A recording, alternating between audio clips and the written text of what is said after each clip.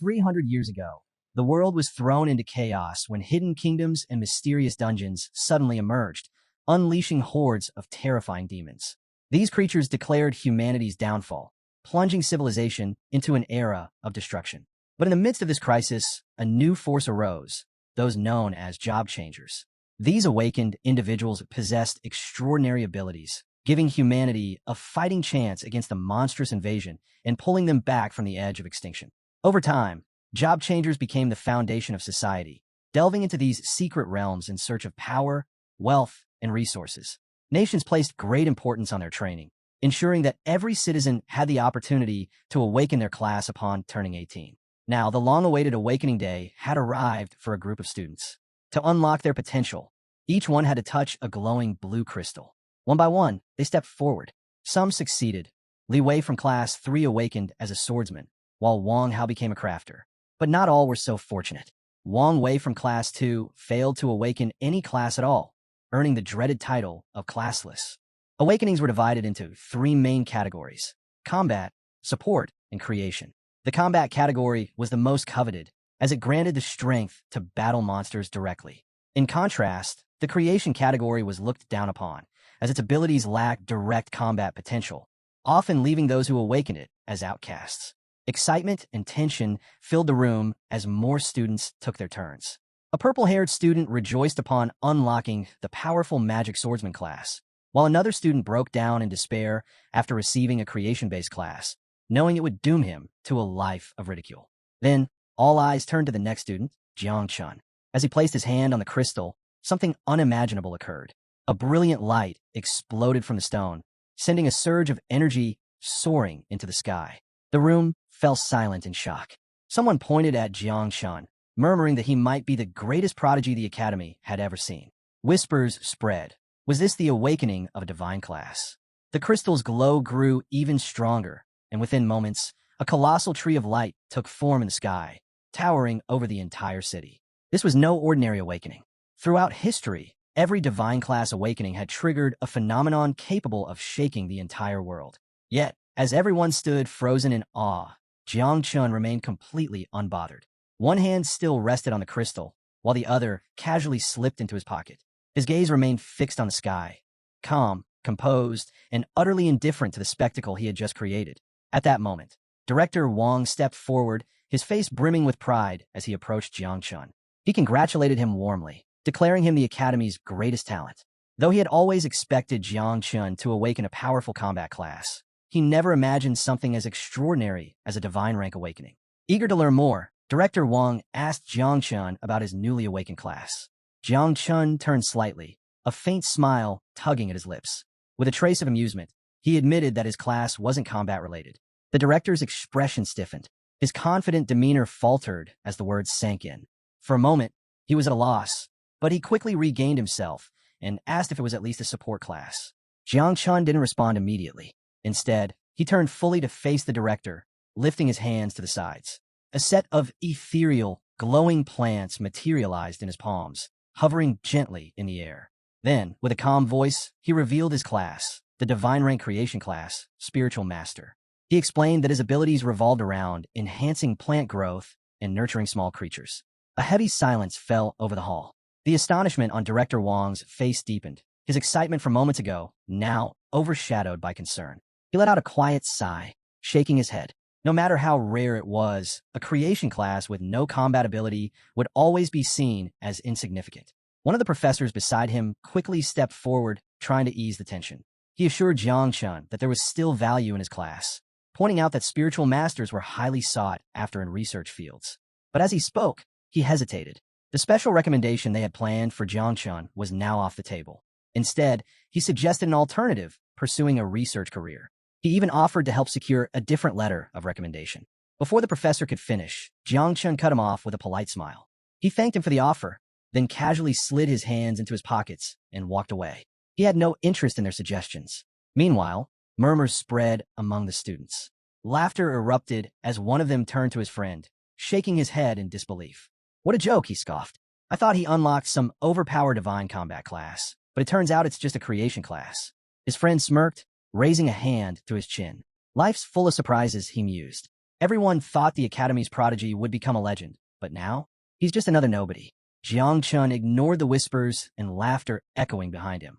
With his hands still tucked in his pockets, he strode toward the exit, unaffected by the mockery surrounding him. The students continued to gossip, relishing in what they saw as a cruel twist of fate. Unbelievable, one student chuckled. Jang Chun's been the hardest worker in the academy, always ahead of everyone. And for what? A completely useless class. Another student smirked. Meanwhile, school beauty Lin just awakened some secret combat class. She was ranked second before, but now, she might be number one. Yet, as the ridicule spread, Jang Chun simply smiled. Just moments ago, these same people had admired him, their eyes filled with respect. Now, with a single twist of fate, they mocked him without hesitation. It was a harsh but simple truth. Strength was all that mattered in this world. As he reflected on the situation, a thought crossed his mind. Why was the creation class so despised? Raising his hand slightly, a translucent system window suddenly materialized before him. System notification. You have successfully awakened the divine rank class, Spiritual Master. But that wasn't all. Another line of text appeared beneath it. Additional awakening effect triggered. Natural calamity insect system activated. Initial mother of insects unlocked. Jang Chun tilted his head slightly, his gaze fixed on the glowing interface. A slow smirk crept across his face. This class was anything but useless. In fact, it was exactly what he needed. His name was Jang Chun. In his previous life, he had died, only to be reborn in this world, a world where strength ruled above all else. After the Dark Era, dungeons and monsters reshaped civilization, and humanity had no choice but to worship power. Born an orphan, he had struggled to survive, relying on nothing but his own will to endure. Then, just a month ago, everything changed. A mysterious system window had appeared before him, foretelling the awakening of a hidden force, the Insect Calamity System. It had promised unparalleled power, but only if he successfully awakened his class. Now, as Jang Chun examined the system's details, his expression sharpened. The insect race, a species so terrifying that it had once pushed humanity to the brink of extinction, was feared as one of the strongest forces in history. During the last natural calamity, 9 of humanity's 12 kings had sacrificed themselves just to seal it away. Clenching his fist, Jang Chun made his decision. In this world, power determined everything. There was no room for hesitation. If the insect race was the most feared force in existence, then he would not run from it. He would command it. Without another thought, he activated the system. In an instant, his surroundings began to shift. He found himself in an unfamiliar space, his eyes flickering with confusion. Scanning his surroundings, he raised a hand to shield his vision, trying to make sense of where he was. Could this be his sea of consciousness? Before him stood a towering spiritual tree, its immense presence dominating the space. He hadn't expected his innate talent to take the form of a tree. More system notifications appeared, displaying information about his abilities. Jang Chun possessed multiple class talents, each tied to the cycle of growth and requiring sacrifices to activate. These skills could only be used once every 10 days and only once per target. The first ability, Fruits of All Things, allowed him to accelerate the ripening of fruits by offering a sacrifice. In return, a unique fruit with unpredictable effects would manifest. The second talent, Improved Growth, enhanced the growth rate of all living things by 10%. Whether it was plants, animals, or something else entirely, this ability would hasten their development. However, it came with an 8-hour cooldown. Jang Chun rubbed his chin thoughtfully as he analyzed the system window. The system had even provided an automatic evaluation of his talents, an unexpectedly helpful feature. While these abilities weren't suited for direct combat, they could still be leveraged effectively. Just as he was weighing his options, a new prompt appeared. Would you like to summon the mother insect? Without hesitation, Jang Chun confirmed the summon. At once, a dark energy surged from the ground, and a system notification flashed, summoning in progress. He watched as the ominous aura intensified, its oppressive force unmistakable. A few moments later, another window appeared. Summoning complete. Natural calamity rank mother insect. 9 miasma wing, successfully summoned. Jang Chun's eyes widened as the colossal being took shape. The mother insect was a terrifying presence, her sheer size forcing him to instinctively step back. The system interface revealed her details. Name, 9 miasma wing. Title, Sovereign of Death. History, a catastrophic force of destruction. She once ravaged entire civilizations before mysteriously disappearing during the Third Era. Devouring value, 0%. Affinity with host, 100%. Jang Chun quickly understood that in order to unlock her true potential, he would need to initiate the devouring process and begin cultivating the next generation of insects. As he stood there, still processing the revelation, the mother insect slowly lowered her massive head and met his gaze. To his surprise, she didn't display hostility. Instead, she addressed him with a single word. Master. Little Nine wasted no time introducing herself, immediately voicing her hunger. She craved the flesh of fierce beasts, eager to devour and grow stronger. A system notification flashed before Jang Chun, confirming that her growth rate had increased by 10%. The system also presented him with an option to enhance her using a sacrificial object. However, thanks to his unique talent, the first enhancement required no sacrifice at all. Glancing at the system window, Jang Chun quickly made his decision. If he could upgrade her without using resources, there was no reason to hesitate. Without a second thought, he commanded the system to begin the process. A surge of radiant green light engulfed Little Nine, pulsing with powerful energy. As he watched her transformation unfold, one thing became clear: her strength depended on devouring. She would always be hungry, and keeping her satisfied would be a challenge. Suddenly, an overwhelming aura burst forth from her body, forcing Jang Chun to brace himself.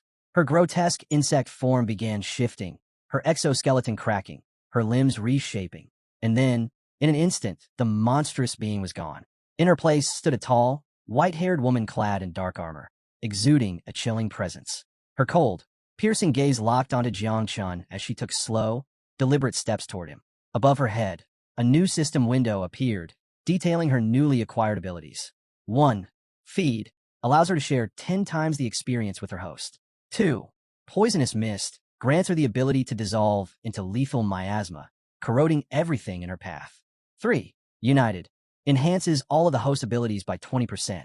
Jang Chun stood frozen, struggling to process the drastic transformation. Before he could react, she suddenly lunged forward and wrapped him in a tight embrace.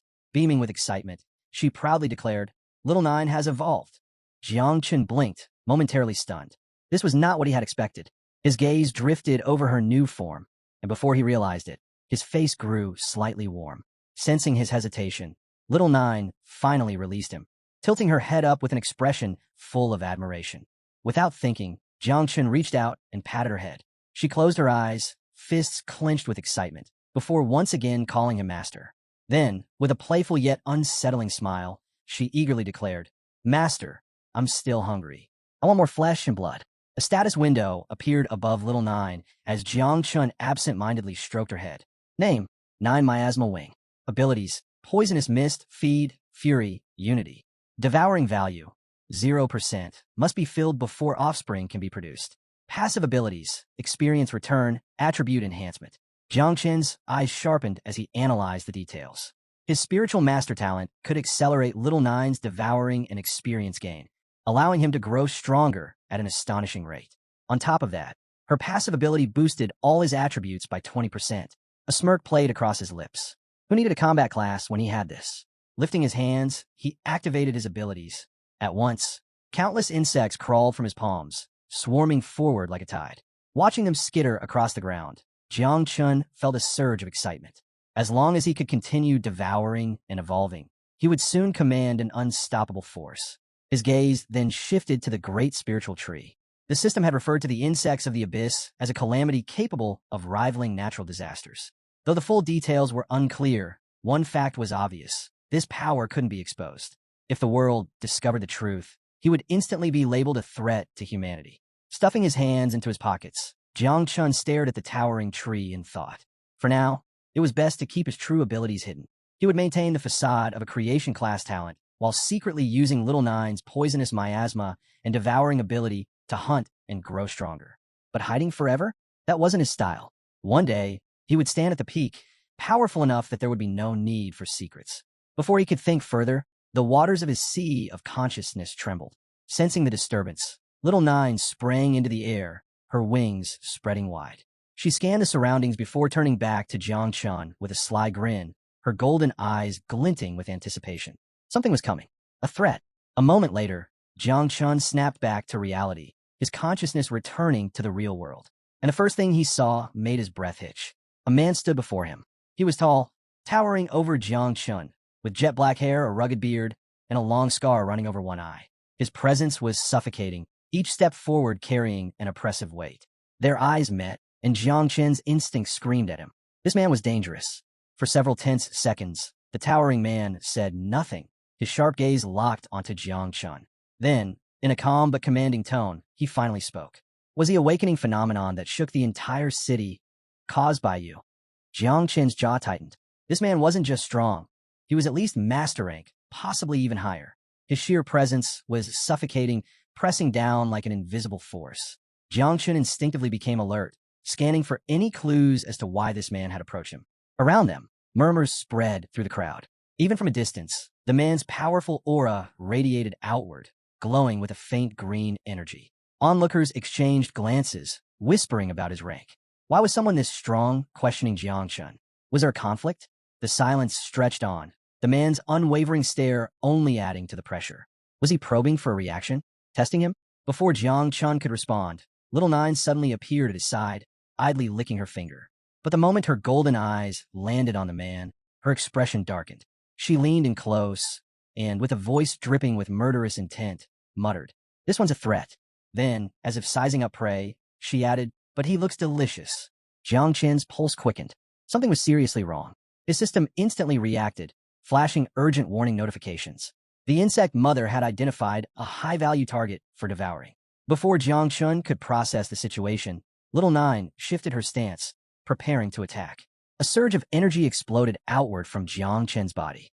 A cold, sinister force rippled through the area, sending chills down the spines of everyone nearby. The students who had mocked him earlier instinctively shielded their faces, their expressions twisting in shock and fear.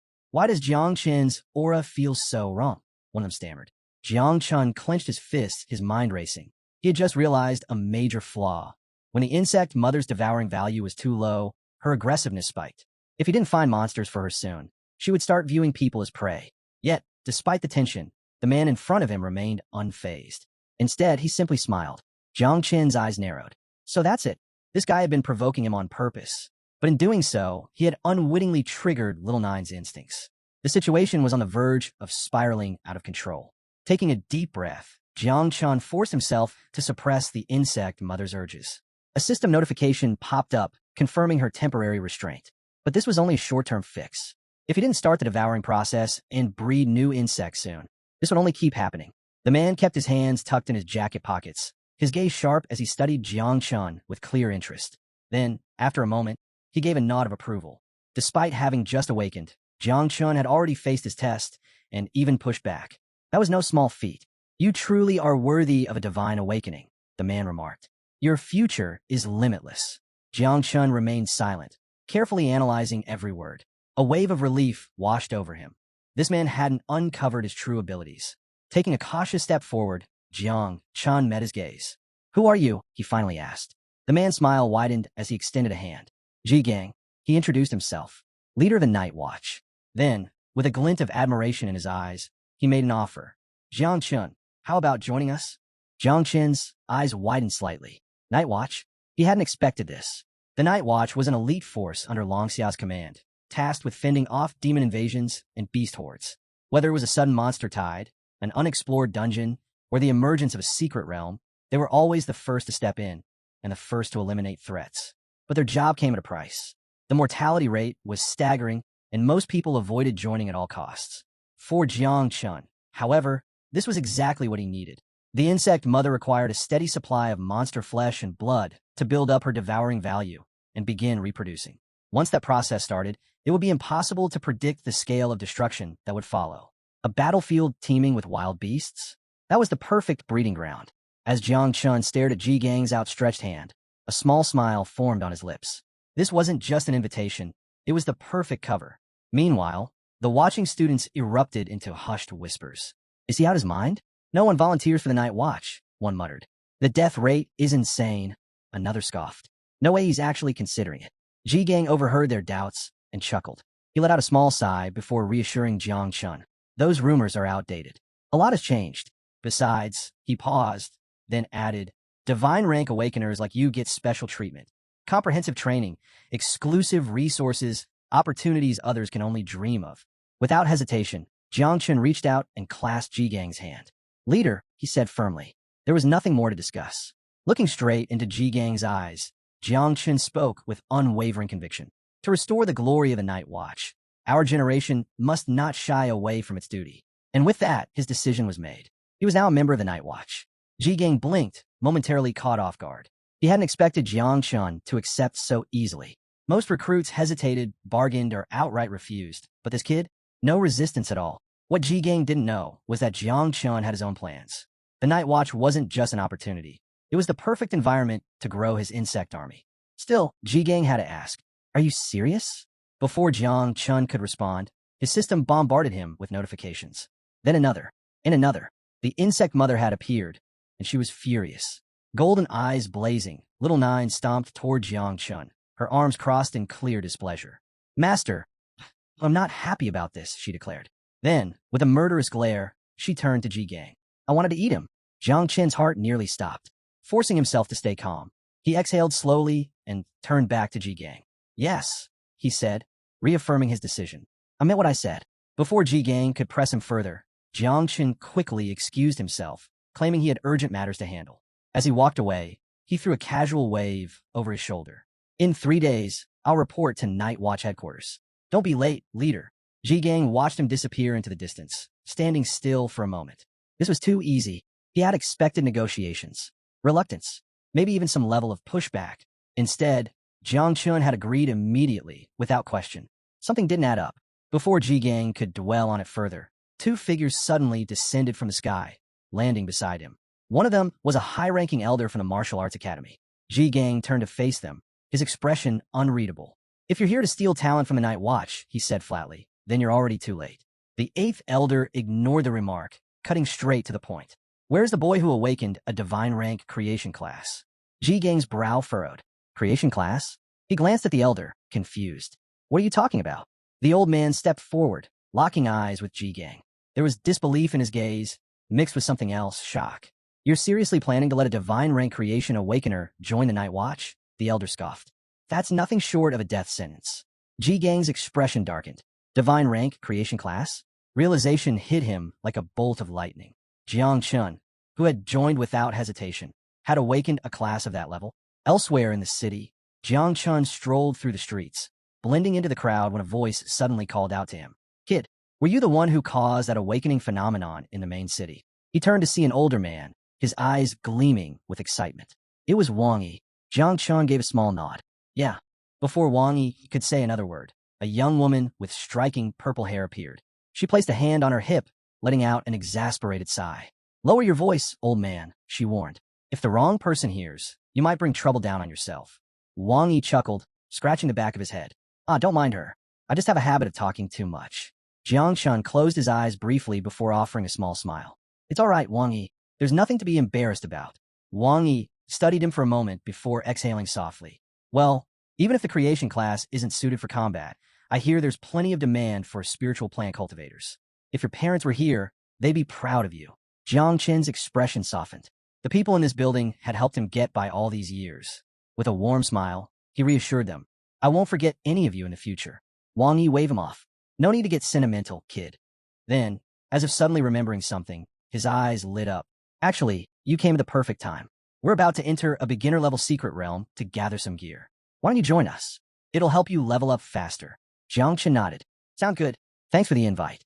Just then, a system notification appeared, confirming the team formation was complete. Minutes later, inside the secret realm, as they stepped through the portal, Jiang Chun took in his surroundings, hands casually resting in his jacket pockets. So this was the inside of a secret realm? Before he could take a closer look, torches lining the area flared to life, signaling that the matchmaking process was finalized. At that moment, the dungeon's monsters turned their attention toward them. They had entered the Temple of the Dead, a C-rank secret realm. A system message appeared. Guaranteed 100% drop rate for items and equipment. Experience points will be awarded upon dungeon completion. Leaving voluntarily will result in forfeiting both experience and loot. Wang Yi's expression grew tense as he observed the approaching enemies. These are undead soldiers. A bead of sweat trickled down his forehead as he processed the situation. Wait, why did the system assign us to a dungeon like this? Jang Chun studied the advancing horde and immediately understood. This wouldn't be easy. The purple-haired girl crossed her arms, stepping forward. It's because Jiang Chun is a divine rank awakener, she stated. The celestial system automatically adjusted the difficulty. Wang Yi shot her a skeptical look. Did you forget? Jiang Chen's awakening was in the creation category. The brown-haired girl, eyes locked on the undead soldiers, hesitated before speaking. Maybe we should just abandon the dungeon. Before she could finish, Wang Yi cut her off. With a sharp glint in his eye, he unsheathed his sword, a smirk forming on his lips. There's no need to run. Secret realms like this don't come by every day. Then, with a smirk, he added, and thanks to Jang Chun, we're about to hit the jackpot on equipment drops. The moment Wang Yi unsheathed his sword, the undead soldiers let out enraged roars. Their hollow eyes flickered with an eerie glow as they prepared to attack. But Wang Yi remained unfazed. He steadied his stance, then lunged forward, calling back to Jiang Chun. These things are stronger than your average C-rank monsters. Stay back for now. With that, he and the others charged straight toward the dungeon's core. Wang Yi's sword sliced through the air in a brutal arc, slamming into an undead soldier's skull. Cracks spread across its decayed armor from the force of the blow. Without hesitation, he turned and shouted, Lu Ying, boost me now. Lu Ying clasped her hands together, activating her ability. A faint golden glow surrounded Wang Yi, amplifying his strength. Empowered, he struck again, this time delivering a devastating blow that shattered the undead skull completely. The monster crumbled, lifeless. As Wang Yi and the others fought relentlessly, Jiang Chun stood back, watching.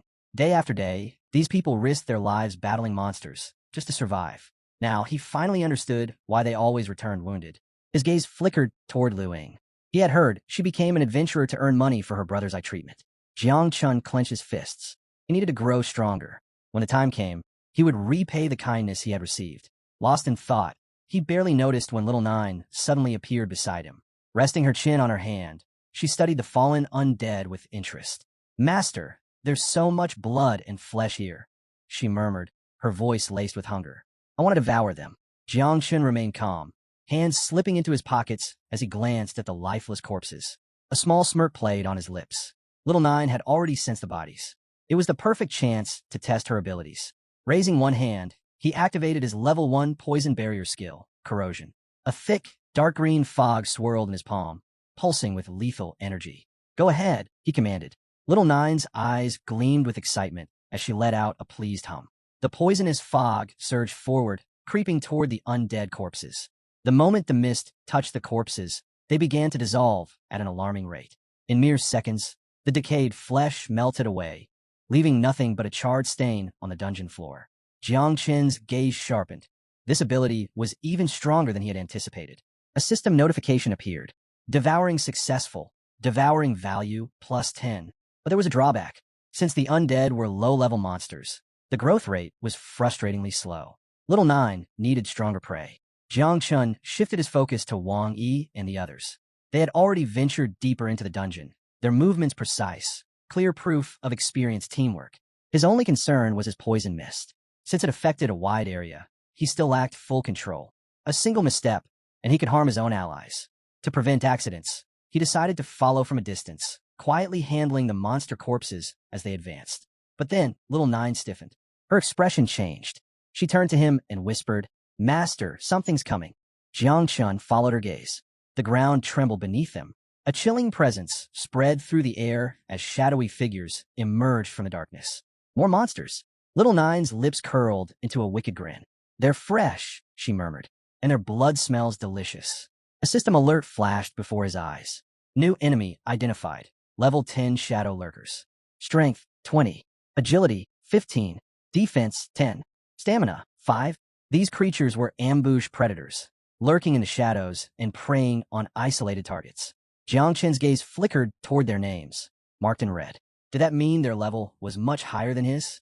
Still, when comparing raw stats, these creatures were far inferior. A status window materialized before him. Status window. Name, Jiang Chun. Title, Lord of Insects. Occupation, Divine Rank Spiritual Master. Devouring Value, Level 1. Talents, O Growth of All Things, LV.1. O Divine Evolution, LV.1. O Ancestral Tree of All Things, LV.1. Equipment, none.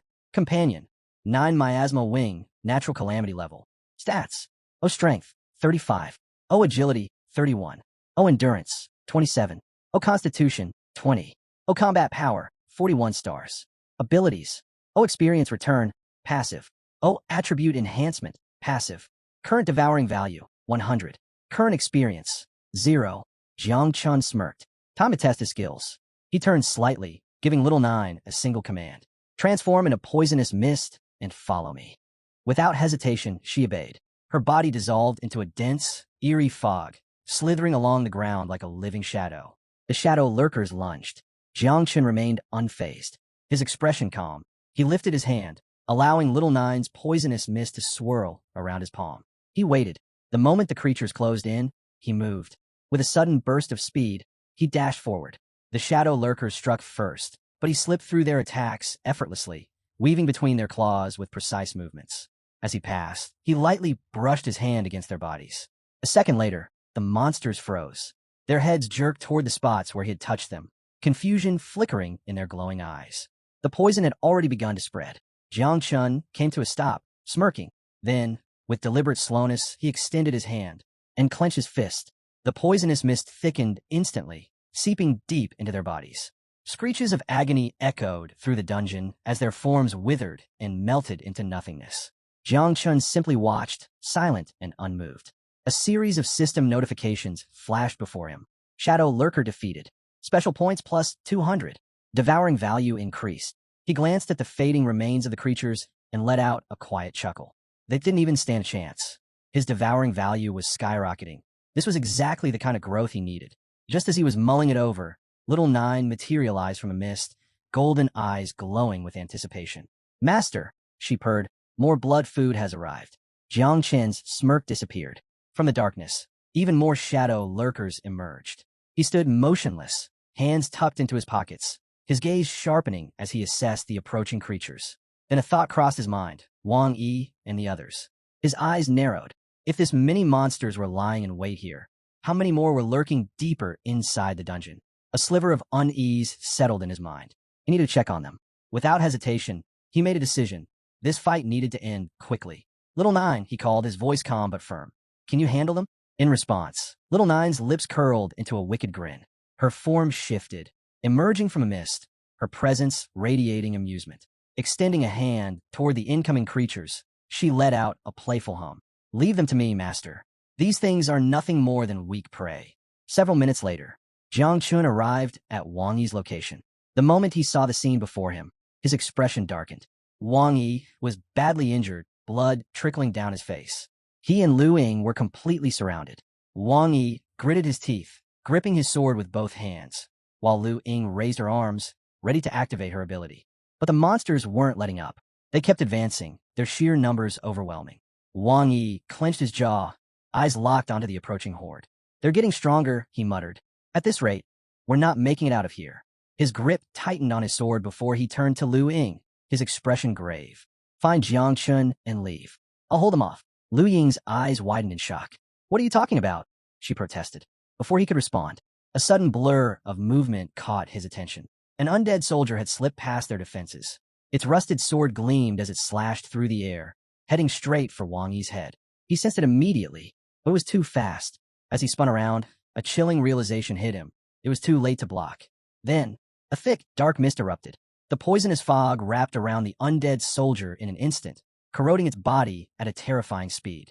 The creature let out a ghastly screech before it melted away, dissolving into nothing. Wang Yi's breath caught. He turned sharply, stunned, and standing before him was Jiang Chun. You two all right? Jiang Chun asked, his voice calm. Wang Yi's eyes widened in disbelief. Jiang Chun? He muttered. Unbothered, Jiang Chun stepped forward. With a simple flick of his wrist, the poisonous mist surged outward. The remaining undead barely had time to react before the corrosive fog swallowed them whole. Their bodies deteriorated instantly, crumbling into dust. Silence followed. Wang Yi's grip on his sword tightened, his expression a mix of shock and confusion. Ow! His voice came out hoarse. You're in the creation class. How can you do this?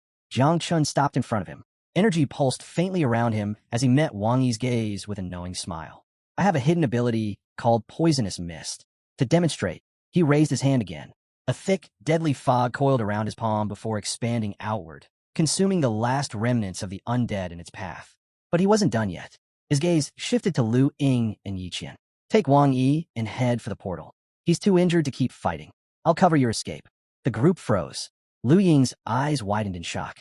Wang Yi clenched his jaw. Even if you're a divine rank awakener. This is insane, Jang Chun, he snapped. Lu Ying quickly nodded in agreement. You should be coming with us, not staying behind alone. As they tried to reason with him, Yi Qian remained silent, raising a hand near her lips as if deep in thought. Jiang Chun turned away from them. His aura flared, sending waves of power rippling through the air. Then, without fully turning back, he glanced over his shoulder. Relax, he said smoothly. I'll be fine. And with that, he stepped forward alone. With each step, his energy intensified, a quiet force of power as he advanced toward the approaching monsters. Just then, a system notification rang out across the secret realm. Alert! Final level conditions met.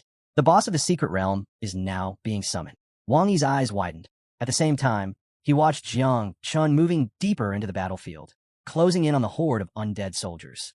His instincts screamed at him to stop the boy, but before he could speak, Lu Ying cut in. She turned to him, her expression steady yet resolute. Jiang Chun isn't reckless, she reminded him. Trust him. Wang Yi hesitated, but after a moment of thought, he sighed in defeat. With a flick of his wrist, he tossed his sword toward Jiang Chun. Take this, he said. Just make sure you return it later. Jiang Chun caught the weapon with ease, his grip firm. A smirk tugged at his lips. Don't worry, he replied. I'll bring it back. A system notification appeared. You have obtained the Novice Conqueror's Sword. Plus 25 speed. Plus 30 strength. Plus 2% attack speed bonus. Passive ability activated. Jiang Chun lifted the sword, its edge gleaming under the dungeon's eerie glow. Perfect. With this, he could extend the range of his poisonous mist. The moment the first undead soldier lunged, he was ready. The toxic mist curled around the blade as he moved, its dark energy seeping into the metal. With a swift dodge, he evaded the attack, then countered. In an instant, his sword sliced clean through the monster. The undead barely had time to react before its body corroded, dissolving into black mist. One by one, they fell. They were no match for him. After all, Jiang Chun was the best swordsman in the entire school. But then something shifted. A surge of power rippled through the battlefield. Before he could react, a far stronger presence appeared, closing in fast. A flash of steel. A monstrous figure burst forward at high speed, its blade gleaming as it struck. Jiang Chun hadn't sensed it at first, but the moment he turned, his instinct screamed. It was already too close. Thinking fast, he leapt into the air. The enemy's sword slammed into the ground beneath him, splitting the earth with a violent crack. Jiang Chun landed safely, but the enemy wasn't finished. Burning red eyes locked onto him, the monster gripping its sword even tighter. Then, in a split second, it attacked again. Jiang Chun barely raised his weapon in time. The impact was brutal. A powerful shockwave tore through his arms, sending a deep, jarring pain straight to his bones. Then, a sickening crack echoed through the battlefield. Jiang Chun's eyes widened. The Novice Conqueror's sword had snapped in half. The sheer gap in strength was overwhelming. The force of the attack sent him flying backward, but he quickly twisted midair, regaining control before landing in a sharp skid. He glanced down at the broken blade in his grip. The boss wasn't his biggest concern right now. The real problem? Explaining this to Wang Yi. Before he could process further, a system notification popped up. Boss monster, Undead King, level 15. Jiang Chun slowly lifted his gaze. And there it was. The Undead King stood before him, towering, clad in ominous black armor, skeletal fingers gripping a massive sword. Its hollow eyes met Jiang Chun's, radiating pure, killing intent. Then, its entire body trembled. In an instant, it vanished. Jiang Chun's pulse spiked. Where did it? Before he could react, an ice-cold presence appeared behind him. His instinct screamed. He spun around and froze. The Undead King was right behind him. Sword raised. Attack incoming. For the first time, a flicker of unease crept into Jiang Chun's mind. How? He muttered. How's it this fast? His body tensed. His thoughts raced. Then, gritting his teeth, his gaze hardened. He shouted one name. Little Nine. Just as the Undead King's blade came down, she appeared. With a swift motion, she caught the sword in her bare hand. Golden eyes burned with intensity as she met the Undead King's gaze. A dangerous glint flickered across her face before she turned to Jiang Chun. Master, may I eliminate him? She asked, almost too eagerly. Jiang Chun didn't hesitate. Do it. Little Nine's grin widened. Then, without so much as a flinch, she crushed the Undead King's sword with her bare hand. A massive shockwave erupted, rattling the battlefield. Extending her arms slightly, her aura surged outward in violent waves. Sensing the shift in power, the Undead King tensed. Weaponless, it had only one option left. Fight with its fists. Seizing the moment, it lunged at full speed, aiming for a decisive strike. But just as its attack was about to land, Little Nine's eyes snapped open. Her entire presence changed. The battlefield flooded with murderous intent. Then, from her back, razor-sharp tentacles burst forth. She had switched to pure offense. The undead king never stood a chance. Little Nine's tentacles lashed out like blades, cutting through its body with ruthless precision. First, she severed its left arm, then the right. Finally, with a single swift strike, she decapitated it. Without hesitation, she skewered the severed head on one of her tentacles and turned away, showing no interest in the corpse that collapsed behind her. Silence filled the battlefield. Jang Chun stood motionless, watching in awe. A secret realm boss had just been annihilated, and yet Little Nine had remained completely unfazed. He couldn't help but smile. There was no doubt in his mind anymore. She was a monster. But before he could let his guard down, a bright energy crystal materialized in the air before him. His eyes narrowed. What is that? The crystal hovered, then suddenly began absorbing magic from the countless corpses strewn across the battlefield. His heart pounded as he realized something was terribly wrong. Within moments, the crystal pulsed violently, and an enormous figure emerged, towering over them at 20 times their size. A system notification flashed before his eyes. True boss identified. Undead tyrant. The undead tyrant slowly lifted its head, glowing red eyes locking onto them, its sheer presence sending a wave of dread through the air. Jang Chun clenched his fists. So this was the real boss all along? Then his gaze shifted back to the crystal inside the creature. That was the key. Gritting his teeth, he shouted, Little Nine, destroy the energy crystal inside it. But before she could act, the undead tyrant let out a deafening roar and swung its massive mace down toward her. In an instant, she vanished. Using the force of the attack, she propelled herself off the wall, dodging with ease as the mace slammed into the ground, shattering it into countless pieces. Jang Chun barely had time to react before the giant raised its weapon again and swung. Little Nine leapt into the air, avoiding the attack just as the earth split apart beneath her. Still midair, her gaze turned cold. Without hesitation, she unleashed her tentacles, razor-sharp, and aimed straight for the undead tyrant's massive body. But to Jang Chun's shock, the creature dodged effortlessly. His breath caught. This thing, it's huge. Yet, somehow it was unbelievably fast. He clenched his fists, his mind racing for a strategy. Then, his eyes landed on something. Several plants scattered among the debris. A chance. This was their only shot. The undead tyrant was too fast, its sheer power devastating. Every swing of its mace carried enough force to shatter the ground beneath it. Right now, it rampaged like an uncontrollable beast, its movements wild and destructive. But that also meant it had a flaw. Little Nine struck again, her razor-sharp tentacles slicing through the air, but the undead tyrant spun with inhuman speed, dodging effortlessly. Using that momentum, the massive creature lunged forward, its massive form thundering toward Jang Chun like an unstoppable force. His heart pounded. It was moving too fast. And then it leapt. Jang Chun's head snapped up, his instincts screaming danger as the monstrous figure soared toward him, its mace clutched tightly in both hands. This was bad. But then he felt it, deep beneath the battlefield, hidden within the soil, lay dormant roots waiting to be awakened. This was his moment. The undead tyrant plunged toward him, its overwhelming force about to crash down. But Jang Chun stood firm. He waited just a little closer. Closer. And then now, his hand shot toward the ground, and a glowing green symbol flared in his palm as he activated his spiritual master talent. In an instant, the hidden spiritual roots erupted from the earth. For massive roots surged upward, piercing straight through the undead tyrant's body, suspending it midair. The creature let out an ear-splitting roar, struggling violently, but it was already over. It was trapped.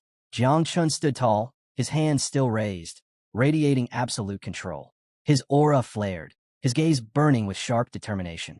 Without turning, he spoke, Little Nine, it's your turn. In a blink, she moved.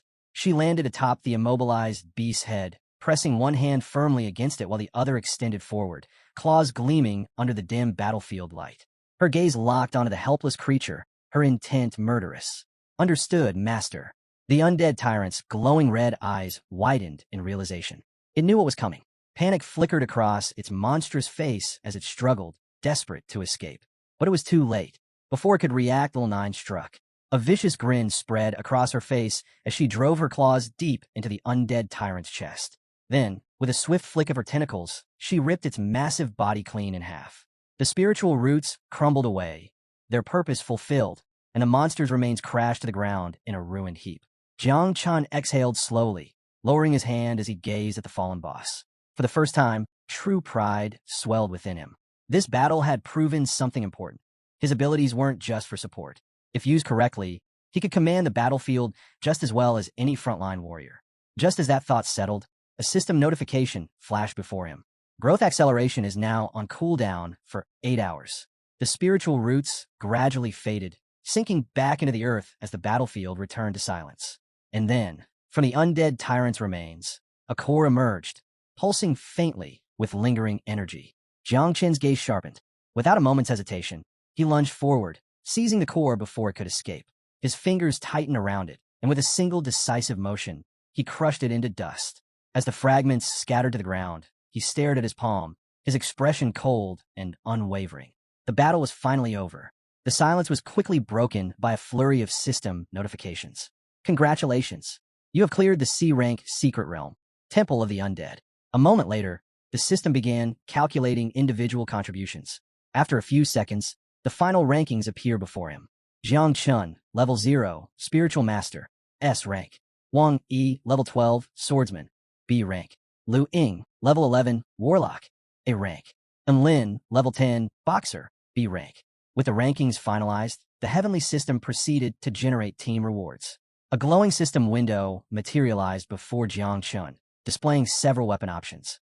1 dagger, 2 scepter, 3 heavy axe, 4 light axe, 5 hammer.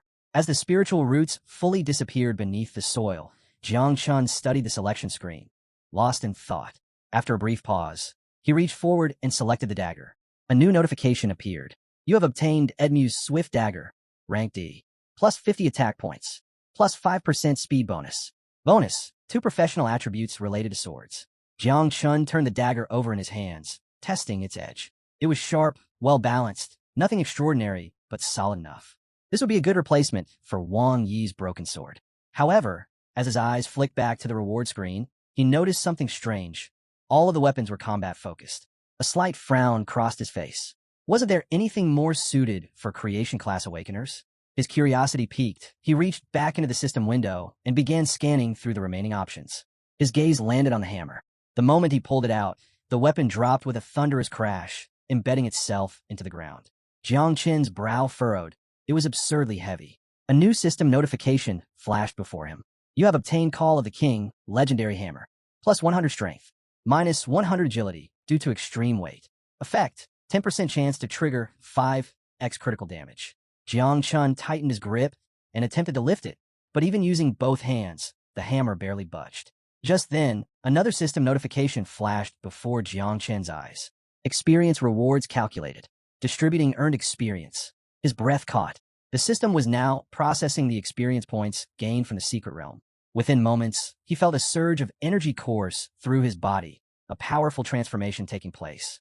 The weight of the hammer in his grip began to shift, growing lighter and lighter, until within seconds, he could lift it effortlessly. A new notification appeared. United ability activated. All attributes increased by 20%.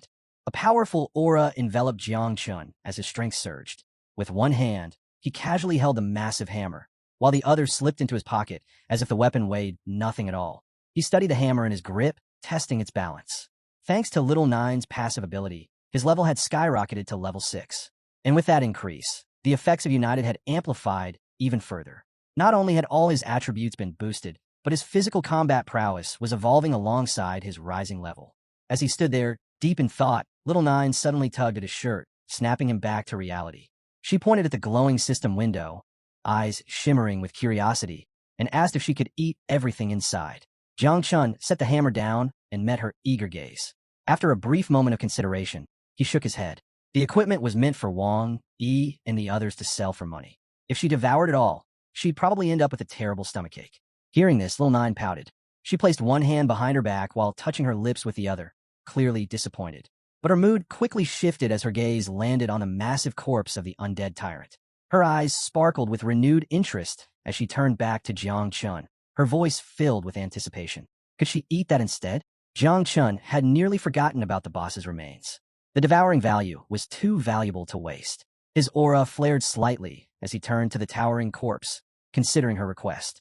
In the end, he gave a simple nod. It was hers to claim, after all. Without hesitation, Little Nine approached the enormous carcass. Jang Chun observed her closely, realizing just how massive the undead tyrant truly was. If she relied on her poisonous mist to break it down, the process might take a while. But then, without warning, she stretched out her arms, closed her eyes, and murmured something about digging. Her body trembled for a brief moment before shifting. In an instant, she reverted to her true form. Now, standing in her monstrous, natural state, she locked onto the undead tyrant's remains with a ravenous gaze. Then, with a single, earth-shaking motion, she lunged forward. The sheer scale of her true form was beyond comprehension. Compared to her, the undead tyrant suddenly seemed insignificant.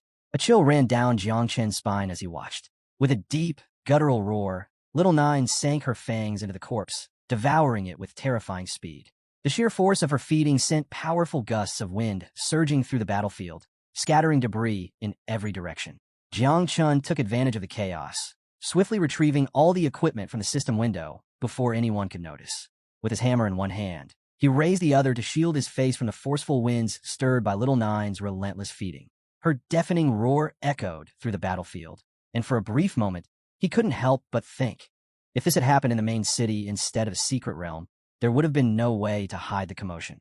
As the last remnants of the undead tyrant vanished, a new system notification appeared, awarding Jiang Chun 400 devouring points. He peeked out from behind his arm, watching as the devouring value surged. As expected, consuming a boss-level creature provided a massive boost. If they wanted to push it even further, they would need to take down more monsters of this caliber. Before he could dwell on the thought, the sound of approaching footsteps snapped him back to reality. His expression tensed.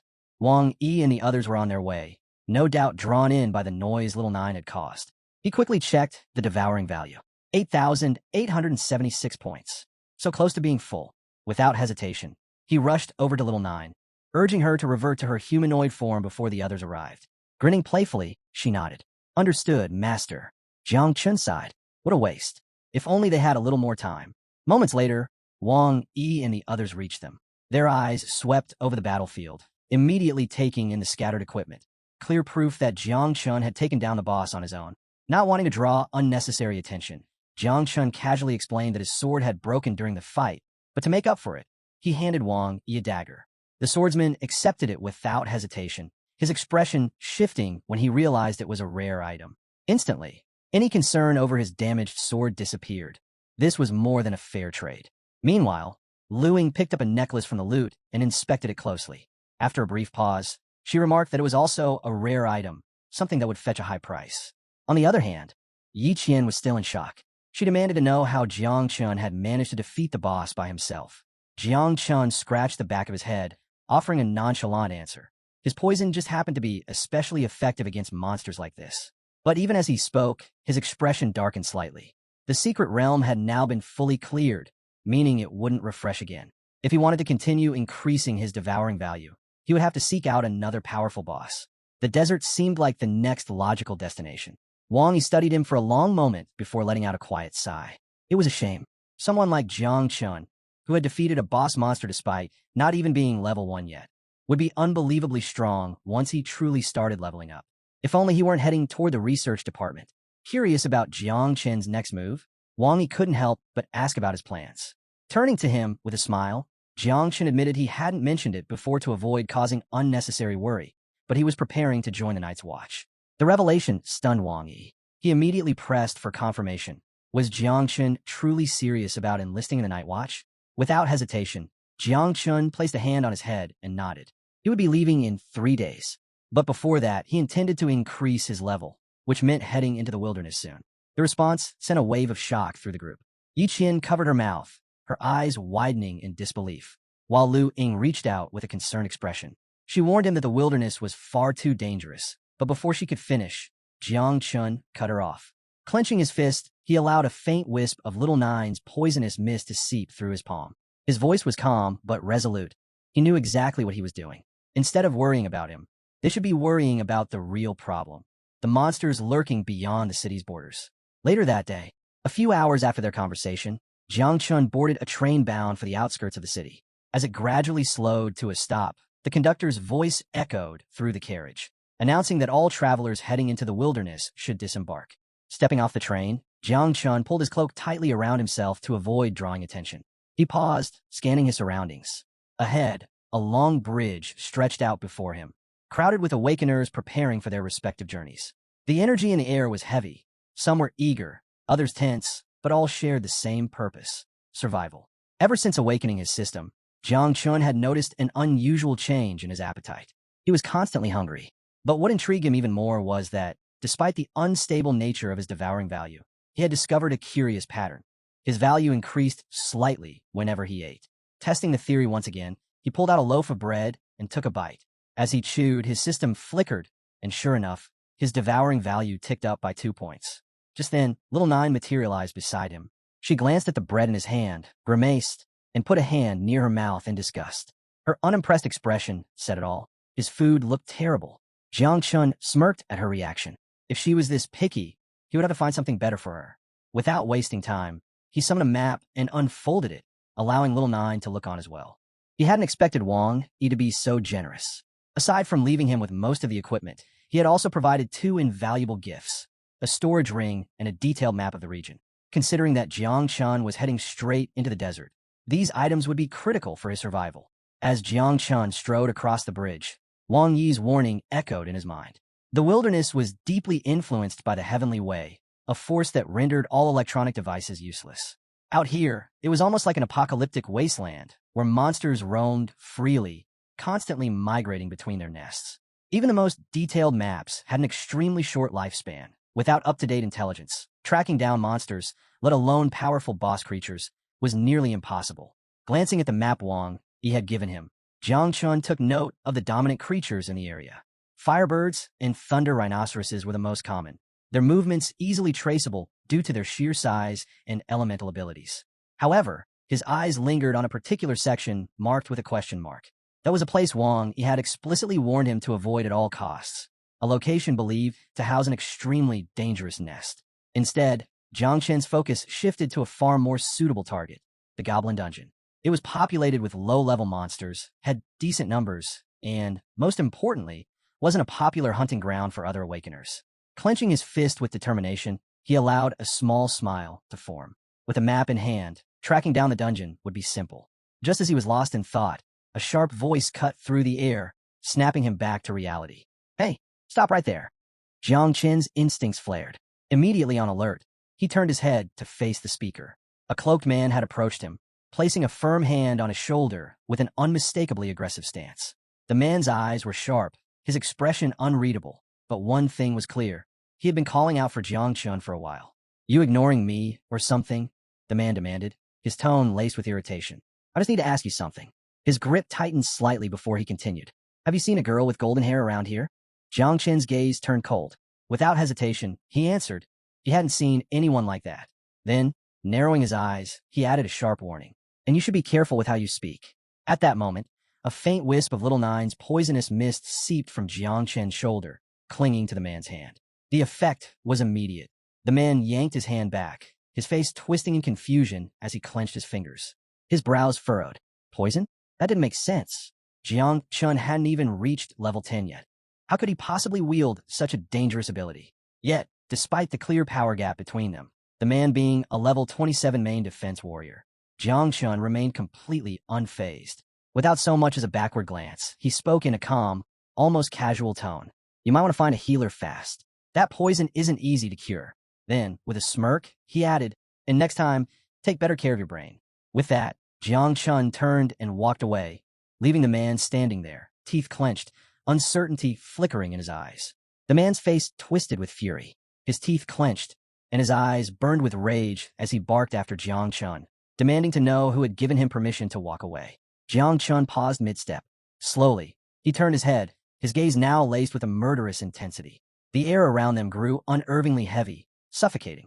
The man took a step forward, his aura flaring with power as he sneered, eyes locking onto Jiang Chun.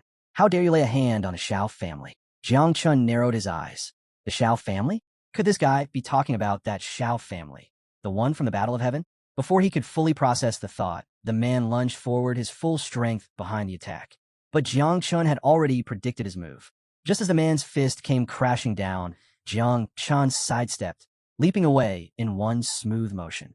The ground beneath them shattered on impact, sending debris flying, in every direction. Still airborne, Jang Chun lifted a hand in front of his face, his gaze darkening as he studied his attacker.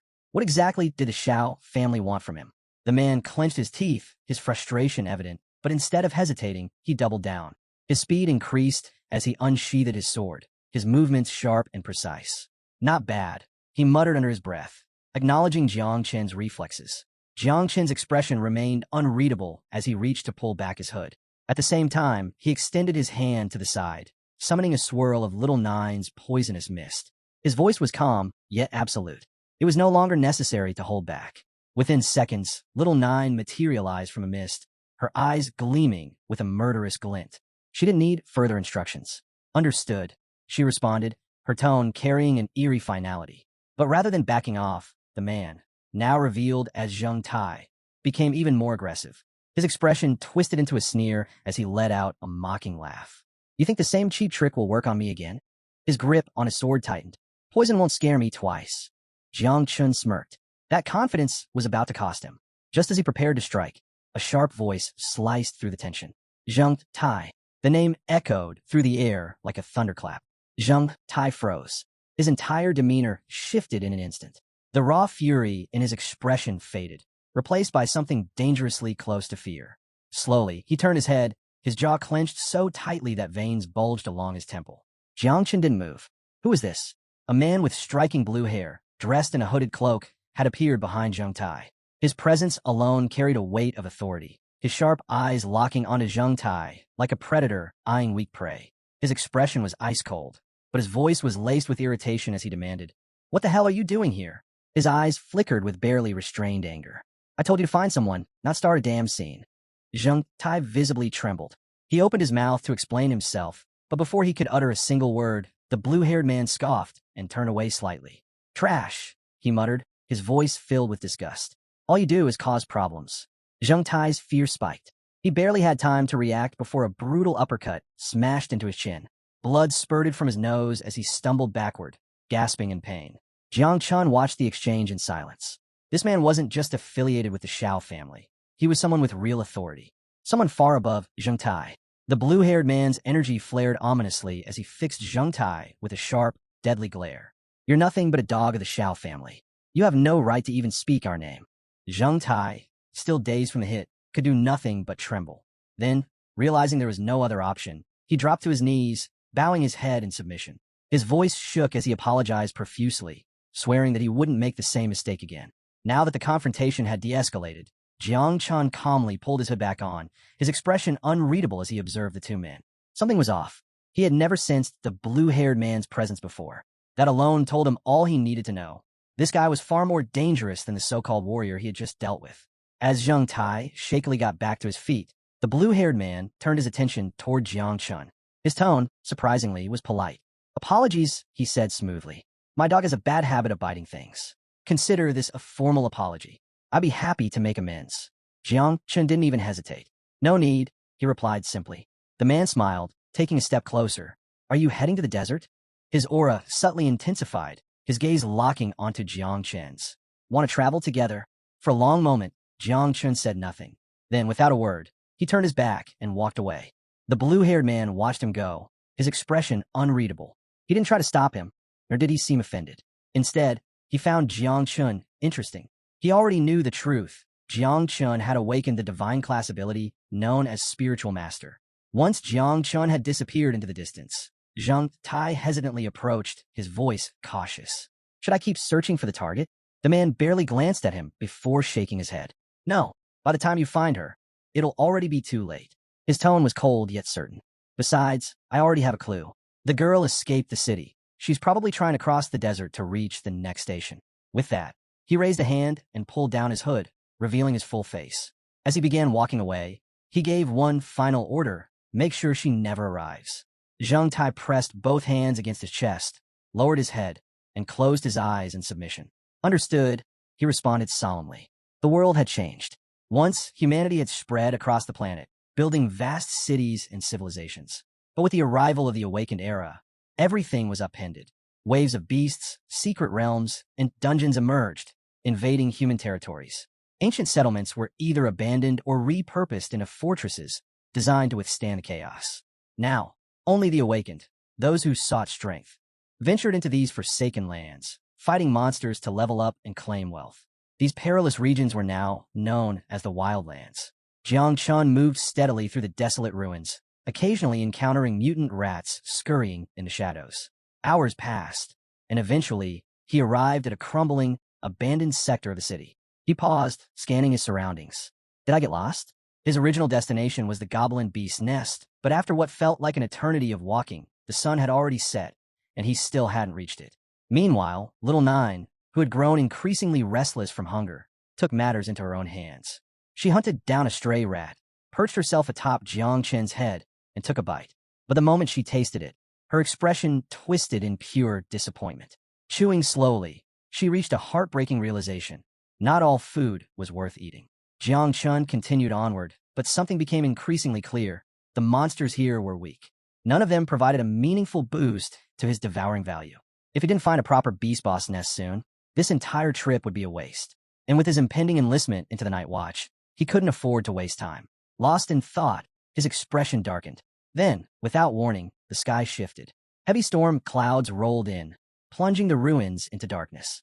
Within seconds, rain began to fall. Jiang Chun extended his hand, allowing the raindrops to collect in his palm. Immediately, he sensed something unusual. The rain carried traces of magical fluctuations. His eyes flickered with intrigue. This wasn't ordinary rainfall. It was proof that beast slayers had been operating nearby. A mistake in navigation had led him straight to what he had been looking for, the beast nest. Now, all that remained was hunting down a monster strong enough to finally fill his devouring bar. At that moment, something in the darkness stirred. A giant spider had been lurking nearby, and now it had sensed his presence. Moving slowly, it descended from the shadows, its many gleaming eyes locking onto Jiang Chun with unmistakable killing intent. Jiang Chun turned his head, meeting the creature's piercing gaze. The two stared at each other in tense silence. Then, Little Nine materialized beside him, her sharp eyes narrowing. Her voice was calm, yet laced with anticipation. Do you want me to handle it? Jiang Chun lifted his chin slightly, studying the monster before him. Despite its massive size, its actual level wasn't high. It was just big. Without breaking eye contact, he responded calmly, no need. As if taking those words as a challenge, the spider slammed into the ground with a heavy thud, its razor-sharp legs flexing as it prepared to strike. Its beady eyes gleamed with predatory hunger. Then it lunged, its bladed legs slashed toward him in a flurry of lethal strikes. But Jiang Chun barely exerted any effort. His movements were smooth, almost effortless. Each attack missed as he twisted and dodged with precision, weaving through the rain like a dancer. Sensing an opening, he suddenly gathered momentum and propelled himself into the air. In the blink of an eye, he was above the monster. The spider's head snapped back, its many eyes widening in pure panic. What is he doing? Before it could react, Jiang Chun clenched his fist tightly and brought it down with devastating force. Boom! The impact shook the earth, shattering the stone beneath them. The spider's massive form collapsed instantly, crushed under the sheer power of his strike. Jiang Chun remained standing atop its lifeless body, momentarily lost in thought. Then, Little Nine appeared beside him, placing a hand on her forehead as if sensing something. More monsters are coming, she warned. Her voice snapped him back to reality. He turned his head and immediately understood what she meant. The force of his attack had drawn attention. From the dark corners of the ruins, more giant spiders emerged, creeping closer. Their many eyes glowed with hunger and malice, their gleaming fangs poised to strike. Still standing atop the fallen beast, Jiang Chun calmly stretched his hand to the side. A swirl of poisonous mist coiled around his fingers as he summoned the dagger he had obtained from the secret realm. He and Little Nine locked eyes, watching the horde close in. A smirk tugged at his lips. It's time for a good meal. Jiang Chun turned to Little Nine, his expression sharp. Ready? She met his gaze, her own eyes gleaming with anticipation. Always. Without wasting another second, Jiang Chun activated Little Nine's poisonous mist and lunged forward. In an instant, he was among the spiders. His dagger flashed through the air, slicing through their bodies with ruthless precision. The mist seeped into their wounds, spreading like a deadly plague, corroding them from the inside. The battle was swift, brutal. Those that weren't immediately slaughtered collapsed moments later, their bodies convulsing as the poison did its work. By the time the last spider fell, the battlefield was reduced to a massive pile of corpses. Their levels had climbed rapidly. At this rate, they could easily level up 2 more times before making their way back. Jiang Chun stepped forward, glancing at the remains of the fallen spiders before gesturing toward them. Go ahead, little nine. Devour them all. Little nine's eyes lit up with delight. Stretching her arms out excitedly, she beamed at him. Thank you. But just as she was about to begin, she suddenly froze. Her expression shifted as she tilted her head slightly. Her focus locked on something in the distance. Something big, powerful, and delicious is coming, she murmured. Jang Chun's gaze sharpened. If she was this excited, then there was no doubt about it. The boss was approaching. Turning toward the incoming presence, he extended his hand, allowing poisonous mist to swirl around his fingertips. His voice was steady yet commanding. Prepare to attack. Through the thick fog, a shadowy figure emerged. Without hesitation, little Nine obeyed, launching herself forward like a predator striking its prey. Then, a sharp cry of pain tore through the air. Jang Chun's brow furrowed. That didn't sound like a monster. His eyes flicked toward the source of the sound, and what he saw made him pause. A woman. Little Nine had miscalculated. Instead of attacking the boss, she had struck an unknown woman, shredding part of her clothing in the process. Within seconds, the stranger collapsed to the ground, unconscious. Jang Chun remained still, observing her closely. What kind of magical creature is this? Several seconds passed before the woman stirred. Her eyes fluttered open, filled with confusion as she gazed blankly up at the darkened sky. Where am I? She wondered. Slowly, she pushed herself upright, pressing one hand against her forehead as if trying to gather her scattered thoughts. She had no memory of how she ended up in this place. Jang Chun approached and casually sat beside her, resting his elbows on his knees. He closed his eyes briefly before flashing a relaxed smile. You're awake. The sound of his voice sent a jolt through her. Her body tensed as her mind raced. Who is he? Without a moment's hesitation, she scrambled to her feet, instinctively putting distance between them. She assumed a defensive stance, her wary eyes never leaving him. Who are you?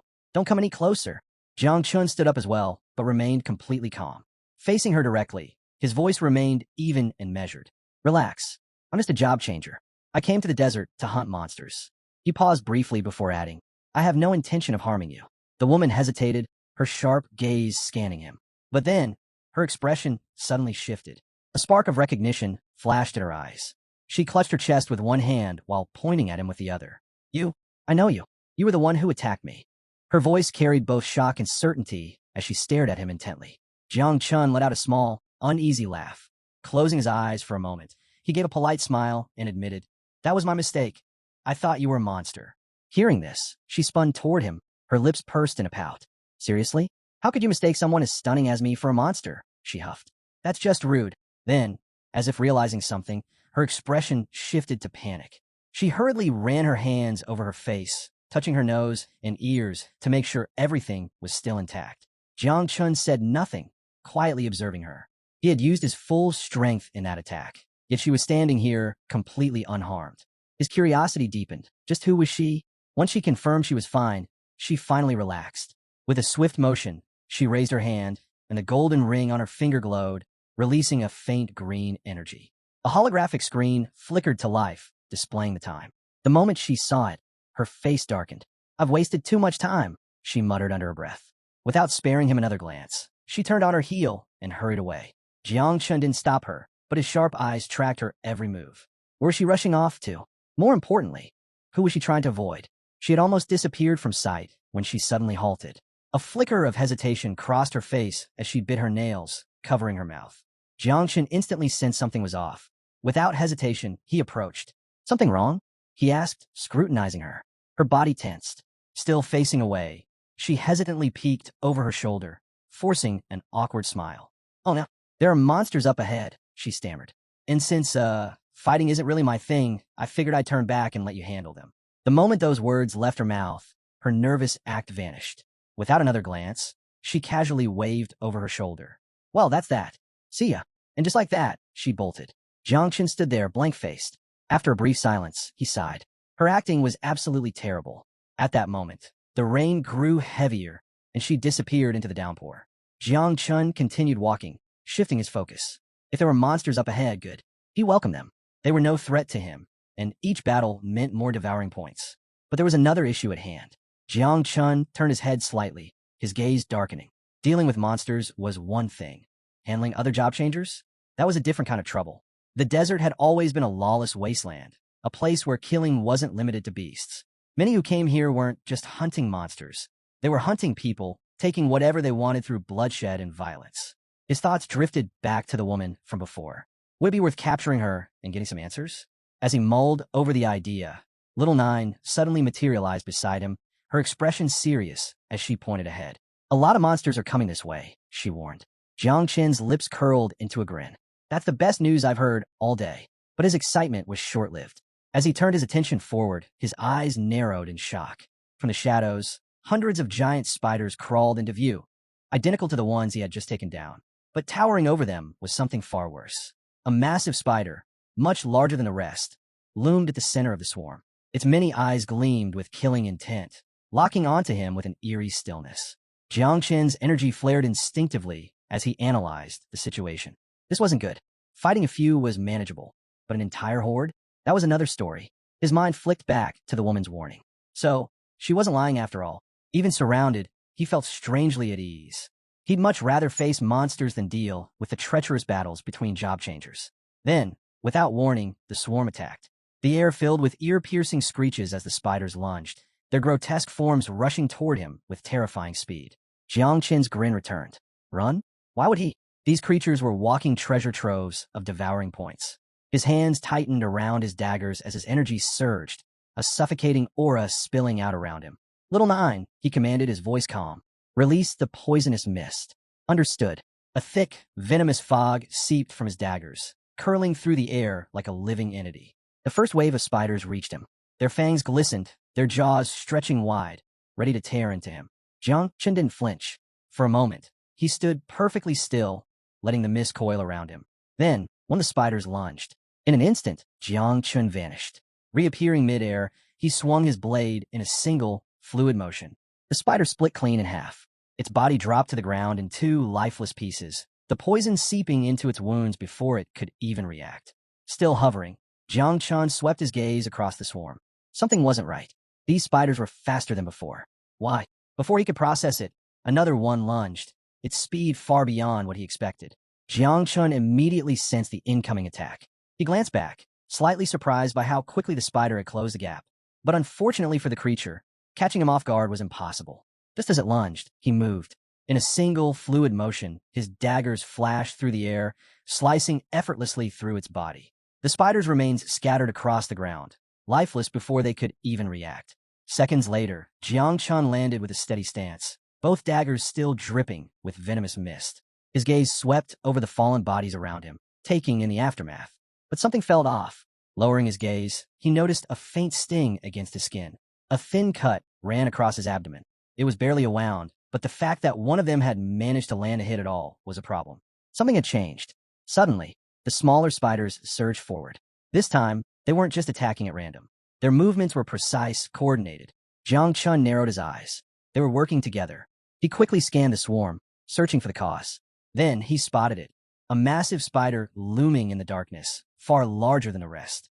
Unlike the others, its 6 glowing eyes burned with intelligence. The boss. It didn't take long for Jiang Chun to piece things together. This wasn't just another monster. This thing was controlling the swarm. And then, as if responding to its command, more spiders emerged from the shadows.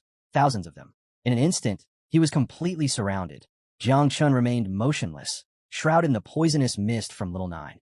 Now everything made sense. These creatures weren't just relying on overwhelming numbers. They had strategy. This was why no one dared set foot in this place. His gaze locked onto the boss. If he wanted to end this quickly, there was only one option. Kill the leader, and the swarm would fall apart. But with this many enemies, even that wouldn't be easy. As he weighed his options, Little Nine emerged from the mist beside him, placing a hand on his shoulder. Her sharp gaze remained fixed on the boss. I understand now, she said, her voice steady. These creatures, they're trying to challenge their master. Jiang Chun frowned slightly, turning toward her. Challenge? What do you mean? Little Nine scoffed, folding her arms. How arrogant. Without another word, she spread her arms wide, tilted her head back, and unleashed a thunderous roar. The reaction was immediate. The swarm, once moving in perfect harmony, suddenly froze in place. And then chaos. Panic set in. The spiders scattered in every direction, their formation crumbling as they desperately tried to flee. Jiang Chun blinked, momentarily stunned. Wait, they're running? Jiang Chun's mind raced. Monsters or not, these creatures were still insects. If that was the case, then, Little Nine turned to him, a smug expression crossing her face. I severed the connection between the boss and its swarm, she announced.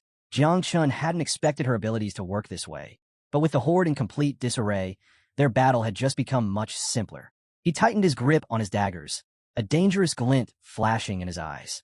Nice work, he praised. Now let's finish this. Little Nine began shifting back in her true form, her predatory gaze locked onto the boss. Understood, master.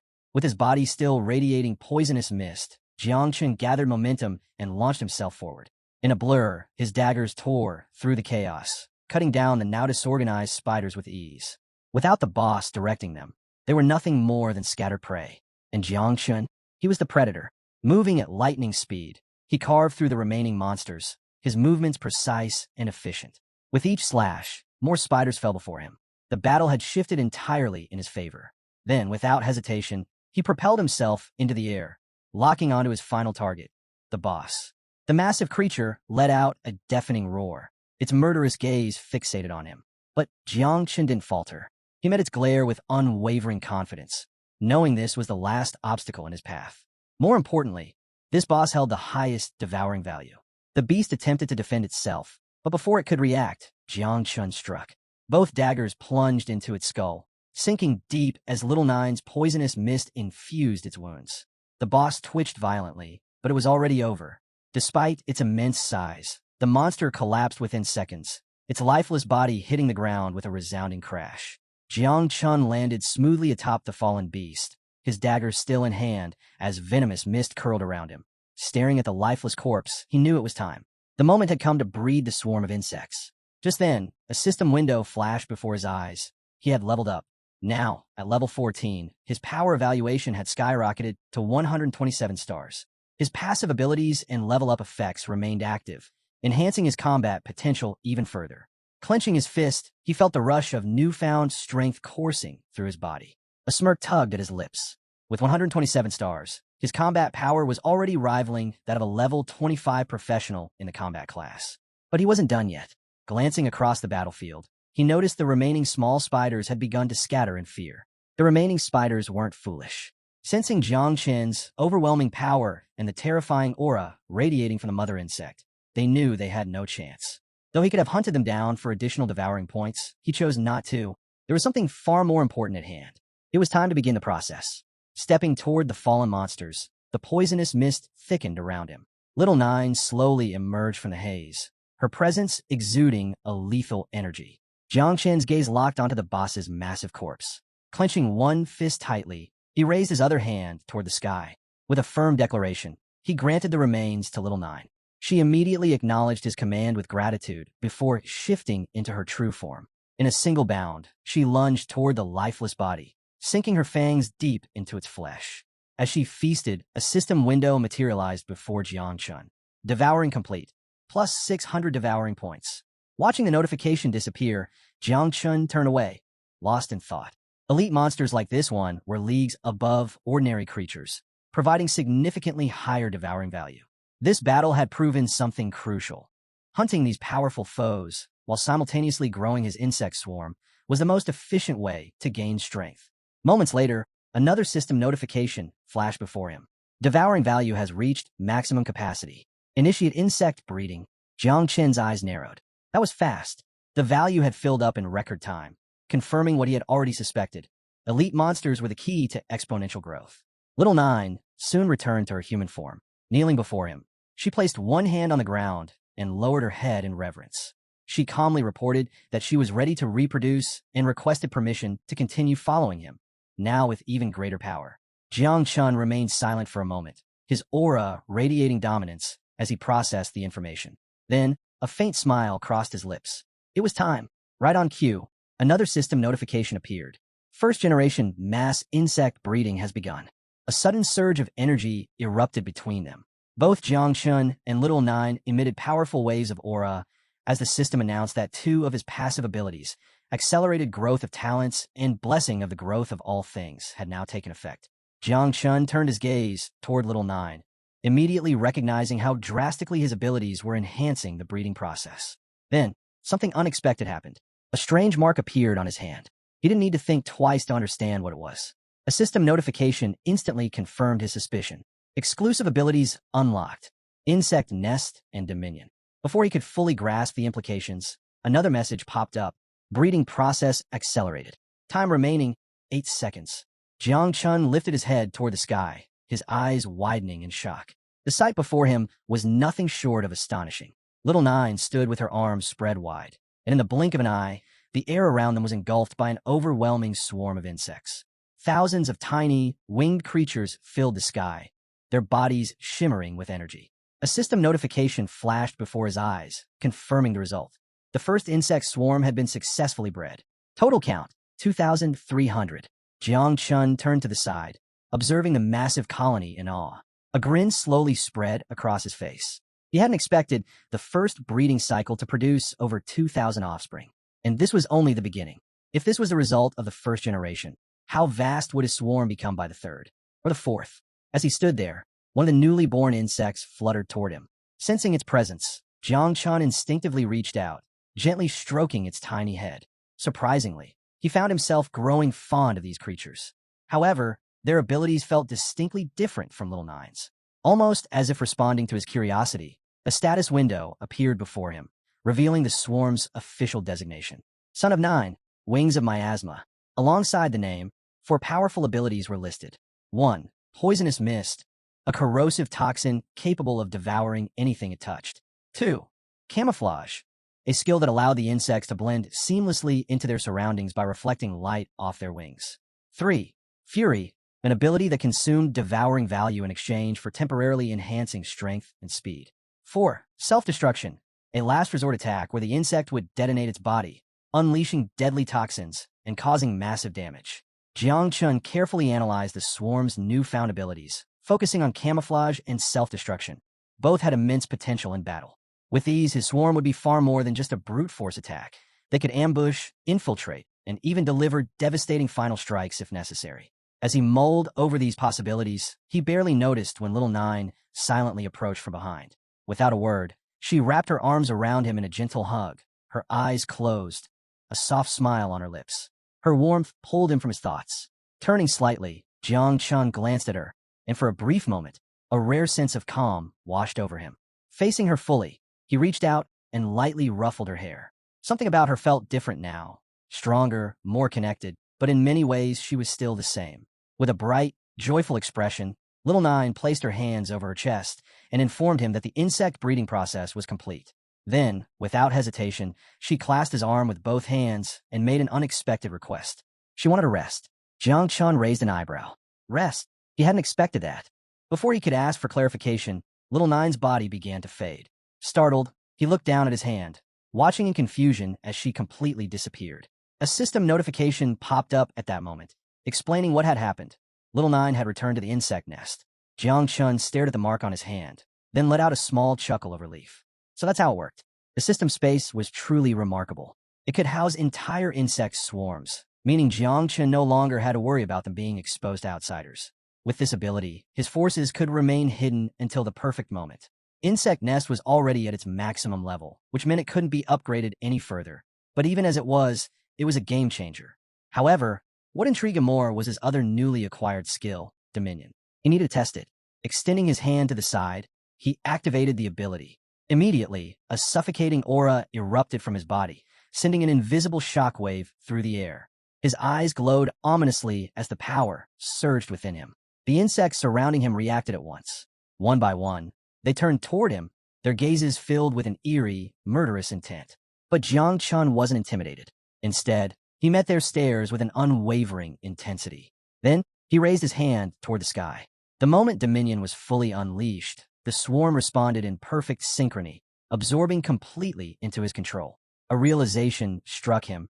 Manipulating this ability was as natural as moving an arm. But what truly fascinated him was the depth of his connection. Not only could he command his insects with absolute authority, but he could also see through their senses. His perception expanded in an instant. The entire area became clear. Every shadow, every hidden movement, every lurking danger was now laid bare before him. Monsters filled the landscape, hiding in wait for their next prey. Jang Chun turned his head slightly, observing through the eyes of his insects. A smirk formed on his lips. They were just as eager as he was. With a deadly glint in his eyes, Jang Chun locked onto the monsters. The poisonous mist of Little Nine coiled around him as he issued a simple command. Attack! Thousands of insects swarmed forward in unison. Their first act of destruction? A nearby abandoned building. Within moments, the structure collapsed into rubble, the deafening sound echoing through the landscape. The impact was deliberate. It served one purpose: to lure the hidden monsters out of hiding. And as expected, it worked. One by one, creatures stirred from their hiding places, drawn by the commotion. Some turned their heads curiously, while others immediately began closing in, eager to investigate. Jang Chun saw no reason to wait any longer. With Little Nine's poisonous mist swirling around him, he advanced. The monsters quickly realized something was wrong. Their instincts screamed at them to run, but it was already too late. Before they could retreat, the deadly mist surged forward, engulfing them in seconds. The corrosive toxin clung to their bodies, seeping into their flesh. Agonized cries filled the air as they struggled in vain, their bodies rapidly dissolving into nothingness. The mist devoured them whole, and Jang Chun, he simply kept walking. Jang Chun walked toward the fallen creatures, his gaze locked onto their remains. With his swarm at his command, there was barely any need for him to lift a finger anymore. The poisonous mist had become even deadlier, consuming its targets faster and more efficiently. And with dominion, his shared vision with the insects ensured that no common monster could hide from him. As he watched the mist dissolve the corpses, a satisfied smile crossed his lips. Soon, he would have enough devouring value to breed even more insects. That thought reminded him. He hadn't checked how much was required for the next breeding cycle. Opening the system window, he expected to see the usual calculations. Instead, his eyes widened in shock. Something unexpected had appeared on the interface. What was this? Before he could process it, the scene suddenly shifted. Not far from Jang Chun's location, inside an abandoned warehouse, a hooded man with green hair burst through the entrance. His face was pale, his breathing ragged. Without wasting a second, he rushed forward and dropped to one knee before his leader. The tall, braided-haired man narrowed his eyes. "You're late," he said coldly. "Now, tell me, what's really going on in the spider's nest?"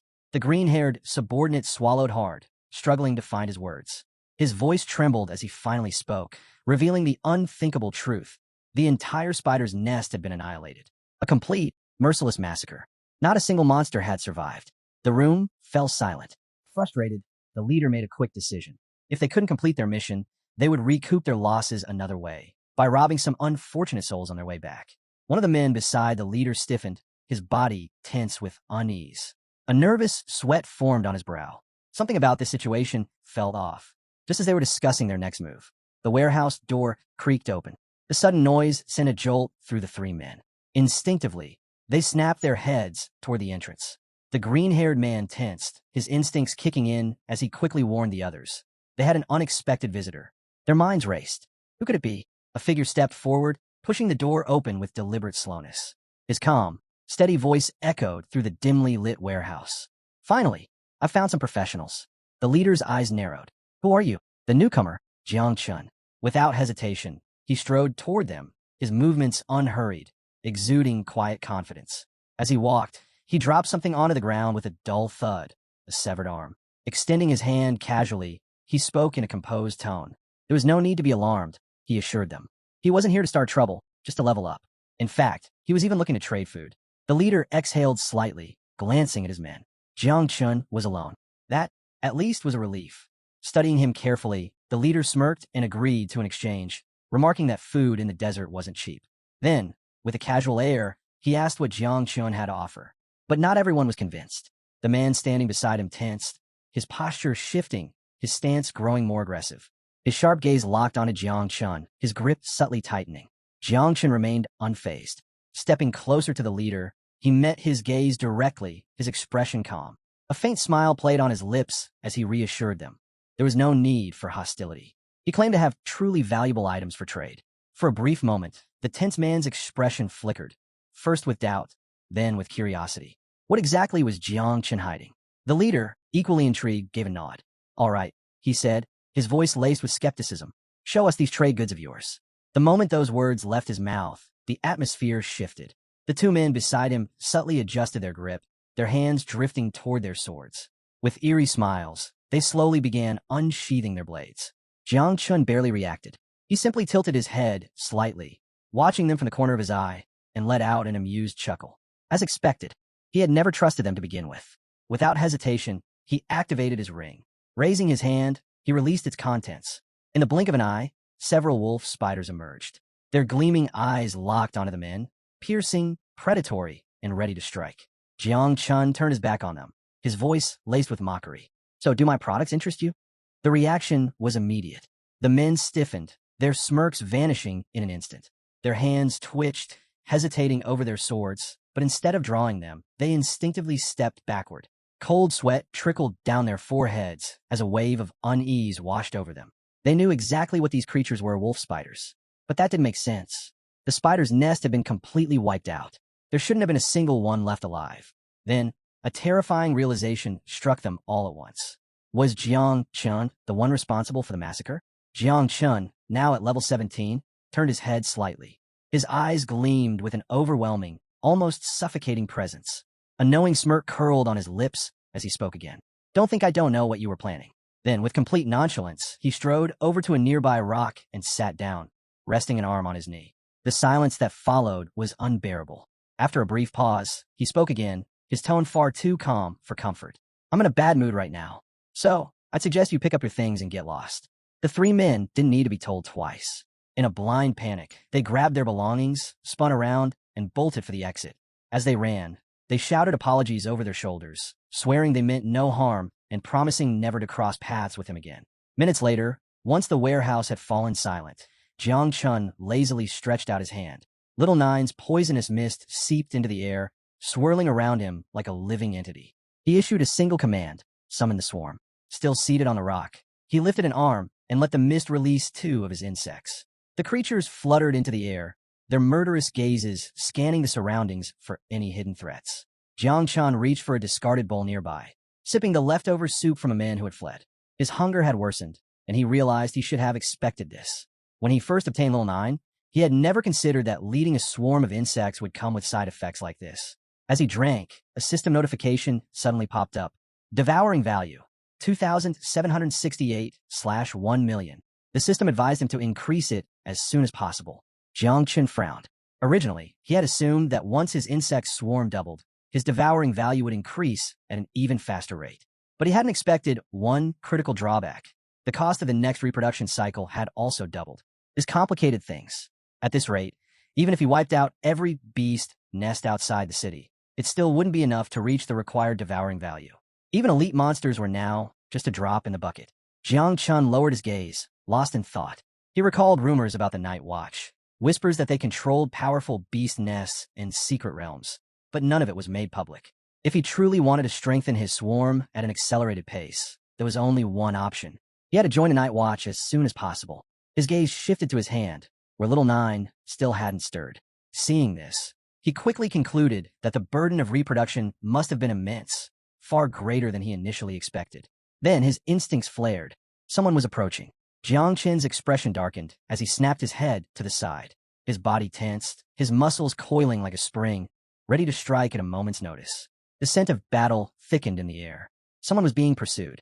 Seconds later, a girl, her presence nearly undetectable under an invisibility spell, stumbled into the warehouse. Before she could react, she crashed directly into him. The impact knocked her off balance, sending her tumbling to the ground.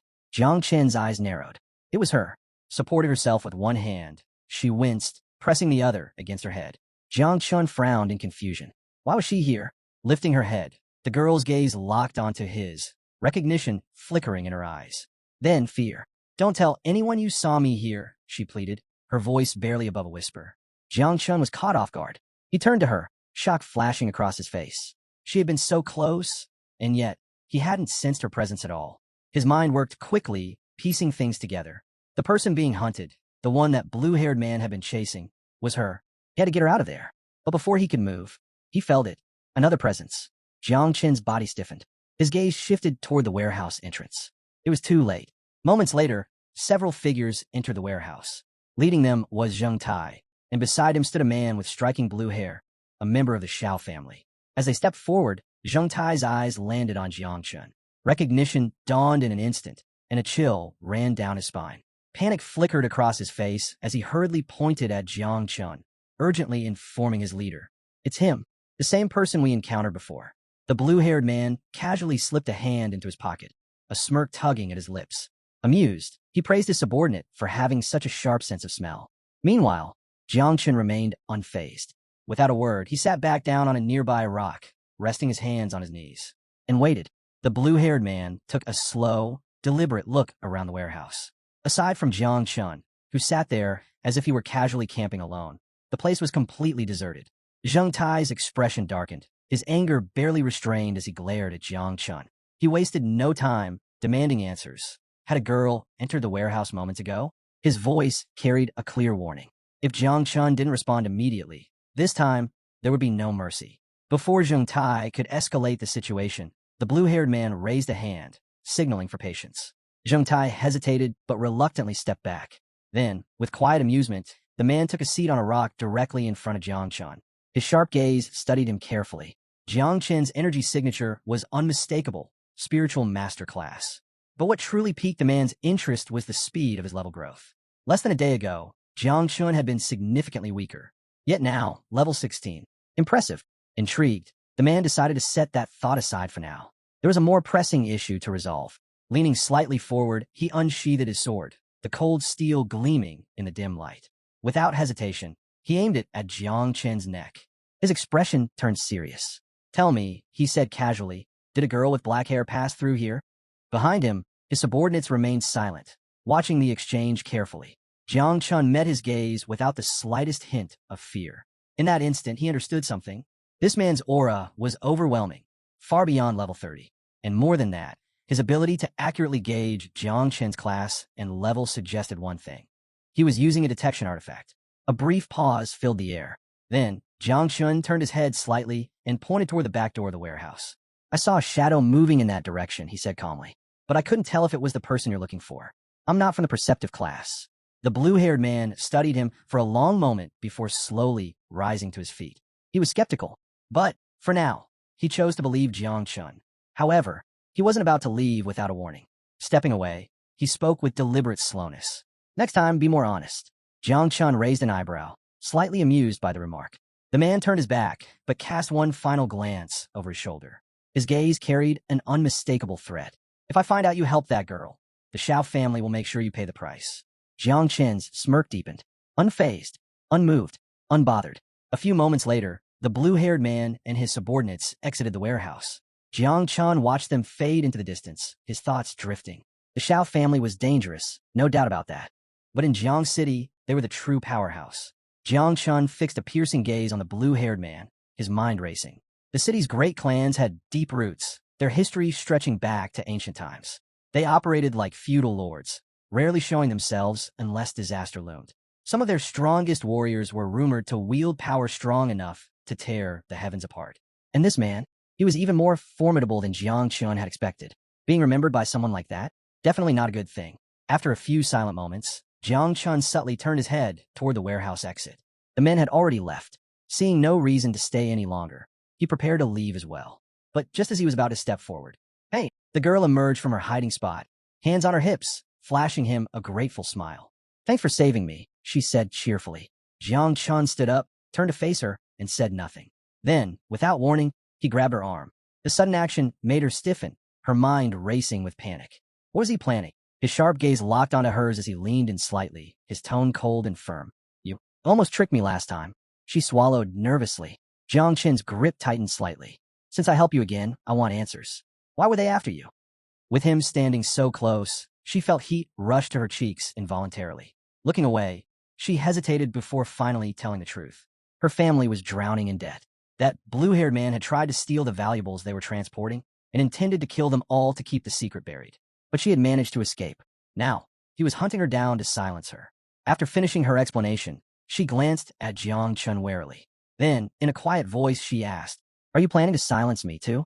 Jiang Chun let go of her arm, turned his back on her, and began walking away. Seeing him leave, she placed a hand over her chest, then slowly reached out toward him. Her voice carried sincerity. "I'll always remember what you did for me. I'll be forever grateful." Jiang Chun kept walking, his eyes closed for a brief moment, his fists clenched. He had no intention of getting tangled in her problems. But just as he was distancing himself, something felt off. His instincts flared. He stopped. His eyes snapped open. The girl noticed it, too. Her face paled as she whispered in alarm, Someone just cast a barrier spell around the warehouse. Outside, an unseen figure gave the order. Within seconds, the shadows began to move. Jang Chun turned his gaze toward the warehouse entrance. Escape was no longer an option, and even if the girl claimed she didn't know him, their enemies wouldn't believe her. Activating insect perception, Jang Chun scanned the surroundings. A cold realization settled in. There was no way out. They were completely surrounded. His expression darkened as he slowly turned toward the entrance, bracing himself for the fight ahead. The girl, sensing the incoming danger, clutched her chest in fear. Then, like a storm rolling in, the blue-haired man and his subordinates reappeared. Their presence was suffocating, the air thick with unmistakable killing intent radiating from their bodies. The blue-haired man locked eyes with Jang Chun, his expression twisted with anger. He had seen through the lie. Without hesitation, his voice came like a blade, hand over the girl. His words dripped with venom, his disgust apparent as he spat out his next sentence. "You bastard. You really thought you could deceive me." Jang Chun stood motionless. His gaze remained fixed on the blue-haired man, his expression unreadable. Meanwhile, the girl's face drained of all color the moment she saw him. Panic set in. Fear gripped her like a vice. Her voice trembled as she finally spoke. "This man, he already stripped the Luo family of everything we owned. And yet, that still wasn't enough for him." Summoning what little courage she had left, she clenched her fists and demanded, "Why are you so determined to kill me?" The blue-haired man regarded her with eerie calm. Then, with a mocking chuckle, he responded, "Do I really need a reason?"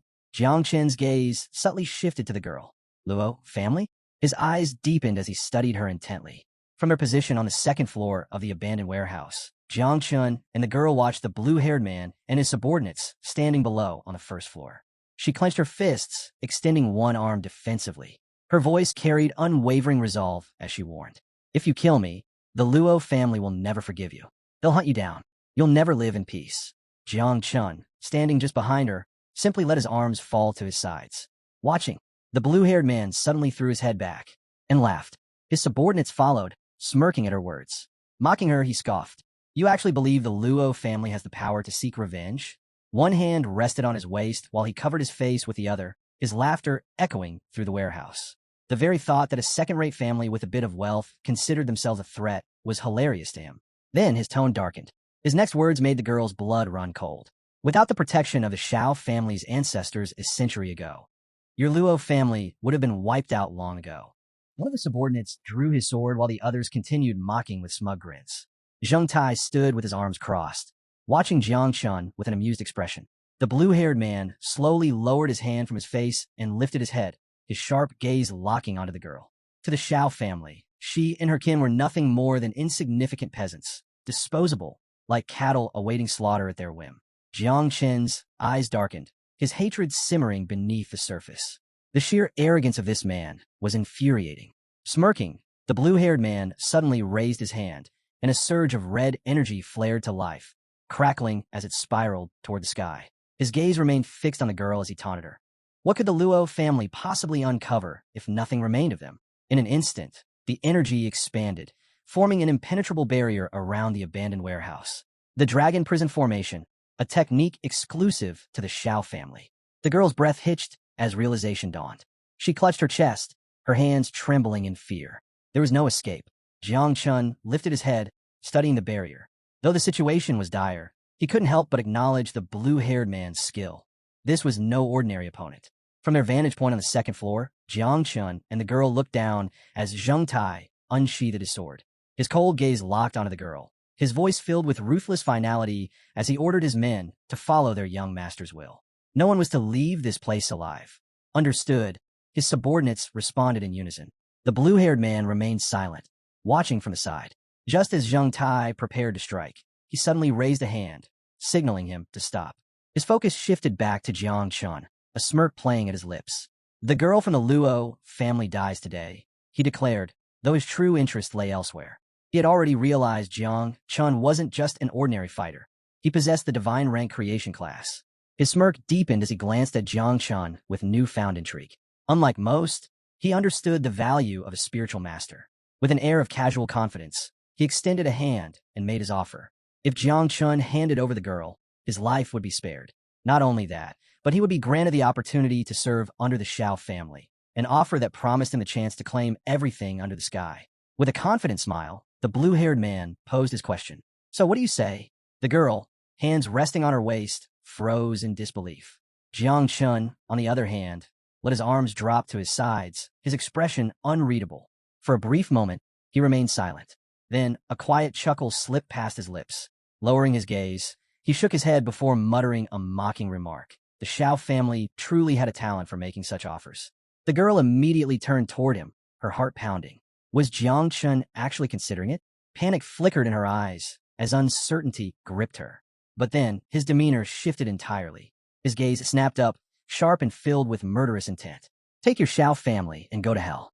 His voice dripped with contempt, his fists tightening at his sides. Almost instantly, a thick, poisonous mist began to seep from his body, its eerie aura spreading through the air. The toxic energy coiled around him like a living force, making his stance unmistakably clear. I refuse. His tone grew even colder. If you want to fight, come and get it. The girl gasped and instinctively stepped back, pressing her hands to her chest. The venomous aura curling around Jiang Chun sent a chill down her spine. She didn't understand what was happening, but one thing was clear. This was no ordinary ability. The blue-haired man's smirk disappeared, his expression twisting with anger. To reject his offer so brazenly, it was nothing short of an insult. His voice turned icy as he barked a single command. Kill him. Without hesitation, his subordinates launched into action. Blades were drawn, boots struck the ground, and within moments, figures surged forward, leaping through the air with deadly precision. Among them, Zheng Tai's sharp eyes locked onto Jiang Chun, his voice cutting through the chaos as he warned his comrades. Be careful, this one won't fall easily. As the enemies closed in, Jiang Chun stood motionless, his piercing gaze tracking their every move. There was no sign of fear, no instinct to retreat, just calculated stillness. In mere seconds, they reached the second floor. Zheng Tai's eyes narrowed as he caught sight of the poisonous mist still lingering around Jiang Chun. Wasting no time, he barked another warning. Jiang Chun was capable of using poison. A direct assault would be dangerous.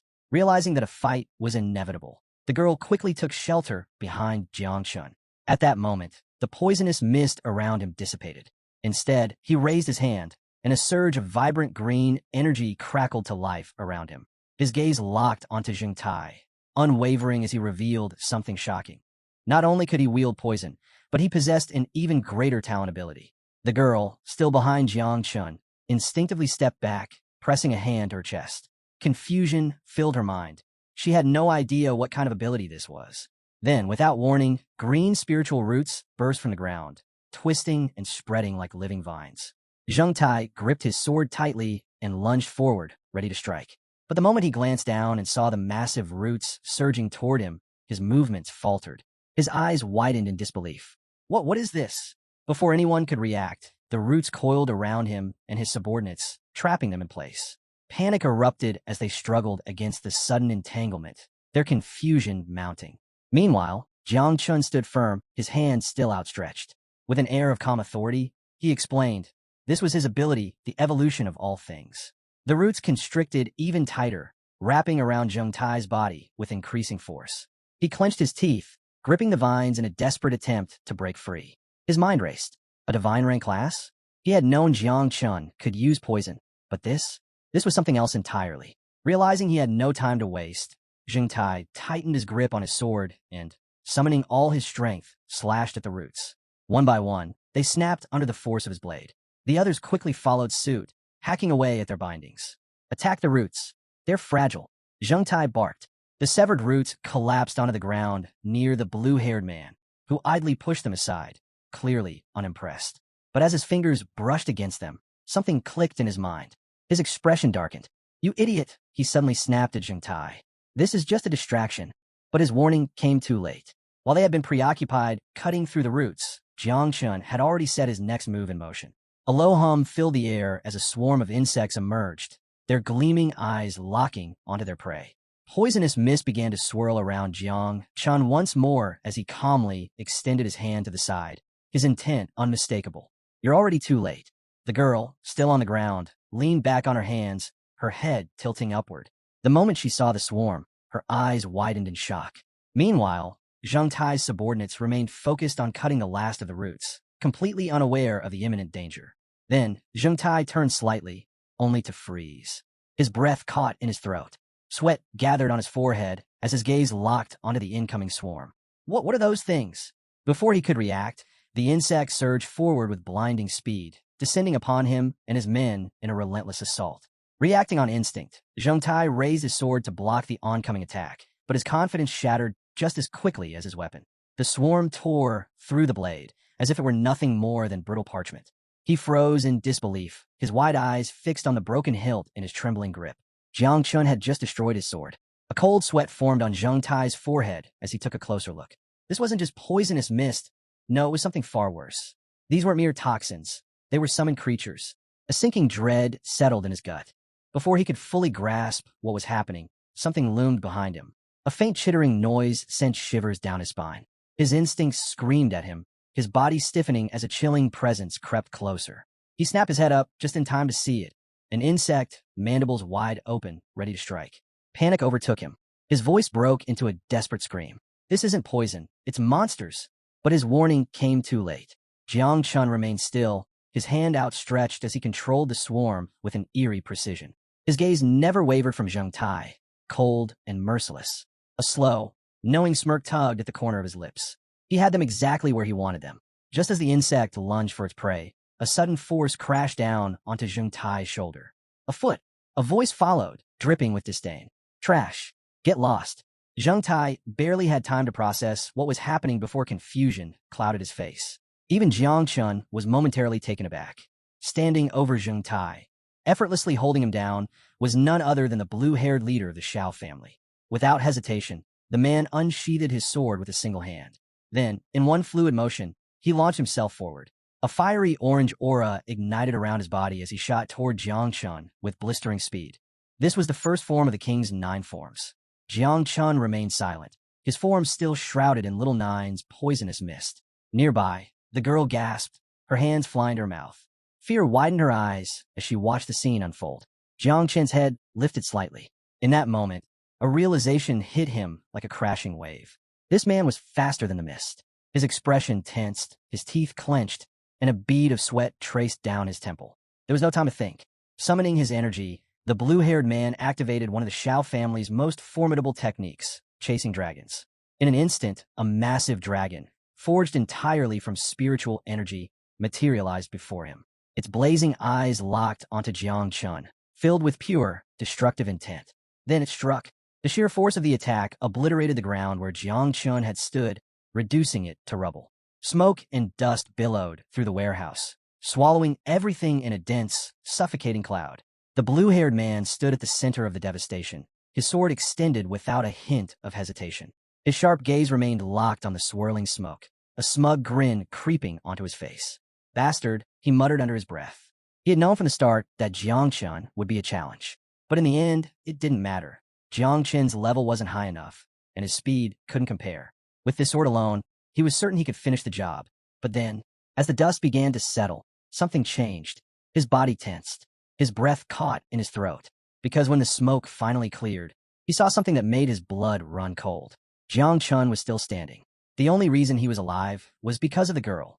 She had used her hidden profession ability, Earth Eternal Shield, just in time to conjure a barrier. But the strain was clear. Her trembling hands were still outstretched, her face pale as cracks spread across the shield's surface like fractured glass. Blood trickled from the corner of her lips as she turned to Jiang Chun, her voice barely above a whisper. It hurts. Jiang Chen's eyes widened. He had never realized she was a defensive type. Meanwhile, the blue-haired man, who had all but dismissed her existence, now seethed with rage. His attack had been stopped. His teeth clenched, his gaze darkened, and without a second's hesitation, he prepared to strike again. But Jiang Chun saw his chance. Without wasting a moment, he extended his hand to the side, releasing a thick poisonous mist. Then, with a swift movement, he landed on the ground, ready to counter. Just then, a panicked voice rang out. Be careful! One of the blue-haired man's subordinates collapsed on the ground, reached out desperately. The leader barely turned his head before realizing what the warning was about. Dozens of Jiang Chun summoned insects were closing in fast. Reacting in an instant, he reached for the nearest subordinate and yanked him forward. The man barely had time to gasp before he found himself thrown ahead, used as a human shield. The swarm, too single-minded to recognize the trick, sank their fangs into the unfortunate man instead.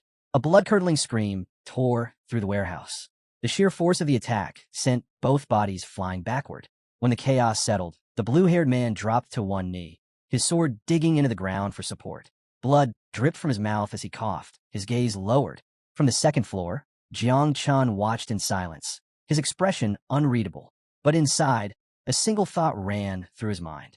What a disgusting bastard. Without hesitation, he had sacrificed his own subordinate. The fallen man, now lying in a pool of his own blood, let out a weak, ragged cough. His chest had been torn open, his body on the verge of collapse. Yet somehow, he was still clinging to life. The blue-haired man turned slightly, casting a brief glance at his dying subordinate. "You endured well," he muttered. Slowly, he rose to his feet and took a step forward, but not before looking back at the lifeless body behind him.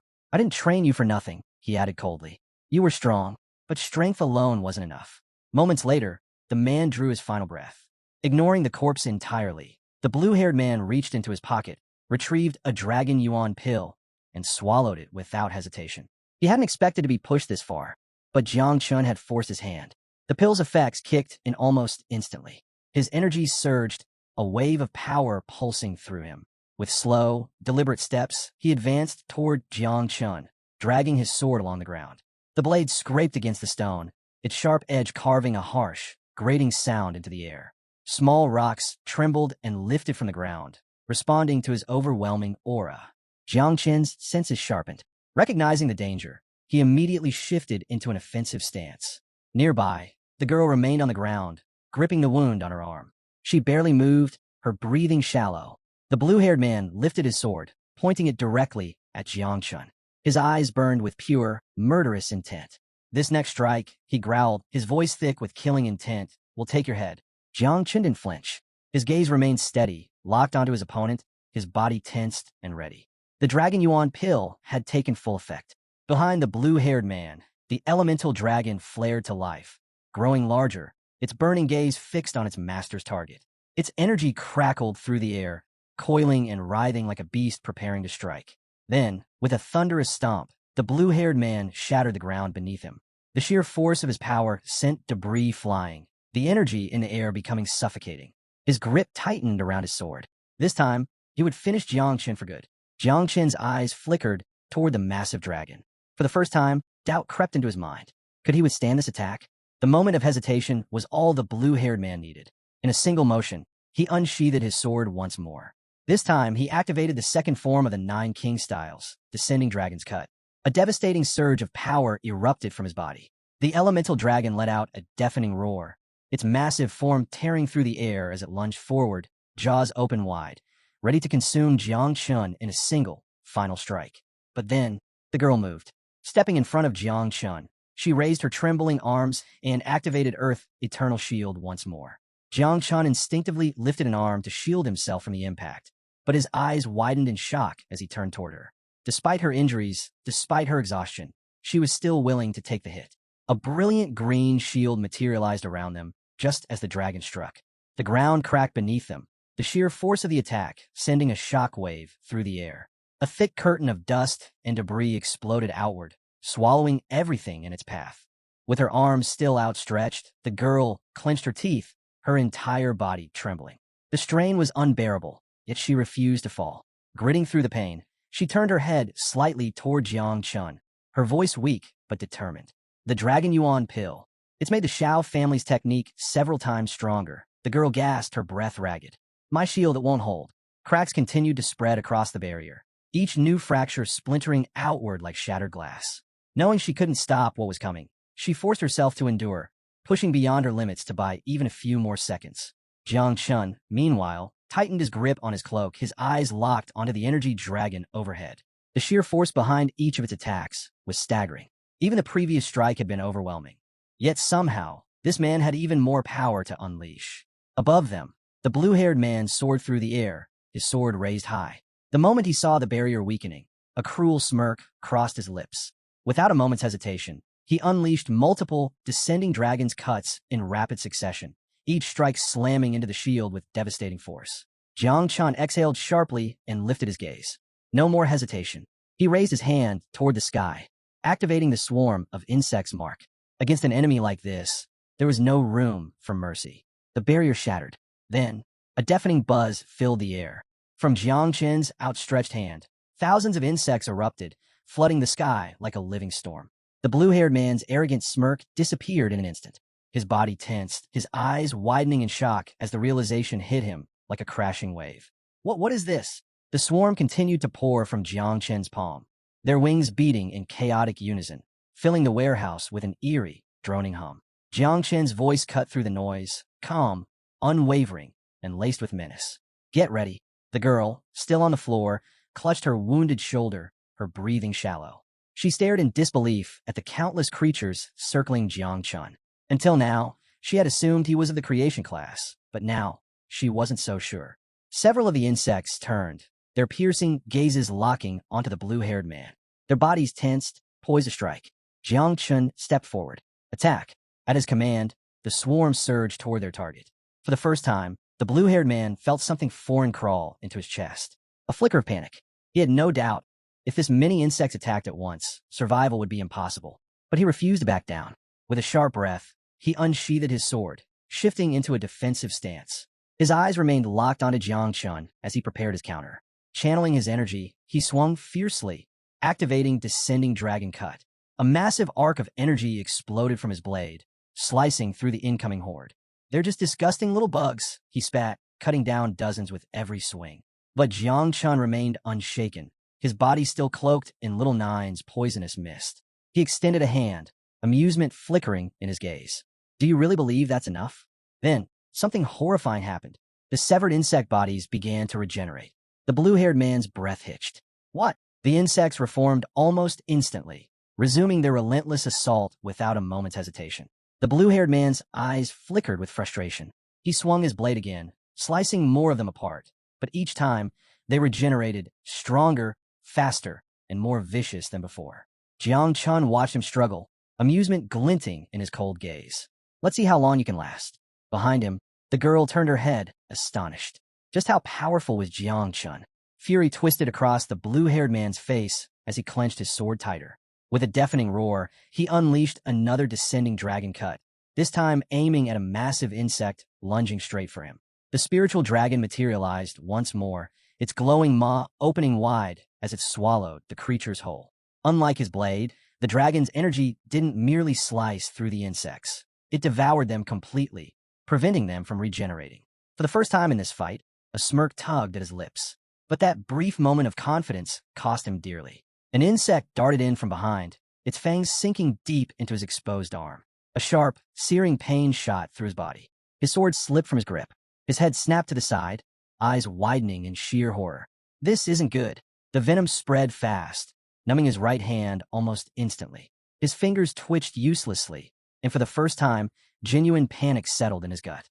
Without his sword, his situation had just gone from bad to worse. Desperate, he reached into his robes with his uninjured hand, but the insects saw the opening. They surged toward him, ready to finish what they started. But just before they could land another blow, a brilliant red glow erupted from his body. The incoming swarm was blasted backward as a powerful energy shield surrounded him. Jade protection of life. Yuan Wu sneered, his confidence instantly restored. His gaze met Jiang Chen's, his voice dripping with arrogance. Did you really think a few pathetic insects could kill me, the great Shiao Yuan Wu? Jiang Chun remained silent, his eyes locked onto Yuan Wu, his face unreadable. Slowly, he extended a hand toward him, speaking in a calm, measured tone. What kind of treasure is that? He tilted his head slightly. How does it hold such power? Without waiting for an answer, his fingers curled slightly, and he gave a single command. Devour him. The swarm responded instantly, launching forward in a black wave of writhing bodies. But the moment they reached him, they stopped. A faint, translucent shield pulsed around Yuan Wu's body, its surface shimmering with an ancient, divine aura. The insects attacked relentlessly, their fangs and claws tearing at the barrier. Yet, no matter how fiercely they struck, they couldn't leave so much as a scratch. Jiang Chen's eyes narrowed. This wasn't normal. Still gripping his injured arm, Yuan Wu glanced at him, lips curling into a smirk. You're wasting your time, he said smugly. This is the Jade Treasure, an inherited relic of the Shiao family. It possesses divine power. Jiang Chen didn't flinch. He didn't back away. Instead, his voice cut through the air once more, cold, unwavering. Attack again. The swarm obeyed without hesitation, launching another relentless assault. But once again, the barrier held firm, repelling every strike. Yuan Wu stepped forward, completely unfazed, his movements deliberate and unhurried. I have to admit, he said, his tone laced with amusement, you've impressed me. To think you could push me this far, even forcing me to use an ancestral artifact. His smirk widened as he met Jiang Chen's gaze. But no matter what you throw at me, it won't change the outcome. As long as the shield stands, you won't even touch me. Jiang Chun remained silent, his expression unreadable as he observed the insect struggle in vain against the barrier. Beside him, the girl hesitated before gripping his sleeve, uncertainty flickering in her eyes. Yuan Wu wiped the blood from his lips, then let out a low chuckle. You're strong, but you lack foresight. Taking another step forward, his confidence only grew. I'll make you an offer, he continued smoothly. Swear loyalty to the Shiao family, and I'll grant you the Shiao surname, an honor most would kill for. His eyes gleamed with superiority. Think carefully. This is a once-in-a-lifetime opportunity. Jiang Chun didn't respond right away. Instead, he simply stared at Yuan Wu, his expression calm, almost as if he were considering the offer. Several moments passed in silence. Then his gaze darkened. A quiet, simmering fury lurked beneath the surface as he looked at Yuan Wu, a man so intoxicated by his own power that he failed to realize the danger closing in on him. The girl glanced at Jiang Chun, noticing the subtle shift in his demeanor. Her brows furrowed in confusion. What was he thinking? Yuan Wu extended a hand, his smirk unwavering. Enough with the pride, he said. Whether you accept or not doesn't matter. Even if I spare you today, the Shiao family's influence stretches across the entire nation. You can't run. You can't fight us. Eventually we will. Jiang Chun suddenly interrupted, his voice smooth yet sharp. Didn't you say something earlier? Yuan Wu frowned slightly, caught off guard. Jiang Chen's lips curled into a smirk. You said no one can investigate something if there's nothing left to find. For the first time, uncertainty flickered across Yuan Wu's face.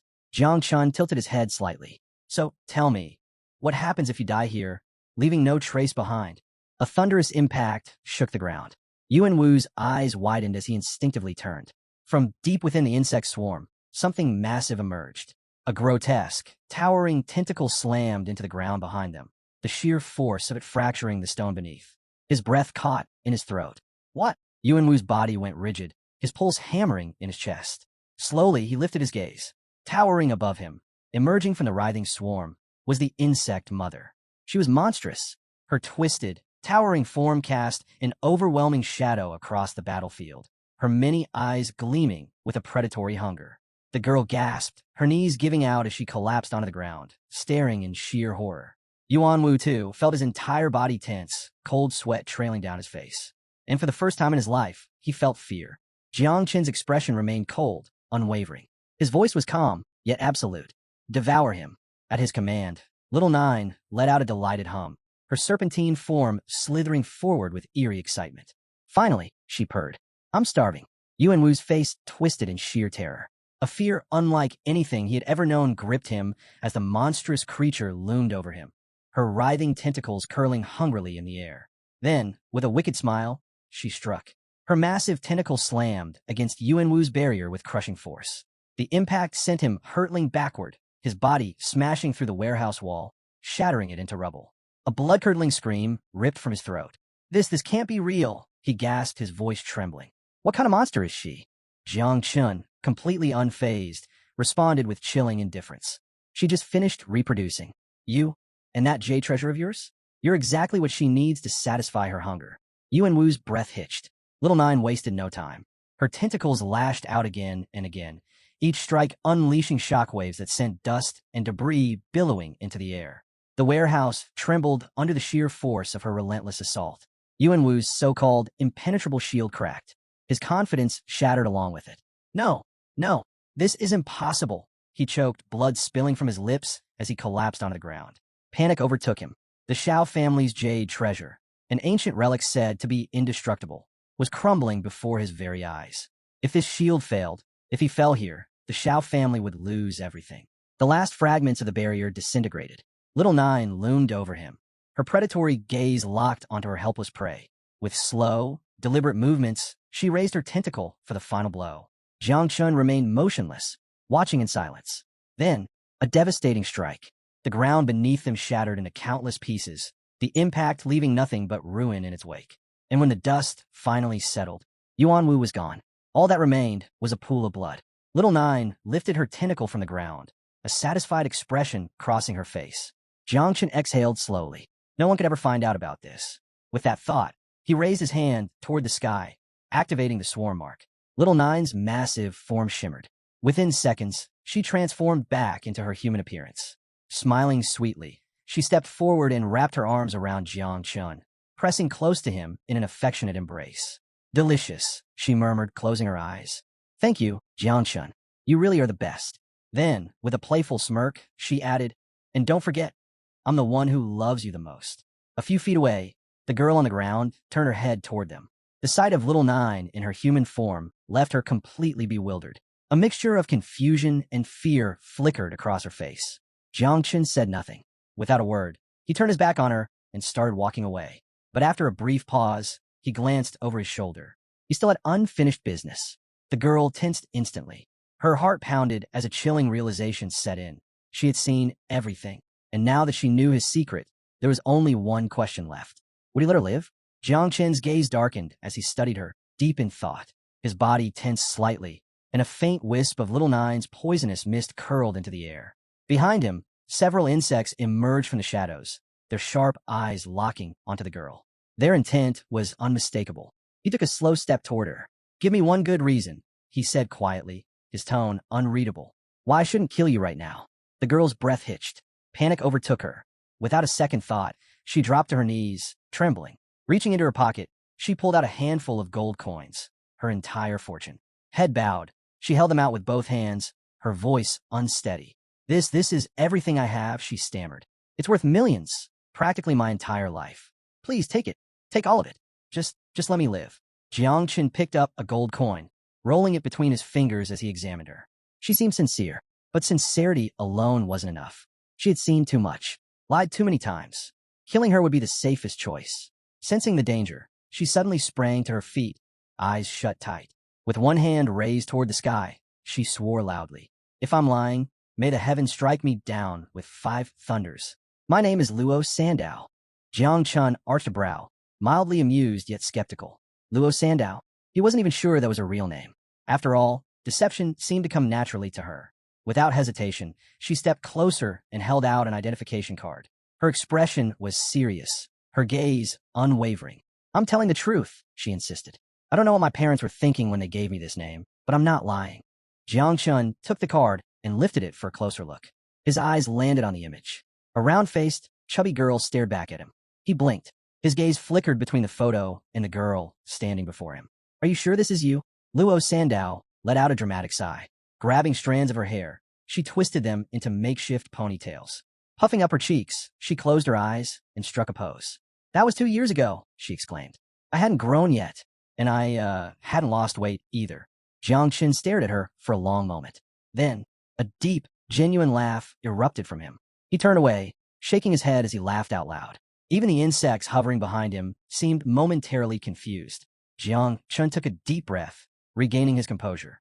His laughter faded, and his expression turned serious as he looked at Luo Sandow once more. Still, he said, his voice calm yet firm, I can't trust you. His gaze darkened. This secret is something only the dead can keep. Before he could finish his sentence, Luo Sandow suddenly leaped forward. A portal appeared beside her as she activated her storage ring. Without hesitation, she reached inside and pulled out a scroll. Jang Chun's eyes narrowed slightly as she approached, her usual carefree demeanor replaced by an unusual seriousness. Don't worry, she said, gripping the scroll tightly with both hands. His gaze flickered toward it. What is that? She carefully unrolled the parchment, revealing intricate markings along its surface. This is a sealing scroll, she declared. Jang Chun's expression shifted slightly. She continued, her voice unwavering. If I reveal your secret, I will die immediately. Jang Chun studied her carefully. There was no trace of deception in her eyes, only genuine fear. She wasn't bluffing. Then, a system window appeared before him. Luo Sandow has sworn to protect your secret with her life. If she reveals it, she will be executed immediately. Jang Chun furrowed his brows. Something like this actually existed. He picked up the scroll, narrowing one eye as he examined it closely. After a brief moment of contemplation, he made his decision. Fine. She had signed a literal life-binding contract. For now, he would let her live. Hearing Jang Chun's verdict, Luo Sandow exhaled deeply, her shoulders sagging with relief. Thank you, she said quickly. Jang Chun, however, turned his head toward her, his expression unreadable. "How much does this scroll cost?" he asked. She tapped a finger on her cheek, thinking for a moment before responding. Around 10 million. Jang Chun's grip on the scroll tightened. His eye twitched. This meant she had just used the most valuable item in her storage ring. Luo Sandao noticed a sudden shift in demeanor and immediately panicked. She waved her hands frantically, forcing out a nervous laugh. "But if you take me home, my parents will definitely reward you. They'll treat you really well and give you way more than just 10 million. Jiang Chun turned his back on her, unimpressed. "I don't have time for that," he said flatly. "Tomorrow morning, I need to report to the night watch. I can't waste any more time." With that, he started walking away. "Good luck." Luo Sandao scrambled to her feet, watching him disappear into the distance. Without hesitation, she shouted after him. Wait. At least take me home." Jiang Chun stopped but didn't turn around. "My house is much closer than the Night Watch headquarters," she explained hurriedly. "And there's a teleportation station nearby. You'll still make it on time." At first, he dismissed her words, but after a moment of consideration, he changed his mind. Several hours later, Jiang Chun and Luo Sandao arrived at the Luo family mansion. It was breathtaking, massive, elegant, almost like a castle. Towering walls surrounded the estate, and intricate carvings adorned its grand pillars. Despite the late hour, the entire place was well lit, giving off an air of prestige and power. Meanwhile, inside the mansion, a solemn tension filled the grand hall. Hooded men knelt in submission before a regal woman seated on an ornate throne. Her expression was cold, unreadable, as she listened to the hushed reports of her subordinates. A man stepped forward, bowing deeply before delivering urgent news. "Your daughter has returned." At first, the woman was stunned. Impossible. The Shiao family was ruthless. They didn't just steal, they killed without hesitation. And yet, now they dared to spread falsehoods as well? Fury simmered beneath her composed exterior. Her fingers tightened against the armrest, her aura growing oppressive. Sensing the rising storm, the messenger quickly interjected. "Please, my lady, I am merely the bearer of news. I'm not the one who caused your suffering." A tense silence followed. Then, the doors swung open. Luo Sandao ran into the hall, her steps unsteady, her face streaked with tears. Without hesitation, she rushed to her mother's side, sat beside her, and buried her face in her lap, sobbing uncontrollably. The regal woman, her hardened expression softening, placed a gentle hand on her daughter's head. She stroked her hair in comfort, though the cold glint in her eyes did not fade. This would not go unanswered. Her mind was set. The Shiao family would pay for this. Just then, a man stepped forward, her husband. Unlike his wife's quiet fury, his presence was calm, measured. He placed his hands at his sides before speaking, his voice steady. "For now, we must remain calm." His gaze met his wife's, unwavering. "The most important thing is that Luo Sandao has returned safely." Taking a deep breath, he continued. "The Shiao family is one of the most powerful forces in this country. We cannot afford to act recklessly. We are merchants, not warriors." Jiang Chun stood silently to the side, watching the scene unfold. So, her real name really is Luo Sandao. Moments later, Luo Sandao's father turned toward him. With a respectful nod, he handed Jiang Chun a black card. "Take this." Jiang Chun took the card, turning it over in his hand as the man smiled, closing his eyes slightly. "This is our token of gratitude," he said warmly. "Thank you for saving our daughter." His tone grew firmer. "Do not lose this card. It may come in handy in the future." At that moment, Luo Sandao's mother shifted her gaze toward Jiang Chun. The fury from earlier had faded, replaced by a graceful warmth. With a kind smile, she spoke. "You are our benefactor. As thanks, I have prepared a meal for you. Eat, rest, and then you may use our teleportation station to continue your journey." Jiang Chun accepted the black card with a small nod, closing his eyes briefly as he smirked. "I won't be staying to eat," he said casually. But the moment he finished speaking, Growrel, a loud stomach growl echoed through the grand hall. Jiang Chun froze. A faint redness crept up his ears as he awkwardly rubbed the back of his head. With a sheepish grin, he quickly changed his mind. "Actually, maybe just a little." Luo Sandao's father chuckled, gesturing toward the dining area. "Come on in. The food will be ready in no time." Meanwhile, her mother covered her mouth with a hand, closing her eyes as she smiled knowingly. Minutes later, the finest chefs of the Luo family had prepared an extravagant feast. Jiang Chun didn't waste a second. Plate after plate, dish after dish. He devoured everything in sight at an astonishing speed. Before long, a towering stack of empty plates loomed in front of him. A passing waiter, carrying another dish, stopped dead in his tracks. His eyes widened in disbelief. Was Jiang Chun stacking his plates into a tower? Completely unfazed, Jang Chun leaned back slightly, one hand resting on the table while the other clutched a massive cut of meat. As he continued eating, a realization crossed his mind. The stronger my insects get, the hungrier I become. Across from him, Luo Sandow watched in stunned silence, a mixture of amusement and disbelief playing across her face. Slow down, she chuckled. No one's stealing your food. Seated nearby, her parents exchanged a knowing glance, sipping their tea as they observed Jang Chun quietly. As the meal went on, Luo Sandow found herself stealing glances at him. Without realizing it, a faint blush crept on her cheeks. Her mother, casually swirling her cup of tea, finally spoke. Sandow mentioned that Jang Chun is from the creation class and even possesses a divine rank. She turned to her husband. That's quite remarkable, don't you think? Her father rested his chin on his hand, studying Jang Chun with interest. Indeed, he murmured, our daughter hasn't shared much, but I have a feeling Jang Chun isn't as simple as he appears. There's something more to him. After a brief pause, he added, and he's quite handsome too. Their eyes met, a silent understanding passing between them. If Jang Chun had the power to challenge the Shiao family, if he could protect their daughter for a lifetime, then perhaps he was the perfect match. Just then, Luo Sandow's mother leaned forward, her eyes twinkling with curiosity as she flashed Jang Chun a warm smile. So, tell me, Jang Chun, she asked pleasantly, do you have a girlfriend? Jang Chun, mid-bite, nearly choked. Before he could even react, she continued cheerfully. You know, our Sandow is single too. Luo Sandow tensed instantly. She's incredibly talented, her mother went on smoothly. A brilliant businesswoman, a financial expert, and of course extremely responsible. Her father, now standing behind Jang Chun, gave him an enthusiastic thumbs up. And her figure is quite. Wait, what?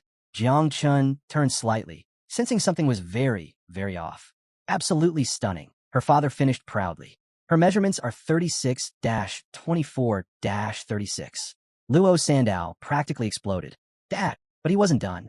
In fact, he added excitedly, we've even picked out names for your future children. Jiang Chun had just taken a sip of water when, puffed, he spat it out instantly. Coughing violently, he slammed his glass onto the table, his eyes wide in sheer disbelief. Meanwhile, Luo Sandow turned as red as a ripe tomato. Her hands flew to her burning cheeks as she shrieked internally. What is even happening right now? Without hesitation, Jiang Chun shot up from his seat and bolted from the dining hall. Thank you for your hospitality, he called over his shoulder, moving at full speed. His excuse? He was full and had urgent matters to handle. Reality? He just needed to escape. Luo Sandow's father watched him disappear and quickly called out, wait, we still have things to discuss. Before he could finish, Sandow rushed forward and clamped a hand over his mouth. Shut it, she hissed, her face burning hotter by the second. Her mother, however, simply turned to her daughter, her expression shifting into something mildly disappointed. Calmly, she settled back in her chair and let out a small sigh. Meanwhile, her father pried Sandow's hand away and muttered, our son-in-law just ran away. Then, with a teasing smile, he added, as his wife, shouldn't you chase after him and at least say goodbye? Sandow's entire body stiffened. Before she could argue, her mother chimed in smoothly. No need to worry, she said with a knowing smirk. He has the black card. No matter where he runs, we can track him. Sandow immediately grabbed her knees, clenched her eyes shut, and let out a frustrated scream. Just stop talking. Lowering her head, she groaned, her thoughts spinning wildly. Yes, Jiang Chun was powerful. Yes, he was ridiculously good-looking. But he was also downright terrifying. Then again, even if he was terrifying, there was no denying how strong and handsome he was. Meanwhile, within the Shiao family estate, Xiao Yuan Shan, the head of the family, sat rigidly in his chair, fingers digging into the armrests. His face darkened as he received the news. His grandson, Xiao Yuan Wu, was dead. A dangerous fire flickered in his eyes. His voice was ice-cold as he gave his order. Find out who's responsible. Immediately, his suspicions landed on Xiao Zhenluo, another formidable figure within the family. Without hesitation, he instructed his other grandson to send men to investigate him. As one of his subordinates knelt before him, another figure casually stepped into the room. Xiao Beihan, hands tucked into his pockets, he strolled forward, amusement glinting in his eyes. With a smirk, he lifted a hand to the side and spoke. Grandfather, let's be real here. Yuan Wu was already over 20 and had barely reached level 30 of the second transformation. His tone was indifferent as he continued. He was dead weight. Then, turning slightly, he glanced at his grandfather and shrugged. Is his death really worth mourning? Xiao Yuan Shan remained seated, resting both hands on his knees as he studied Xiao Beihan carefully. After a long silence, he finally spoke. You're right. Yuan Wu was nothing special, nowhere near your level. His voice was calm, but cold as he leaned forward slightly. But in the end, he was still my grandson. His eyes darkened, a dangerous glint flashing across them. When disciplining a dog, you must always consider its owner. His fingers curled slightly as he continued, his tone sharp. I want to know, who in this country had the audacity to kill someone from the Xiao family? Xiao Beihan's smirk widened at those words. Stepping forward, he slowly raised his hand, letting a sinister, dark energy swirl around his palm. Grandfather, there's no need to trouble yourself over something so minor. He turned his hand slightly, watching the energy shift between his fingers. Once we're done wiping out the Tianjiao camp, it won't matter who did it. His smile grew sharper. I'll take care of it. Meanwhile, Jang Chun had already arrived at the Night Watch office. Pushing open the heavy doors, he stepped inside. The dimly lit room was filled with figures waiting for him. Among them, Ji Gang and several high-ranking officers. Ji Gang turned, slightly surprised by Jiang Chen's arrival. Jiang Chun introduced himself as the newest member of the Night Watch, casually scratching the back of his head as he glanced around. He couldn't help but wonder why so many people were gathered. Ever the charismatic leader, Ji Gang stepped forward with a welcoming grin. He placed a hand on Jiang Chen's shoulder while dramatically extending his other arm outward. We've all been waiting for you. Jiang Chen was caught off guard by the unexpected attention. Without wasting time, Ji Gang began introducing him to the team's key members. First was Yun Xiaoku, a level 45 healer in the second stage. Ji Gang teased that she used to be the youngest, until Jiang Chun took her spot. Flustered, Yun Xiaoku stole a glance at Jiang Chun, her cheeks tinged red. She had to admit, he was the most attractive teammate she'd ever worked with. Next was Duan Feng, a level 49 archer, also in the second stage. Stoic and confident, he placed one hand on his hip and gave a polite salute with the other. Welcome to the team. Then came Chu Bulang, a level 49 warrior whose small stature belied his incredible strength. A natural talker, he stood before Jiang Chun with a wide grin, his eyes closed in amusement. It's an honor to have someone of your divine-level skill on our team. Finally, Ji Gang introduced Tanjin, the sub-commander, a level 61 master in the third stage and a formidable fire class expert. She carried herself with both authority and warmth. She approached with a playful smirk, ruffling both Chu Bulang and Jiang Chen's hair. Just call me Aunt Tang, she said with a smile. And don't worry, I'll make sure you eat well every day. Jiang Chun humbly introduced himself as a spiritual master from the creation class, downplaying his worth despite his divine-level power. He knew all too well that the creation class was often undervalued, and he had no intention of boasting. Sensing his self-doubt, Ji Gang dismissed such concerns with a wave of his hand, scoffing at the opinions of narrow-minded critics. He assured Jiang Chun that his abilities were respected here, no matter what others thought. Tanjin, ever the warm presence, chimed in with a bright smile. She reminded Jiang Chun that what made him special wasn't just his power, it was his choice to join the Night Watch. With a reassuring nod, she declared that from now on, this team was his family. The mood shifted as Ji Gang addressed an important matter. If Jiang Chun wanted to enroll in the prestigious Tianjiao training camp, he needed to reach level 20. He hesitated for a moment, uncertain of Jiang Chen's current status. But with calm confidence, Jiang Chen revealed that he was already level 17. An impressive feat considering he had only switched jobs 3 days ago. Ji Gang's eyes widened in surprise. Gripping Jiang Chen's shoulders, he let out a hearty laugh, his face lighting up with excitement. He had been right to recruit him. With Jiang Chen's divine talent, reaching level 20 in just 3 days would be effortless. Without another thought, he made the decision.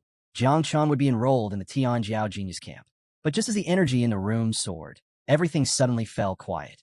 Ji Gang slowly opened his eyes, turning his head as he noticed the shift in atmosphere. The others stood still, their expressions unusually serious. Sliding a hand into his pocket, Ji Gang's gaze settled on Jiang Chun, his tone turning grave. He asked if Jiang Chun had made any powerful enemies in the past 3 days.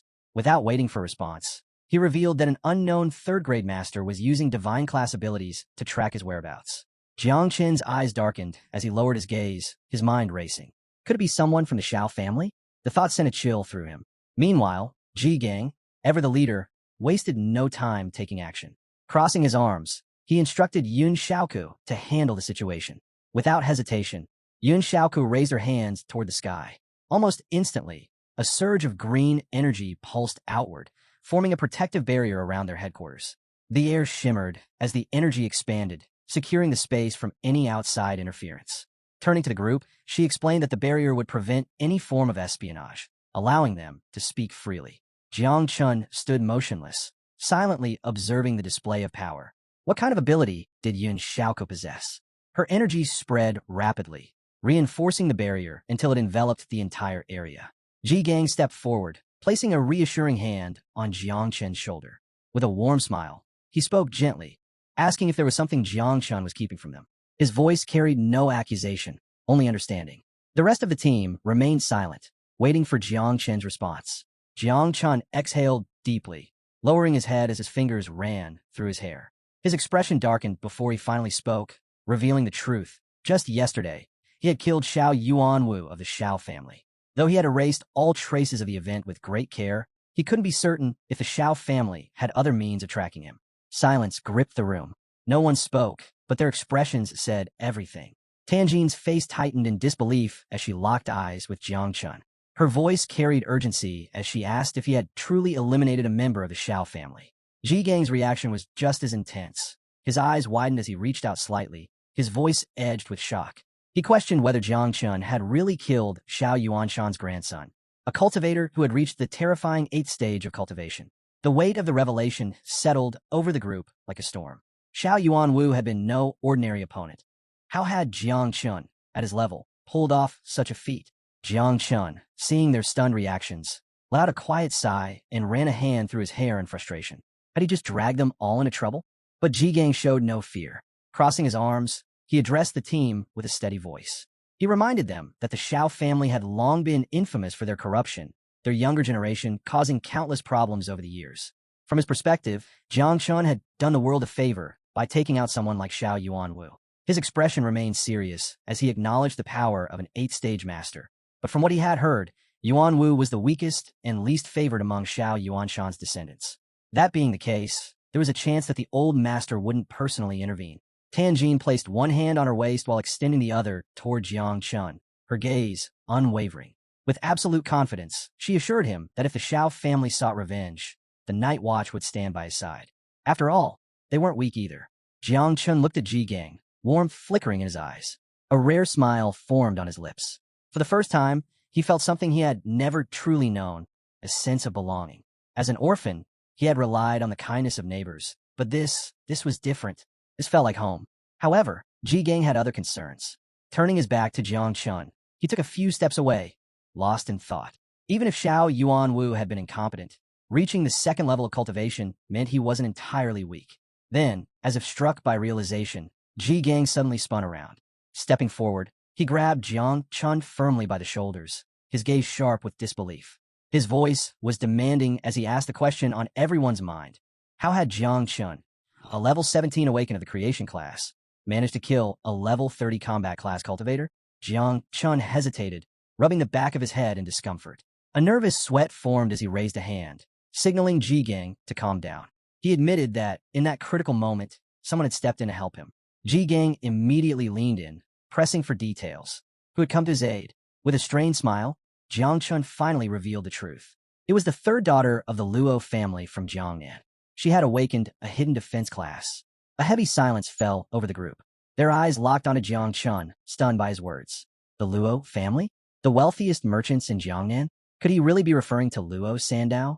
Ji Gang wasted no time. He grabbed Jiang Chun by the shoulders and started shaking him, bursting into laughter. Even if the Luo family wasn't known for producing warriors, their immense wealth made them a formidable power. If Jiang Chun ever found himself in danger, having them as allies would be a massive advantage. Still being shaken, Jiang Chun could only sweat nervously, wondering what had gotten into Ji Gang. But then, something shifted. A powerful surge of purple energy erupted from Jiang Chun's body. Ji Gang's laughter cut off instantly. His hands released Jiang Chun as his eyes widened in shock. A single bead of sweat rolled down his face. If Luo Sandao had awakened a defense class, then she lacked offensive abilities, which meant the one who had actually killed Yuanwu was Jiang Chun. As if reading Ji Gang's thoughts, Jiang Chun raised his hand. A dark mist of poison swirled ominously in his palm, its presence heavy in the air. Without hesitation, he revealed the truth. He wasn't just an awakened of the creation class. He had also mastered a 2nd, hidden class, poison. Duan Feng, who had been silently observing from behind, took an involuntary step back, his face reflecting his disbelief. He wasn't alone. The entire group stood frozen, struggling to process what they had just witnessed. Ji Gang, however, wasn't finished. He reached out again, attempting to shake Jang Chun's hand, half laughing as he asked just how many more secrets Jang Chun was keeping. Jang Chun quickly pulled his hand away, warning him that the poison mist was highly lethal. Even Ji Gang might not be able to withstand its effects. The group remained tense, their eyes locked on Jang Chun. But before he could say another word, Ji Gang suddenly grasped his hand without hesitation. Closing his eyes, he smiled reassuringly and told Jang Chun not to worry. He knew how to handle poisons. As the venomous mist from Little Nine touched Ji Gang's skin, Tanjin's eyes sharpened. She observed the scene closely, tension evident in her gaze. What kind of poison was this? A few moments later, Ji Gang finally released Jiang Chen's hand, only to notice the spreading poison already creeping across his skin. His expression hardened. This was bad. Jiang Chun sighed, placing a hand on Ji Gang's shoulder and shaking his head. With his eyes closed, he muttered that Ji Gang had really gone too far this time. But Ji Gang didn't seem the least bit concerned. Gripping his own wrist, he glared at Jiang Chun and snapped at him to stop making a fuss. He hadn't even tried to resist the poison in the first place. Behind them, Tanjin chuckled softly, her amusement clear as she closed her eyes. Meanwhile, Chu Bulang crouched near Ji Gang's poisoned hand, studying it intently. His curiosity was obvious. What kind of poison was this? Realizing the situation was escalating, Ji Gang turned abruptly and called out to Yun Xiaoku for help. Without hesitation, she deactivated the protective barrier around her, its green energy fading away. Placing a hand near her mouth, she laughed lightly before agreeing to assist. Jiang Chun, however, felt the need to remind Ji Gang once again. This poison wasn't something to take lightly. He sat down on the couch, resting one hand on his knee while extending the other to the side, showing how the poison's effects still lingered. Yin Xiaoku approached with a calm smile, closing her eyes before raising both hands toward Jiang Chen's affected hand. A soft glow radiated from her palms as she worked to cleanse the poison. As she healed him, Ji Gang turned his gaze toward Jiang Chun, his expression unreadable. Then, after a brief silence, he forced a smile and admitted that the poison was actually quite impressive. The more skills Jiang Chun had, the better it would be for him in the long run. Chu Bulang, who had been quietly observing from a distance, moved closer. He rested both hands on the arm of the sofa, watching Jiang Chun intently without saying a word. Once Yin Xiaoku had completely neutralized the poison, Ji Gang's demeanor shifted. His usual confidence faded into something more serious as he met Jiang Chen's gaze. He acknowledged Jiang Chen's talent, but strongly advised against enrolling in the Tianjiao camp. With the Xiao family now involved, it was simply too dangerous. The camp might offer valuable resources, but a prodigy from the Xiao family would undoubtedly be there as well. The risks far outweighed the benefits. Behind him, Tanjin crossed her arms and nodded in agreement, closing her eyes as if to seal the decision. But Jiang Chun wasn't convinced. A puzzled expression crossed his face as he asked Ji Gang what exactly he meant by resources. Still rubbing his wrist, Ji Gang patiently explained. The camp provided access to rare materials, fierce beast blood, advanced equipment, and other valuable items. But for those who ranked among the top participants, the real rewards were far greater. Mysterious fruits and scrolls leading to hidden realms. Jiang Chen's eyes widened in shock. Was Ji Gang serious? His mind raced, weighing the possibilities.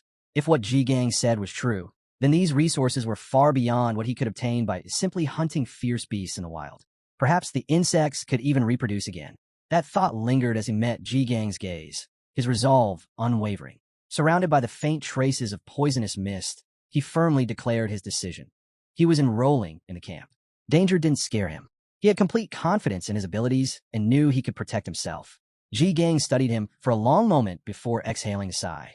Raising a hand, he signaled for Jiang Chun to wait. He needed time to think this through. Meanwhile, in the middle of the vast West Lake, an imposing temple stood in isolation, its very presence exuding power and reverence.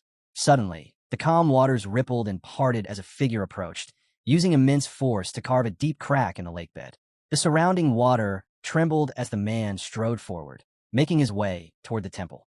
This was Xiao Beihan, the grandson of Xiao Yuanshan and the undisputed strongest genius of the Xiao family. His combat prowess had reached terrifying new heights, leaving even seasoned warriors in silent awe. As displaced droplets fell around him like rain, he stood tall, gripping his sword with one hand. Without turning fully, he cast a sharp gaze over his shoulder his voice cutting through the air as he ordered his subordinates to stop their pointless chatter. Then, with a serious tone, he demanded to know if they had found what they were searching for. 3 hooded men stood before him, hands resting on their abdomens as they bowed respectfully. One of them stepped forward and spoke, revealing the crucial information they had uncovered. Young Master Yuan Wu had been pursuing a woman named Luo Sandao before his disappearance.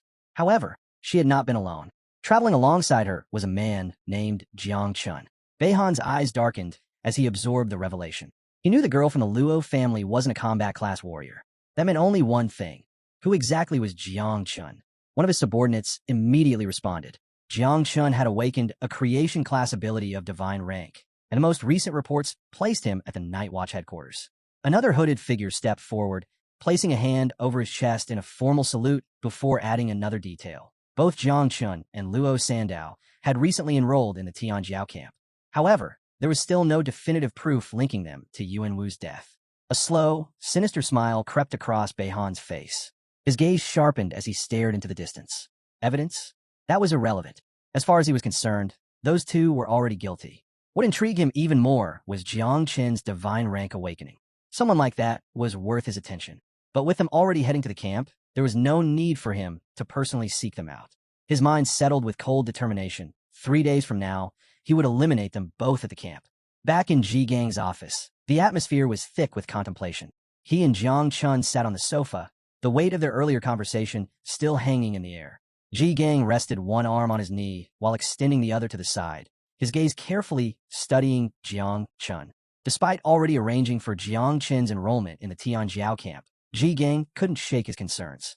However, he had taken precautions. He had secured a strong ally for Jiang Chun, someone who could provide both protection and valuable connections. That person was Shiao, the little princess of the Mu family. A 7th-level transformation cultivator, she was one of the camp's most formidable participants. But before heading to the camp, Jiang Chun would first accompany her on a mission, an exploration of a secret realm. Not only would this give him the chance to grow stronger, but it would also help him establish relationships with potential allies before officially entering the camp. Jiang Chun sat across from Ji Gang, his elbows resting on the arms of the sofa. He remained silent, listening intently. Then, with a mischievous smirk, Ji Gang leaned in, grabbed Jiang Chen's hand, and grinned. He casually mentioned that Xiao wasn't just strong. She was also known for her breathtaking beauty. Since she was the same age as Jiang Chun, Ji Gang playfully suggested that he should try to win her over with his charm. Jiang Chun stiffened, a nervous sweat forming instantly. His expression tensed as he forced an awkward smile. Completely caught off guard, he scratched the back of his head before hesitantly replying that he'd give it a try. Before the conversation could go any further, a sudden knock at the door interrupted them. Ji Gang casually granted permission to enter, and soon, 2 figures stepped inside. One of them was a young woman, Xiao. With her elbow resting on one hand and her chin propped on the other, she studied Jiang Chun with a scrutinizing gaze. Wasting no time, she stated plainly that Ji Gang had asked her to escort someone to a secret realm. Beside Xiao, a man with a laid-back demeanor placed his hand behind his head, closing his eyes with a smile as if he found the whole situation amusing. Xiao, however, turned to Ji Gang with an impatient look, questioning whether he had changed his mind about their arrangement. Ji Gang, ever the smooth talker, responded with a charming smile, saying it was an honor to meet her in person. Xiao crossed her arms, glancing at the ground in mild confusion, while the man next to her continued to stand there, his hand on his head, still smiling as if enjoying the moment. Watching their odd reactions, Jiang Chun couldn't help but wonder what exactly was going on. Both he and Ji Gang stood up. Without hesitation, Ji Gang draped an arm over Jiang Chen's shoulder, his other hand resting casually on his waist. With a confident stance, he explained his delayed response. Yesterday, he had been angry with Xiao's grandfather, which was why he hadn't given an answer. But today, he was willing to agree to the arrangement, with one special condition. Xiao would have to take Jiang Chun with her. Jiang Chun's expression shifted immediately, surprise flashing across his face as he tried to grasp the situation. Xiao placed a hand on her hip and stepped forward with a confident stride. She reminded Ji Gang that she had already given him a level 30 secret realm scroll. Then, raising an eyebrow, she asked if he still intended to add more conditions. Ji Gang remained relaxed, giving a small shrug. Everyone has their own conditions, he replied casually. Xiao considered this for a moment before coming to a conclusion. Ji Gang wasn't trying to push her. He was simply looking for someone reliable to help Jiang Chun level up. Since Jang Chun couldn't enter a secret realm lower than level 50, it made sense why Ji-gang was insisting on her assistance. Meanwhile, the man behind her walked forward, placing his hands behind his back. His amused smile never wavered as he silently observed the conversation. Turning her full attention to Jiang Chun, Mu Hanxiu locked eyes with him. Without hesitation, she asked what level he was and what class he had awakened. Jiang Chun met her gaze calmly and answered without flinching. He was level 17 and had awakened the creation class. Hearing this, Mu Hanxiu placed a hand on her waist, pointed at him with her other hand, and openly scoffed. Her expression filled with disdain as she dismissed him outright as trash. Jiang Chen's patience snapped. His irritation flared instantly, and in his mind, he had already labeled her a spoiled brat. Before Jiang Chun could respond, Ji-gang's mood shifted instantly. His expression darkened, his fists clenched, and pure rage burned in his eyes. Without hesitation, he snapped, calling Mu Hanxiu an empty-headed brat and demanding that she show some respect. He reminded her that Jiang Chun had awakened a hidden divine rank ability, something far from trash. The air in the room grew tense, but before Ji-gang could take action, the man beside Mu Hanxiu swiftly stepped in. Moving quickly, he grabbed Ji-gang around the waist, closed his eyes, and with a forced smile, urged him to calm down. He explained that Mu Hanxiu's outburst wasn't personal. She was just lashing out because her boyfriend had recently dumped her. Mu Hanxiu flinched slightly at his words. She turned her head away, and for the first time, hesitation flickered in her eyes. Perhaps she had gone too far. Jiang Chun, still processing Ji-gang's unusually intense reaction, felt a mix of surprise and confusion. Since when did Ji-gang get this worked up on his behalf? Feeling the weight of the situation, Mu Hanxiu quickly turned toward Ji-gang. Closing her eyes, she extended both hands in a formal gesture of apology. Her voice was noticeably softer as she sincerely asked him to let it go. Jiang Chun rubbed the back of his head, finding the whole exchange strange. But despite the tension, there was still a mission ahead. The secret realm they were headed to was called the Village of Light, a level 30 realm with strict entry conditions. Only 5 people below level 50 could enter. The objectives were clear: eliminate all the monsters, defeat the boss, or destroy the sacrificial altar. Several hours later, the group arrived at the portal leading to the Village of Light. Duan Feng stood at the front, resting a hand on his waist as he turned to face everyone. His expression was serious, and without wasting time, he asserted his authority. This time, he would be the leader. His instructions were firm. If anyone got separated or found themselves in danger, they were to return immediately to the teleportation point. The chances of the realm becoming unstable were low, but they couldn't take any risks. If anything went wrong, retreating was the top priority. Mu Hanxiu stood with her arms crossed, listening silently. A faint, amused smile played on her lips, as if the entire situation entertained her. Meanwhile, Chu Bulang stepped toward Jiang Chun, reaching a hand toward the glowing portal. With a smirk, he closed his eyes and casually mentioned that a level 30 secret realm scroll was worth at least 1 billion. A clear reminder of just how valuable this opportunity was. Yin Xiaoku stood nearby, one hand resting on her elbow, silently observing the conversation. Mu Hanxiu, however, had other thoughts. Turning to Jiang Chun, she shot him a smug look before calling him a newbie. With a condescending tone, she warned him not to start crying once they entered. She didn't want him holding the team back. Jiang Chun simply stared at her without responding. With that, the group stepped into the portal. As they vanished into the swirling energy, Chu Bulang turned back with a reassuring grin, casually telling Jiang Chun not to worry. He'd protect him. Jiang Chun took a step forward, but despite this being only a level 30 secret realm, an uneasy feeling crept over him. Something about this place felt off. After several minutes, the group emerged into a vast, open landscape. They stood atop a lush green mountain, surrounded by thick forests and rolling hills. In the distance, nestled between towering snowy peaks, lay a mysterious village. The view was breathtaking, almost too peaceful. Standing at the back of the group, Chu Bulang admired the scenery, commenting on how beautiful the village looked. But as his gaze wandered, a question lingered in his mind. Where were the monsters? Jiang Chun remained silent, his eyes locked on the eerie village below. Duan Feng, his hand still resting on his waist, studied the scene carefully. After a moment, he made an unsettling observation. The monsters were likely hiding inside the villagers' houses. Without hesitation, he decided they would need to search each house one by one. The group cautiously made their way down the mountain toward the village. As they walked, Duan Feng reassured them not to worry before quickly assigning roles. Chu Bulang would take the vanguard position, drawing enemy attention. Duan Feng himself would focus on dealing damage. Yin Xiaoku would be in charge of healing. Jang Chun and Mu Hanxiu were to stay close behind and not stray from the group. Everyone nodded in agreement, responding with a firm, understood. Deeper within the village, a strange stone sat atop a large rock. Inscribed upon it were the words, Guangming Village. Yet, instead of radiating light or warmth, the stone pulsed with an eerie, malevolent aura. Duan Feng, Yin Xiaoku, and Jiang Chun approached cautiously. The moment they got closer, Duan Feng's instincts screamed at him. Immediately, he raised his hand, signaling the others to stop. His gut told him this was no ordinary rock. There was something deeply unnatural about it. His voice was firm as he urged everyone to proceed with extreme caution. Yin Xiaoku stood beside Duan Feng, gripping her magical staff tightly. A deep frown formed on her face as she admitted she hated the atmosphere of this village. Something about it felt wrong, as if something unnatural lurked beneath its surface. Jiang Chun said nothing, his sharp gaze fixed on the unsettling scene before them. After a brief pause, Yin Xiaoku made a decision. Before they moved any further, she would apply a purification buff over the entire village. Closing her eyes, she extended a hand toward the sky. Instantly, a surge of blue magical energy erupted from her palm, spreading like mist through the air. The entire area became bathed in shimmering magical dust, coating every surface with a faint glow.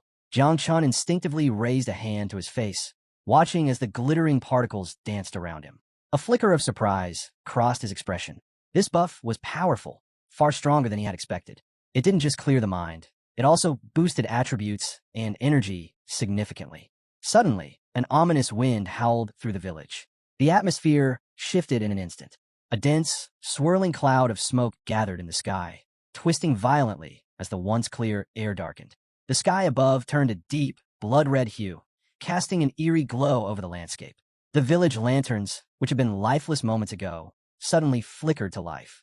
Shadows danced across the stone walls, moving unnaturally as if they were alive. Above them, the evil energy thickened, pulsating like a living entity. Everyone tensed. Their instincts screamed that something was terribly wrong. Duan Feng's sharp eyes locked onto the source of the disturbance, the mysterious stone they had examined earlier. In that instant, a horrible realization struck him. This wasn't just an ordinary artifact. It was the very source of the corruption. His expression turned grim as he whipped around, his voice urgent as he shouted for everyone to run. But before he could finish, the stone unleashed a powerful force. A sudden, invisible pull gripped Duan Feng, dragging him toward the stone like a vortex. Caught off guard, he struggled, fighting against the unnatural force, but it was too late. His body was yanked forward, the energy swallowing him whole. With his final breath before disappearing, he yelled desperately, "Stay away from the stone. Call for reinforcements immediately. This is a mutation." Then he was gone. A blinding light shot down from the sky, crashing into the center of the village. The impact sent a shockwave outward, forming an immense magical barrier that rapidly expanded, sealing off the entire area. There was no escape. At that moment, multiple system windows flashed before everyone's eyes. Warning! The secret realm, the beautiful town, has undergone a mutation. It is now classified as the Village of the Dead. Difficulty level, Nightmare. New completion conditions. Eliminate all the undead in the Village of Light. Kill the final boss. A final system message followed. The light fades away. Darkness flourishes. That is when the door to the kingdom of death will finally open. The thick smoke suddenly dispersed, and before Jiang Chun could react, he found himself teleported into a dimly lit house. His breath came unsteady as he processed the system messages flashing before him. His mind raced. This wasn't just an increase in difficulty. The realm had jumped straight from normal to nightmare level. Worse, the group had been scattered. A drop of sweat slid down his cheek. He clenched his fists. At level 17, facing nightmare-level enemies alone was suicide. He quickly recalled Duan Feng's strict orders. If you get separated or find yourself in danger, return to the teleportation point immediately. Jiang Chun wasn't about to take any reckless risks. He made a snap decision. Getting out of here was the priority. Without hesitation, he turned toward the wooden wall. Gathering his strength, he launched a powerful kick. Crack! The wooden planks splintered apart. But instead of an exit, he found himself in another dimly lit room. The unsettling atmosphere made his skin crawl. Faint lamps swayed eerily from the ceiling, casting flickering shadows across the floor. Scattered throughout the room were old, decayed coffins, their lids covered in thick layers of dust. But what caught Jiang Chen's attention was the framed painting hanging on the wall. It was a portrait of an old man, Something about it sent a chill down his spine. The man's expression was blank, lifeless. But then, the old man in the painting moved. His lips curled into a sinister smile. Jang Chun's body tensed instantly. His instinct screamed at him. Something was terribly wrong. Is this an illusion? He wondered. Before he could react, a loud creak echoed through the room. One of the coffins shifted. The lid slowly slid open, and from within, a clawed hand emerged, its razor-sharp fingers glinting under the dim light. Jang Chun spun around, his muscles coiled, ready to react. His confusion deepened. What the hell was happening? Then, the silence shattered. The other coffin suddenly burst open. From within, several necromancers emerged. Their skeletal frames were wrapped in tattered robes, dark energy radiating from their bodies. Their hollow eyes glowed with a haunting light as they fixated on him. The system instantly identified them. Level 30 necromancers. Abilities: charge, decapitate, corrosion. Main characteristic: immune to normal physical attacks. Jiang Chen's heart pounded. Immune to physical attacks. That meant swords, fists, and conventional weapons were useless. The necromancers moved fast, their clawed hands twitching as they closed in on him with unnatural speed. But Jiang Chen wasn't about to stand there and wait for death. His expression darkened as he raised his hand. A thick, purple mist began to swirl in his palm. The poisonous mist of Little Nine. His gaze locked onto the approaching enemies. If normal attacks don't work, then I'll just use poison. The hunt begins, Little Nine's feast. Just as the necromancers prepared to strike, Jiang Chun moved first. With lightning speed, he unleashed the poisonous mist of Little Nine, flooding the entire room in seconds. The thick, toxic fog spread rapidly, enveloping the undead figures in its lethal embrace. Without wasting a second, Jiang Chun bolted out of the house, leaping effortlessly onto the roof of a nearby building. From his vantage point, he kept a sharp eye on the house below, waiting to see the effects of his attack. Then they emerged. The necromancers walked straight out of the mist, completely unharmed. Their skeletal bodies remained intact, their eerie, glowing eyes still fixed on him. Jiang Chun frowned. So it was as he suspected, poison was still considered a physical attack, making it useless against them. He needed another approach. If he wanted to deal with these creatures properly, he had to find Yin Shaoku as soon as possible. Only a mage's magic could truly counter the undead. As he weighed his next move, a familiar presence stirred beside him. Little Nine had manifested. Clenching her tiny fist close to her chest, she stared down at the necromancers with an intense, hungry gaze. Drool trickled from the corner of her mouth as she eagerly licked her lips. "Can I eat them?" she asked, her voice filled with excitement. Jiang Chun turned to her, momentarily caught off guard. He hadn't expected that reaction. With a confused expression, he hesitated before asking, "Wait, you can devour necromancers? Wouldn't that still count as a physical attack?" Meanwhile, the necromancers advanced, their hollow eyes locked onto him with eerie determination. Little Nine's body pulsed with a dark, twisting aura. Her gaze remained fixated on them, like a predator sizing up its prey. Then, a wicked grin stretched across her face. "I can eat them. They're delicious." Jiang Chun studied her carefully before giving a slow nod. "All right, give it a try, but don't push yourself. If you get into trouble, I'll get you out." Little Nine's grin widened into something almost sinister. Without another word, she launched forward at terrifying speed, her expression twisting into something hungry. From the rooftop, Jiang Chun watched closely. She was fast. Before the necromancers could even react, Little Nine tore through them, her strikes razor-sharp and precise. She ripped them apart with an almost playful aggression, devouring them piece by piece. The battle ended in moments. Once it was over, she casually sat down on the ground, pulling her knees together and resting her chin on her hands. Closing her eyes, she let out a satisfied sigh, smiling like she was in heaven. To her, the necromancers weren't enemies. They were just a delicious meal. Jiang Chun, watching from above, couldn't help but be amazed. His mind drifted back to what he knew about Little Nine's origins. She came from the abyss, meaning she was, at her core, an undead being herself, a creature of darkness.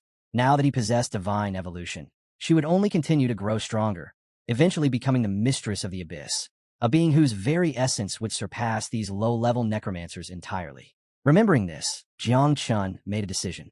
Stretching out his hand toward the battlefield below, he let his body release the poisonous mist of Little Nine once more.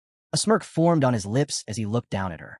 If she could devour these necromancers, then it was time for the others to feast as well. A powerful surge of energy coursed through his body, making him tremble slightly. Then, in an instant, thousands of insects erupted from his body. The swarm of dark, Venomous creatures spread like a plague, descending upon the necromancers without mercy. Their movements were swift, calculated, and precise. Jang Chun issued a single command. Spread out. Feast. But don't let the others see you. Like a well-coordinated army, the insects obeyed without hesitation, tearing into the necromancers and devouring them whole. System notification. Your spiritual pets have killed 3 low-level necromancers. You have gained 15,210 points. Little Nine has devoured additional necromancers. She has gained 4,602 points. As the last of the necromancers vanished beneath the writhing swarm, another system window materialized before Jang Chun. Congratulations. You have leveled up. Level 17, level 18. +1 to all attributes, +10 potential points. Jang Chun stepped back inside the house, his eyes gleaming with excitement. Extending one hand to the side, he clenched the other into a tight fist, feeling the raw power surging through him. A satisfied grin spread across his face. This is insane. In mere seconds, he had racked up over 500,000 experience points and leveled up instantly. This secret realm wasn't just a challenge. It was a paradise tailored for him. With the necromancers wiped out, Jang Chun turned his gaze back toward the old man's painting. Before, the old man had been smiling, but now, the smile was gone. The old man's expression had twisted into one of sheer terror, his entire body trembling inside the frame. Jang Chun placed his hands on his waist, smirking as he mockingly asked, "Why aren't you smiling anymore?" At that moment, Little Nine materialized beside him. Glancing outside, she casually reported, "Everything's already been eaten." Jang Chun flashed her a thumbs up. "Good work." Then, he turned back to the trembling photo. With a sly grin, he asked, "Hey, can you eat this too?" Little Nine's eyes gleamed with hunger. She stared at the painting as if it were her next meal. The moment the old man in the painting saw Little Nine's hungry gaze, his trembling intensified. And then, bang! The photograph exploded into pieces. Both Jang Chun and Little Nine flinched, momentarily caught off guard. A system window popped up. "Congratulations. You have successfully scared off the level 35 Elite Death Guardian. You have earned 8,701 experience points." As the shattered remains of the photograph fell to the ground, Jang Chun and Little Nine stood there, staring at the pieces. A strange sense of disappointment settled over them. For some reason, they both felt a little let down. Elsewhere in the village, Duan Feng was fighting for his life. With a powerful swing, he smashed a necromancer across the face with his bow, sending it staggering backward. More undead swarmed toward him, their glowing eyes fixed on their prey. Teeth clenched, Duan Feng gripped his bow tightly, using it as both a weapon and a shield. He swung fiercely, striking another necromancer hard enough to send it crashing to the ground. Suddenly, one lunged at him from behind. Reacting instantly, he twisted his body and used the sharp string of his bow to slice clean through its outstretched hand. His heart pounded. If I didn't have a longbow, I wouldn't even be able to fight these things. As he continued battling, his mind drifted to the others. Most of them were strong enough to hold their own, but Jang Chun, he wasn't even level 30 yet. Duan Feng clenched his jaw. If something happened to Jang Chun, how would he even explain it to Ji-Gang? Just as that thought crossed his mind, a system window appeared in the sky. Teammate has killed a lower-level Spectre and an elite rank Guardian, level 35. You have earned 12,161 points. Duan Feng's head snapped up. His body froze. Wait, what? A Spectre? An elite Guardian? A level 35 boss? His hands trembled as his mind raced. Who? Who could have done this? Before he could process it, another horde of necromancers rushed toward him. No time to think, he turned and ran. As he sprinted, his mind replayed the system message. Someone was wiping out monsters instantly. And that person had to be insanely strong. At first, he suspected Chu Balang, but no, his combat stats were too passive. Then, he considered Yin Xiaoku, but while she was a mage, she wouldn't have been able to take down so many enemies this fast. Finally, he thought of Muhan Xiao. Was she this powerful? If so, then there was hope. The necromancers closed in fast, forcing him to pick up his pace. At least now, with a hidden powerhouse on their team, there was a real chance to save the others. Still, he could only hope that Jiang Chun could hold on a little longer. Somewhere else in the village, a lone figure staggered through the darkness, one hand clutching a deep wound on her shoulder. Blood dripped from the corner of her mouth, her body covered in scratches and bruises. It was Muhan Xiao. Behind her, a horde of necromancers relentlessly pursued her, their hollow eyes glowing with eerie malice. She was barely holding on. Every step felt heavier than the last. Her strength was fading fast, and even her primary ability, speed, had become useless in her current state. Her breaths came in ragged gasps. She didn't want to die. I can't die here. I still have to participate in the young talent camp. I have to revitalize my family. But no matter how much she struggled, her hope was slipping away. For the first time, she wanted to go home. Tears welled up in her eyes as she forced herself forward, her legs trembling beneath her. Then, something strange happened. The necromancers behind her stopped chasing. In fact, they turned and ran. Mu Hanchio's eyes widened in shock. What's going on? Was it one of her teammates? Did someone just wipe them out? Summoning the last of her strength, she pushed forward, forcing herself to move faster. A few moments later, she reached the end of an alley. But then, a thick purple mist began to drift around the corner. The moment she felt its presence, her heart pounded. This energy, it's powerful. A wave of relief washed over her. If this was coming from one of her teammates, then I'm saved. She just had to hold on a little longer. But luck wasn't on her side.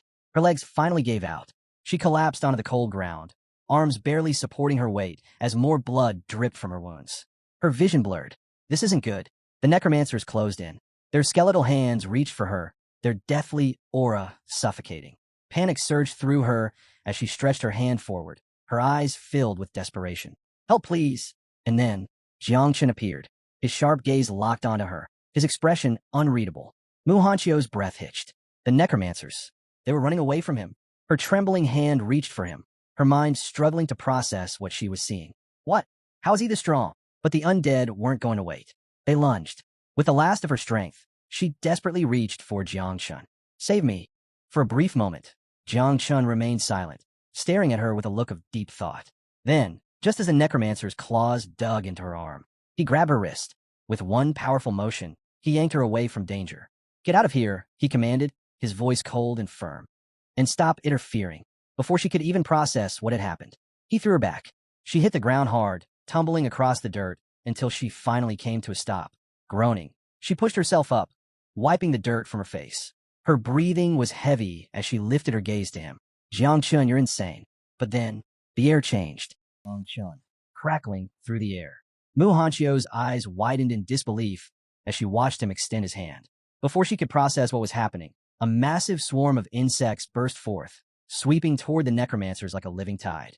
The undead barely had a moment to react before the swarm descended, tearing them apart with ruthless efficiency. Behind Jang Chun, Mu Hanchio sat frozen, her heart pounding. Poisonous mist coiled around him, blending with the writhing insects under his command. The sheer dominance he displayed left her shaken.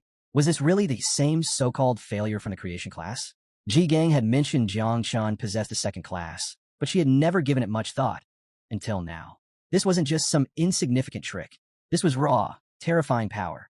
A realization settled over her, and an unfamiliar warmth spread through her chest. She placed a hand over her mouth, unable to take her eyes off him. In that moment, admiration bloomed into something deeper. She was falling for him. 30 minutes later, the rest of the team regrouped, their battle with the remaining necromancers finally over. Chu Buelang slumped over, resting his hands on his knees as he struggled to catch his breath. Damn, these necromancers weren't messing around, he muttered between gasps. Duan Feng, however, wasn't as relieved. He rubbed his temple, deep in thought. Something about this whole situation felt wrong. He hadn't encountered a single necromancer since leaving that house. Why? Yin Xiaoka tightened her grip on her staff, turning toward Duan Feng. Could it be that Mu Hanchio can control necromancers? She suggested hesitantly. It was a wild guess, but considering the circumstances, it wasn't entirely impossible. They had no idea if she had some hidden ability. Nothing about this battle had felt normal. Before they could dwell on the idea, Yin Xiaoka suddenly pointed ahead. Look over there, she exclaimed. The group's attention snapped toward the battlefield in the distance. The ground was scorched and torn apart, signs of a brutal clash not long ago. Chu Buelang furrowed his brows. What the hell happened here? But Duan Feng wasn't focused on the destruction. His mind was on Jang Chun. Not far from them, the remains of necromancers lay strewn across the ground, their bodies still cloaked in a lingering poison mist. The moment Yin Xiaoka saw the scene, she froze. Duan Feng's expression darkened, a sinking feeling twisting in his gut. This isn't good, he murmured. If Jang Chun was here, we need to find him.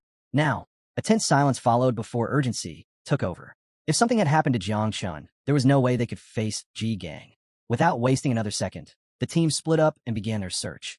After several minutes of tracking, the group followed the trail through the village. As they turned a corner, they all came to an abrupt stop, their eyes widening at the sight before them. Duan Feng stood frozen in shock. Yin Xiaoka could barely find the words to speak. Even Chu Buelang, normally the most carefree of them all, stared in sheer disbelief. Sitting casually on a small stairway was Jang Chun. His elbows rested on his knees, his head propped up by one hand, looking as if he had all the time in the world, completely at ease.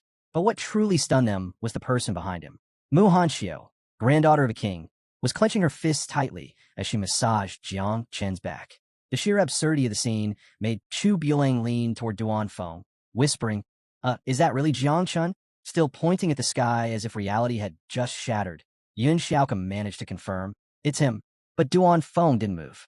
His instinct screamed that something was off.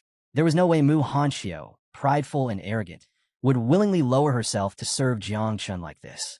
His grip on his bow tightened. Don't move, he ordered, eyes narrowing. Something isn't right. This had to be a trick, a deception created by the boss of this secret realm. Behind Jiang Chun, Xiao continued her massage, unaware of the silent tension building. But the moment she and Jiang Chun noticed the group standing there, they both froze. Jiang Chun stood up lazily, jerking a thumb toward the side. The boss is in the backyard, he said in an easygoing tone. Instead of relief, the group only grew more tense. Duan Feng immediately raised his bow, his expression dark. Nobody move. Chu Buelang clenched his fists, preparing to strike, while Yun Xiaoka gripped her staff even tighter. She locked eyes with Jiang Chun, her voice firm. One question. Answer honestly. Jiang Chun and Xiao exchanged puzzled glances, but before he could say anything, Xiao suddenly stepped forward. Spreading her arms protectively in front of Jiang Chun, she shot the group a determined glare. If you want to hurt Jiang Chun, you'll have to step over my dead body first. Jiang Chun blinked, caught completely off guard. What's she doing? For a moment, he could only stare at her, baffled by her sudden protectiveness. Then, with a sigh, he placed a hand on her face and gently pushed her aside. Stepping forward, he met Duan Feng's gaze directly, closing his eyes for a moment before pressing a hand to his chest. With a playful smirk, he spoke calmly. I know what you're thinking. Relax, I'm not a monster. I just have a little more charm than most. The group remained quiet, their gazes fixed on Jiang Chun, unreadable. Seeing their skepticism, Jiang Chun decided to put their doubts to rest. Your boss is Ji-Gang. Aunt Tang's cooking is amazing. At those words, Yun Xiaoka immediately stepped forward, placing both hands on his chest. Are you hurt? She asked, scanning him for any signs of injury. Jiang Chun simply touched his head, closed his eyes, and gave a relaxed smile. Seeing this familiar expression, Chu Buelang let out a long sigh of relief, finally easing up. Duan Feng, however, still looked wary. Meanwhile, Xiao, who had been hiding behind Jiang Chun, tightened her grip on the edge of his cloak, her face burning with embarrassment. Don't be mad at me, she mumbled, barely audible. I was just being obedient. Duan Feng's sharp eyes landed on her.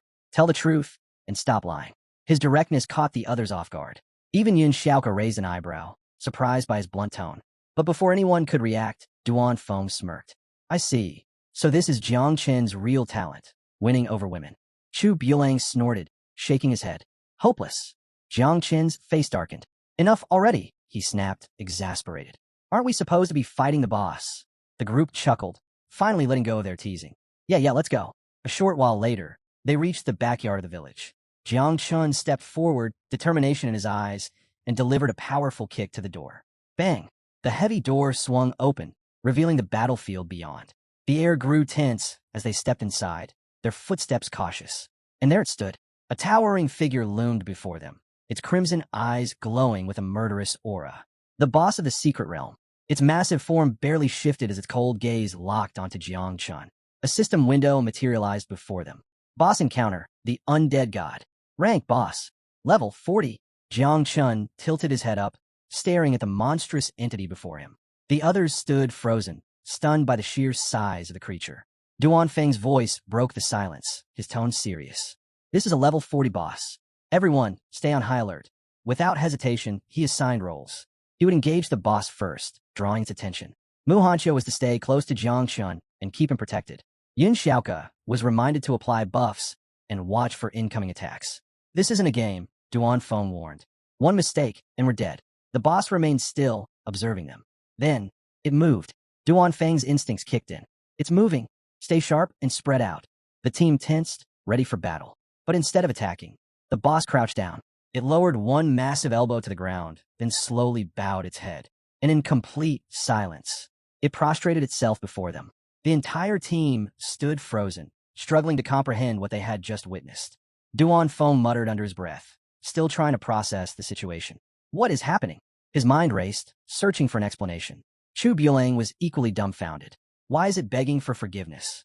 Even Mu Hanxiu, who had mentally prepared herself for an intense battle, found herself at a complete loss for words.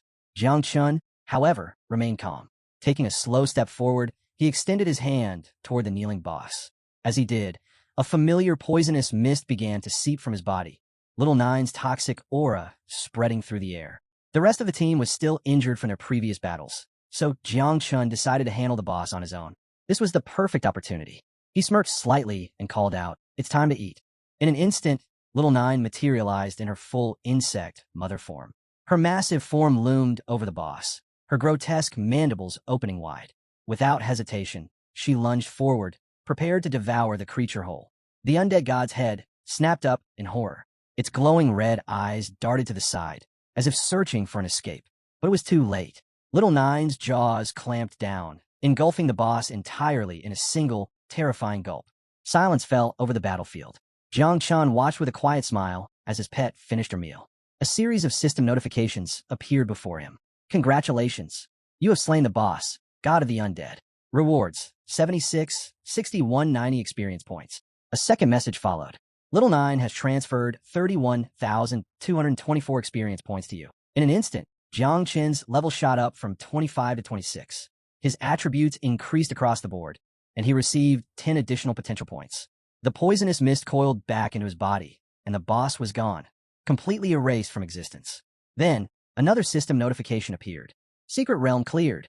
You have completed Village of the Undead, Nightmare difficulty. As Jiang Chun absorbed the messages, the reality of what had just happened finally hit the rest of the team.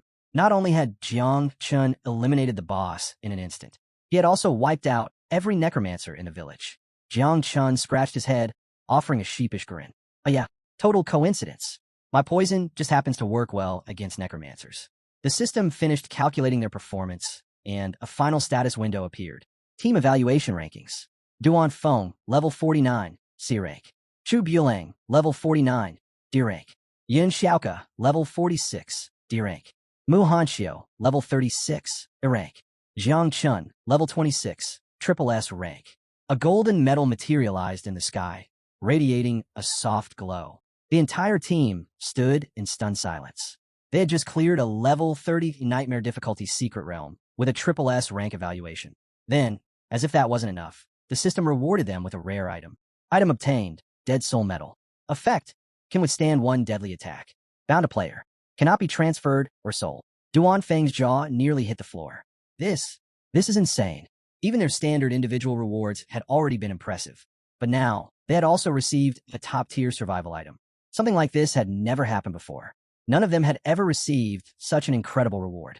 And it was all thanks to following Jiang Chun. They had won without even lifting a finger. Without hesitation, the entire team stepped forward, bending slightly at the waist, hands resting on their knees. "Thank you," they said in unison. Jiang Chun rubbed the back of his head, laughing awkwardly. Aha, it was nothing. But in truth, he had gained the most. Among his many rewards, the system had granted him an impressive haul. 2 skill books, a metal glove, a magic scroll, a mysterious crystal, a scythe, a necklace, a ring, a shield. As he crossed his arms, his eyes scanned over the collection. No wonder this secret realm had such a high death rate. The rewards were worth billions. But among all the treasures, one item stood out the most. Invisibility Cape, Platinum Quality. Plus 80 Agility. Plus 50 Energy. Grants invisibility for 3 minutes. Cooldown, 2 hours. Jiang Chin's eyes gleamed with excitement. This was perfect. Not only was it practical, but it was also stylish. Without a second thought, he reached out and claimed the cape for himself. As for the other items, most weren't particularly useful to him. He made a mental note to sell them once he returned. He could use the money to buy pure blood for his insects.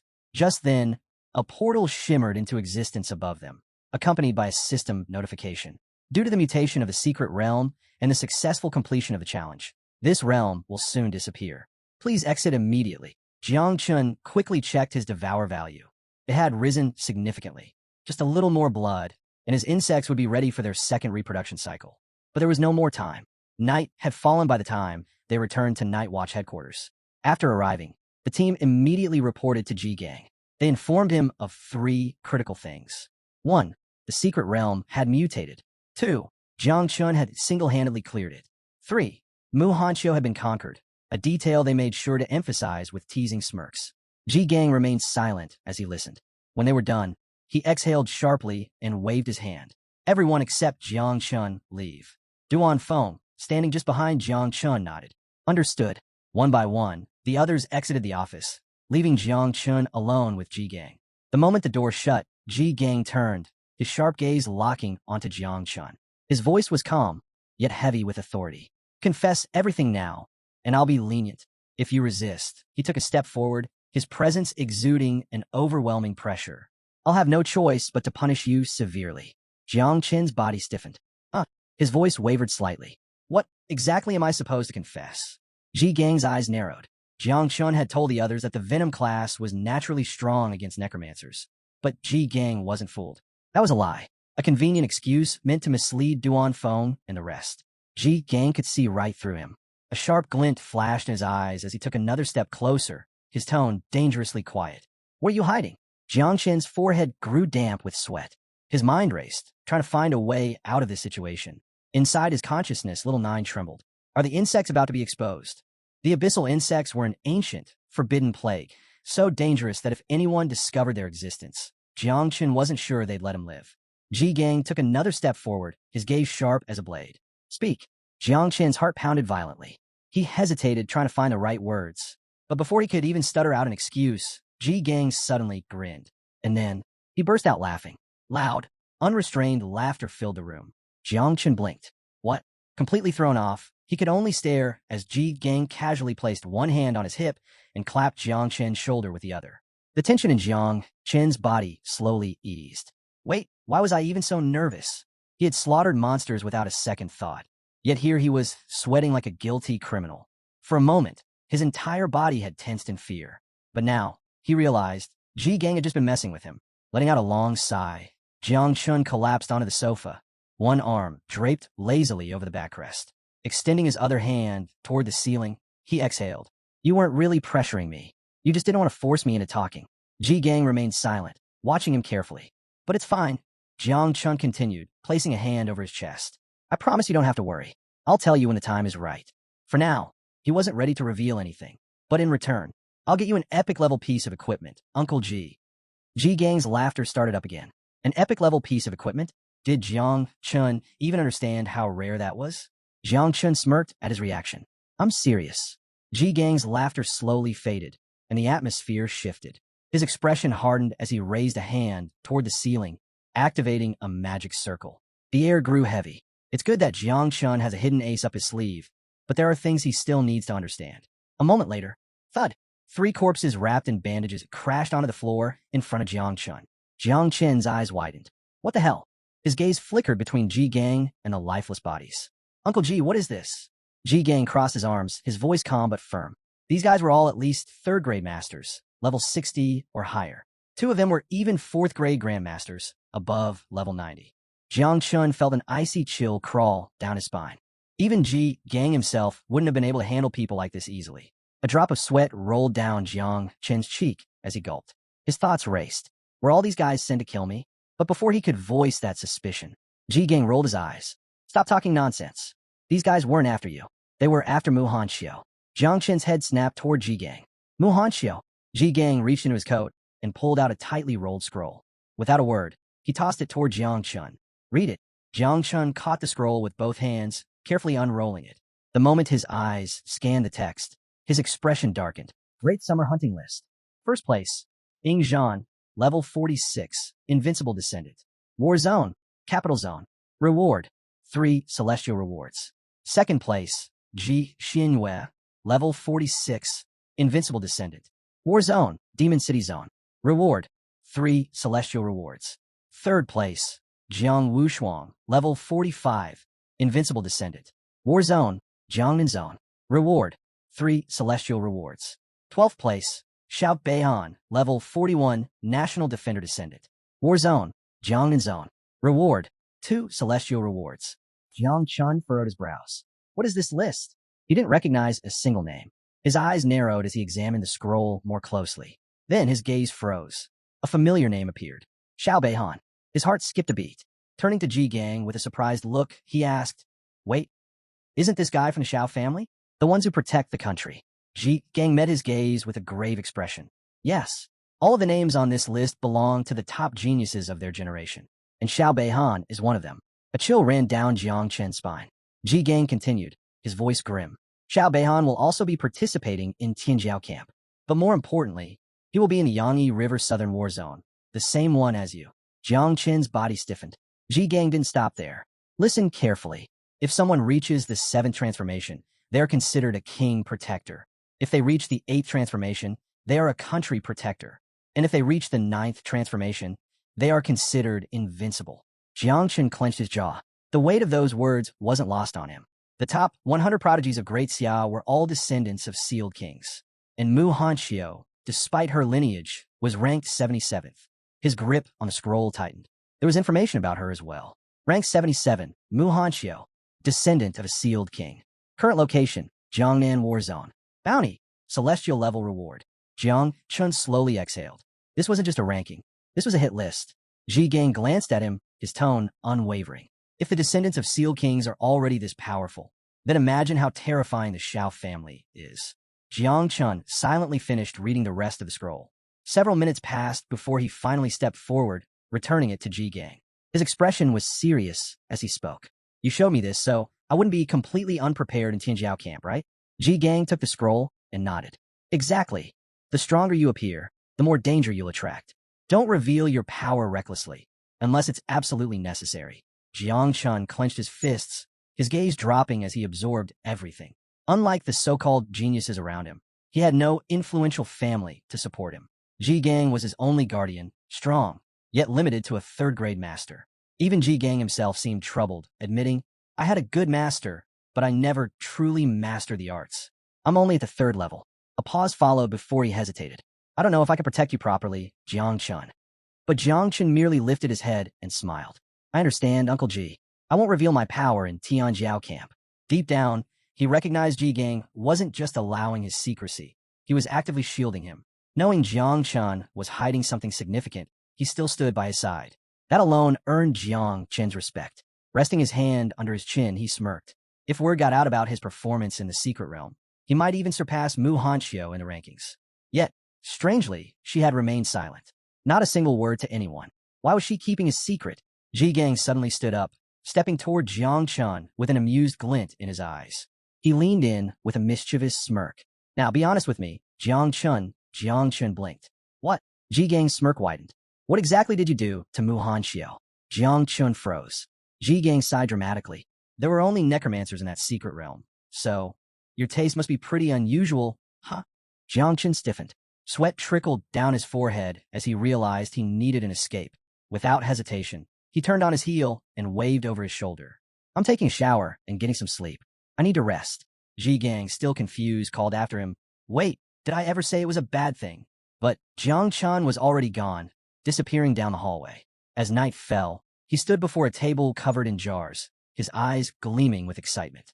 33 units of 3rd-level blood. 14 units of 4th-level blood. He had sold most of his equipment to obtain these resources, but it was worth it. This amount would be enough for his insects to reproduce a 2nd generation. Picking up a jar, he removed the lid and poured the thick, purple blood onto his arm.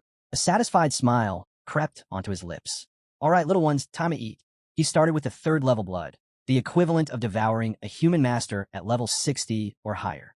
Each jar required hundreds of ferocious beasts to produce. With a sigh, he chuckled and told his insects, your father worked really hard for this. At that moment, Little Nine appeared, climbing onto Jiang Chen's head and fixating on the blood coating his arm. Her glowing eyes gleamed with hunger. I want to eat too, she whined. Jiang Chun glanced up, amused. Not yet. You still have a long way to go before you can reproduce. The instant she heard that, her pout deepened. Her tiny hands clutched his hair as tears welled in her eyes. Then, like a spoiled child, she burst into exaggerated sobs. Jiang Chun exhaled in resignation. Fine. He plucked her off his head and casually tossed her onto the table. In an instant, she brightened, grabbing a jar of blood with excitement. You're the best, Dad, she giggled, popping the lid open. A tiny straw appeared in her hand, and she happily sipped the blood as if it were a luxurious drink. Meanwhile, Jang Chun grabbed another jar and removed the cap, this time pouring the thick, 4th-level blood onto his arm. This blood was different. Equivalent to a level 90 human master, it carried a potent energy that instantly triggered a response from the insects inside him. Thousands of them surged out, eagerly drinking their fill. A system window materialized. System notification. Reproduction process of 9 wings insect larvae has begun. Each insect can reproduce between 40 and 60 larvae. Divine evolutionary acceleration is in progress. Jiang Chun remained silent as he watched the process unfold. More and more insects emerged, feeding greedily on the blood. Minutes later, another notification appeared. System notification. Reproduction process completed. Total new offspring 100,000. Jiang Chun's hand trembled. Then, without warning, a thick, purple mist erupted from his palm. But this wasn't ordinary mist. It was alive. His breath caught as he stared at his own hand, instincts screaming that something had changed. His expression darkened, his entire body going on high alert. What is happening to me? For a moment, he was frozen. Then, to his horror, the insect larvae began pouring out of his hand in waves. His eyes widened. Panic set in as he clutched his wrist, trying desperately to stop them. But it was futile. The 100,000 newborn larvae burst from his arm, flooding the apartment in an instant. They swarmed the air, devouring everything in sight. Jiang Chun's gaze snapped to the ceiling. It was already being eaten away. His heart pounded. Were they rebelling? Gritting his teeth, he raised his fist toward the ceiling and roared. Return to the nest. Now, the insects froze midair. Then, as if obeying an invisible command, they swirled back toward him, rushing into his arm like a wave retreating into the ocean. Jiang Chun let out a slow, steady breath. Turning his head, he saw the damage. The insects had already devoured part of the table and an entire painting. A chilling realization sank in. These creatures were far more dangerous than he had imagined. If he lost control for even a second, they could consume everything. On the table, Little Nine happily licked the last drops of blood from a jar, completely unfazed by the chaos around her. Jiang Chun's eye twitched. Are you serious right now? He shot her an exasperated glare. You were too busy stuffing your face to keep an eye on your own offspring. But Little Nine ignored him entirely, letting out a satisfied sigh as she hugged the empty jar like a child after a big meal. Jiang Chun groaned. She's hopeless. Shaking his head, he turned his attention to his status window. A glowing system panel appeared before him. Jiang Chun status. Level 26. Title, Sovereign of Insects. Profession, Divine Rank Creation Class. Talents, Growth of All Things, Level 1. Divine Evolution, Level 1. Ancestral Tree. Unawakened. Another status window flashed open, this time for Little Nine. Little Nine's status. Level 21. Title, Insect Mother, 9 Wings of Miasma. Disaster Rank. Offspring Count, 100,000 units. Combat Power, 197 stars. Jiang Chun's eyes widened. Her combat power had skyrocketed. At 197 stars, she was already approaching the level of a 3rd-level master. A grin spread across his face. This is insane. The growth rate is too fast. His body buzzed with energy as he clenched his fist. Everything is ready. Tomorrow, he would enter Tianjiao camp. Once he reached level 30, he could finally complete Little Nine's 2nd reproduction cycle. His mind drifted to the possibilities. The next mother insect, a dangerously alluring presence. His smirk deepened. Things are only going to get more interesting from here. Meanwhile, at the Night Watch headquarters, Tianjin sat across from Ji Gang, her brows furrowed in concern. Are you seriously thinking about calling Chana Wang for this? There was disbelief in her voice. Is it really necessary to make such a fuss over Jiang Chun?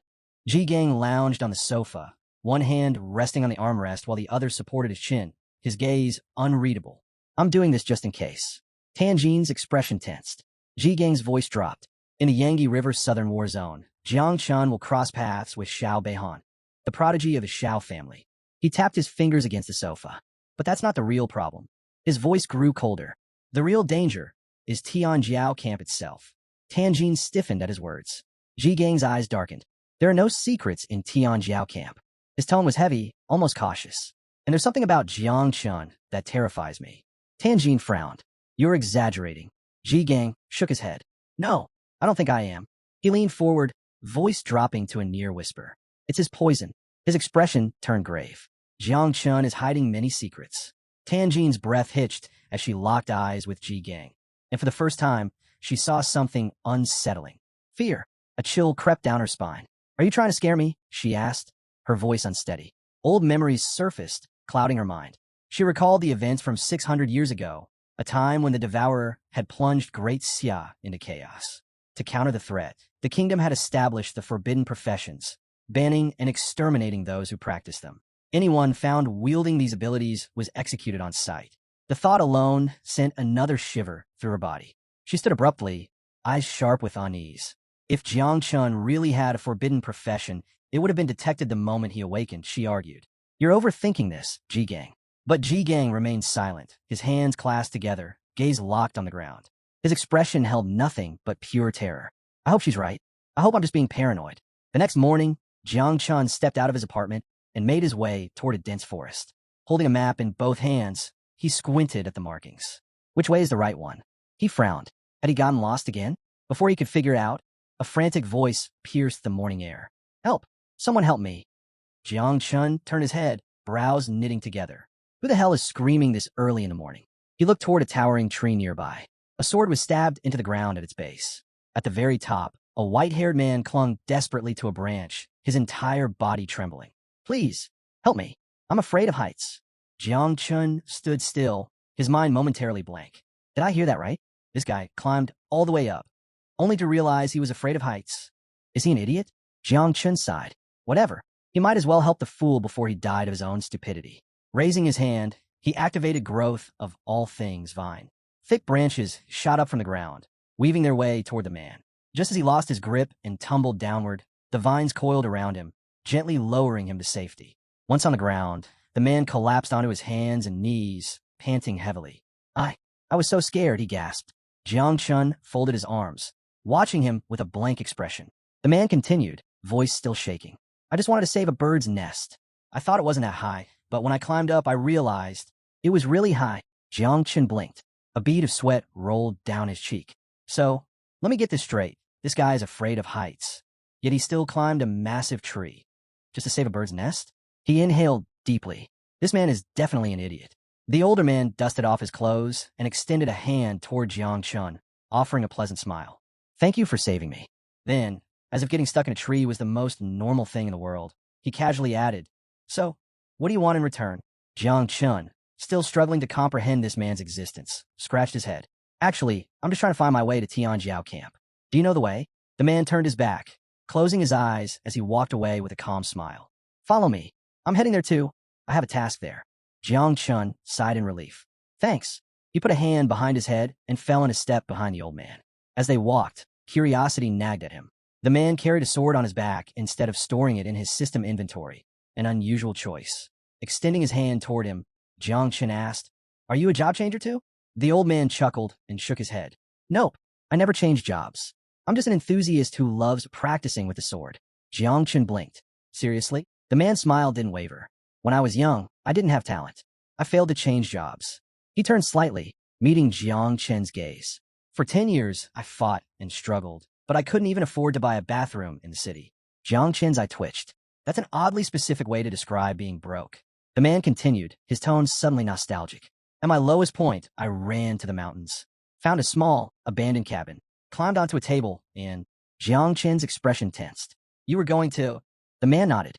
Yeah, I was ready to hang myself. But then, out of the corner of my eye, I saw it. A sword. Jiang Chun frowned. A sword? The old man's smile returned. Something inside me changed. I decided to live. From that moment on, I trained with the sword every single day. His eyes gleamed with excitement as he continued. I practiced drawing the sword for 20 years. Then, I practiced fencing for 30 years. Jiang Chun stared at him, waiting for some profound conclusion. The man paused dramatically. And one day, I had a revelation. Silence stretched between them. Jiang Chun forced a polite nod.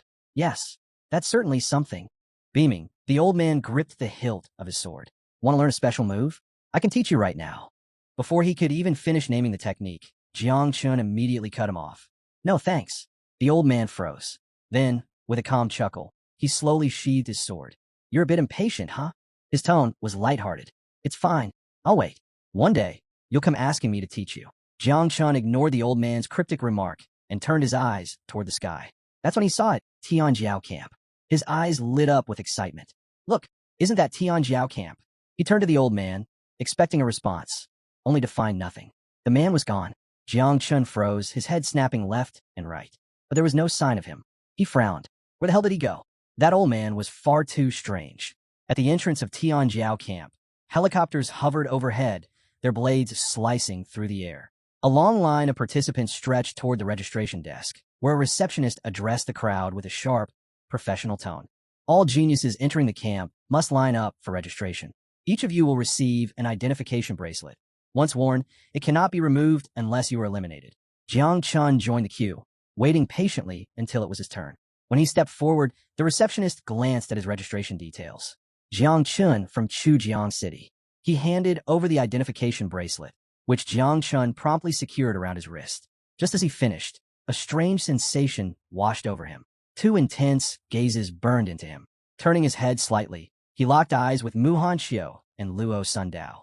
Both girls stood with their hands over their chests, their faces slowly turning bright red, their dreamy eyes fixated on him. Jiang Chun blinked. What is happening? He understood why Luo Sundao was looking at him like that. He was her benefactor, after all. That made sense. But Shiao, what was she doing? Before he could make sense of the situation, the two suddenly turned on each other. Their expressions darkened as the tension between them escalated in an instant. What are you doing here? Luo Sundao snapped. I should be asking you that. Shiao shot back. Their stares sharpened into full-blown hostility. Luo Sundao crossed her arms, irritation clear in her voice. Why are you even calling Jiang Chun love? She exhaled in exasperation. I told you to stop reading those romance novels. Now you're hallucinating. Shiao smirked, flipping her hair dramatically. You're right. I was clueless before, but now I know what true love is. She tilted her chin up. Compared to me, you're nothing. Luo Sundao's eyebrow twitched. The argument escalated further, their words growing sharper by the second. Meanwhile, Little Nine materialized beside Jiang Chun, casually pulling out a slice of watermelon. She took a slow, satisfied bite, chewing leisurely as she glanced at him. This is getting good, she mumbled between chews. Jiang Chun remained completely silent. This is too much to process. Luo Sundao, still fuming, suddenly pointed at Little Nine. And why is she so close to Jiang Chun? Before Little Nine could even respond, Shiao swooped in, grabbing Jiang Chun's arm. She smirked at Luo Sundao. Jealous much? Then, mockingly, she added, stop being so narcissistic. I'm not following him. With a teasing smile, she leaned her head against Jiang Chun's shoulder. Besides, she purred, Jiang Chun has the final say in this. Jiang Chun still didn't say a word. Luo Sundao's eyes narrowed. You told me something similar a long time ago, she smirked. And now it's actually happening. Shiao's face turned even redder. Fidgeting, she muttered, WL, Jiang Chun is very handsome. Luo Sundao stepped closer, placing a hand on her shoulder with a playful laugh. So, are we good friends again? Shiao hesitated for a moment before nodding firmly. Then, with determination in her voice, she declared, we're no longer just friends. We're rivals in love. She folded her arms. We're friend-enemies. Jiang Chun started sweating.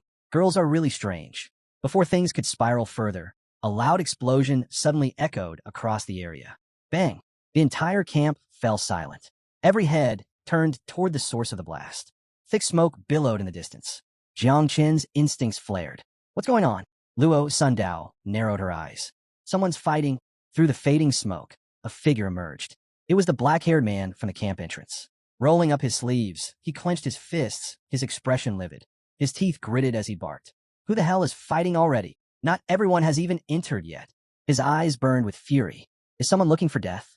Jiang Chun, standing behind the scenes, observed closely. His gaze locked onto the black-haired man. This guy, he's a patrol instructor. But what truly shocked him was the sheer power radiating from the fighters in the area. Do instructors normally have third-level master strength? The instructor stormed toward the battlefield, prepared to break up the fight.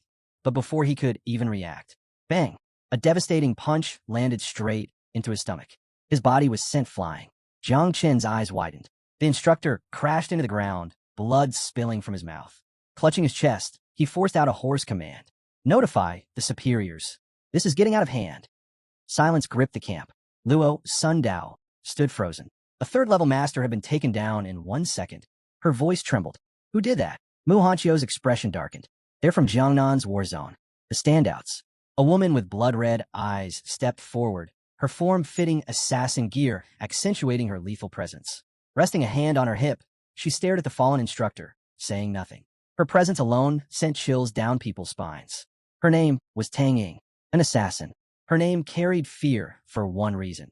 She had recently assassinated a level 4 grandmaster in Sakura country. Then, a second figure emerged, a man with fiery red hair, his body crackling with raw, destructive energy.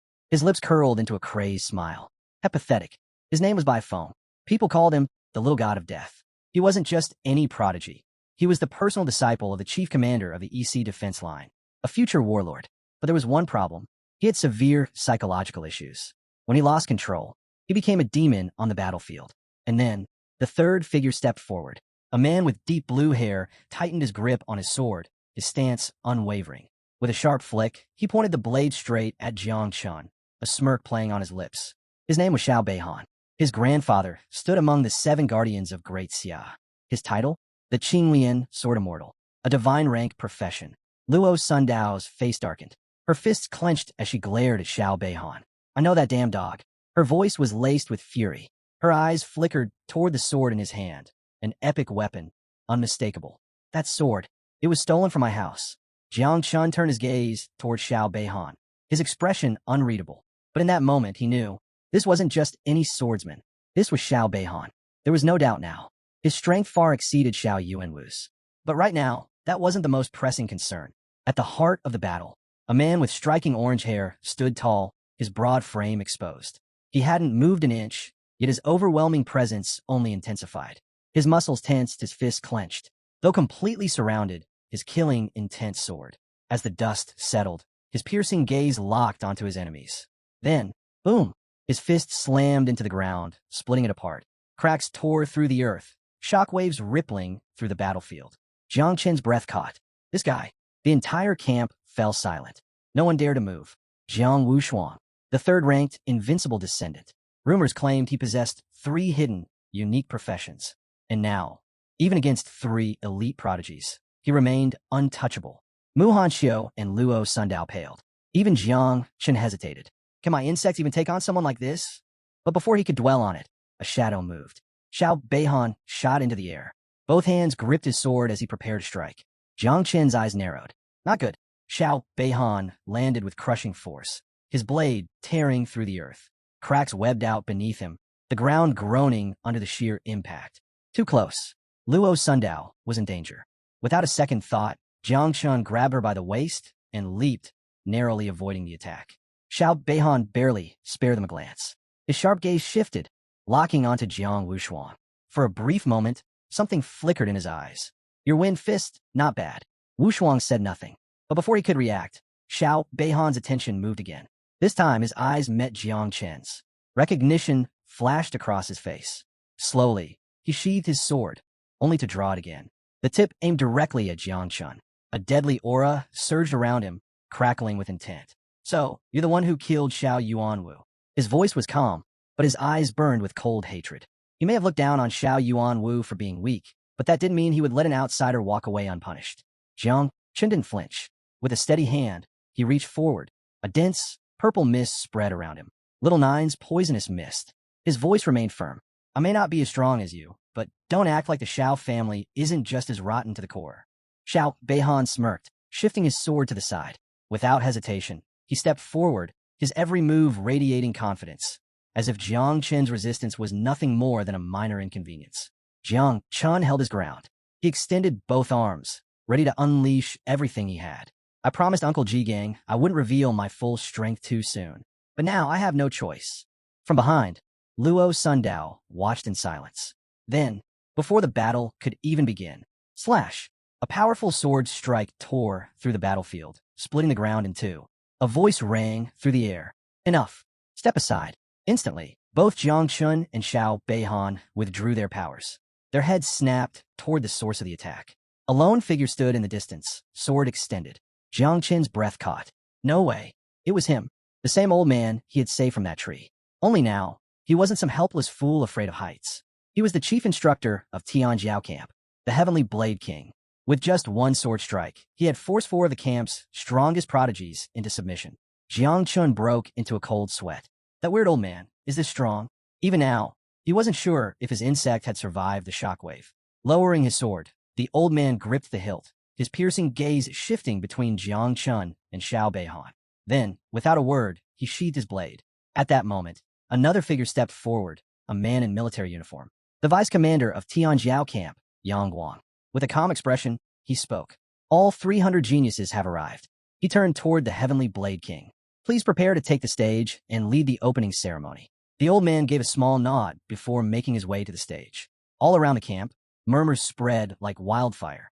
Some newcomers trembled, their faces pale. I heard there were many Tianjiao camps in Jiangnan, but none of them ever had a king-level figure in charge. This is insane. Even from this distance, he could kill us all in a single move. Fear settled over the crowd. The Heavenly Blade King was not someone to defy. The Blade King's return, a mystery unfolds. Speculation ran rampant. A bystander muttered, "This doesn't make sense." They said the old master had gone into seclusion. Another nodded. "Yeah, why is he suddenly appearing now?" Some had overheard the instructors whispering. Apparently, the Sword King himself had chosen to come here. Could he be searching for a disciple? Someone murmured. If that were true, this was a once-in-a-lifetime opportunity. But most quickly dismissed the thought. People like us should stop dreaming. If he's looking for someone, he's only taking the absolute best. Tang Ying, the infamous assassin, fixed her gaze on the old man, barely concealing her shock. He really came. Beside her, Bai Feng's eyes gleamed with excitement. Meeting a living legend. This was beyond anything he had expected. Meanwhile, Xiao Beihan tightened his grip on his sword, his mind made up. I'll defeat Jiang Wushuang once camp begins. I need to leave a strong impression. Jiang Wushuang, cracking his knuckles, let out a feral grin. He hadn't expected the old man to actually show up. Perfect. His goal was clear. He wanted this man as his master. Jang Chun, still processing everything, pointed at the old man in confusion. Wait, who exactly is this guy? Luo Sundao's eyes lit up as she rushed toward him, fists clenched with excitement. You don't know? I've been hearing about his legends since I was a kid. Her voice brimmed with admiration as she recounted one of his greatest feats. There was a time when a red dragon appeared, threatening the empire. But the old man leaped onto its head and, with a single sword strike, drove his blade straight into its skull. She gestured dramatically, even mimicking the dragon's dying cries. Jiang Chun blinked. That sounds ridiculously exaggerated. But Luo Sundao wasn't finished. He's not even awakened, yet he can suppress a group of 7th transformation sealed kings. Some say his power rivals even an 8th transformation master from Xia Empire. He once killed a dragon in a single blow. Jiang Chun raised an eyebrow. This guy killed a dragon? Muhan Shiao, meanwhile, rested her chin on her hand, deep in thought. She added, even though he holds the power of a sealed king, my grandfather always said he was the most respected figure in our world. Then, her expression soured slightly. My grandfather once asked him to take me as a disciple, but he rejected me. Jiang Chun turned to her, surprised. Muhan Shiao sighed. At first, I was furious, but then I found out that even the invincibles from the Jinan Empire had been rejected. Jiang Chun glanced back at the old man, curiosity creeping in. Wait, so you're saying it's really that hard to become his disciple? Muhan Shiao shot him a serious look. Are you joking? As far as I know, both Jiang Wushuang and Bai Feng were rejected by the Sword God before. The truth about the Sword King, a disciple struggle. Jiang Chun had witnessed Jiang Wushuang's monstrous strength firsthand. If even he wasn't good enough to become the old man's disciple, then just how difficult was it? His shock was evident as he turned to Muhan Shiao. Is it really that hard to become this guy's disciple? At that moment, Luo Sundao stepped forward. She lifted her hand, pointing toward the sky with a solemn expression. You might not know this, but the old master has only ever taken 2 disciples in his entire life. And that was over 20 years ago. Jiang Chun froze. His mind flashed back to that strange old man, the one clinging to a tree in terror. The same man who had casually sheathed his sword and asked, "Want to learn from me?" Jiang Chun shut his eyes. Just thinking about it gave him a headache. That tree-hugging lunatic, was he really the legendary king of the celestial sword? He let out a slow breath, forcing a stiff smile as sweat trickled down his cheek. Now it all makes sense. On the stage, the old man cleared his throat. The entire camp fell silent as his gaze swept across them. I am Gu Katan, Heavenly Blade King, Chief Instructor of Tianjiao Camp. He leaned forward, resting both hands on the table. His next words sent a chill through the crowd. Tianjiao Camp's recent performance has been disappointing. His voice was sharp. These fights, a joke. If you hold back in training, you'll die in real battle. No second chances. No burials. The air grew heavy. Then his grip tightened on the microphone. A smile appeared. So, from this year forward, I'm implementing a new rule. His eyes gleamed with a terrifying light. I call it the death quota. The camp erupted into chaos. Yang Guang, standing behind him, went pale. His body stiffened in shock. Wait, what? Panic surged through him as he stepped forward. Instructor Gu, you can't. Gu Katian raised a hand. The room fell silent. His smile remained. I make the rules here, and I take full responsibility. Yang Guang's heart pounded. What the hell is this? There's never been a death quota before. Why wasn't I told? Gu Katan lifted the mic again, his voice eerily calm. From now on, 10 of you will die in every round of testing. If you want to leave, do it now. Panic set in. A young boy clutched his friend's arm, his face drained of color. I can't quit. My family's honor is at stake. His friend trembled. I don't want to die. At the front, Jiang Wushuang stood motionless, arms crossed. Then he grinned. A wild, bloodthirsty glint flickered in his eyes. As expected from the senior Heavenly Blade King, Jiang Wushuang folded his arms, a smirk playing on his lips. This should have happened long ago. Nearby, Xiao Beihan turned his gaze toward Jang Chun, his expression unreadable, until a cold grin spread across his face. This rule was made just for you. Jiang Chun remained composed, silently assessing the situation. Xiao Beihan's intent was obvious. The moment the trial began, he would come straight for him. But there was something else Jiang Chun realized. With this new rule in place, even if he took out Xiao Beihan, there would be no repercussions for Uncle Ji Gang and the others. The death quota had effectively given him a free hand. Minutes passed in silence. No one stepped down. Gu Katian, still holding the microphone, planted a hand on his waist and chuckled. Not a single coward, huh? Guess you all have some dignity. Behind him stood the 4 vice commanders, their presence heavy. Gu Katian lifted his hand high and roared. Entrance evaluation begins now. The 300 participants stiffened, awaiting further instruction. Gu Katian grasped the hilt of his sword and drew it in one swift motion. His voice rang out across the battlefield. Scattered throughout the camp are 150 advancement flags. I don't care how you get them. The test ends at dawn, day 2. If you have a flag, you move forward. If you don't, you're out. His blade gleamed under the sun as he leveled it at them, his eyes sharp with challenge. Fight how you want, alone, in groups, however you see fit. Take what's yours. Crush whoever stands in your way. Show me your hunger for battle. Then, with a swift motion, he raised his sword high. Begin. Chaos erupted instantly. The moment the test started, bodies scattered in all directions. Some, knowing their strength wasn't enough, vanished into the shadows, hoping to snatch a flag unnoticed. Survival came before pride. But Xiao Beihan had a different plan. As his body surged with blue energy, his lips curled into a grin. He drew his sword and strode forward, step by step, closing in on Jiang Chun. Jiang Chun stood still, flanked by Mu Hanxiu and Luo Sundao. Then, without looking at them, he extended his arms to the sides and gave a firm command. Find a flag. Leave him to me. Mu Hanxiu's grip tightened around his arm, her voice unsteady. Are you sure? Jiang Chun didn't answer. Instead, he took a defensive stance and gave a single, sharp order. Go. Now. Seeing the resolve in his eyes, Mu Hanxiu and Luo Sundao hesitated, then turned and ran. Xiao Beihan's blade crackled with blue mana as he let out a mocking laugh. A rookie who hasn't even reached his second transfer thinks he can play hero? His voice dripped with scorn. He wasn't taking Jiang Chun seriously. Jiang Chun's face remained unreadable. Without a word, he slowly raised his hand to the side. A thick, purple mist seeped from his palm. Little Nine's poisonous mist. Xiao Beihan's sword radiated a terrifying aura, but Jiang Chun stood firm. He had survived worse. Still, a thought lingered in his mind. Even though I'm stronger now, can I handle Xiao Beihan using only poison without exposing the mother insect? Jiang Chun remained still, the poisonous mist swirling around him. His eyes locked on Xiao Beihan as he spoke calmly. Enough with the useless talk. Xiao Beihan's smirk faded. His grip on his sword tightened, his gaze burning with fury. TCH, no need to waste words on the dead. Then, he swung his sword with full force, unleashing a devastating slash toward Jiang Chun. Jiang Chun prepared to counter, but before the attack could land. Stop! A rain of throwing knives tore through the air, shattering Xiao Beihan's attack on impact. Jiang Chun's eyes narrowed. Standing in front of him was Tang Ying. She gripped more throwing knives, her cold gaze fixed on Xiao Beihan. Her eyes burned with anger. Xiao Beihan's expression darkened as he clenched his sword. What the hell are you doing? Jiang Chun remained wary, turning toward Tang Ying. Was this really the infamous assassin? Before he could say anything, Tang Ying placed her hands on her hips and snapped. Did you forget the deal with by phone? Her tone was sharp, unyielding. The plan was to kill Jiang Wushuang the moment camp started. Yet here you are, wasting time on pointless fights. She crossed her arms, eyes narrowing. Be honest. Are you just making excuses because you're afraid of Wushuang? Xiao Beihan's aura flared as he gritted his teeth. Who said I was afraid? Tang Ying smirked. Then prove it. She turned, pointing toward the dense forest. Wu Shuang ran that way. Bai Feng is already on his trail. Xiao Beihan let out a frustrated sigh, then turned away from Jang Chun. Fine, I'll handle Wu Shuang first. He cast one last glance at Jang Chun before walking off. There's plenty of time to take care of you later.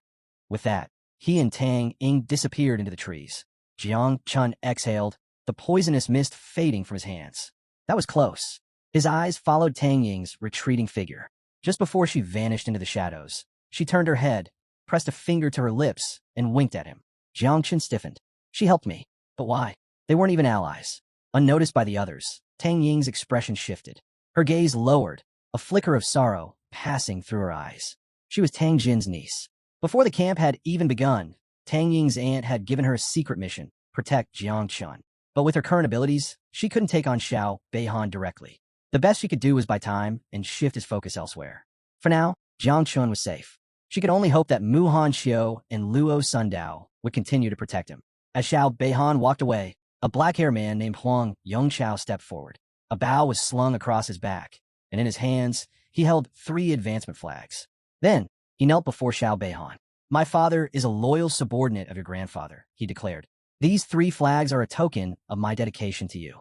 Jiang Chun narrowed his eyes as he watched. Tang Ying, standing nearby, remained silent, observing carefully. Xiao Beihan barely glanced at the kneeling man, his voice cold. I don't need the flags. Then, his expression darkened. But if you really want to prove your loyalty, there is something you can do for me. Tang Ying tensed. This was bad.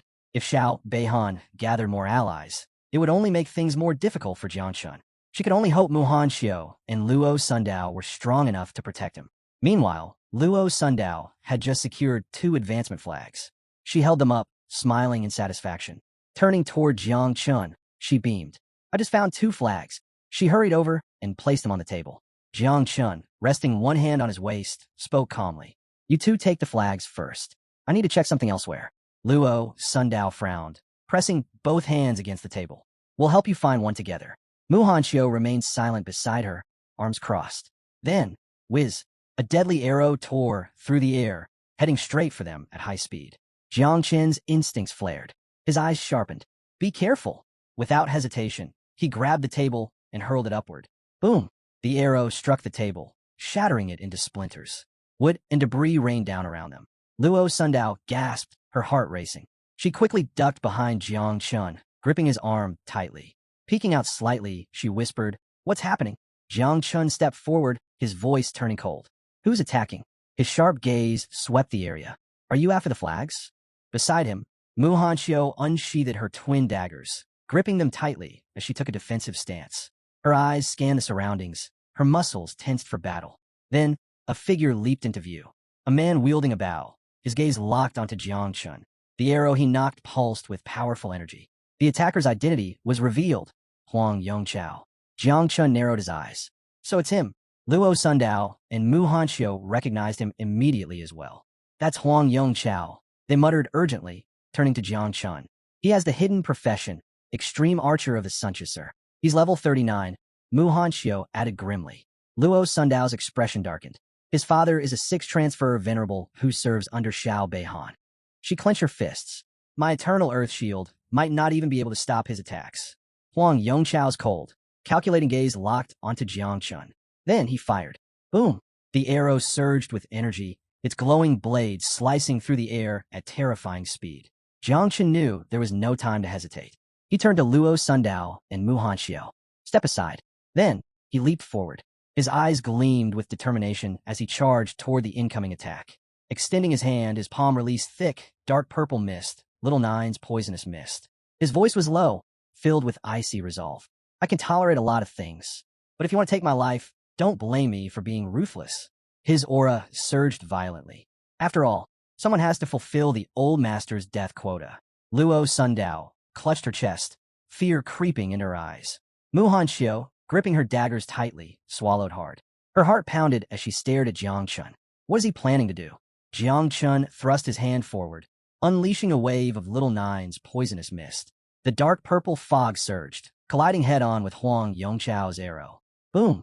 The arrow shattered instantly, completely overpowered by the corrosive mist. But Jiang Chun didn't stop there.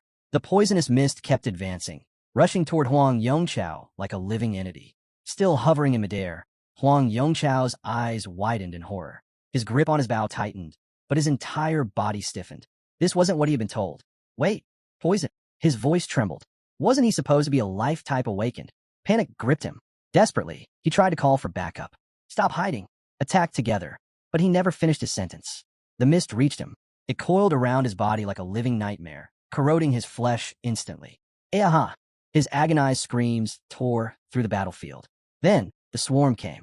From within the mist, countless insects burst forth, devouring him piece by piece. His so-called allies? They turned and ran. Terror filled their hearts. If even a long-range expert like Huang Yongchao couldn't survive, then those with close combat professions had zero chance. They had to escape before they became the next victims. Meanwhile, Jang Chun stood unmoving, his hand effortlessly guiding the swarm. Within moments, the insects finished their feast. Huang Yongchao's body was gone, completely devoured. Inside the monitoring room, Chief Instructor Gu Katian and Vice Commander Yang Wang observed the battle through the surveillance feed.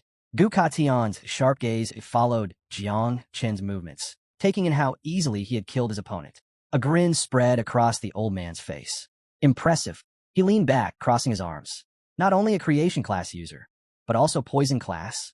Behind him, Yang Guang stood frozen, his mouth slightly open in disbelief.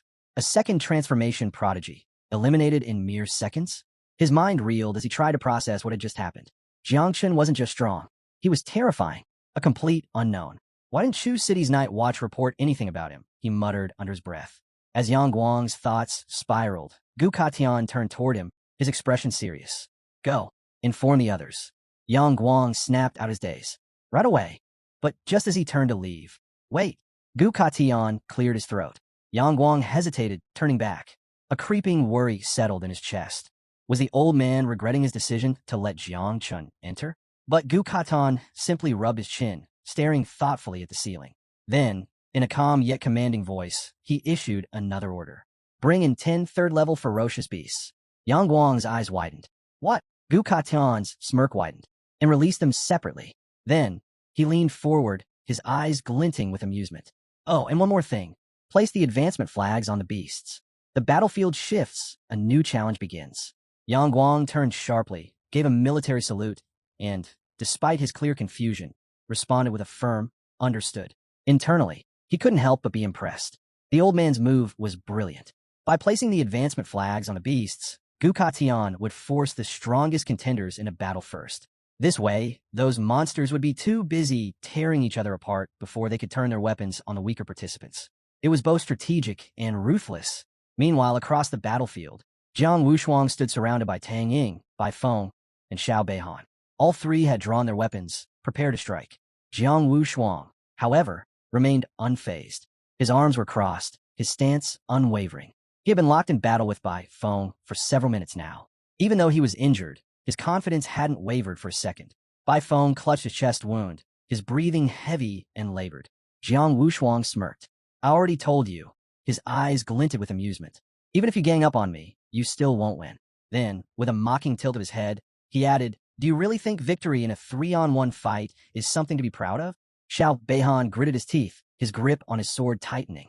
His blue energy surged, making his blade glow ominously. His eyes darkened with focus.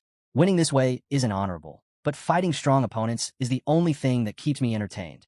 At that moment, a sharp crackle rang through the air as the camp loudspeakers activated. A mechanical voice echoed across the battlefield. Participant Huang Yongchao has been eliminated by Jiang Chun. For a brief moment, silence. Then, shockwaves rippled through the entire camp. Jiang Chun had landed the first kill, and not just any opponent. He had taken down a level 39, second transformation genius. The crowd struggled to process it. Xiao Beihan's confident smirk faded, his face darkening. That fast. Huang Yongchao might not have been the strongest, but he was still ranked among the top 50 talents in camp. Far superior to Xiao Yuanwu. And yet, he was eliminated in mere seconds. Tang Ying tightened her grip on her throwing knives, a chill running through her. This isn't right. Jiang Chun was supposed to be level 26 in the creation class, but somehow he had effortlessly wiped out a level 39 combat class prodigy. Even she, an assassin, would have struggled to take Huang Yongchao down so cleanly. Bai Feng, still catching his breath, glanced up at the sky and let out a low chuckle. Heh, looks like this year's Tianjiao camp is crawling with hidden monsters. Not far away, Jiang Wushuang tilted his head, a grin playing at his lips. Are you sure you should be wasting time with me? Shouldn't you be more concerned about that other guy, Jang Chun? Xiao Beihan ignored him. The three warriors gripped their weapons tighter, their stances shifting, ready to strike. But before they could, the camp's loudspeaker crackled to life. Attention! 10 third-level ferocious beasts are being released onto the battlefield. Each beast carries an advancement flag. Acquiring a flag will grant additional ranking points. The top 10 contestants will receive exclusive rewards. First place will be awarded 100 million.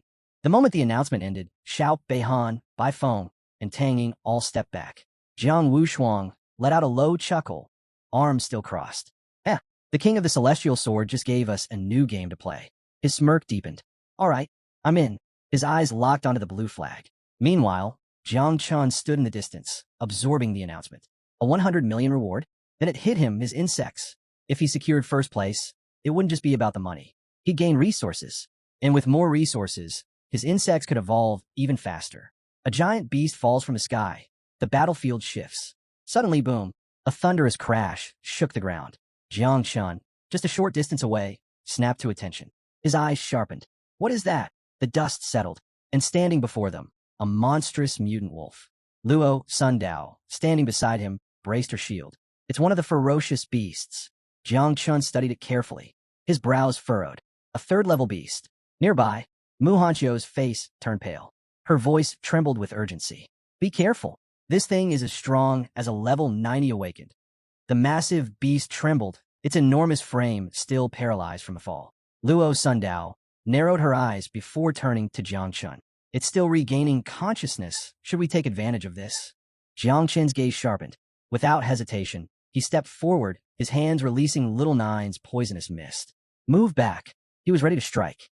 But, swoosh, a powerful slash came slicing through the air toward him. Jiang Chun's reflexes kicked in instantly. He leaped back, narrowly dodging the sudden attack.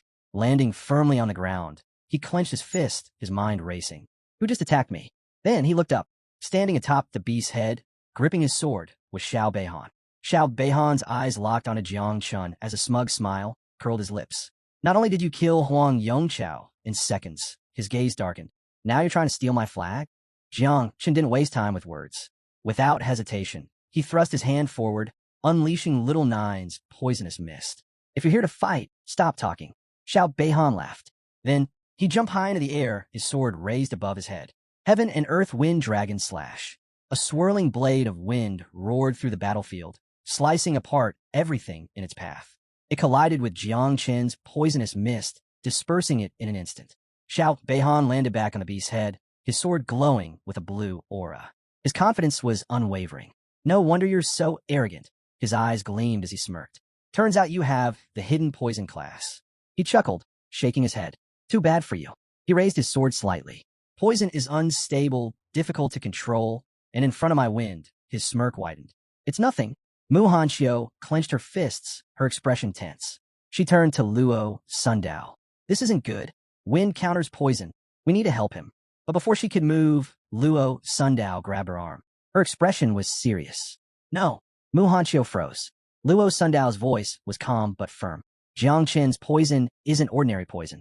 If we interfere, we'll just get in his way. Jiang Chun took an offensive stance, his entire body engulfed in a dark green mist. His eyes locked onto Xiao Beihan. This had gone on long enough. It was time to end it. Then, he unleashed his technique. Poisonous Mist Dragon. From the swirling toxic mist, a massive poisoned dragon emerged. Its serpentine body twisted through the air, its sinister green eyes glowing with deadly energy. With a deafening roar, it opened its mouth, ready to consume everything in its path. Seeing the sheer size of the dragon, Xiao Beihan's confidence wavered. T-Sage, this isn't good. He knew. Just slicing it apart wouldn't work. So instead, he made a bold decision. Gripping his sword tightly, he ran his fingers across the blade. The winds howled around him. Then, he lifted his sword toward the sky, activating a forbidden technique. Immortal Swordsman of Blue Lotus. A massive, glowing blue lotus bloomed behind Xiao Beihan, radiating with immense sword energy. The petals shimmered, absorbing the incoming poison dragon with ease. A smirk spread across Xiao Beihan's face. Watch as my sword's energy consumes your poison. Jiang Chen's eyes gleamed as a smile crept onto his lips. Are you serious? Xiao Beihan had just created the perfect meal. Within the mist, little Nine manifested, her eyes twinkling with delight. She licked her lips, hunger flashing in her gaze. Then, she lunged straight at the lotus, mouth wide open. Crunch! She sank her teeth into the petals, tearing them apart one by one. Sword energy, poison, raw power, it didn't matter. The blue lotus was delicious. Jiang Chen's devouring value skyrocketed. Plus 2,000. He glanced at little Nine, grinning. She's eating the entire thing. Xiao Beihan's smirk vanished. His eyes widened in horror. What? In an instant, the blue lotus shattered. The sword energy collapsed, releasing a thick surge of poisonous mist. Boom! The toxic cloud erupted, engulfing Xiao Beihan. His body was flung backward. Slam! He crashed into ground, gasping for breath. His sword trembled in his grip, his nerves screaming in pain. A sharp, burning sensation spread through his chest as the poison took hold. Impossible! His mind reeled. How could poison overpower sword energy? Above him, the poison dragon had grown even larger, its serpentine body twisting through the sky. Its eerie green eyes locked onto him. Then, it lunged. Xiao Beihan's mind raced. He knew, if that dragon touched him, he was dead. So, he activated his life gem, hugging himself tightly as a radiant shield surrounded his body. Boom! The poison dragon crashed into the barrier. But the life gem held strong. Xiao Beihan gritted his teeth. He had survived. Now, it was Jiang Chen's turn to die. Jang Chun assessed the situation. Xiao Beihan had used a life gem. Poison alone wouldn't break through. And with battlefield cameras recording everything, he couldn't risk revealing his insects. He needed cover. Turning to Luo Sundao, he spoke calmly. Can you create an opaque earth shield around this area? Luo Sundao clenched her fist before nodding. I'll try. She raised her hands to the sky. Energy surged. Then, earth protection, shield cover. A dome of earth formed, sealing off the battlefield. Xiao Beihan looked up confused. What is he doing? Luo Sundao collapsed to her knees, breathing heavily. The technique had drained her energy. Jiang Chun turned his gaze back to Xiao Beihan. With the cameras blocked, it was time to finish this. Jiang Chun remained calm, his hands releasing a fresh wave of little Nine's poisonous mist. His eyes bore into Xiao Beihan. Can you guess how Xiao Yuanwu died? Xiao Beihan's expression twisted in rage. Trapped within his magical barrier, he extended his sword to the side, his voice dripping with disdain. You think that worthless trash's death compares to mine? His grip tightened. Naive, Jiang Chun remained silent. For a few moments, he simply observed. Then, little Nine reappeared, her sinister grin stretching as she locked eyes with Xiao Beihan. Jiang Chen's voice was calm but firm. Are you really comparing the past me to the current me? His gaze darkened. Now, that's naive. He was done with this. Turning to little Nine, he spoke without hesitation. Teach him a lesson. Little Nine's body pulsed with energy. Poisonous mist surged from her outstretched hands, filling the air with its deadly presence. Then, she charged. Xiao Beihan narrowed his eyes, gripping his sword tightly. Who is she? Little Nine's speed was terrifying. Her attacks came from all directions, left, right, above, below. But Xiao Beihan's blade met every strike. No matter how fast she moved, his defensive swordplay was flawless. Jiang Chen's eyes flickered with surprise. He's using protective sword energy? This was unexpected. Xiao Beihan's defensive mastery was far beyond what he had anticipated. Then, a deafening roar shook the battlefield. The massive mutant beast lunged forward, its gaping jaws aimed straight at little Nine. Both she and Xiao Beihan turned, instantly shifting to high alert. Jiang Chun reacted without hesitation. His hands surged with poisonous mist as his gaze locked onto the beast. It had fully awakened. Now it was time to go all in. Jiang Chun extended his hand, summoning two poisonous mist dragons. They slithered through the air, their glowing green eyes brimming with lethal intent. Then, he unleashed his small insect swarm. That's top-quality fierce beast meat. His smirk deepened. First to arrive, first to eat. The insects surged forward, their buzzing wings filling the battlefield with an eerie hum. Now, the battle had turned into pure chaos. Xiao Beihan's eyes darted between the converging threats. His once impenetrable sword energy had been corroded. His advantage was slipping. He could no longer keep up with little Nine. The beast let out a warning roar, turning its attention to Xiao Beihan. But little Nine was already in motion. She closed the distance instantly, her devilish grin widening. Then, she threw her full strength into a punch. Boom! Her fist slammed into Xiao Beihan's magical barrier. Cracks spread across the shimmering shield. She didn't stop. Another punch, then another. With each impact, the barrier trembled. Xiao Beihan's strongest defense was starting to crumble. Jang Chun stood calmly, arms crossed, watching the battle unfold. He had realized something. Xiao Yuanwu had been weak because the Xiao family played favorites with their descendants. But Xiao Beihan? He was one of their true elites. Defeating him would not be easy. Yet, Little Nine's relentless onslaught was proving otherwise. Punch after punch, her attacks tore into his protective barrier. The cracks spread wider. Her gleaming eyes revealed she could smell victory. Inside the fading shield, Xiao Beihan was drenched in sweat. His breath came in ragged gasps. His panic grew. He knew, if before she had needed 3 seconds, now she needed at most 3 minutes. His grip on his sword tightened. He couldn't believe it. His life gem's protection was actually breaking. Meanwhile, inside the Tianjiao camp surveillance room, Yang Wang's expression darkened. On the monitors, a massive blue magical barrier covered the battlefield. This anti-vision shield blocked their view, preventing them from seeing what was happening inside. And he knew exactly what that meant. Xiao Beihan was at a disadvantage. Yang Wang turned sharply toward Fang Chengyuan. His voice was firm and commanding. Conduct a manual investigation. If the situation becomes too dangerous, stop the fight immediately. Fang Chengyuan, a 4th-level great master of the spatial system, pressed his fingertips together and nodded. Understood. In the corner of the room, Gu Kaitian, known as the King of the Celestial Sword, sat with one leg crossed, his chin resting lazily on his hand. His expression was unreadable, but there was a glint of curiosity in his eyes. Are they really this desperate to protect the Xiao family's grandson? Yang Wang turned toward him, hands clasped behind his back.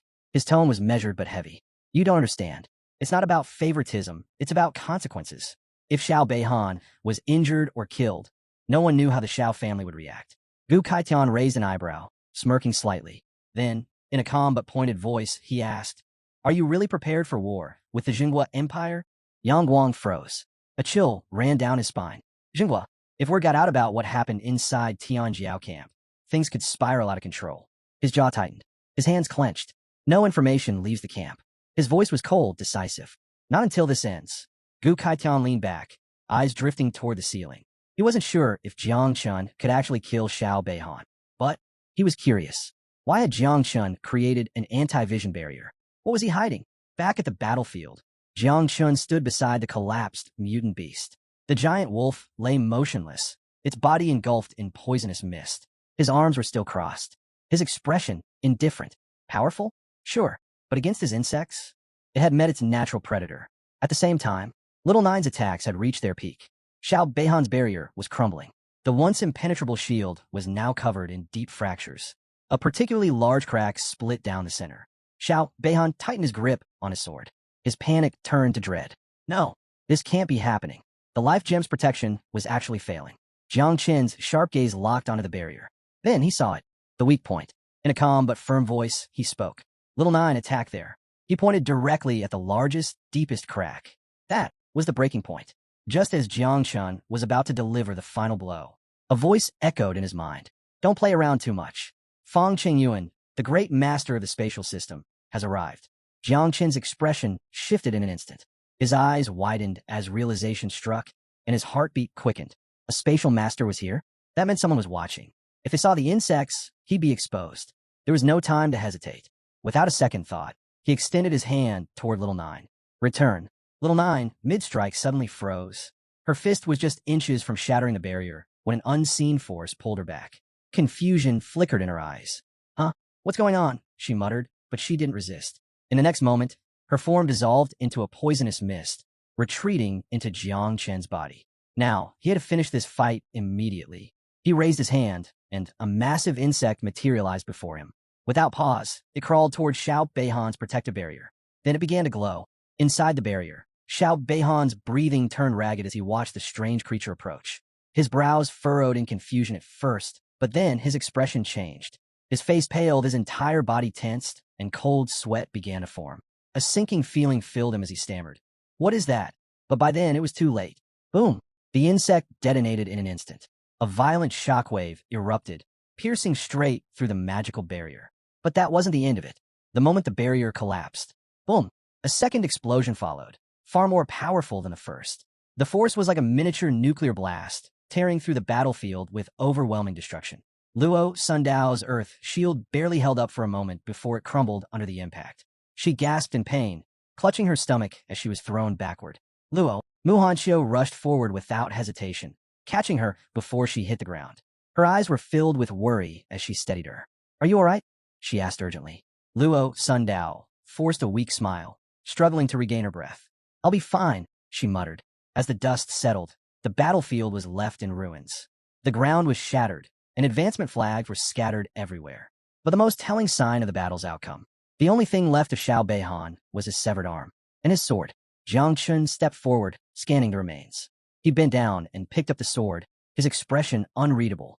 Then his eyes narrowed. "Did he die?" he murmured. "Or had the spatial master intervened at the last second?" He wasn't sure, but just in case, he picked up the severed arm as well. He walked toward Luo Sundao and, without much thought, tossed her the sword. "Take good care of your family's weapon," he said casually. The blade spun in the air before Luo Sundao instinctively reached out and caught it. A faint flush appeared on her cheeks as she clutched it tightly. Her voice was soft but sincere. "Thank you." Meanwhile, Mu Hanshio had finished gathering the fallen flags. She turned to Jang Chun, her face bright with excitement. "We made it into the top 10, she exclaimed. Jang Chun glanced at the flags in her hands. Without hesitation, he offered to split them. But Mu Hanshio shook her head. "No," she said firmly, her eyes filled with determination. "I want to see you surpass Jiang Wushuang and take first place." Luo Sundao smiled beside her, gripping the sword in her hands. "I don't need the flags either," she added. "Getting this back is enough." Jiang Chun smirked. A loud bang echoed through the room as a fist slammed onto the table. Yang Guang's face was twisted in fury, his teeth clenched tightly. Beside him, Fang Qingyuan remained still, his expression unreadable. Yang Guang's voice, filled with anger, cut through the silence. "What the hell happened?" he snapped. "Why didn't you teleport Xiao Beihan in time?" Fang Qingyuan closed his eyes briefly, as if replaying the events in his mind. When he finally spoke, his voice was calm, yet tinged with resignation. The poison was too strong. He had tried. He had barely managed to extend his spiritual energy towards Xiao Beihan. But the moment it touched the poisonous mist, it began corroding at an alarming rate. His vision had been clouded. He hadn't seen anything clearly. And then, boom, the explosion erupted. He had done everything in his power to teleport Xiao Beihan to safety. But it was already too late. Yang Guang's face darkened with disbelief. His fingers shot out in accusation as his voice rose.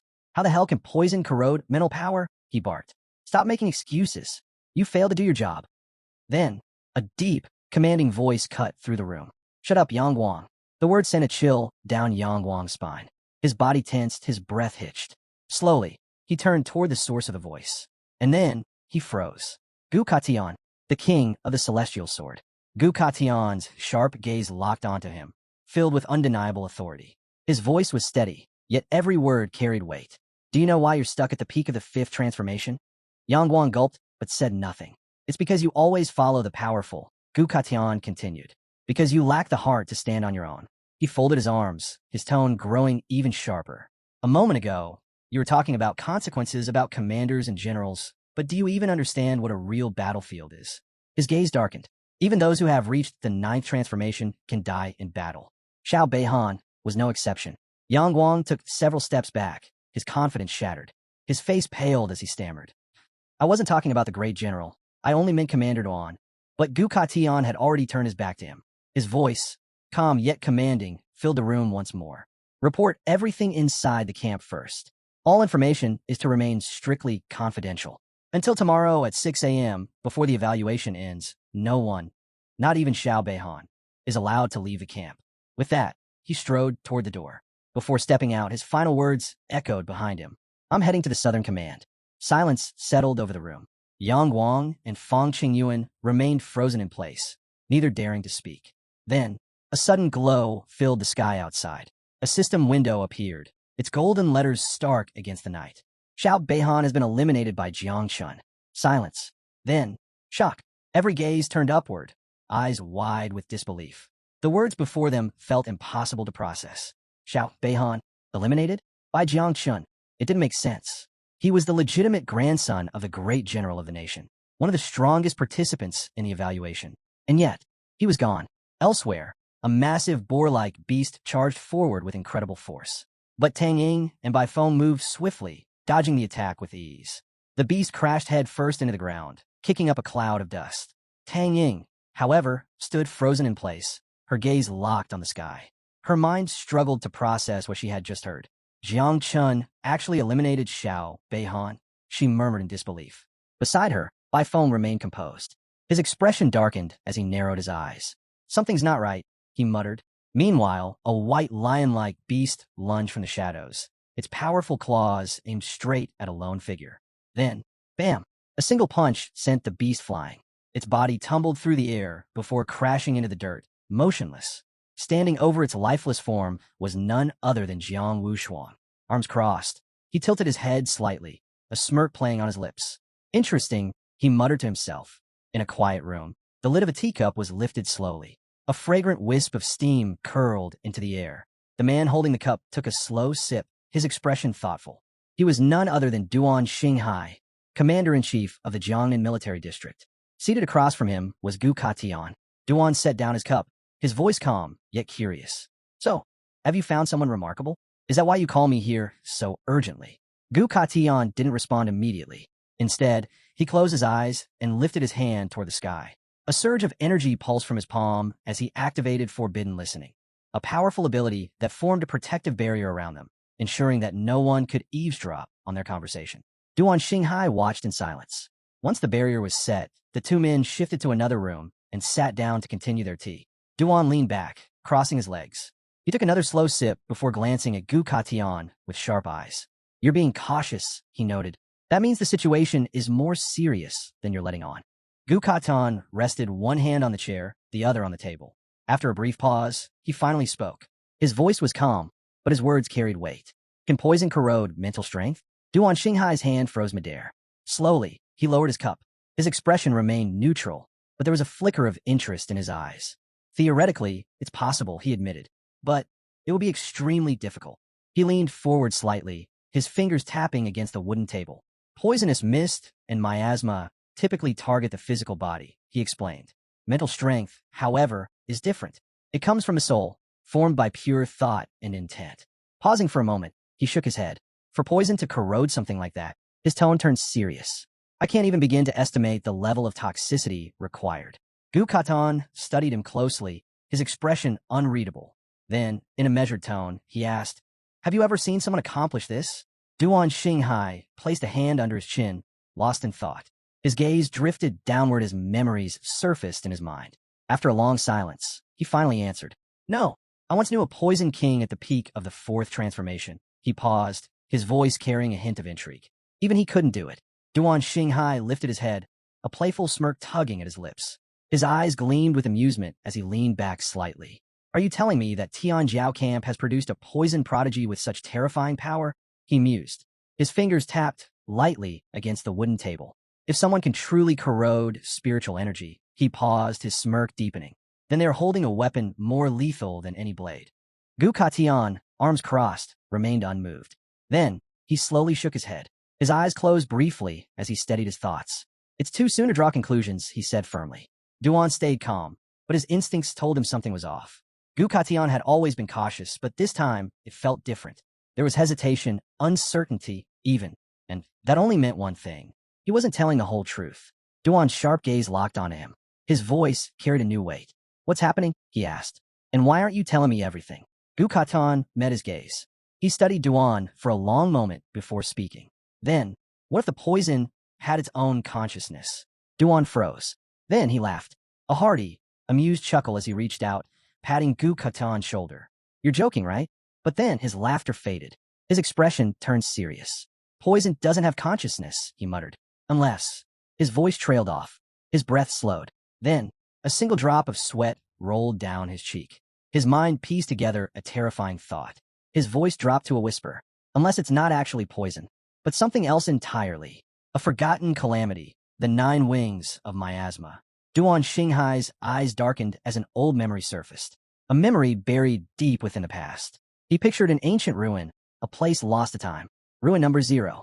Inside its crumbling walls, he had once come across a record. An ancient text describing something beyond human comprehension. A calamitous creature. A being known as the 9 wings of miasma. It was said that this entity could transform into a poisonous mist.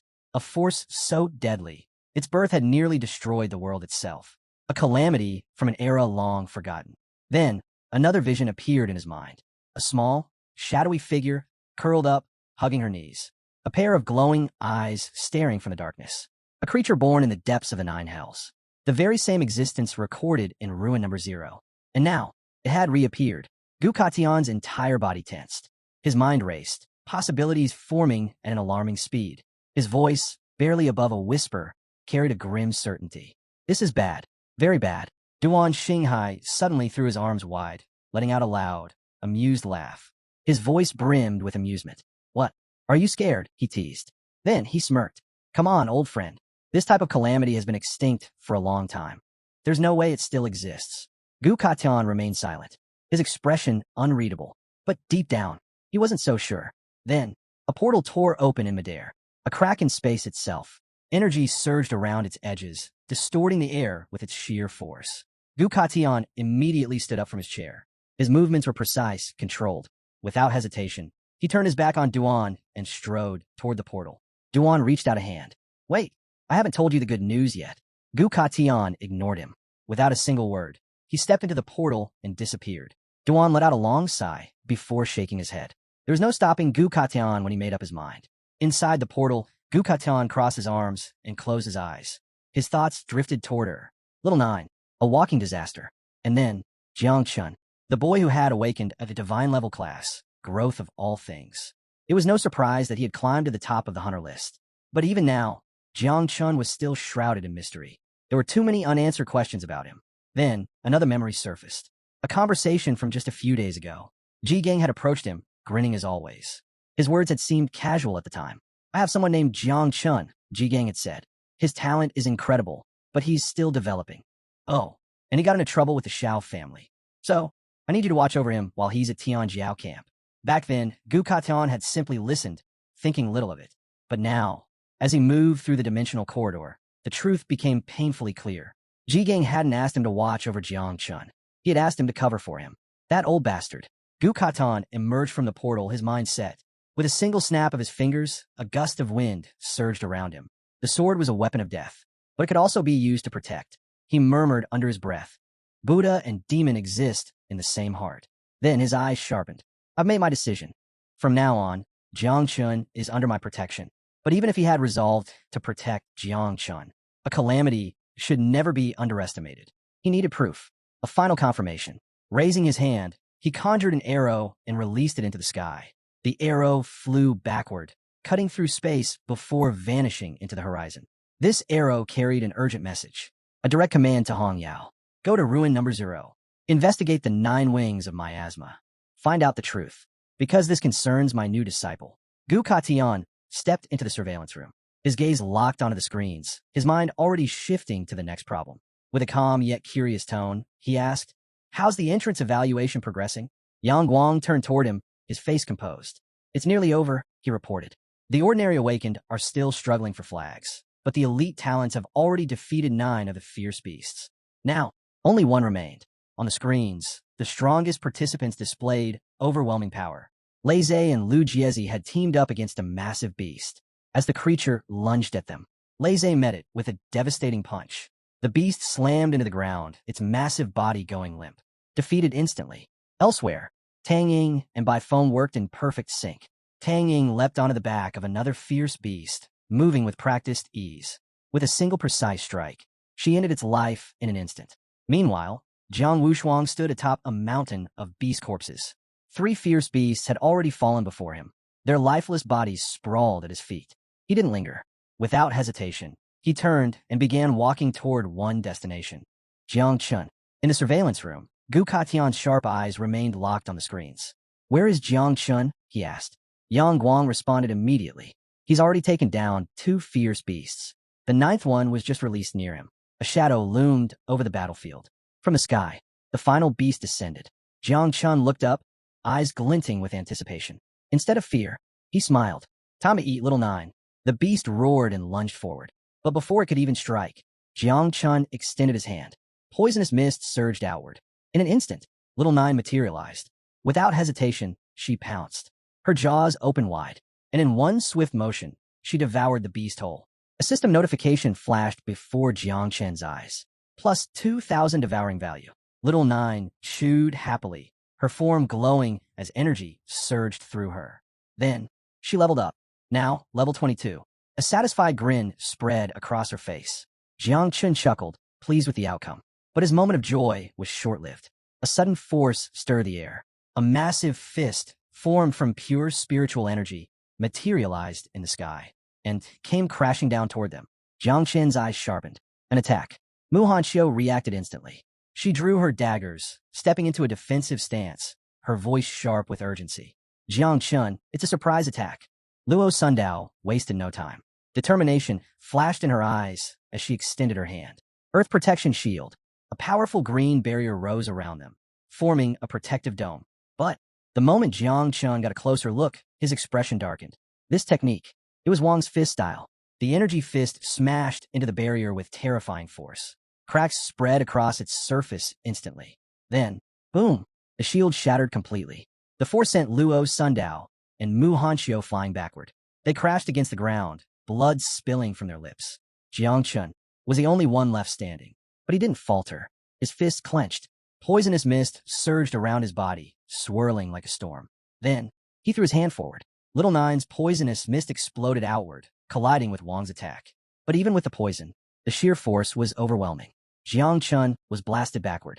His feet dug into the ground as he slid, his body resisting the impact. With a sharp motion, he raised his arm defensively. And then, he waited for the next strike. The last remnants of the attack dissipated into smoke.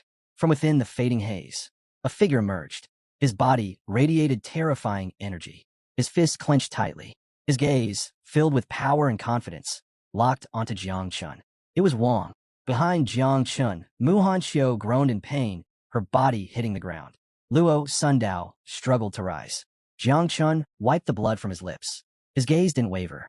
Instead, he smirked. It's no wonder they call you the third genius of Daxia. Then, he tightened his fist. Poisonous mist coiled around it, swirling like a viper ready to strike. His smile sharpened. So you came to steal my beast? Jiang Wushuang let out a low laugh. His body pulsed with red energy, raw power crackling in the air. No need to misunderstand. He cracked his knuckles, stepping forward. I know your poison already killed the beast. Jiang Chen's expression darkened slightly. What do you mean? Jiang Wushuang's grin widened.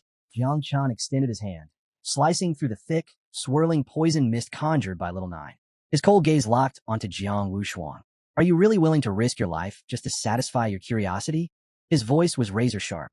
Jiang Wushuang clenched his fists, a confident smirk forming on his lips. Of course, if you're not willing to stake your life, are you even truly living? Jiang Chen's eyes darkened. Without hesitation, he flicked his wrist, sending the toxic mist surging toward Jiang Wushuang. But instead of retreating, Wushuang's eyes gleamed with excitement. He planted his feet firmly, inhaled deeply, and suddenly struck forward. The sheer force of his punch tore through the air, unleashing powerful shockwaves. Just as the venomous mist closed in, Jiang Wushuang stomped down, unleashing 1,000-feet wall. A powerful energy barrier erupted in front of him, not only stopping the poison, but obliterating it completely. Without missing a beat, he launched another devastating strike at Jiang Chun. The incoming energy blast roared forward like a raging tide. Caught mid-motion, Jiang Chen's eyes flickered with surprise. His outstretched hand trembled as he registered the sheer force behind the attack. Just before it could strike him full force, he instinctively leaped backward, raising his arms to shield himself. He barely avoided the brunt of it, but the residual impact still sent him skidding across the ground. His boots carved deep grooves into the dirt as he struggled to stabilize himself. His breathing was ragged, his body aching from the blow. Damn, this guy's fists are ridiculously fast and brutal, while my poison is slow and not nearly strong enough. Jiang Chun frowned, mind racing for a new approach. On the sidelines, Little Nine clenched her hands near her chest, eyes filled with worry. Jiang Chun wiped the blood from his mouth, his clothes in tatters and dust clinging to him. He smirked and muttered, Hey, Little Nine, if you devoured Jiang Wushuang, how many levels do you think you'd gain? He's got plenty of meat on him. Within his consciousness, Little Nine materialized, pressing her hands to her chest. Her usual playful demeanor was gone, replaced by an unusual solemnity. Even if I leveled up dozens of times, I still wouldn't be able to beat him, she admitted. But if it comes down to it, I'd rather die than let you get hurt. Jang Chun blinked, startled. This is the first time I've ever seen Little Nine this scared. Sweat dripped down his forehead as exhaustion seeped into his limbs. His legs felt like they were made of lead, his arms numb. There was only one option left, the self-destruction ability of the insects. But he hesitated. If this failed, there would be no second chances. Jiang Chun clenched his jaw and shook his head. No, Little Nine, hide. I'll figure something out. Reluctantly, she obeyed, vanishing into the shadows. Jiang Chun exhaled slowly, steadying himself even as his body trembled. Pressing a hand against the ground, he struggled to gather his strength. Smoke billowed around him from the impact of Jiang Wushuang's attack, briefly obscuring his figure. As the haze gradually cleared, Jiang Wushuang stepped forward, his gaze sharp and calculating. He frowned slightly. Was this really the man who defeated Xiao Beihan? He had expected a greater challenge. Wasting no time, Wushuang placed his palm against the ground. His eyes gleamed with power as thick vines erupted from the earth, twisting and expanding at an alarming speed. Just as he was about to strike, the vines shifted, not attacking Jiang Chun, but forming a protective barrier around him instead. Wushuang halted, a smirk playing on his lips. Oh, so this is your divine talent. He let out a low chuckle, using a barrier to deceive your opponent. Clever. No wonder Xiao Beihan fell for it. Meanwhile, in the surveillance room, a group of observers monitored the battle closely. Fang Qingyuan turned to Gu Kaitian and reported, Jiang Chun has blocked our view again. Gu Kaitian stood behind him, arms crossed, his expression unreadable. He responded calmly, stay alert. Be ready to step in if necessary. Fang Qingyuan straightened, offering a sharp salute. Understood. Yang Wang, watching the screen, wiped a bead of sweat from his forehead. Judging by the fight, neither of them should need saving. But Gu Kaitian remained skeptical. He glanced at Yang Guang and muttered, You're only saying that to protect Jiang Chun, aren't you? Yang Guang raised an eyebrow. And isn't that a bit hypocritical? Gu Kaitian cut him off with a firm tone. Enough. Jiang Wushuang is level 46. Jiang Chun is only level 26. He's my disciple. Of course, I want to protect him. Back inside the barrier, Jiang Chun gritted his teeth and forced himself to his feet. Raising his hand toward the sky, he issued a silent command. Instantly, a massive swarm of insects burst forth from his palm, filling the air like a dark tide. Jiang Wushuang's smirk faded as he looked up, his body tensing. His expression shifted. This was different. This was Jiang Chen's true power. Jiang Chun remained silent, his eyes locked onto his opponent as more insects poured from his fingertips. The swarm hovered for only a moment before diving toward Jiang Wushuang, their razor-sharp mandibles gleaming ominously. Jiang Wushuang didn't flinch. Instead, he planted his feet firmly, golden energy pulsing around him as he activated Move Mountains and Overturned Seas, preparing to withstand the incoming onslaught. Jiang Chen's eyes flashed with determination. With a sharp gesture, he commanded even more insects forward. The swarm expanded, surging like a tidal wave toward its target. Wushuang's grin widened. Not bad, but let's see if your bugs can handle this. He clenched his fists, leaned back, and then slammed both hands into the ground. The earth roared in response. Countless energy-formed fists erupted upward, each one colliding with the incoming swarm. Insects were crushed instantly, obliterated by the sheer force of the technique. Jiang Chen's gaze sharpened. Time to change tactics. With a flick of his fingers, the swarm shifted course. While Wushuang focused on pummeling the ground, a portion of the insects weaved around the attacks, slipping past his defenses at lightning speed. Wushuang glanced up, just in time to see the swarm closing in.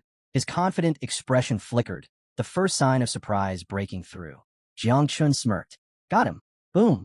The swarm detonated in midair, unleashing a thick smoke screen that swallowed the battlefield. The explosion rattled the ground, sending shockwaves in all directions.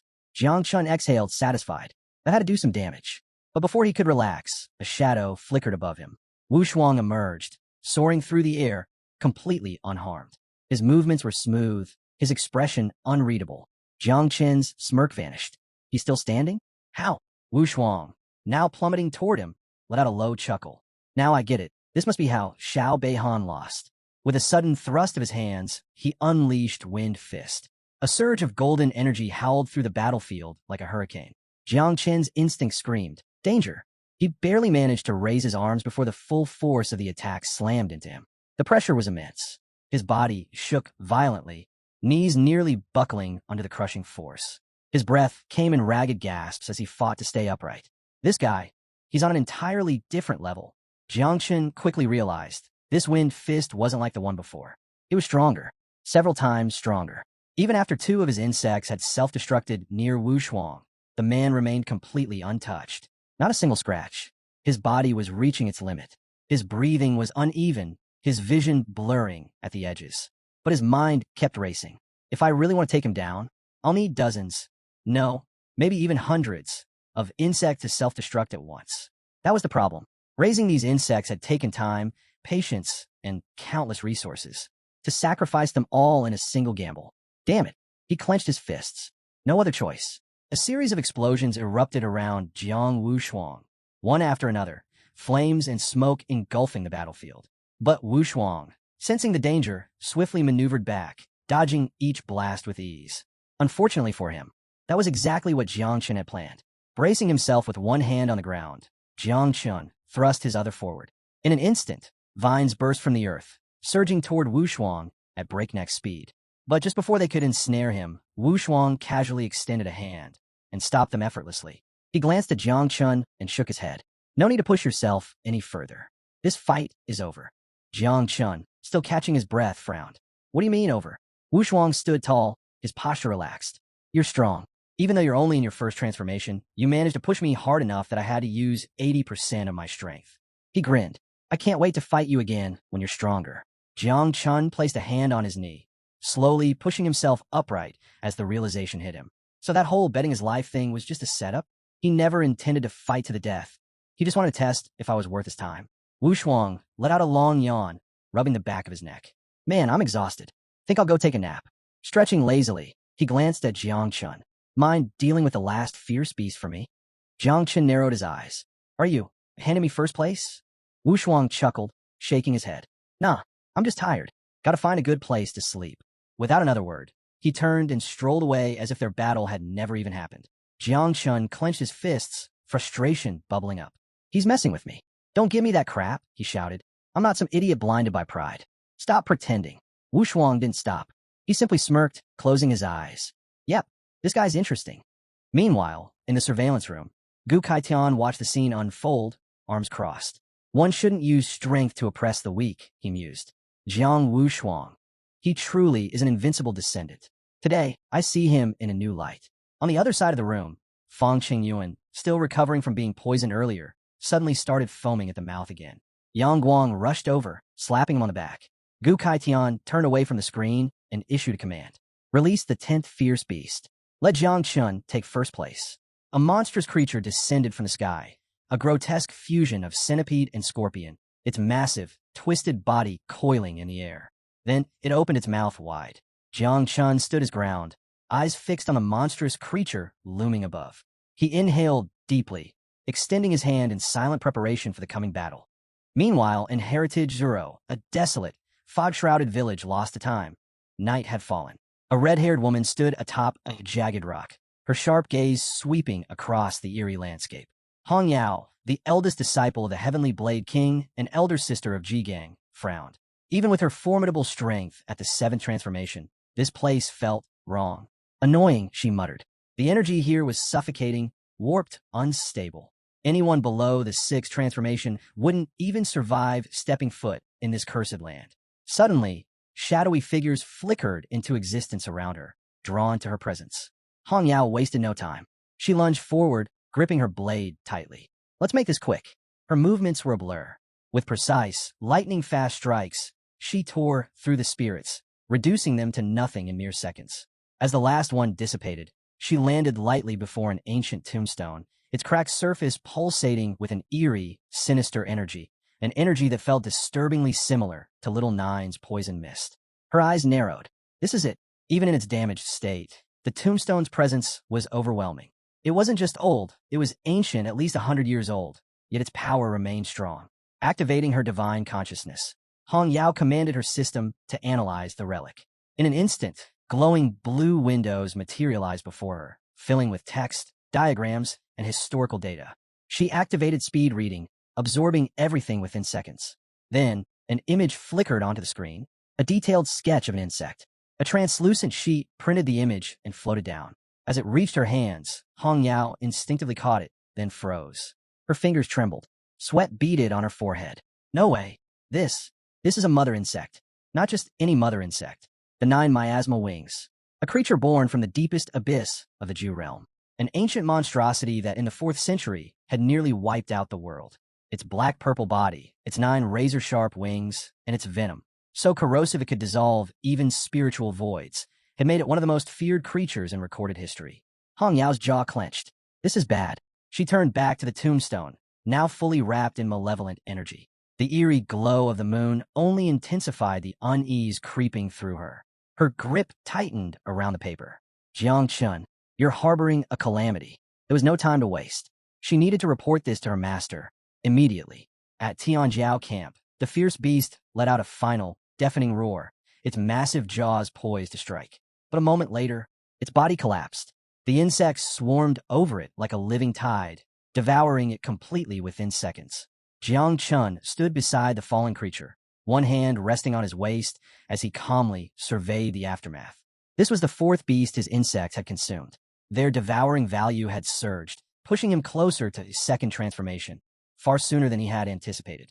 Turning to Mu Hanxiu and Luo Sandao, he casually raised his hand. 10 blue flags floated around him. These are more than enough to keep me in first place, he remarked. Then, without warning, he flicked his wrist, tossing one flag to Mu Hanxiu and another to Luo Sandao. Take these, he said. At least this way. You'll both make it into the top 10. The 2 warriors caught the flags, momentarily stunned. But as they looked at Jiang Chun, their expressions softened. Closing their eyes, they smiled in quiet gratitude. Thank you, they said in unison. Without lifting a finger, they had just secured their spot in the rankings. Elsewhere in the camp, Bai Feng and Tian Ying stood victorious over the corpse of a fierce beast shaped like an eagle. Tian Ying, exhausted, collapsed onto the ground beside the fallen creature. She wiped the sweat from her forehead, her chest rising and falling with heavy breaths. She let out a long exhale, a satisfied smile forming. We actually did it. Bai Feng, standing nearby, glanced toward the camp's main scoreboard. The entrance evaluation was about to end. He had no doubt Jiang Wushuang would take first place. Just then, the camp's loudspeaker crackled to life. The entrance evaluation has officially ended. All participants who have advanced report to the central square. Those eliminated must leave the camp within 3 minutes. Offenders will be executed. Jiang Chun tilted his head, slightly surprised. It's over already? It didn't take long for him to figure it out. All 10 fierce beasts had been slain. The air around him was still thick with little Nine's poison mist. He thought for a moment. Even the leftover remains of the beasts were valuable. Without hesitation, he issued a silent command. Go. Search the camp. Find whatever remains of the fierce beasts and consume everything. Avoid people as much as possible. His swarm responded instantly, scattering in all directions. Meanwhile, a team of medics arrived to retrieve the injured. Among the wounded was Xiao Beihan, strapped to a stretcher, his severed arm tightly bandaged. He was alive, but barely. Pain and fury twisted his features as he lay there, staring up at the sky. Anger burned inside him, but beneath it, a quiet relief. At least I'm leaving this damn camp. Through clenched teeth, he muttered, Jiang Chun, just wait. When I get home, we'll see how my grandfather deals with you. Gu Kaitian stepped forward, instantly commanding the attention of everyone present. With his arms crossed and an unreadable expression, he spoke firmly. Those who have advanced, follow me to the Forbidden Zone for the next trial. The announcement sent a ripple of shock through the crowd. The Forbidden Zone?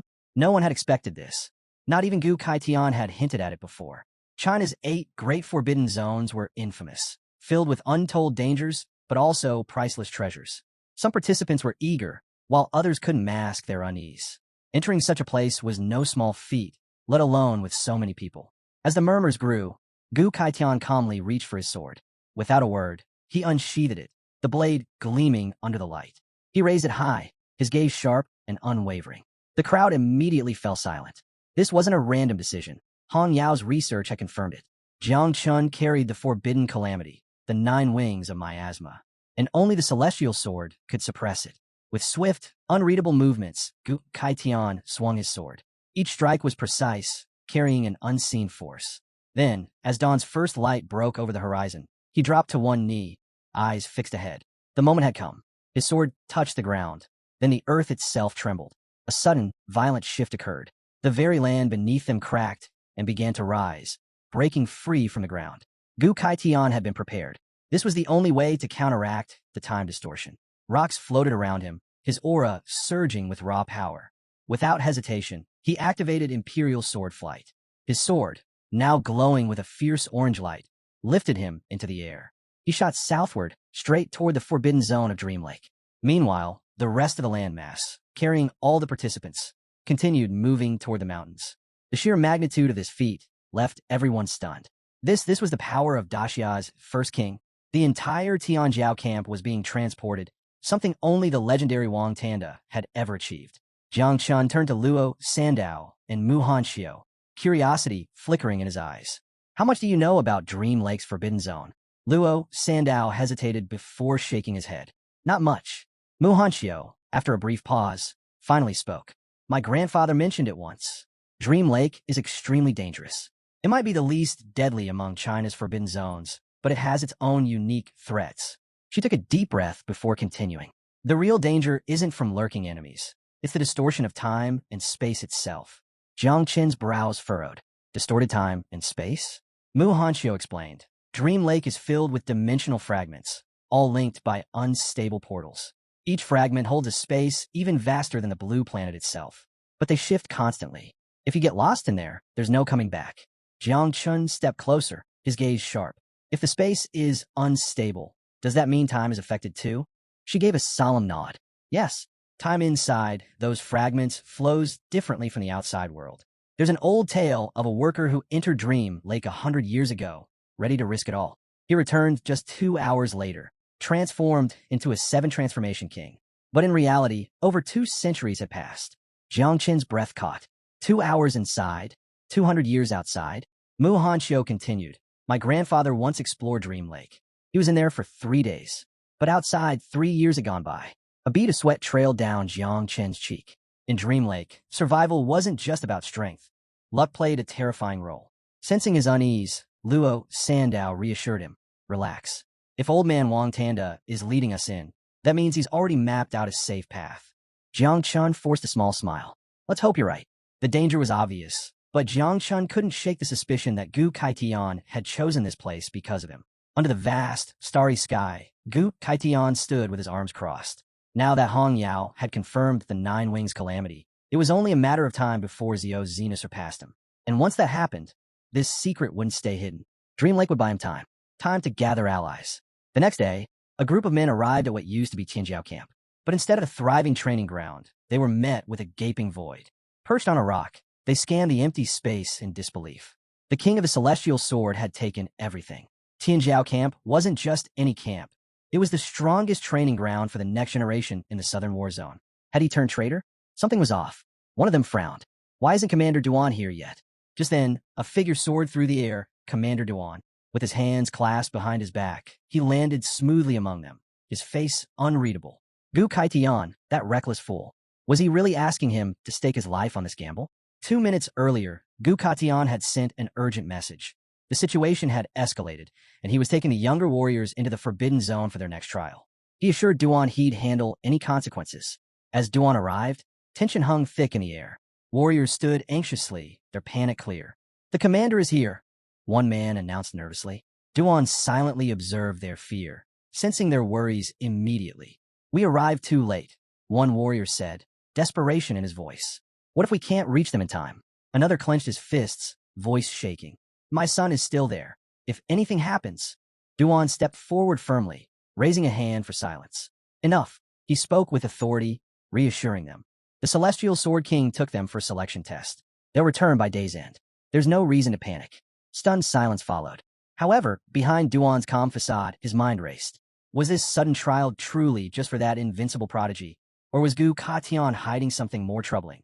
The realization hit Duan hard as he recalled Gu's exact words. The 9 wings of Miasma. If this was truly involved, it wasn't merely a test, it was something far greater. Meanwhile, an arrow streaked across the sky, landing directly at Night Watch headquarters with a secret message for Ji-Gang. Jiang Chun carries a great calamity. As his master, I'm taking him to a forbidden zone to keep him hidden. Gather allies from the Sealed Kings. War approaches. Ji-Gang's eyes widened, dread setting in as he read. Calamity? How had things escalated so quickly?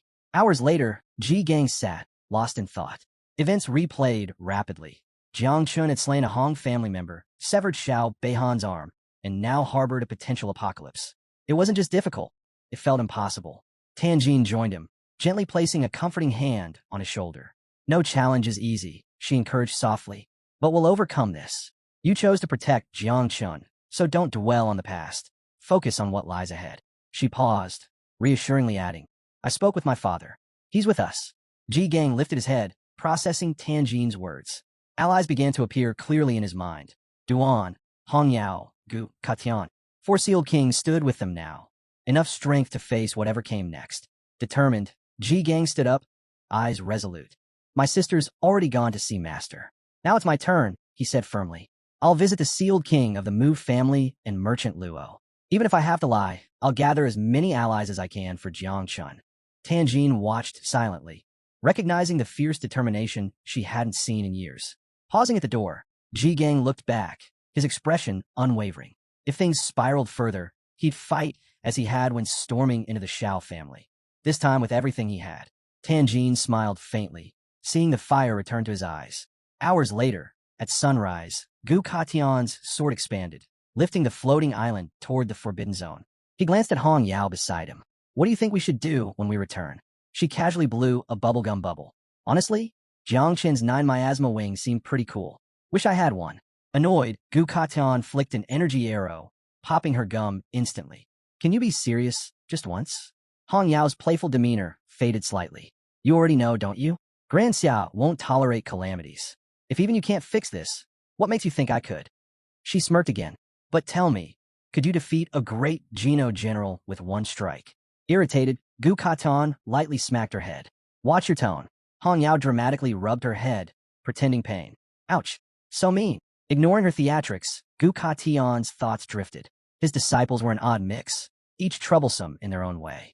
Hong Yao, playful and reckless. Ji Gang, stubborn beyond reason. Jiang Chun, a divine talent who insisted on dancing dangerously close to the forbidden. Interrupting his thoughts, Hong Yao teased again. Why do you care so much about protecting Jiang Chun anyway? Gu Katian turned away, gazing at the horizon. Do you really want to know? Without waiting for an answer, he lifted his eyes toward the distant sky, preparing himself for what lay ahead.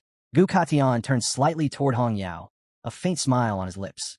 When I took you as a disciple, it was simply because of your red armor. I thought it looked cheerful, nothing more.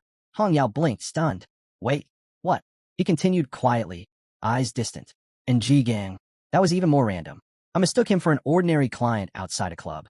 But later, when the Shiao family heir tried forcing Tianjin into marriage, Ji Gang stood his ground, and I was ready to risk my life for him. He paused, recalling that chaotic night. Ji Gang fighting fiercely, protecting Tianjin as enemies closed in from all sides. Gu Katian sighed, a rare hint of sadness flickering in his gaze. Sometimes there's no logical reason, he said softly. I protect Jiang Chun because I genuinely care. From their very first meeting, he'd recognized Jiang Chen's determination, exactly like Ji Gang's had been back then. If Ji Gang wanted Jiang Chun protected, then he'd do just that without hesitation. Hong Yao's playful demeanor softened, replaced with quiet admiration. She moved closer, gently placing her head on his shoulder. You know, you might just be the best master in the world.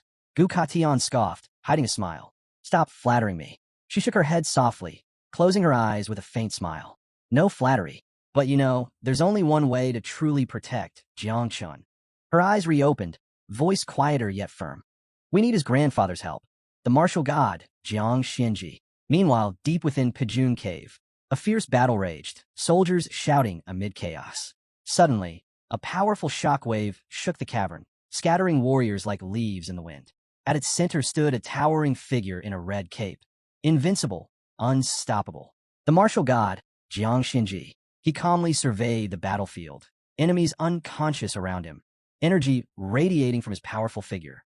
Without breaking a sweat, he'd ended the fight instantly. This was Jiang Chen's grandfather, the ultimate protector, and perhaps their only hope. Without hesitation, Jiang Xinji stood firm amidst the battlefield, a fierce aura radiating from him. The martial god's presence alone silenced his enemies instantly. He addressed his warriors calmly, authority clear in his voice. Secure the entrance. No one gets through. His warriors responded immediately. Understood, martial god. But suddenly, Xinji sensed an unexpected energy, one similar to Jiang Wushuang's. Confusion flashed in his eyes. Why now? Jiang Wushuang should still be at Tenu camp. In that moment, a projection of Gu Katian appeared, his expression calm but unreadable. What do you want? Shinji asked coldly, instantly on guard. If you're contacting me here, something serious has happened. Speak. Gu Katian's voice remained steady. I've taken a new disciple, Jang Chun. Shinji narrowed his eyes, recalling the name immediately. He possesses a divine-level creation class. Gu Katan continued cautiously, but he also carries the 9 miasma wings. A tense silence followed. Xuanji's face hardened instantly, fists clenched tightly at his sides. The ancient calamity? His voice shook with restrained anger. You dare ask me to protect a calamity? Great Xiao's law is clear, he added coldly. We eliminate calamities. We don't protect them. Gu Katian met his gaze unwaveringly. I ask you to protect his life. Shinji scoffed bitterly, eyes sharp. You expect me to protect a calamity? Great Xiao's principle has never changed. It's better to destroy a threat than let it spread. But Gu Katian remained firm, his tone unwavering.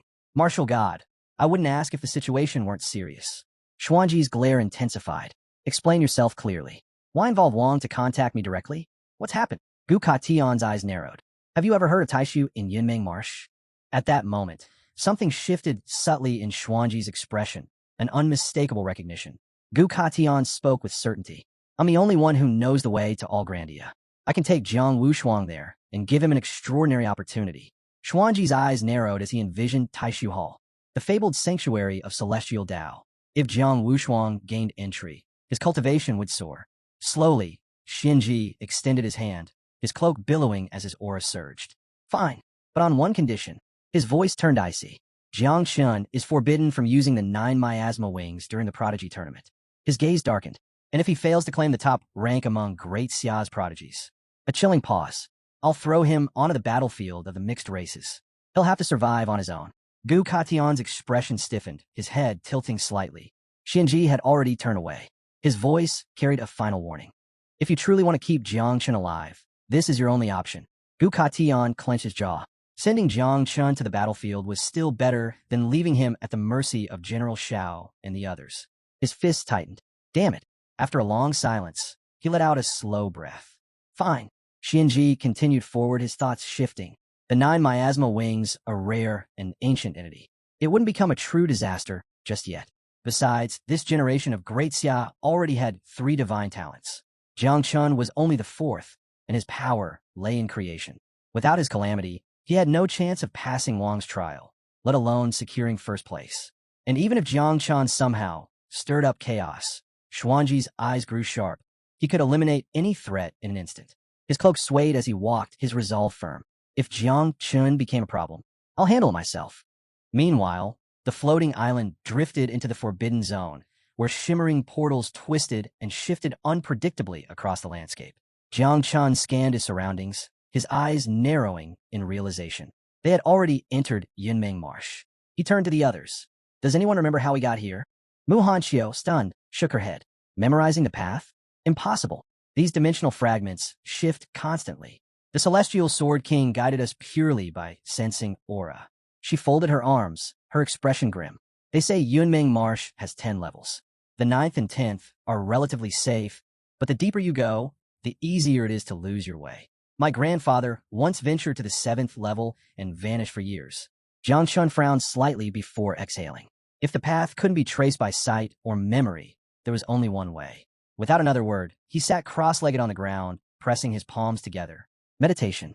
Mu Hanxiu and Luo Sandao exchanged glances before following Jiang Chun's lead, closing their eyes and steadying their breaths. Jiang Chun sank into his consciousness. Inside his mind, the tree of all things loomed tall, its presence absolute. The world within was eerily still, no wind, no motion. Then he noticed something. The tree was shifting, slowly, deliberately, toward something unseen. He couldn't tell what it was, but he could feel it. Something lay ahead, and the tree yearned for it. Fixing his gaze on the tree of all things, he noticed something unusual. A fruit had bloomed, shaped like a delicate rose. Just as he reached for it, a system window flickered before him. You have obtained a red functional fruit skill copy card. His eyes widened as he read the description. This card allows you to randomly copy one ability from a target. The copied ability has no class restrictions. It could belong to anyone. The result is unpredictable. The ability might be weaker, stronger, or altered. The copy must be completed within 3 hours, or the card expires.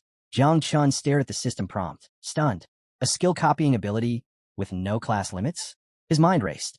The Tenu camp was filled with top-tier prodigies. If he copied someone powerful, it could be a game changer.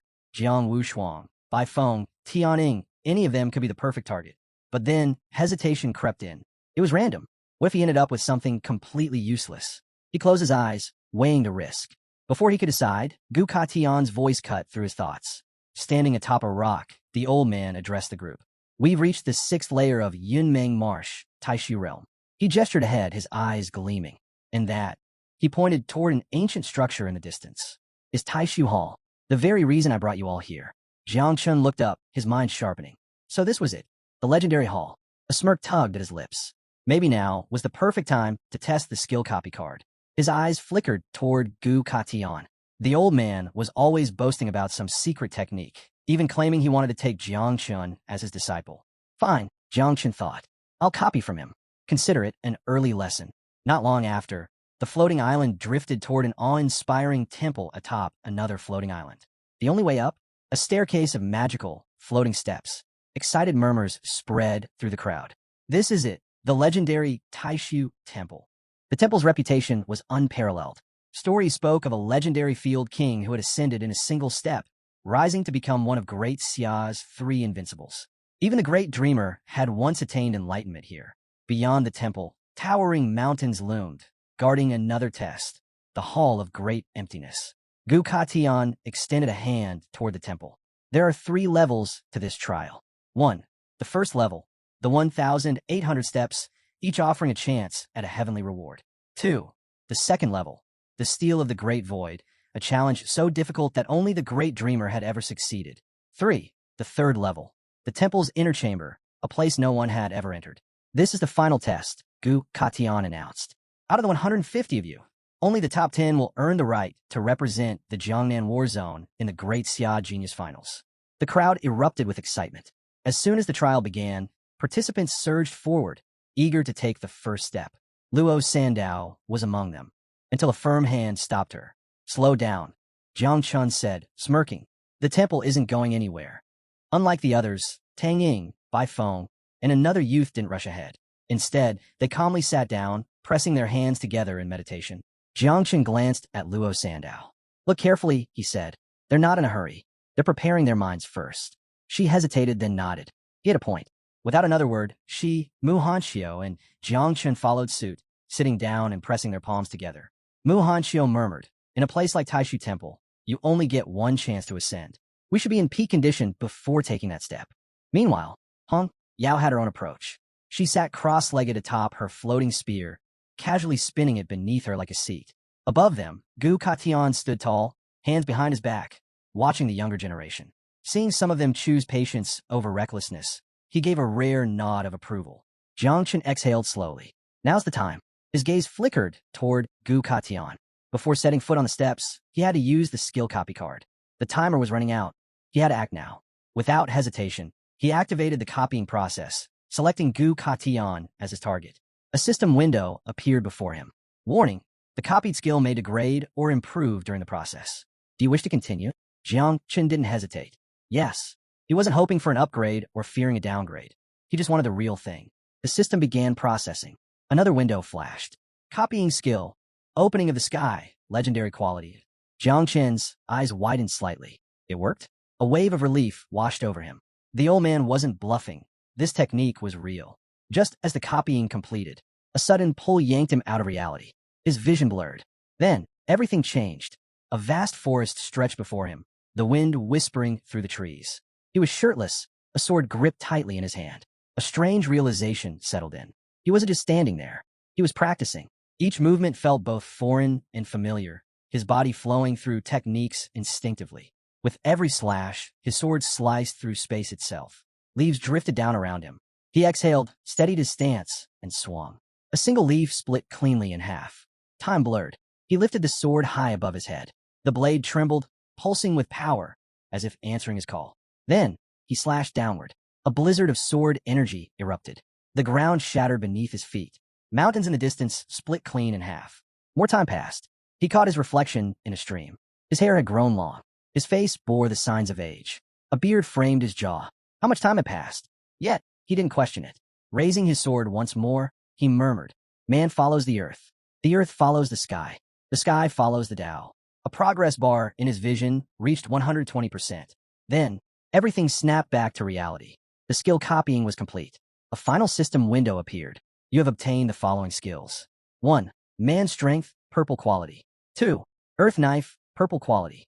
3. Sky Knife, legendary quality. 4. Great Path Power, shadow knife quality.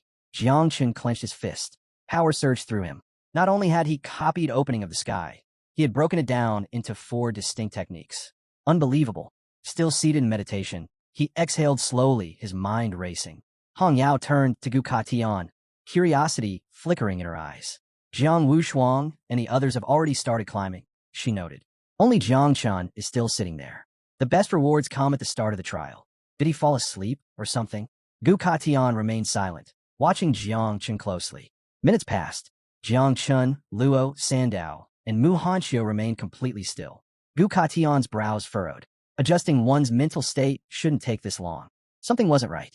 Then, Hong Yao's spear trembled violently in her grip. Her heart skipped a beat. What's going on? She instinctively went on alert, snapping her gaze toward Gu Katian. Master, my spear's heart is resonating. Gu Katian's eyes flashed with shock.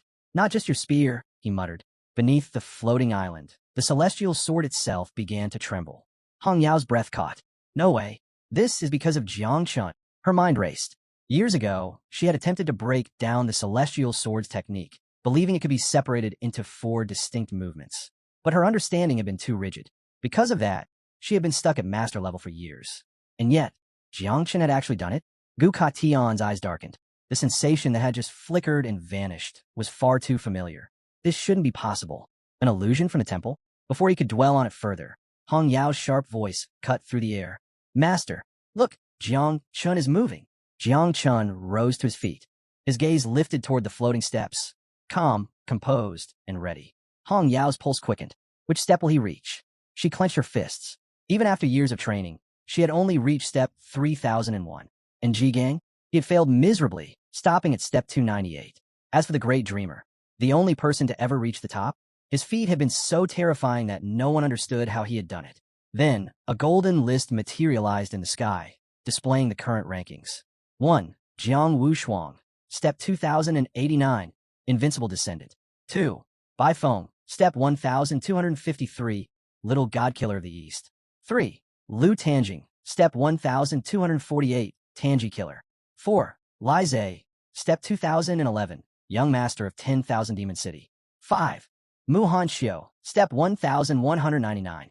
6. Luo Sandao, step 1170. The crowd buzzed with whispers. If we had known we were coming here, we would have brought mind potions. The first 100 steps are just illusions, but after that, it gets brutal. Every step beyond that feels like carrying a mountain on your back. Jiang Chun simply cracked his knuckles, inhaled deeply, and placed his foot onto the first step. The murmurs among the crowd intensified. Quiet down, someone hissed. The poisonous demon, Jiang Chun, is about to start climbing. A few chuckled. Others watched with curiosity. Let's see if he's just another Jiang Wushuang, struggling on the first few steps. Jiang Chun ignored them. His focus remained locked on the stone steps ahead. The first trial was illusion-based. If that was the case, his mental strength should be more than enough to handle it. With that thought, he stepped forward. The instant his foot touched the first step, his world shattered. A suffocating aura swallowed him whole. From the darkness, a towering figure emerged, eyes gleaming with pure, killing intent. Xiao Beihan's grandfather. His presence alone sent a crushing wave of pressure down on Jiang Chun. The old man unsheathed his sword with one hand, his gaze burning with hatred. You dare lay a hand on the rightful heir of the Shiao family? Jiang Chun's breath hitched. Xiao Xinghua. Before he could react, a flash of steel. Jiang Chun instinctively raised his arms to block. Bam! The force of the strike sent him flying. He crashed onto the ground, pain ripping through his body. Xiao Xinghua strode forward, sword gleaming as he prepared to strike again. Then, a group of figures appeared between them. Ji Gang, Luo Sandao, Mu Hanxiu, Jiang Chun, run, they shouted, forming a shield between him and the monstrous elder. Jiang Chun's eyes widened in horror. No, get out of here. But before they could move, Xiao Xinghua blurred. Xing. His sword cleaved through them like air. Blood splattered onto Jiang Chun's face. His entire body went numb. He couldn't move. He couldn't breathe. His friend's gone. Xiao Zhenghua towered over him, blade raised for the final blow. Jang Chun collapsed onto the step, hands shaking, tears streaming down his face. Outside the illusion, Hong Yao and Gu Katian watched intently. Did he get stuck on the first step? Hong Yao asked, frowning. Gu Katian shook his head. No. This step tests all 4 dimensions: spirit, physicality, agility, and strength. He crossed his arms, his expression unreadable. Most prodigies here have been tempered since childhood with celestial materials and earthly treasures. But Jang Chun, he's self-taught. This trial is going to be far harsher for him than for anyone else. Hong Yao clenched her fists, unease creeping in her chest. If he fails, the god of war will throw him onto the battlefield. Inside the illusion, Xiao Zhenghua's sword lunged forward. Jang Chun knelt on the ground, unmoving. His eyes were hollow. So this is it. He had hurt too many people. Maybe it was better to just accept it. The blade neared his chest. Then, a white branch burst through Xiao Zhenghua's chest. The old warrior froze, eyes wide in shock. His form flickered, then shattered into light. Jang Chun, still on his knees, stared blankly. What just happened? Was this all just an illusion? Xiao Zhenghua vanished completely, and the illusion collapsed. Back in reality, Jang Chun gasped, snapping back to the real world. His hand clenched into a fist. The first step had been nothing but a trick, but it felt too real. His friends had died, and instead of fighting, he had given up. Frustration burned in his chest. Never again. Without hesitation, Jang Chun took a deep breath and stepped onto the next step. Inside the illusion, Jang Chun gritted his teeth. This world was mocking him. Fine. If the illusions wanted to play dirty, then he'd beat them down personally. Summoning the spiritual tree, he prepared to fight back. But before he could move, 2 system windows flashed before his eyes. His instincts went on high alert. You have obtained 5 star wish fragments. Jiang Chen's eyebrow twitched. Star wish fragments? A system prompt appeared. 1,000 fragments could be combined into 1 complete star wish. If a skill was level 1 to 3, consuming 10 fragments could increase it by 1 level. If a skill was level 4 to 6, it required 100 fragments per level upgrade. Jiang Chun stared at the window, then grinned. These fragments were worth millions on the market. He had barely started the trial and was already racking up high-value rewards. Forget skill upgrades. If he sold them, he could feed his little insects for months. Now that's a real treasure. Without hesitation, he stepped onto the second step. Several seconds passed. No illusion appeared. Instead, Jiang Chun found himself within his subconscious mind. Slowly, the branches of the spiritual tree began to grow, and grow, and grow. Jiang Chen's eyes gleamed with realization. The spiritual tree, of all things, had blocked the illusion entirely. This tree is amazing. He stood motionless on the second step, watching the tree effortlessly nullify the illusion. The other geniuses, still at the base of the staircase, watched Jiang Chun with bewildered expressions. Wait, wasn't this guy struggling on the first step just a moment ago? And now he's just standing there, grinning like a fool? He was stuck for ages, barely moving. And now he's laughing on the second step? It didn't take long for them to reach a conclusion. Jiang Chun was the weakest of them all. Up in the sky, Gu Katian and Hong Yao remained silent, their eyes fixed on Jiang Chen's every move. Hearing the ridicule from the crowd, Jiang Chen's gaze flickered with determination. All right, laugh all you want. I'll show you the difference between us. But then, he caught sight of Gu Katian watching him closely. Jiang Chun instantly steadied himself. No need to draw too much attention. Right now, his focus was on catching up to Jiang Wushuang, who had already reached step 300. Hong Yao sighed. Looks like little Jiang Chun is stuck on step 2. He won't even make it past step 10. Gu Katian, however, didn't respond. His brows furrowed as he observed Jiang Chun. Something wasn't right. Shut up, he muttered. Just watch. Jiang Chun moved forward. Once again, the spiritual tree blocked out the illusion. This time, he clasped his hands behind his back, started humming a tune, and without a care, began walking up the steps. Effortlessly, as if the entire test was nothing more than child's play. The crowd fell into stunned silence. Their jaws dropped as Jiang Chun breezed through 100 steps in an instant, all while casually humming. It didn't take long for the truth to sink in. He had stayed on the first 2 steps on purpose, because he enjoyed the illusions. Now, there was no doubt.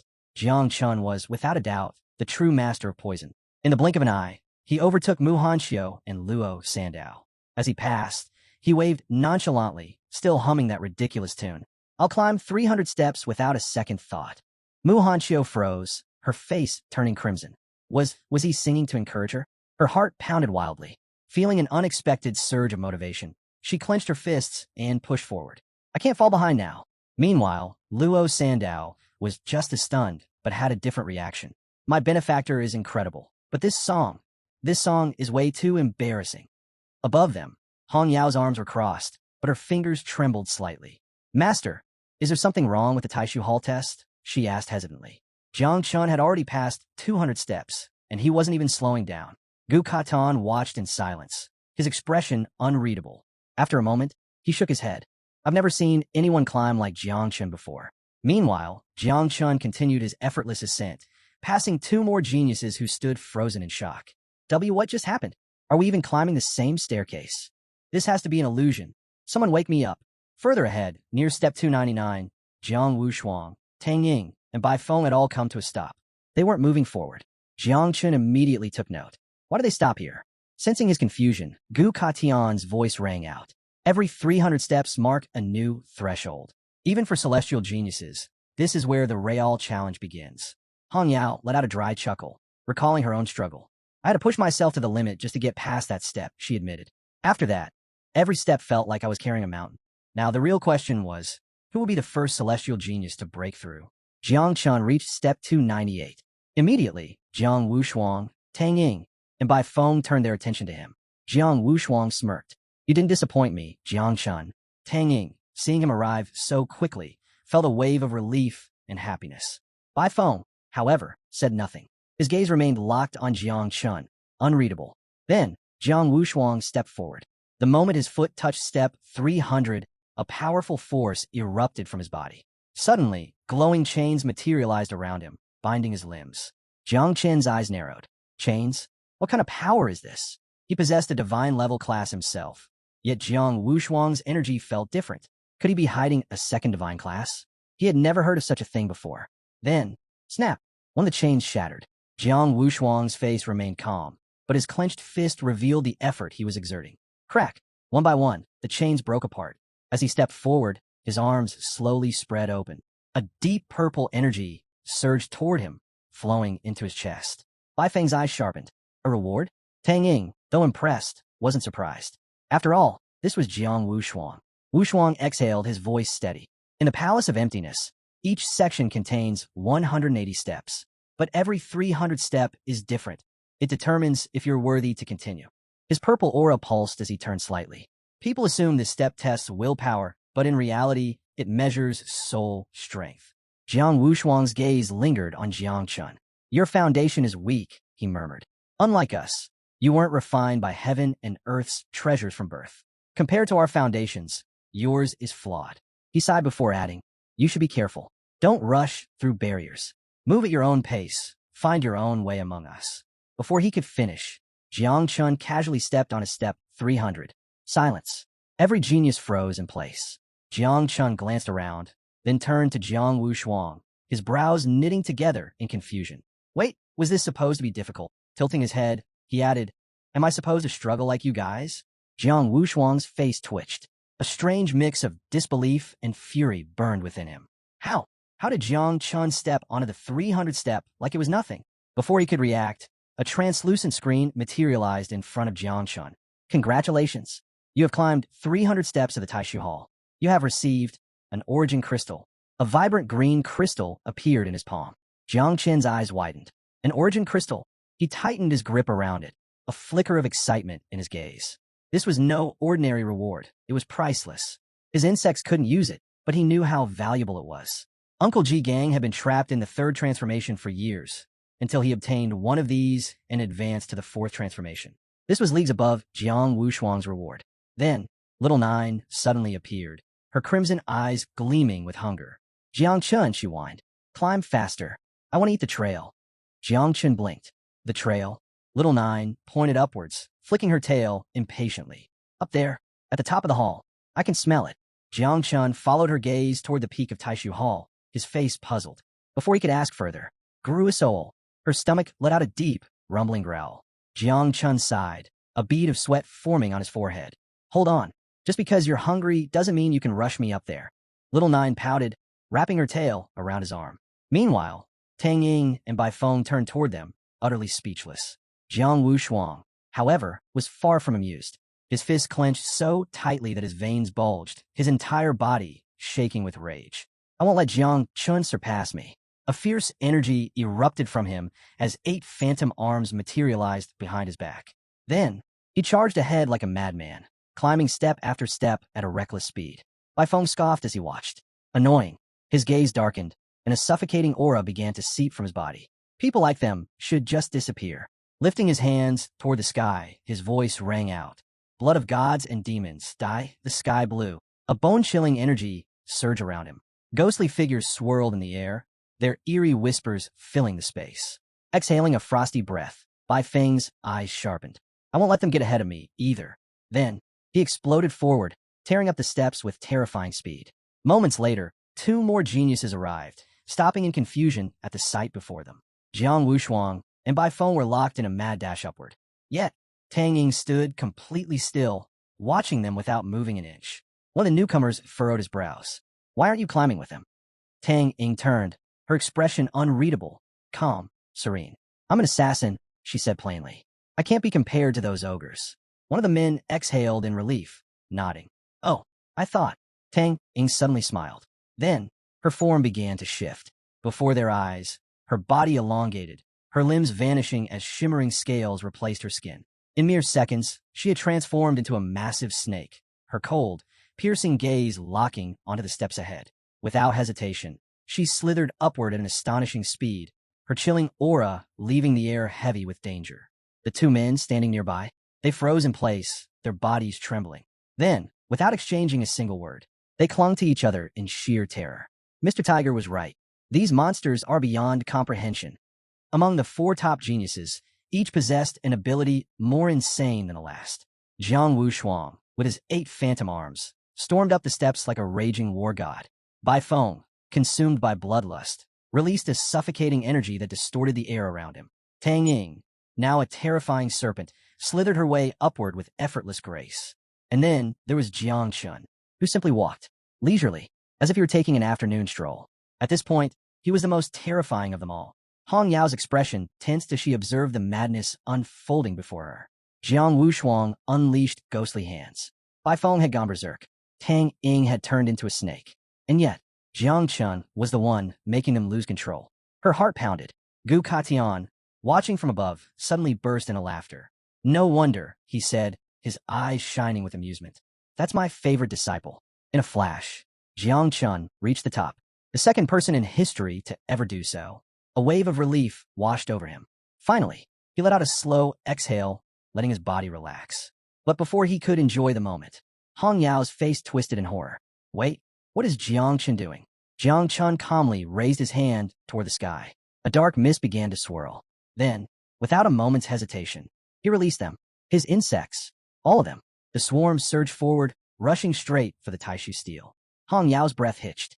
Did he just release the 9 miasma wings? The Taishu steel was no ordinary artifact. It was an ancient relic so powerful that even the invincible dreamer had once used it to gain enlightenment.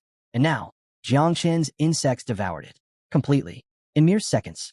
Not even a trace remained. Gu Katian's face drained of color. For once, he was speechless. Jiang Chun had absorbed the Taishu steel by himself. Something even he couldn't fathom. Meanwhile, Jiang Wushuang had climbed several more steps, only to stop. His gaze locked onto Jiang Chun, his expression unreadable, dark, full of unspoken rage.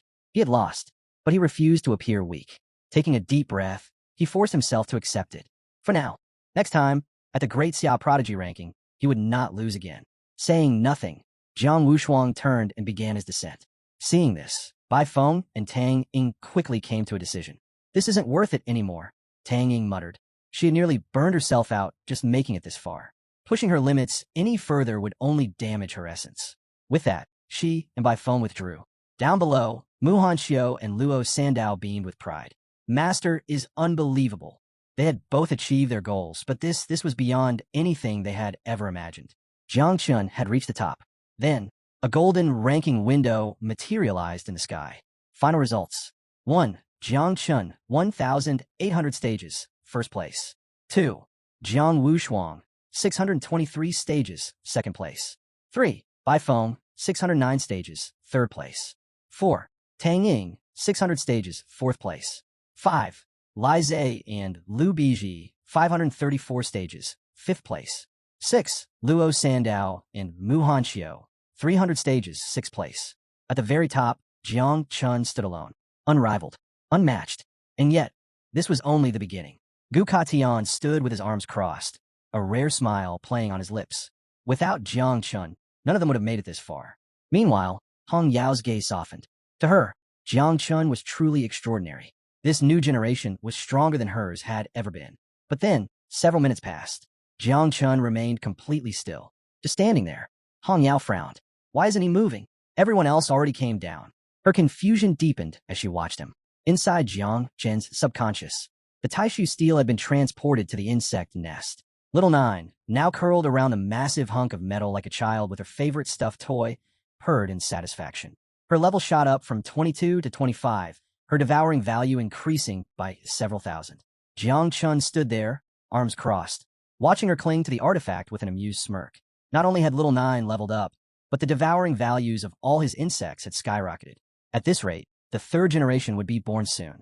Then, a new status window appeared before him. Taishu Steel, originally an abyssal anchor stone found at the bottom of the abyss. A condensed artifact and a fundamental essence of the abyss itself. Jiang Chen's eyes darkened. The Taishu Steel came from the abyss. His gaze flickered to Little Nine, still wrapped tightly around the artifact, her tail swaying happily. If she was the ruler of the abyss, then it made sense why she wanted it more than anyone else. It was tied to her very existence. Blink. Jiang Chun was back in reality. But the moment he returned, a dense, poisonous mist began rising from where the Taishu Steel had once been. His body tensed. What's happening? Before he could react, his vision twisted. The world around him shifted. In an instant, he found himself in an entirely different space. Then, a voice echoed in his mind. You have been recognized as the master of the Taishu realm. Jiang Chun stiffened. Master of the Taishu realm? A flood of knowledge surged into his mind. With a single thought, he could teleport to the Taishu realm from anywhere. No one could open the doors of Taishu Hall except its master. The Taishu Hall was now his ultimate trump card. Jiang Chen's fingers twitched. This wasn't just a power boost. It was a hidden sanctuary, a secret weapon, a place no one could touch. He took a slow breath. For now, this had to stay hidden. Too many eyes were watching. With a single leap, he exited the realm. The moment he reappeared, two figures grabbed him. Hong Yao, Gu Katian. Before he could react, they pulled him into the sky. Come with us. Higher and higher they flew, vanishing from sight. Down below, the remaining participants stared in shock. The Celestial Sword King took Jiang Chun. It must be about the Taishu Steel. Serves him right for acting so high and mighty. But none of them truly understood. Jiang Chun had just gained something far beyond their comprehension. Cold winds howled through the snow-capped mountains. Far from prying eyes, Gu Katian and Hong Yao had brought Jiang Chun to a remote peak. Gu Katian's gaze bore into him, heavy and unreadable. His presence alone was suffocating, yet Jiang Chun remained still, his mind racing. The Dreamer, one of Grand Xia's 3 invincible figures, was the only person who had ever studied the Taishu Steel for enlightenment. Yet, Jiang Chun had absorbed it. And now, Gu Katian wanted answers. His voice was calm, but sharp. How did you use the 9 miasma wings to absorb the Taishu Steel? Jiang Chen's breath caught. So he knew. His body tensed. Was this a trap? Had they brought him here to kill him? A bead of sweat rolled down his temple. But then, Gu Katian smirked.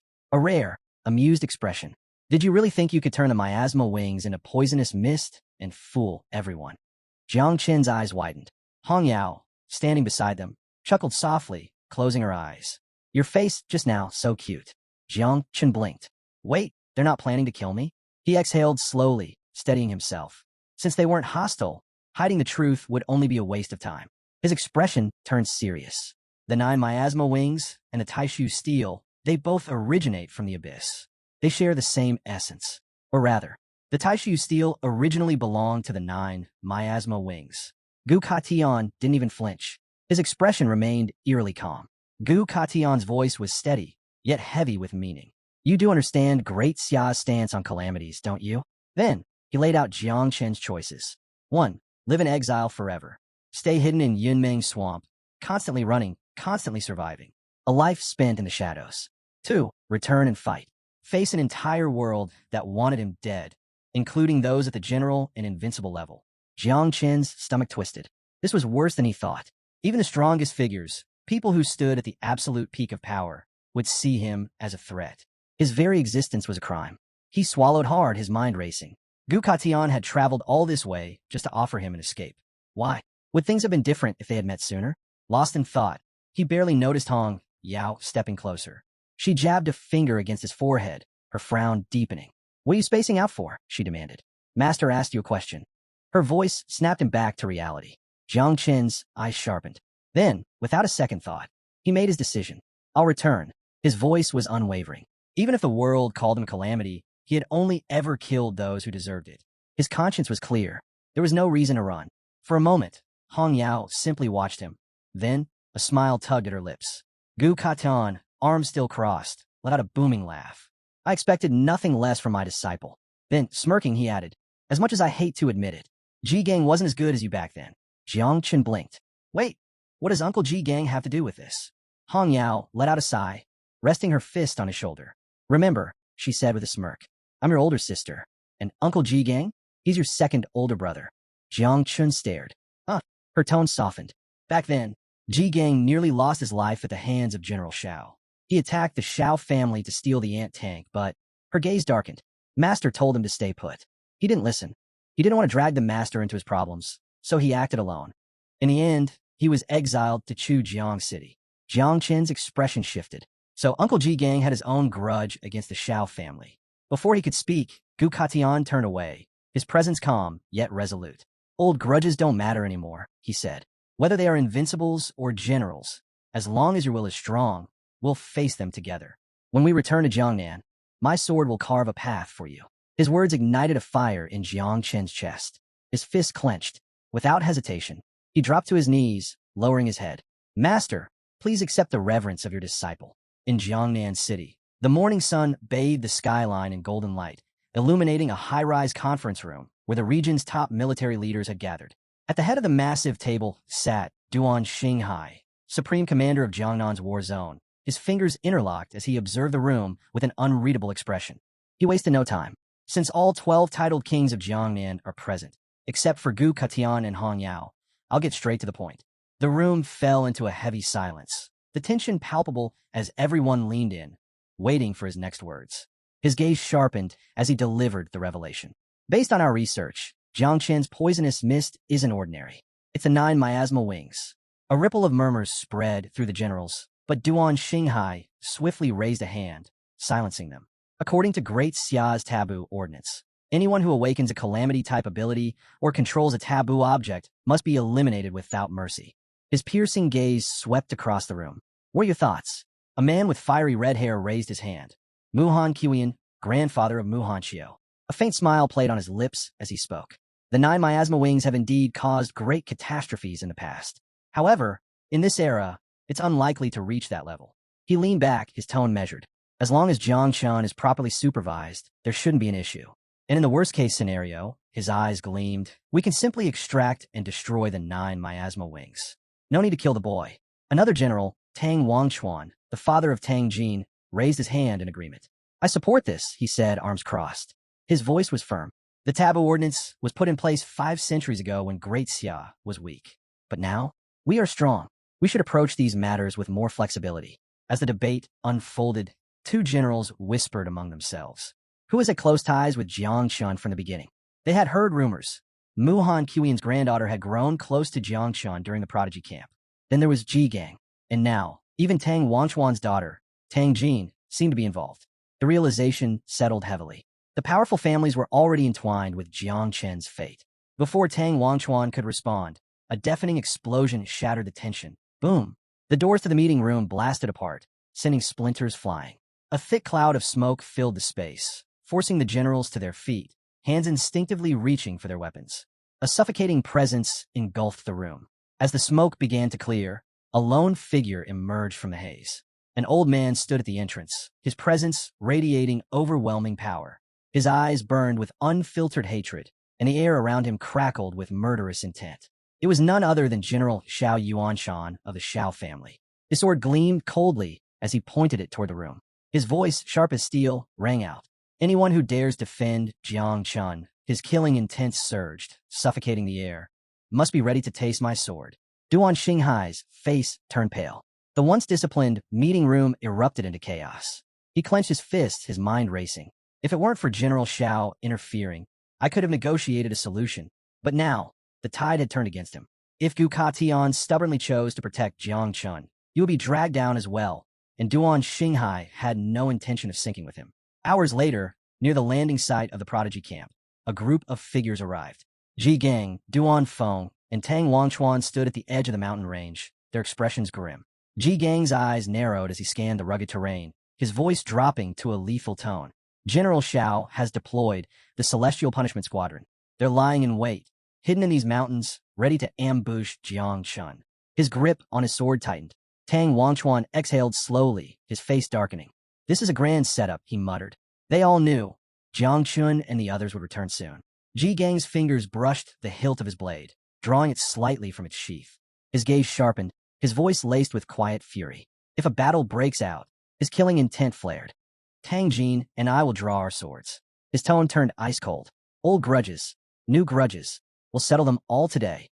Then, he turned to Duan Feng. The night watch of Chujiang City is now in your hands. Duan's face turned ghostly white. His hands trembled as he frantically waved them. Not again. He had barely recovered from the mess at the wedding, and now he was getting roped into another disaster. Nearby, Xiaoku stood with her arms crossed, eyes closed, her expression unimpressed. With a scoff, she placed a hand on her hip. Why are you looking at me? Do you need a healer or something? Duan Feng, standing beside her, snorted. Get lost, he said with a grin. I love a good fight, and there's no way I'm missing this one. Tang Jin, smiling mischievously, turned to the old master. Come on, Olgu, stop being so formal, she teased. We're family, aren't we? Then, her gaze flicked upward. A bright light streaked across the sky. She narrowed her eyes, trying to make out the figure in the distance. Is that Jiang Chun and the others? On a distant mountain, General Xiao Yuanshan's squad had already locked onto their target. One of the commanders raised his hand, his voice cold and unwavering. Target confirmed. Without hesitation, he issued the order. Heavenly Punishment Squad, prepare to fire. Divine crossbows, aim at the sky. A row of elite soldiers moved in unison, drawing out massive crossbows engraved with divine sigils. Their arrows glowed ominously, charged with lethal energy. Meanwhile, the Tianjiao camp was descending rapidly from above. Hong Yao peered down at the unfolding scene, amusement flashing in her eyes. She grinned. This feels just like the wedding, she mused. The last time Ji Gang stormed in, she hadn't had the chance to let loose. This time, though, perfect. Beside her, Gu Katan remained composed, casting her a sidelong glance. At least pretend there's some courtesy before we start fighting, he said dryly. If we charge in immediately, people might start thinking our entire family is nothing but a bunch of brutes. Hong Yao smirked. His words were calm, but the aura radiating from him told a different story. A deep orange energy slowly pulsed around his body, thick with unspoken killing intent. She chuckled. Like master, like disciple. Behind them, Jiang Chun remained silent. Hong Yao arched a brow as she glanced back at him. Well, what do you think of all this? She asked playfully. No response. Jiang Chun wasn't even paying attention. His mind was elsewhere, inside the insect nest. A system window materialized before him. 9 miasma wings reproduction, complete. Mother insect level, 27. New offspring, 5.11 million. Jiang Chen's eyes gleamed. The third generation had been born, before the battle had even begun. He clenched his fists. It wasn't enough to destroy an entire nation, but it was more than enough for what was coming. A sudden tap on his shoulder snapped him back to reality. Jiang Chun blinked. Hong Yao stood next to him, smirking. Don't be scared, she teased. Even if you're not strong, you've got Master and me on your side. Jiang Chen's expression twitched. I'm not scared. He turned, pointing toward the mountains ahead. Uncle Ji Gang and the others are there. I want to see them first, and give them a gift. Gu Katian nodded. Fine, we'll pass by there later anyway. Jiang Chen's lips curled into a smirk. Poisonous mist surged around him as he leaped from the sky, diving straight toward the mountain below. Above, Jiang Wushuang watched his descent, a playful glint flashing in his eyes. Hey, he called out. Try not to die too soon. I haven't had enough fun with you yet. Standing nearby, Tang Ying let out a sharp breath. At this point, nothing surprised her anymore. Not even the revelation that Jiang Chun carried a calamity. No wonder he had taken down Xiao Beihan in an instant. Even Bang, usually carefree, furrowed his brows slightly. The second person in Great Xia's history to complete the ladder of emptiness. He better not die too soon. As Jiang Chun distanced himself, Mu Hanchio's gaze lingered on his retreating figure, her expression clouded with worry. Her master had gathered them all here, but would her grandfather come to aid them or stand aside? Beside her, Luo Sandao let out a quiet sigh. Worrying won't change anything, he muttered. This kind of war is far beyond us. The best we can do is not make things worse. That's already enough. Sometime later, Jang Chun landed where Ji Gang and the others were waiting. Seeing them, a wave of relief swept over him. They had come. Without hesitation, he stepped forward, pulling a gleaming green crystal from his inventory and handing it to Uncle Ji Gang. Remember, Jang Chun said with a smirk, I promised to gift you a set of epic equipment. His grin widened. Didn't quite get that, but this should be just as good. Ji Gang took the crystal, turning it in his palm. His breath hitched. His eyes widened in shock. An origin crystal. This was a key to the seventh realm. Before Ji Gang could even find the words to respond, Jiang Chun continued, pulling out more treasures. To Aunt Tang, he handed a set of powerful equipment. To Duan Feng, he gifted a silk scarf. To Chu Balang, a high-grade bow. To Hanky, platinum-level gear. Each item was an invaluable treasure. Meanwhile, high above, atop a cliff, a storm of killing intent brewed. Old Xiao Yuanshan stood at the edge, fury coursing through his veins. His eyes locked onto Jiang Chun like a predator fixating on prey. Behind him, the Heavenly Punishment Squad stood poised, weapons ready, awaiting his command. His voice was cold as death. Prepare. Just as the order was about to be given, a figure stepped forward. Duan Feng. Raising a hand, he signaled for restraint. Wait. Old Zhao's burning gaze snapped toward him. Fury surged in his eyes, but Duan Feng remained unshaken. More than 100 days have passed since the Tianjiao camp disappeared. Duan Feng stated calmly. Gu Katian was the one in control. We can't afford to act carelessly. Old Zhao's eyes narrowed. He hesitated. Then, slowly, his gaze dropped. A long silence stretched between them, until his rage sharpened into something colder. More dangerous. They'll just kill Gu Katian too. His voice was low, final. If he doesn't know how to appreciate what he has, then he'll die along with Jiang Chun. Minutes later, the Tianjiao camp finally arrived near the battlefield. Duan Feng's voice rang across the field like a war drum. Gu Katian, surrender and hand over Jiang Chun. His command carried undeniable authority. If a battle breaks out, the city will suffer great losses. His tone grew harder. For Jiangnan's sake, it's better to sacrifice Jiang Chun. Atop the Tianjiao camp, Gu Katian inhaled slowly. His expression was unreadable, but when he spoke, his voice was steady, filled with absolute certainty. I refuse. His words echoed with unshakable resolve. In this life, I have nothing to be ashamed of. Not in Jiangnan, not in Great Xia. His gaze burned with conviction. I brought back 150 heroes from the district. I took them to the Palace of Emptiness. The crowd stirred, a ripple of shock running through them. The parents of the young prodigies tensed at the mention of the Palace of Emptiness, a place of legends and miracles. Many powerful figures had sought strength there, only to fail. Yet Gu Katian had led their children to this sacred ground, and they had succeeded. One by one, the parents stepped forward, their voices resolute. We won't betray our own. We won't join the Shiao family. Even if they couldn't save Jiangnan, they refused to stand with its executioners. Duan Feng extended his hand to the side, a confident smile playing on his lips. With these 150 heroes, Jiangnan's reputation will rise like the tide. His voice rang across the battlefield, stirring something deep within the crowd. But before anyone could respond, a terrifying presence crashed down upon them. The sea trembled. The rivers twisted and roared. A suffocating pressure filled the air as old Xiao Yuanshan appeared, his gaze gleaming with raw power. His very presence pressed onto the battlefield like an unstoppable tidal wave.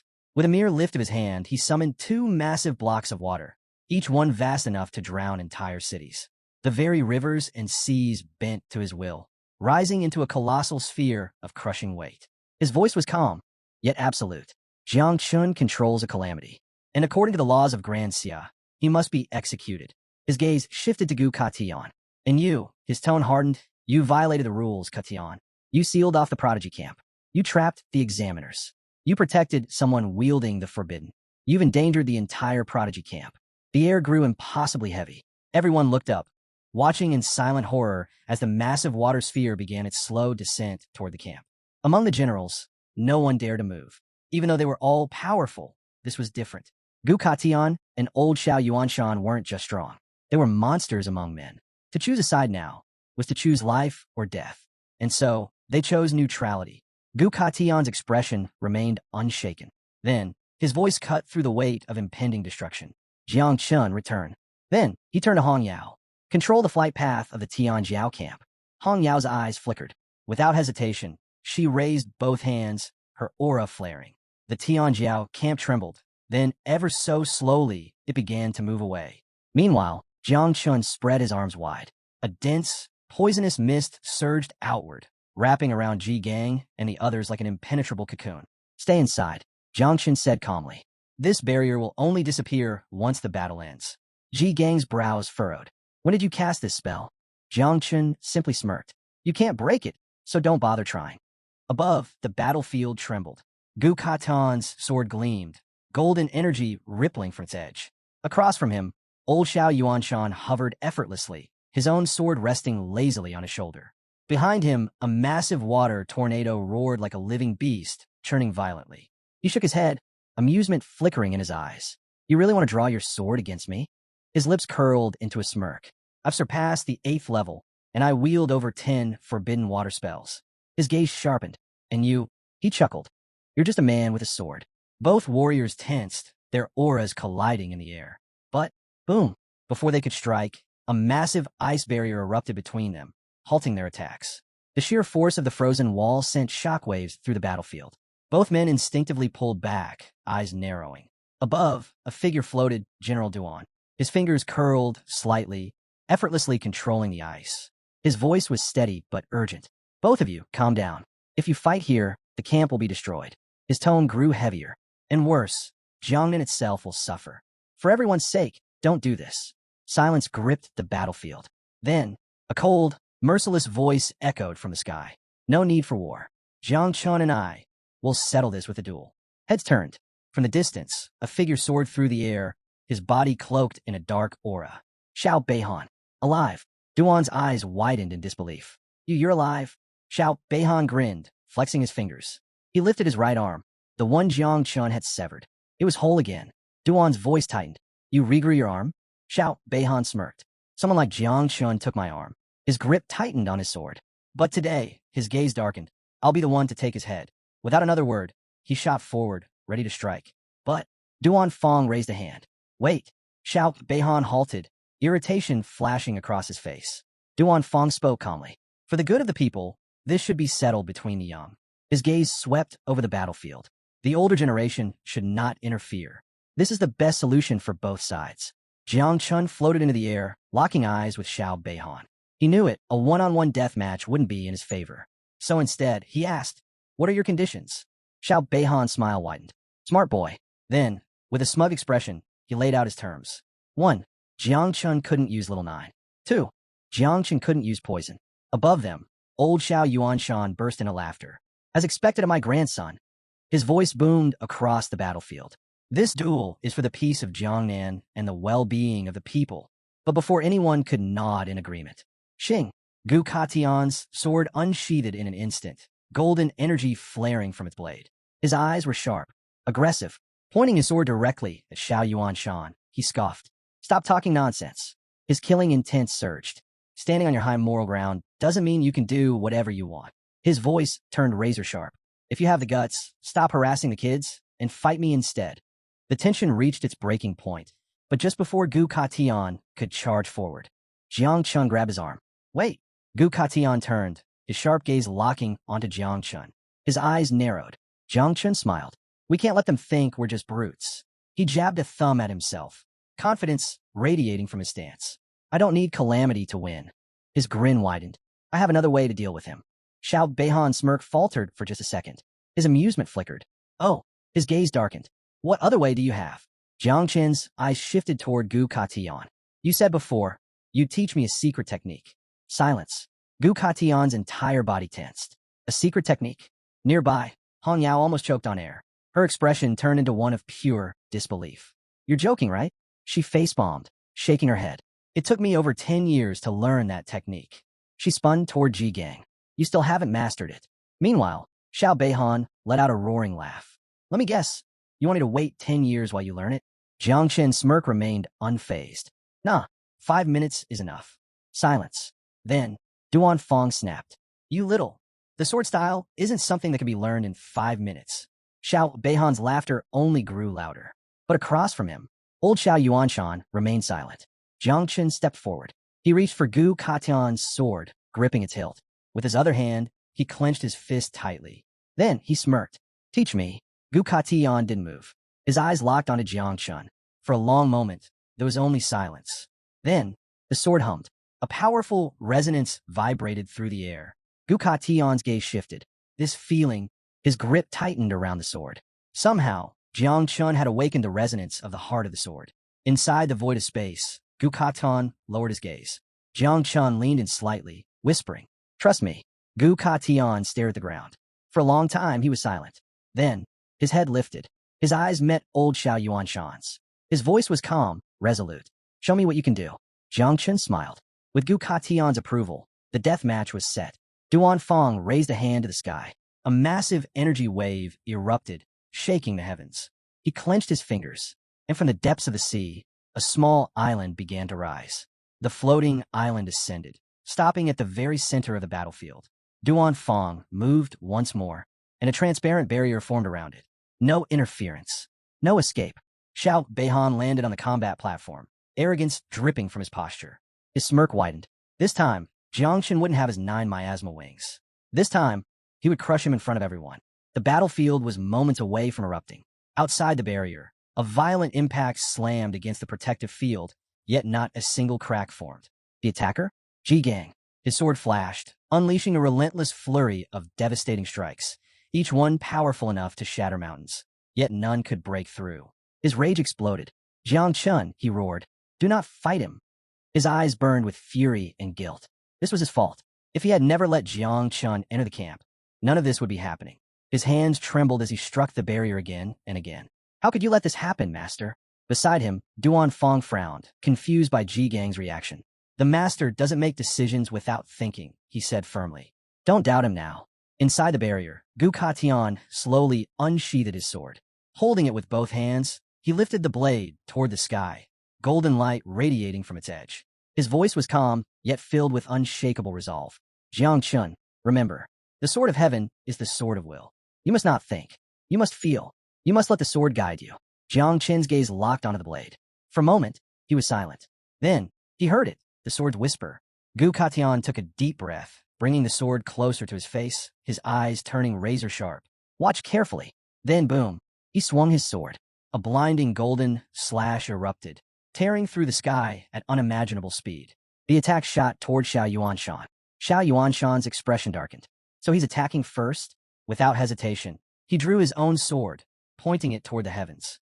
A crimson aura erupted around him, pulsing with overwhelming energy. Total defense. He stood firm, ready to block the incoming attack. But it never came. The golden slash missed. It passed right by his side. Xiao Yuanshan's eyes widened. "What?" Duan Fong, watching from afar, broke into a cold sweat. His heart pounded violently in his chest. This makes no sense. This was supposed to be a duel between Jiang Chun and Xiao Beihan. Then why was Gu Katian attacking? Above them, hidden in the sky, something stirred. A barrier shattered, and from within, a monstrous presence emerged. A giant dragon. The golden slash slammed into its massive tail, slicing in half. The severed tail plummeted to the ground, crashing with a thunderous impact. The dragon's roar shook the heavens. Its colossal eyes blazed with murderous fury as they locked onto Gu Katian. "You bastard!" It let out a deafening roar.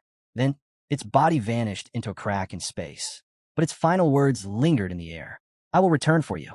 The battlefield was left in stunned silence. This was supposed to be a duel between Jiang Chun and Xiao Beihan. Yet Gu Katian was the first to attack. Duan Fong's fists clenched tightly. This wasn't part of the deal. The master swordsman rested his blade on his shoulder, his expression unreadable. "That dragon was after the 9 miasma wings," he stated calmly. "It's an 8th-grade beast, only half as strong as the wings themselves." Xiao Yuanshan's eyes narrowed as understanding settled in. This old thief, he had been ahead of them all along. Gu Katian turned, exhaling slowly before letting out a booming laugh. His gaze fell on Jiang Chun. "Well, wasn't it impressive to see your master wield his sword for the first time?" Jiang Chun stepped forward, his fists clenched, his eyes gleaming with excitement. "It was incredible." Gu Katian smirked. "So what did you learn?" Jiang Chun didn't answer immediately. Instead, he extended a hand toward the ground. A soft green energy flickered to life. A root shot forward, weaving toward Ji-gang. Ji-gang flinched at first, but soon understood. With a sigh, he handed over his sword. The root coiled around the blade, pulling it toward Jang Chun's waiting grip. He grasped it firmly, a small smile forming. Gu Kation frowned. Why not use my sword? Jang Chun grinned. Soon you'll understand. Then, without hesitation, he leaped onto the combat platform. His stance, his aura, everything mirrored his master's posture. Gu Katan raised a brow, amusement flickering in his eyes. This kid is seriously trying to copy me? From the sky, Hong Yao descended onto the island, her expression filled with worry. She clenched her fists tightly. How can Master allow this? Her voice shook with frustration. This is the same as sending Jang Chun to his death. Her gaze flickered toward Duan Fong, who still stood motionless, watching it all unfold. He was benefiting from this, but doing nothing? She gritted her teeth. What kind of so-called invincible just stood by and watched? Her heart pounded. She couldn't let this happen. She made up her mind. She was taking Jang Chun away, whether he wanted to go or not. Gu Katian stood with his arms crossed, silently observing Jang Chun. His gaze remained steady, lost in thought. Beside him, Hong Yao had made up her mind. She was going to intervene. But, just as she was about to move, her body froze. Her eyes widened in shock. She couldn't move. What's happening to me? An unseen force locked her in place. Gu Katian's calm voice sliced through her rising panic. In this arena of life and death, only Jiang Chun and Xiao Beihan may enter. His expression was firm, unyielding. No one else. Hong Yao's heart pounded. She had underestimated the power of an invincible being. This wasn't just any battlefield. The energy sealing the arena was absolute. She had no way to break through. Her fists clenched in frustration. Regret flickered in her eyes. She had spoken ill of Master, and now she understood. Gu Katian's voice remained steady. Jiang Chun does not seek war. He turned to her, his tone unwavering. He does not want to see Jiang reduced to ruins. Hong Yao whipped her head toward him. Then why? Her voice trembled with frustration. Why must Jiang Chun risk his life for the sake of others? Gu Katian met her gaze without hesitation. Because, he said, Jiang Chun is not going to die. Hong Yao's breath caught. What? A smirk tugged at the corner of Gu Katian's lips. I just taught him how to use the celestial sword. On the combat platform, both Jiang Chun and Xiao Beihan raised their swords. Xiao Beihan burst into laughter, shaking his head. That old man is insane. His sneer returned, his eyes brimming with disdain. Does he really think you can master the celestial sword just by watching? His voice dripped with mockery. You're just trash. Jiang Chun remained unfazed. His grip on his sword tightened as golden energy swirled around him. A confident smile played on his lips. Then let's see if trash can teach you a lesson. Xiao Beihan's smirk vanished. His fingers curled into a fist, and a suffocating, malevolent aura erupted around him. His eyes burned with hatred. If you're not using the 9 miasma wings, he growled, then let's see if you can survive me. From the sidelines, Bei Feng turned to Jiang Wushuang. Who do you think will win? Jiang Wushuang's expression was unreadable. If Jiang Chun uses the poisonous mist, he'll win. Bei Feng narrowed his eyes. But according to the rules, he can't use it. Jiang Wushuang exhaled slowly. Then he'll die. Xiao Beihan has already tasted defeat once, and he came back stronger. His gaze darkened. His entire heart is now consumed by martial arts. He won't stop until Jiang Chun is dead. Xiao Beihan's sword pulsed with green energy, its aura menacing. This was no ordinary weapon. It ranked 20th among the divine weapons of Great Xia. Jiang Chun held his sword close to his face, settling into an offensive stance. Across from him, Xiao Beihan pointed his blade forward, his smirk returning with renewed arrogance. At least you have initiative, he said, twirling his sword. His voice dripped with mockery. Dying under the glow of the moon with that broken sword of yours will be an honor. Jiang Chun met his gaze, smirking. Enough talking. He raised his sword to the sky, and a deep purple energy erupted from the blade. His free hand stretched forward as he called out, his voice ringing through the battlefield. Master, watch closely. If I make a mistake, correct me. Gu Katian's brow lifted slightly. Was this brat serious? Jiang Chun channeled his strength then. Slash! A colossal wave of energy tore through the air, surging straight toward Xiao Beihan. The sheer force of the attack sent shockwaves rippling through the arena. A blinding light filled the battlefield as the onlookers instinctively shielded their faces. It burned. It cut deep. But it wasn't a physical attack. It targeted the soul. In a flash, Hong Yao appeared. With a swift motion, she summoned a red barrier around the weaker spectators. Her voice rang out urgently. Those with weak souls, close your eyes. Even she struggled to comprehend what she was witnessing. How does little Jang Chun have this much power? For once, even Gu Katian's usual smirk faded. Though his arms remained crossed, a flicker of surprise flashed in his eyes. He actually learned it, but his focus sharpened. The sword of humanity could only attack the soul, and Xiao Beihan was from the Shiao family, a family legendary for its unparalleled soul defenses. For a split second, Xiao Beihan's expression flickered with shock. Then he moved. With impeccable precision, his sword flashed. Clang! He deflected the attack with ease, letting out a loud, mocking laugh. This is the legendary Sky Sword? He sneered, his lips curling into a taunting grin. It's nothing, just an attack that tickles the soul. He tightened his grip on his sword. You must have forgotten, his voice turned cold. The Shiao family specializes in soul power. Against me, this move is worthless. Xiao Beihan's aura surged, and behind him, a golden moon materialized, casting its glow across the battlefield. His voice thundered. Star and moon cut. With a single slash, a massive golden arc of energy shot toward Jang Chun. He ran a finger along the blade of his sword, his grin widening. That was just a warm-up. He adjusted his stance, eyes darkening with pure hatred. This second strike, his voice was laced with malice, will not be aimed at your soul. Jang Chun's eyes sharpened. His stance shifted. Then, boom, his sword cleaved downward. Earth knife, a mighty energy slash surged forward, colliding head-on with Xiao Beihan's golden moon. Crack! The moon split in half. And in the same instant, Xiao Beihan staggered back, blood spilling from his chest. His eyes widened in sheer disbelief. How? The energy wave hadn't just shattered the moon. It had cut through the arena itself. Duan Fong, still keeping the island afloat with his powers, felt the tremors instantly. His face lost color. This arena, it's going to explode. The seawater rose unnaturally, swirling in the air. Sweat trickled down his brow as he clenched his fists. The second-level cultivator did this? His voice carried disbelief. Then his eyes sharpened. This was turning dangerous. I need to reinforce the battlefield. Raising both hands, he channeled his energy. The island trembled once more. Jiang Chen's attack tore through the air, surging straight at Xiao Beihan. But Xiao Beihan was ready. With a roar, he plunged his sword into the ground, summoning a golden barrier around himself. Boom! The impact sent shockwaves rippling across the battlefield. Gritting his teeth, sweat beading on his forehead, Xiao Beihan exhaled sharply. If he hadn't blocked that, he would be dead. His eyes flared with fury. Then he spoke. One must lift their head and look toward the northwest, where the floating clouds rest. His fingers tightened around his sword. One must lean on the blade that stretches 1,000 miles. Power erupted from his body as he activated a forbidden spell, the maximum essence. A violent surge of energy burst forth, shaking the battlefield. Suddenly, across the entire arena, every sword began to tremble. Whoosh! The weapons shot into the sky, ripped away from their owners' grasps. Cries of shock echoed through the crowd. What's happening? Some tried to summon their blades back, but none obeyed. Xiao Beihan's laughter rang through the battlefield.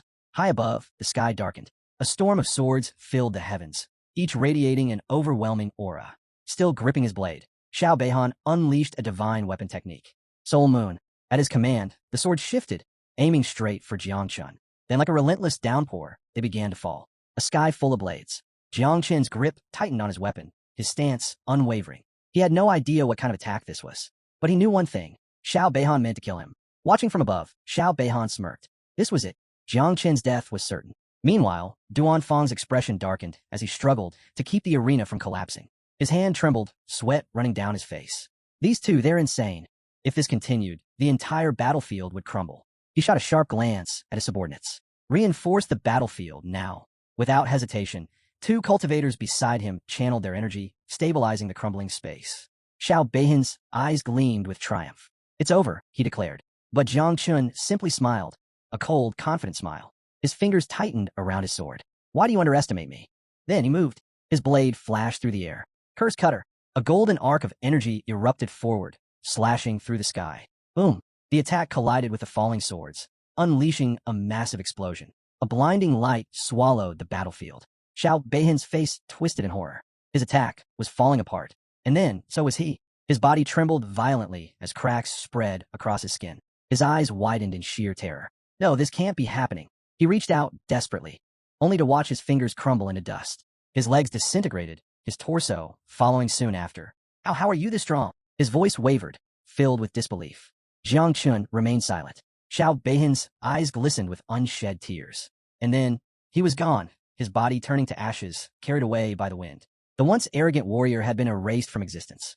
Above the battlefield, Xiao Yuanshan, who had been watching closely, felt a chill run through his veins. His grandson, massacred, gone. His hands clenched, trembling not just with fury, but for the first time in his life with fear. Meanwhile, Ji Gang dropped to his knees, his eyes wide with disbelief. This was the dream he had chased his entire youth. And yet, Jang Chun had reached it in mere minutes. The elites who had witnessed the battle were left shaken.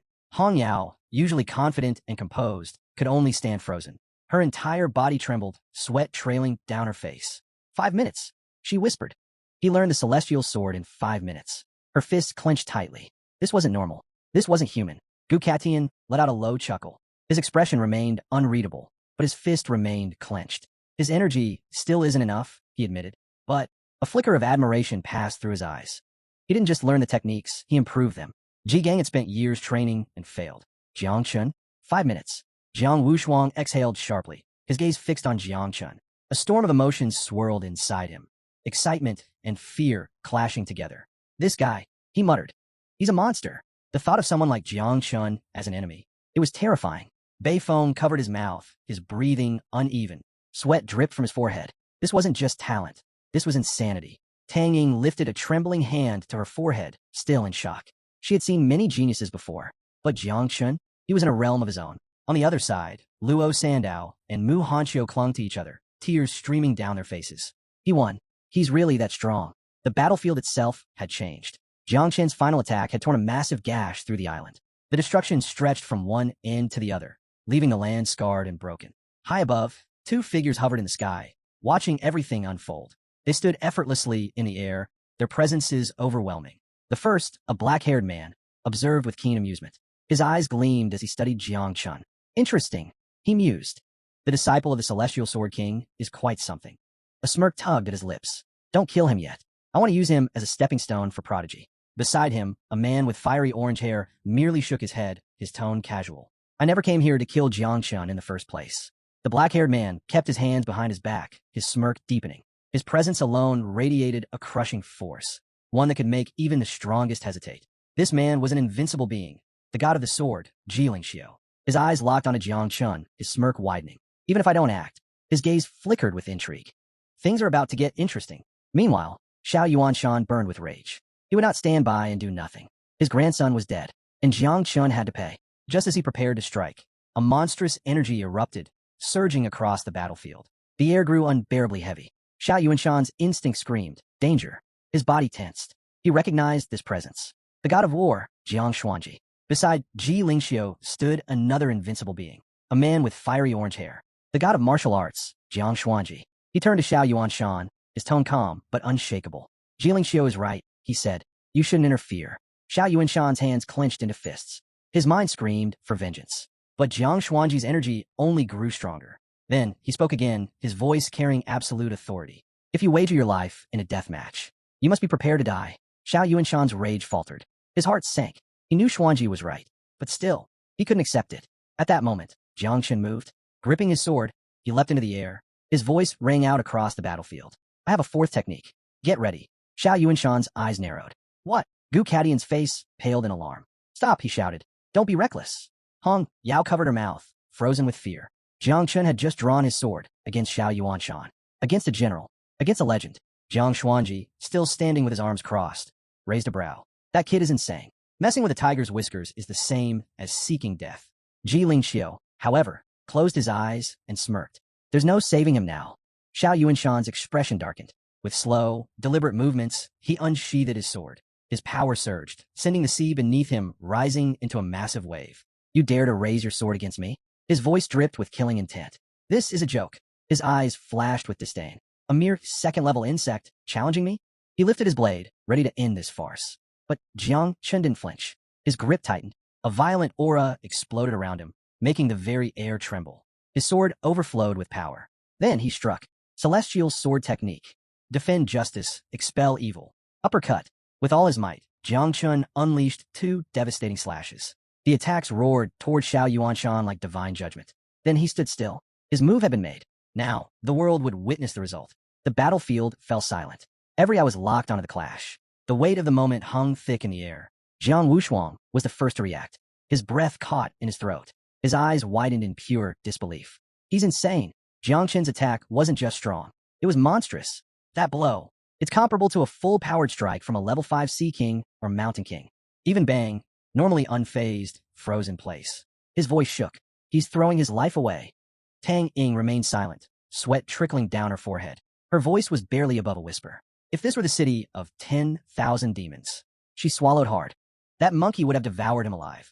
Xiao Yuanshan's lips curled into a smirk. His fists clenched, and with a simple motion, he commanded the water around him. The sky twisted as countless droplets floated midair, suspended in unnatural stillness. His voice remained eerily calm, but his confidence was absolute. Even your master is no match for me. His smirk deepened. And you, he scoffed. You don't stand a chance. Then, he snapped his fingers. The water surged forward, forming a massive, impenetrable wall. Jiang Chen's attack slammed into it, completely blocked. Or so it seemed. Xiao Yuanshan lowered his arm, smug satisfaction spreading across his face. Pathetic, but then, his expression froze. Something was wrong. His instincts flared in alarm. He looked up, and his heart stopped.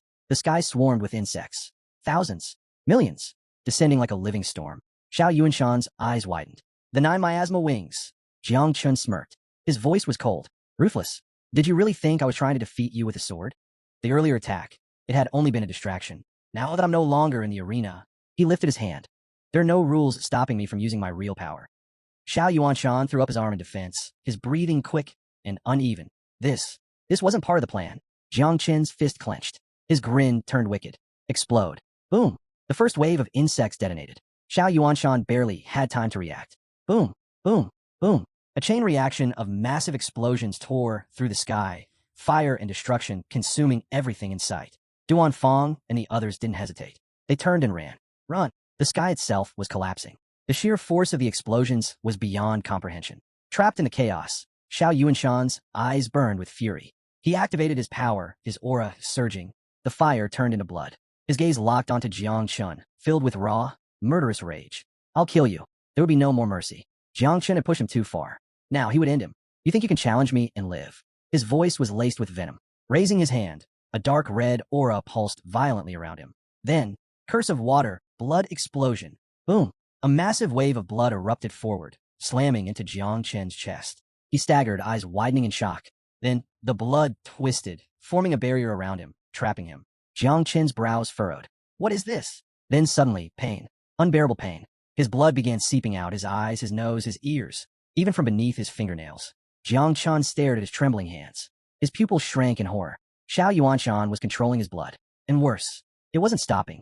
The barrier thickened, draining more and more from his body. Jiang Chun gritted his teeth. His vision blurred. His strength faded. He was dying. As the smoke from the insect explosions cleared, Xiao Yuanshan's figure emerged, untouched. His cold, murderous gaze locked onto Jiang Chun. The air grew thick with killing intent. Clenching his fist, he spoke in a chilling voice. Compressed blood. Boom. Jiang Chen's body convulsed violently as his blood erupted from his eyes, nose, ears, mouth, and nails, gushing out like pressurized streams. His limbs trembled, his consciousness flickering. Panic. Pure, unfiltered panic. This was bad. Really bad. Ji Gang's fist slammed against the barrier, trapping Jiang Chun. Stop. His voice cracked with desperation. Regret burned in his eyes. This was his fault. If he hadn't allowed Jiang Chun into Prodigy Camp, this never would have happened. But it was too late. The barrier wouldn't budge, and he couldn't reach him. Jiang Chun was alone. Then, two figures moved. Hong Yao and Gu Katian sprang into action, weapons drawn, their eyes filled with determination. They wouldn't let Jiang Chun die. Not today. Luo Sandao and Mu Hanxiu followed, fear replaced by courage. Without hesitation, they charged forward, ready to fight. But, whip, pure energy lashed out, wrapping around their waists. In an instant, they were yanked back, their momentum crushed. They struggled, but the force was unbreakable. Their bodies were dragged away, landing hard on the floating island. Confused, they looked around, until their eyes landed on a man with pink hair. He stood calmly, hands on his hips. His voice was flat, but firm. Rushing him like that is just suicide. Beside him, another man, the one who had summoned the energy ropes, remained silent. The battlefield grew tense. Jiang Chun was on the brink of death. And now, only a miracle could save him. Luo Sandao crashed to the ground, landing hard. She lifted her head, and her breath caught in her throat. The gray-haired man standing before her, her father. Beside her, Mu Hanxiu, who had also been thrown back, turned and froze. The other man, her grandfather. Mu Hanxiu's heart pounded. She scrambled to her feet, desperation in her voice. Grandfather, she pleaded, please save Jiang Chun. Luo Sandao wasn't far behind. She stood up, turning to her father, her tone sharp. Do we have any treasure that can save him? Luo Sandao's father remained calm, his voice steady. No. His answer hit like a hammer. Mu Hancho's grandfather let out a heavy sigh. His gaze darkened. The forbidden curse of blood explosion. His voice was grim. Once it takes hold, there's nothing left to do but wait for death. Mu Hancho's face drained of color. Her body shook. Luo Sandao bit her lip, her fists clenched tight. Their only hope was Gu Katian and the others. But even they could only try to negotiate. And Xiao Yuanshan? He wasn't going to listen. Not after Jang Chun had killed both of his grandsons. High above, Xiao Yuanshan hovered, his fist clenched. He continued, draining Jiang Chen's blood, a cruel satisfaction gleaming in his eyes. At that moment, Gu Katian appeared. His sword was drawn, his voice firm. Stop! Hong Yao was right beside him, seething with fury. You old bastard, she shouted. Undo the spell now. But Xiao Yuanshan's expression remained cold. A cruel smile crossed his lips. It's too late. He gestured toward Jiang Chun, who was barely clinging to life, his body on the verge of collapse. He's about to explode. A sigh of relief escaped Xiao Yuanshan's lips. Finally, I can avenge my grandsons. Seeing that words were useless, Gu Katian struck. Slash! A golden arc of sword energy tore through the air, cutting straight for Xiao Yuanshan. Xiao Yuanshan's eyes narrowed, seeking death. Hong Yao followed immediately, her sword flashing as she unleashed. Blade that opens the sky. A devastating slash hurtled toward Xiao Yuanshan. Boom! With a single, effortless motion, he raised his hand. A massive water barrier materialized. Flow that softens the heart. The barrier absorbed both attacks with ease. Gu Katian gritted his teeth. Damn it, Xiao Yuanshan smirked. Your sword is impressive, he admitted. But do you really think it can rival me? Gu Katian wiped the sweat from his brow. Then he smirked. Let's see how many more attacks you can block. Hong Yao's grip tightened on her sword. A powerful orange energy flared around the blade, crackling like fire. Her gaze burned with determination. She inhaled deeply and whispered, Fine, then we'll just smash this guy to pieces. Together. Meanwhile, Jang Chun screamed in agony.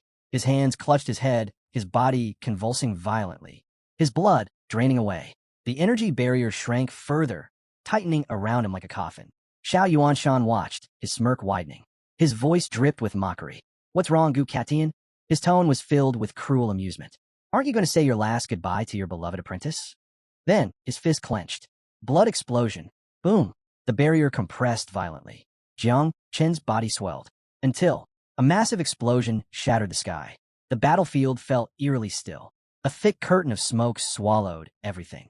For a moment, there was no sound. Then, Uncle Ji Gang collapsed to his knees. Tears streamed down his face.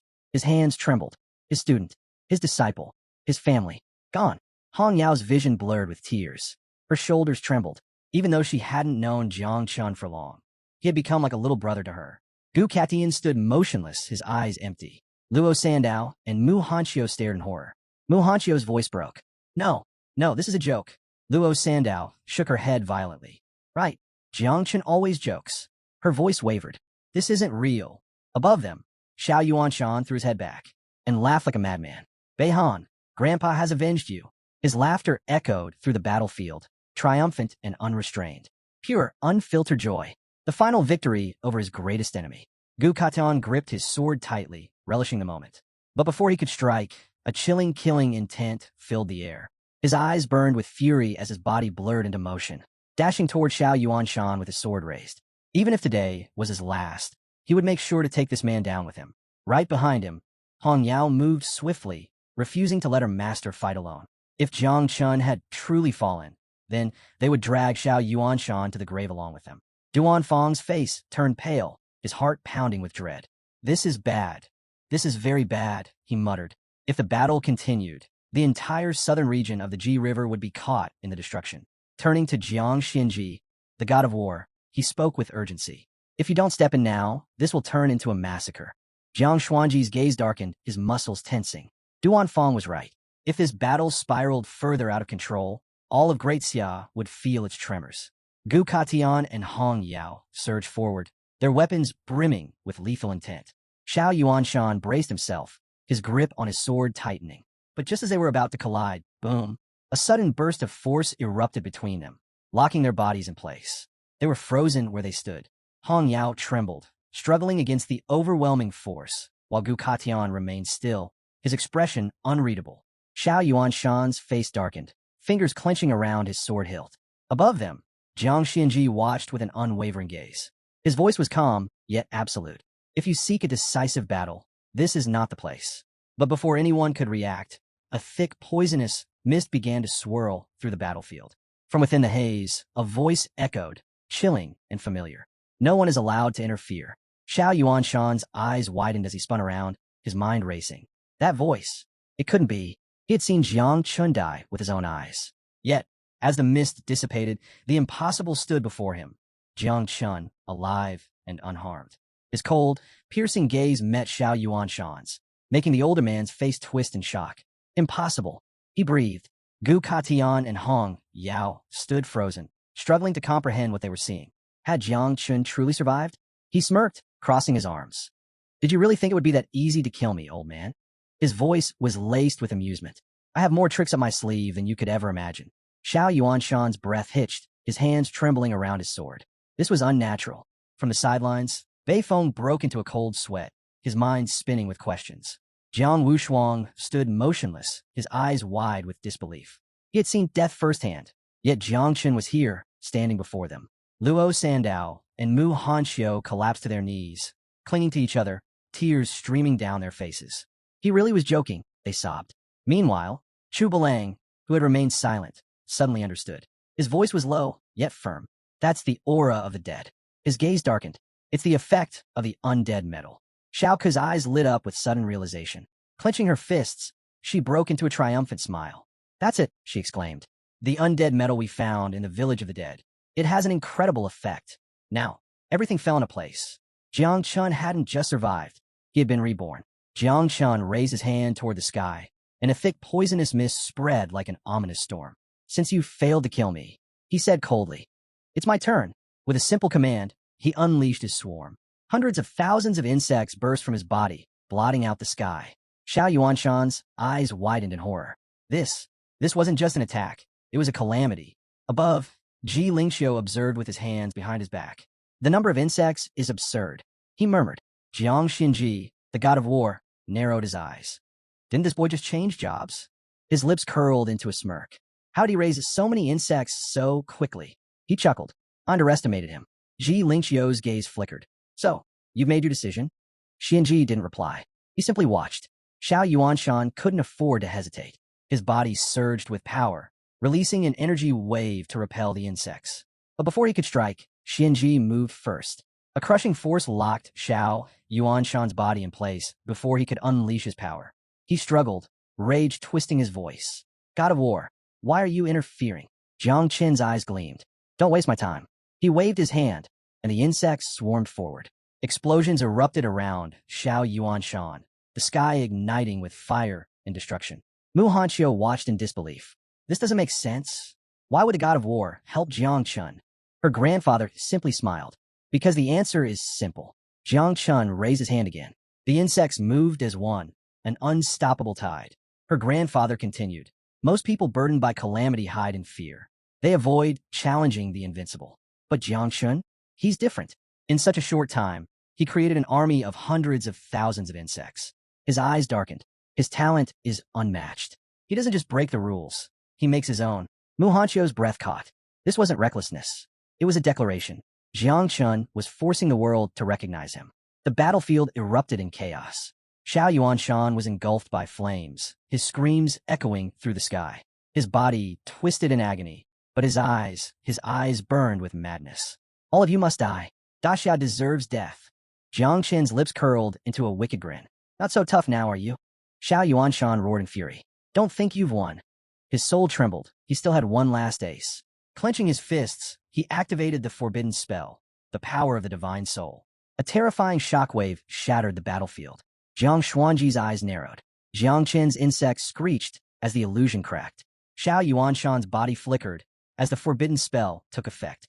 He was breaking free. Jiang Chun hovered above, his eyes widening. He survived? A chill ran through him. The battle was far from over. Below, Xiao Yuanshan landed with a thunderous impact, his sword gleaming with lethal intent. His face twisted with rage and hatred as he roared. Prepare to die, Jiang Chun. Jiang instinctively raised his arm, his mind racing. How had he broken free from the god of war's seal? There was no time to analyze it. Xiao Yuanshan was closing in fast, his killing intent sharper than ever. But then, a brilliant blue flash cut through the air. Before Xiao Yuanshan could strike, a streak of pure energy pierced straight through his chest.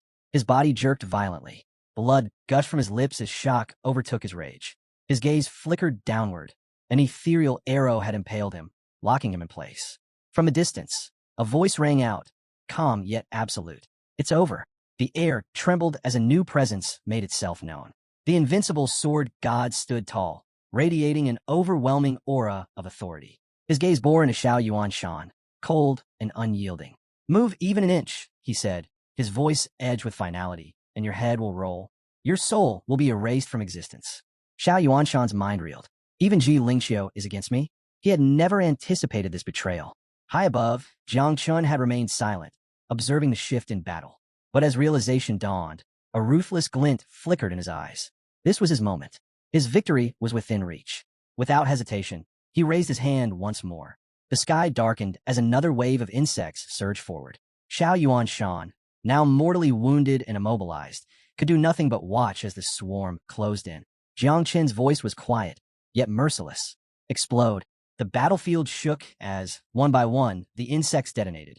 The sky ignited with an unending chain of destruction. Xiao Yuanshan's screams tore through the battlefield, raw and filled with agony. The pain was unbearable, his once mighty body being shredded apart by endless explosions. He couldn't believe it. He, General Xiao Yuanshan, the pillar of Daxia, the warrior who had crushed rebellions, led countless battles, and even fought against the order of the ancient gods, was being devoured by mere insects. His cries gradually faded into the deafening roar of destruction. Bit by bit, his body was consumed, his powers stripped away, his very existence crumbling into nothing. His legacy, his pride, reduced to dust. A few moments later, Jiang Chun signaled for the attacks to stop. The battlefield fell into eerie silence, the air thick with smoke and the stench of blood. What remained of Xiao Yuanshan was barely human. His limbs had been devoured, his once formidable body broken, and a massive hole gaped in his chest where Ji Lingxiu's attack had struck. His shattered form slumped forward, falling to his knees. For a long moment, he simply stared at the ground, his hollow gaze lost in the dirt beneath him. Then, slowly, he lifted his head to meet Jiang Chen's eyes.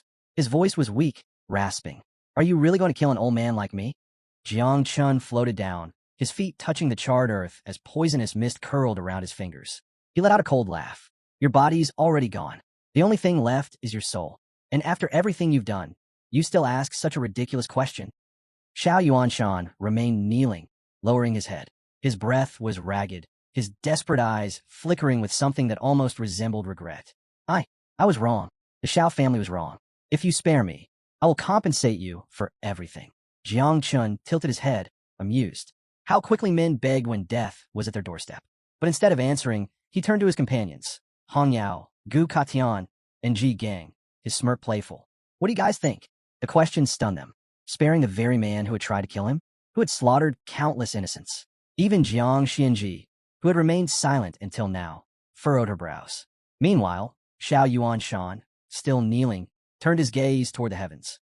His voice was hoarse, desperate.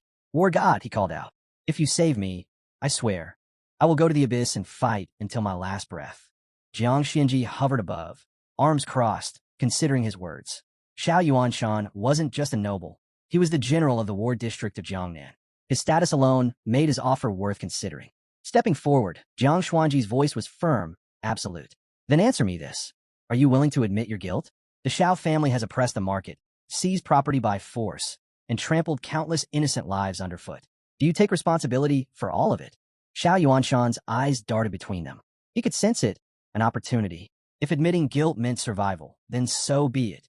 Without hesitation, he nodded frantically. "Yes, I admit to everything." Jiang Xianji and the others exchanged glances before he spoke again, his voice firm and unwavering. "Given your past service to Daxia, a balance must be struck. Your family's properties will be confiscated, and you." His gaze hardened. "You will be exiled to the abyss as a vanguard soldier. You'll fight on the front lines until the day you die. No escape, no mercy." Xiao Yuanshan's already broken body trembled. Terror flickered in his eyes, but deep down, he knew there was no other choice. Clenching his teeth, he gave a slow, reluctant nod. "I accept." Jiang Chun wasted no time. Lifting his hand, he pointed a single finger at Xiao Yuanshan. A golden light flared at his fingertip, condensing into a brilliant spear of energy. Soul Seal. The energy shot forward, piercing straight into Xiao Yuanshan's back. His body arched violently as an agonized scream tore from his throat. The seal branded itself deep into his soul, ensuring that if he ever tried to flee, his very essence would shatter into nothingness. A moment later, his consciousness faded, and his body crumpled to the ground. Jang Chun stood over him, watching in silence. Even now he was surprised.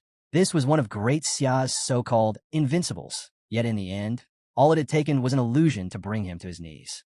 With the Xiao family's threat eliminated, Jang Chun turned away. His goal was complete. It was time to leave. As he stood lost in thought, Jiang Xianji appeared behind him, arms folded. Has this verdict calmed the fire in your heart? Jiang Chun blinked, snapping out of his trance. He hadn't expected Xianji to approach so suddenly. With a slight chuckle, he replied, "Of course. The god of war's judgment was wise. Honestly, I wasn't even that angry. I just wanted to act cool." Jiang Xianji smirked. This kid, not only was he exceptionally talented, but he also knew when to advance and when to retreat. Just for that alone, today had been worth his time. Seeing the amused look on Xuanji's face, Jiang Chun gave a slight bow. Thanks for the recognition.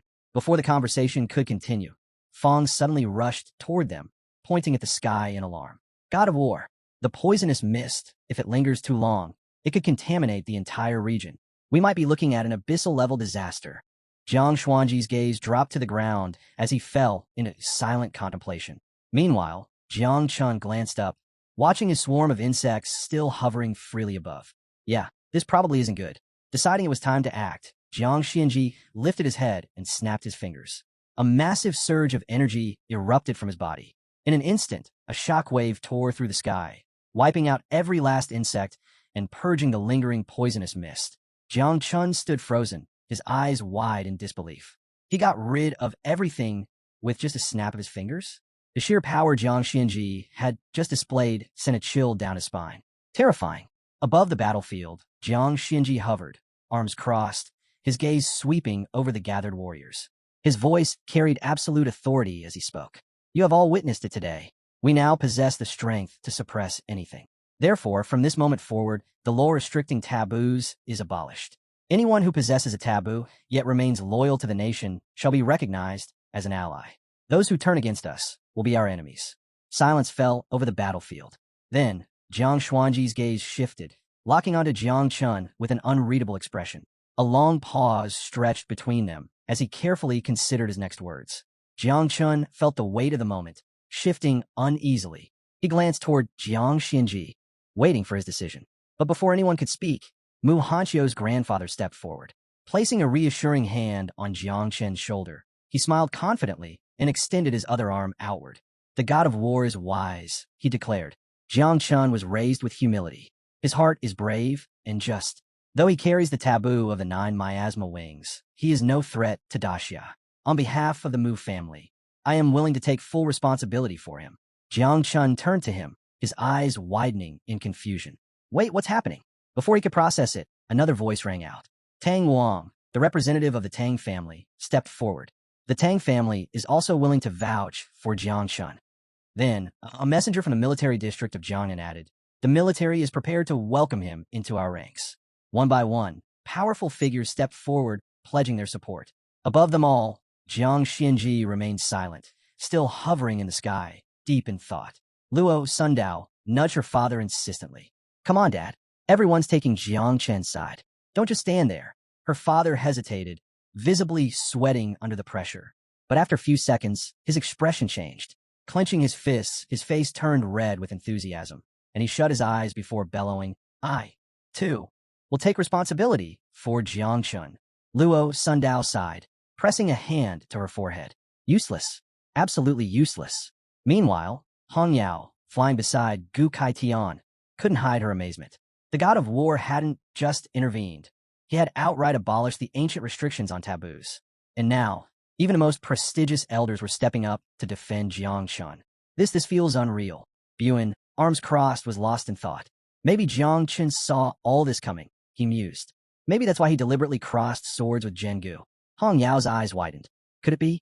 If Jiang Chun had truly planned this far ahead, then his foresight was beyond terrifying. Yukin, his expression serious, finally spoke. The god of war has long been aware of Xiao Yuanshan's crimes. But if it weren't for Jiang Chen's extraordinary potential, he wouldn't have acted so quickly. A murmur rippled through the gathered warriors. Now that Jiang Chen's 9 miasma wings had been exposed, there was no turning back. He could no longer hide in the shadows. He would either prove himself worthy or become the target of every major faction. After all, the 9 miasma wings weren't just feared by humans. Every race in the abyss saw them as a threat. Some whispered concerns about Jiang Chen's insects being completely wiped out, but one voice scoffed. Come on, this is Jiang Chun we're talking about. You really think he doesn't have more of those things stashed somewhere? Jiang Chun smirked. Everything was unfolding exactly as he had planned. If you're going to reveal your cards, do it with a bang. Above them, Jiang Xinji watched in silence. With so many powerful figures stepping forward to vouch for Jiang Chun, there was no need for further debate. That's enough, he declared. Jiang Chun, take care of yourself. Use your insects wisely. Jiang Chun lowered his head slightly in gratitude. I will. Thank you. Then, with his arms crossed and his gaze sharp, Jiang Xinji made his final announcement. In 10 days, the Great Prodigy Competition will begin. The champion of this edition will be named the first divine son of the prodigies, gaining privileges and resources equivalent to an 8th grade national protector. Jiang Chun blinked. That's insanely tempting. But before he could fully process it, Jiang Xinji added, however, the 9 miasma wings are forbidden in the competition. Jiang Chun met his gaze without hesitation. So that's how it is. For a brief moment, he considered whether the god of war had orchestrated all of this just for him. But he quickly dismissed the thought. No, someone of Jiang Xuanji's level wouldn't adjust the rules for a single person. That would be far too small-minded. A confident smirk curled Jiang Chen's lips. This wasn't over yet. He nodded firmly. I promise not to use the 9 miasma wings in the prodigy competition. Jiang Xuanji's lips curled into a faint smile. Good. He truly is worthy of being my apprentice. Jiang Chun, however, was already thinking ahead. Even if I can't use my insects, it doesn't matter. He had a plan. He would obtain a new mother insect while completing the second change mission. More importantly, he suspected the god of war wanted to test his raw ability without relying on the 9 miasma wings. If that's the case, I'll make sure not to disappoint him. Jiang Xinji stood with one hand behind his back, his expression unreadable. Slowly, he raised his other hand, and a faint ripple spread through the air. A massive crack in space tore open beside him, warping the very fabric of reality. His voice carried across the battlefield, calm yet absolute. It's time to clean up some unfinished business. A murmur ran through the crowd.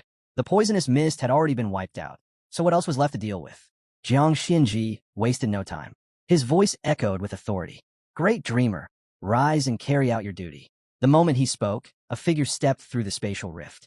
The great dreamer, one of the 3 invincibles of Xia, appeared, clutching a stuffed rabbit in one hand. Her oversized, cat-themed outfit made her look more suited for an afternoon nap than a battlefield. A hood with cat ears covered her head, and she let out a long yawn, rubbing her eyes lazily. So many people, she muttered, barely keeping her eyes open. Her gaze swept across the battlefield, briefly pausing on the king-rank warriors.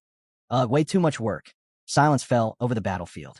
No one dared to speak, their minds struggling to reconcile her childlike demeanor with the reputation of one of the most powerful beings in the realm. Jiang Xinji remained unfazed. His voice carried no room for discussion. Erase the memories of everyone below king level regarding the 9 miasma wings. Once you've done that, you can go back to sleep for another year. The great dreamer's eyes snapped open, suddenly filled with excitement. She turned to Jiang Xinji, clenching her tiny fists. Wait, for real? A whole year of sleep? But just as she was about to celebrate, she froze. Her expression darkened, and she rubbed her chin. Wait, if I do this, that means I'll have to deal with the commander of the Night Watch again. A deep sigh escaped her lips. Ugh, no thanks. Too much of a hassle. She slumped her shoulders and shook her head. Pick someone else. I'm too sleepy. The battlefield fell into stunned silence. One of the strongest warriors in the land, and all she wanted was to take a nap. Jiang Xinji studied her in silence for a moment, weighing his options. Eventually, he decided on a different approach, but for now, simply gave her the order. With a tired groan, the great dreamer had no choice but to comply. She sighed heavily, then lazily snapped her fingers. A flurry of ethereal butterflies materialized in the sky, their wings shimmering with an otherworldly glow. The unexpected sight left the members of the prodigy camp speechless. They stared in confusion, trying to make sense of what was happening. Before they could react, the butterflies drifted toward them, releasing a mesmerizing magical energy. A wave of fatigue crashed over the warriors like a tide. Some swayed on their feet, their eyelids growing impossibly heavy, as if they hadn't slept in years. Others yawned uncontrollably, their resistance crumbling. One by one, they collapsed into a deep sleep, their memories slipping away before they could even realize what was happening. Hong Yao, watching in fascination, turned to the master and asked why Jang Chun, Xianji, and the Great Dreamer were taking such extreme measures. Gu Kaitan, who had been quietly observing, finally spoke. He explained that everything was being done to protect Jang Chun. In a place as perilous as Xia, delaying a potential disaster was crucial. He closed his eyes, conjuring a mental image of Xia's vast and treacherous lands. 8 forbidden zones, each unexplored and teeming with unknown dangers. 3 legendary caverns, constantly fought over by various races. And then, the ever-present internal conflicts, the lurking threat of the Church of the Ancient God. If Jiang Qin's existence became too public, it would only attract disaster. However, the Great Dreamer's power wasn't selective. It affected everyone below king level. That included Jiang Chun. He slumped to the ground, out cold like the others. Still puzzled, Hong Yao frowned. But why seal Jiang Chen's memories too? The Great Dreamer stepped forward, her sleepy demeanor replaced with rare seriousness. This isn't a seal, she clarified. I'm reinforcing his divine soul. If left unguarded, he's an easy target for remote assassination, curses, soul hunts, or other mystical means. His cultivation is still too low, and his soul foundation is weak. I'm preventing him from being killed in his sleep. Hong Yao's brows furrowed in understanding. It made sense, but the implications were troubling. Then, suddenly, the Great Dreamer froze. Something was wrong. Jiang Chun was still lying on the ground, but something felt off. Narrowing her eyes, she studied him closely. Then it hit her. He was faking it. Her expression darkened. Clenching her jaw, she reached for the rabbit-shaped stuffed animal she always carried, then stomped toward him. Jiang Chun, sensing her approach, broke into a cold sweat. This was bad. Really bad. A few moments ago, he had indeed felt the drowsy effect of her power, but the ancestral tree of all things within him had instinctively rejected it. Since everyone below king level had already collapsed, he figured it was safer to just play along. After all, it wouldn't hurt to show some respect to the Great Dreamer, especially since she was Uncle Ji Gang's direct superior. Inside Jiang Chen's consciousness, Little Nine had dropped to her knees, sobbing uncontrollably. She had just lost a large number of her beloved insects to the Dreamer's power, and her heart ached at the loss. As the Great Dreamer loomed over Jiang Chun, the air grew tense. She wasn't one to be easily fooled, and Jiang Chun was about to find out just how unforgiving she could be. Meanwhile, seeing Little Nine so heartbroken, Jiang Chun quickly tried to console her, taking the blame upon himself. But to his shock, her mood did a complete shift. She placed one hand on her cheek, the other on her belly, and suddenly beamed with joy. Jiang Chun blinked, momentarily speechless. Hadn't she been crying just a second ago?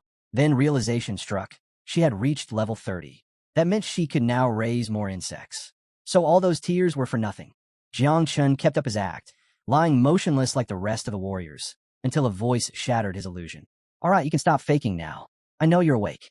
His body tensed. That voice belonged to none other than the Great Dreamer. Even without looking, he could feel her presence looming over him, her piercing gaze cutting straight through his charade. Wake up, she ordered. A nervous bead of sweat trickled down Jiang Chen's face. Slowly, he sat up, bracing one hand against the ground. Rubbing the back of his head, he let out a sheepish chuckle. Sorry about that, Sister of Illusions, he said, doing his best to sound apologetic. The Great Dreamer, now crouched before him with her hands resting on her knees, tilted her head in mild confusion. She placed a hand on her cheek, closing her eyes as if savoring the moment. Then, without warning, she turned to Jiang Xianji. Did you hear that? She asked, her voice laced with amusement. Jiang Xianji, still floating above them with arms crossed, raised a brow. Yeah, I heard it, he replied. Despite being over 800 years old, the Great Dreamer still had a surprisingly soft heart when it came to things like this. He briefly considered cracking a joke, but ultimately decided against it. Who knew what kind of chaos she might unleash if she got too excited? Before Jiang Chun could fully process the exchange, the Great Dreamer suddenly grabbed him by the mouth. His eyes widened in confusion as she leaned in close, staring at him with an unreadable expression.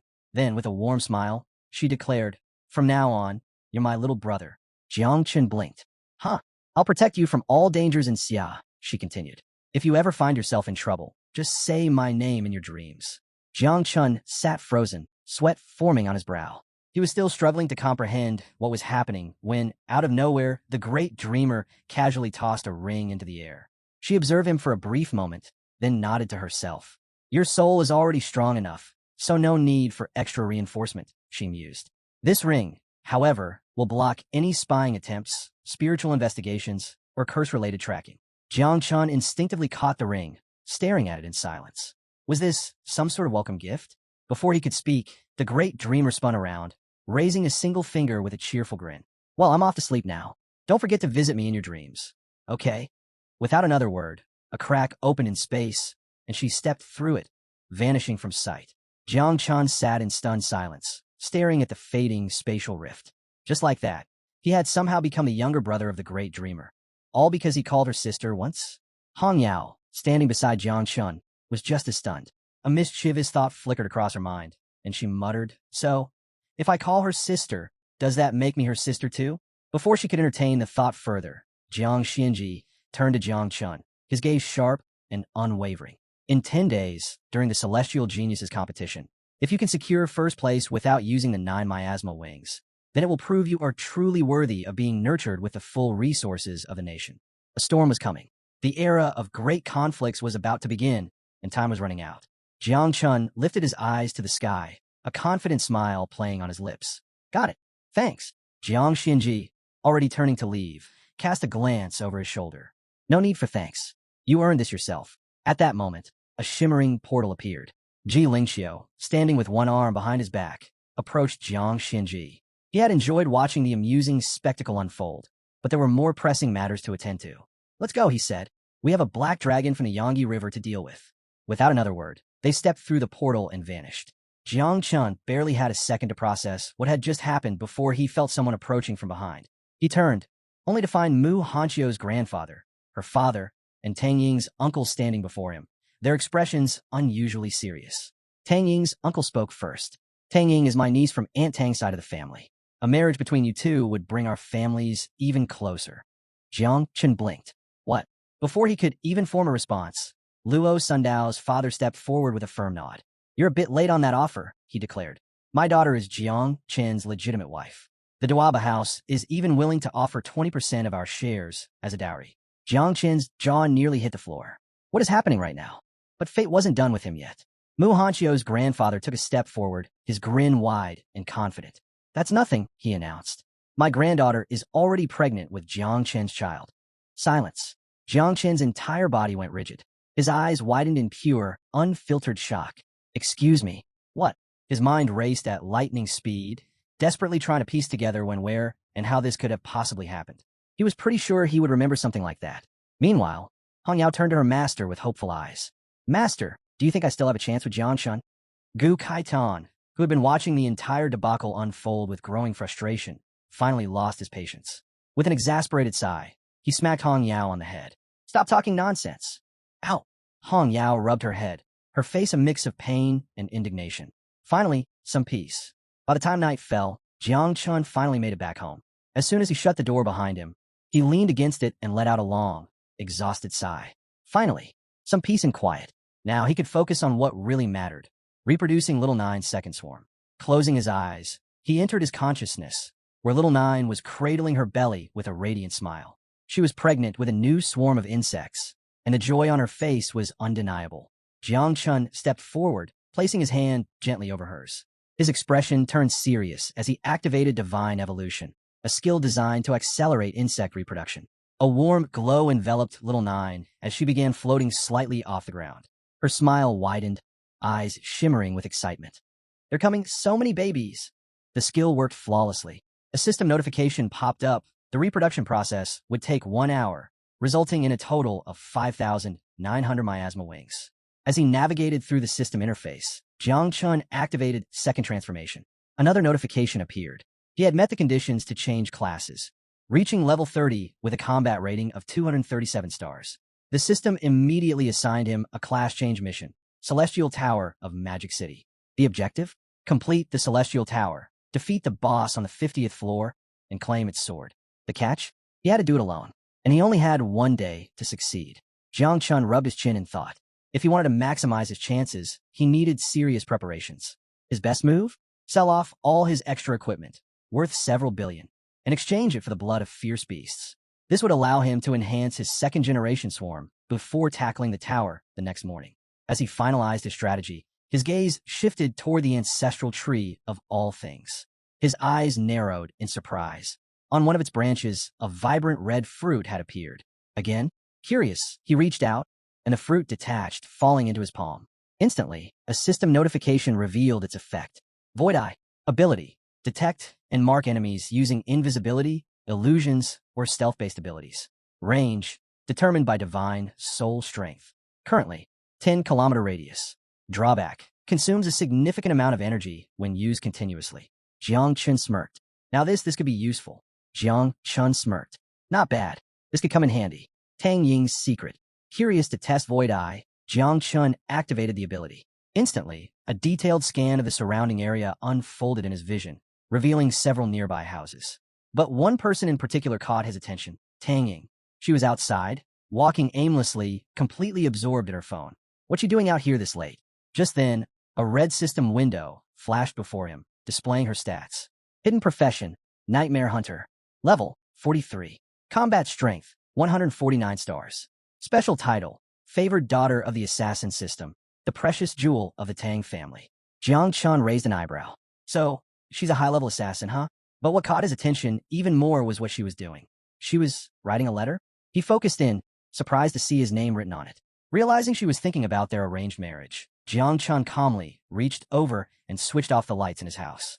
Out of sight, out of mind. Tonight, he needed rest. Tomorrow, he had a tower to conquer. Outside, Tang Ying stopped in front of his house. Seeing the lights go out, she hesitated, her cheeks tinged with a faint blush. Confusion flickered in her eyes before she eventually turned and walked away. The Celestial Tower. The next morning, Jiang Chun arrived at Celestial Tower in Magic City. The massive structure stretched impossibly high, its peak vanishing into the clouds. Inside, the atmosphere buzzed with excitement. Countless professionals gathered, their eyes glued to a giant scoreboard displaying the current rankings. At the top, a name stood out. Ji Xinyue, 40th floor in 12 minutes. The crowd murmured in awe. Of course, it's Ji Xinyue, someone muttered. Yeah, she's the pride of the city's war zone. No one's beaten her record from 6 months ago. Many had attempted the tower trial, but none had come close to matching her speed. Jiang Chun, standing near the entrance, cracked his knuckles. 50 floors in one day, huh? His lips curled into a confident grin. Let's see what this tower's got. His gaze shifted back to the scoreboard. Ji Xinyue. She wasn't just some random competitor. She was the second-ranked genius of Great Xia, her strength surpassing even Jiang Wushuang's. She had completely dominated the second round of the Celestial Tower, making her the one to beat. A small smirk formed on Jiang Chen's lips. All right then, when the time comes to compete for the genius ranking, I'll take her on. Just then, a system notification popped up. Participant Jiang Chun, are you ready? He hadn't expected his turn to arrive so quickly, but he didn't hesitate. Let's do this. The moment he confirmed, a magic circle formed beneath him. Bright energy surged around him, and in the blink of an eye, he was teleported to the first floor of the Celestial Tower. First floor, the trial begins. As soon as Jiang Chun materialized inside the Celestial Tower, countless monsters turned their attention toward him. Unlike other trial grounds, the Celestial Tower's difficulty scaled based on the strength of the challenger. There were no easy fights, no warm-ups, just immediate danger. Without hesitation, Jiang Chun activated Void Eye, scanning the battlefield. A status window appeared, revealing the creatures surrounding him. Fallen Elves. Level, 40. HP, 790,000. Combat Power, 42 stars. Jiang Chun raised an eyebrow. Not bad. If the first floor already had monsters this strong, then by the 50th floor, he'd likely be facing level 90 enemies. No wonder even a prodigy like Ji Xinyue had only reached the 40th floor. But Jiang Chun? He wasn't worried. To him, these creatures were nothing more than insect food. Extending both hands outward, he summoned his swarm. The insect mother emerged alongside thousands of her offspring, their combined energy creating a low, eerie hum. Her glowing eyes locked onto the monsters, saliva dripping from her mouth. So much food, she murmured hungrily. Jiang Chun sighed. Calm down. This meat isn't even that good. I'll get you something better later. She hesitated, then reluctantly nodded. And then, the swarm surged forward. Meanwhile, in the Red Lake Cave, far away, deep within a secluded cavern, a red lake shimmered under the dim light. Droplets of crimson liquid floated in mid-air, moving in rhythm with the breathing of the man sitting at the lake's edge. His white hair contrasted sharply with the eerie glow surrounding him. His posture remained perfectly composed, his control over the lake's energy unwavering. This was Daxia's first genius, Ingzhan. Suddenly, a figure in a black suit appeared behind him, holding a document high in the air. His voice was filled with excitement. "Victory is assured," the man declared. "Come take a look at this information." But Ingzhan didn't even flinch. He remained motionless, eyes closed, fully immersed in his meditation. He didn't even turn around. "Uncle Fong," he finally spoke, his tone calm and indifferent. "It's unnecessary." He had already sensed Jang Chun's presence, and yet he wasn't concerned in the slightest. Uncle Fong hesitated. "But, young master," Ingzhan remained composed, listening without a hint of urgency. He already knew that Jiang Wushuang had a divine-level class, but not all divine awakenings were created equal. However, when Uncle Fong mentioned Jang Chun, Ingzhan barely reacted. A new disciple of Gu, a so-called never-before-seen divine level. He let out a quiet chuckle. It sounded like a joke. Uncle Fong, undeterred, took a step forward. He extended his hand, revealing a classified report. His voice was grim. Jiang Chun killed XIA and even drew his sword against the protector of the kingdom. Uncle Fong's eyes narrowed. And he survived. Ingzhan's usually impassive expression shifted slightly. Rising to his feet, the suspended water droplets within the cave plummeted back into the Crimson Lake. He took the document from Uncle Fong and flipped through its contents, his gaze sharpening with interest. Skepticism faded, replaced by curiosity. A creation class. And he accomplished all that. A red dragon emerged before him, its piercing gaze locked onto him. Yet, Ingzhan barely acknowledged its presence, his mind consumed by the revelations before him. The 9 miasma wings, the 4 blades of heaven, the 8 transformations to purify the realm. A faint smile played on his lips. Now, this is getting interesting. Still, a trace of disappointment lingered. Jiang Chun wouldn't be allowed to unleash the 9 miasma wings in the celestial prodigy competition. What a pity, he murmured. If he could fight at full strength, this competition might actually be entertaining. Meanwhile, in a vast training arena, a pack of dog-like beasts prowled the battlefield, their growls reverberating through the air. But their snarls were soon drowned out by the sharp twang of a bowstring. A blindfolded woman moved effortlessly among them, her golden bow glinting under the sun. This was Ji Xianyue, Daxia's second genius. She vaulted into the air, loosing an arrow that pierced cleanly through a beast's skull. Without hesitation, she spun midair, her silhouette blurring as she fired a rapid volley of arrows. Each shot found its target with unerring precision. Agonized roars filled the battlefield as the beasts crumpled to the ground one after another. Not far away, 2 guards stood atop a metal platform, watching the spectacle unfold. Their long spears rested at their sides, their postures relaxed yet vigilant. "She's terrifying," one of them muttered, already at the level of a first-level grandmaster. His companion scoffed. "You underestimate her. Don't forget Jiang Wushuang, Daxia's third celestial genius. He's taken on warriors with 5 transformations and 1. The first guard fell silent, acknowledging the truth in his words. Daxia's prodigies were on another level, and soon, Jiang Chun would have to face them all. Ji Xianyue's arrows tore through the beasts with such force that their bodies shattered upon impact. Her dominance on the battlefield was undeniable. One of the guards exhaled slowly. She's ranked just above Jiang Chun. Her strength should at least rival that of a 5 transformation master. As the last beast fell, Ji Xianyue landed gracefully. Already invincible in long-range combat, she had now begun training in close-quarters combat as well. She must be preparing to face Jiang Wushuang, one of the guards speculated. The other shook his head. "He's nothing compared to her," he stated coldly. Even the so-called number 1 genius, Ingzhan, wouldn't stand a chance. Just as their conversation continued, an overwhelming presence swept across the training field. A tall man strode toward them, a cat dangling lazily from one hand. His presence exuded an effortless yet undeniable authority. This was Ji Hongyin, the chief commander of the city's war district. With a composed demeanor, he extended his free hand toward Ji Xianyue. "That's enough for today. Take a break." The guards, recognizing his voice, immediately lowered their heads and shut their eyes in deference. Ji Xianyue, still lost in the rhythm of her training, paused and removed her blindfold. The moment she saw her father, her face brightened with excitement. "Dad," she called out, running to him without hesitation. Her voice bubbled with enthusiasm as she reported, "I improved a lot today."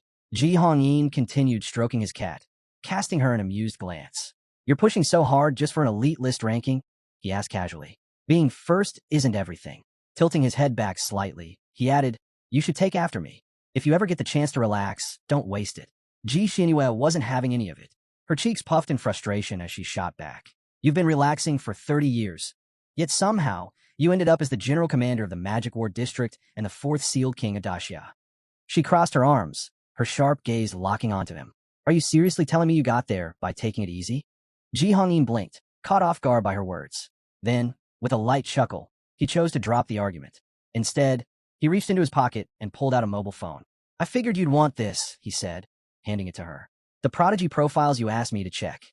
Ji Xinyue took the phone eagerly, her excitement shifting into something more serious, something bordering on unease. As she read, her expression hardened. Her fingers tightened around the device. Ji Hongyin studied her reaction before speaking again, his voice calm, yet probing.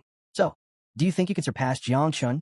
Ji Xinyue remained silent, staring at the screen. Jang Chun is strong, she admitted, but after a moment, her brows furrowed, and she added, and also strange. Something about him didn't quite make sense. A part of her feared that he might even surpass Ingzhan. Ji Hongyin, watching her closely, stroked his chin in thought. His mind drifted to the legendary sword god, Ji Lingxiu, a man well over 100 years old, yet still appearing as if he had barely aged. Turning his gaze back to his daughter, he spoke. Your great-grandfather sent me a message, he said. He warned us to be careful of Jiang Chun in the upcoming Great Prodigy competition. Ji Xinyue's gaze sharpened with resolve. She turned away from her father, her thoughts racing. If Jiang Chun was truly that formidable, there was only one way forward.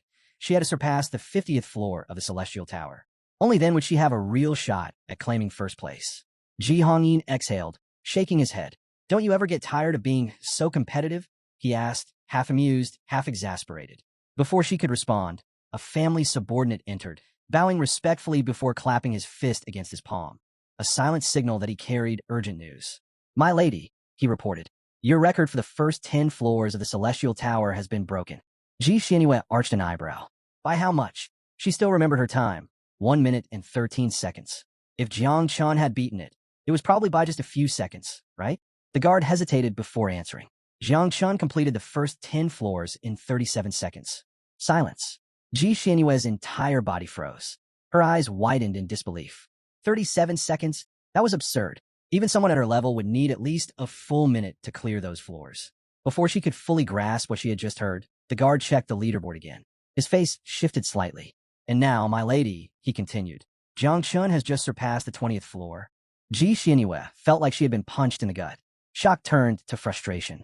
Then frustration turned to fury. She spun toward the door, her fists clenched. Jiang Chun, you bastard. You showed up early just to shake my confidence, didn't you? Trying to crush my spirit before the competition even starts? Fine. Her eyes burned with determination. Let's see who wins in the end. Without another word, she stormed out, heading straight for the Celestial Tower, ready to fight Jiang Chun with everything she had. Ji Hongyin watched his daughter storm off, a slightly bewildered look on his face. Why was she so competitive? He sighed. He had always taken life at a steady pace, never rushing, never stressing. His daughter, however, was the complete opposite. And now, Jiang Chun had completely thrown her off balance.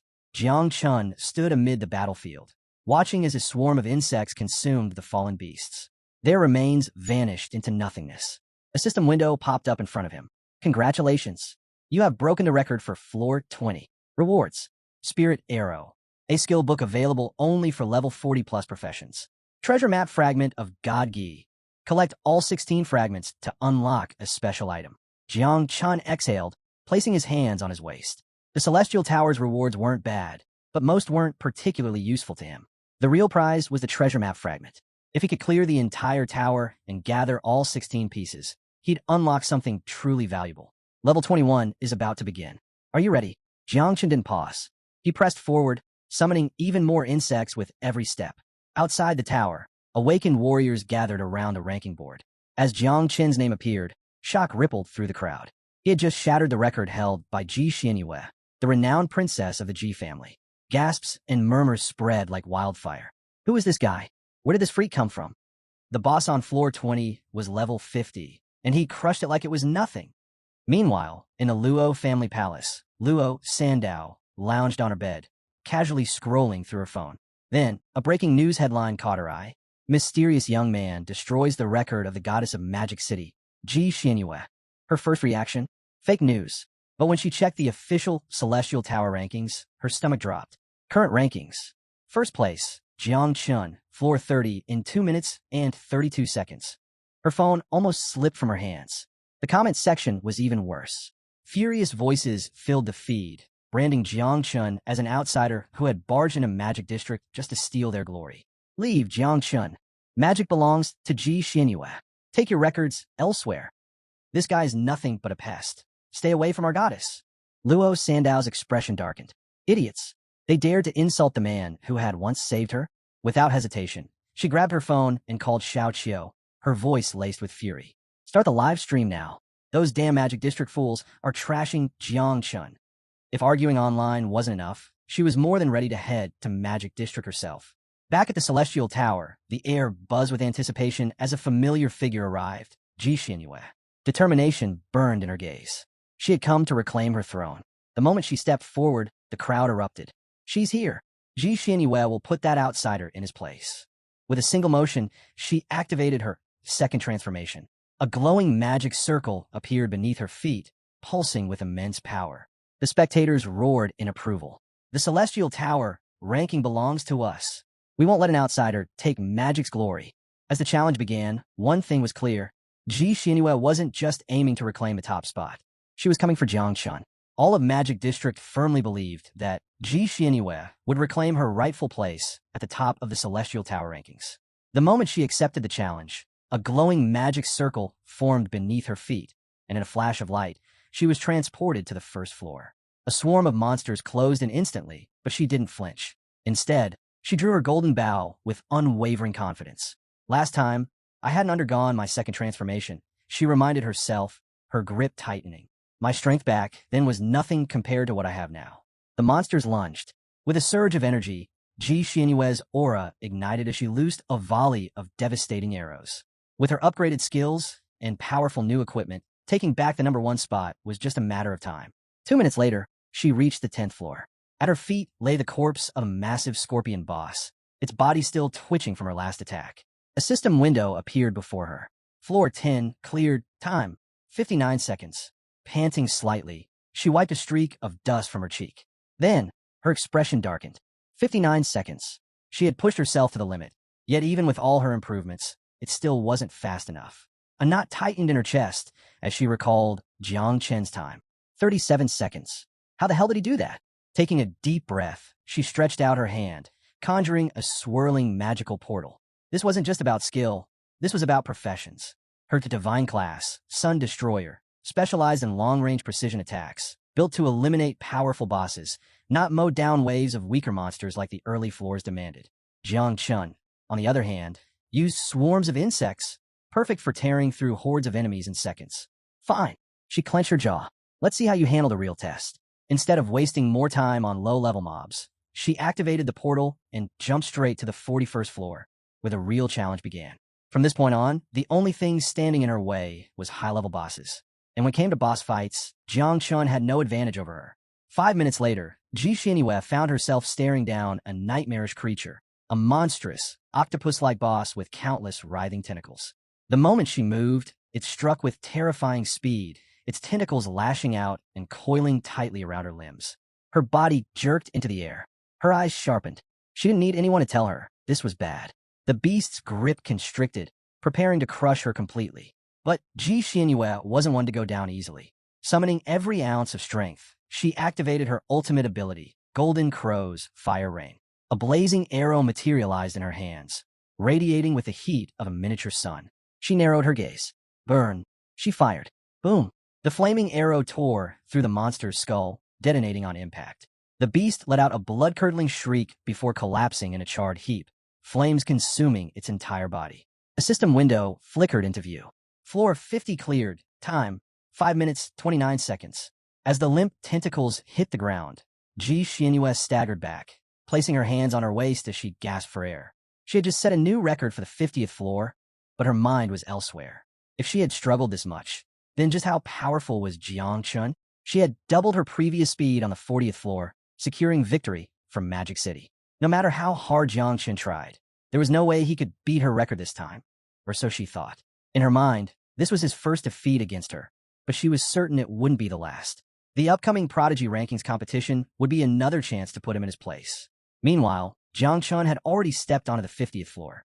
The boss barely put up a fight before it was torn apart by his swarm, its body devoured within seconds. Casually opening his system window, he scanned through his progress. The quality of the beast flesh here was excellent. With this, his insects could reproduce 3 more generations. Even better, clearing the 50th floor would reward him with a powerful sword and complete his second transformation. The second insect mother was about to arrive. Just then, a small voice broke his focus. "I want to eat too," Lil Nine pouted, her voice filled with grievance. Jang Chun chuckled, ruffling her hair. "Be good. Let the insects have this one. When we get back, I'll sell everything and get you something even tastier." With that, he activated a magic surge and left the 50th floor, returning to the Celestial Tower. The moment he stepped out, a man nearby gasped in horror, grabbing his friend's sleeve. "The princess, she's back." His friend paled and quickly hushed him. "Keep your voice down." The fear in the air was almost tangible. Ji Xianyuan noticed their reactions, her brows furrowing in confusion. Why was everyone acting so shaken? All she had done was clear the 50th floor and update the rankings. Then, a system window popped up. Jang Chun has cleared the 50th floor in 4 minutes and 9 seconds. Her eyes snapped to the leaderboard, and the sight made her freeze. He had beaten her record by an entire minute. Her fingers clenched around a crimson pill, her teeth grinding in frustration. She refused to let Jang Chun take the spotlight. If she had to push herself beyond her limits, so be it. This enhancing pill would burn some of her vital essence, but right now, she didn't care.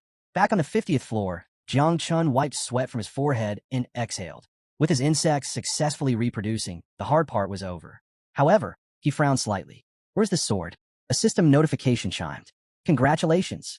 For clearing the 50th floor, you have received an epic tier reward." It was either an epic armor or an epic saber, awarded at random. Seconds later, the system finalized its decision. Epic armor. Jiang Chun glanced at his new gear, while Little Nine fluttered around excitedly, still preoccupied with thoughts of food. His gaze remained fixed on the system window, his expression darkening. This damn system was really testing his patience. If he wanted another shot at the sword, he'd have to clear floors 41 to 50 all over again. With a sigh, he turned to Little Nine. "All right, time to eat." Meanwhile, Ji Xianyue had reached the 50th floor, facing off against the colossal octopus boss once more. The instant it moved to strike, she lunged forward, channeling her burning arrow technique. A blazing projectile tore through the air, piercing straight into the monster's forehead. "Ding! Congratulations! You have cleared the 50th floor in 3 minutes and 7 seconds. She had just shattered the record. Wiping the sweat from her chin, she took a deep breath, exhaustion settling into her limbs. But as she looked at the system window, a wave of satisfaction washed over her. First place was hers again. Jang Chun had taken a full minute longer than her. There was no way he could surpass her now. Or so she thought. At that moment, Jang Chun re-entered the 50th floor.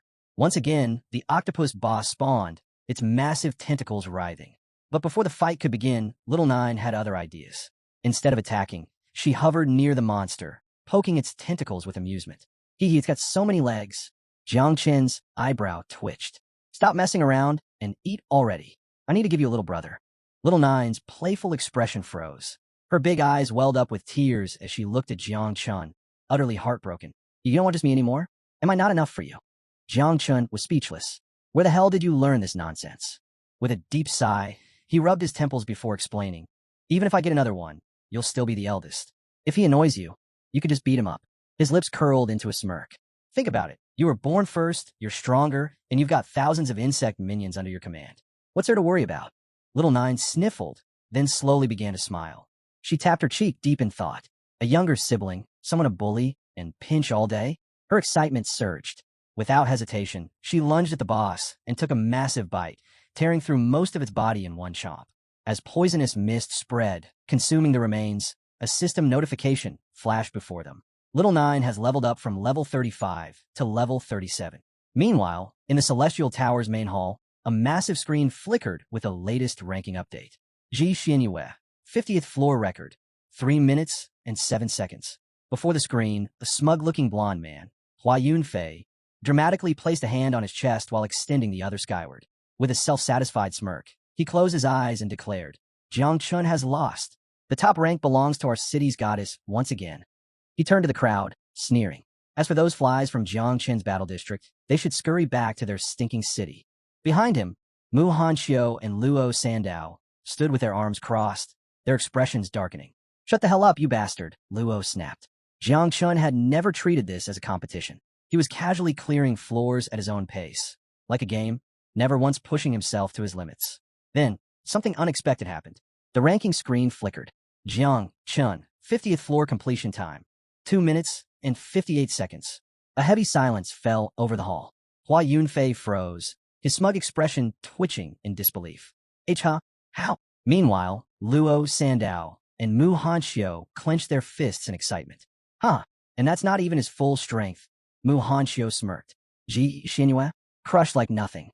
Across the hall, Ji Xinyue's face turned ghostly pale. Her knees buckled, and she collapsed to the floor. How had he surpassed her again? Panic clawed at her mind.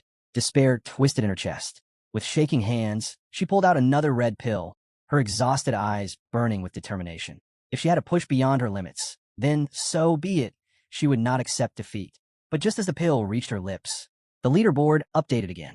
Jiang Chun, 50th floor completion time, 2 minutes and 47 seconds. A full 11 seconds faster. Ji Xinyue's fingers trembled. Her breath hitched. And then she broke. Tears welled up, spilling over.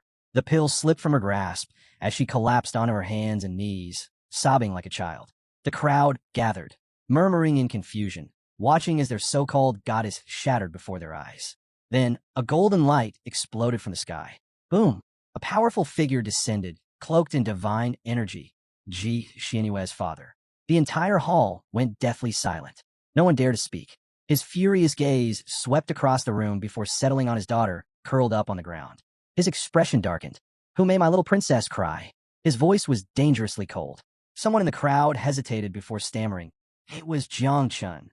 The father's face twisted with fury, his fists clenching tight. A golden aura surged around him, crackling with vengeful rage. "Don't cry, my child," he said, his voice low but filled with menace. "When Jiang Chun comes out, I'll teach him a lesson myself." His gaze flickered toward the leaderboard. Something about this didn't sit right. Was Jiang Chun really just clearing floors? Or had he discovered something deeper within the Celestial Tower? At first, he suspected that Jiang Chun had discovered the secret mission hidden within the Celestial Tower. Perhaps he was after the legendary Julie treasure. But then he shook his head. Impossible. The Emperor Julie's divine treasure had been lost for centuries, its map divided into 12 main pieces, each fragmented even further. Even if someone knew of its existence, retrieving it was an impossible feat. The Ji family had spent years scouring the world, and they had only managed to collect 4 map fragments. There was no way Jiang Chun could have gathered all 12 in such a short time, or so they thought. Meanwhile, inside the Celestial Tower, Jiang Chun casually reached into his inventory and pulled out all 12 map fragments. The system instantly began synthesizing them. Watching the process, Jiang Chun rested his chin on his hand, deep in thought. The Celestial Tower was a nightmare for perfectionists. Normally, players had to grind endlessly, clearing the tower again and again to piece the treasure map together. However, the real key lay in triggering hidden missions, tasks that only activated under specific conditions depending on class progression and level timing. A burst of golden light flared from the map as the system completed the synthesis. Multiple notifications flooded his vision. Mythical-grade treasure map acquired.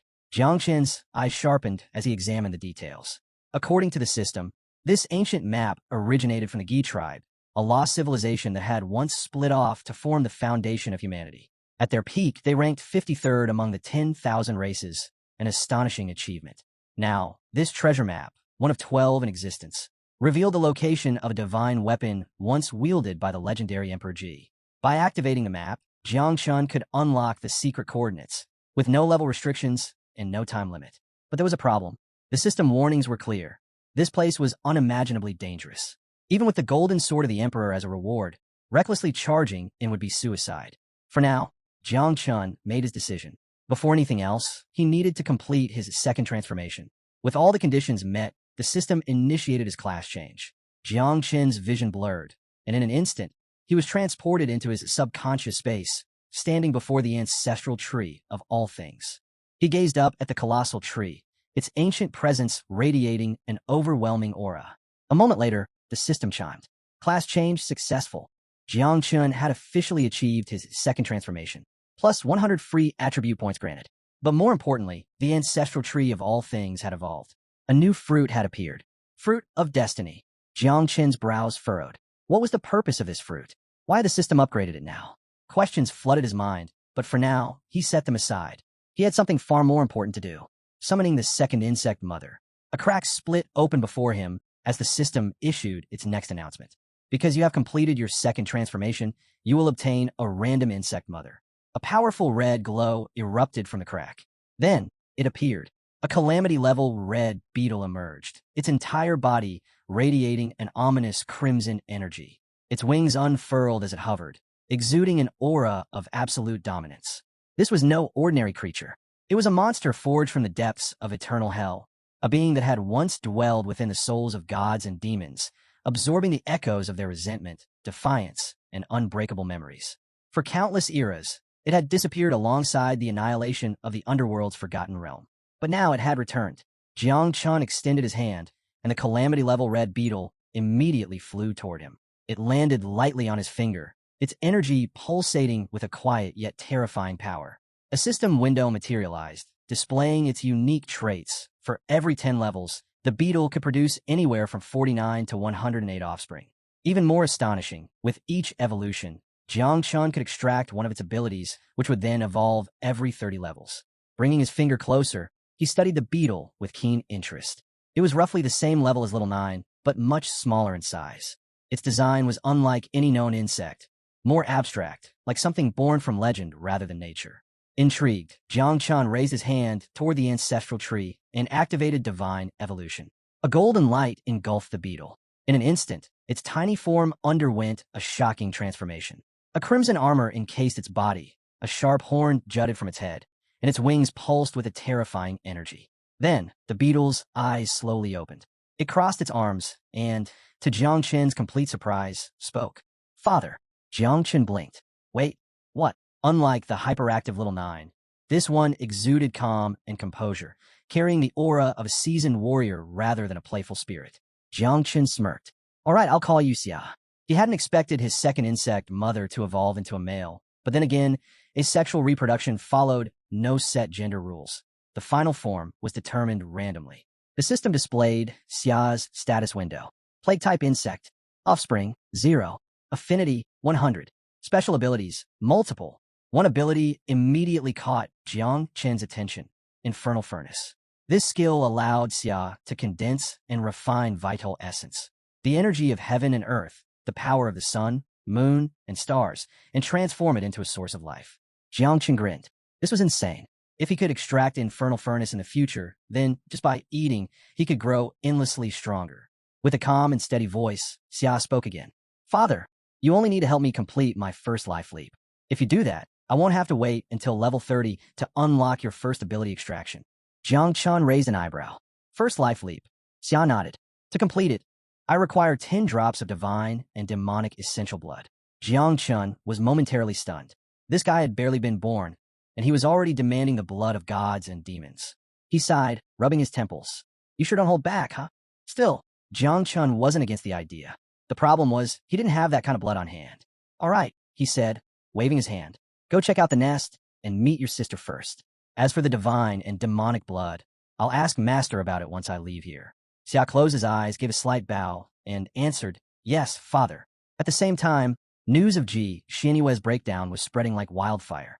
General Duan was casually scrolling through the latest updates when his body suddenly froze, his face turning pale. "Crap, this is bad." Sweat beaded on his forehead as he turned to Gu Katian, who was peacefully sipping tea. "I just saw a broadcast. Ji Xianyue is crying." Gu Katian barely blinked, and General Duan gulped. "You don't get it. The king doesn't care about much, but when it comes to his daughter, he loses his mind." Without another word, he summoned a portal and bolted. Gu Katian's teacup clattered to the floor. His calm demeanor shattered as he hurriedly chased after him. Wait. If you're panicking, that means this is really bad." Meanwhile, inside the Celestial Tower, Jiang Chun stepped in the main hall, and instantly, the atmosphere shifted. Every eye turned toward him, gleaming with anticipation. At the center of the hall, the king was already rolling up his sleeves, his furious gaze locked onto Jiang Chun. "You dare make my daughter cry?" he growled. "Fine. Time to teach you a lesson." Ji Xianyue, seated beside him, immediately panicked. Father, stop. This isn't necessary. He ignored her, cracking his knuckles. I know exactly what I'm doing. Jang Chun, unfazed, kept walking forward. But as he took another step, a group of generals suddenly rushed in, grabbing him by the arms. He blinked, confused. The hell is this? General Duan and Master Gu Katian had arrived. Kid, run. General Duan hissed. We'll explain on the way. Before Jiang Chun could react, the king lunged forward. A burst of golden energy exploded from his hand, shooting straight toward Jiang Chun. Stop! Duan Jai roared, stepping in at the last moment. A wall of ice materialized, blocking the attack. The king narrowed his eyes. This brat made my daughter cry. As punishment, I demand Jiangnan surrender its territory. From now on, the 3 great dungeons in Celestial Dragon Canyon will belong to magic. Duan Jai sneered. Not happening. Stepping forward, his icy aura surged, clashing with the king's golden energy. Jiangnan has risen. This year, in the Celestial Genius rankings, its magic will be surrendering territory to us. The king's face twisted with rage. His aura flared dangerously, but before he could strike again, Jiang Chun and his group had already vanished. In the Grand Hall, the king's fury simmered as he processed the news. They ran? It doesn't matter, he muttered, his gaze darkening. I'll go to Jiang and myself. Even if they kneel and beg, it won't be enough. A sudden thought struck him. His lips curled into a smirk. Actually, I should just make Jiang Chun marry my daughter. That way, we can humiliate him day after day. The hall fell into stunned silence. Ji Xinyue's face flushed deep red. Father, what are you even saying? She stammered, mortified. Whispers spread among the gathered crowd, eyes darting between her and the king. Unbothered, the king gave a firm nod. As long as my daughter is happy, she can do whatever she wants. Ji Xinyue collapsed onto the floor, utterly flustered. But as the initial shock wore off, she clenched her fists, steeling herself. Taking a deep breath, she stood. I should go home. With that, she turned sharply and strode away. Yet, as she left, she burned Jiang Chen's name into her mind. She wouldn't forget this. If she wanted to surpass him, if she wanted to triumph in a prodigy competition, she had to become stronger. Meanwhile, Jiang Chun, Gu Katan, and Duan barely managed to escape, only to come face to face with an imposing sight, Ji Xinyue and her father, standing directly in their path, still radiating fury. The king crossed his arms, his sharp gaze locking onto them. What are you doing in my house? Gu Katan exhaled slowly, closed his eyes for a brief moment, then raised a fist to his mouth and coughed lightly. We have a request. The king's expression turned cold. So, even the Celestial Sword King lowers himself to ask favors. He sighed, clearly unimpressed. Still, after a brief pause, he relented. Fine. What do you need? Gu Katian remained composed. Jiang Chun is my disciple. He requires 10 drops of divine and demonic essential blood for his profession change mission. As far as I know, only the Ji family possesses such a thing. Duan immediately raised a finger, forcing an awkward smile. This has nothing to do with earlier events. Jiang Chun just needs it for his profession change. And as compensation, we're willing to offer the Celestial Dragon Cannon. The king placed a firm hand on his daughter's shoulder, deep in thought. The Celestial Dragon Cannon, huh? He rubbed his chin before shaking his head. That's not nearly enough, not even for a single drop of divine and demonic blood. Then, a wicked glint flashed in his eyes. But I will agree on one condition. Jiang Chun must marry my daughter. Silence. Ji Xinyue went rigid. Her face burned crimson. Father. With an amused smirk, the king pressed on. Think carefully, my dear. If you have Jiang Chun by your side, you'll be even more motivated to push yourself. Seeing him every day would fuel your determination, drive you to train harder, and ensure you grow strong enough to protect our city. Ji Xinyue's face burned an even deeper shade of red, her hands trembling as she struggled to find her words. What are you even saying? Before she could process the absurdity of it all, Duan had already had enough. With a loud thud, he slammed his foot onto the table, dramatically pointing at the king. This is ridiculous. I'm taking this straight to Mahankyu and Tang Wang Chuan. If you think you can pressure us into something like this, think again. Jiang Chun, still seated, wiped the sweat off his forehead. How in the world had things spiraled this far out of control? Gu Katian's expression darkened. Mind your words, king, he warned. The king, however, remained unfazed. A grin played on his lips as he casually extended his hand to the side. Relax. Even if Jiang Chun doesn't marry my daughter, forming ties as in-laws would still be beneficial. Ji Xinyue's head snapped toward her father, her jaw dropping in utter disbelief. Her face turned an even darker shade of crimson. What are you trying to pull? She shouted. You're not actually forcing me in a marriage, are you? Because if you are, why don't you marry Jang Chun instead? The king chuckled, his smile unshaken. Feelings can be cultivated, he mused. Young people these days don't appreciate the idea of love growing after marriage, but it's far from impossible. Ji Xianyue wasn't having any of it. Without another word, she turned on her heel and stormed toward the door. She was too furious to continue the conversation. Her father hesitated for a moment, reaching out as if to stop her, but then let his hand drop. His expression flickered between confusion and amusement. Then, as if struck by sudden inspiration, his grin widened. Turning to Jang Chun, he leaned forward with an easygoing smile. Young man, why don't you stay at my house for a few days? Give it some time. Let's see if my daughter warms up to you. If nothing happens, you're free to leave. Jang Chun narrowed his eyes slightly. This old man is definitely up to something. Still, after a brief moment of thought, he forced a smile and accepted. There was no way Ji Xianyue would fall for him in just a few days, so there was nothing to worry about. Besides, earning the king's trust might make it easier to get his hands on the divine and demonic blood. That night, after Gu Katian and Duan left the Ji family mansion, the king kept his promise. A box was placed in front of Jang Chun, its contents carefully arranged, several small red bottles filled with divine and demonic blood. Even without opening them, Jang Chun could feel the immense power radiating from within. A single drop could elevate an ordinary person to a king-level cultivator in an instant. But of course there was a catch. If someone unqualified consumed it, their body would rupture, and their soul would be annihilated without a trace. The king's expression turned serious, his previous amusement gone. Be careful with this blood, he warned. It contains a terrifying will. If you're not prepared, it will devour you. Jang Chun simply smiled. Understood. He examined the bottles in his hands for a moment before making his decision. Xia, manifest. A surge of crimson energy filled the room as Xia appeared before him. But something felt off. Xia stood with his head lowered, an air of gloom surrounding him. Jang Chun raised an eyebrow. What's with that depressed look? Xia sighed deeply. Little Nine doesn't like me. What? His voice was filled with grievance. She wants to kick me out of the nest. Jang Chun reached out, trying to console him with an awkward smile. Did she hit you? Xia's expression darkened. He turned his head away. No. There was a brief pause.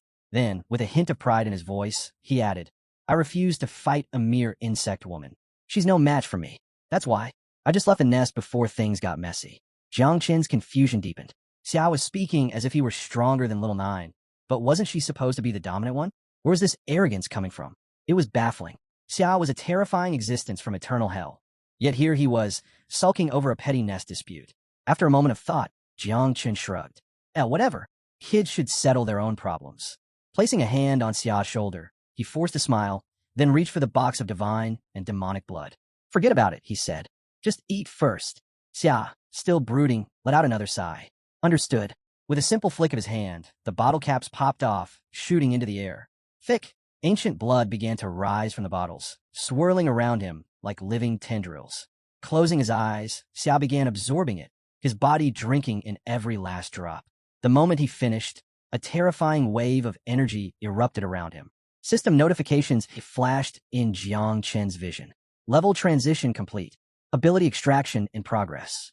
Jiang Chun clenched his fists, watching the system work its magic. This was a gamble. He knew that. Would he obtain a top-tier ability, or would he end up with something mediocre? His heartbeat quickened as the system finalized its selection. Then everything shifted.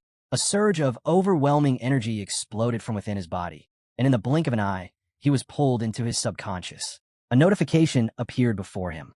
You have obtained the divine body of the guardian elephant, legendary grade. Jiang Chen's eyes widened. This wasn't infernal furnace. Instead, he had awakened a divine, constitution-type ability. According to the system, the human body contained 840 million microscopic particles, each carrying the strength of a colossal elephant. If all of these particles were fully awakened, his body would transform into something akin to a divine elephant, a being powerful enough to stir the seas and rivers with a single movement, roar loud enough to make the stars tremble, leap across the moon and devour the sun itself. More importantly, Xiao's body had now transformed into primordial particles, meaning he could integrate directly into Jiang Chun. Jiang Chun stared at his palm, his expression shifting between surprise and confusion. Wait, is this an upgraded version of the infernal furnace? Before he could process it further, a powerful surge of energy rushed through his body. The aura radiating from him was now identical to Xiao's. He clenched his fists, feeling the immense strength coursing through him. A slow smirk crept across his face. This was huge. If he played his cards right, If his insects reproduced for just 2 more generations, he could stand on equal footing with Jiang Wuxuan. But the best part? With Xia now able to merge with him, there is no longer a need for a dominance battle with Little Nine over the insect nest. A perfect solution. Just then, Xia manifested beside him, crimson energy swirling around him as he looked up expectantly. "Father, I'm hungry," he said casually. "I want some divine or demonic meat." Jang Chun blinked, momentarily thrown off. "Did you just ask for food?" Xia crossed his arms. "I learned it from Little Nine. I figured if I acted like her, she might accept me as her brother." Jang Chun nearly face-bombed. This guy, a terrifying existence from eternal hell, was now mimicking Little Nine just to win her over? He sighed, rubbing his temples. "I'll deal with this later." Meanwhile, in a remote mountain range, a towering temple loomed over the barren landscape.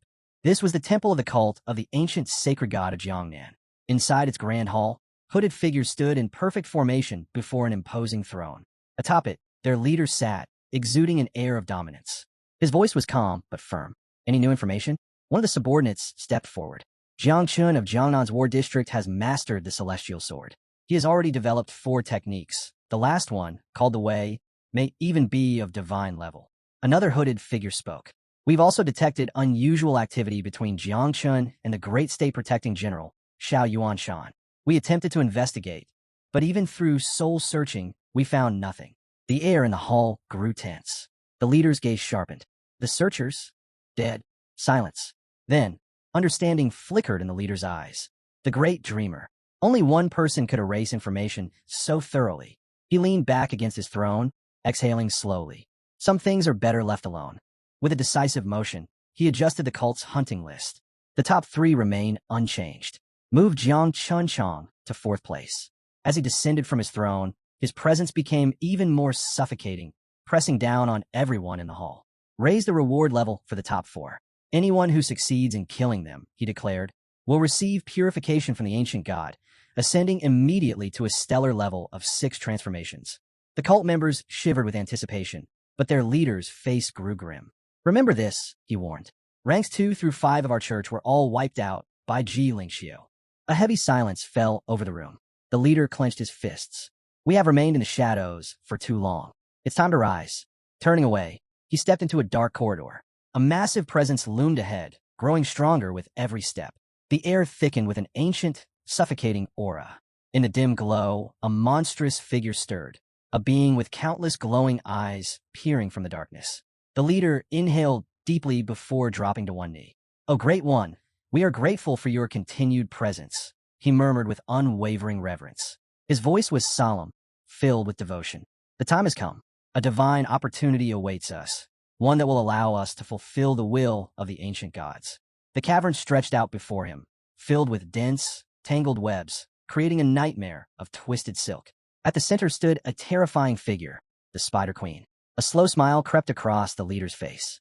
"Allow me to introduce myself," he said smoothly. "I am the 7th seat of the Church of the Ancient Gods." His tone darkened. "And this time, I am here to propose an alliance." The Spider Queen extended one of her razor-sharp legs, her many eyes gleaming with cold distrust. She loomed over the man, making her stance clear. Humans were not to be trusted. Unfazed, the man bowed his head, pressing a hand over his chest.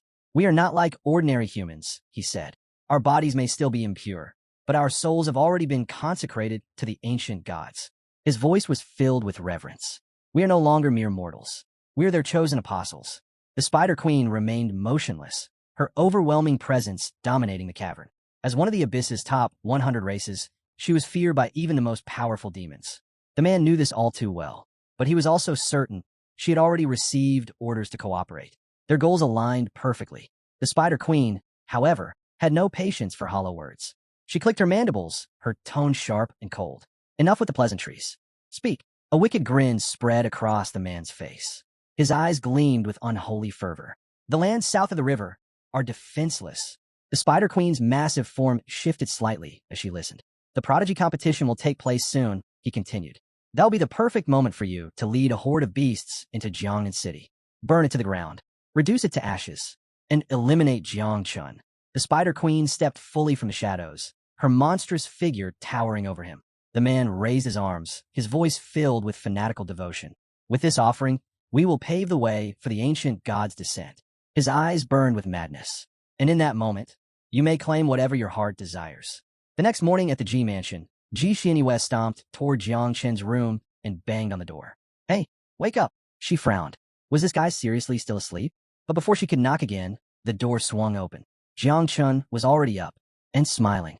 A warm, gentle smile. Ji Xianyue froze. Her face instantly turned bright red as she took a step back. What the? Why was he looking at her like that? Before she could regain her composure, Jiang Chun met her gaze and asked completely calm, "Are you here to ask me out on a date?" Her mind went blank. W what? Leaning lazily against the doorframe, Jiang Chen's voice was relaxed. Or do you just want to come inside? Her face turned scarlet. No. What are you even saying? She sputtered, flustered beyond belief. Whipping around, she refused to meet his eyes. Just hurry up and come with me. My father has something to tell you. Jiang Chun chuckled, amused by her reaction. Too easy. The Ji family's training field was as busy as ever.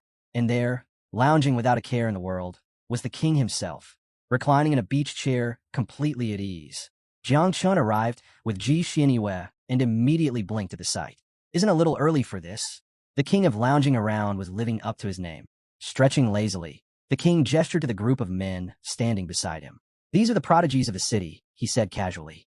And in a few days, they'll be your enemies. Jiang Chun didn't even need to turn his head to feel the hostility radiating from them. Jealousy, resentment, unfiltered hatred. Every single one of them looked like they wanted to tear him apart. Jiang Chun sighed. Man, I just woke up, and I already have haters. The king smirked. Let's start with the first one. He gestured toward a young man with blonde hair, whose expression was full of disdain. This is Hua Yunfei, the king introduced. He possesses the only hidden profession of heroic spirit summoner. Just as he was about to reveal more, Ji Xianyue stepped forward, her sharp eyes locking onto her father. Don't just hand over information to our enemies, she scolded. That's basically betrayal. Hua Yunfei, who had been holding his breath, subtly exhaled in relief. Close call. The king chuckled, rubbing his forehead. Oh, my bad. I literally just woke up. Jiang Chun observed the interaction. The king was far too casual around him, like he wasn't even an outsider. Not that it mattered. Introductions were pointless. After all, with the Eye of the Void, Jiang Chun already knew exactly who he was dealing with. The king's expression suddenly turned serious. There are 8 days left until the great summer ranking competition. His words hung in the air, heavy with significance. To push your levels higher, I've decided to open a sacred relic of Gi. You will all enter and undergo its trials. Silence fell over the field. Every pair of eyes locked onto him in shock. Ji Xianyue looked completely stunned. Her father was making a massive investment in them. He was going all out. Hua Yunfei's gaze burned with excitement. The divine treasure of Gi was Daxia's most closely guarded secret. Jiang Chun, however, wasn't impressed. So he dragged me here just to say this? He rubbed his chin, thinking aloud. Wait, this isn't some elaborate scheme to get me to sell my body, right? The king ignored him entirely and continued. You'll be exploring the third divine vault of the Ji. Inside lies a 10,000 jiang long ancient divine corpse. Jiang Chen's eyebrow twitched. That's ridiculously huge. 80% of its interior has been explored, but even now, it remains extremely dangerous. The king's tone darkened. Under no circumstances should you enter the head of the divine corpse. If you do, you will die. At that moment, Xiao materialized. Father, I'm hungry, he announced again. Jiang Chun sighed, rubbing his temples. Xiao, you gotta stop. You're ruining my poker face. Xiao blinked. But Jiang Chun cut him off with a raised hand. Look, repeating the same line every time kills the mood. Xiao pouted. Jiang Chun smirked. Tell you what, if the king doesn't set any conditions, I'll take you to eat later. Deal. Xiao's wings fluttered eagerly. Deal. The king stood up and waved a hand. Enough chit-chat. Follow me. Everyone moved forward, except Jiang Chun, who remained still. The king glanced back, raising an eyebrow. What? You don't want to go? Jiang Chun grinned. Oh, I'm coming. But since you didn't set any conditions, looks like Xia's getting his food. Xia let out a happy buzz. Hua Yunfei frowned slightly, a hint of concern in his voice. Your Majesty, why is an outsider like Jiang Chun being allowed into the divine treasure? The king's expression remained unchanged. His voice was calm. For now, Jiang Chun is an outsider. But in the future, he will be someone very close to us. Then, turning back, he shot Jiang Chun a wink and a thumbs up. And that's why, my dear son-in-law, you should protect my daughter in there. Ji Xianyue's face instantly turned crimson. Father, stop saying that. Spinning toward Jiang Chun, she was still flustered. I don't need your protection. Jiang Chun just stayed silent. This was getting out of hand. Hua Yunfei's expression darkened. his face contorting with anger and jealousy as he watched the exchange. Meanwhile, far away in a desolate forest, where the trees stood bare and lifeless, a massive coffin loomed in the eerie silence. A man stood before it, his grip firm around a golden staff. His sharp eyes swept across the surroundings, his instincts on high alert. "This place reeks of danger," he muttered, tightening his hold. His voice was steady, but the tension in his stance was unmistakable. Everyone stepped back. Not far away, Ji Xianyue's father arrived, his posture calm and unwavering. Placing a firm hand over his chest, he stepped forward and addressed the staff-wielding man. "I am Ji Hong-in, head of the Ji family," he stated. "We've come in search of the divine treasure. Would you be so kind as to open the entrance for us?" The man studied him in silence before lifting his staff. Without a word, he pointed toward the massive coffin. A deep crimson glow flickered from within, thickening the already oppressive atmosphere. Ji Hong-in gave a slight nod, signaling his group to move forward. Jang Chun followed alongside the others, his keen gaze scanning the coffin.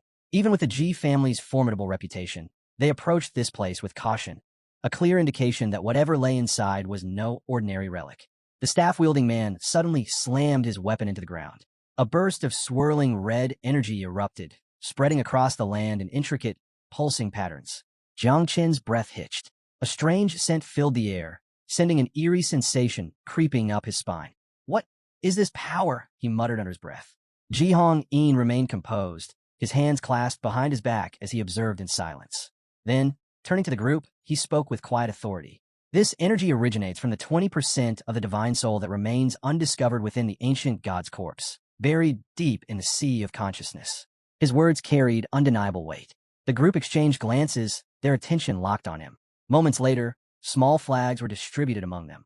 As Jiang Chun inspected his, Ji Xianyue approached, arms crossed. Ji Hong-in took a step forward, sweeping his hands outward. "It's highly likely that unexpected changes will occur inside. Under no circumstances should you wander off or attempt to enter unknown regions." His gaze sharpened. "I'm giving you each a teleportation flag. Use it immediately if you sense danger." Jiang Chun chuckled, rubbing the back of his head. "Got it. Appreciate the heads up." Ji Xianyue turned away, waving dismissively at her father. All right, we'll be fine. Just head home already." Then, facing the group, she clapped her hands together. "Let's go. Stick close. I'm leading the way." A short while later, they stepped into the ancient god's corpse. The air inside was thick with mystery, and an overwhelming presence loomed over them. Ji Xianyue took charge, her voice steady as she explained their location. "This is the calf region of the corpse. Right now, we're walking through one of its meridians." She glanced over her shoulder. "I've been here plenty of times. Normally, there's not much danger, just some blood beasts. But hey, that's a plus. Taking them down will strengthen your bodies and boost your experience." Jiang Chun smirked. "Sounds like a win-win. Lead the way, boss." With that, they ventured deeper, prepared for whatever awaited them. As they walked, Jiang Chun kept his eyes on the sky above. It stretched endlessly, its vastness spanning dozens of meters. His mind buzzed with questions. Was this truly just a meridian within the ancient god's corpse? If so, how colossal had this being been in its prime? Perched on his shoulder, little Jia studied him for a moment before breaking into a sly grin. The little creature had figured it out. His father had brought him here for one reason: to feast on the remains of the ancient god. Father is the best, little Jia thought, his admiration growing. Of course, it was unclear whether that admiration stemmed from love or the all-you-can-eat buffet before him. Jiang Chun glanced at him, amused. "Go ahead. Eat as much as you want," he said, giving his son permission. "Just don't get caught." With a flicker of energy, little Jia shrank into a small beetle and scurried away, disappearing into the shadows. At that moment, a deep, guttural panting echoed through the air. A six-eyed blood beast emerged from the darkness, its breath ragged and heavy. Then, before anyone could react, an entire horde followed, their bodies shifting as they surrounded the group. Some blocked any paths of escape, while others crouched low, ready to pounce. Ji Xianyue's expression sharpened as she spun around, drawing her bow. "Everyone, stay alert," she called, her keen gaze sweeping across the battlefield. A glowing status window flickered before them, listing the beast's levels and abilities. Level 35 Blood Beasts. Blood Mist. Blood Explosion. Blood Arrow. Hua Yunfei, on the other hand, grinned ear to ear. Flames ignited in his palm as he confidently stepped forward, excitement burning in his eyes. "Finally, a decent fight," he said, voice brimming with arrogance. Without waiting for a signal, he charged straight at the beasts, eager to show off. Jiang Chun, however, barely reacted. His gaze flickered toward little Jia's disappearing form. Strange. He's not even interested in these creatures? Hua Yunfei wasted no time, unleashing a surge of fire. The flames exploded through the battlefield, consuming the beasts in a violent inferno. Agonized roars echoed as over 10 of them collapsed, their lifeless bodies hitting the ground. Clenching his fist triumphantly, Hua Yunfei turned to Jang Chun with a smirk. What do you think? Can you take out more than 10 at once? Jang Chun gave him a thumbs up. Wow, amazing. His voice was completely flat. Ji Xianyue placed a hand on her hip, watching with mild annoyance. You're bragging over something this small? She muttered. The moment he saw her unimpressed expression, Hua Yunfei immediately changed tactics. He placed a hand over his chest, closed his eyes, and nodded deeply. Understood, goddess. I shall humbly follow your guidance. Jiang Qin's smile twitched. Great, he's a bootlicker too. Ji Xianyue sighed, arms crossed. Let's keep moving.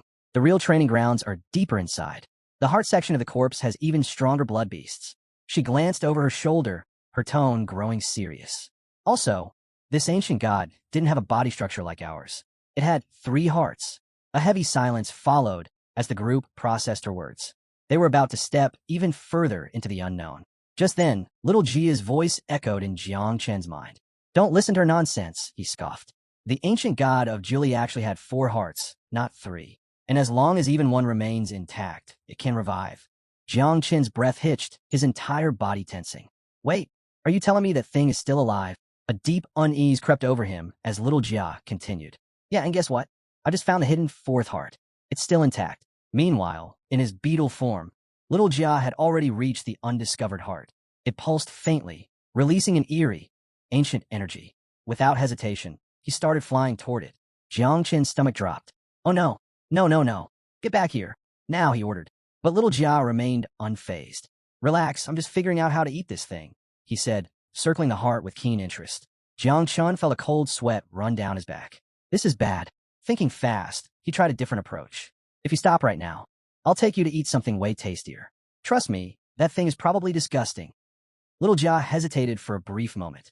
Jiang Chun didn't wait. He turned sharply, grabbing the nearest person by the shoulder, his grip firm. Stop moving forward, he said, his voice dead serious. There's danger ahead. The man blinked at him, confused. What are you talking about? Before Jiang Chun could explain, Hua Yunfei overheard and let out a mocking laugh. Danger? You mean those blood bees from earlier? He smirked arrogantly. What, are you scared? Should I hold your hand? Jiang Chun ignored him. His mind was too focused on the real threat. Everyone, use the teleportation flags. Get out of here now. His urgent tone made Ji Xianyue and the others hesitate, their gazes locking onto him with uncertainty. Meanwhile, Hua Yunfei strutted forward, still grinning like an idiot. Teleport? Over what? Some imaginary danger. He sneered. Or are you just a coward? Jiang Chun slowly turned to face him, his eyes dark with suppressed rage. He said nothing. Hua Yunfei scoffed. What's wrong? Cat got your tongue. Jiang Chun exhaled sharply. This guy's a lost cause. Without a second thought, he clenched his fist and drove it straight into Hua Yunfei's face. The arrogant fool didn't even have time to react. His body launched backward like a rag doll, slamming into the ground several meters away. Silence. Everyone stared in shock. Ji Xianyue's face darkened. What the hell are you doing? She snapped, her eyes locking onto Jiang Chun. Jiang Chun stretched his shoulders casually. Nothing much. Just felt like punching him. Ji Xianyue turned toward Hua Yunfei, who sat up, rubbing his now bruised cheek. His expression twisted with fury as he pressed his palm against the ground, his breathing ragged. Ew. His voice was laced with venom. You dare hit me? Jiang Chun rolled his shoulders. Yeah, what of it? Hua Yunfei's expression darkened further. You're seeking death. A surge of power erupted from his body. Behind him, a massive, glowing blue heroic spirit materialized, a towering knight forged from pure energy, gripping a colossal blade. The pressure in the air thickened, the weapon humming ominously. Jiang Chun didn't flinch. Instead, he sighed. Here we go again. Standing firm, he eyed Hua Yunfei's summoned knight with an unimpressed look before letting out a mocking chuckle. That's it? All this drama. And it's just this? He shook his head. Kinda underwhelming. At that moment, little Jia returned, slipping seamlessly back into Jiang Chen's body. Feeling his presence, Jiang Chen's lips curled into a confident smile. Perfect timing. With a casual stretch, he extended his hands, unleashing a surge of raw energy. Power rippled through his body, distorting the air around him. Hua Yunfei, still burning with vengeance, roared in fury. You talk too much. Let's see you laugh after this. The heroic spirit moved, its massive knight raising a colossal claw to strike. The force behind it sent tremors through the ground. Jang Chun's eyes gleamed with excitement. A perfect chance to test the divine body of the guardian elephant. The moment the knight's claw came crashing down, Jang Chun met it head-on. With a single strike, an explosive force erupted from his fist, shattering the knight's spirit into nothingness. Silence. Ji Xianyue and the others stood frozen, eyes wide with disbelief. One move. That's all it took for Jang Chun to obliterate Hua Yunfei's ultimate technique like it was nothing. Hua Yunfei staggered backward, his face drained of color. What? His voice cracked, his confidence crumbling. This shouldn't be possible. Before he could process what had happened, Jang Chun moved. In an instant, he leaped into the air, appearing directly above Hua Yunfei. Before Hua Yunfei could react, Jang Chun's fist crashed into his body like a meteor, sending him hurtling into the wall with bone-rattling force. He crumpled to the ground, unconscious. Ji Xianyue rushed forward, anger flashing in her eyes. What the hell was that for? The rest of the group stood frozen in shock. Jang Chun had defeated Hua Yunfei without even drawing his sword or activating his 9 miasma wings. A clean, effortless victory. Jang Chun smirked, closing his eyes briefly. Relax. He's not dead, he said casually. But if no one treats him soon, the damage might be permanent. Ji Xianyue's eyes narrowed. Wait, are you saying you did this on purpose? To stop him from competing in the genius competition? Jang Chun exhaled and turned his back to them. Believe what you want, but if we waste any more time here, he will die. A heavy silence settled over the group. His words carried weight, and the unease in their eyes was undeniable. Without hesitation, they reached for their teleportation flags, ready to leave. Then, I can't use mine, someone stammered, panic creeping into his voice. Jang Chun's eyes snapped open. What? Spinning around, he watched as several others desperately tried to activate their flags, only to find them completely unresponsive. A sinking realization hit him like a stone. His expression darkened. When little Jia found the fourth heart, the corpse must have sensed his presence.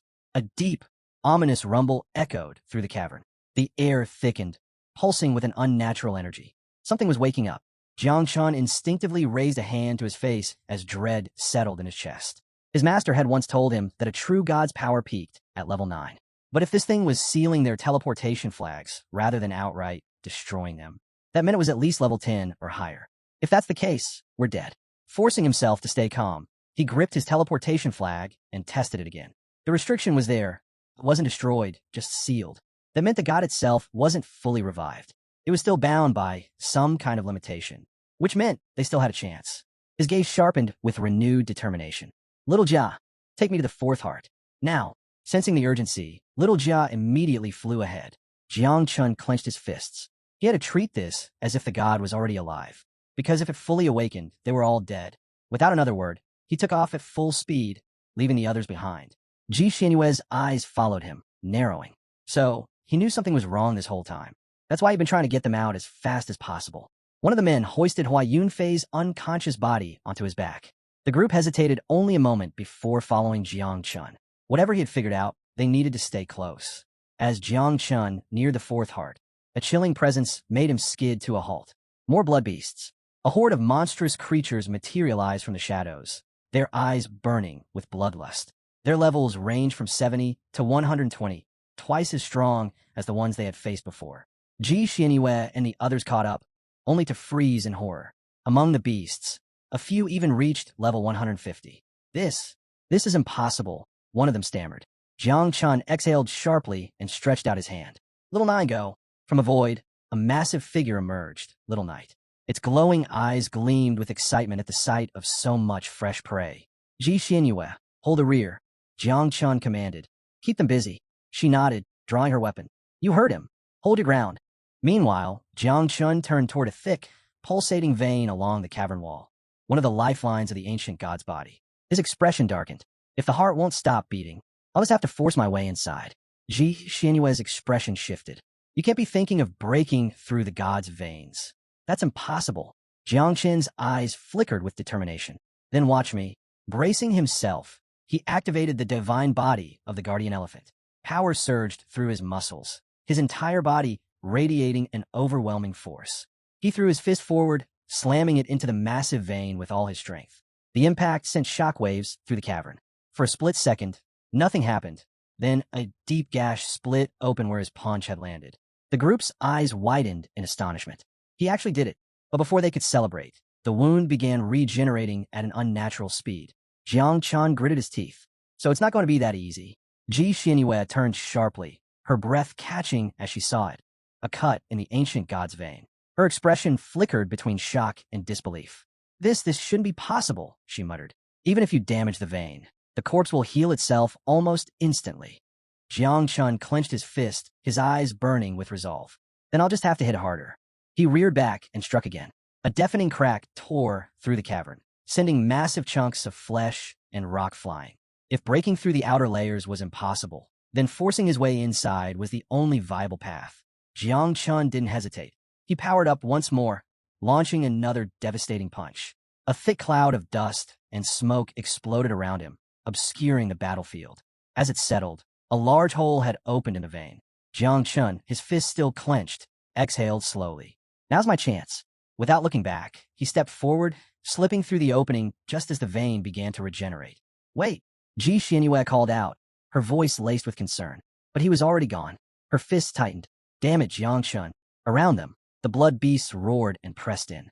Two warriors from the group raised their hands, channeling their energy to form a massive shield, temporarily holding the creatures at bay. Ji Xianyue's eyes sharpened as she called out, Lu Fei, Song Yuming. Her gaze locked onto the frontline defenders. Cover the left side and hold your ground. Lu Fei responded with a firm nod, stepping forward with her weapon poised for battle. She gestured toward Su Manman and Ningbo Zhang Chujing.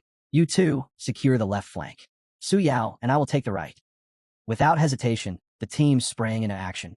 One warrior rushed to reinforce the left side, while the rest formed a tight defensive formation, a layered defense with a shield wall in the back and barriers on both sides, ensuring the blood beasts couldn't break through. Then, the creatures charged. Ji Xianyue raised her bow, fingers steady on the string. Her sharp eyes assessed the battlefield, calculating their chances. Listen up, she called out, her voice carrying over the chaos. Our survival depends entirely on us. I won't sugarcoat it. Our odds aren't great. But she took a deep breath, her resolve unwavering. My great-grandfather Ji Lingxiu is on his way. He will get us out of here. A flicker of hope ignited within the group. Their morale strengthened, and they steeled themselves for the battle ahead. Meanwhile, far from the battlefield, a figure entered Ji Xianyue's father's office. The guardian of the divine corpse stood before him, his expression grim. We have a problem, he said. I've lost contact with the group inside. Ji Xianyue's father tensed, his eyes dark with worry. His hands pressed firmly against the desk as he processed the news. When exactly did communication break? He asked, urgency in his tone. The guardian's face remained rigid. 3 minutes ago. It happened right as a sudden energy fluctuation erupted inside. A fluctuation? The father echoed, his brows furrowing. The guardian gave a solemn nod. Yes, something unlike anything we've seen before. When I entered the divine residence to investigate, I discovered that the entire corpse had become completely cut off from the outside world. Silence filled the room. The strange part, the guardian continued, his voice steady but grave, is that the ancient god's corpse hasn't vanished. It remains in its original dimensional space. The CAF region is still within our formation's range, yet something is preventing any external access. Ji Xianyue's father leaned back in his chair, fingers tapping the desk in deep thought. Fear flickered in his eyes. The Ji family had spent over a century opening a path to the CAF, and now, despite all their efforts, they were powerless to breach it from the outside. His grip tightened. Alert the elder immediately. He must return at once. We need him. The guardian bowed. Understood. And one more thing, Ji Xianyue's father added. Inform Gu Kaitian of Jiangnan. He needs to know what's happening. Inside the corpse's meridian, Jiang Chun stood his ground as a swarm of blood beasts rushed toward him, their crimson eyes filled with malice. Without hesitation, he unsheathed his sword, his sharp gaze unwavering. Fine, he muttered. Let's end this. With a swift motion, his blade cut through the creatures with ruthless precision, leaving a trail of lifeless bodies in his wake. Beside him, little Jia materialized, his celestial energy radiating power. Wielding the celestial sword, he moved with effortless grace, slicing through multiple beasts at once in a display of deadly efficiency. Jiang Chun struck again, his sword carving cleanly through another creature. The battlefield was quickly littered with corpses. Little Jia crouched beside one of the slain beasts, placing a hand on its back as he examined it with disinterest. He scoffed. Low-tier trash. Not even worth eating. He pulled away, shaking his head. The real feast comes later. Jang Chun barely reacted, his mind fixed on one goal, pushing forward. He refused to let this place become his grave. Elsewhere, high above the clouds, several blue dragons soared through the sky. On a floating platform between them, a white-haired man stood, his sharp gaze locked onto a magical water sphere displaying Jiang Chen's battle. Watching the scene unfold, he exhaled in mild surprise. I never expected to find such a talent among humans. Beside him, a massive dragon loomed, its piercing gaze fixed on Jiang Chen's movements. You're not wrong, Brother Duanxiu, the beast rumbled. This boy, he's different. Duanxio's eyes narrowed. To escape disaster, I faked my death and crossed the sea, hiding my heart for generations, waiting for the new era to arrive. For hundreds of years, no one has been able to find it. His fingers curled slightly. But now, he murmured, his eyes gleaming. A mere child has discovered it. The dragon's focus shifted to the sphere, where Jiang Chen's insect had appeared. Dark, ominous creatures radiating an unsettling, destructive aura. Duanxio's voice was calm, but heavy with certainty. Jiang Chun is no ordinary brat. Those insects, they aren't just some simple creatures. They're disasters, forces of nature. And to think, he also possesses the 9 Miasma wings. The dragon let out a low growl. If he keeps advancing, he might break through. Duanxio reached toward the sphere, adjusting its vision. Perhaps, but with the space sealed, he's trapped. A dead end. The two continued to watch, waiting for Jiang Chen's next move. As Duanxio observed Jiang Chen's relentless advance, a creeping unease settled in his chest. The boy was proving to be more dangerous than anticipated. Could he really reach my heart? For now, summoning more blood beasts was his only option, but even they were failing to stop Jiang Chun.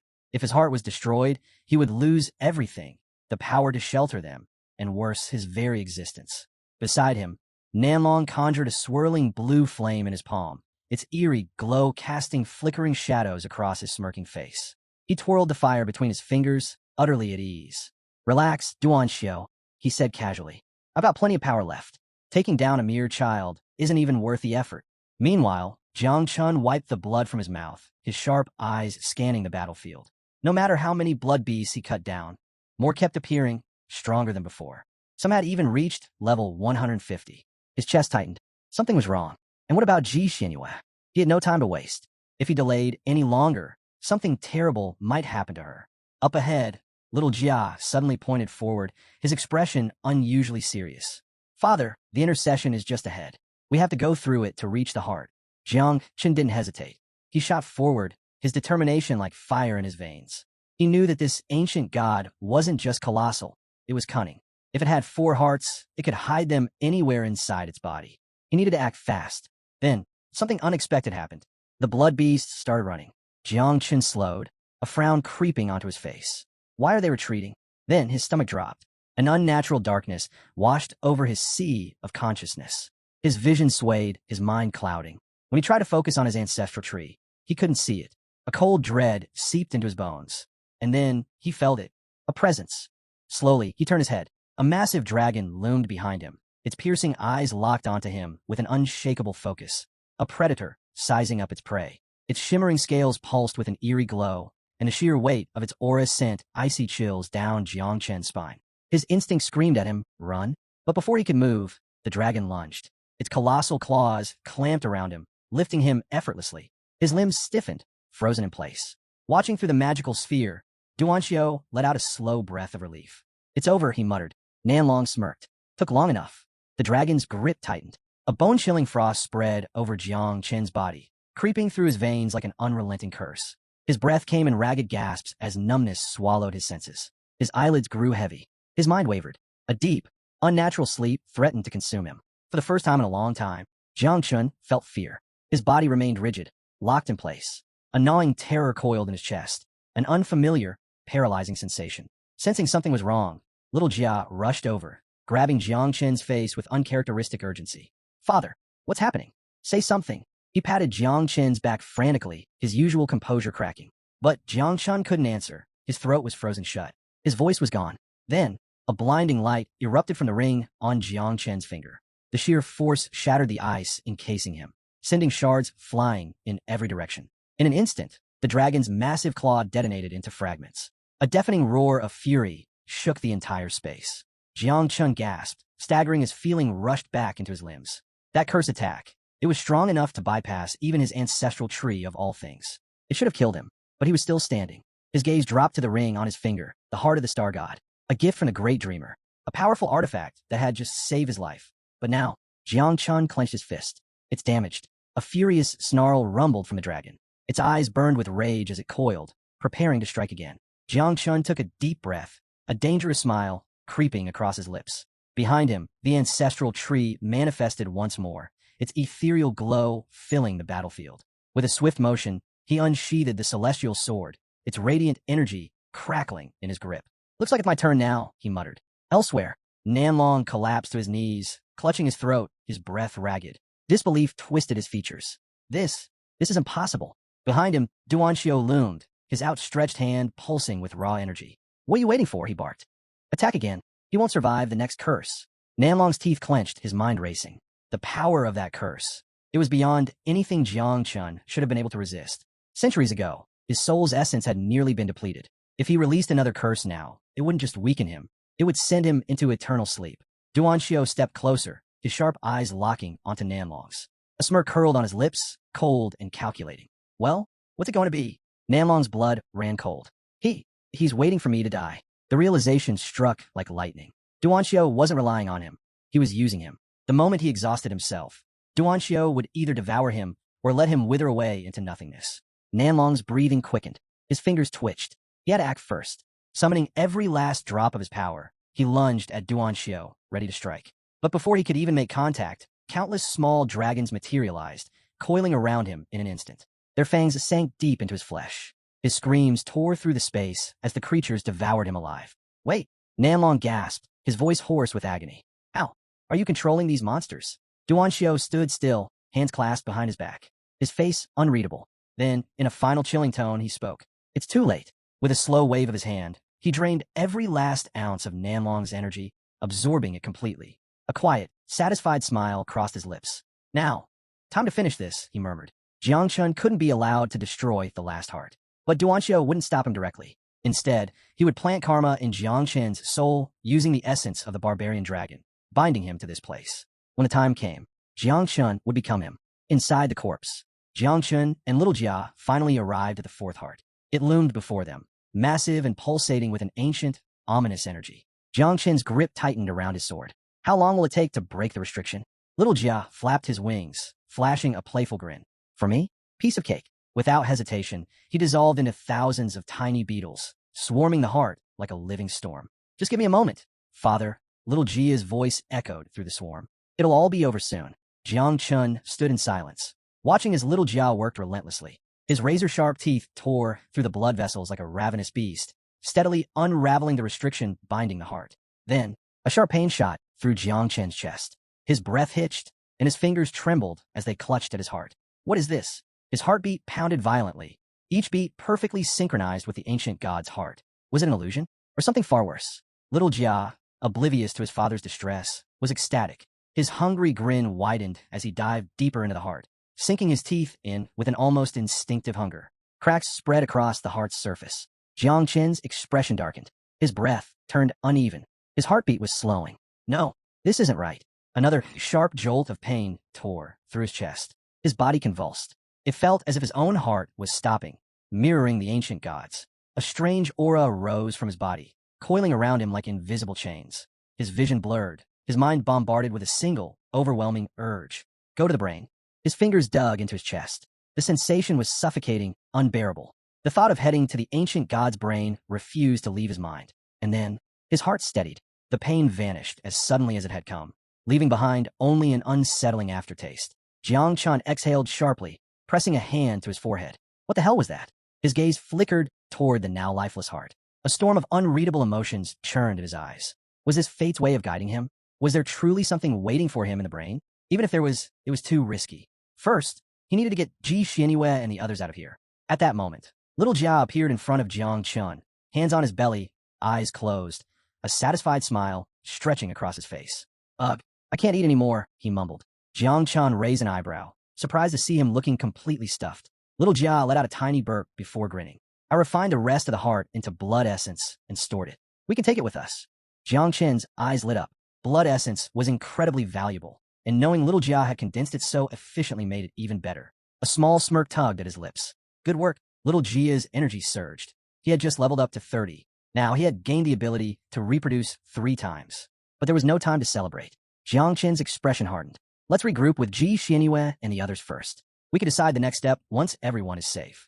Meanwhile, dark silhouettes of small dragons twisted through the cavern, their eerie movements casting flickering shadows. Above them, in the ancient god's brain, Duan Xiao hovered, his expression cold, his presence suffocating. A fireball crackled to life in his palm, swirling with ominous energy. The curse has already been planted, he murmured, his gaze locked onto Jang Chun through the magic sphere. A slow, twisted smirk spread across his lips. Escape is no longer an option. His fingers curled into a fist, and the fireball vanished. Now that Duan Jisoo was no longer in the way, there was nothing left to stop him. A sinister gleam flickered in his eyes. Time to have some fun. Elsewhere, Duan Xiao watched Jiang Chen's movements closely, his smirk deepening. It doesn't matter, he mused. Sooner or later, he'll come looking for me in the brain. His gaze glowed with anticipation. The trap had already been set. Meanwhile, Ji Xianyue's group was on the verge of collapse. Warriors fell one by one, some barely clinging to life, others wounded beyond recovery. But those who remained standing refused to surrender. A soldier stomped the ground, his voice hoarse with desperation. Hold the line. Don't give up. A fighter struggled to maintain a defensive barrier, while 2 others raised their hands, summoning another protective shield. But the beast kept coming. Ji Xianyue's breath came in ragged gasps as she tightened her grip on her bow. Summoning the last of her strength, she activated her god's arrow ability. Golden arrows rained down in a brilliant storm, piercing through the thick flesh of the approaching creatures. Behind her, the battlefield was a blood-stained graveyard. Fallen comrades lay scattered, some barely breathing, others covered in wounds, their consciousness fading. 2 female warriors slumped against a rock, their hands trembling from exhaustion. Ji Xianyue's vision blurred. Her muscles screamed in protest. She turned to check on the others, but the moment she looked back, a monstrous beast loomed above her. Its jaws gaped open, saliva dripping as it prepared to strike. Her heart pounded. No, we're going to be wiped out. Her body refused to move. Instinctively, she raised her arms, closed her eyes, and braced for the inevitable impact. A thunderous crack split the air. Out of nowhere, Jiang Chun struck, his fist slamming into the beast's face with bone-crushing force. The creature hurtled through the air before crashing into the ground, motionless. Silence fell over the battlefield. The remaining beasts stiffened, their eyes flickering with hesitation. Ji Xianyue's eyelids fluttered open. Her breath caught when she saw him, standing tall, unscathed, unwavering. Relief coursed through her. Jiang Chun met her gaze. Sorry I'm late. The survivor's despair lifted, replaced by a glimmer of hope. Ji Xianyue wasted no time, rushing to support an injured soldier, slinging his arm over her shoulder. Meanwhile, Jiang Chun raised his hand, activating the star god's blessing. A soft blue glow pulsed from the ring on his finger, enveloping the wounded. Though damaged, its healing power still held strong. Warmth spread through their battered bodies. A woman touched her neck, eyes widening as the pain faded. It's amazing. Beside her, a man stared at his healing wounds in disbelief. It doesn't hurt anymore. Even as blood beasts loomed on all sides, Jiang Chun remained composed. His lips curved into a knowing smirk. He nodded slightly. Little Nine, Little Jia, you both deserve some rest. Leave the rest to me. The battle wasn't over, but he would see it through. Suddenly, Little Nine latched onto his shoulders, clinging to him as she burst into tears. She was heartbroken. How could Jiang Chun take Little Jia along and leave her behind? Sniffling, she whined about the countless insects that had perished and demanded someone comfort her. Jiang Chun tensed, scrambling for the right words. You did great, he said carefully. Why don't you go to the town monument in the Sea of Consciousness? It'll help you recover. But Little Nine wasn't interested in explanations. Instead, she vowed to teach Little Jia a lesson, one so thorough he wouldn't know whether to cry or run. Little Jia, perched on Jiang Chen's head, trembled violently, his tiny form shaking like a leaf. Meanwhile, a warrior hurriedly erected a protective barrier, sensing the next wave of danger. But before it could fully form, bloodthirsty beasts surged forward. Jiang Chen's gaze sharpened. He pointed toward the wall, quickly assessing the recovering warriors. Their wounds were healing, but there was no time to relax. The blood beasts are coming again, he warned. Without hesitation, he made his decision. He would carve a path through the meridians of the sacred god's corpse. Follow me, he commanded. Time was slipping away. His defenses wouldn't hold much longer. He clenched his fist and turned to Little Jia. Merge, he ordered. A surge of red energy erupted around Jiang Chun as he unleashed the divine body of the elephant. Channeling his immense power, he delivered a devastating punch straight into the vein of the wall. The impact sent shockwaves rippling through the structure, and within moments, it shattered into countless fragments. Without hesitation, he grabbed the broken edges, prying them apart to widen the gap. His expression was serious and unwavering. "Get in," he commanded. The group wasted no time, rushing inside one after another. A wave of relief washed over them as they finally caught their breath, but Jang Chun remained on high alert. "The beasts are heading for the vein," he warned. Ji Xianyue's breath hitched in surprise. The last time, it had taken Jang Chun dozens of strikes to break through. Now, with a single blow, he had torn open a massive passage. How had he become this strong? Before she could fully process it, the beasts lunged forward. Jiang Chun reacted instantly, scooping Ji Xianyue into his arms before bolting ahead. What are you doing?" she stammered, her face burning with embarrassment. "We need to move. The gap's about to close," he replied, his tone leaving no room for argument. Just as he predicted, the wound in the vein rapidly sealed itself, cutting off the beast before they could squeeze through. Jiang Chun continued forward, ensuring they put as much distance as possible between themselves and danger. When he was finally satisfied with their safety, he set Ji Xianyue down. Her face remained bright red, but he ignored it, turning instead to the others. "We should be safe for now. Rest up," he instructed. Exhausted, the survivors collapsed to the ground, gulping in air. After narrowly escaping death, they desperately needed a moment to recover. But Jiang Chun wasn't finished. Lowering himself to the ground, he pressed a palm against it and locked eyes with Ji Xianyue. His voice was calm yet firm. "Which part of this area connects to the Ji family?" Ji Xianyue leaned against the wall, catching her breath before pointing to one side. "That's the formation's core," she explained. "If you break it, you'll reach the Ji family sanctuary on the other side." Jiang Chun gave a slight nod, but before he could act, she added a warning. "The outer defenses are much stronger than the interior, so be careful." Taking a deep breath, Jiang Chun sat down, closed his eyes, and pressed his hands together. Before making his next move, he needed to advance further. Ji Xianyue watched him in confusion, uncertain about his plan. Inside the sea of consciousness, Jiang Chun's eyes snapped open, sharp with determination. "Little Jia, get out here. It's time to reproduce." Little Jia, arms crossed and eyes shut, appeared behind Jiang Chun with a serious nod. Meanwhile, another little Jia peeked cautiously from behind the Taishu monument, his tiny body trembling. Nearby, little Nine clutched her face, tears streaming as she wailed, "This is my territory." Jiang Chun glanced between her and a nervous little Jia, exhaling in frustration. "Relax, little Nine. We're just borrowing your space. Once little Jia is done reproducing, we'll leave." Still pouting, little Jia poked his lip. "Why don't I have my own home?" That was the last straw. Little Nine's temper exploded like dry leaves catching fire. "That's your problem," she snapped. Jiang Chun, arms crossed, sighed once more. Fine. I'll buy you a home later." That seemed to satisfy little Jia. He got to work immediately, his form shrinking into a tiny beetle before the duplication process began. In an instant, his body split, multiplying at an astonishing rate. Jiang Chun sat down, focusing his energy to accelerate the process. 3 simultaneous reproductions of the infernal red shell beetle commenced. The wait time? 30 minutes. The total offspring? 324. Before he knew it, the sky above was filled with hundreds of tiny beetles, swarming in all directions. Jiang Chun stood, scanning the scene in mild disbelief.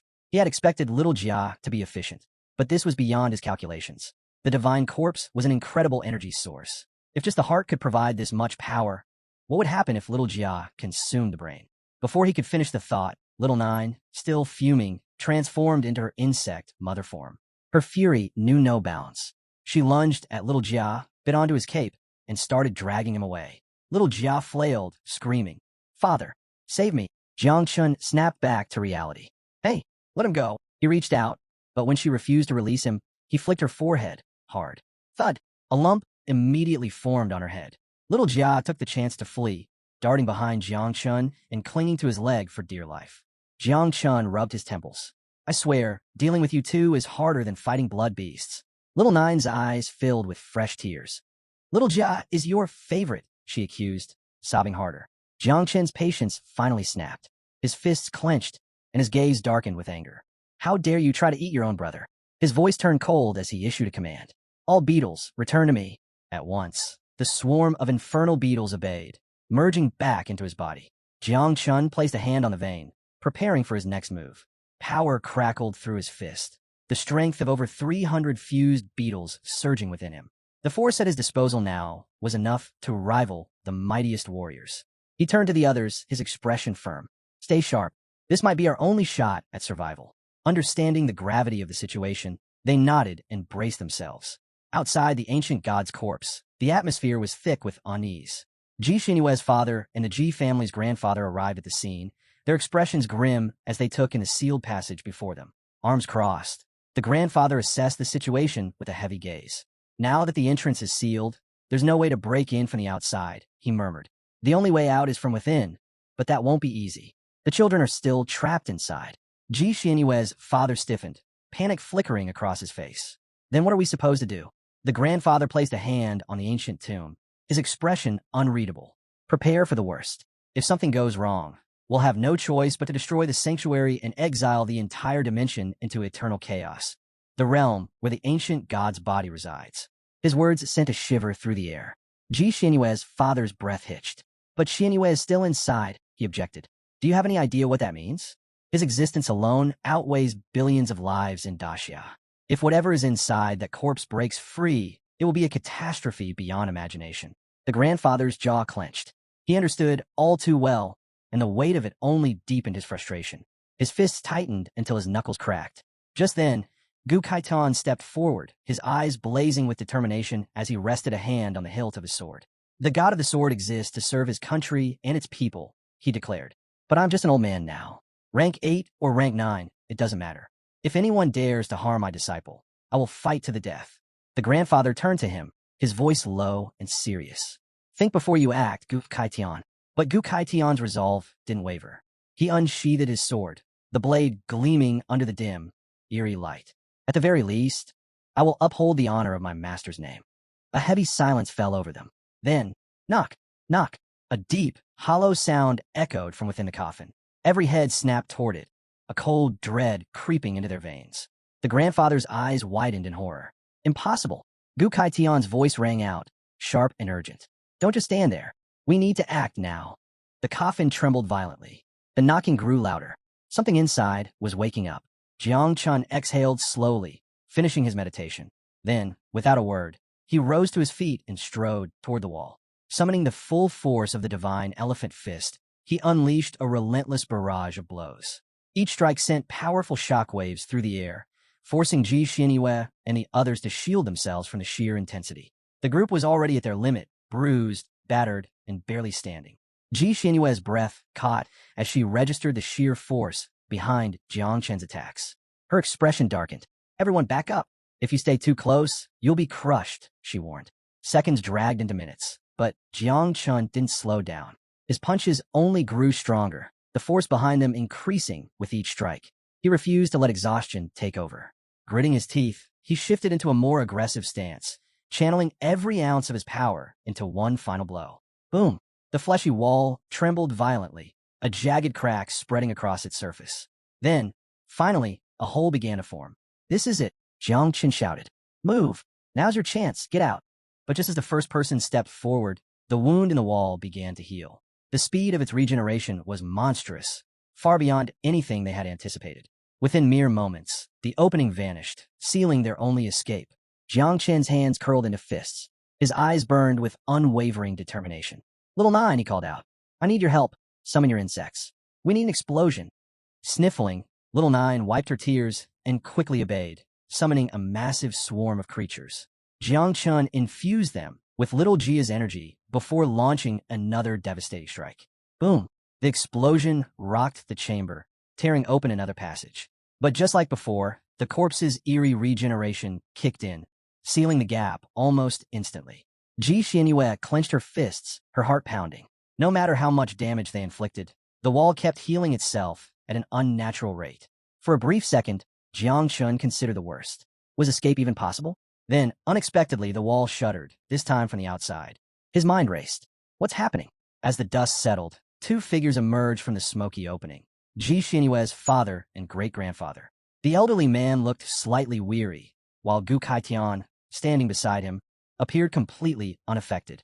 They had broken through from the outside. Ji Xianyue's great-grandfather extended a hand and spoke, his voice calm but firm. Everyone get out. Now. Without hesitation, the exhausted survivors, Hua Yunfei among them, summoned the last of their strength and rushed toward the exit. Some barely made it past the opening before collapsing from sheer exhaustion. Gu Kaitian scanned the crowd, his eyes sharp. Where's Ji Xianyue? Where's Jiang Chun? Inside, 3 remaining members of the group were still rushing toward the exit. But Jiang Chun and Ji Xianyue hadn't moved, and the wound in the wall was rapidly closing. Panic surged through Ji Xianyue. She grabbed Jiang Chun's shoulder, her voice urgent. We have to go. Now. But Jiang Chun stood firm. His gaze was calm, yet unreadable as he turned away from her. The gap's too small for both of us now, he said. You go first. Ji Xinyue's heart pounded. Why are men always like this? She snapped. Do you have a death wish? But Jang Chun had already made his decision. Without hesitation, he took a step away from the closing gap. No. Ji Xinyue's voice rose in panic. She wasn't leaving him behind. If they had to find another way out, then so be it. She would stay with him. But before she could act, Jang Chun activated a technique, growth of all things. Roots erupted from the ground, twisting around her body like living vines. Jang Chun, she struggled against them, desperation in her voice. His expression didn't waver. Go. Now. The roots coiled tighter, pulling her toward the exit. She fought, but it was useless. The technique was absolute. The last thing she saw was Jang Chun's unwavering gaze before the roots forcefully pushed her out. The gap sealed shut. Ji Xinyue hit the ground hard, her outstretched hand grasping at empty air. Stop! Don't do this! Her scream rang through the battlefield. But it was too late. Jang Chun was gone. Her father rushed toward her, his face etched with worry. Nearby, Gu Kaitian and the Ji family's grandfather watched in grim silence. Their eyes darted around, searching for Jang Chun, but the passage had vanished. Ji Xinyue collapsed to her knees, her breath ragged. Her father knelt beside her, gripping her wrists. Relief and sorrow mingled in his eyes. You're safe, he murmured. But Ji Xinyue barely heard him. Tears streamed down her face. Father, Jang Chun is still inside. We have to save him. He squeezed her hands gently, trying to steady her. Don't worry. As long as Jang Chun and your great-grandfather coordinate their attack from both inside and outside, we can break through again. The grandfather's expression darkened. His sword slid from its sheath, blue energy radiating from his body. His voice was steady, but there was no mistaking the weight behind it. Prepare to strike. Gu Kaitian nodded, drawing his own blade. No need to say it. I'm ready. But just as they moved to attack, rumble, the ground trembled. Veins pulsed across the tomb's surface, writhing like twisted roots. A sinister energy seeped from the ancient corpse, thick and ominous. They froze. Ji Xinyue's father clenched his fists. What's happening? The grandfather's face turned grim. The corpse's defenses have changed. This isn't just passive regeneration anymore. Something inside is controlling it. Gu Kaitian's mind raced. Something is awakening. The grandfather's gaze was heavy. Yes, and if that's the case, no matter how hard we attack from inside or out, breaking through won't be possible. Gu Kaitian refused to accept it. Without hesitation, he channeled his full strength into a devastating slash, his sword's energy roaring through the air. Clang! The impact rang out like metal against stone. The attack hadn't left so much as a scratch. The grandfather exhaled slowly, clasping his hands behind his back. Without another word, he turned and began walking away, his expression unreadable. Stop wasting your energy, he said. This isn't just a wall anymore. It's something alive. Gu Kaitian's grip tightened around his sword. Then what do we do? The grandfather's voice carried an unmistakable weight. We keep watch. The mutation of the ancient god's corpse is no small matter. If it spreads beyond this place, we will have no choice but to exile it into the void. Ji Xinyue's heart clenched. If they abandoned the corpse, they were abandoning Jang Chun, and she refused to let that happen. Ji Xinyue clenched his teeth, his eyes burning with frustration and disbelief. He didn't understand what was happening, but the thought of Jang Chun being trapped inside filled him with fury. Beside him, Ji Xinyue covered her face, tears spilling through her fingers. Her father and a young girl rushed to console her, but their words felt distant, meaningless. The grandfather turned away, his expression firm. Don't do anything reckless, he warned Gu Kaitian. Gu Kaitian said nothing, his fists trembling at his sides. He hated this feeling. Helplessness, uncertainty, the inability to act. Hua Yunfei, just regaining consciousness, slowly sat up. Her gaze landed on the sealed tomb, and as understanding settled in, her face darkened. The weight of it crushed her. Jang Chun had sacrificed himself for them. But deep inside the ancient corpse, Jang Chun had no intention of dying. His grip tightened around his sword, his aura surging with overwhelming energy. His thoughts swirled in chaos, but one thing was certain. Fleeing wasn't an option. There was something more waiting for him ahead. His gaze locked onto the ancient god's brain. An opportunity lay there, one he couldn't ignore. Without hesitation, he moved. Meanwhile, in a dark, hidden space, Duanxiu watched through a glowing magic orb, his expression twisted with satisfaction. A sinister smile spread across his face, his eyes gleaming with excitement. The fish has taken the bait, he murmured. Everything was unfolding exactly as planned. Once Jang Chun reached the brain, Duanxiu would strike. With a fresh, living vessel, he would finally return to life, free from this wretched prison. After several minutes of navigating the eerie interior of the ancient corpse, Jang Chun finally reached his destination. Before him loomed a colossal stone door, its surface etched with intricate carvings. The sheer presence of the door sent a chill down his spine. His eyes landed on the words inscribed on one side, each stroke sharp, powerful, exuding an aura that had not diminished despite the passage of centuries. This was left by the god of the sword, he murmured, his heart pounding. Even after all this time, the energy within those words remained terrifyingly dominant. Beyond this door lay the brain of the ancient god. Taking a deep breath, Jang Chun pressed both hands against the heavy stone and pushed. The door groaned as it began to swing open.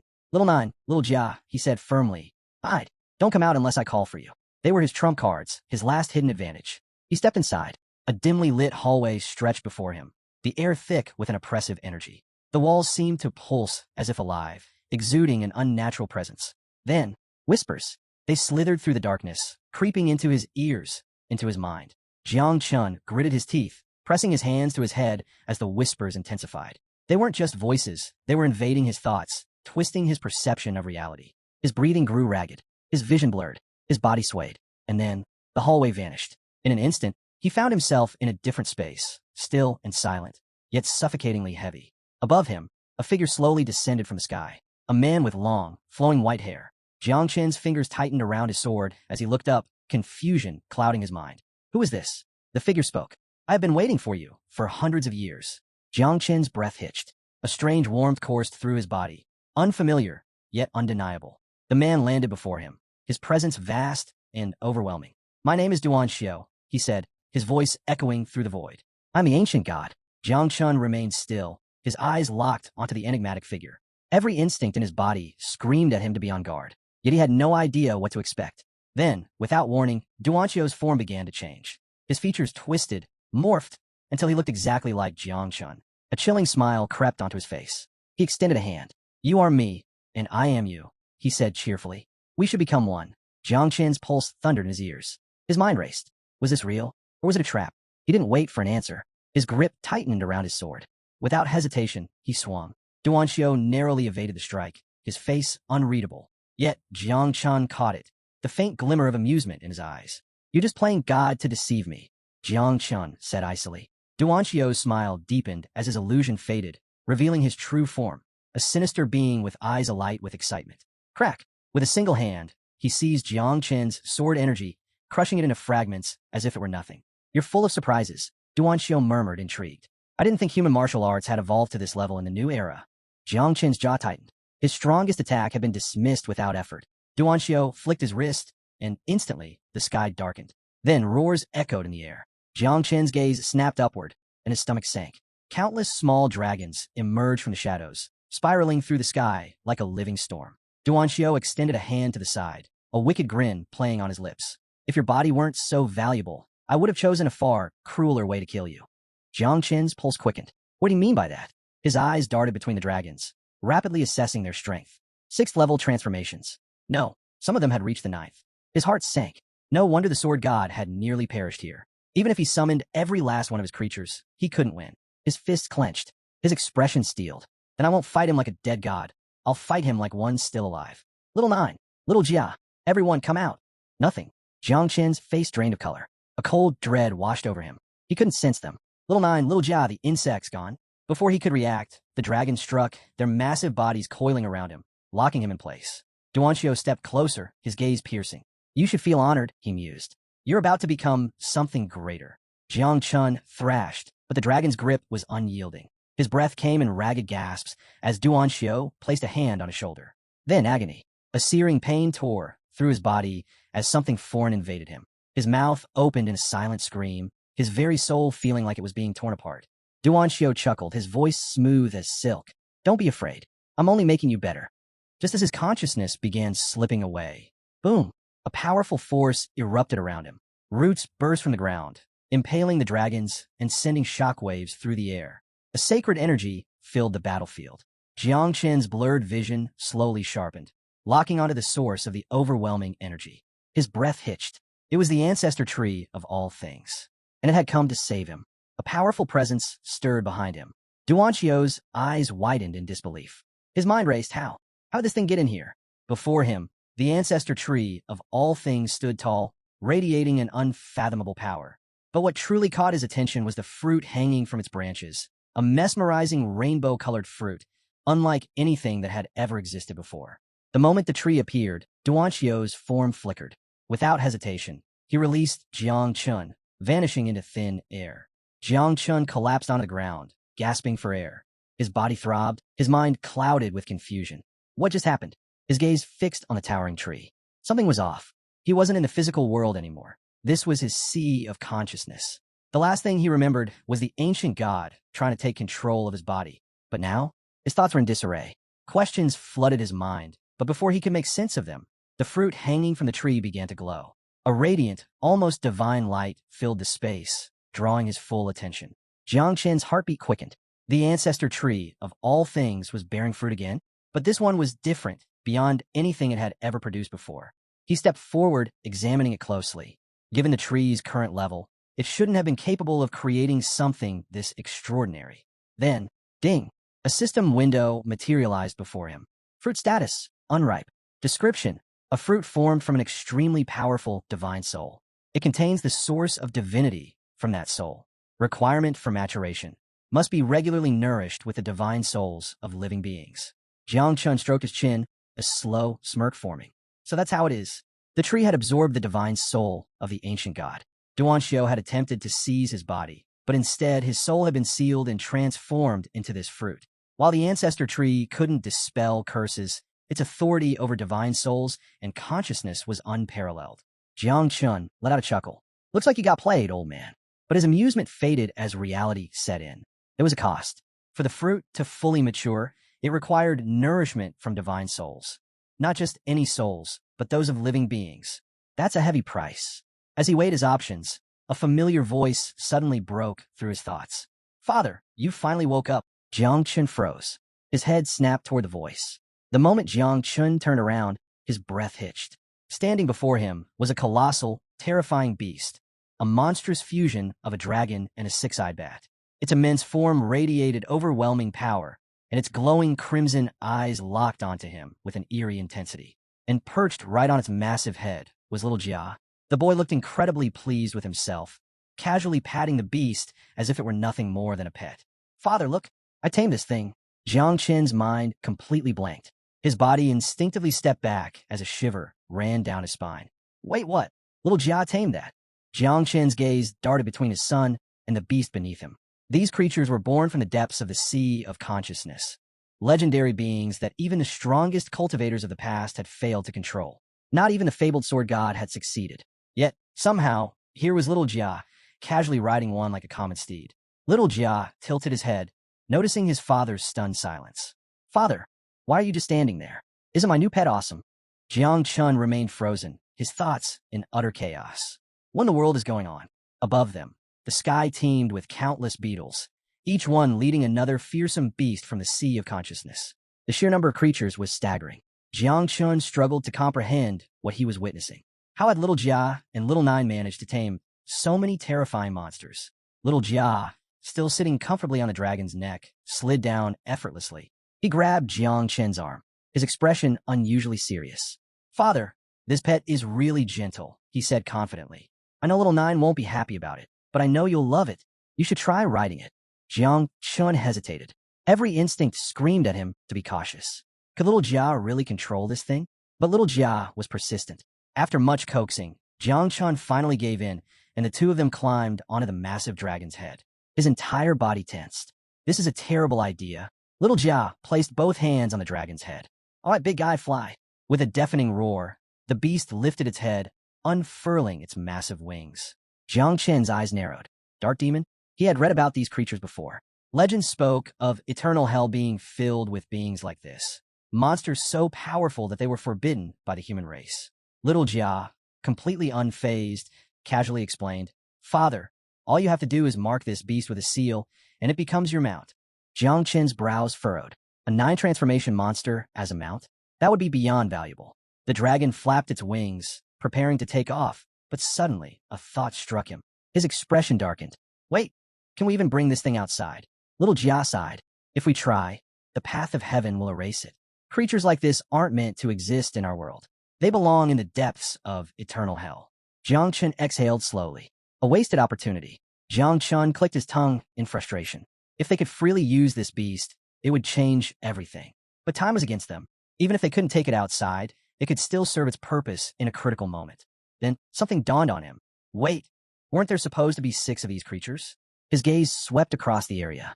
Earlier, he had sensed 6 powerful presences, but now, only 1 remained. Little Jia, he said slowly, suspicion creeping into his voice. Where are the others? Little Jia's face went pale. His small body tensed, beads of sweat forming on his forehead. Oh, Jang Chun's stomach sank. He already had a bad feeling about this. Little Jia swallowed hard before blurting out, I ate them. Silence. Even the dark demon dragon stiffened. Jang Chun blinked, his brain refusing to register what he had just heard. You what? Little Jia scratched his head, giving a sheepish grin. Well, I got hungry, and I kinda reproduced again. Jang Chun dragged a hand down his face and let out a long, exhausted sigh. This kid, he placed a hand on little Jia's shoulder, shaking his head in disbelief. At this point, he had no choice but to accept it. Fine, you did what you had to do. Still seated on the dragon's head, Jang Chun exhaled deeply, muttering to himself, let's just get out of here and find some peace.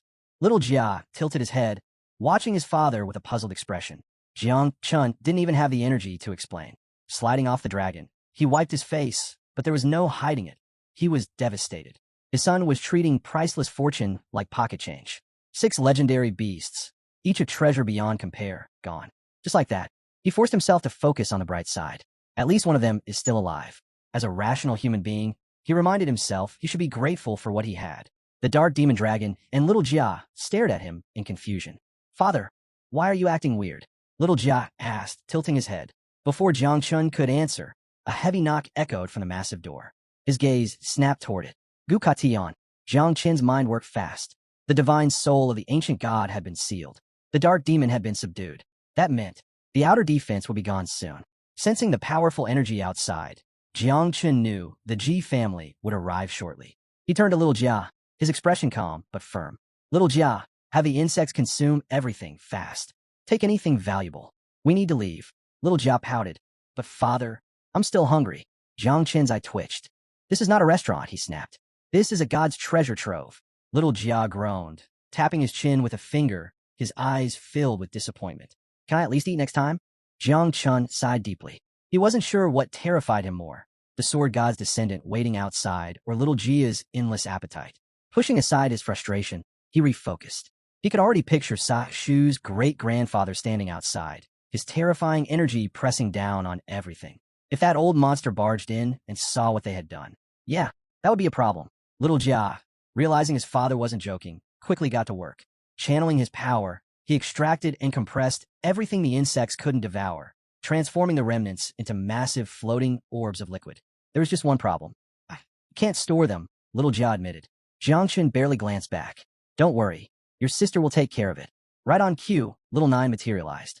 The moment her gaze landed on the enormous orbs, her expression twisted in absolute horror. Hands on her hips, she snapped, You're telling me I have to clean up this mess? To her, these weren't priceless resources or condensed treasures. They were just revolting, foul-smelling piles of sludge. She was done with her brother's nonsense. Jang Chun, however, simply smiled. With everything secured, it was time to leave. Without another word, he soared into the sky, heading toward the exit. Outside the tomb, Gayan launched another strike. His blade cleaved into the corpse's protective barrier, slicing an opening through the decayed flesh. His sharp eyes focused on the wound. Something was off. It's not regenerating, he murmured. Jinu's head snapped toward the gash, his brows knitting together. The ancient god's corpse wasn't just weakening. It felt like the entire defense was on the verge of collapsing. Gayan crossed his arms, a confident smirk playing on his lips. Finally, we can go in and get Jang Chun. But Ji Lingxiu wasn't convinced. His gaze narrowed with suspicion. Something wasn't right, and he was going in to find out what. Before anyone could move, a blur shot through the opening. Jang Chun, his body tore through the sky, heading straight for them at full speed. His eyes locked onto his master, desperation clear in his expression. Master, take me with you. Ji Xianyue and Ji Lingxiu froze, their expressions unreadable. Then, without hesitation, Ji Xianyue sprinted forward. She threw her arms around him, gripping him tightly. Tears streamed down her face, her body trembling with relief. You're okay, she sobbed. You're really okay. Jang Chun's eyes widened in surprise. He hadn't expected this reaction, but despite the warmth of the moment, his mind remained sharp. This wasn't the time for reunions. Even Gu Katian, standing nearby, felt a rare sense of peace upon seeing Jang Chun alive. But Jang Chun didn't hesitate. He pushed Ji Xianyue aside, his expression dark and urgent. Leave. Now. There's no time. Ji Xianyue's tears froze mid-fall. Her heart pounded in confusion. Jiang Chun, what's going on? She saw in his eyes fear. Jiang Chun turned to his master, Gu Katian. His gaze was sharp, unwavering. If we don't leave now, he said gravely, we're all dead. Gu Katian's expression hardened. Jiang Chun wasn't someone who panicked. If he was this serious, then something was very, very wrong. Without a second thought, he nodded. Get on. Jiang Chun leapt onto his master's sword, and with a flick of Gu Katian's fingers, they shot through the sky like a streak of lightning. As they vanished into the horizon, Jiang Chun's voice rang out behind them. I'm never coming back. Ji Xianyue felt her heart drop. What? Her mind spun with emotions. Did Jiang Chun hate her? Meanwhile, her father's face twisted in rage. His voice thundered across the battlefield. I granted that brat divine and demonic blood, and this is how he repays me. He doesn't even know how to treat a lady properly. Ji Xianyue's fist clenched. She spun around, eyes blazing with fury. How dare you insult Jiang Chun? She snapped. He risked his life to save me. Her father froze. A heavy silence followed. Closing his eyes, he rubbed the back of his head, suddenly feeling a bit awkward. If Jiang Chun had been willing to risk his life for his daughter, that meant she mattered to him. Ji Xianyue's face turned scarlet as the realization hit her. Jiang Chun cares about me? Her hands flew to her mouth, her heart hammering wildly. Then, her expression shifted. Soft uncertainty replaced by firm resolve. If Jiang Chun had fought for her, she would fight for him. Her eyes burned with determination. She planted her hands on her hips, lifting her chin high.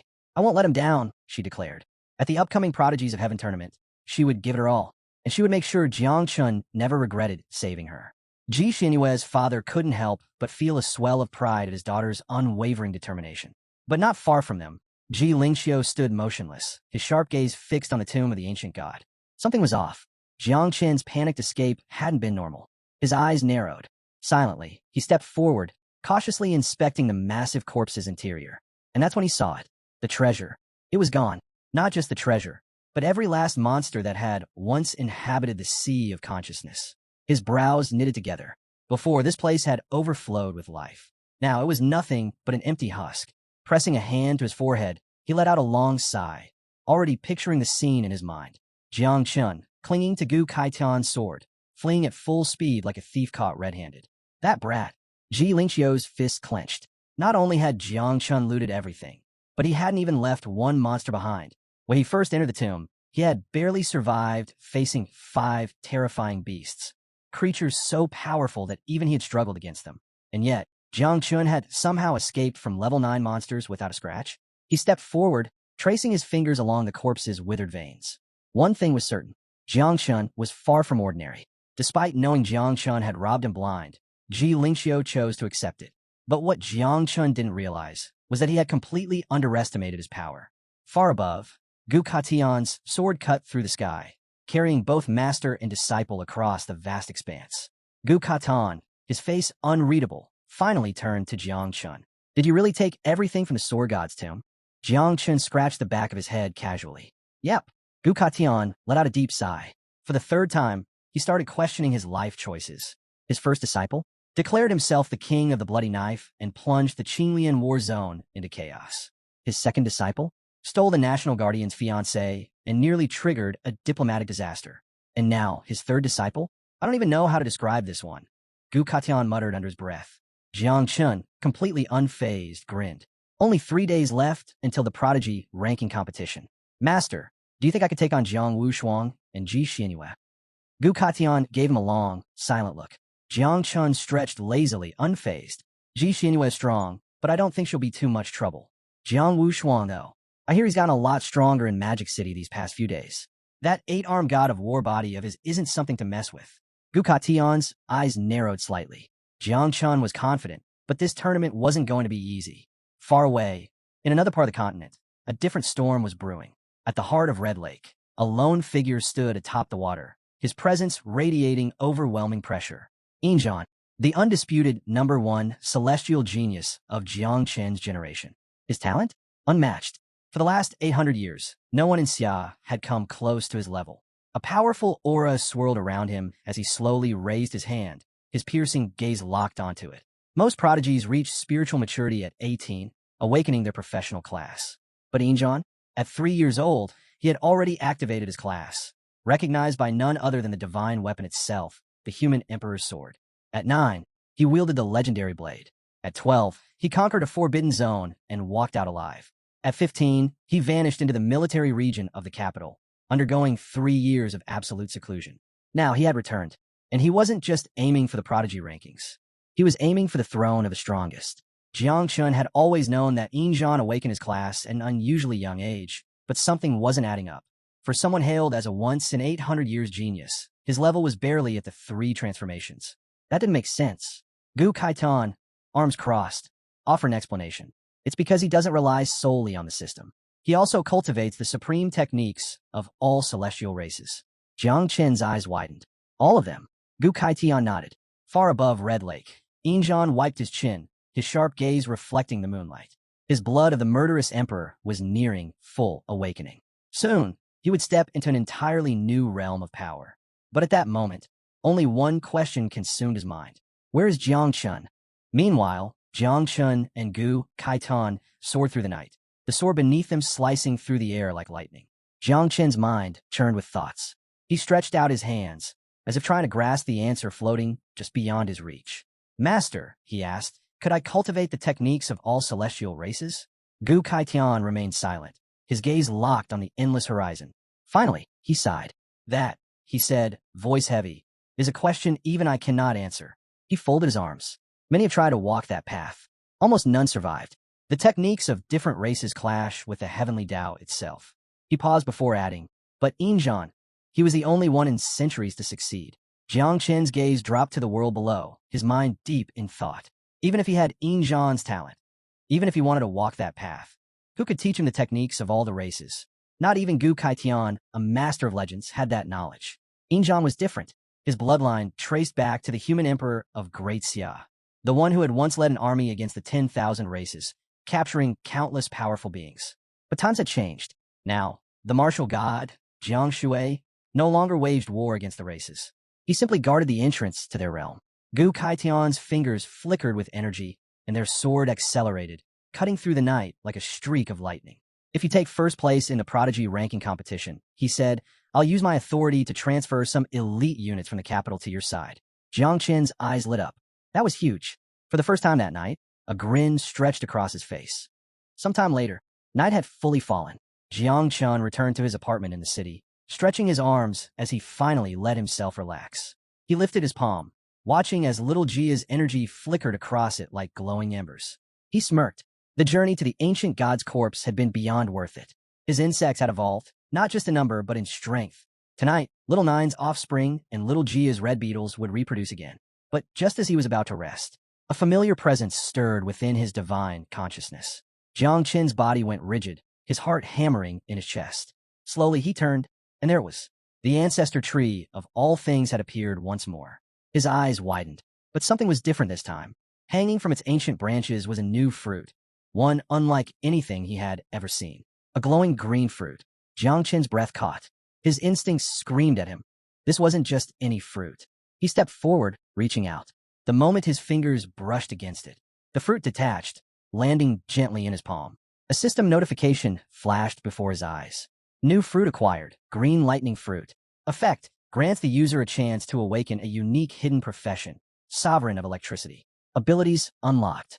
Lightning bolt, allows the user to transform into an electric current and teleport within their own electrical field. Jiang Chen's breath hitched. A unique hidden profession? Enlightening teleportation. His grip tightened around the fruit. This was huge. The electrical field currently spanned 50 meters, allowing him to ignore obstacles and move instantly within its range. The second ability, Ray Fusion, let him absorb electrical energy into his very cells, storing it like a living battery, ready to release a devastating attack at will. The third ability, Divine Judgment, turned his palm into a conduit of pure electricity, unleashing a blinding, thunderous current on impact. Jiang Chen's lips curled into a grin. With his fruit, I can awaken a second profession. He wouldn't just be a divine-level spiritual breeder anymore. He was about to become a dual-class job changer, a sovereign of electricity. lightning, and insects, two unstoppable forces in one body. Before he could fully process the sheer power boost, a sudden system alert snapped him back. Ding! Breeding cycle complete. Jang Chun blinked. Then his eyes went wide. The red armor beetles had produced 30,000 offspring. The 9 miasma wings had reproduced 12 million hatchlings. Wait, 12 million. Just then, boom, an explosion erupted behind him, and the sky darkened as a storm of tiny beetles flooded the air. Little Nine's voice rang out, furious. Little Jia, you did it again. She floated midair, her whole body trembling with rage. Little Jia, hovering smugly, tilted his head. I was just following my instincts. Jang Chun burst into laughter. His entire body radiated raw power. The surge was unreal.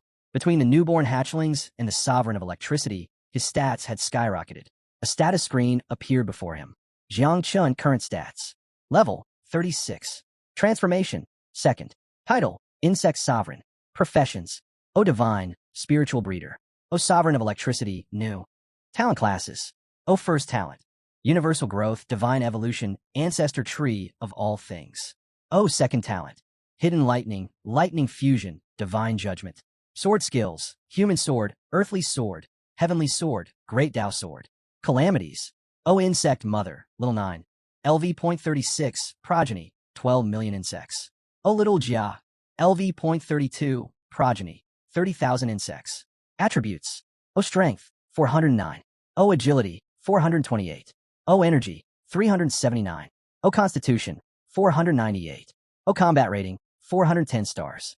He clenched his fist, electricity crackling along his arm like a storm ready to strike. Confidence gleamed in his eyes. Even without Little Nine's power during the Prodigy competition, his newfound abilities would ensure victory.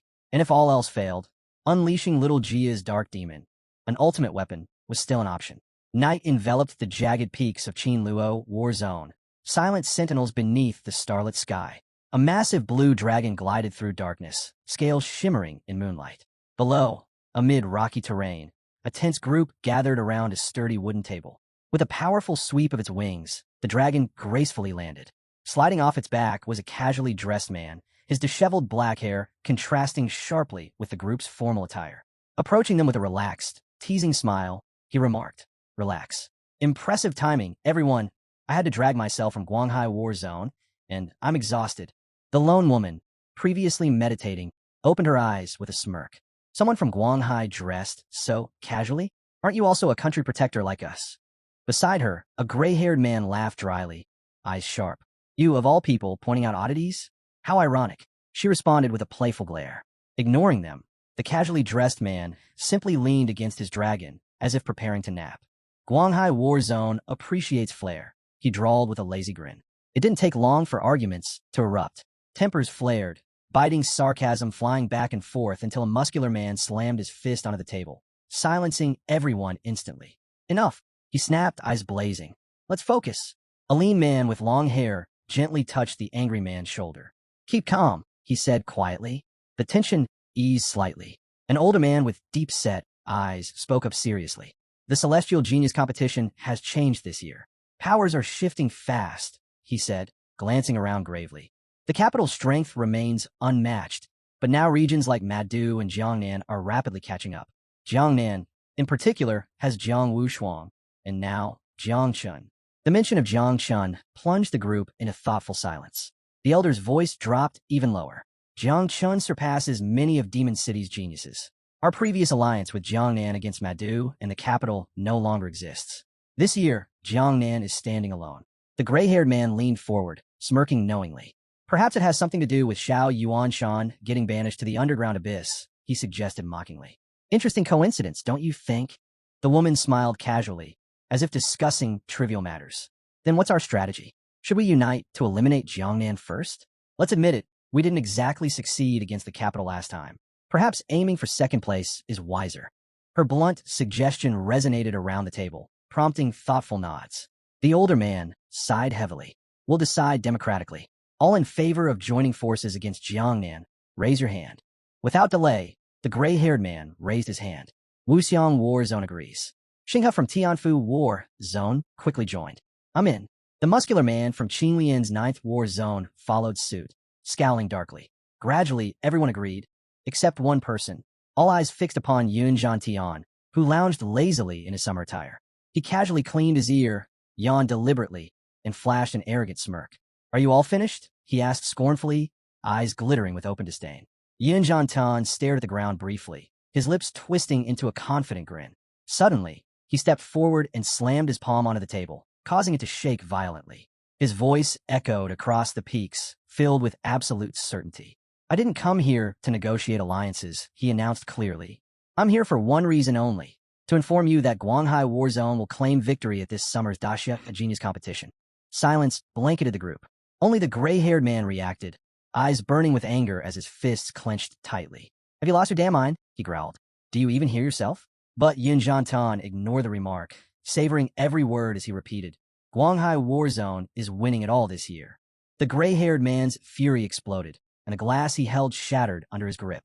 Across from him, Xinghe opened her eyes sharply, dropping her usual playful facade as hostility filled her expression.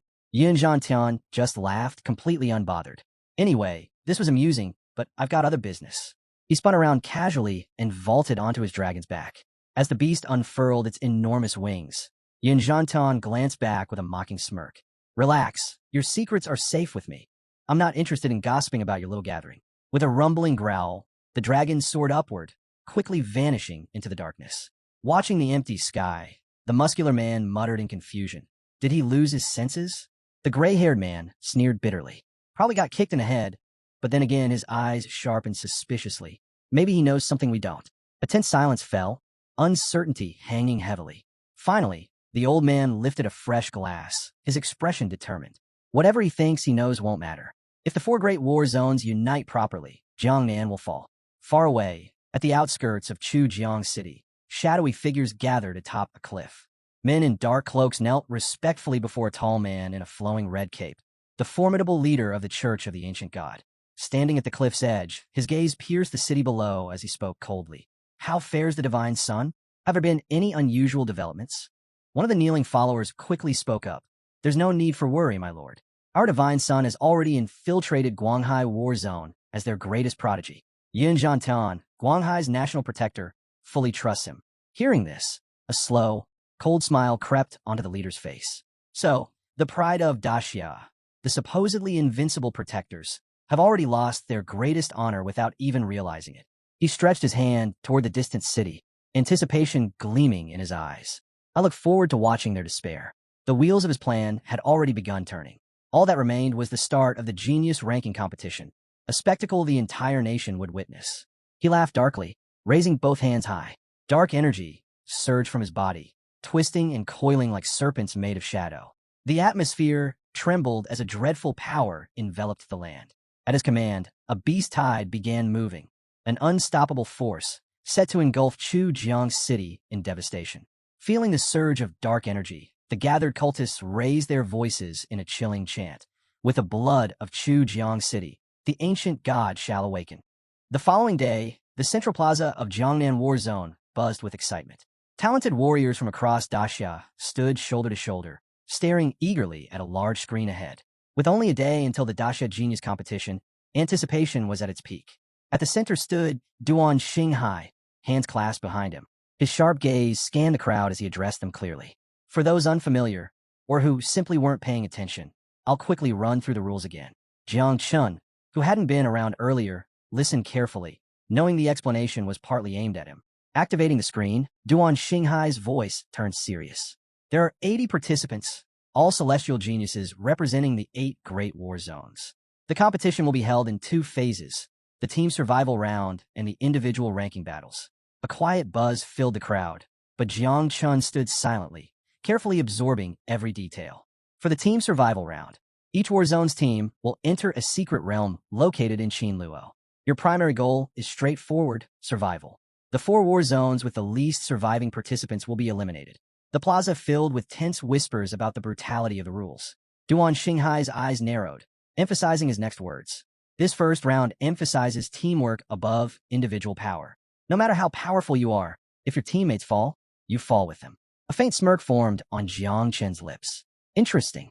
Duan Xinghai continued. And remember, there's no hiding allowed. Stay still too long, and lightning will strike your location. The battlefield's boundary shrinks every hour, and anyone caught outside is immediately eliminated. Jang Chun's eyes brightened eagerly. Lightning strikes? Perfect. His new abilities would thrive under those conditions. Just imagining it caused small sparks to flicker across his fingertips. Noticing the static around Jang Chun, a nearby warrior nervously edged away, eyeing him warily. Duan Xinghai spoke up again. After the survival round, about 30 participants will advance to the individual battles.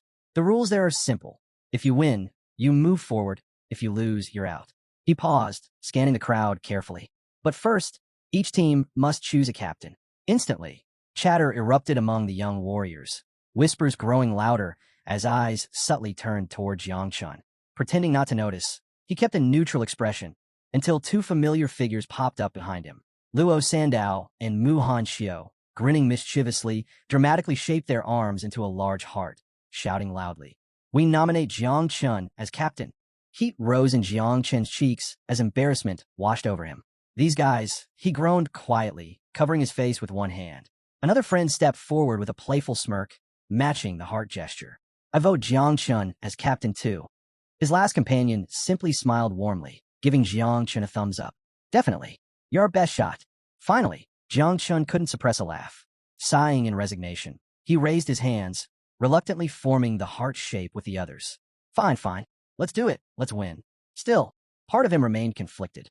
Being captain was an honor. Yet, why did they all choose him? Not far away, Bai Feng calmly spoke up. "Tang Ying and I nominate Jiang Wushuang as captain." His voice was steady, reasoned. Though Jang Chun was undeniably powerful, Jiang Wushuang had a steadiness that inspired trust. Jiang Wushuang himself stood quietly, glancing toward Jang Chun with a thoughtful frown. He genuinely couldn't understand why so many seemed eager to place the leadership role in Jang Chun's hands. Just then, a girl near Jiang Wushuang raised her voice excitedly. "I vote for Jang Chun too." When everyone turned to her, she giggled and added shyly, "Because he's incredibly handsome." Beside her, a blonde-haired guy immediately nodded, giving a vigorous thumbs up in agreement. Jang Chun rubbed his forehead, feeling his patience thin. Forcing an awkward smile, he looked at them blankly and said, Sorry, but who are you two again?" The girl sweetly pressed a hand to her heart, her eyes bright. "I'm Lai Bing." She introduced herself warmly. The blonde-haired young man struck a dramatic pose, proudly declaring, "And I'm Prince Wang Zi." Before Jiang Chun could respond, Jiang Wushuang approached, placing a reassuring hand on Jiang Chun's shoulder. He smiled warmly. "I'll support Jiang Chun as captain too." Jiang Chun turned, saw the growing number of expectant gazes locked onto him, and felt a cold shiver run down his spine. Dramatically clutching his chest, he exclaimed, "Hold on. This captain stuff sounds stressful. Maybe you should reconsider." Silence filled the plaza momentarily before Duan Xinghai's voice snapped sharply from across the square. "Jiang Chun, stop pretending. You think you can deceive me with this act? Come back in 800 years, and maybe you'll have a shot." Caught off guard by the old man's intensity, Jiang Chun stepped back instinctively, eyebrows raised in surprise. With a heavy sigh, Duan Xinghai extended one arm. Immediately, an elaborate staircase crafted entirely from glistening ice appeared before them, sparkling under the sunlight and radiating icy authority. "For too long, Jiangnan War Zone has been underestimated," Duan Xinghai declared firmly. His eyes swept across the crowd, challenging them. "Now's your opportunity to rewrite history. Your destiny rests in your hands." At the staircase's end was a teleportation gateway prepared specifically for them. "This staircase is my gift to you," Duan Xinghai explained. "At the top, you'll meet the king of the Celestial Sword. He'll guide you safely to Qinluo War Zone, representing our entire country." Meanwhile, far away in Qinluo War Zone, a lush island marked the entrance to the Eternal Kingdom. Towering ancient trees and dense greenery contrasted with the palpable tension filling the air. Commanders from each of the great war zones sat gathered, silently awaiting the arrival of the competitors. Among them, Ji Xinyue's father sat thoughtfully, his chin resting on his palm, observing closely. Next to him, Gu Kaitian stared intently at a large projection, eager to see Jiang Chun and his team arrive. Moments later, the teleportation gate flashed with light, and Jiang Chun's team stepped forward onto the island. Luo Sandao immediately nudged Jiang Chun excitedly, grinning broadly. "Hey, did you notice? Tian Daowang himself is seated right in front, among the Warzone Guardians." Jiang Chun glanced sideways, calmly observing the crowd. "Makes sense," he murmured casually. However, his gaze soon landed on someone else, causing him to frown slightly. Ji Hongyin, the sealed king himself, was present. A lingering question nagged at Jang Chun. Why is someone of his status here? Shiao, standing quietly behind, lowered his gaze thoughtfully, clearly troubled by something. At that moment, Ji Xianyue approached timidly, her cheeks flushed bright red. Avoiding Jiang Chen's eyes, she awkwardly explained, the reason I'm here is because Magic City War Zone doesn't currently have a national protector. My father's handling things temporarily. Before Jiang Chun could even react, Luo Sandao and Mu Hanxiu instantly stepped forward, their faces darkening dramatically as they formed a protective barrier around Jiang Chun. Careful, Luo Sandao warned in an overly dramatic whisper. She's the enemy captain. She's definitely here to recruit. Or worse, kidnap. Our Jiang Chun. Mu Hanxiu hissed suspiciously. Trapped in the ridiculousness of the situation, Jiang Chun stood frozen, utterly bewildered. What are these guys even doing? He opened his mouth to speak, but found himself speechless, torn between laughter and embarrassment. Before he could resolve the confusion, a thunderous sound split the sky. An enormous flying warship emerged, descending majestically from the heavens. Its overwhelming aura silenced the crowd. Aboard the ship stood elite warriors from the capital war zone, led by a commanding general and a silver-haired elder. The warship itself radiated power equivalent to an 8th-rank national protector. Then, with an imposing, almost arrogant grace, a figure leaped from the warship, landing effortlessly. His mere presence exuded dominance, his eyes piercing like blades, radiating absolute confidence. Injan, the legendary prodigy, the renowned star of the capital. Jiang Chun raised an eyebrow, impressed. Not bad at all, but the awe of Injan's arrival was quickly overshadowed. Another massive tear opened in the sky, heralding an even more astonishing entrance.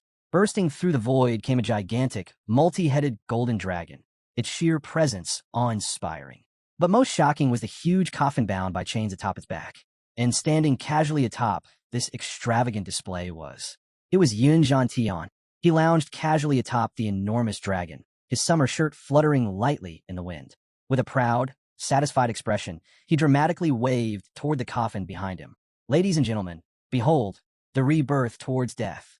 At his words, the chains holding the coffin snapped abruptly, sending it crashing down onto the dragon's back before smashing onto the ground below. Fractures instantly spread across its surface before the coffin shattered, revealing the formidable warriors of Guanghai War Zone standing proudly within. At their center was a tall, long-haired figure radiating calm authority. Yin Zhantian spread his arms wide, grinning arrogantly. This year's championship belongs to us. Get used to it. With all the teams assembled, a massive portal shimmered into existence. Warriors began stepping forward confidently, some eager, others cautiously studying their rivals before entering the gateway. The brutal first round was about to begin. Of the 8 great war zones competing, only 4 would advance. Every hour, the Secret Realm's battlefield would shrink, forcing inevitable confrontations. To further raise the stakes, those who stood still too long would face merciless lightning strikes. One by one, the teams entered the portal. Jiang Chen's group went last. Stepping through, they appeared in an ancient, ruined forest filled with the crumbling remnants of forgotten structures. Immediately after their arrival, the portal vanished behind them. No turning back now. Instantly, the entire group turned expectantly toward Jiang Chun. So, Captain, someone prompted eagerly. What's our first move? Jiang Chun blinked in confusion. Huh? Seeing his stunned reaction, Bai Feng stepped forward calmly and gestured to the area around them. Only the strongest 4 zones advance. With such tough competition, we must strike first if we want to survive. His words sent a wave of silence through the group, everyone absorbing the seriousness of the situation. Suddenly, Mu Hanxiu turned sharply, glaring at Bai Feng. You dare speak that way to the captain? She snapped, eyes blazing with frustration. Show some respect. Before a heated argument could erupt, Jiang Chun gently placed his hand on Mu Hanxiu's head, calming her. With a quiet sigh and a faint smile, he shook his head lightly. Relax. Bai Feng has a point. We need to plan. Reaching into his storage, he began pulling items out. The team relaxed visibly, anticipating some incredible strategy. Eyes shining brightly, they watched him eagerly. Then Jiang Chun took out a sofa, and some fresh meat, then vegetables, and finally, a grill. He sat down comfortably, clasping his hands over his knees, and looked at his teammates calmly. All right, he said, smiling warmly, let's begin. Absolute silence. Luo Sandao, Bai Feng, and Tang Ying stood frozen, jaws practically touching the ground as they stared at Jiang Chun. It took only moments to fully comprehend that Jang Chun was genuinely setting up a barbecue, right there on the battlefield. Casually skewering meat as if nothing was unusual, Jang Chun ignored their stunned expressions, humming lightly to himself. Mu Hanchio's voice cracked first. Trembling in disbelief, she finally snapped. Are you serious right now, Jiang Chun? We're about to fight for our lives, and you're grilling meat.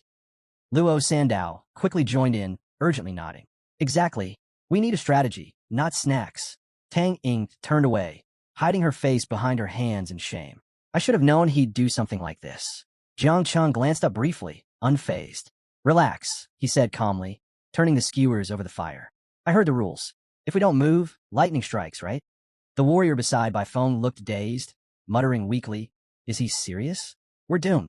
Baifeng stared at Jiang Chun incredulously. You realize we'll be struck by lightning if we don't move, right? Jiang Chun just shrugged lazily, eyes sparkling with confidence. Lightning? He chuckled softly. Perfect. It'll recharge me. His teammates exchanged bewildered looks, convinced their captain had completely lost it. But suddenly, Jiang Wushuang stepped forward, eyes brightening with admiration. Wait, he's actually onto something, Jiang Wushuang said thoughtfully, causing everyone's heads to whip toward him in shock. Luo Sandao stammered, horrified. You can't be serious. Wushuang smiled warmly. Think logically. If we're hungry and exhausted, our combat power plummets. Jiang Chen's thinking strategically. He's keeping our strength up. To everyone's astonishment, Wushuang calmly sat beside Jiang Chun, assisting with skewering meat. Slowly, doubt faded from the team's expressions. One by one, they reconsidered, nodding thoughtfully as if Jiang Chen's logic suddenly made perfect sense. Luo Sandao folded his arms, nodding approvingly. Of course, brilliant. Another teammate chuckled excitedly, crossing his arms. It's a genius move. Jiang Chen's tactics are unmatched. Soon, the entire team was convinced, praising Jiang Chen's foresight enthusiastically. Jiang Chun blinked, glancing around incredulously. He had expected resistance, but now even he was confused. With a helpless sigh, he just shook his head and handed out freshly grilled skewers. This bunch really is hopeless. In reality, Jiang Chun had simply wanted barbecue. There was no hidden plan or masterful strategy behind it. Watching the intense faces of his teammates, he realized with an inward sigh. They'd completely misunderstood his intentions. Lost in his own confusion, Jiang Chun barely noticed Mu Hanchio stepping closer, giving him a knowing nod. Ah, so that's your game, she whispered conspiratorially. Jiang Chun blinked, puzzled. Huh? My what? She smiled warmly, eyes shining with admiration. You don't need to hide it. I get it now. You're brilliant. He stared blankly. Wait, what exactly did she get? Nearby, Jiang Wushuang watched intently as flames flickered over the cooking skewers. He nodded thoughtfully, increasingly convinced of Jiang Chen's genius. This method, it reminded him of something he'd read about, an ancient legendary tactic known as Feast Before the Storm. It had surfaced only once, centuries earlier, in a legendary competition recorded in history. Inwardly, Jiang Wushuang marveled. To risk such an audacious move, knowing all eyes were on him, it was a testament to Jiang Chen's fearless confidence. Yet, doubt flickered briefly in his heart. What if other teams caught on to this bold tactic?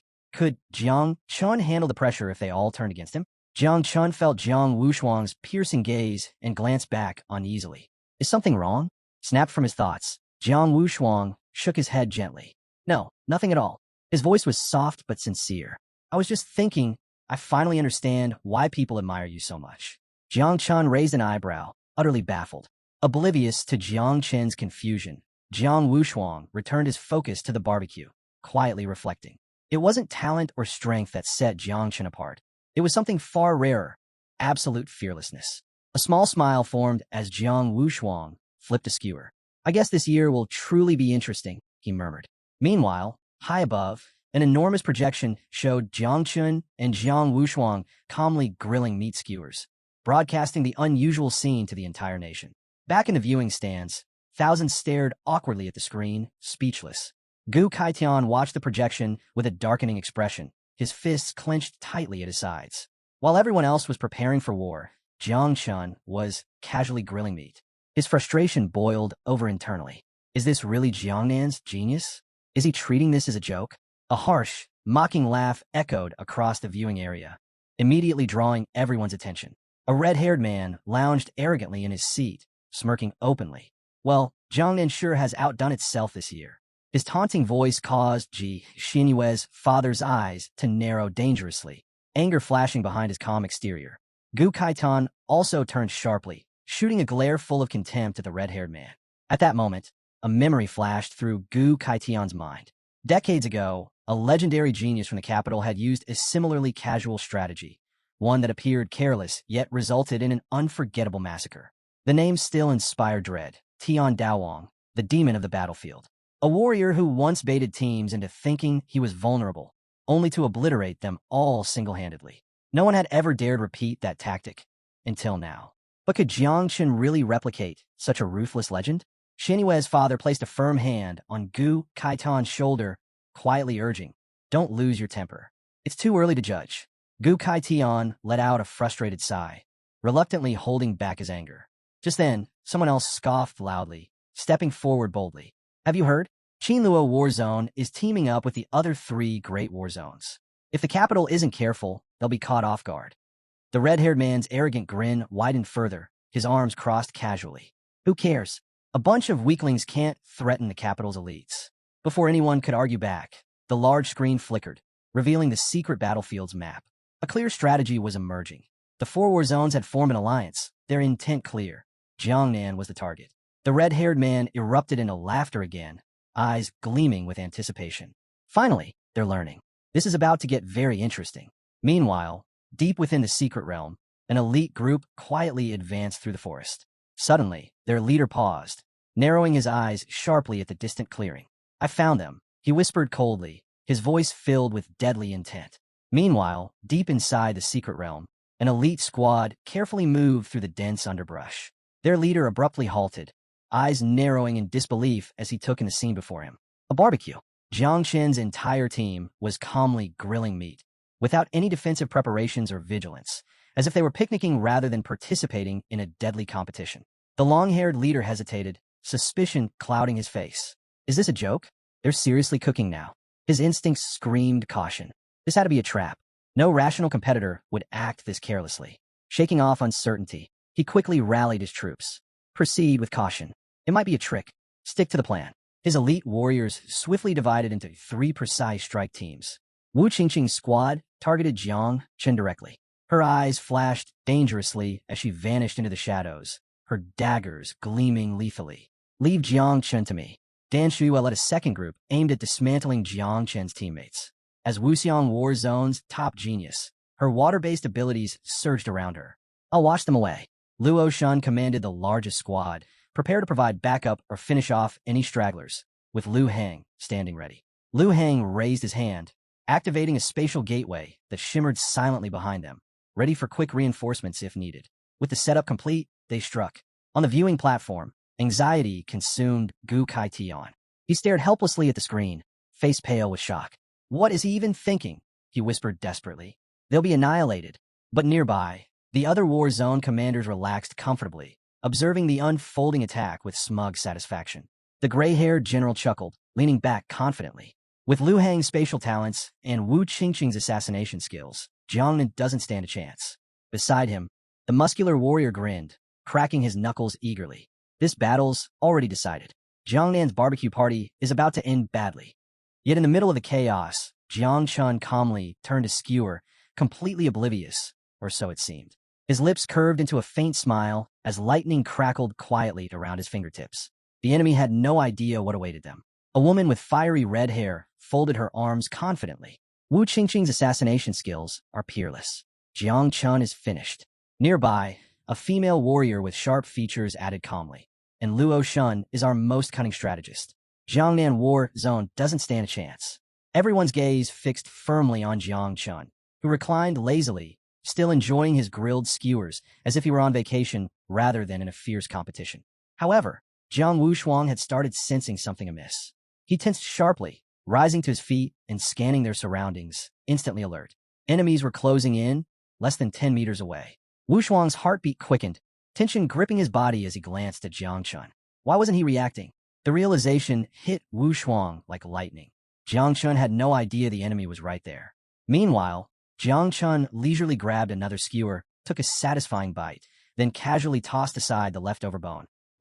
Needs more salt," he muttered absently. The discarded bone flew through the air and smacked Luo Shun squarely between the eyes. Luo Shun froze, his heart nearly stopping. He stared, horrified, realizing he'd just been struck by someone's barbecue leftovers. Worse, he'd been caught by Jang Chun's seemingly accidental move. Did Jang Chun purposely expose them? From Jiang Wushuang's perspective, it became crystal clear. Jiang Chen's casual barbecue wasn't negligence. It was strategic bait. That careless toss wasn't random. It was intentional, perfectly timed to reveal their enemies' positions. Wushuang's eyes sparkled with admiration. Amazing. He knew from the start. Realizing their cover was blown, Luo Shun's team abruptly appeared from hiding, faces twisted with shock and anger. Their carefully planned ambush had been shattered by something as humiliatingly trivial as a discarded bone. Luo Shun's fist shook with barely restrained fury, humiliation burning deep inside. Jiang Chun hadn't just noticed them. He had mocked them, effortlessly turning their perfect ambush into a joke. From his sofa, Jiang Chun glanced up at the scene, his expression blank and mildly confused. "Oh," he said innocently, skewer still in hand. "Were you guys waiting for some barbecue too?" Jiang Wushuang landed gracefully, calmly facing the stunned attackers. His eyes flashed with determination. "No more chatting," he said coolly. "Time to end this." As Jiang Chun stood up from his spot on the sofa, cheers erupted around him. "Our captain is unbeatable."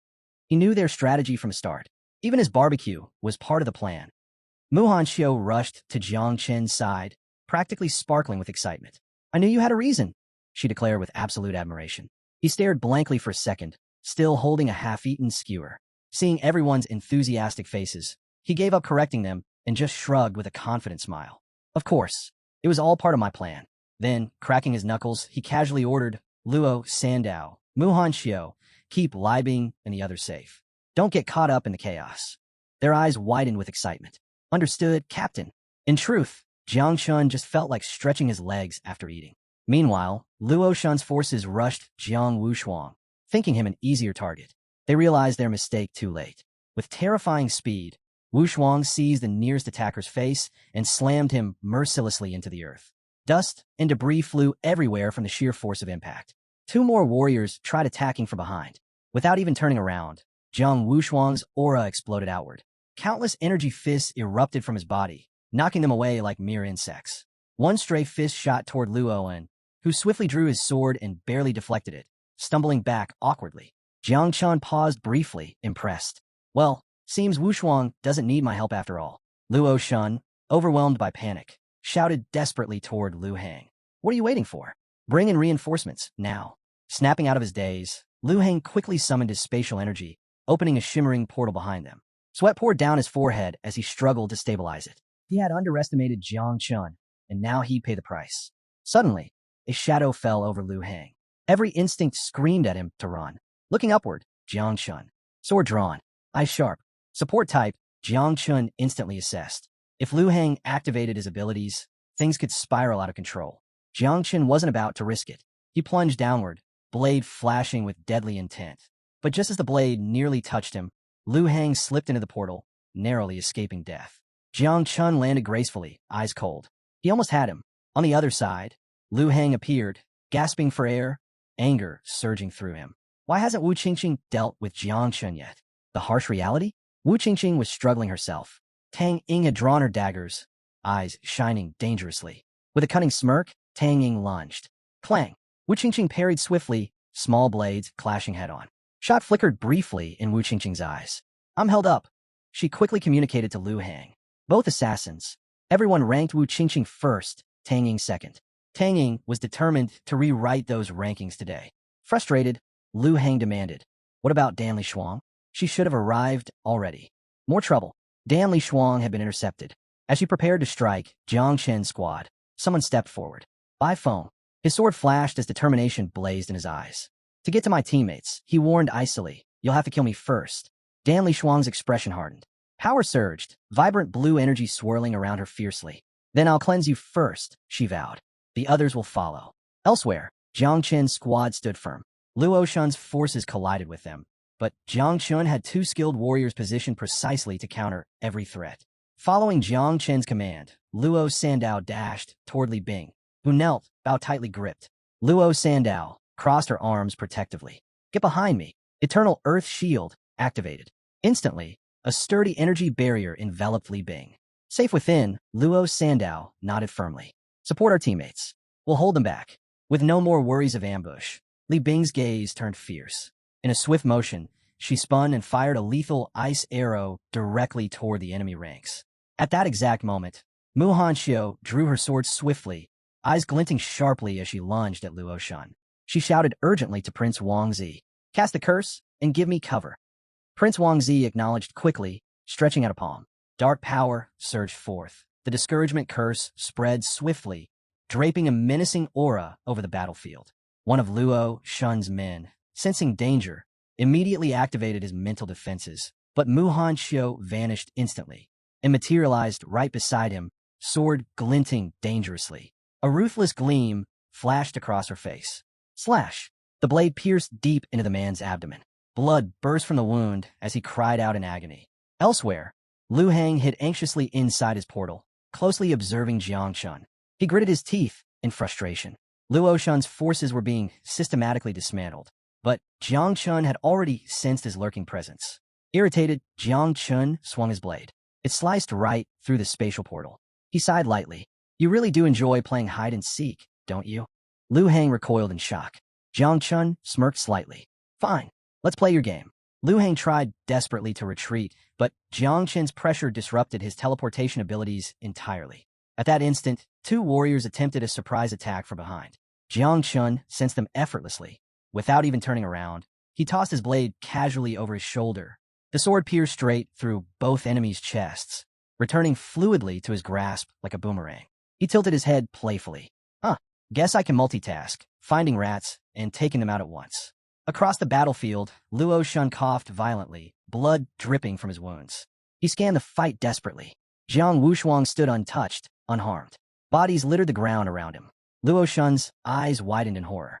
8 warriors had attacked simultaneously, yet none landed a single strike. Jiang Wushuang stretched leisurely, cracking his knuckles. "Maybe bring 9 more next time?" Luo Shun clutched his shoulder, morale collapsing completely. Their formation had broken apart. Jiang Wushuang was invincible, and Jiang Chun moved freely. If this continued, they'd be finished. But suddenly, dark clouds rolled swiftly overhead, casting the battlefield into shadow. Thunder crackled ominously. Luo Shun tensed. Was this the end? Then, he noticed something crucial. His eyes lit up with renewed hope. This storm wasn't natural. This was a power of calamity. Relief surged through him as lightning charged within the clouds.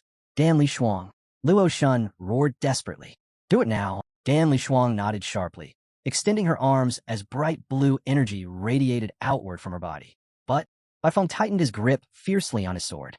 With incredible speed, he charged forward, blade aimed directly at Dan Li Shuang.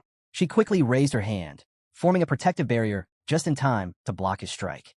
Jiang Wushuang's expression sharpened immediately. In an instant, he saw Luo Shun's true strategy. "Everyone, take down Dan Li Shuang now." Jiang Wushuang shouted urgently. Luo Shun's lips curved into a smug smile. He pressed his palm to the earth. Dark, sinister energy pulsed outward. "It's already over," Luo Shun whispered triumphantly. Jiang Wushuang felt his body shudder violently. Overwhelmed by the force, he dropped painfully to one knee, pressing a hand to the ground, teeth clenched fiercely. He'd underestimated his enemy. With Jiang Wushuang immobilized, Bai Feng shifted quickly, eyes locking onto Dan Li Shuang. Luo Shun knew his illusion could hold Bai Feng briefly. Mere moments, but moments were enough. Once Bai Feng broke loose, Jiang Nan's defeat would already be sealed. "Finish it now," Luo Shun commanded. Instantly, Dan Li Shuang unleashed Water Dragon Dance. A storm of divine and demonic forces surged around her, crashing violently toward Bai Feng. Barely deflecting the wave with his sword, he was thrown backward, forced to retreat rapidly. Dan Li Shuang's eyes lit with determination as she raised her hands upward. Activating her ultimate spell, Blue Sky Water Serpent Dragon, blue mystical runes glowed brilliantly, branding Jiang Chen's team with vivid markings on their foreheads. Jiang Chen stood calmly, sword resting on his shoulder, confusion flickering in his eyes. What were these strange marks? Before anyone could react, the heavens erupted. A massive lightning dragon took shape, eyes radiating terrible judgment as it stared down, immobilizing Luo Sandow and Li Bing with pure terror. Thunder Punishment, an attack powerful enough to rival a sealed king of 7 transformations. Inescapable due to its sheer scale. Nearby, Tang Ying stood battered but victorious. She'd landed 3 decisive blows, narrowly escaping death herself. Opposite her, Wu Qingqing stumbled, one arm severed, deep wounds slashed across her chest. With a bitter smile, Wu Qingqing limped toward Lu Hang's portal. It doesn't matter that you won, she mocked weakly. Losers vanish from the celestial geniuses' rankings. Only the strongest survive in Great Xia's memory. Jiang Chen's team stared hopelessly at the sky, marked and awaiting the devastating strike. Frustration twisted their faces. Victory had slipped cruelly away. Bai Feng's anger erupted, his aura surging as he prepared another attack. But Dan Lishuang was already moving. Activating her spatial escape, she stepped into the portal. Glancing coldly at Bai Feng, she delivered her final words. You're already purified. Then, she vanished. Prince Wangzi stared helplessly at the brewing thunderstorm above, fists tightly clenched. Despair filled his voice. Then we'll die here together, Muhan Xiao. Yet Muhan Xiao faltered, eyes brimming with tears as she clutched her head desperately. No, I don't want to die with you, she shouted, turning away. Her heart yearned for something else, for Jiang Chun. Across the field, Jiang Wushuang broke free bit by bit from Luo Shun's illusion, eyes blazing with unstoppable fury. Luo Shun smirked triumphantly. It's over. Jiangnan has fallen. None of the 4 great war zones will advance. Jiang Wushuang knew Thunder Punishment wouldn't finish him off, but he swore silently that no matter what, he'd hunt them down. As Luo Shun stepped calmly toward the portal, he threw a mocking glance back. You want revenge? First, focus on surviving. Suddenly, a shadow surged forward. It was Jiang Chun. Without hesitation, he threw himself directly into the path of the raging Thunder Punishment. The lightning dragon in the sky stared straight down at him, its crackling energy intensifying.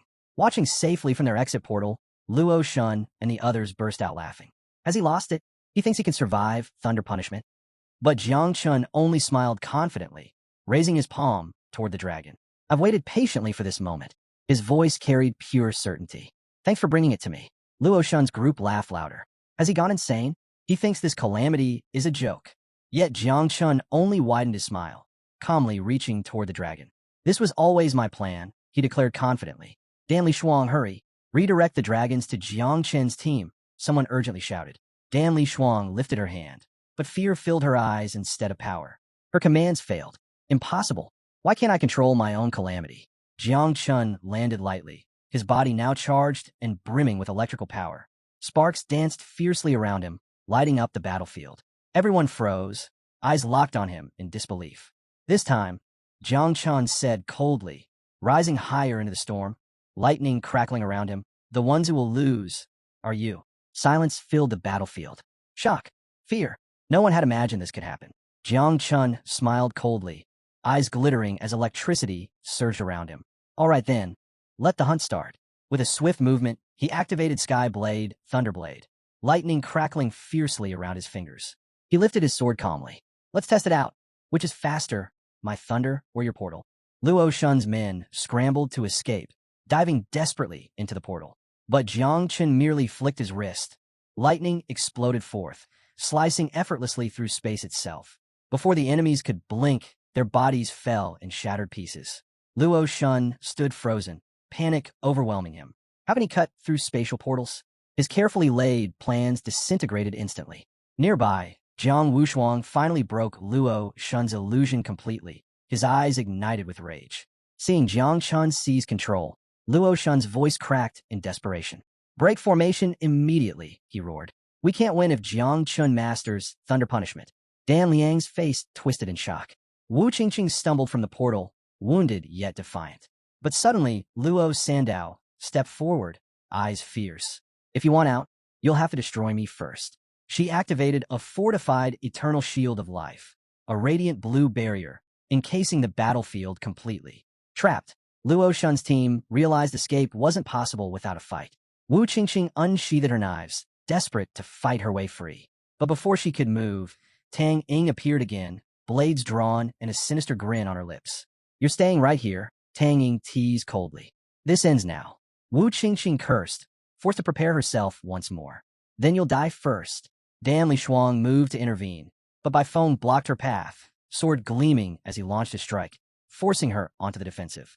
Dan Lishuang raised her hand calmly, blue energy spiraling effortlessly as she blocked Bai Feng's strike without blinking. You, she scoffed quietly. You're beneath my notice.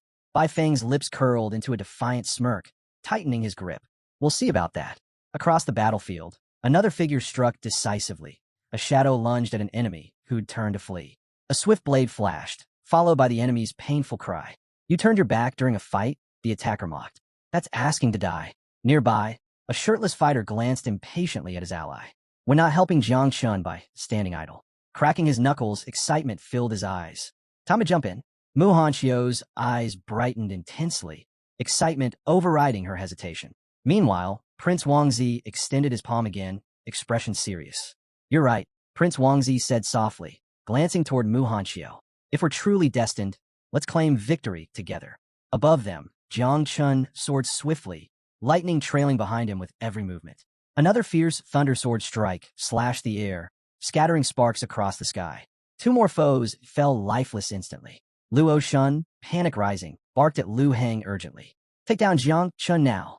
Inside the portal, Lu Hang's gaze locked onto Jiang Chun, expression icy. He nodded silently, teleporting instantly behind Jiang Chun for a surprise attack. But Jiang Chun merely smiled, sinister and knowing. He'd anticipated this. Without turning, Jiang Chun easily dodged Lu Hang's strike, taunting coldly. Every jump you make means another ally dies. Want to keep going? Lu Hang's composure cracked. Jiang Chun's speed was impossible to match. Seeing his ally waver, Luo Shun's expression hardened.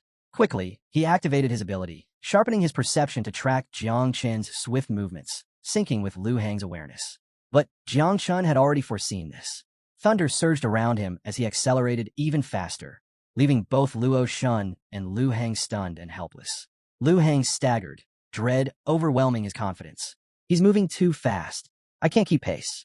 At that moment, Luo Shun realized with terrifying clarity the battle was slipping from his grasp. Suddenly, a chilling voice echoed from behind Lu Hang. You're nothing but a rat scurrying through shadows. Unfortunately, you're not quick enough this time. Lu Hang froze, heart pounding. Jiang Chun behind me. Fear seized him instantly. Escape was impossible. In a single, fluid movement, Jiang Chun summoned Skyblade, Thundersword. Lightning surged forth, slicing ruthlessly into Lu Hang. Lu Hang gasped, blood spurting from his mouth, his eyes wide with shock. It was already over. Casually, Jiang Chun rested his sword on his shoulder, smiling faintly. I should leave some scraps for Jiang Wushuang. Wouldn't want to steal all his fun. Meanwhile, crimson energy erupted fiercely around Jiang Wushuang's body as he finally shattered Luo Shun's curse. His furious gaze snapped onto Luo Shun, who instinctively staggered backward, coughing blood, eyes wide in panic. Luo Shun raised a trembling arm defensively as his warriors rallied, weapons drawn. Realizing escape was impossible, they prepared for a desperate last stand, determined to shield Luo Shun with their lives. Free at last, Jiang Wushuang charged forward aggressively, crushing the earth beneath his feet. His speed was frighteningly fast, striking down an enemy instantly before the man even realized what hit him. Fear flooded their faces. They knew they were utterly powerless against him. From the sky, Jiang Chun watched calmly, amused. Breaking free at last? Good for you, but this is still far from enough. Jiang Wushuang glared fiercely upward, rage fueling him. Then watch me closely, he growled. At that moment, Dan Lishuang raised both arms, face twisted in anger. You won't escape this. Water surged violently from beneath, coiling unnaturally around Bai Feng, tightening around his throat and limbs. This is Belo's water. Enjoy your purification, Dan Lishuang declared coldly. Bai Feng's desperate cries echoed across the battlefield as he fought against the strangling liquid. I can't breathe. Someone help. But before his agony ended him, Jiang Chun moved swiftly. Lightning surged around him as he dove downward, effortlessly slicing apart the strangling water with his blade, freeing Bai Feng instantly. As Bai Feng collapsed, unconscious but alive, Jiang Chun stared defiantly at Dan Lishuang. Now, Jiang Chun declared firmly, lightning crackling dangerously around him. It's your turn. Dan Lishuang's eyes widened in disbelief. No way, she murmured, watching Jiang Chun move with unreal speed. Nearby, Luo Sandao and Li Bing observed in silence. Jiang Chun shot them a glance before activating growth of all things. A thick root burst from the ground, carefully lifting Bai Feng's unconscious body and carrying him toward them. Luo Sandao, catch him. Li Bing, heal him. Jiang Chun commanded without hesitation. Luo Shun, watching closely, felt his unease deepen. His gaze sharpened. Jiang Chun wasn't just fast. He was flowing through the 50-meter electric field as if he were part of the current itself. Dan Lishuang, Luo Shun snapped. Shut down his field. Isolate him now. Dan Lishuang's expression turned serious. Raising her hand, she conjured golden water, unleashing a shimmering torrent that quickly formed a barrier around Jiang Chun. The electric field was cut off, leaving him sealed inside. Jang Chun immediately grasped her intent. She wanted to trap him. Without hesitation, he drew the celestial sword and slashed at the barrier with all his strength. A thin cut formed, but within moments, the water reconnected, sealing the gap as if it had never been there.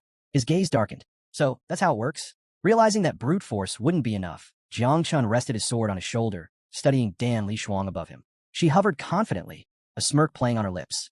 Haven't you heard? A sword can't cut water. It only makes it flow, she taunted. Water strengthens what has no edges. The sharper your blade, the stronger my barrier becomes. Jiang Chen's lips curved into a knowing smile. Is that so? He reached out.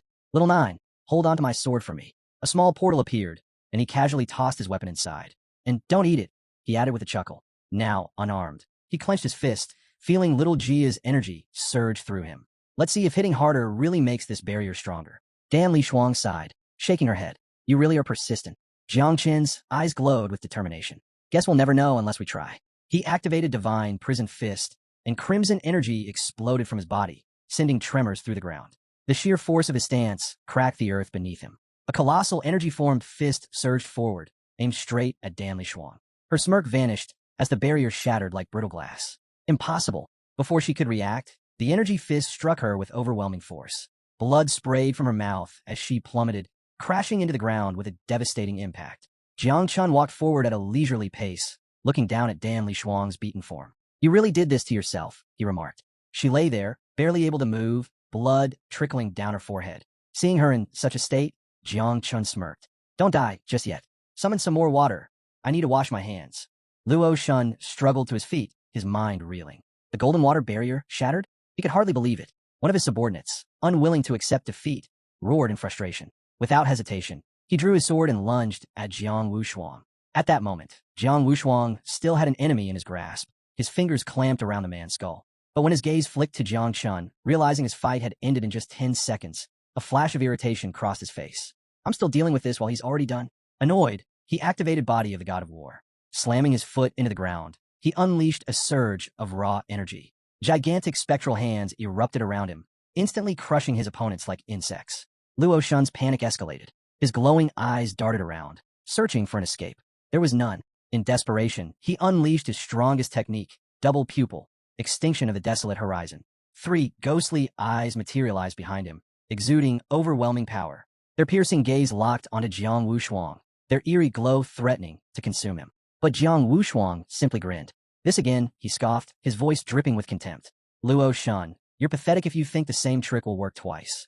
At the same time, 3 ethereal eyes appeared around Jiang Chun, locking onto him. But he remained unshaken. Illusions? He almost laughed.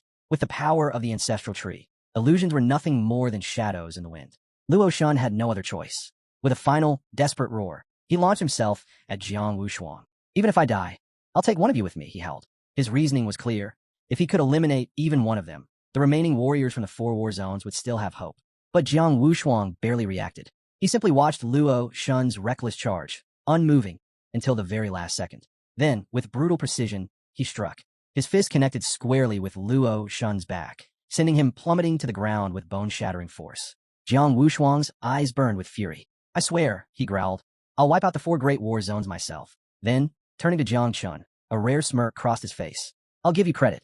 This was all thanks to your strategy. Jiang Chun raised a single finger, his expression unreadable. Don't celebrate just yet, he warned. Look up. The moment he spoke, the air around them began to shift. The secret realm was collapsing. The battlefield shrank at an alarming pace, forcing everyone to act fast. Panic rippled through the fighters. They had to settle this battle before they were swallowed whole. Elsewhere, in a grand hall, a massive screen displayed the unfolding fight. Among the onlookers were Ji Lingxiao and Jiang Xianji, their expressions betraying their shock. Jiang Chun had just revealed his Sovereign of Electricity class, an unforeseen level of power that left even the most seasoned warriors stunned. Floating beside Ji Lingxiao, Jiang Xianji narrowed his eyes in thought. Jiang Chen's progress was almost absurd. If he kept up this pace, refining his talent alongside the 9 Miasma wings, he might one day carve his name onto the legendary golden list of the 10,000 races. Ji Lingxiao, watching calmly, let a faint smile cross his lips. Jiang Chun is certainly remarkable, he admitted. But my grandson, Jiang Wushuang, also has immense potential. Even Luo Shun and Dan Li Shuang put up a decent fight. Then, as if recalling something unpleasant, his expression darkened. His thoughts drifted to his granddaughter, Xianyue, and disappointment settled over him. She had the chance to prove herself, yet she wasted it. Sensing his frustration, Jiang Xianji placed a hand on his shoulder. "Don't be too hard on her," he said. "Even geniuses lose their way." Across the hall, tension crackled. Xianyue's father glared at Gu Kaitian, his eyes burning with fury. "You kept this from me?" he snapped. "Your disciple has an electricity-based profession, and you said nothing?" Gu Kaitian, who had just learned of Jiang Chen's hidden class himself, clenched his fists. Jiang Chen hid this from me? Unforgivable. But he masked his frustration well. Crossing his arms, he kept his gaze on the screen, feigning composure. Best to let them assume he knew all along. Then, as a thought struck him, his lips curled into a smirk. "Electricity is the strongest offensive class," he murmured. His gaze flickered toward Gu Kaitian. "You're ridiculously lucky to have taken Jiang Chun as your disciple." Gu Kaitian remained silent, eyes locked on Jiang Chun. Truth be told, he wasn't even surprised. Before entering the secret realm, Jiang Chun had promised him a surprise, and he had certainly delivered. Just then, a statistics table materialized on the screen, listing the war zone standings. Capital, Jiangnan, Magic City, Guanghai War Zone, 10 people remaining. Wuxiang, Tianfu, Qinglian, Qinluo War Zone, 5 people remaining. It was a shame that old Duan, Jiangnan's commander, wasn't here to witness this. He'd probably be so ecstatic that he'd break into military boxing drills right then and there. As soon as the rankings appeared, murmurs spread through the hall. The protectors and elders exchanged frustrated glances, their disappointment palpable. A gray-haired man let out a heavy sigh. "Half of our geniuses are already gone," he said flatly. "Let's face it, our warriors just can't compete with Jiangnan's."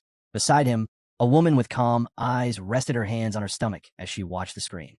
2 hours remain, she noted. "Let's hope the survivors know how to stay hidden." Nearby, a muscular man scowled, arms folded tightly. Jiang Chun and his war district always play weak before striking hard. It's beyond irritating. Further down the hall, Gu Kaitian, Xianyue's father, and the others listened in silence. But Protector Xinghe's patience was wearing thin. Her sharp gaze landed on Gu Kaitian. "When it comes to dirty tactics, Jiangnan always comes out on top," she snapped. Old Gu Kaitian trained them well in that regard. Gu Kaitian didn't react. His expression remained composed as he replied, "Anyone willing to kill should be prepared to die." A faint smirk played on his lips. "A sewer rat tried a sneak attack and got countered. That's all. Looks like some people just can't handle losing." Whispers rippled through the room, shifting the discussion. "Jiang Chun, he might actually take first place. And if that happens," someone muttered, "even the capital might suffer its biggest loss in history." The capital's general, who had been sitting quietly, placed a firm hand on his knee and shot the crowd an unimpressed look. "The capital isn't full of weaklings like the rest of you," he said coolly. Tapping the rankings table, he added, "Instead of whining, why not check how many geniuses you still have left?" Just then, someone else spoke up. "The Guanghai War Zone is actually performing the best right now." The muscular man's head snapped toward the voice. His face darkened the moment he saw Yun Zhantian. "You two? Even you betrayed us?" he growled. Unbothered, Yun Zhantian lazily dug a finger into his nose. Without even opening his eyes, he smirked. "I'd be an idiot not to take advantage of this situation." Then, with zero hesitation, he flicked his snot at them. For a second, the room fell into stunned silence. Then, chaos erupted. "You disgusting bastard." Furious shouts filled the hall as the protectors and elders cursed him out, their rage boiling over. Back in the secret realm, several men crept forward, weapons drawn, closing in on 2 unsuspecting girls. But before they could strike, Xing, the brown-haired girl, spun in an instant, her sword flashing through the air. With one swift motion, she cut down her attacker, ending his life before he could even react. Her companion was just as quick.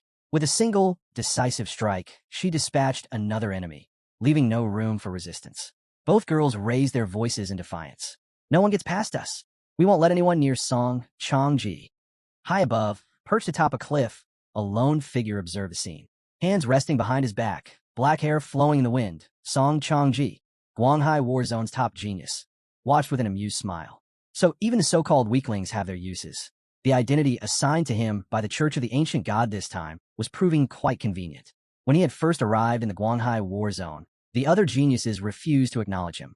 Naturally, he had to persuade them. At first, the women glared at him with nothing but hatred. But as he approached, he reached out, his fingers lightly tracing one of their cheeks. A kind smile played on his lips. She shuddered. Her face contorted with resistance at first, but then her expression softened. A blush crept onto her cheeks, and the burning hatred in her eyes dulled, replaced by something else entirely. Power, manners, strength wrapped in humility. That was all it took. Song Changji knew one simple truth. Humans found it hard to resist a man who embodied both dominance and refinement. After dispatching their enemies, the brown-haired girl let out a breath and lowered her sword. Turning to Song Changji, she looked at him with admiration. Beside her, the other woman smiled softly, eyes filled with warmth. Little did they know, once he claimed the top spot on the genius rankings, their fate was sealed. Their divine souls and bloodlines weren't particularly rare or valuable, but essence was essence. It would still serve a purpose. And besides, better prey awaited in other war zones. He would get to them in due time. The women turned to him, awaiting orders. The enemies are taken care of, but the secret realm is shrinking fast. Where do we go next? Song Changji remained composed. We eliminate Magic City's war zone first. That will make things much easier for us. They nodded without hesitation. Not far away, a ruined city stood between jagged mountains, the landscape rough and unforgiving.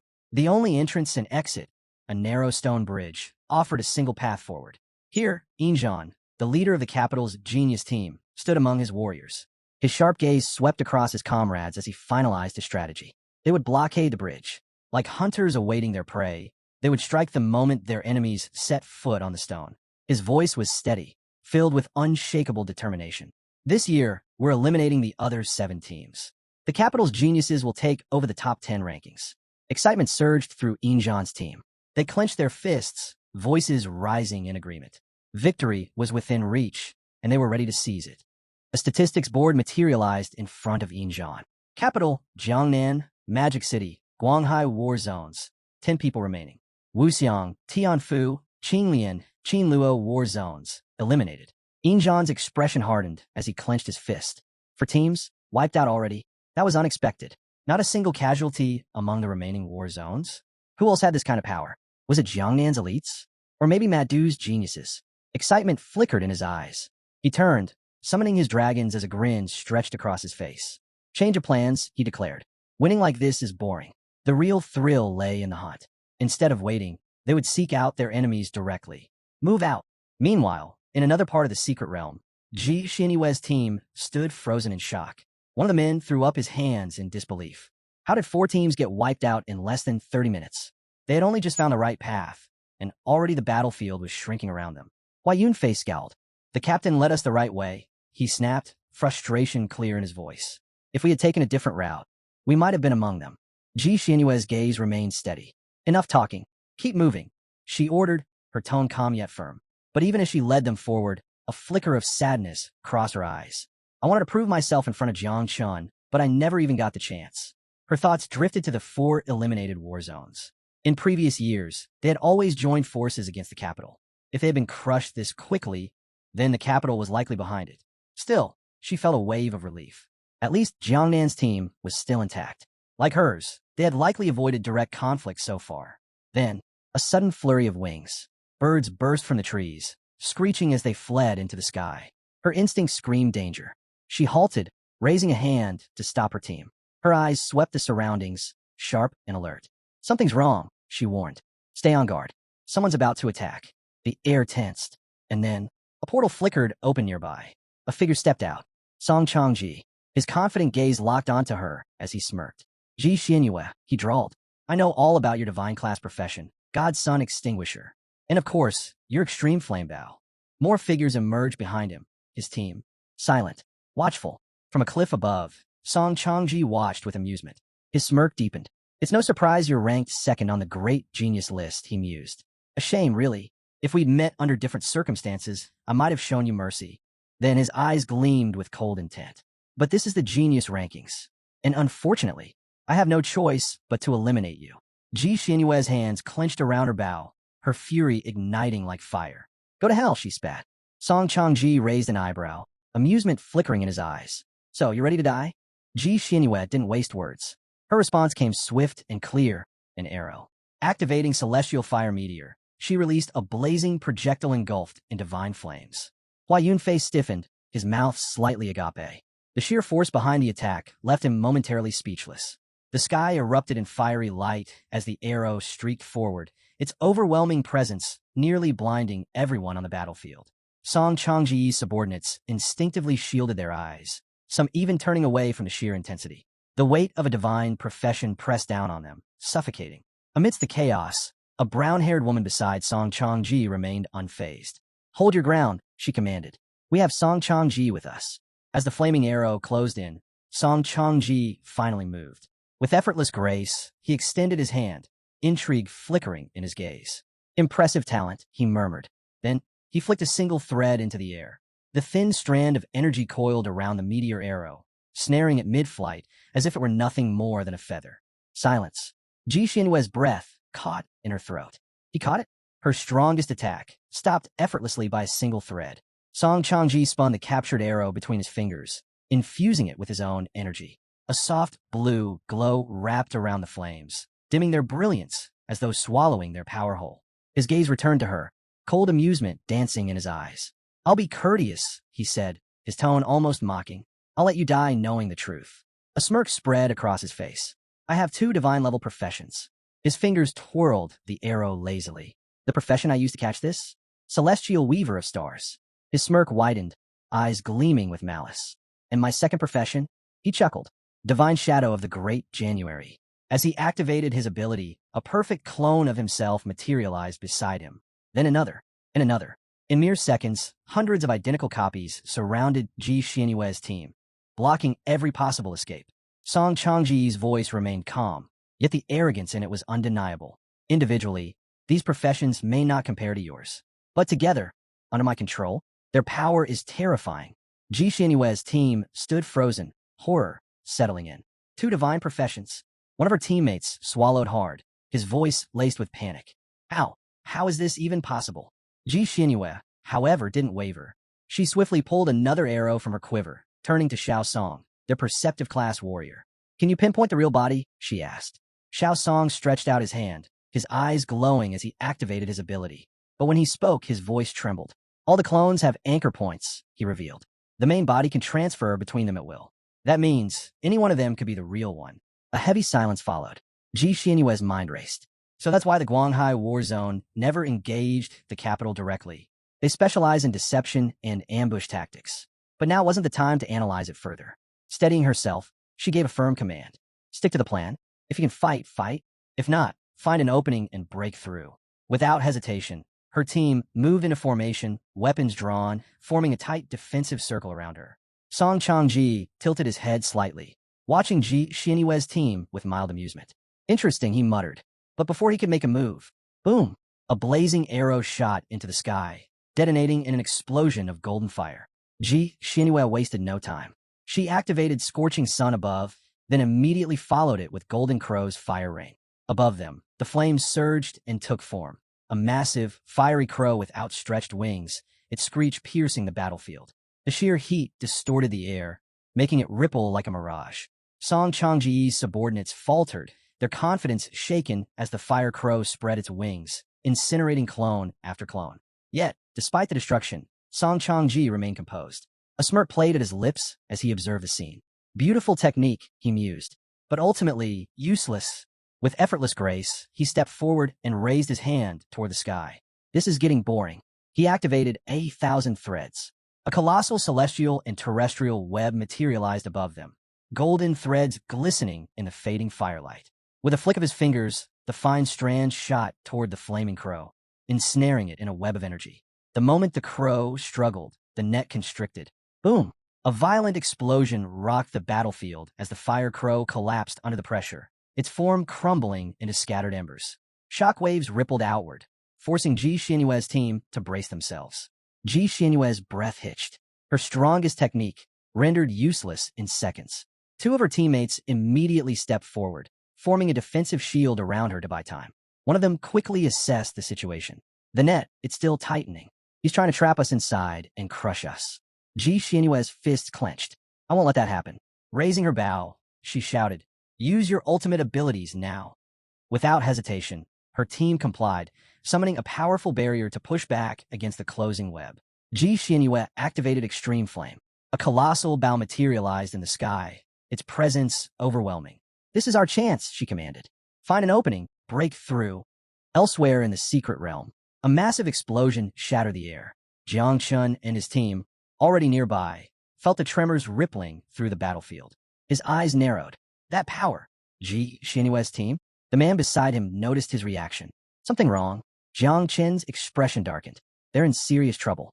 Without hesitation, he turned to his team. We're heading to Magic City, team, he declared. Now, as Song Changa extended his hand, shimmering threads emerged, weaving through the air. His gaze locked onto Ji Xianyu with an air of superiority, a smug smile playing on his lips. The crowd was stunned. He possessed not one, but two divine-level classes, an achievement unheard of in Xiao's history. Even Emperor Ingji at his peak had never reached such heights. Xing and the others finally understood why Yun Zhantian had been acting so differently, why he had refused their alliance without hesitation. His eyes gleamed with excitement as he raised his hand, his smirk deepening. With an air of arrogance, he openly admitted he had never considered them worthy. In his eyes, Jiang Wushuang, Jiang Chun, and Yin Zhan were nothing but insignificant specks before the overwhelming presence of Song Changa. Meanwhile, Ji Xianyu's father watched in growing fear. His hands trembled as the realization struck. This battle could decide the fate of the Modu war zone. Though he didn't care about victory or defeat, his daughter's safety was another matter entirely. His forehead dampened with sweat as uncertainty gripped him. Yun Zhantian suddenly burst into laughter, closing his eyes as if reveling in the moment. He was convinced that this time, his war zone would emerge victorious. Tian Daowang, however, remained unfazed. Turning to Ji Xianyu's father, he spoke in a calm, steady voice, urging him to ignore Yun Zhantian's arrogance. Victory was not yet decided. Jiang Chun was already on his way to assist Ji Xianyu and the others. The outcome was still uncertain. Ji Xianyu gripped her bow tightly and lifted it toward the sky. Ji Xianyu and the others quickly raised their hands, forming a protective barrier. Suddenly, one of the girl's eyes widened in panic. Her voice trembled as she turned to the captain, warning that the illusory shadow of the extreme flame bow was weakening. A man reinforcing the barrier broke into a cold sweat. His breathing grew heavy as he admitted that he couldn't hold on much longer. Ji Xianyu, exhausted, struggled to catch her breath. Her mind raced. Would the Modu war zone be completely wiped out? She had trained relentlessly for this competition, determined to prove herself to Jiang Chun. Just then, Ji Xianyu stepped forward, raising his hands as a deep blue energy surged from his body. The power coalesced into the form of a majestic knight, radiating strength and authority. Ji Xianyu's eyes widened in shock. Her voice wavered as she asked what he was doing. Hua Yunfei's expression hardened with unwavering resolve. His eyes shone with determination as he vowed that their team would not fall. He swore to protect the captain until his last breath. With a swift command, his summoned knight charged forward, striking at the web of threads overhead. Bit by bit, the tension in the threads began to loosen. Floating above them, arms crossed behind his back, Song Changa narrowed his eyes. He watched the unfolding scene with interest, then scoffed. Do you truly believe that your spirit and divine sacrifice are enough to break my threads? He questioned. He acknowledged Hua Yunfei's talent, but made one thing clear. It still wasn't enough to impress him. His eyes widened in confusion, locked onto Hua Yunfei, who suddenly began to radiate an overwhelming light. Hua Yunfei's entire body trembled as he let out a piercing scream, his power surging to its peak. He was burning his vital essence, trading his own life for one final burst of strength. Song Changa watched, bewildered. Was this man truly willing to throw his life away? But before he could fully process it, Hua Yunfei's body erupted into fragments, vanishing in an explosion of energy. Ji Xianyu's breath caught as she watched in horror. Her eyes welled with tears, sorrow consuming her. But in that very moment, Hua Yunfei's sacrifice bore fruit. The spiritual knight, now empowered, drove its weapon straight through the woven threads, tearing apart the sky-bound net. For a brief second, there was silence. Then, Song Changa's expression darkened. Without hesitation, he extended his hand, fingers moving fluidly as another net materialized in the air. The crowd gasped. His eyes burned with fury, his movements swift and calculated. He scoffed, mocking Hua Yunfei's sacrifice. Did you really think you could break my net with just that? He sneered. Foolish. I can weave it as many times as I like. Growing tired of toying with them, Song Changa decided to end it. The newly formed net descended, closing in rapidly. The barriers shielding Ji Xianyu's team began to crack, splintering under the immense pressure. One by one, the protective layers shattered, and the deadly threads ripped through her comrades, tearing into them with merciless precision. Ji Xianyu collapsed to her knees, gripping her bow with one hand while placing the other on the ground. Despair filled her voice as she whispered an apology to Jang Chun. She had failed him.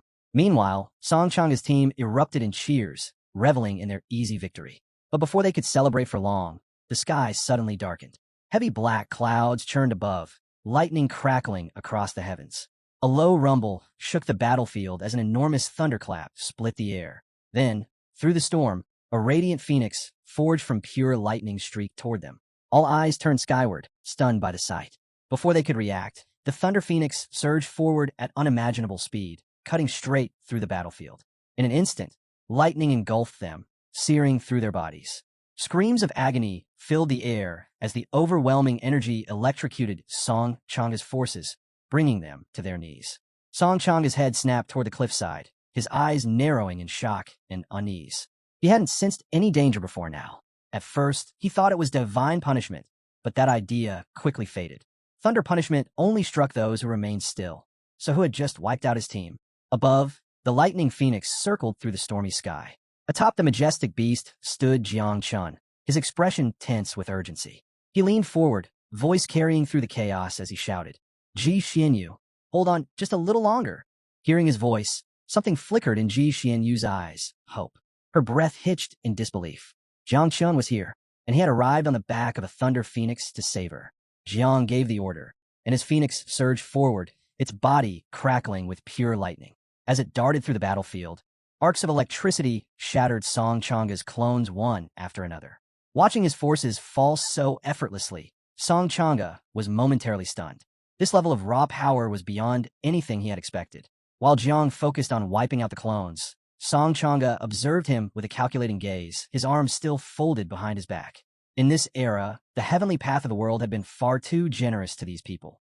With just a single profession change, they had gained original classes that took countless races in the cavern's centuries of cultivation to achieve. To him, it was utterly unfair, disgusting even. Jiang landed on the ground, his fists clenched as he locked eyes with Song Changa. Without hesitation, he commanded his phoenix to continue eradicating the clones. At the same time, he turned his attention to the massive net overhead. Summoning the power of the divine elephant's body, he launched a devastating punch, tearing through the threads with ease. The force of the blow sent a thick cloud of dust and smoke into the air. As the smoke cleared, Jiang narrowed his eyes. The net had already regenerated. He wasn't about to let that stop him. Taking a deep breath, he unleashed a relentless barrage of punches, each strike aimed at destroying the threads faster than they could be rewoven. He wanted to see who was quicker, Song Changa with his weaving or himself with his fists. It didn't take long for the net to finally give way. Smirking, Jiang pointed at it with his thumb and taunted, "Your net is way too slow."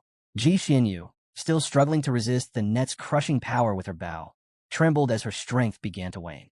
She couldn't hold on much longer. A grin spread across Song Changa's face. He extended a hand toward Jiang, acknowledging his strength, but warning him that letting his guard down had been a grave mistake. Without hesitation, he activated Thousand Threads, summoning a massive tornado of razor-sharp filaments that spiraled violently toward Jiang. Jiang raised an arm to shield his face and, in a low voice, called out to Xiao Jia, instructing him to devour the net discreetly. Acknowledging the command, Xiao Jia manifested a swarm of glowing particles, which began to consume the tornado bit by bit. Song Changa's expression twisted in confusion. He couldn't believe that such tiny lights were eroding his powerful attack.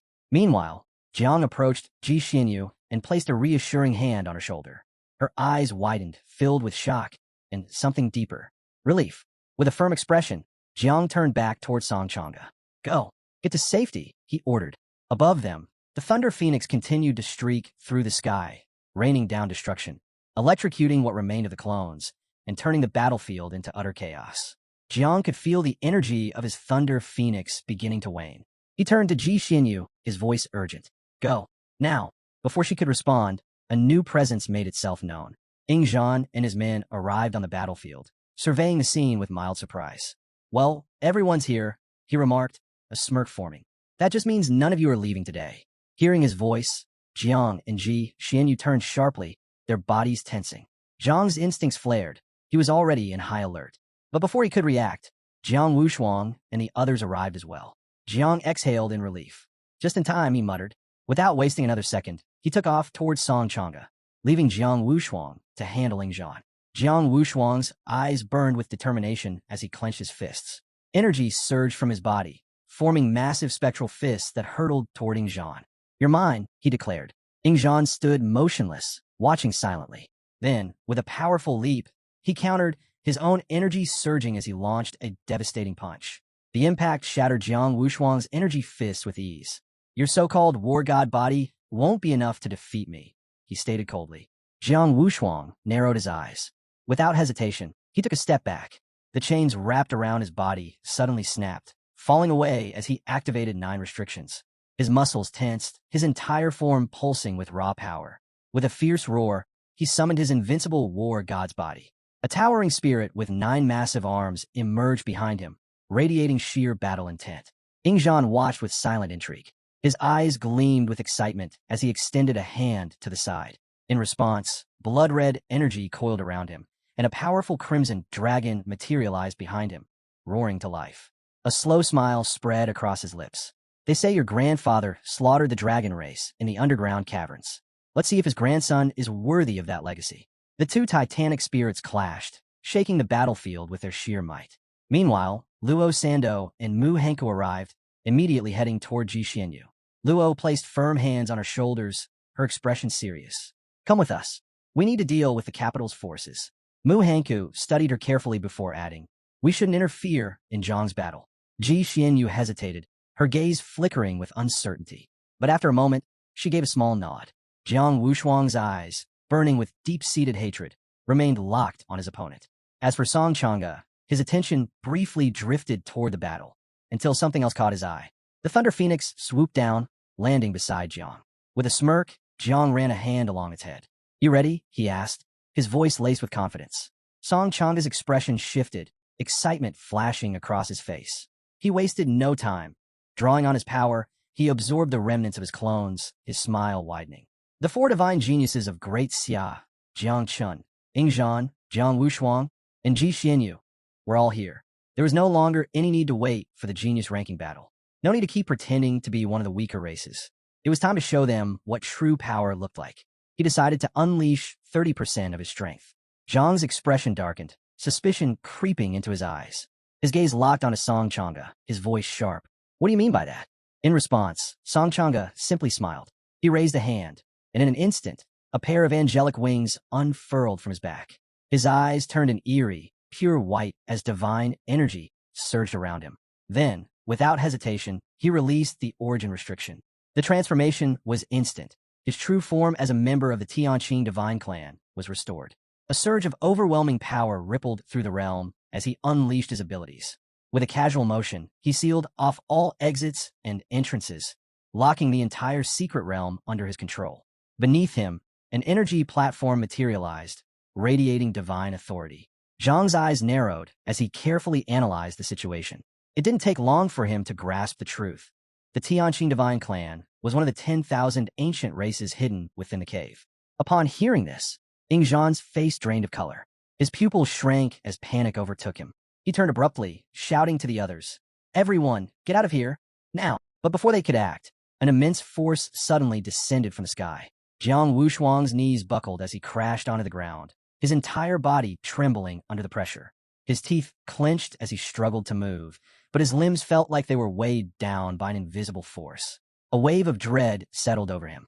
I can't move," he muttered, his voice strained. Song Chang'e's lips curled into a malicious smile. He extended his hand, his eyes gleaming with amusement. "It's already too late," he declared. A chilling silence followed. "The entire secret realm belongs to me now. No one can move, no one can escape, and no one from the outside can interfere." Zhang's fist tightened. Song Chang'e's smile deepened. "Originally, if you died here, you could still revive outside. But now," his voice dropped to a cruel whisper, "now that I've refined your divine souls, there will be no revival." With his angel wings unfurled, Song Chang'e soared into the sky, his confidence evident in the smirk stretching across his face. His eyes gleamed with malice as he glanced beyond the secret realm, knowing full well that Jiang Xianji and Jilingqiu were watching from the outside. His voice carried a mocking tone as he addressed them. "Tell me, how does it feel watching all of this unfold?" He paused before directing his words specifically at Jiang Xianji. "Do you remember when you killed my sister on the northern battlefield? That day in the cave?" His smirk widened. "Well, today, I'm here to erase the last remnants of your great Xia bloodline." Outside the secret realm, Tian Daowang and the others stood frozen, their eyes locked onto the surveillance screens. Confusion spread through the crowd. How had a member of the Tianqing divine clan managed to infiltrate? No one could hear Song Changa's words. The system lacked audio, but one individual, skilled in reading lips, finally deciphered the truth. An anomaly had occurred. Song Changa had successfully trapped the strongest remaining geniuses inside the secret realm. And now, in front of the entire world, he planned to execute them. Back inside, Song Changa's expression twisted with fury. His piercing gaze locked onto Jiang and the others as he extended his hand, summoning countless threads from his fingertips. Ji Xianyu's father tensed. A cold realization settled in. This was thousand threads, an innate ability exclusive to the Tianqing divine clan. Their expressions darkened with panic. This wasn't just an attack. Thousand threads wove together the souls of its victims into an inescapable cursed net.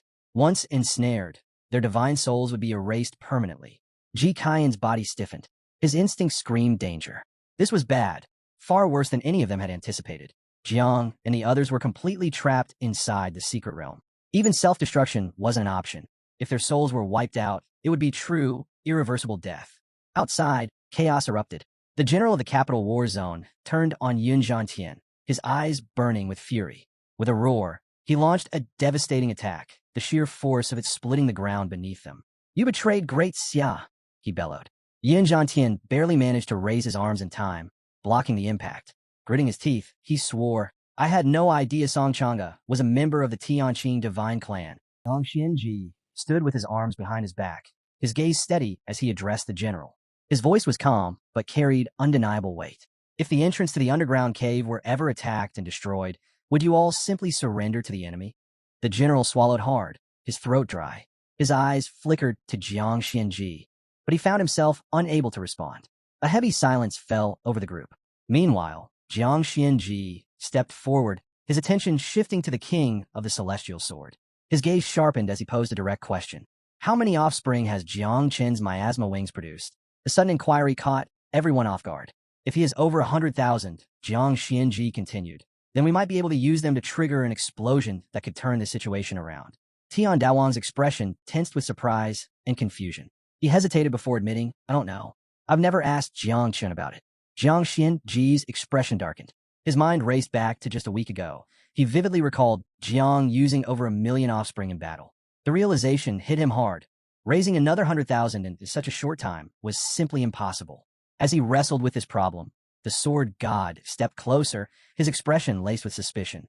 "It's unfortunate that the lives of the geniuses are at risk, but don't you think the situation is more than just a coincidence?" Jiang Xianji snapped out his thoughts, his curiosity piqued. "What do you mean?" Ji Lingqiu's gaze was sharp as he explained. "The Tianqing divine clan is hidden in the deepest part of the underground cave. Disguising themselves and infiltrating Great Xia is no small feat. Something about this feels too deliberate. I have a feeling similar events are about to unfold elsewhere." Jiang Xianji's expression turned grim. His eyes dropped to the ground in deep thought. Ji Lingqiu was right. There was something much bigger at play. However, he reminded him, "My main body is still suppressing the underground cave. There shouldn't be any immediate problems there." Still, his mind churned. He began to picture a high-level scientific facility and muttered, "If similar incidents are about to take place, the most likely target is Great Xia's main headquarters. Other than that, there are the 9 forbidden zones, places like the White Bone Temple, hidden deep within Kindling." Ji Lingqiu suddenly stiffened. His body tensed as if he had sensed something unnatural. He turned abruptly, his face filled with alarm. "It's already starting." At that very moment, at the top of a distant cliff, a crimson temple materialized out of thin air. An ominous aura seeped from its structure, filling the air with an unsettling energy. A deathly silence swept over the battlefield. All eyes locked onto the temple. The sheer intensity of its presence sent shivers down their spines. Was this an illusion, or something far worse? Then, a figure emerged. A man stood in front of the temple, but his appearance defied logic. He did not look like a human, nor did he resemble the living. His aged face bore a twisted smile, his eyes glowing with malice. His voice rang out, cryptic yet filled with authority. "The nature of the self is precisely to have no form." His eerie smile widened. "When all appearances are stripped away, what remains is called Buddha." A hush fell over the battlefield. Some recognized him. 2, in particular, stared at him in shock. The old man chuckled darkly. "It's been a long time, my friends.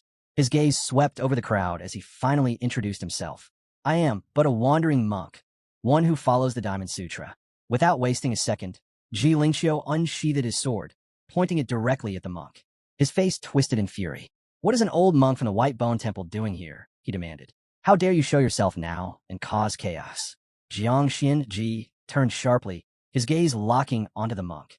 Unlike Ji Lingxiu's rage, his expression remained calm and observant, studying the figure before him.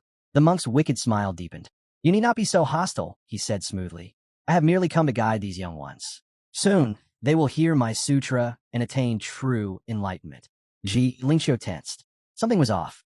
His instincts screamed danger, but he had no idea what the monk was planning. Then it began. A strange energy seeped into the surroundings, invisible yet suffocating. Its influence spread rapidly, clouding the minds of the geniuses. One by one, their eyes turned pure white. Ji Lingxiu's heart pounded. He realized it immediately. The monk wasn't targeting just anyone. He was after great Xia's geniuses. Jiang Xin Ji's eyes flashed. This was bad. Without hesitation, he shouted, his voice ringing through the battlefield. Wake up. Don't fall into his trap. His words cut through the haze. Many of the young warriors snapped out of their trance, their eyes widening in fear and confusion. Cold sweat trickled down their faces as they gasped for breath. Then, the monk's voice echoed once more, filled with amusement.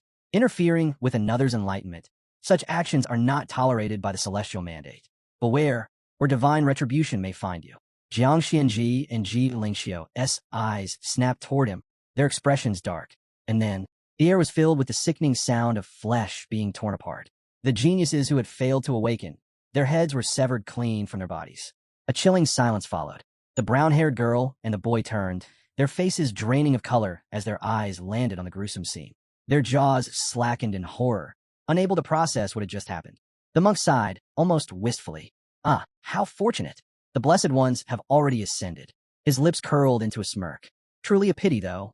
Had you not interfered, Jiang Xianji, just 2 more seconds, and even more would have reached supreme bliss. Ji Lingxiu had heard enough.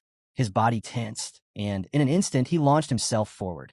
Hatred burned in his gaze as he charged at the monk, sword in hand. This ends now. His voice was low, seething with rage.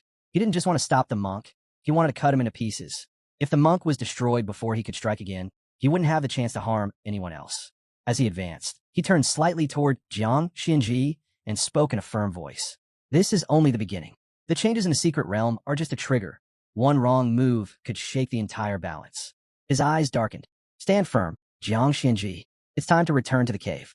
Jiang Xianji turned his head to the side, his gaze narrowing as thick black smoke billowed into the sky. A deep sense of urgency settled over him. Without hesitation, he raised his voice, commanding the attention of all the kingdom's guardians. Return to your war zones immediately. Defend them at all costs. There must be no mistakes. The guardians wasted no time. One by one, they leaped into action, heading back to their posts. They understood the severity of the situation, their resolve unwavering. Swearing to Jiang Xianji, they vowed to protect Great Xia with their lives and atone for their past sins through battle. Jiang Xianji, his arms still behind his back, stood in silence. Beside him, Tian Daowang also remained deep in thought, watching the scene unfold. Then, Tian Daowang turned his back to them, his gaze sharp and filled with determination. His voice carried a chilling promise. If Jiang Chun falls in the secret realm, once this is over, I will follow you, Jiang Xianji. His fists clenched, and I will annihilate the entire Tianqing divine clan. Jiang Xianji didn't react at first, but before he could process Tian Daowang's words, something caught his attention. A large screen flickered to life before them, displaying the events within the secret realm. His eyes widened. Tian Daowang's breath hitched as well. Neither of them knew what had transpired inside, but what they saw sent a wave of shock through them. Jiang Chun stood tall, his gaze unyielding. Before him, Song Changa was on his knees, blood dripping from his lips. Jiang Xianji let out a quiet chuckle, shaking his head in disbelief. He didn't know what had happened, but one thing was certain. Something unexpected had turned the tide. With Song Changa kneeling before Jiang Chun, they could finally breathe a little easier. 5 minutes earlier, Ing Zhan, his eyes gleaming with intensity, pressed his palm firmly to the ground. Attack, he commanded. His blood-armored dragon roared in response, charging forward. Not far away, Jiang Wushuang's expression was filled with fury. Tear him apart, he bellowed, activating his god of war body. The massive entity surged ahead, its fist poised to rip Song Changa limb from limb. Despite being outnumbered, Song Changa, still floating in midair, remained disturbingly calm. His lips curled into a smirk as he watched them unleash their attacks. "Why waste your strength?" he taunted, his voice laced with amusement. "Haven't you realized? The more you exert yourselves, the more you'll suffer from the backlash of your own power." Then, his gaze darkened, his smirk turning sinister. "There's no need to rush. Once I finish refining the souls of these lovely girls," he chuckled, his voice dripping with malice. "It'll be your turn." With a flick of his wrist, 1,000 threads pulsed to life once more. Glowing filaments shot forward, wrapping tightly around Ji Xinyu and Luo Sando.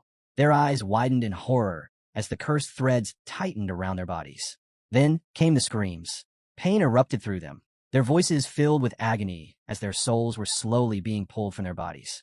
Song Changa had no intention of killing them immediately. First, he wanted to break their spiritual forces. Jiang, who had been kneeling on one knee, slowly pushed himself up, his fists clenched tightly, and his eyes burned with fury. Meanwhile, Little Nine stirred restlessly inside him, eager to devour fresh prey. But Jiang shook his head. "Not yet. Unless it's absolutely necessary. You cannot expose yourself," he reminded her. "Wait, I'll find another way." Little Nine's hunger was undeniable. If unleashed, she could end this in an instant. But Jiang had sworn not to rely on her in this competition. That promise still held. His gaze sharpened as he analyzed the situation. He had more than one trump card, but without fully understanding his opponent's abilities, recklessness could cost his companions their lives. Song Changa's, no, Shu Landua's, eyes suddenly turned pure white, and a sinister smile spread across his face. Jiang activated his system. A translucent status window appeared before him, revealing the truth behind his enemy. Real name, Shu Landuo. Race, Tianqing Divine Clan. Position, 19th heir in line of succession. Affiliation, Church of the Ancient God. Power level, 6. Origin, descended into Great Xia through an abyssal rift. Disguise, masquerading as a genius with a dual profession. Zhang's eyes flickered with realization. The Tianqing Divine Clan ranked 61st among the 10,000 races, making them a secondary branch of the 3 primordial divine clans. More importantly, Shu Landuo possessed the Tanan Pearl, an artifact capable of blocking the perception of the heavenly Tao. Jiang fell in a deep thought. A plan started to form in his mind. Turning inward, he asked, "Xiao Jia, do we still have any of the divine and demonic blood essence left from Julie's sacred treasure?" Xiao Jia, still half asleep, groggily responded, "Nope. Ate it all." Zhang's expression stiffened, but before he could respond, Xiao Jia suddenly transformed. His eyes shone with an eerie light as he extended a clawed hand. "If you need it," Xiao Jia said, "I can extract a drop of my own blood for you." He continued, "The blood essence I've refined holds the same effects as the original, but with fewer side effects.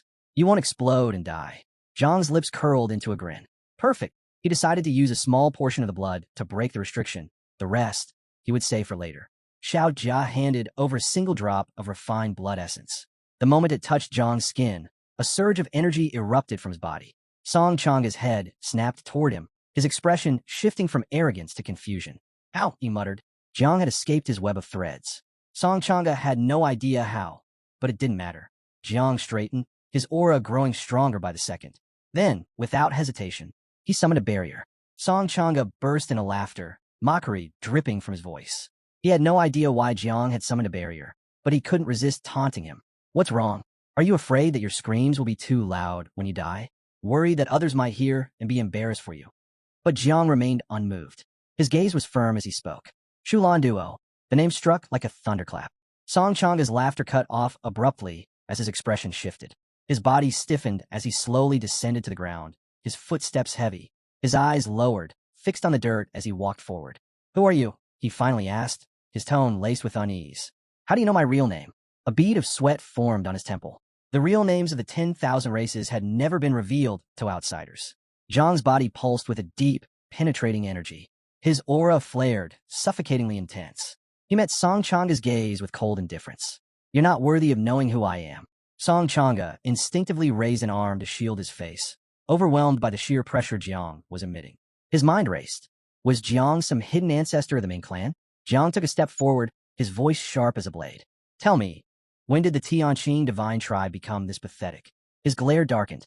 How did the 19th heir in their succession become this much of a fool? Panic flooded Song Changa's features. His breath hitched and his entire body tensed. He froze. He knows. He knows my secret position in the line of succession. Cold sweat dripped from his chin. Jiang shouldn't have had this information. Only those in the highest echelons of the Tianqing divine tribe were privy to it. His heart pounded. That meant this man outranked even the leader of my clan. With a trembling voice, he finally spoke. Are you part of the divine tribe? Zhang's eyes darkened, a suffocating aura pressing down upon the battlefield. He raised a hand and pointed directly at Song Chang'e. You still can't feel it? He asked coldly.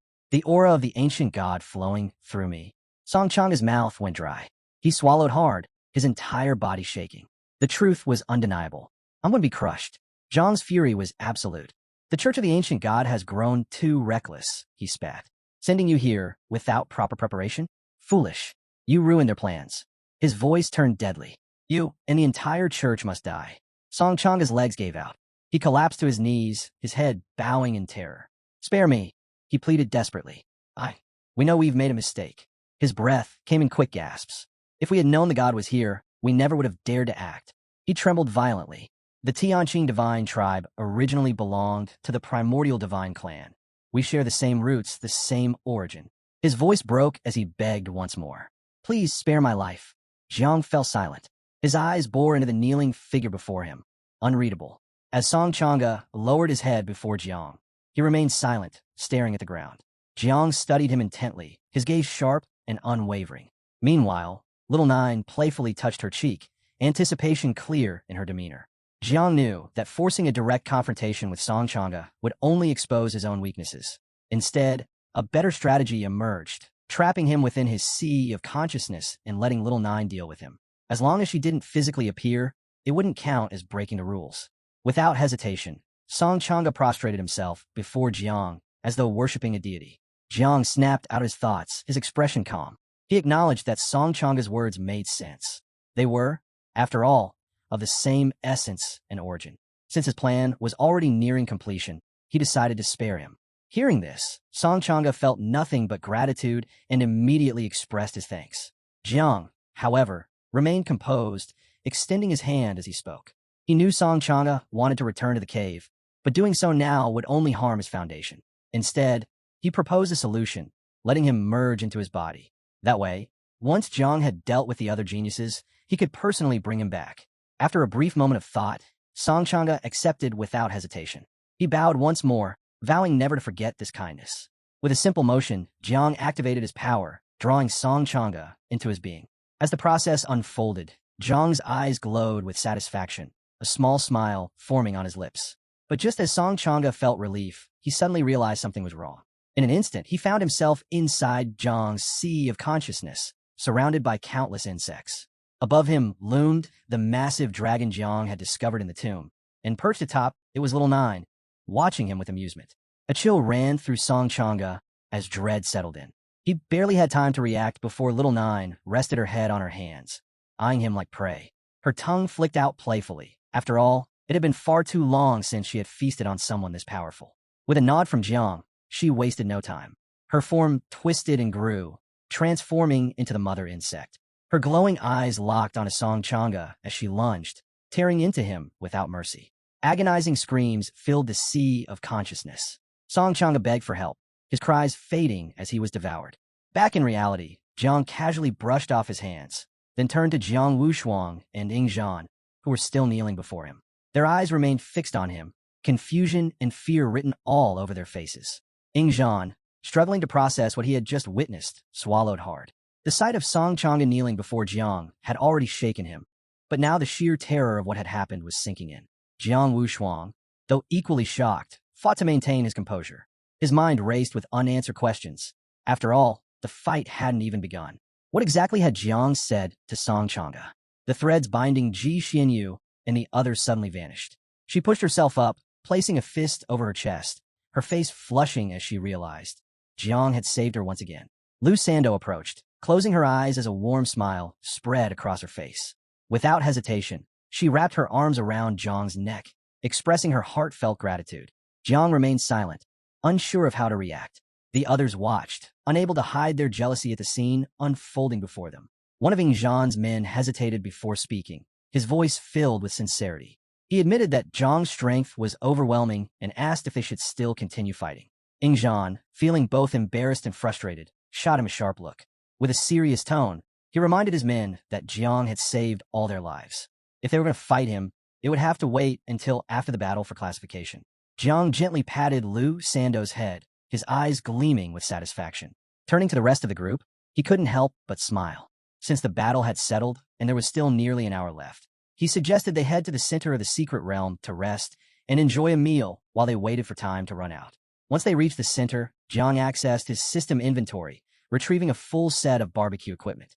As one of the women began preparing the food, the group gathered around.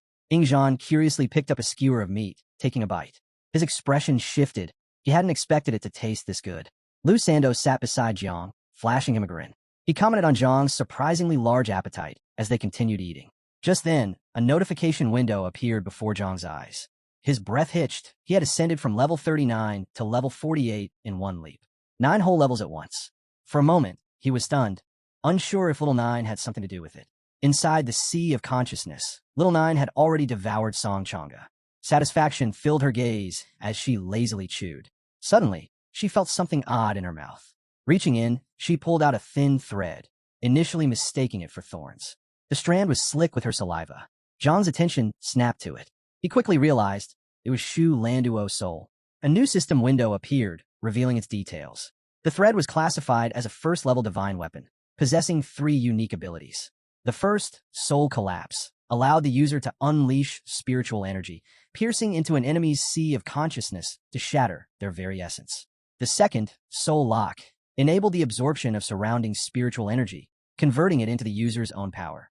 The third, Soul Descent, activated lingering souls, manifesting a powerful auxiliary spirit for battle. The description revealed that the thread was composed of countless souls and had been nurtured with spiritual energy for 100 years. However, it was still incomplete. To reach its full potential, it needed to merge with even more souls. Only then would it become a true first-level divine weapon. The thread possessed evolutionary potential. The more souls it consumed, the stronger it would become, increasing in both quality and level. However, unlike other weapons, it couldn't temporarily bond with a user or be immediately activated. It required careful nurturing with spiritual energy before it could be wielded. Jiang materialized within his sea of consciousness, his gaze locked onto the thread with a serious expression. At last, he understood why Song Changa had insisted on needing time to refine the souls. The weapon had never been complete to begin with. Now, Jiang had acquired another hidden card up his sleeve.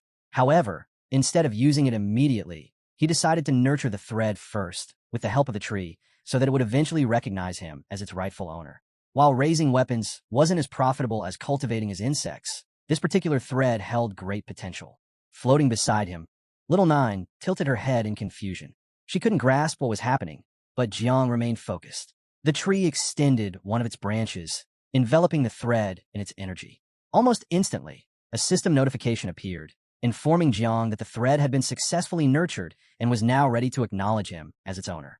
Jiang was taken aback. It had happened much faster than he expected. He had originally planned to use divine soul energy to speed up the process, but the tree had done it effortlessly. This tree was truly extraordinary. Not only had it protected his divine soul in the past, but it had also blocked the illusion of the great dreamer and even thwarted an ancient god's attempt to take over his body, reducing the deity to nothing more than a fruit. And now, it had the ability to nurture divine weapons as well. Jiang reached for the thread, and another system notification popped up.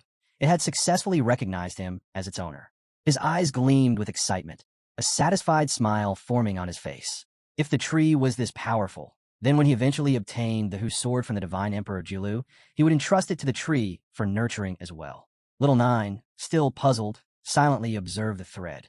Meanwhile, new fruits had appeared on the tree, 1 green and 2 blue. Zhang's excitement grew. Though the fruits seemed to be of a lower level, there were multiple this time. The system provided more details. The green fruit contained a triple experience card, which would triple all experience gained for 3 hours after activation.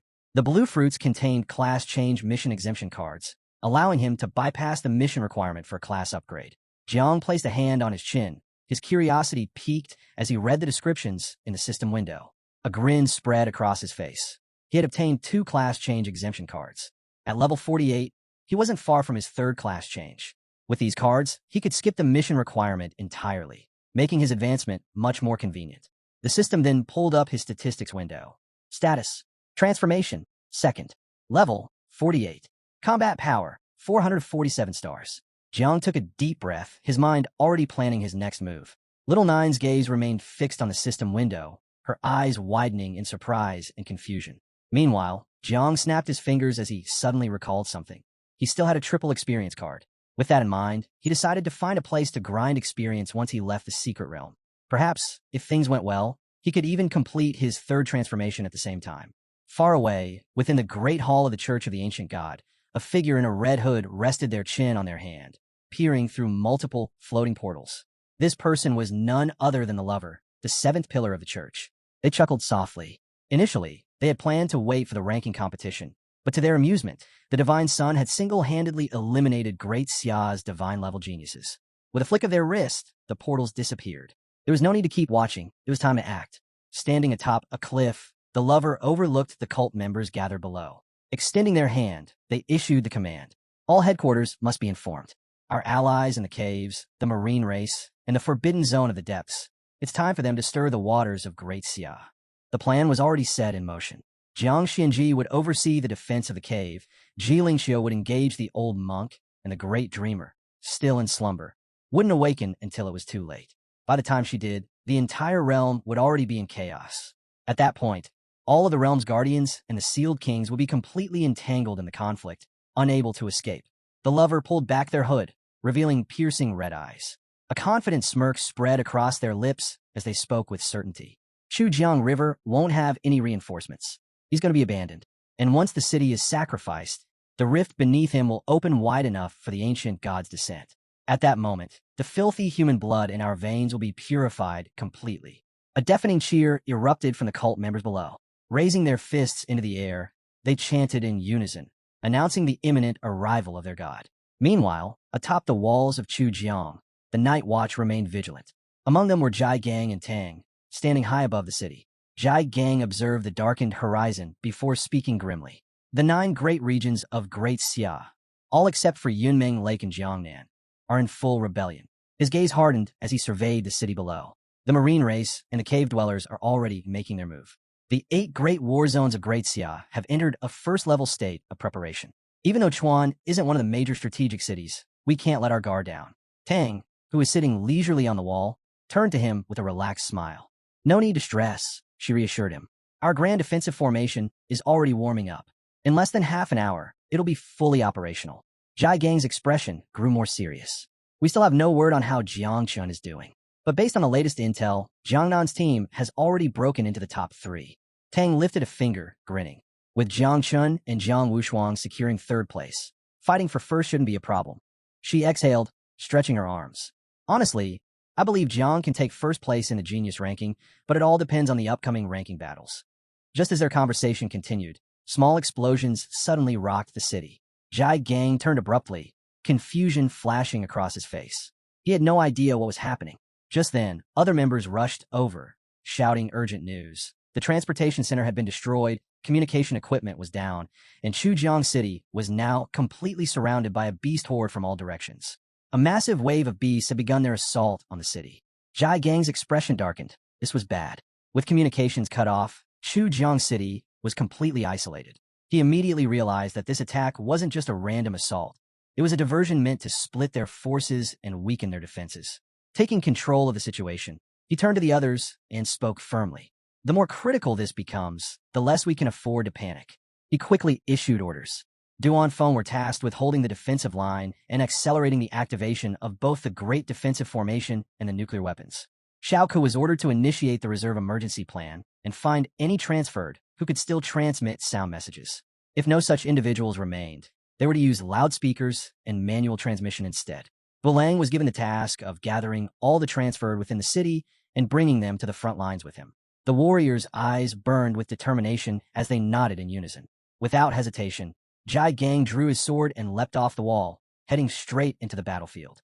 His role was clear: hold the front lines and buy time while the others secured the city's defenses. At the same time, Jiang and his group emerged from the secret realm. Their expressions were relaxed, still basking in the afterglow of victory. Ingzhan glanced around and let out a breath of relief. However, Zhang's tranquil gaze soon turned to confusion. Where was everyone? Jiang Wushuang folded his arms, scanning the area. His gut instinct told him something wasn't right. He had a bad feeling about this. Just then, Xuanji materialized, his expression solemn. I have 2 pieces of news, he announced. The group fell silent. The first, Great Xia's main forbidden zones, the marine race, and the cave dwellers have all begun moving. Because of this, the high command of every war zone has been forced to send reinforcements. The atmosphere grew heavier. The second, half an hour ago, an urgent distress signal was received from Chu Jiang, one of Jiangnan's war zones. Zhang's eyes widened in shock. His jaw tensed. His thoughts immediately raced to his master and senior sister. Had they gone to help? Were they safe? Xian Ji's gaze sharpened. The southeastern coast is in complete chaos. The marine race has rebelled, and troops have already been deployed to suppress them. Jiang took a deep breath, steadying himself before asking the one question that mattered most. Who was sent to defend Chu Jiang? Xuanji's expression darkened. No one. Jiang froze. Xuanji continued, his voice laced with frustration. Chu Jiang is ranked last among Jiangnan cities.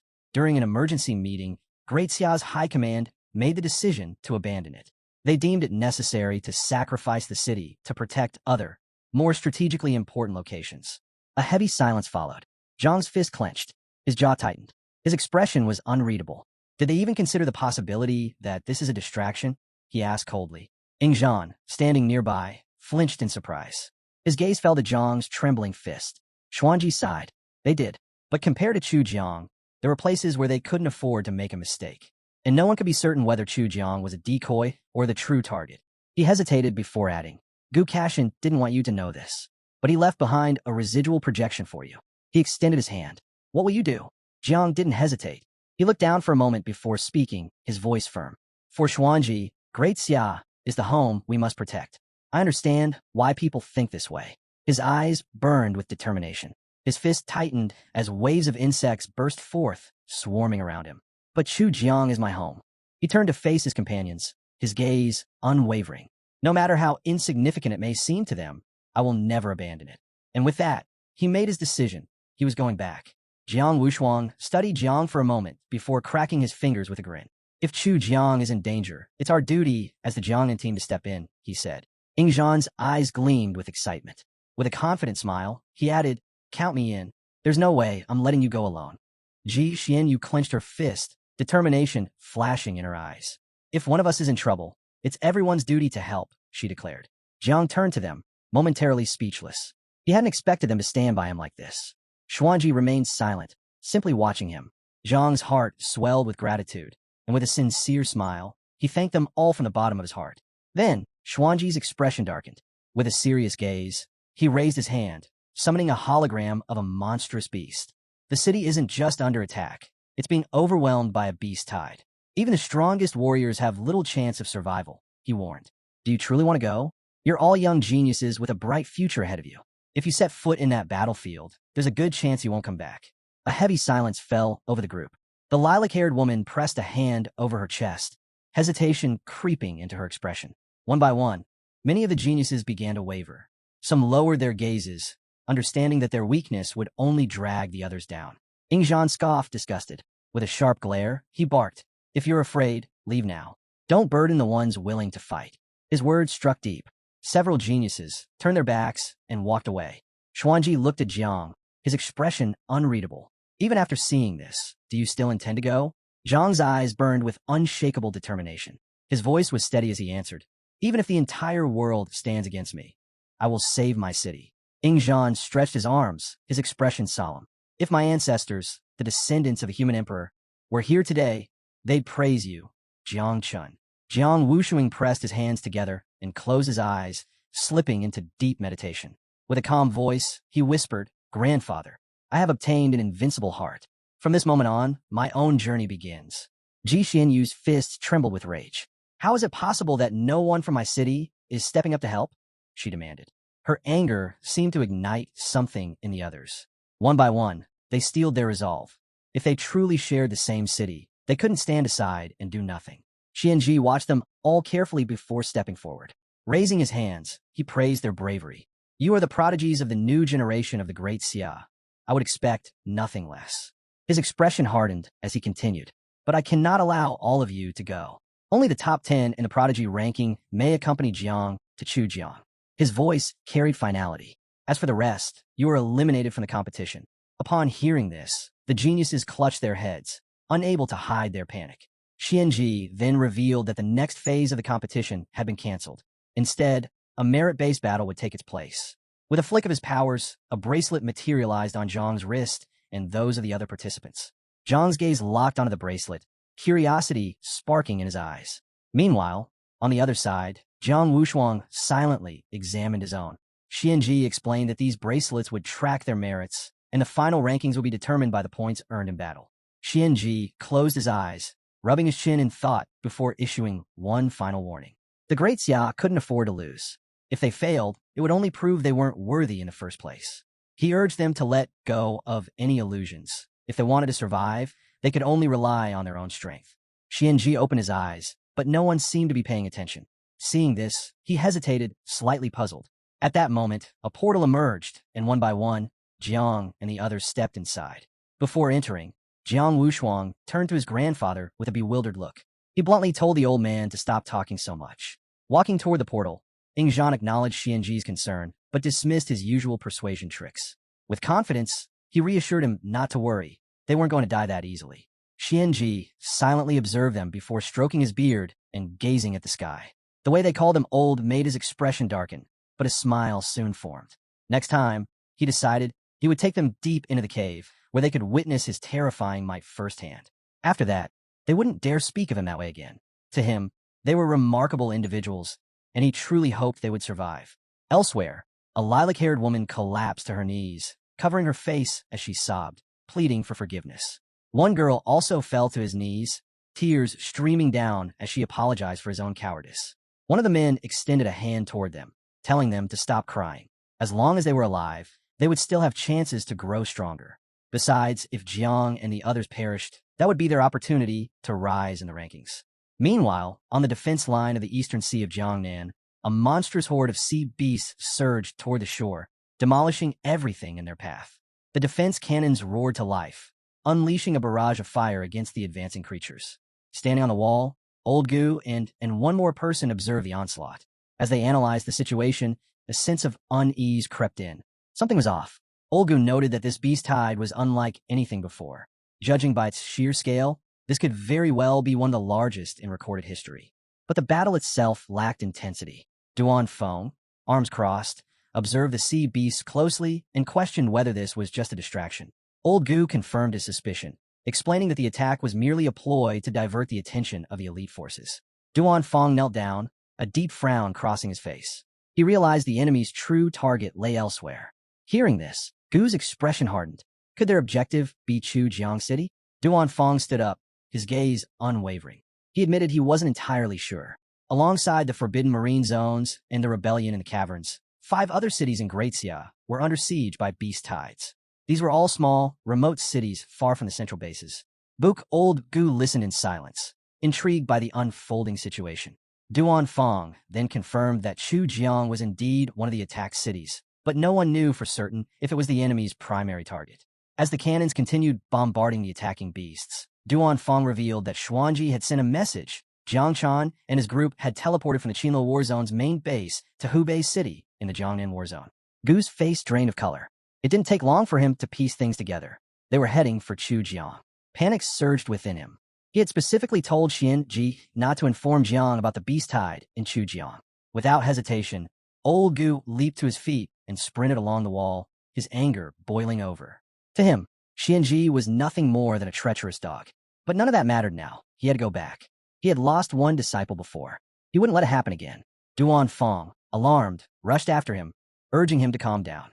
Besides, it wasn't just Jiang Chun, Ingzhan, Ji Xianyu, Jiang Wushuang, and the entire Jiangnan team were also in Chujiang. Just then, a colossal sea beast burst from the ocean's depths. Duan Feng and Gu's focus immediately snapped to it. This was the Sea Emperor. Its appearance changed everything. Gu gritted his teeth. He couldn't leave now. If the defense line fell, Jiangnan would face utter devastation. As the beast prepared to strike, Gu sprang into action. Drawing his sword, he launched himself forward, determined to take it down. Meanwhile, in Chujiang City, the warriors had erected a protective barrier around the city. The monstrous tide relentlessly crashed against it, causing fractures to form little by little. Standing at the forefront, the commander of the troops, Hanging, raised his hand toward the attacking beasts. His voice was resolute as he issued the order. All battalions of Chu Zhang's Defense Legion were to move out and reinforce the barrier. His instructions were clear. If he fell, the captain would take command. If the captain perished, the lieutenant would step up. And if the lieutenant fell, the sergeant would assume control. Casualties were inevitable, but their priority was not survival. It was buying time for the warriors to hold the line. Outside the city, at the rear, several beasts lunged at Gu Gang, but with a swift swing of his sword, he cut them down effortlessly. Meanwhile, Tang's eyes burned with hatred. She leaped into the air, delivering a devastating kick that split a flying beast in half. Qing activated his celestial armor, his body instantly growing more muscular. Without breaking a sweat, he grabbed a beast and tore its arm apart with sheer strength. Xiaoku extended her hands, her gaze sharpening with focus. She cast the sacred light buff on Chu Buing and warned him not to let his guard down.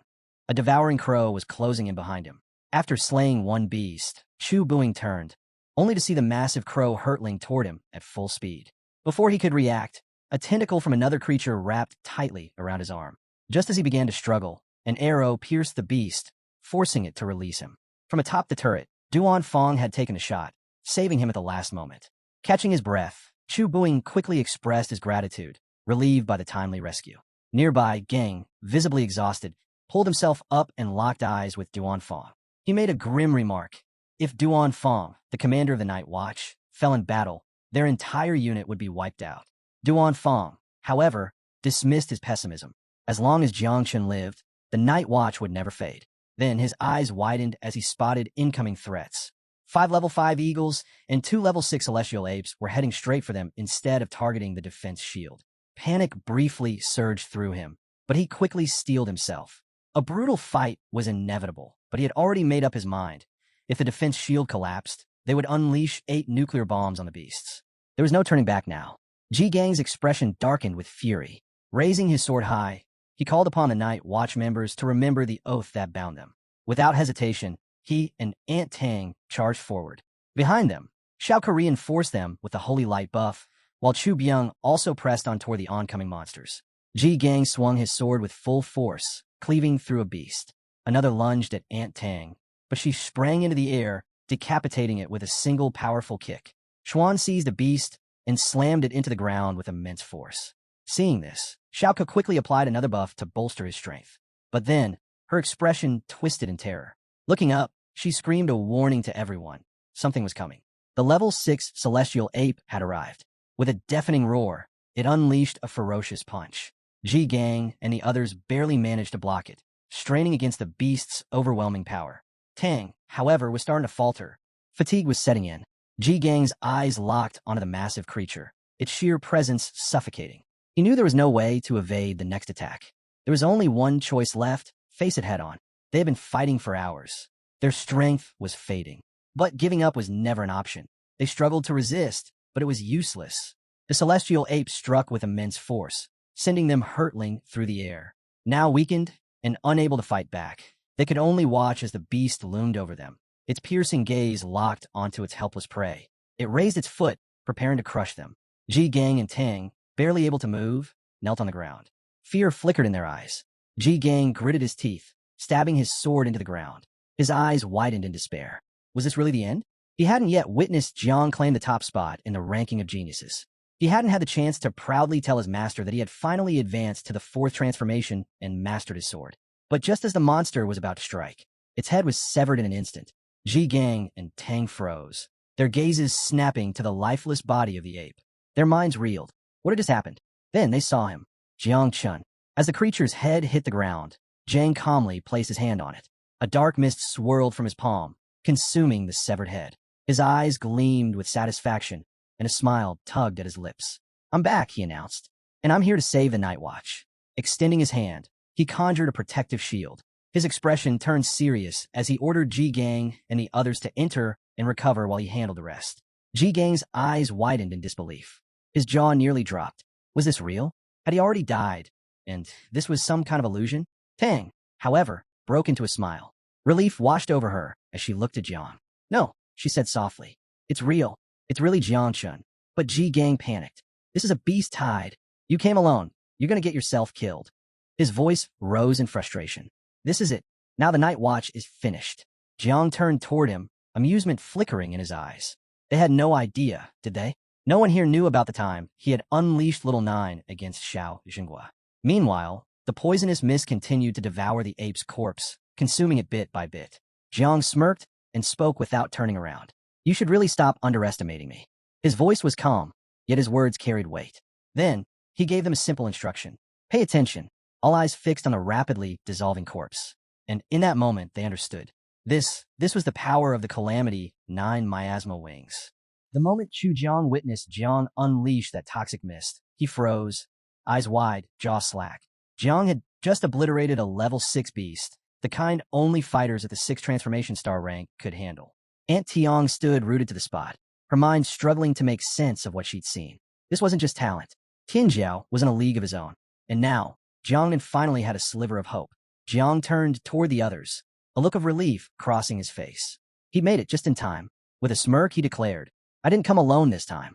Reinforcements had arrived. This wasn't just about saving lives anymore. It was the climax of the genius ranking competition. The real test. A battle for honor. Elsewhere on the chaotic battlefield, Tang Ying and Bai Feng stood back to back, cutting through the wave of beasts. Tang Ying shot a quick glance at Jiang, her brows furrowed. She couldn't comprehend it. It takes us minutes to kill a level 4, and he just wiped out a level 6 like it was nothing. The merit system suddenly felt meaningless. Just then, a beast lunged at Bai Feng. He met it head-on, his blades slicing clean through its skull. He turned to Tang Ying, voice steady. It's not that unbalanced. Points from the 9 Miasma wings only count for 1/10 of the usual score. A short distance away, Lei and his friend had joined the fray. Lei's eyes sparkled with thrill. His first time facing a beast horde. With a fierce charge, he tackled a monster to the ground and tore off one of its limbs. But the tide wasn't slowing. Beasts kept coming. His comrade raised his hands, energy surging out to boost Lei's defenses. Stay alert, he warned. These aren't like the ones from training. Drop your guard even once, and they'll crush you. Not far from them, Muhu and Luo Sandao arrived to support Jiang. Muhu's twin daggers flashed as she downed a flying beast. But before she could breathe, another one swooped in from behind. Luo Sandao threw up a barrier in the nick of time, shielding her. He looked at her and said, As long as I'm here, you won't have to look over your shoulder. Muhu gave a sharp nod. I'll protect Zhang City with everything I have. For them, the rankings didn't matter. Let the others chase points. They were here for Jiang. Xiaojia wasn't about to stay idle either. She lifted her bow to the sky and let loose her scorching sun technique. Golden Phoenix Fire Rain. A blazing phoenix shot from Xiaojio's bow, its fire carving a path through the sky. She hadn't stood out much back in the secret realm, but now was her chance to rise. Everything she had would go toward protecting Jiang. Not far off, Jiang Wang brought his hands together, golden energy erupting from him like a storm. He activated the war god's body. A towering spirit with 9 arms took form beside him. As a beast lunged forward, the spirit struck. One thunderous punch, and the creature was torn apart. Jiang Wang refused to let Tian Daowang be the only one standing tall. He was determined to master the invincible heart. He'd stumbled in the secret realm, but this was his moment. Amid the swirling chaos, Ying Zhan's eyes sparkled with untamed excitement. He had already piled up a hill of beast corpses beneath his feet. Still, more came, stronger, faster, deadlier. He welcomed them. Raising his gaze, he summoned the human emperor's sword. A fearsome weapon shrouded in oppressive energy descended from the heavens. He had thought he could keep it sealed back in the secret realm. But now, if he wanted to surpass Jiang, he had to unleash everything. As the human emperor's sole heir, his message was clear. First place would be his. Watching the incredible display, Aunt Tiang grabbed Chu Jiang's arm, her voice barely a whisper. This generation, there's something else. Chu Jiang's face tightened. He felt it, the quiet weight of time catching up. They were getting old. Jiang stood still for a moment, the poisonous mist curling tighter around him. He could feel it, something stirring deep within. Jiang Wushuang had grown. Since the secret realm, he became something more. And now, even Ying Zhan had drawn the human emperor's sword. Aunt Tiang and Chu Jiang looked over at Jiang, puzzled by the calm smile spreading across his face. They didn't get it, but Jiang knew exactly what he was doing. Even with Little Nine as a hidden ace, this wasn't the time to hold back. Eyes bright with anticipation, he leapt into action, charging straight toward the advancing beasts. Watch carefully, he called out to Chu Jiang and Aunt Tiang. Because today, I'm not just ending this beast wave. I'm claiming the top of the rankings. The two seasoned warriors locked eyes with him, and for the first time they believed it. Not far behind, Xiao stood tall, stretching her hands toward them. Her energy flared. She began healing them. Jiang approached quickly, concern etched into every step. Something felt off, deeply wrong. He turned to Ji Xianyu. We need to move. Now, the protection spell's failing. We have to fix it. Without a word, she looked to Chu Jiang, gave a firm nod, and followed Jiang without hesitation. Far from the chaos, on a cliff overlooking the city, someone else watched. Her gaze locked on a Tian Daowang, alive. They all were. Her fury flared. Then a violent explosion tore through the air. A toxic mist spread like wildfire. She stood frozen, unsure if the divine youth had made it through. The rumors about the 9 miasma wings hadn't done it justice. This power was far beyond anything she imagined. Without a second thought, she leapt from the cliff, racing toward the underground rift beneath Jiang Xuanji. She had to report to the ancient god immediately. Her order was cold and clear. Send word to the Abyss Spider Queen. Only she can counter the 9 miasma wings. The cloaked figures bowed, then vanished into the thick mist.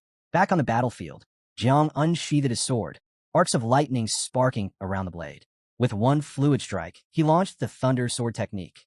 The beast in his path was torn apart instantly. Resting the sword on his shoulder, Jiang stared ahead, confidence blazing in his eyes. Little Nine appeared beside him, no longer in her smaller form, but fully transformed into her fearsome mother insect state.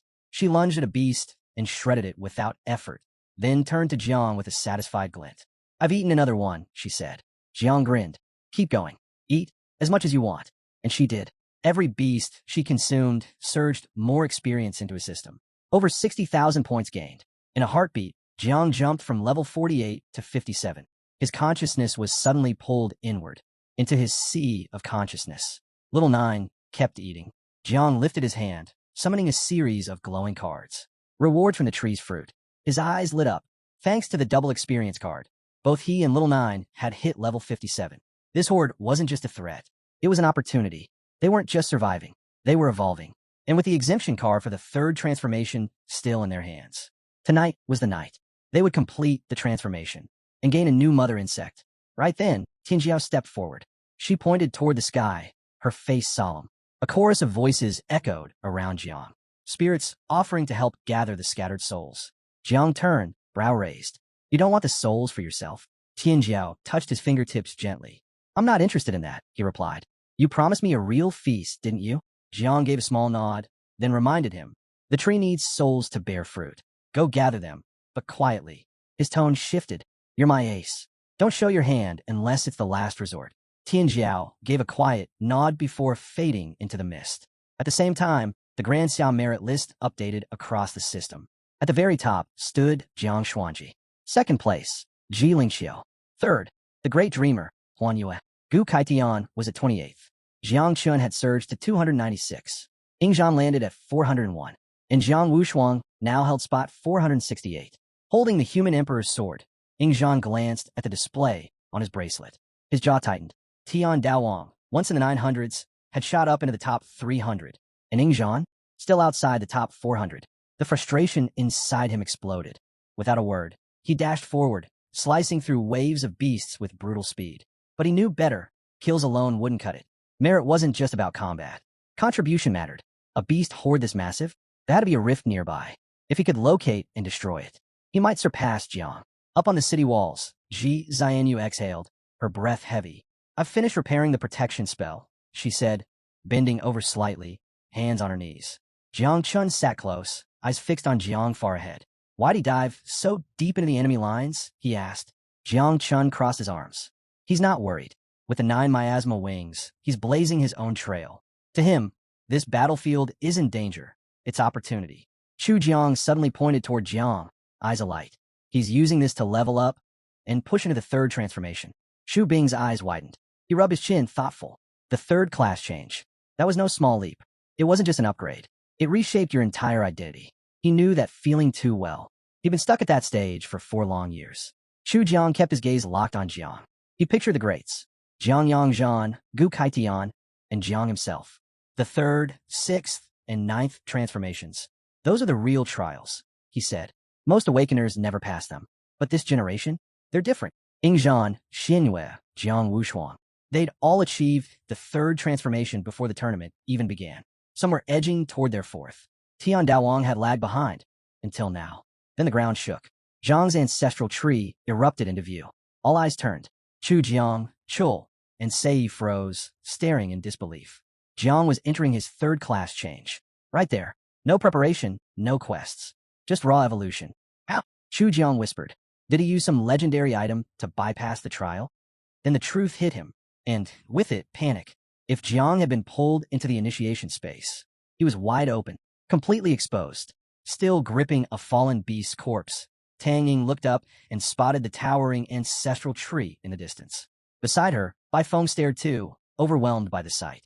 To both of them, Jiang choosing to attempt a breakthrough here, mid-battle, wasn't just gutsy, it was fearless. They locked eyes. No words needed. They sprinted toward him. He needed protection. On another front, Luo Sandow launched himself forward, shouting over the noise. Mu Hanku, stay out of the thick of it. We got to protect Jiang. Jiang Wushuang's eyes lit up.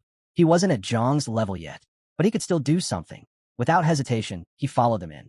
He'd guard Jiang with everything he had. Meanwhile, Ingzhan had tracked down a massive beast, one that controlled a long-range transmission link. Two beasts worked in tandem, Yin and Yang. The one before him was Yang. That meant Yin was likely buried deep beneath the battlefield. Ingzhan narrowed his eyes. He didn't need both. Taking out one would sever the link. Gripping the human emperor's sword tightly, he steadied himself. This was a level 7 beast, but he didn't care. He was the heir to the human emperor. He traced 3 forbidden seals into the air. That would be more than enough. This kill would push him straight to the top of the genius rankings. Then, a strange pulse rippled through the sky. Behind him, a portal flared open. Ingzhan turned, confused. What now? From the portal stepped, not a person, but a nightmare. His face drained of color. All confidence vanished. A towering spider emerged, its many eyes fixed squarely on him. He knew instantly who she was. The abyssal spider queen. To her, he wasn't a warrior. He was prey. She had faced the sword god Jang Chun and lived. Ingzhan knew. He didn't stand a chance. Not even forbidden spells could save him. Panic surged. He turned. He had to flee. Jiang was still locked in his breakthrough. Someone had to warn them. The spider queen moved. A bladed leg cut through the air like a guillotine. Ingzhan dodged by a hair, launching himself away. No hesitation. He activated the blood explosion technique. A red flare burst from beneath him as he bolted, faster than sound. Behind him, the spider queen's eyes stayed cold. Then she whispered, "You think you can run?" A thread of silk fired from her leg, snagging tightly around his arm. His eyes went wide. He didn't hesitate. He raised his sword and sliced his own arm off. Then both legs. Blood sprayed everywhere, painting the battlefield crimson. Before the pain could consume him, he activated another move. Concentrated blood mist. It launched him like a missile toward the ancestral tree. The spider queen watched, eyes gleaming. She could feel it.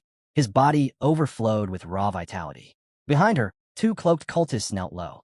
Tian Daowang is undergoing his transformation, one said.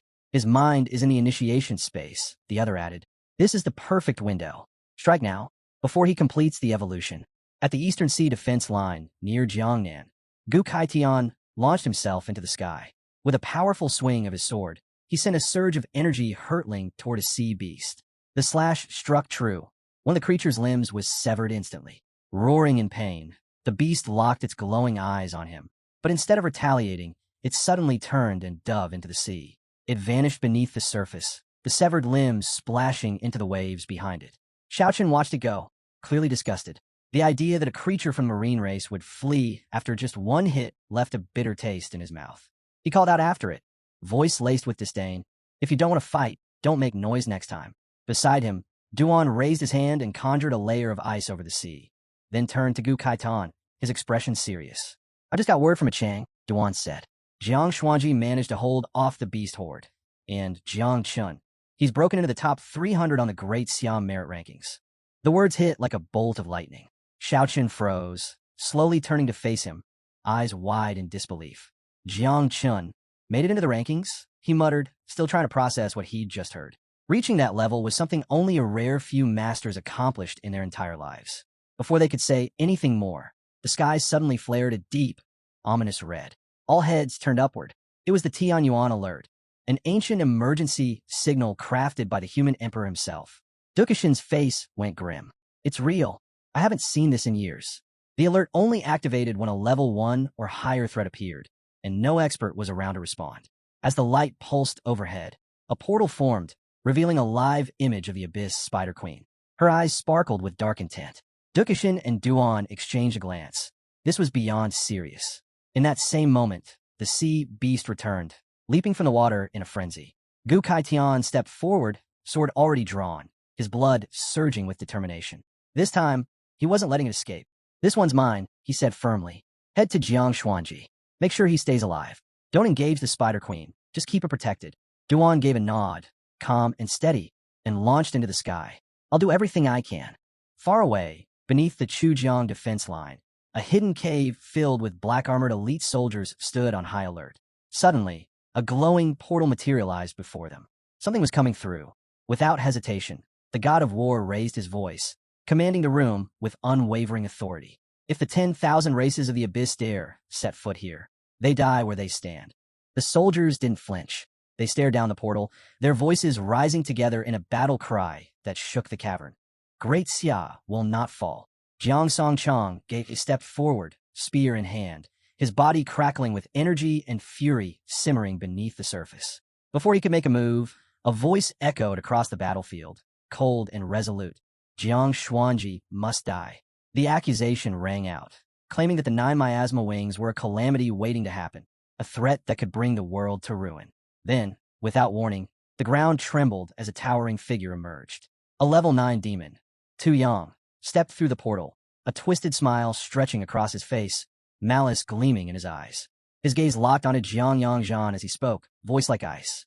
I know what you've been hiding. Millions of insects bred in Shiao territory, spawn of the 9 miasma wings. Hovering above, Xuanji remained silent, unmoved. Tu Yang's eyes narrowed as he continued. Do humans really believe the abyssal races won't unite? That will let you live. Below, Jiang Songchang met his gaze, voice low and sharp. So, the 10,000 races have resolved their grudges? He didn't believe it. The abyssal races had never let go of anything. At best, they'd come together just to cause chaos. Then Jiang Yangzhan's form surged, muscles expanding until he stood massive and unshakable. With a glare, he seized Tu Yang's shoulder, raised a spear, and growled. Demons like you have no place meddling in human matters. He reminded Tu Yang of the last time they'd fought, how he'd cut him down with an axe. Didn't that beating teach you anything? Tu Yang hesitated, momentarily stunned by the memory. But then, the sky flashed red once more. The Tianyuan alert had returned. Xuanji turned toward the signal, eyes narrowing in response. Tu Yang's grin twisted wider. Without another word, he lunged forward, spear gleaming with energy. The 9 miasma wings are nothing, he spat. We'll end them today, along with every so-called genius from Shiao. Xuanji moved with lightning precision, dodging the attack and retaliating with a fierce strike. Sparks flew as their weapons collided, the battlefield erupting into chaos. In the heat of the clash, Xuanji shouted a command to Shinta Fei, the Blue Dragon Camp's commander. Go! Reinforce Jiang Xuanji's defenses now. Shinta Fei hesitated only briefly before dashing off. But Tu Yang only laughed. They won't even make it in time to collect your corpses. Behind him, the portal widened again, and this time, waves of demons began pouring through. Some soared with leathery wings, others emerged in cloaks of shadow, armed with deadly spears. Tu Yang's voice rang out above the din. This is the day Great Xia falls. Yang Zhan's fury surged. He gripped his spear tighter, his voice rough and unyielding. You're dreaming. Then he turned to his warriors, voice thundering across the field. Kill every demon. Meanwhile, across the battlefield at Jiang Xuanji's position, the Abyss Spider Queen loomed over a cluster of cultists, her presence suffocating. Her voice was sharp as a blade. Is Gailan dead? There was no patience in her tone, only a cold threat. If Gailan arrived after her, she warned, she would destroy the entire cult of the ancient god. Fear washed over the cult members. One finally dared to speak. Don't worry, he said quickly. Monk Chu Jiang and Jiling Xiao are already inside the forbidden zone of the 100,000 mountains. Right now, they're locked in battle with a 9th-level blood dragon.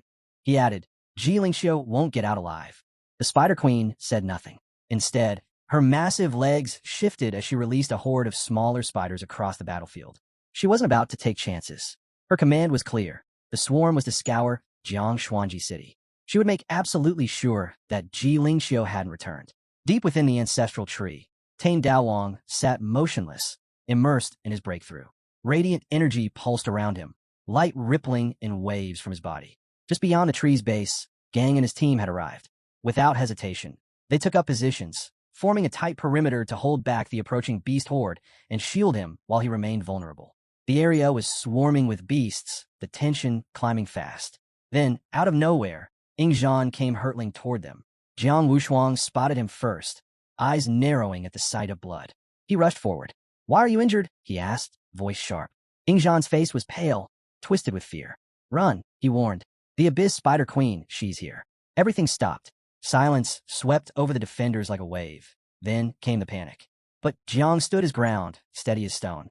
Poisonous mist rolled from his body, spreading across the battlefield to slow the beasts. Z lifted her hands and focused on healing the wounded, her energy precise, her mind locked in. Chu Jiang stepped forward and drew his sword. His voice was calm, deliberate. "Tane Daowang is inside the spiritual tree. We can't move him. If we want him to live, we stand and fight." A shimmering blue shield suddenly flickered into place around them. Gang looked back at the group. "Get inside. Heal up. We wait for backup." The defense spell had already been reinforced. It would hold for a little while. Ingzhan made his way toward the shield, still airborne, clearly drained. The others followed, slipping into the barrier one after another, eyes scanning the horizon. Everyone knew the truth. They couldn't take on the Spider Queen directly. Bai Feng and the others moved quickly. Lei paused, arms folded, glancing sideways at his friend. "This place isn't safe," he said under his breath. "Maybe we should leave while we still can." I remained silent, a small portal opening in my palm, calm and composed. "There's an old saying," I murmured. "The heavens protect the lucky."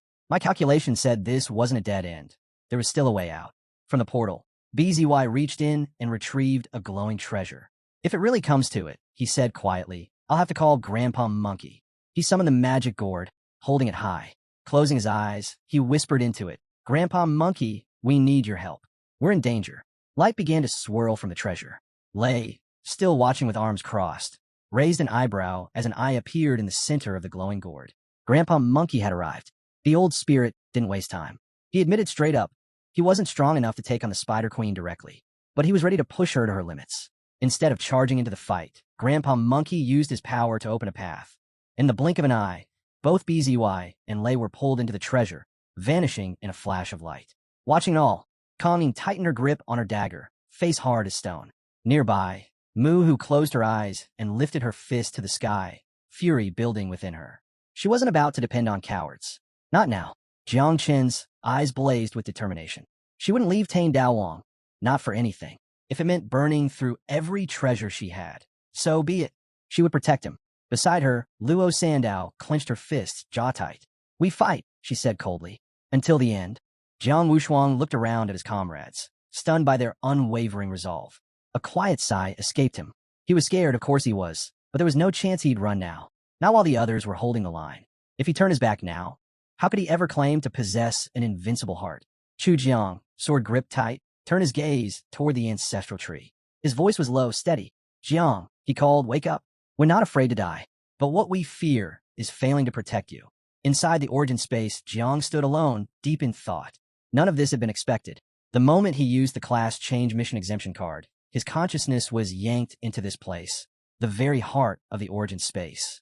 Glowing runes hovered silently around him, casting flickering light in every direction.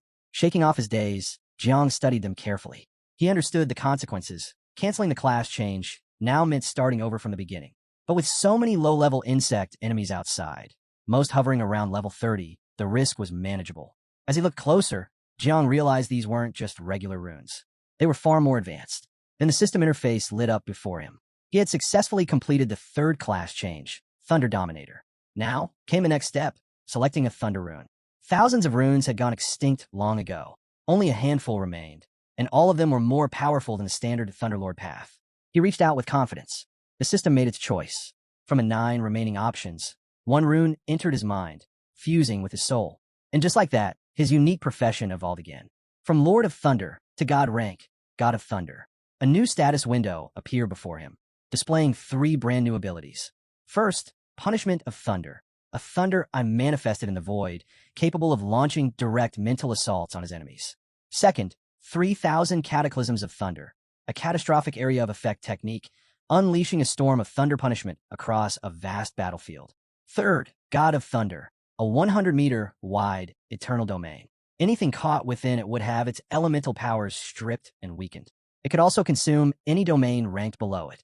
Jiang narrowed his eyes as he hovered his hand over the glowing screen. Every skill was immense in power. And then it hit him. Most Awakeners didn't even touch domain skills until after their 6th class change. He stared at the system window, wondering just how this new domain would compare to that of his master, or even his older sister. But before he could dwell on it further, the class runes around him began to stir again. Runes that had once been dark and lifeless suddenly ignited with light. Jiang turned, puzzled, as thousands of extinguished runes came to life. Then, before him, the ancestral tree took form inside the origin space. For a moment, he stood still, silent. He had used the mission exemption card to skip the 3rd class change mission, but clearly, the system had other plans. It hadn't just ended with one evolution. A 2nd class change had been triggered on its own, this time a divine rank class.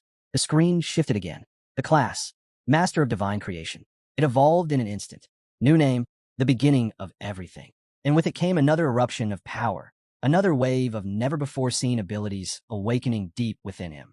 First ability, Supreme Path.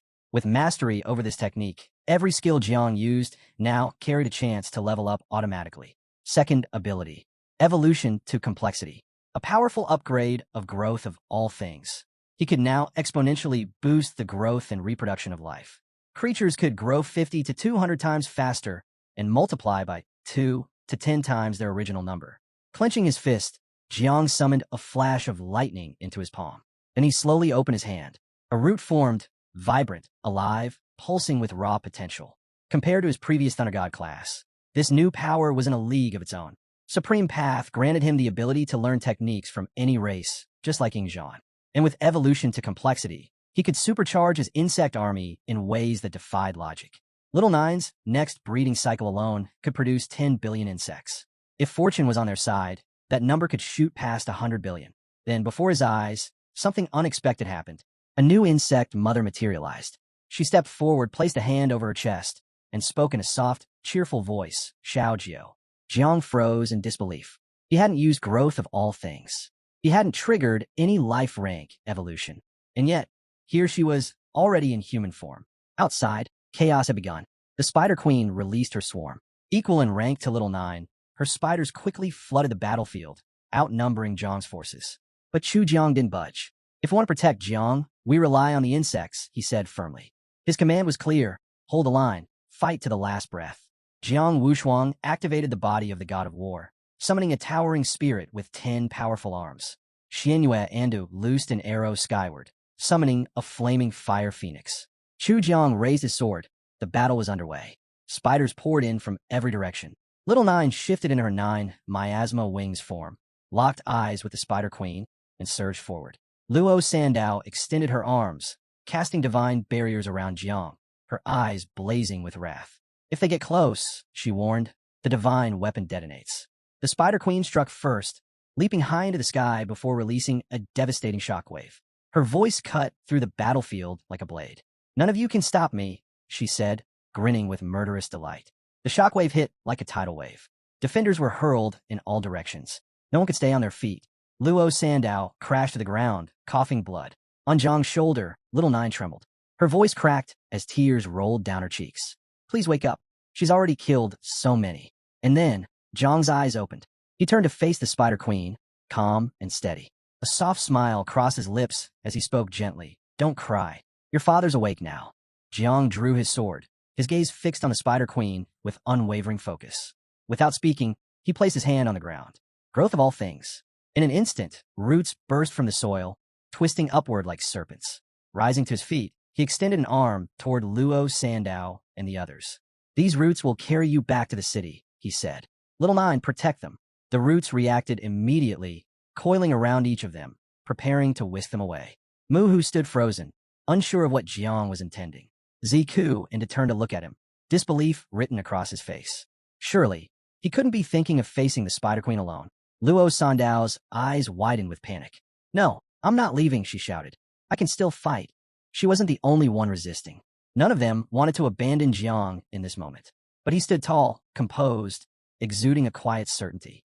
With a roll of his shoulder and a loosened grip on his sword, he addressed them with steady resolve. That's enough. Go heal, somewhere safe. If you're all here, I can't fight freely. And besides, this isn't my first time taking on a level 8. The Spider Queen turned her attention to him and erupted into mocking laughter. Humans and your pathetic emotions, she scoffed. So sentimental. So stupid. Jiang didn't reply. He simply stared at her in silence. Little Nine tugged gently at his sleeve. Are you going to make the insects self-destruct again? Her voice trembled as tears welled in her eyes. I don't want you to do that. It makes me feel so sad. Jiang offered her a soft smile. No need for that. If I did it again, even I'd feel guilty.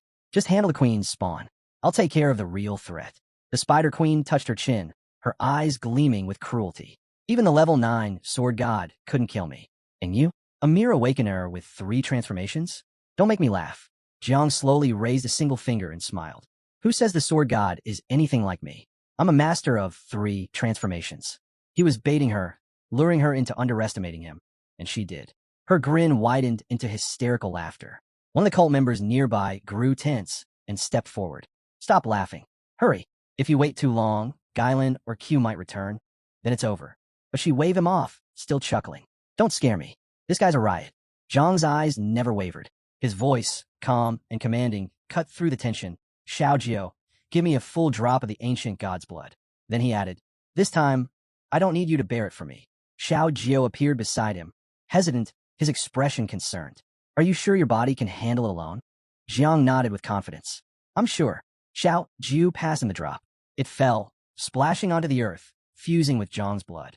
Activating the supreme elephant's body, Zhang's entire being was overtaken by a surge of dark, violent energy. Blades of blood erupted from his skin. His back arched as the transformation ripped through him, his hair bleaching white in an instant. Waves of sinister energy coiled around him, pulsing with raw power. He slammed his foot into the ground and locked eyes with the Spider Queen. She froze. For the first time, a flicker of panic crossed her face. Zhang's presence now radiated the sheer pressure of a 7th transformation. She had no idea what kind of power he had just absorbed, but it was far beyond anything she expected. One of the cultists stepped forward, stunned by what he was seeing. He fused a drop of the ancient god's blood with his own. A 3-transformation body can't survive that. He should have exploded already. But Jiang was still standing, solid, composed, and stronger than ever. Taking up a striking stance, he gave a cold, confident smile. Not only had he survived the fusion, but his body had fully accepted the blood of a 7th transformation. His gaze stayed locked on the Spider Queen as sparks of thunder flared around him. In a blink, he launched forward, moving with deadly purpose. The Spider Queen didn't flinch. No fear, only the clarity of realization. Now she understood where his confidence came from. He'd been hiding a trump card all along, a power that let him stand on equal ground with a true 7th transformation. Smirking, she sprang into the air and fired silk from her abdomen. Don't be naive, she sneered. Even if you borrow that power, it won't be enough. Zhang's eyes lit up with fury. He read the silk's trajectory in an instant and dodged with flawless precision. The Spider Queen froze. That shouldn't have been possible.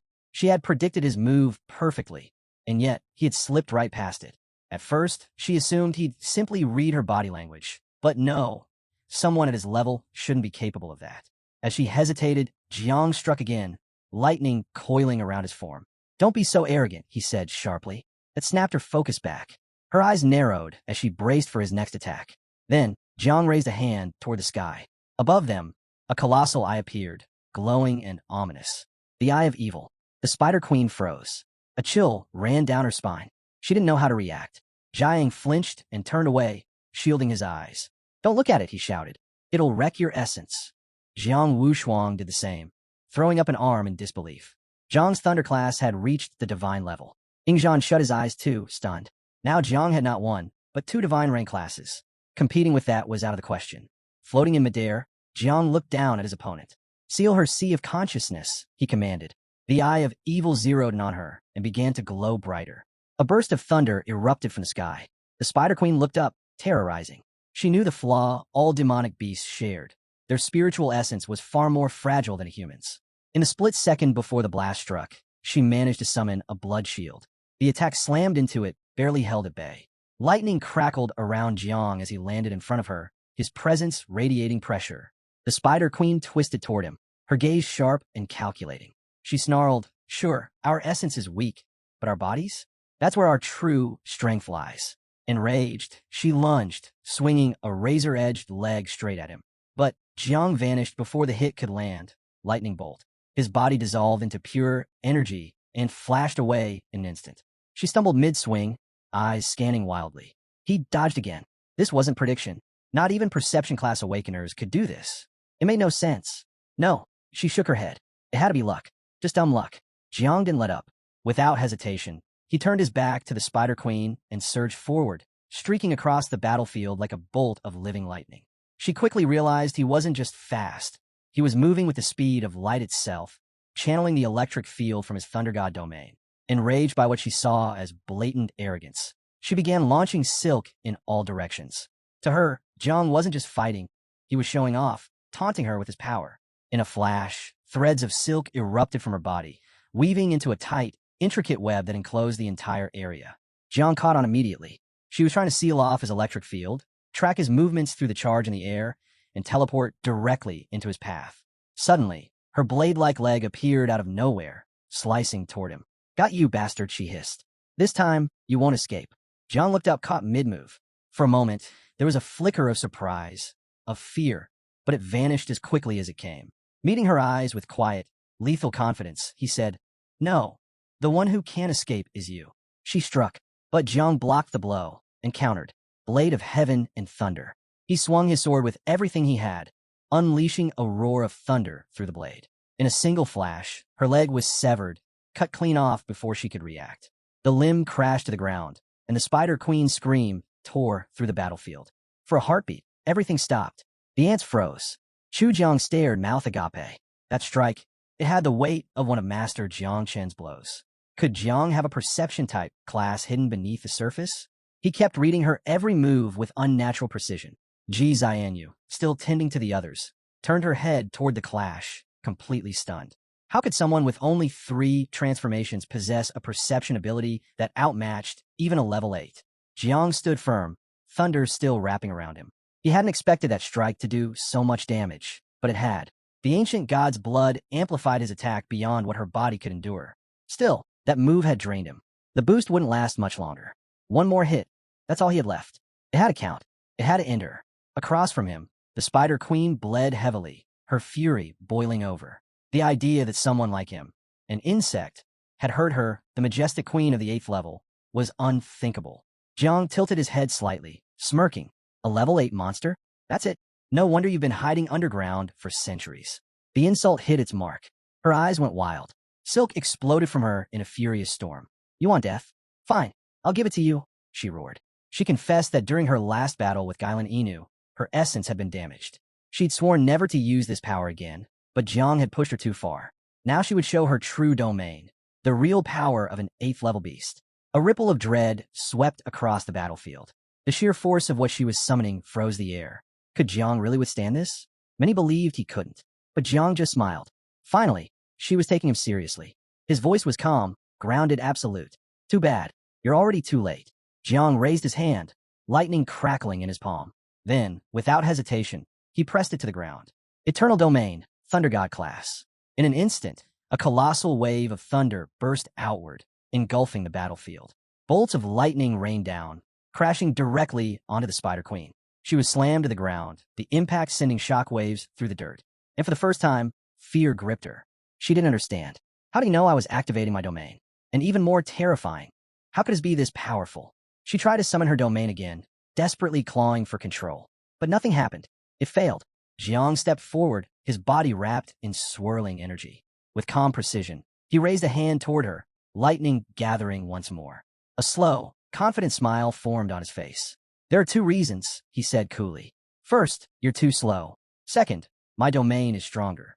The Spider Queen began to tremble, a chill running through her. This can't be real. Jiang's expression turned cold. He didn't need to say another word. Lifting his arm high, he summoned a massive thunderbolt from the sky. It struck her with devastating force, searing through her body. The scream that followed tore across the battlefield as she writhed in agony, her form crumbling under the assault. Jiang didn't move. He watched in silence as her soul began to slip free from the shattered remains of her body. Her eyes, wide with fear, turned downward. She bowed her head to him, desperation in her voice. "I swear, I won't cause trouble again. Please spare me. But Zhang's gaze didn't waver.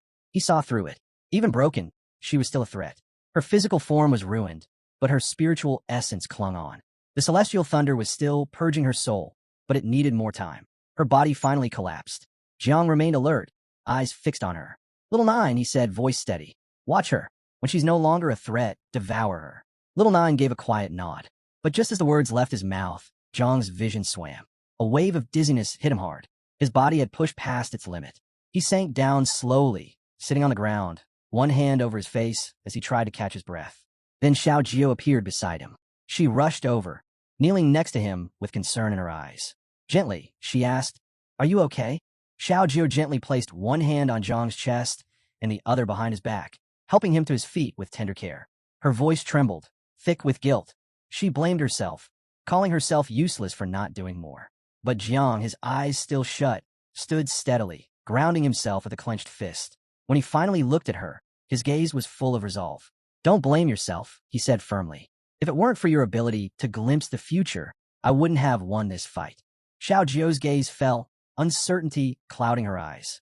"You're giving me too much credit," she whispered. Just then, a system window appeared, displaying Xiao Jio's stats. She hadn't been ordinary from the start. She was born as the source of the river of time itself, her very existence parallel to time. Her unique skill, the Eye of Time, allowed her to see 3 seconds into the future at the cost of 10 subbodies.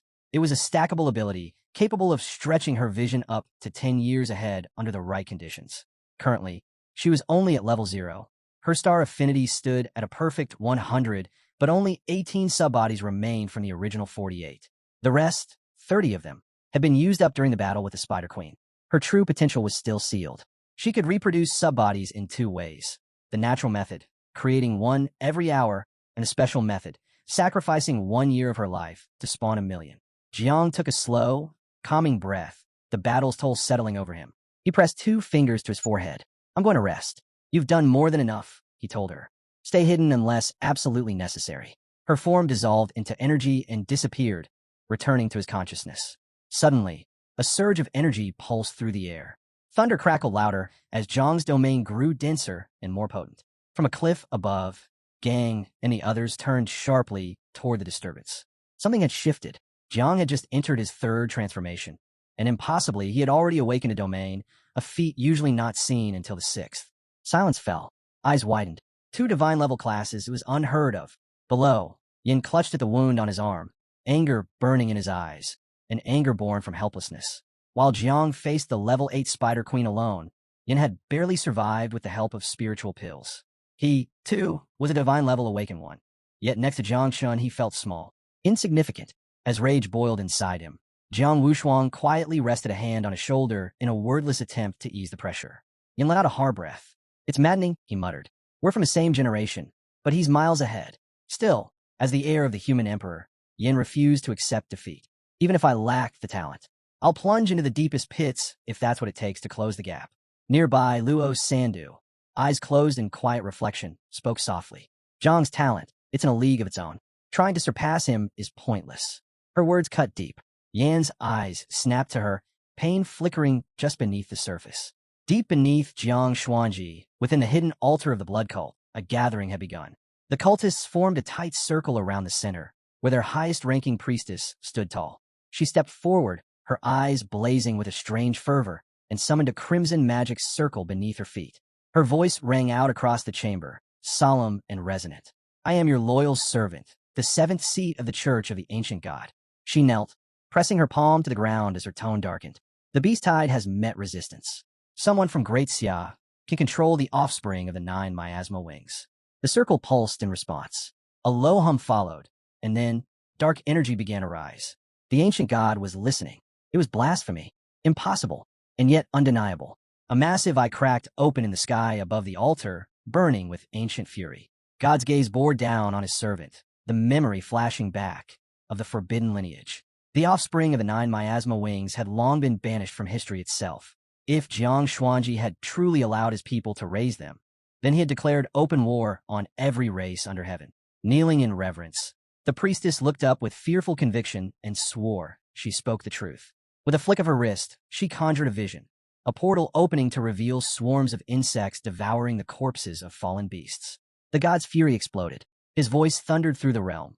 Jiang Changa must die, and the whole of Great Xiao must fall. Terror etched itself across the priestess's face. She trembled, pleading for calm, assuring him that the Spider Queen had already been dispatched to eliminate the threat. But the ancient god would not be soothed.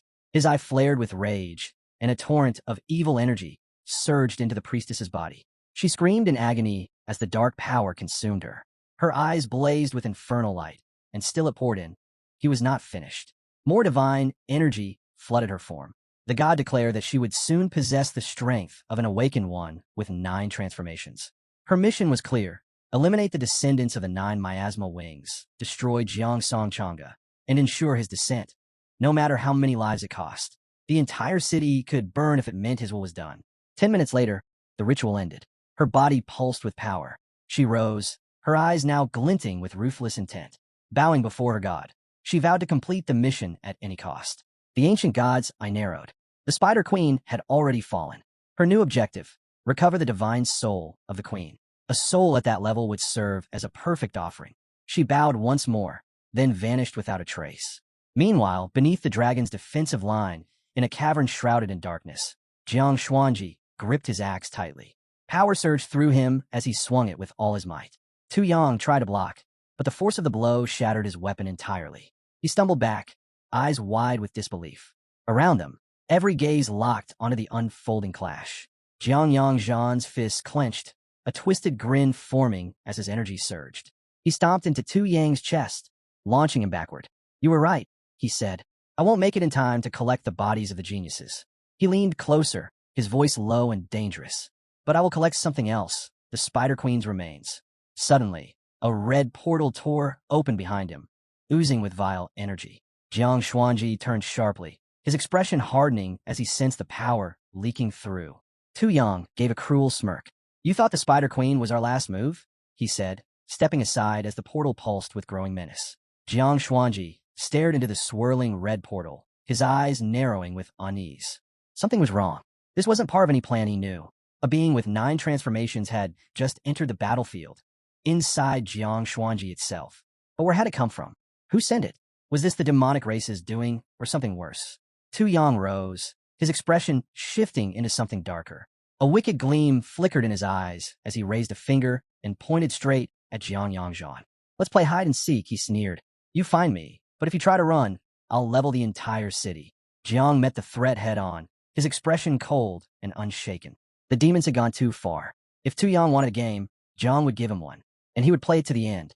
With fury burning behind his gaze, he raised his axe high. Godslayer army attacked. The battlefield ignited. Swords flashed, and spears clashed as Jiang's forces surged forward. War exploded across the land. Tu Yang's troops met the charge head-on, and chaos erupted in every direction. In the rear, the demon commander snarled his orders, commanding the full force of the demonic race to raise the city. Amid the bedlam, Tu Yang locked eyes with Jiang from across the battlefield. "Are you insane?" he shouted. "You spent your whole life protecting that city, and now you're throwing it all away just to start a war with us." But Jiang didn't answer with words. His answer came in a roar of steel and fury. His soldiers charged harder. Tu Yang's voice rose in disbelief. "You're really going to trigger war between all races for Jiang Chuanji? For a few so-called geniuses?" Still, Jiang didn't hesitate. His axe came crashing down like lightning. Tu Yang barely managed to block it, the force driving him back. "To you, they're just kids," Jiang said through clenched teeth, advancing step by step. "But to me, they're the future of Great Xia. And ever since ancient times, anyone who dared to insult Xia died." His glare sharpened, fixed on Tu Yang like a blade. "Touch them, and I'll take your head." The battlefield trembled with every blow. But then, something darker arrived. A presence, cold and overwhelming, descended from the sky above Jiang Chuanji. The 7th seat of the Church of the Ancient God had arrived. Hovering over the battlefield, her body pulsed with dense, malicious energy. Her arms folded, and her eyes locked onto the flickering edges of Jiang's domain below. A twisted smirk pulled at her lips. So, this is his domain, and the Spider Queen's still lost. With a simple wave of her hand, she unleashed a colossal wave of dark energy. The sky split open. Jiang's domain shattered in an instant. The force dropped him to his knees, sword slipping in his weakened grip. He barely held himself upright. Across the battlefield, The broken remains of the spider queen still lingered. She felt it, recognized it instantly. Her body froze. That energy, it belonged to the ancient god.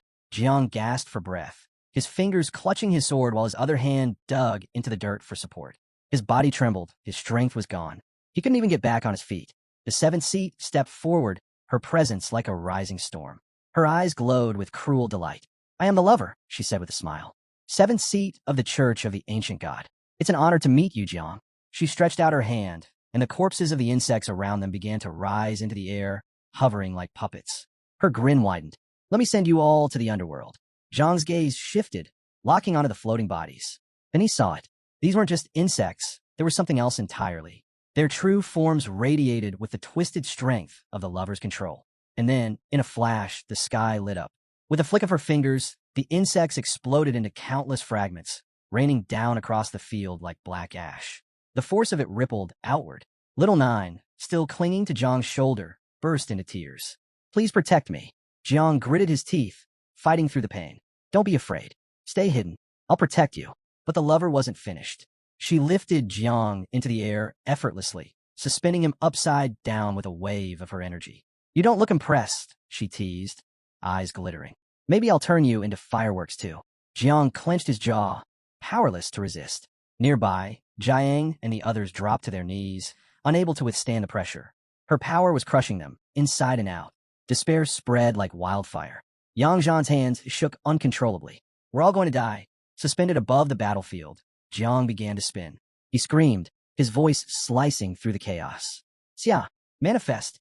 Release the dark demon. Blue energy erupted around him, surging like a tidal wave, and from deep within Jiang, the dark demon emerged. Its eyes burned with fury as it took form. For a brief moment, the battlefield stood still. Even the lover's grin faltered, confusion flashing across her face. What is this? She muttered, unsettled. The dark demon's power filled the air like poison, suffocating everything around it. Zhang's body dropped to the ground. He slammed his sword into the earth and pushed himself up. You shouldn't have killed those insects, he said coldly. Now you die. The dark demon opened its jaws wide, gathering a massive sphere of dark energy between its fangs. The sky turned black. The lover didn't flinch. She summoned the ancient god's power, forming a radiant shield to counter the blast. Zhang's gaze sharpened. Xia appeared on his shoulder, calm and alert. She's strong, Xia said softly. But even she can't stop the dark demon. But Jiang knew the cost. The dark demon's power couldn't last. It had a time limit. 10 seconds. That was all. If it stayed longer, the celestial mandate would strike and erase it completely. There's no other way, Jiang said, voice steady. If it has to disappear, it's taking her with it. Just then, a burst of wind tore through the battlefield. Zhang's sister descended like lightning, her eyes filled with burning fury. Without hesitation, she drove her sword toward the lover's neck. I'm here to save Jang Chun, she declared, her voice booming like thunder. Moments later, another figure dropped into the chaos. Shintu, warrior of the Blue Dragon camp from the Godslayer army. He raised his blade high, standing tall in the storm. These demonic beasts won't destroy this place, he said. Not while I draw breath. A flash ripped across the sky. The celestial mandate had arrived. Jiang turned to Xia. Now, absorb the dark demon. Xia nodded once. He opened his mouth, and the demon's body glowed, its energy pulled inward. In a single motion, the dark demon was absorbed, its power sealed. Silence followed, but it didn't last. Zhang's sister's blade pierced through the lover's body. A raw scream tore from the seventh seat as energy burst and flickered around her. She writhed, her strength collapsing. Blood ran from her lips as she gasped, desperate. Wait, don't kill me. Her voice cracked with fear. I know something, a secret. I'll tell you. Just let me live. Weapons drawn, Yang Zhan and Chu Jiang slammed the seventh seat into the ground with brutal force, pinning her in place. Their blades hovered, ready to strike. Panic overtook her. Desperation twisted her face as she gasped for breath and began to beg. Wait, please. I'll tell you everything. Just don't kill me. Yang Zhan's aura surged with violent energy as she stepped forward, planting her foot firmly on the woman's chest. Her voice was clear, sharp, and controlled. She met Chu Jiang's gaze without flinching. Hold on, she said. If she talks, we spare her. Chu Jiang dropped beside them silently, offering no reply, just waiting. The woman's eyes darted wildly, her breathing shallow. Sweat poured down her face as she began to speak. Beneath Jiang Chun, there's a rift. An altar was built right on top of it. Her voice trembled as she rushed to explain. The altar, it drains the blood and souls of the living in Jang Chun. Everything it collects feeds a corpse, an ancient demonic god buried deep below. If enough life is taken, that god will rise. He'll descend upon Tianjiao. The battlefield went quiet. Yang Zhan and Chu Jiang stared at her, trying to decide if her words were truth or just a desperate lie. Yang took a slow step forward, eyes locked on her. Is that everything? She asked, voice heavy with suspicion. The woman nodded rapidly. I swear on the ancient god. That's all I know. But Yang could feel it. She was hiding something. Suddenly, Xiao Jiao appeared behind her. Without a sound, he opened his jaws wide and lunged. The woman's eyes snapped toward him, filled with shock. She didn't have time to scream. In one bite, Xiao Jiao swallowed her whole. A satisfied grin tugged at the corner of his mouth. Tastes like ancient god residue, he said, licking his lips. Not bad. Across the field, the Spider Queen, who had remained perfectly still, pretending to be dead, sensed an opportunity. A flicker of hope returned. Slowly, using what little strength she had left, she began crawling away, dragging herself toward the shadows. But Yang noticed. She turned her head slightly, calm as ever. Almost forgot about her. Then her voice rang out. Little Nine. A figure stepped forward from the mist, silent, composed, and focused. Mist curled around her as she locked onto the Spider Queen's crawling form. Without hesitation, Little Nine moved in, mounted the queen's back, and pressed one hand against her skull. With the other, she began peeling away flesh, methodically and without mercy. Her eyes closed as she tasted the meat, and a serene smile appeared on her face. The Spider Queen's eyes widened in horror. Her body trembled, locked in place by pain and fear. She knew it was over. Then, a system alert appeared in glowing text. Experience gained, plus 2 million. Suddenly, a radiant symbol lit up the sky, a warning from Tianian. It shimmered ominously overhead, casting a glow that chilled the air around it. Yang Zhan's eyes snapped toward Little Nine, then to Jiang. A shiver ran down her spine. What kind of monsters does he command? She whispered to herself, the weight of it dawning on her. Chu Jiang turned as well, face darkening. Tianian's sign only meant one thing. Tianjiao stood on the edge of collapse. In that moment, Jiang dropped to his knees. His hair turned ghost white. Spikes burst from his back and shoulders. One hand clawed in the ground, the other gripped his arm as his entire body trembled. His eyes began to glow with a haunting light. Yang Zhan rushed to his side, panic in her voice. What's happening to you? Dark energy surged from him like a rising tide. His body convulsed. His scream echoed through the field, raw, agonized, and unrelenting. Jiang, Tang, and the others sprinted toward him, none of them understanding what was happening, until the spikes began to recede. Jiang caught him just as he collapsed. His own face turned pale. He knew this was the price, the side effects of channeling the blood of the ancient god. Time was running out. He had to be taken immediately to the military hospital at the main base in Jiangnan. It was the only place with elite priests and rare medicinal herbs strong enough to treat this. Xian Huang and Aunt Tang stood over him, silent with uncertainty. Yang Zhan's expression tightened. She placed a hand to her chest and spoke clearly, the portal's been destroyed, then added, I'll help get him to the hospital. Chu Jiang stepped forward. I'll help too. But Jiang raised a shaky hand, stopping them. Don't forget, he said, his voice low but steady. The rift under this city still needs to be dealt with. Xiao dropped to her knees beside him, placing her hands over his body as she began channeling her healing power. Her focus sharpened, eyes burning with intensity. Jiang turned sharply, voice rising in command. Xiao, heal him faster. Then, shifting his gaze to the darkness, he shouted, Zhang's insects, come now. If you want to save your master, help carry him.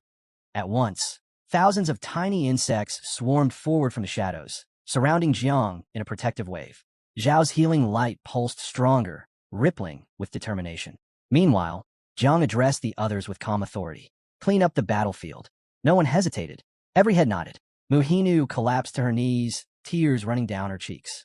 Seeing Jiang like this shattered something inside her. Luo Sandu sat behind her and gently rested her hands on Muhinu's shoulders. Don't cry, she whispered.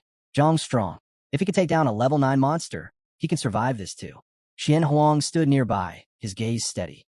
There's no time for tears, he said firmly. We still have monsters to kill. Thanks to Zhao's healing barrier, the injured geniuses had already begun to recover. Their breathing steadied, their wounds slowly closing. Jiang Wushuang stepped out from the barrier, fists clenched, determination in his voice. We may not be on Jiang Chen's level, he admitted, but we can still take down a few more monsters.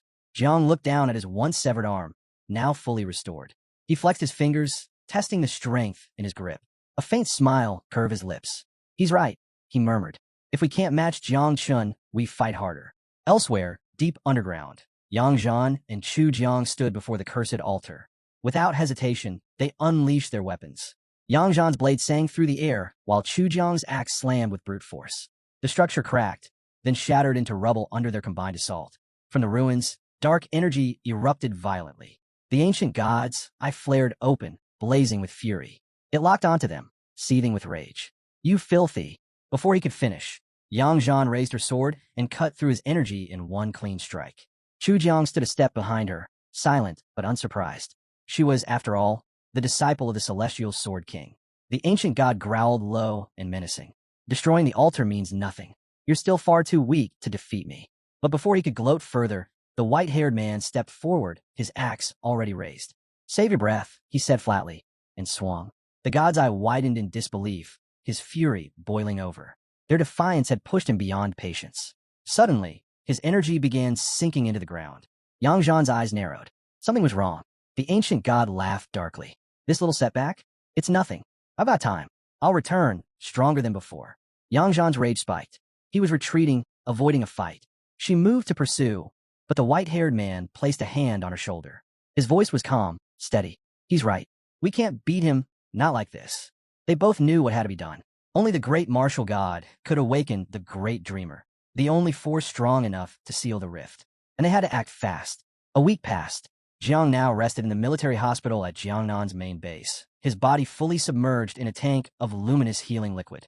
Tubes ran from machines into his body. The hum of life support and the sharp scent of medicine surrounded him. He didn't need to open his eyes to know where he was. His memories came flooding back. The battlefield, the blood of the ancient god, collapsing, drained beyond his limits. He had no idea how long he'd been unconscious. Then he heard a familiar voice. Little Nine appeared before him, wrapping her arms around him gently. She smiled. Everything's settled now, she said softly. And guess what? My little insects can reproduce again. Warmth spread through him. He opened his eyes fully, curiosity flickering. He lifted her into his hand and stroked her head, his voice low and kind. You did well. But he paused. The space they had now, far too small. With more insects on the way, it would become unlivable soon. He told her to wait just a little longer. Once they had a larger home, they'd move forward with their plan. Little Nine smiled brightly and vanished into his sea of consciousness, glowing with joy. Just hearing that Jiang was preparing a bigger nest made her heart light. Behind a pillar, Xiao Jiu peeked out, brows raised in quiet confusion. Things were about to change. Now that they had unlocked the ability to evolve into more complex forms, reproduction would begin, and not on a small scale. Hundreds of millions were coming. Jiang quietly hoped the ancestral tree would soon bear the nest fruit. A fruit large enough to hold 10 billion insects. He reached up and removed the mask from his face with one steady hand. Xiao Jiu appeared on Zhang's shoulder, arms crossed and a gleam in his eyes. I'm about to start dividing my offspring too, he declared proudly. So, when do we move into a bigger house? Zhang turned to him with a smile. What? You don't like living with little Nine? He teased, pointing at Xiao Jiu with a playful grin. Just wait until your sister moves out, then her room's yours. Xiao Jiu scowled, clearly not amused. I'm not a kid anymore. Why do I always get her leftovers? Jiang chuckled. All right. How about this? I'll take you to the Nine Lies Sanctuary someday. You'll get to feast on demons and gods like it's an all-you-can-eat buffet. Xiao Jiu stood tall on Zhang's chest, hands on his hips. If there's food, I don't care where I live. Jiang sighed, covering his face. So many kids, and all of them had personalities. Then Xiao Jiu pointed at the glowing liquid surrounding Zhang's body. Hey, can I drink this? Jiang looked down. That's god and demon-grade healing fluid, though this batch is third-rate at best. If you want to go for it. Without waiting, Xiao Jiu closed his eyes and started drinking. Jiang watched, clearly entertained. So, Jiang asked, smirking, what's it taste like? Got that old dad's foot smell. Xiao Jiu froze mid-sip, visibly disturbed. Then, with an exaggerated leap, he jumped into the air, and suddenly hundreds of tiny beetles burst out around him. Jiang's eyes widened. He raised a finger as a system window opened in front of him. Back on the battlefield, he hadn't had the time to examine Xiao Chen's abilities closely. Now, submerged in healing liquid with nothing but time, he finally looked deeper. What he saw stunned him. The system revealed that Xiao Chun hadn't just been born from the River of Time. She was the River of Time, a primordial source, existing on the same plane as time itself. She didn't just flow through time. She was its origin. Jiang leaned back, folding his arms. Could she really be on par with the ancestral tree of all things? He scanned the data again. There it was, confirmation. Her abilities were still sealed, but she had potential hidden far beyond her current form. The system didn't list her talent. Not yet. Was a life level jump the key? Shao Chun, he called softly, come out for a moment. A small, delicate insect fluttered toward him. Then, in the blink of an eye, she transformed, stepping forward in her human form, radiant and ethereal. Zhang's eyes locked onto her. His breath caught. She placed a gentle hand on his chest, looking at him with soft, unreadable eyes. He blinked, face flushing faintly. You're standing a little close, he muttered. Shao Chun wrapped her arms around his head, her voice quiet. Sorry, he reminded himself. She was still new to this world, still untouched by divine evolution, still waiting for that life-level breakthrough. She stepped back, placing a finger under her chin thoughtfully. Growth, she said softly, requires time. But I am time. Her words echoed in his mind like a bell. Jiang stared at her, stunned. He reached out and summoned his power, letting green energy pulse gently from his palm into her body. She was right. The only way to unlock her full potential was to evolve her. Opening the Divine Evolution panel, Jiang checked the system's requirements. 4 options appear before him, each a path to unlock Shao Chun's transformation. 10 drops of water from time, 1 tributary from the river of time, 3 fragments of time, 3 divine weapons aligned with the laws of time. He leaned back, eyes narrowed with thought. A challenge, but not impossible. For someone like her, it would be worth everything. Jiang raised his hand to his head, baffled. He had never even heard of these materials before. With no other option, he figured he'd just have to ask the master about it. His body had already been soaking in the liquid for quite a while, so he reached over and flipped the switch off with his finger. Just then, a naked woman appeared and asked if Major Jiang was awake. Her words made Jiang's eyes shoot open in confusion. Major, he repeated, puzzled. Why'd she call him that? The woman gestured to the side and calmly explained that while Jiang was unconscious, the top 10 geniuses on Tianjiao's rankings were all promoted to the rank of major. She closed her eyes briefly and smiled as she continued, saying that when Jiang brought Jiang to the hospital, his body was barely clinging to life. Most of his tissues were on the verge of failure. Everyone had assumed he wouldn't make it. She asked him how he was feeling now and if anything felt off. Jiang gave her a once-over, then casually responded that he felt perfectly fine, completely healed. The woman stepped closer to the capsule, planning to retrieve the divine soul liquid and vital liquid from the nutrient tank. Those resources were incredibly rare, rushed in from the capital specifically for Jiang's treatment. Since he hadn't used all of it, she figured they could save the rest for future emergencies. But as soon as she touched the capsule, her jaw dropped. Jiang climbed out, rubbing his head. With an awkward smile, he admitted he'd been really thirsty when he woke up, so he drank all the liquid. Little Shiao sat perched on his shoulder. Jiang closed his eyes, cheeks warming with guilt. If the child misbehaved, it was only because the adult hadn't taught him better. That blame fell squarely on the parent. Just then, his master entered the room, pointing at Jiang and exclaiming how unbelievably lucky he was to recover in just 1 week. Jiang smiled and waved at his master. Meanwhile, the woman approached Duan Feng. Closing her eyes, she somberly reported that Jiang had consumed the entire supply of liquid. Duan Feng's eyes snapped wide open at the news. He immediately ordered the woman to step out of the room. Seeing the tension, Old Gu asked if there was an issue. After all, Jiang had only had a bit, right? With a stern look, Duan Feng broke the truth. Jiang had ingested 10 full doses of soul essence and vital essence. That much was worth 200,000 merit points. Now the question was whether or not to make him pay it back. Old Gu snapped, ordering that Duan pay for the entire cost himself. Merit points weren't easy to come by, especially for someone like Jiang. But right after, Old Gu slung an arm around his shoulder, his tone shifting. With a proud look in his eyes, he praised Jiang for drinking every last drop. He explained that even just soaking briefly in that liquid could extend a person's life significantly. What Jiang had done was truly impressive. Jiang looked up at his master, a smile creeping across his face as he finally understood. Little Shao Jia hadn't been greedy. He'd instinctively known how important the liquid was. Old Gu gave Jiang a playful wink and smiled, noting that Jiang still didn't grasp the true value of merit points. He explained that anything Jiang wanted, anything that money couldn't buy, could be earned through merit. Jiang's eyes lit up with excitement. Can I trade merit points for the water of time? He asked. Old Gu's expression turned serious. No, he said flatly. That's a treasure of heaven and earth. There are only legends about it. No one's ever actually seen it. Jiang tried again. Then what about a stream from the river of time? Still a no. Divine weapons linked to time? Maybe level 3 or 4? Old Gu shot him a sharp look. Stop dreaming. Left with one last idea. Jiang hesitantly asked. What about fragments of time? Old Gu paused, rubbing his chin in thought. He glanced over at Duan Feng, then seemed to recall something. Old Duan might have some. Duan Feng, who had been quietly listening, suddenly focused in. His jaw tightened as he thought about it. With a firm tone, he explained that fragments of time were formed after ancient dimensional ruins collapsed. Only 2 remained in all of Tianjiao. Each one could be exchanged for 150,000 merit points. Zhang's eyes sparkled with determination. He stepped forward, hand over his heart, and extended his other arm dramatically. I want both fragments, he declared. Is there any way to get one more? Duan Feng raised his hand, calmly shaking his head. No more exist, he said. Those ancient ruins exist in isolated space-time, beyond outside interference. They can only fall apart on their own. And when they do, the time inside condenses into a solid, the fragments you're asking for.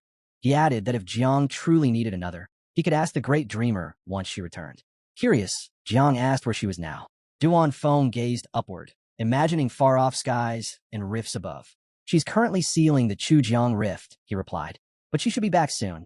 The sun was high, bathing the world in daylight. Now that Jiang was back on his feet, Old Gu decided it was time to leave the hospital and head home for some well-earned rest.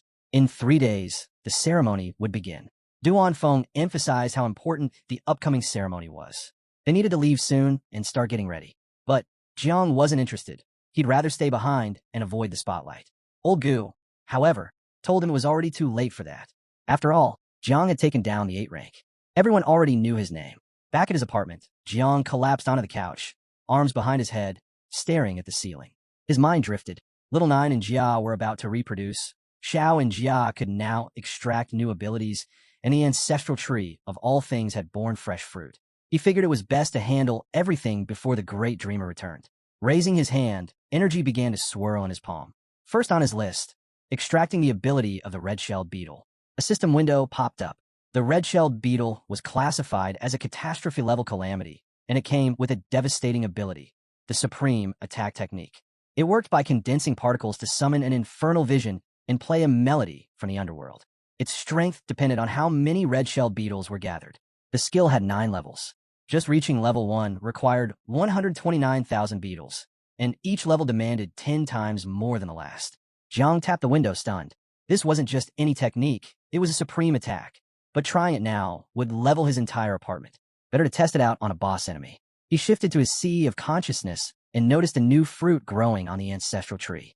He hoped it was a nest, one large enough to house 10 billion insects. He activated the fruit, labeled functional fruit, and a hive took shape. Not just any hive, it could hold up to 100 billion insects. A smile tugged at his lips. The ancestral tree never let him down. Eyes still gleaming, he raised his hand, and insects started flowing from his palm. With a grin, he told Xiao Jia the good news. He had a new home, and it was time to start reproducing. He immediately gave the command, and all the insects swarmed into the massive nest. With that task out of the way, Jiang pulled out a glowing fruit formed from divine souls. He studied it carefully. During his last battle, Shiao and the others had collected countless wandering souls to water this fruit. Now it had fully matured. He activated the fruit, and it burst apart, revealing a divinity from the Zhuli clan. The system asked if he wanted to fuse with it. Zhang's eyes lit up, fixed on the energy pouring out of it. If not for the ancestral tree's protection, his sea of consciousness would have been torn apart already. He recalled what his master once told him. An awakened one at level 9 could only reach divine rank, level 10, by doing one thing, condensing a divinity. Jiang made his decision. He would fuse with the divinity. As the energy entered through his forehead, his eyes lit up, and an intense wave of pain ripped through him. Several system windows appeared at once. He had unlocked a new class, Supreme Warrior, Divine Level, God of War. Along with it came 3 powerful abilities: Invincible Divine Fist, War God Transformation, and Imperial War Formation.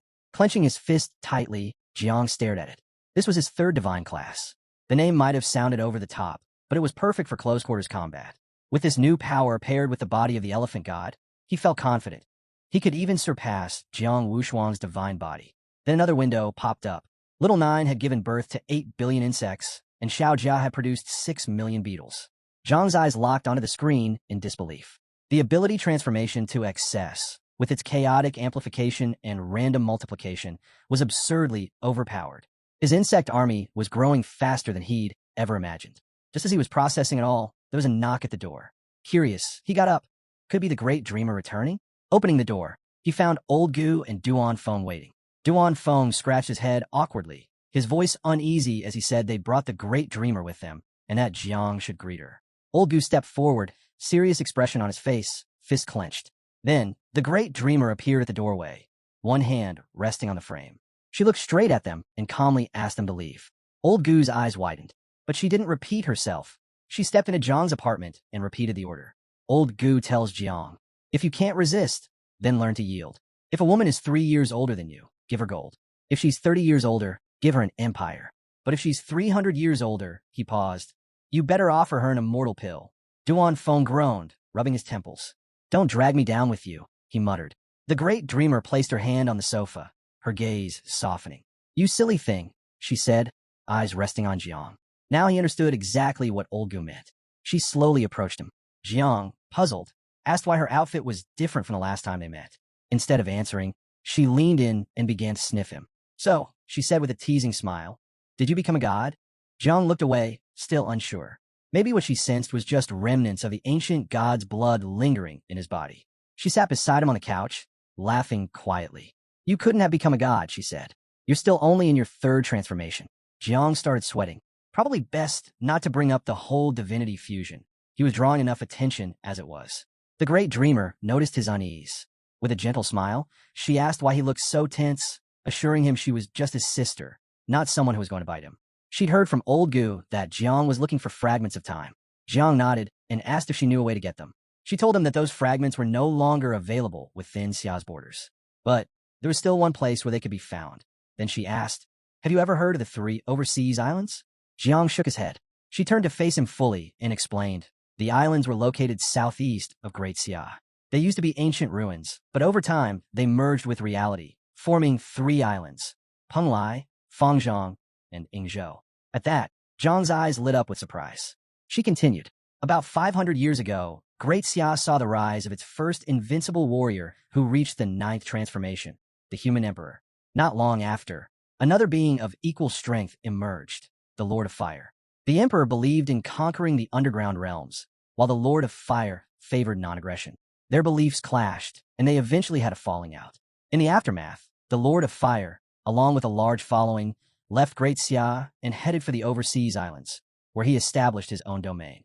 Then, using her power, the Great Dreamer opened a rift in space and reached into it. She explained that when the Fire Lord departed Great Xia, he took a number of rare and precious items with him, including fragments of time.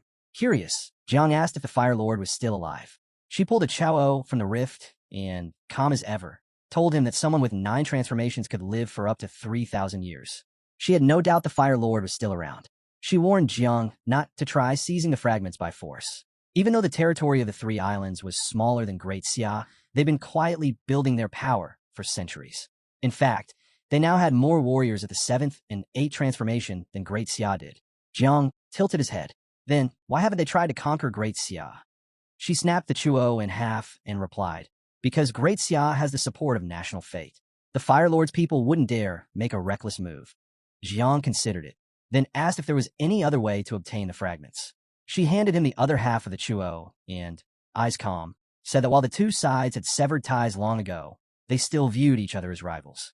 For the first 400 years after the split, their top talents constantly challenged each other. But 50 years ago, Great Xia closed its borders, and no one from the islands had been allowed in since. When Jiang asked why Great Xia had closed its borders, the Great Dreamer took a bite of her chuo and answered casually. For a full 100 years, Great Xia had lost every single match. They were completely outclassed, and the shame of it had been too much to bear. So, instead of continuing to lose, Great Xia chose to withdraw from the competition altogether. But this year was different. Now, Great Xia had Jiang. With him, the competition could finally be reopened. Jiang quickly realized that winning might be his only chance to get the fragments of time. The Great Dreamer, however, cautioned him not to be hasty. Reopening the contest required following specific procedures. He'd be informed when the time was right. There was one major rule, though. Each side had to send a representative under the age of 30. In that area, Jiang was at a clear disadvantage. But a confident smile formed on his face. He didn't care. As long as he had a shot at those fragments, he was ready to do whatever it took. The Great Dreamer stood up and reminded him that ambition was good, but underestimating others was dangerous. She turned to leave, but paused, her gaze locking onto Jiang. She told him to stay inside and avoid going out. Her expression darkened slightly as she revealed that several elite assassins from the Celestial level list had accepted missions to take Jiang's life. Killers from across nations were converging, all targeting him. She urged him, be extremely careful. All the top brass of Great Xia had assembled at the Jiangnan Command Center. It was August 13th, year 793 of the Job Changers era, and today's commendation ceremony was the grandest the nation had ever seen. To the world, it was a tale of legend. Jang Chun, an awakened with just 3 transformations, had stood his ground against monsters far beyond his level. One at the 8th transformation, and even a 9th. A new legend had emerged from the Jiang in front. She glanced at Jiang curiously. Is it true? She asked. You're giving up your position to train in the caverns. Jiang lifted his hand. It's official. Once this event ends, I'm heading straight in. Behind him, the full night watch squad stood assembled. One of them jabbed a thumb at his chest proudly. It's not just Jiang. We're all going. Commander Duan placed a hand on Jiang's shoulder, but remained silent, watching her from the sidelines. Off to the side, the two locked eyes and exchanged subtle smiles. Jiang blinked, caught off guard. Wait, I thought I was going alone. Jang Chun hadn't expected the others to join him, but as he glanced around, he felt it. An old fire reignited. His conviction had stirred something in them all. She stepped up, offering her hand with a faint grin. The caverns, that place pulls in all kinds. Creatures you've never imagined. Powers that twist reality. No one leaves unchanged. Not far away, Jin Chung sat beside Ing Jian. Ing Jian stared at him intently, his eyes full of determination. He knew the truth. Training inside Great Xiao wasn't enough. If he wanted to surpass Jian Chung, he had to enter the caverns too. He turned to him. And you? How are you planning to get stronger? Then, with a smirk, he added, let's go together. Slaying foreign races down there earns divine rewards. Good for both of us. Jian Chung crossed his arms, shut his eyes for a moment, then smiled and gave a nod. Ing Jian returned the smile. That's the legacy of Grandpa's will, he thought. But he didn't forget. Our duel's still unfinished, he said. Back on stage, Commander Duan stepped forward, eyes sharp. I'm a commander-in-chief of the Jiangnan War Zone, he proclaimed. And then, like any good leader, he launched into a speech that dragged on for half an hour. An endless stream of lofty, patriotic fluff. The crowd was getting antsy. Some shouted for Duan to cut the speech short. Others grumbled about sore backsides and stiff legs. Warriors, masters, no one had the patience for another word. Commander Duan noticed the shift and chuckled to himself. With a casual lift of his hand, a rift shimmered open behind him. Enough talk. He grinned. All right, let's get to what you all came for.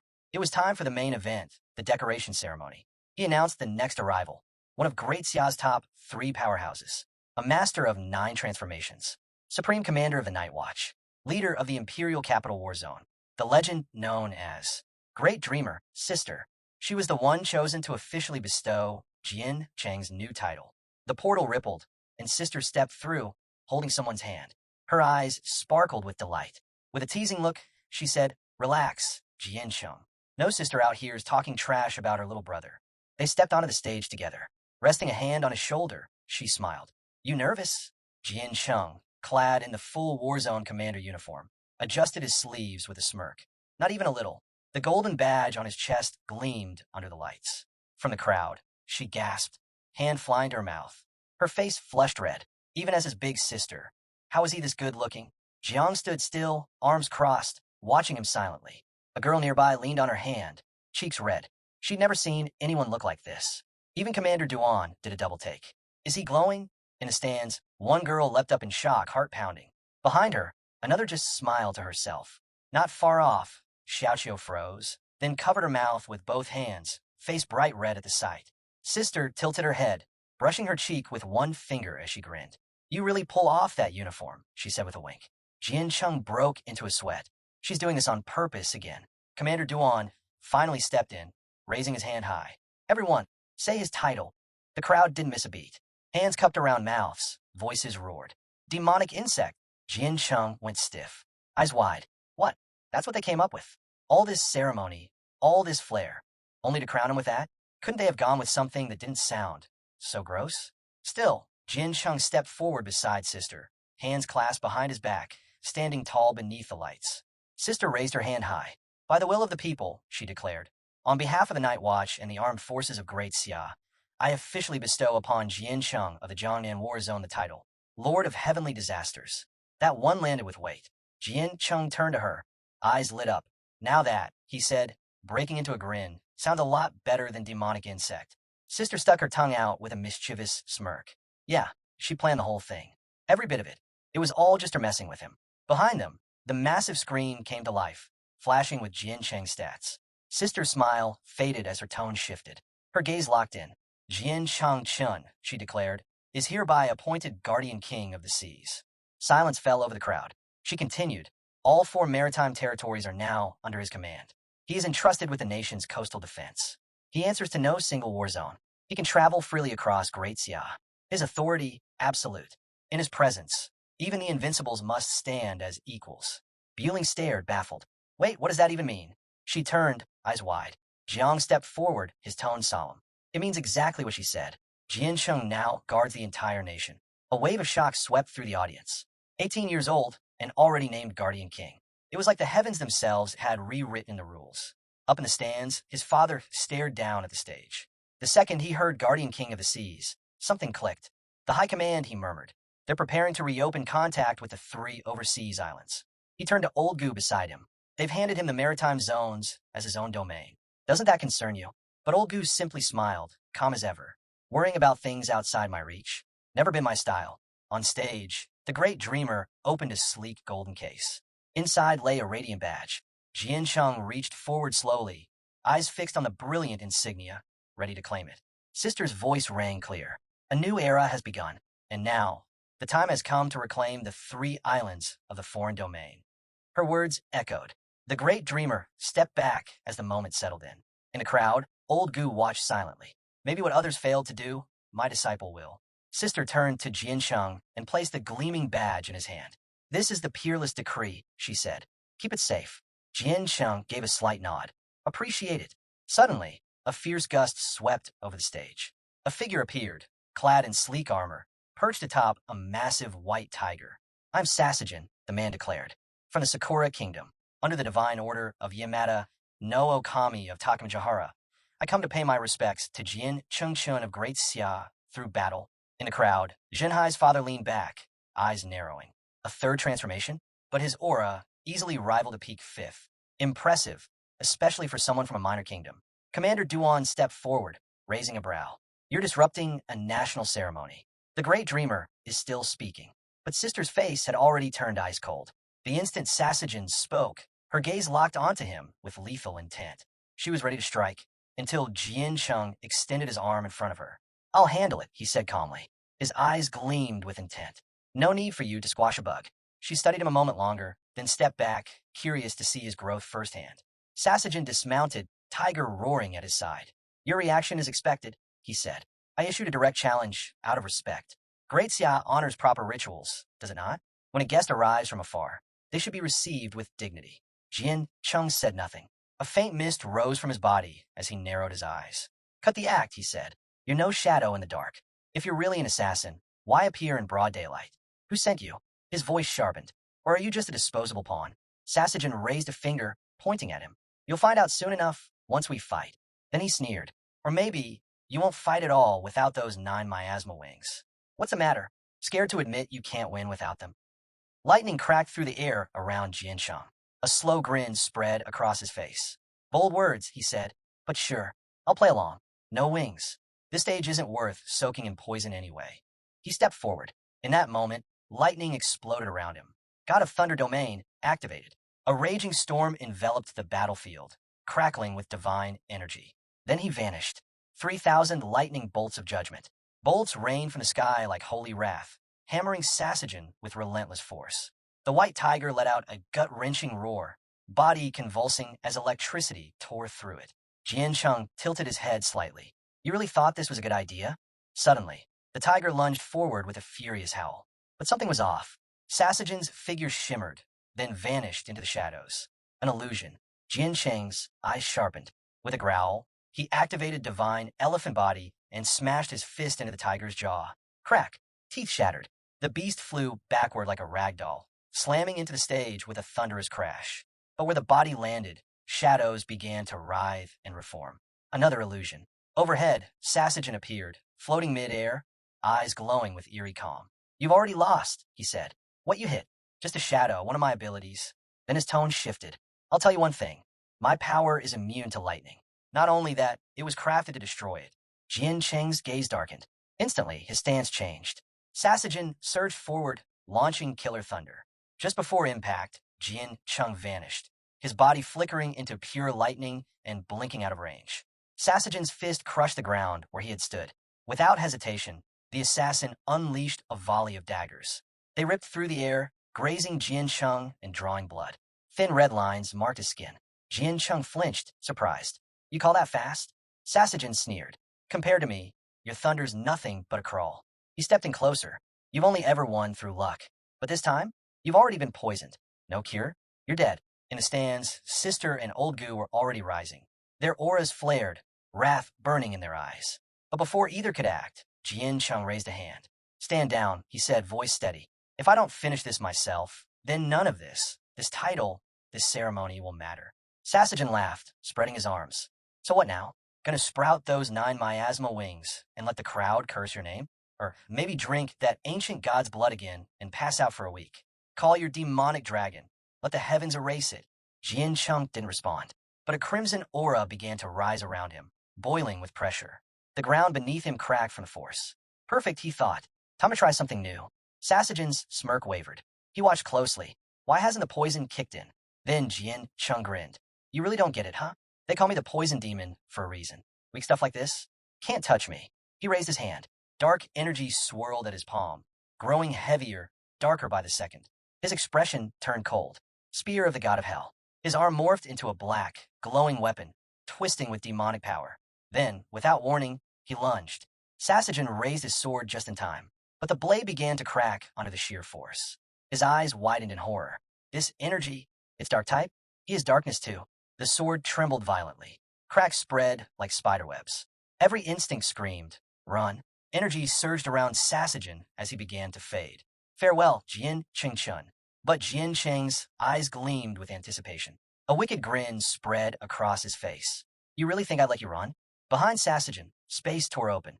A rift, and from it, Jian Cheng's spear, surging forward like it had a mind of its own. Sasajin spun in shock. That weapon, it's alive? He jumped, trying to escape, but the spear extended impossibly fast. Shunk! It punched clean through his chest. Pain tore through him like fire. Jian Cheng walked forward, calm and unhurried, and pulled the spear free. Sasajin dropped to the ground, lifeless. Without a word, Jian Cheng turned, the low hum of lightning still flickering around him as the red aura slowly faded. Composed, untouched, he looked across the silent crowd. The fly's been swatted, he said evenly. Let's continue. The entire arena froze for a split second, then erupted with gasps and murmurs. Shock rippled through the crowd. Jian Cheng had just taken down a 5th transformation assassin, without the 9 miasma wings, without the sky sword, and without a trace of thunder. And that black spear technique? No one had a clue what it was. Jinhai's father leaned back with a sly grin, fingers grazing his lips. You jumped the gun again, Old Gu, he said with a chuckle. Looks like you don't know your own disciple. Old Gu stared ahead, a dazed look on his face. I didn't know him. It's just, he stopped, exhaling hard. Guess I panicked, but inside he was reeling. What else is this kid hiding? Jian Cheng stepped back onto the stage. His sister gave him a thumbs up, nodding in approval. Well done, she said, eyes gleaming with pride. Old Gu leaned toward Old Jai, speaking in a hushed tone. I don't deal in class awakenings, this stuff isn't my area. But you saw that. What was that black spear move? Old Jai stroked his beard thoughtfully. Looked like something from a divine level dark class. Rare and deadly. Old Gu's eyes narrowed. Another divine class? That'll make 3. But how's a 3rd transformation soul even capable of that? Meanwhile, Jian Cheng's sister continued, her voice laced with admiration. You handled that perfectly. Jian Cheng gave a humble nod. It wasn't much, he said quietly. Next time, I'll end it with one blow. Just then, a team of mages stepped onto the stage. With a swift wave of magic, a burst of vibrant confetti lit up the sky, raining color over the stadium. The crowd roared with excitement.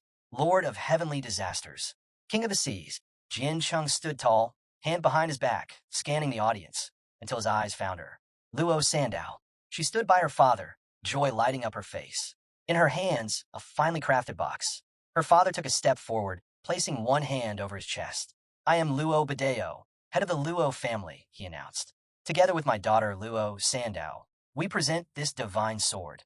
Our tribute to the Lord of Heavenly Disasters, the King of the Seas. Nearby, a man beside the sofa clenched his fists, anger simmering in his gaze. He shot a glare at the man next to old Gu. This is all your fault, he snapped. I was supposed to be first, and now Luo Badeo's stolen the spotlight. The man next to old Gu looked flustered.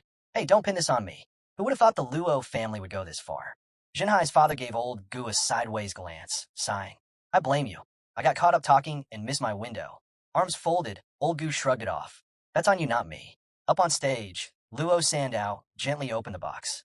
In an instant, a powerful surge erupted from the sword, its aura fierce and untamed. The force caught Jian Cheng by surprise. The moment his fingers wrapped around the hilt, raw energy surged into him. Fast, wild, and aggressive. Then he realized this wasn't a gift. The sword was trying to devour him. That's when the ancestral tree of all things appeared. Jian Cheng held firm, his eyes flickering with shadowed light. He wasn't the kind to bow under pressure. Calling on the tree, he fought back. The tree responded, helping him force the weapon into submission. Jian Cheng's grip tightened, and now with a gleam in his eye, he gave the blade a few strong swings. Each slash crackled with restrained might. The sword had found its new master. From the crowd, Luo Badeo watched in disbelief. The blade had accepted Jian Cheng. He hadn't expected it. None of them had. Beside him, Luo Sandow lit up with pride. He really is amazing, she said. Badeo nodded, his eyes still fixed on the stage. He was born for this. You chose well. Blushing, Luo Sandow gently nudged her father. Enough teasing. Raising his hand, Badeo addressed the crowd. This is Heavenly Sin, a fourth-tier divine weapon. 11th among all divine blades in Great Xia. One of the most lethal known, and it comes with a price. He paused. Heavenly Sin demands blood. If no life is offered, the sword turns on its wielder. Jian Cheng's interest deepened. He examined the weapon carefully, silently taking in every detail. Then Badeo added something unexpected. I once gave Heavenly Sin to someone else back when he was named Heavenly Sword King. Commander Duan coughed awkwardly at that, a bit of sweat forming on his forehead. Badeo glanced at old Gu. Your master never liked it. Old Gu smiled weakly and turned to Jian Cheng. Commander Duan was thrilled when he got it, but the sword nearly destroyed him. Jian Cheng was stunned. He had just mastered a blade that once overwhelmed his old Gu. All attention turned to Commander Duan. Under the weight of so many stares, he closed his eyes and flushed red, but still tried to play it cool. He shrugged and said it was only natural for a student to surpass their master. Then, with a smug grin, he added that no one else here would ever find a disciple like his.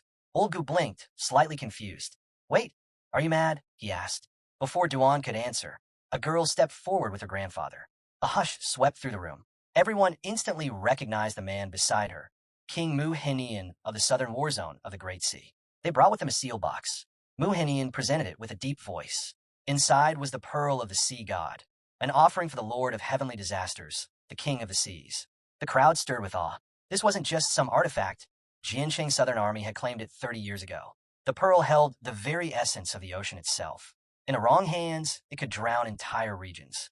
In the right hands, it was, well, a pretty solid blunt weapon, too. Jian Cheng took the box with care, his nerves showing.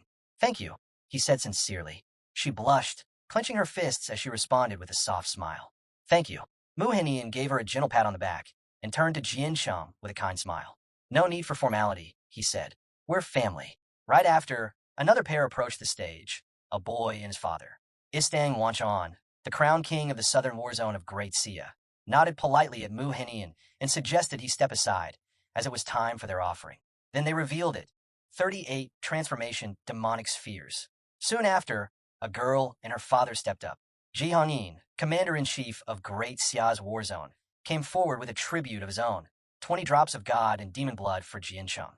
In the crowd, she lowered her gaze, feeling small. Unlike the others, the Night Watch had nothing grand to present. Old Gu and Commander Duan didn't pretend otherwise. With quiet honesty, they admitted the truth. Sometimes they didn't just lack gifts, they had to depend on Jian Cheng just to keep going. That's when Jiang rose to his feet, fists tight at his sides. He walked forward, eyes steady. We may be poor, he said with conviction, but we still have something that matters. Standing before Jian Cheng, he slowly opened his hand, revealing a single potion vial. A gift from the entire Night Watch, a strand of the source of faith. Jian Cheng stared at the potion, his heart heavy with emotion. This was real. From nearby, she leaned toward old Gu and whispered, Isn't that kind of a small gift?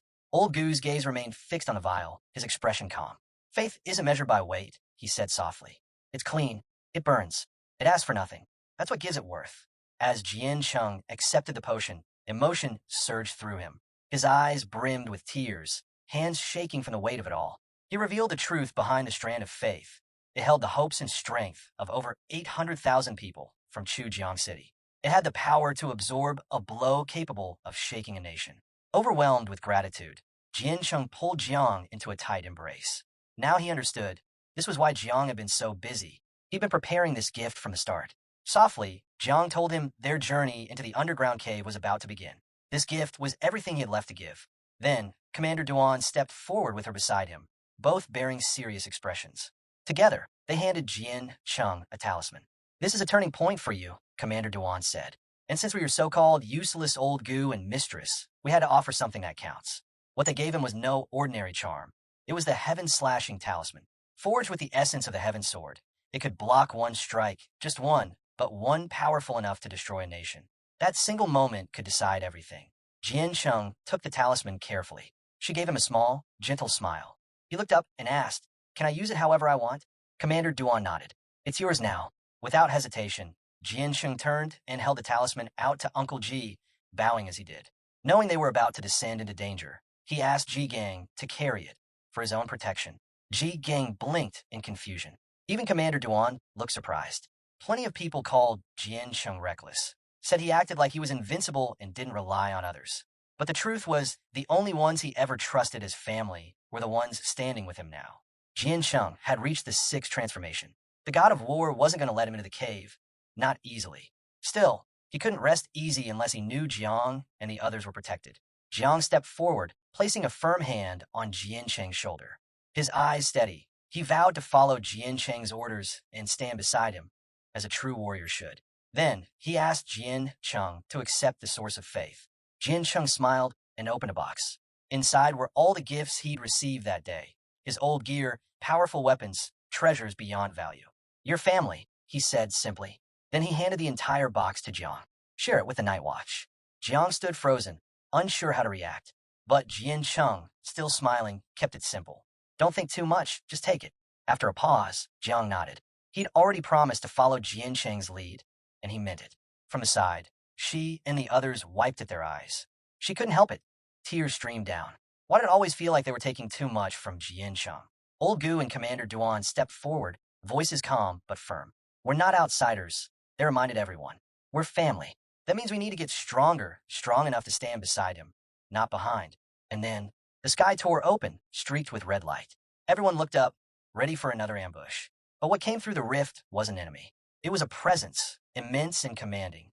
A man soared through on the back of a colossal dragon. It was Ling Shiao, balanced atop the dragon's head. He gave a cocky grin and pointed his thumb down at the beast. "This guy here, he's my gift to you," Ling Shiao declared. A 9th-level demonic dragon. All eyes widened at the sight. Jian Chung nodded in approval. "Now that's a gift," he said.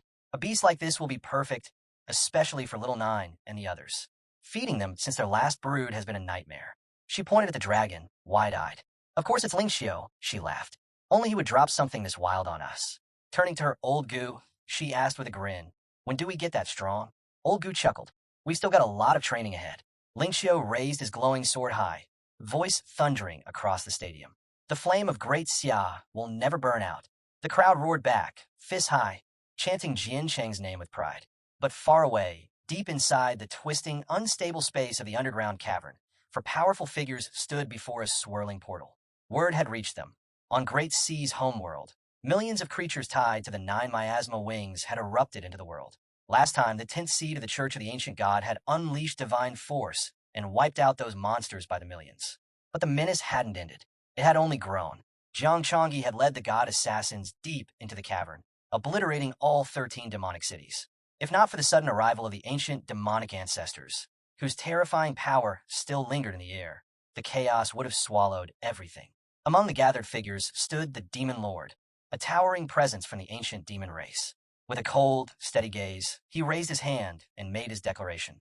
In Great Xia, there was an old proverb: when the lips are gone, the teeth grow cold. The meaning was clear: when one ally falls, the rest are exposed. The Demon Lord stood tall and unyielding. All races, he declared, needed to unite and eliminate Great Xia once and for all. But not everyone agreed. An elderly man with an enormous head stepped forward, stroking his beard with deliberate calm. This was Elder, one of the most respected voices among the ancient immortals. He stated his position without hesitation. His people would not join this war. To him, the demons had brought the bloodshed upon themselves. Great Xia, he said, had never acted without cause, always respectful, always restrained. More importantly, his race had pledged an alliance with the humans 400 years ago. Breaking that promise was out of the question. The demon lord's expression twisted in fury. He jabbed a finger toward young Su, snapping, "Spare us the fake righteousness." He accused the immortal race of hypocrisy. Everyone here, he claimed, knew the truth. The so-called alliance was a front. For 4 centuries, the immortals had quietly backed the 3 overseas islands in their plan to seize control of the planet. Their goal? Conquer Great Sea. But Demon Lord made one thing clear. That plan was already crumbling. Elder didn't flinch. His tone remained steady. He dismissed the accusations as nonsense. Simply showing up at this meeting, he said, was already more than they owed. The Demon Lord scoffed. No one takes the immortals seriously anymore. The tension was sharp until the dragon god stepped in. His voice sliced through the rising heat in the room. "Why are we fighting each other?" he asked. "We're here to discuss unity, not spark another war." While the dragons didn't support a full-on assault against Great Xia, he reminded everyone that someone had to make the first move. He laid out the facts. Within the caverns, Great Xia had only 3 major bastions: Tearing Star, Greedy Wolf, and 7 assassins. Those strongholds could fall easily. But once they stepped out of the cavern systems and pushed into Great Xia's true heartland, everything would change. There, they would face the Great Dreamer. She had lived since the era of transformation, an unmatched supreme-level transformer. If she ever drew upon the spiritual power of all 100 billion citizens of Great Xia, her strength would rival an ancestral god. A direct assault, the dragon god warned, would be suicide. Charging in now would cost them hundreds of 9th-level powerhouses, and none of the cave races could afford that kind of sacrifice. Instead, he offered a strategy. Let the demonic race spearhead the assault while the dragons provided backup. That's when the Demon King stepped forward. He reminded the gathering of one brutal truth. The path of heaven had placed a seal on anything beyond level 9. Anyone who dared to break that limit would be crushed by the will of heaven itself. Attacking now, he said, would be like drinking poison just to soothe thirst. But there was still hope. The seal on the 10th level, it was already weakening. Within half a year, it would break entirely. And once it did, the ancient races would be free to unleash their full might. Level 10 warriors, unrestrained. He stretched out his hand and revealed the current balance. Great Xia had only 3 9th-level cultivators, and all 3 were still undergoing ascension. That would be their moment. Elder nodded slowly, then turned to the Demon Lord. His voice was calm, direct. None of us are willing to throw lives away on blind ambition. The demonic race had no interest in rushing headfirst into a battle they couldn't win, not when victory was so close. Both he and the dragon god agreed. Stick to the plan. Support rogue human factions. We're Great Xia down from the outside. Still, an uneasy silence hung in the air. Letting things drag on could come back to haunt them. The portal shimmered, and then an image of Jang Chun appeared. A 3rd transformation warrior. Nothing more. Nothing to fear. They scoffed. Demonic scouts had already gathered elite assassins from across multiple nations. With so many united under one cause, eliminating Jang Chun would be quick, efficient, and even if they failed, it wouldn't matter. The Great Tianyan Tournament, the showdown between the 3 overseas islands in Great Xia, was just 3 months away. Their trap was already set. They'd even infused a marine race of Origin Star with dragon blood. A dark glint sparked in the Demon Lord's eye. His grin curled like a blade. When the tournament began, the marine race's dragon-blooded prodigy would enter the arena. And that would be the end of Jang Chun. No escape. No last-minute miracle. Just death. Perfectly timed. Back at Jian Cheng's apartment, he looked over at Commander Duan. "So, when do I get to go out again?" 3 days of lockdown was already pushing it. Commander Duan stepped forward, bringing news. The assassin crisis had nearly been resolved. 8 6 transformation killers were taken out, along with 3 at the 7th level. Jian Cheng sank onto the couch. "Does that mean it's safe now?" Duan shook his head. "Not quite. 1 8th transformation assassin is still unaccounted for. And the higher-ups think if these ones fail, even deadlier enemies might come next." Jian Cheng went silent. No matter what, someone would always be after his life. Would this be his future? Always guarded, always restricted, like living in a box too tight to grow in? He clenched his fists. "I've got the strength. I've got more cards up my sleeve than they think. But this so-called protection, isn't it just another kind of prison? How am I supposed to move forward like this?" Then, without warning, Jin Chung reached into a spatial rift and tugged someone out by the cheek. She squeaked, startled. My dad told me to stay hidden. Jin Chung gave her a light smile and thanked her, then gently told her to rest. Blushing, she quietly slipped out. Olgu gawked and pointed. Wait, when the hell did she get there? Jin Chung, calm as ever, replied. She's been there a while. She masked her energy, but she couldn't hide from me. Commander Duan looked baffled. What's going on? Jin Cheng's expression turned sharp. Remember Song Changa? Commander Duan squinted. That guy from the Heavenly Tribe? Jin Cheng nodded. Know how I beat him? He raised a hand, his voice steady. Within 30,000 meters. I can see everything. Every person, every movement, every detail. Old Gu, now beside him, slung an arm around his shoulders with a laugh. You really kept that one quiet. Even he didn't expect that. Commander Duan didn't press further. Instead, he made a call. Jian Sheng would be allowed to deal with the assassin himself. Great Xia was stretched thin with the trouble on the 3 overseas islands. They could use all the help they could get. Jian Cheng's eyes sparked. Finally, he could stop waiting and take the fight to them. Defense wasn't his style. He was going hunting. Old Gu raised a brow. Boldness was good, but he warned Jian Cheng not to let guts cloud judgment. Underestimating the enemy could be fatal. Jian Cheng nodded, taking it to heart. Just then, she walked in, placing 2 cups of tea on the table with a soft smile. Commander Duan blinked in surprise. He hadn't expected to see her here. Jian Cheng spoke casually. Luo Sandao's fixing my bed. Ji Xuanyue is on the other side, roasting meat with her fire ability. That's when it hit Commander Duan. Jian Cheng wasn't just lying low. He was living in style. Stretching with a grin, Jian Cheng stood up. That's enough for today. Tomorrow, take the day off. New mission. Head to the secret sanctuary and hunt the fiercest beast you can find. The stronger, the better. Luo Sandao and the others nodded without hesitation. Far away, 2,000 kilometers southwest of Manhwa's border city, a lone knight crossed the desert with urgent intel. The good news, he reported, is that Great Xia's eased up on watching Jiansheng. He's finally free to move around. Then he added, the bad news? Nearly all the assassins sent from different countries have been wiped out. The knight belonged to the Order of the Templars. His mission was to ensure everything went according to plan, and more importantly, to prevent infighting. If this worked, every nation involved would earn a key to the 9th turn. Looking over the assembled warriors, he counted them. We got 6. The others only brought 3 each, but the reward is split evenly. Sounds fair to me. Just then, a man with a ponytail stepped out and challenged him. What's unfair about that? He was from Sakura, the land of the deadly Sakura Assassin Corps. Their top-tier killer, Mr. Saito, had also arrived. The knight's gaze sharpened. He knew who this was. Kato AI, ranked 7th among the world's best assassins.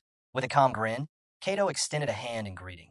If I didn't have this artifact, he said, holding up a flute, none of you could hold your ground against Jian Cheng's 9 miasma wing insects. The summoning worm's flute, its name alone carried weight. The knight gave a reluctant nod. Impressive, he admitted. But where's this so-called god of assassins? Haven't seen him. Someone in the group scoffed. That guy? Washed up. Just an old title now. Before anyone could react, the air turned razor-sharp. The scoffers were dead, cut down in an instant. A figure stepped forward, blade still slick with blood. Say another word, and the rest of you are next. It was Mr. Saito from Sakura, ranked 8th among the top assassins worldwide. Unfazed, he stood there calmly, as if nothing had happened. Then, with a faint smirk, he told the rest, You may greet me now. The knight stepped forward and gave a deep bow. My apologies, he said. It was my responsibility. I failed to control my men. Saito gave a small nod, accepting it. With that handled, it was time to talk strategy. At that moment, a woman approached, holding a glowing crystal ball and flashing a cheerful smile. Her name was Yun Jin from the frozen nation, Han. At the peak of the 7th transformation and ranked 5th among the world's elite assassins, she exuded quiet confidence. Grinning, she announced that Han had already sent 2 assassins deep into Great Xia with one clear target, Jiansheng. She declared she would adopt Great Cold as her elemental path. The crystal orb she carried was crafted specifically to suppress Jiansheng's thunder-based techniques. Saito glanced at her, his tone turning cool. Let's hold off on talking origin elements for now. But noting her plan to counter thunder powers, he conceded she could prove useful. He continued, the 9 miasma wing insects? Those will be managed by someone from his homeland, Kato EI. He then shared a piece of critical intel. A prodigy from the Sasagen clan had once faced Jian Chengchun and barely lived to tell the tale. That fight had revealed a key truth. Jian Cheng possessed a skill linked to the darkness attribute, and that changed everything. High above, on a nearby mountain, a monk sat in silent meditation. from the realm of Shiva. This man was also at the peak of the seventh transformation and ranked fourth among the world's top assassins. With eyes glowing faintly, he murmured to the divine spirits of Shiva. The darkness attribute, he said, didn't come from this world. It was summoned from the 9 underworlds of hell. To stop Jian Cheng's shadow spear and other dark skills, they needed to seal the rift, cut off the source entirely. Back on the ground, Saito turned to the knight, his expression more serious now. He had 2 pressing questions. First, how would they deal with the dark demon of 9 transformations? Second, considering their proximity to Mount Kunlun, a site of divine energy and only 1,000 kilometers from the cave's entrance, how would they keep other factions from interfering? The knight didn't answer right away. Instead, he reached into a rift and retrieved a gleaming scroll. This, he said, holding it up, is the refraction of sacred light. A soft mist began to form around him as everyone leaned in closer. He explained that this sacred artifact could cloak all traces of aura and energy. But unlike ordinary stealth methods, this one transported them into a mirror dimension. Then he activated it. A brilliant burst of light split the sky, and a shimmering barrier enveloped the area. Gasps rang out. No one knew if they were still in their world, or had just crossed into another realm entirely. The knight reassured the group. Old Gu, bound by duty to the cave, couldn't leave, but that didn't matter. If they could pull Jian Chun into the mirror realm first, all his transformations would mean nothing. Outside, no trace of him would remain. He'd be completely cut off. And as for the dark demon of 9 transformations, this time they wouldn't wait. The second it appeared, they'd strike. They planned to layer another round of sacred light refraction, this one specifically to trap the demon. It wouldn't hold forever, but 10 seconds was all they needed. If it stayed locked in for that long, the heavenly Tao would erase it entirely. The knight walked over to Saito, laying out the full plan. With this setup, he said, we don't need to worry about the 9 miasma wings, thunder abilities, dark techniques, or even the abyssal demon. Sato's expression turned thoughtful, then confident. Even if Jian Chun hit the 7th transformation using ancient god blood, he was sure he could end him in one blow. Meanwhile, back in Great Xia, the streets were buzzing with movement. People looked to the skies. Among the crowd stood a stunning woman and a young girl. Whispers filled the air. The sovereign of calamities had appeared, walking openly in the heart of the empire. Up above, Jian Chun hovered in a cloud of toxic mist. He was baiting the enemy. If they were hunting him, then he'd give them a chance to take the shot. On his shoulder, Little Nine and Xiao Jia appeared beside him. Are we going somewhere? They asked. Jian Chun gave a sharp nod, gaze locked ahead. As they flew over the rooftops, Xiao Jia pointed below. Those kids, they look like us. Why do they have backpacks? They're going to school, Jian Chun said. Can we go too? She asked. We'll talk about it later, he replied, flying on. Little Nine leaned in. So, what's the mission? Jian Cheng's voice lowered. We're looking for Mom. Then his eyes caught something down below. A woman and a little girl. Both smiling. Both waving up at him like nothing was out of the ordinary. The system chimed in. The woman was Jean Meiji, a 6th transformation assassin from the Gel Nation. Striking, lethal, and obsessed with the thrill of the hunt. The girl next to her? Quan Zishuan, also from the Gel Nation. A 7th transformation expert in stealth, disguise, evasion, and quiet kills. Jian Chun didn't take the bait. He flew past, knowing this wasn't the time or place. A city center wasn't where battles should be fought. If they wanted him, they'd get their chance. On his terms, far from innocent lives. Jean Meiji's smile twisted with glee. He's not hiding. No guards. No backup. He's wide open, she said, voice sharp with excitement. Our higher-ups said we could take the shot.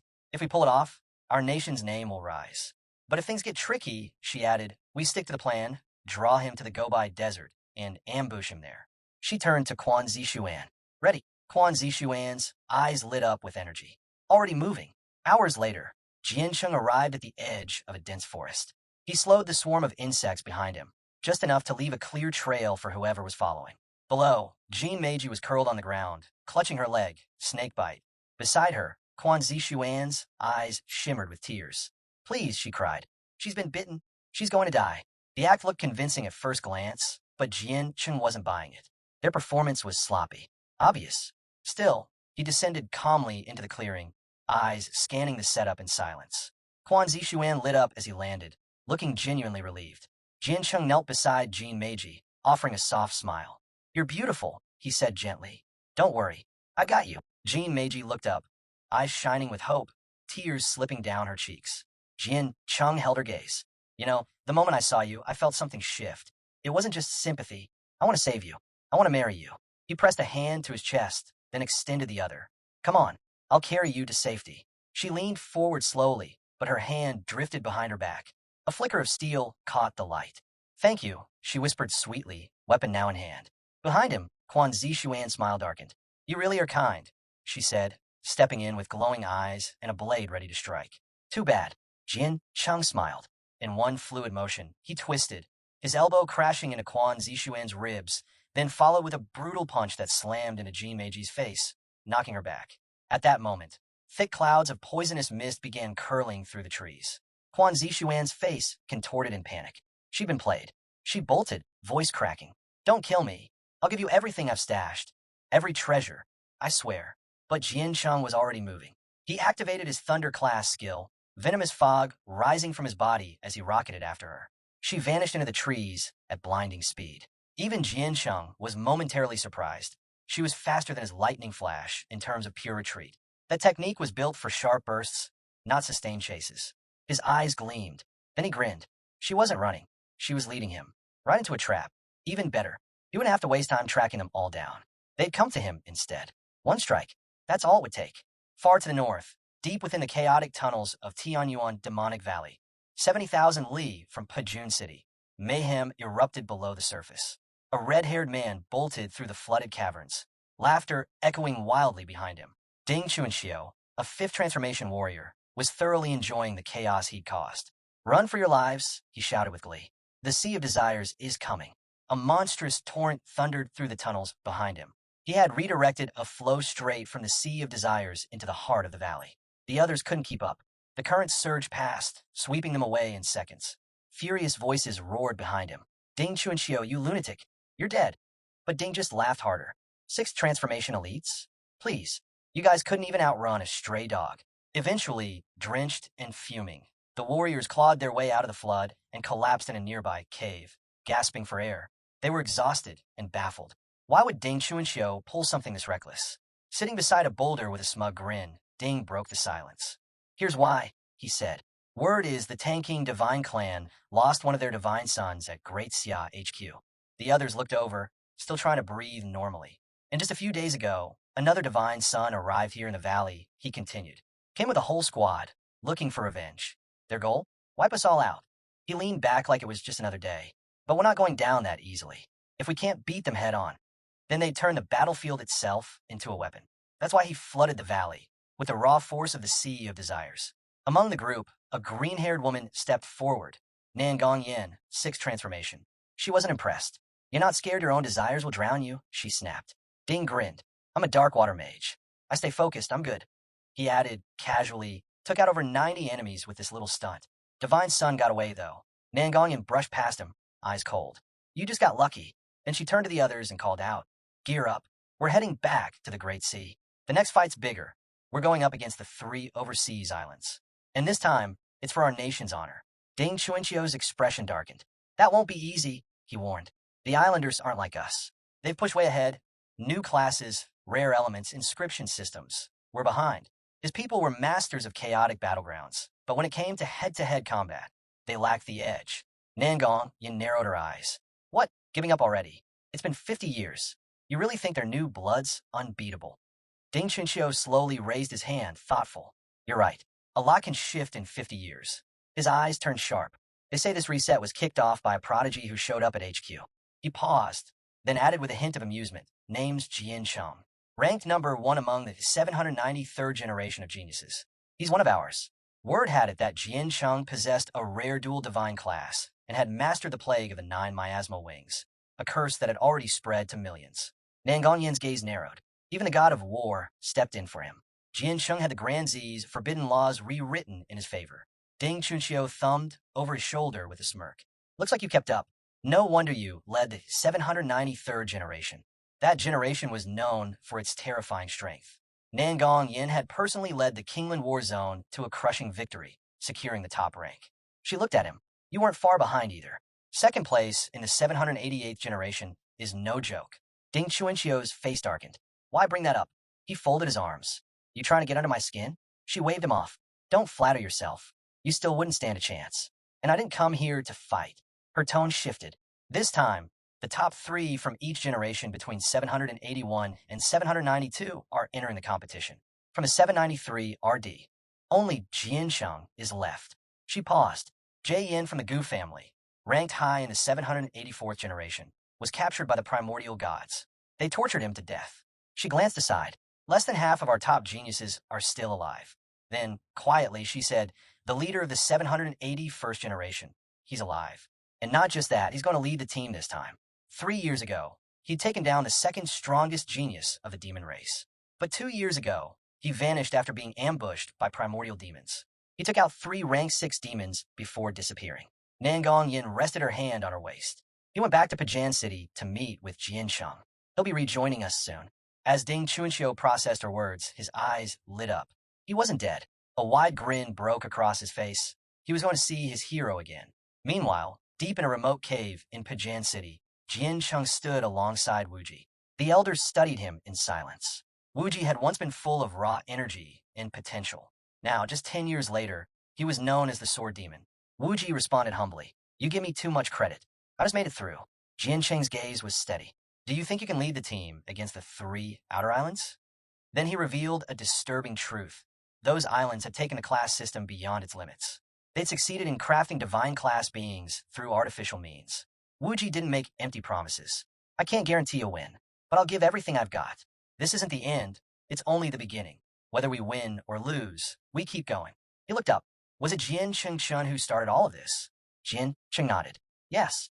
King Jinhai said if things go well in this tournament, he'll let Jian Cheng take control of the islands. Wuji's eyes gleamed with resolve. "I'll protect Jian Cheng." The elder raised an eyebrow. Wuji followed the detached sword Dao, yet the fire of Yin and Huang still ran deep in his veins. Some instincts couldn't be erased. "Jian Chun carries our future," he said quietly. "He's the hope of Great Xia. It's your job now to keep him alive." For the first time in a long while, he felt a sense of calm. Leaning back against the railing, he looked out into the distance. "We're taking the long road. First stop, Gobai Desert, about 2,000 li southwest of Mu City." He explained that a strange energy had flared and vanished there. Something foreign, almost like bait. Worse, that's exactly where Jiansheng was headed. Wuji frowned. Why didn't Kuji stop them? Because Jiansheng's old Gu believes the boy needs obstacles. Even pain. He's holding more cards than anyone realizes. He won't fall that easily. He exhaled. We're to follow, not intervene. That's the old Gu's wish. Wuji's brow tightened. What? The old man closed his eyes and smiled faintly. Some truths are better left unsaid. Elsewhere, Jian Chun was already deep in the Gobai Desert. He was alert. The woman he was chasing was ridiculously fast. Since breaking from base, she'd shifted direction 3 times. And now, in this barren wasteland, she'd disappeared without a trace. Gone. Not even a flicker of aura remained. Not even the eye of the void could track her. Something was off. Without delay, Jian Cheng summoned Zayakin to foresee the next 30 seconds. Resting atop the ancestral tree, Zayakin complied without question. Jian Cheng closed his eyes. In the vision, he was surrounded. Multiple enemies closed in, one of them an A-transform warrior. But there was more. A barrier, sealed from the outside. Perfect. Inside, he could go all out without holding back. Far above, hidden among the cliffs, the knight and her squad watched his every move. Quanzi turned to Decius. Why is he standing still? Think he sensed us? She asked, uncertain. Decius shook his head. No way. If he did, he'd be gone by now. Still, Jian Sheng's hesitation showed he was suspicious. He wasn't taking another step. They were right on the edge of the sacred light refraction zone. One step in, and everything would be exposed. But if they rushed him now, the light would strip them bare. Just as Decius weighed his next move, a sudden surge of power burst across the horizon. Reinforcements had arrived. Ding Chunxiu, Nangong Yin, and the others.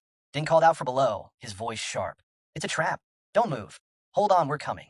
Jian Cheng stood firm, eyes narrowing. He knew this was an ambush. But as for Ding Chunxiu's group, they didn't feel like enemies. He glanced at the glowing edge of the refraction barrier. Then, slowly, he extended his hand toward it. His gaze steeled. He couldn't let them get caught in this. He had to end it himself. Without a word, he stepped through into the mirror realm. The barrier snapped shut behind him. Ding Chunxiu and the others froze, stunned. They thought he'd mistaken them for the enemy. Before they could call out, it was too late. They rushed to the boundary, but the seal was already closed. Ding Chunxiu lowered his head. We'll have to wait and believe in him. Inside the mirror realm, Jian Cheng faced his enemies head-on. Decius sneered. What an idiot. Walked into a trap just to save a few strangers. And now that the seal's shut, there's no one coming to help. Jian Cheng's stare turned icy. Enough talk. If you're going to fight, then show yourselves. But the assassins only laughed in the shadows. We're killers, one of them replied. Rule number 1, never reveal your face. Jian Cheng's voice dropped, sharp as a blade. If you won't come out, don't blame me for dragging you out myself. In a heartbeat, a swarm of insects burst from his body, tearing through the battlefield. The illusions collapsed under their sweep. Concealment tricks meant nothing inside the sealed space. The barrier blocked outsiders, but within, their masks were useless. From a distance, Kato EI raised her flute, channeling the power of the 9 miasma wing insects. Strike now, she barked to her team. Without those bugs, he's finished. Inside his mind, Little Nine's voice echoed. They're seizing control of the swarm. Jian Chung locked eyes on her. Quit faking, he said coolly. You're already losing your grip. Kato EI clenched her jaw, trying to maintain control. She couldn't destroy the insects outright. All she could do was redirect them, force them toward Jian Chung until they detonated. If they reached him, it would all end in one burst. But Jian Chung didn't flinch. His body pulsed. And suddenly a tidal wave of insects erupted, tens of millions strong. He smirked. You thought that was all I had? Guess your info's garbage. Kato EI's face twisted with fear. There were too many. She couldn't manipulate them anymore. Control was slipping fast. Then from above, black blades of energy rained down. Jian Chung lifted his arm, deflecting the blow. But something was off. This attack wasn't just physical. It was aimed at his body and soul alike. Eyes flashing, Jian Chung unleashed the strength of the divine elephant body. He called on the ancient tree. Let's finish this. Enemies poured out from the shadows, surrounding him, but he was already moving.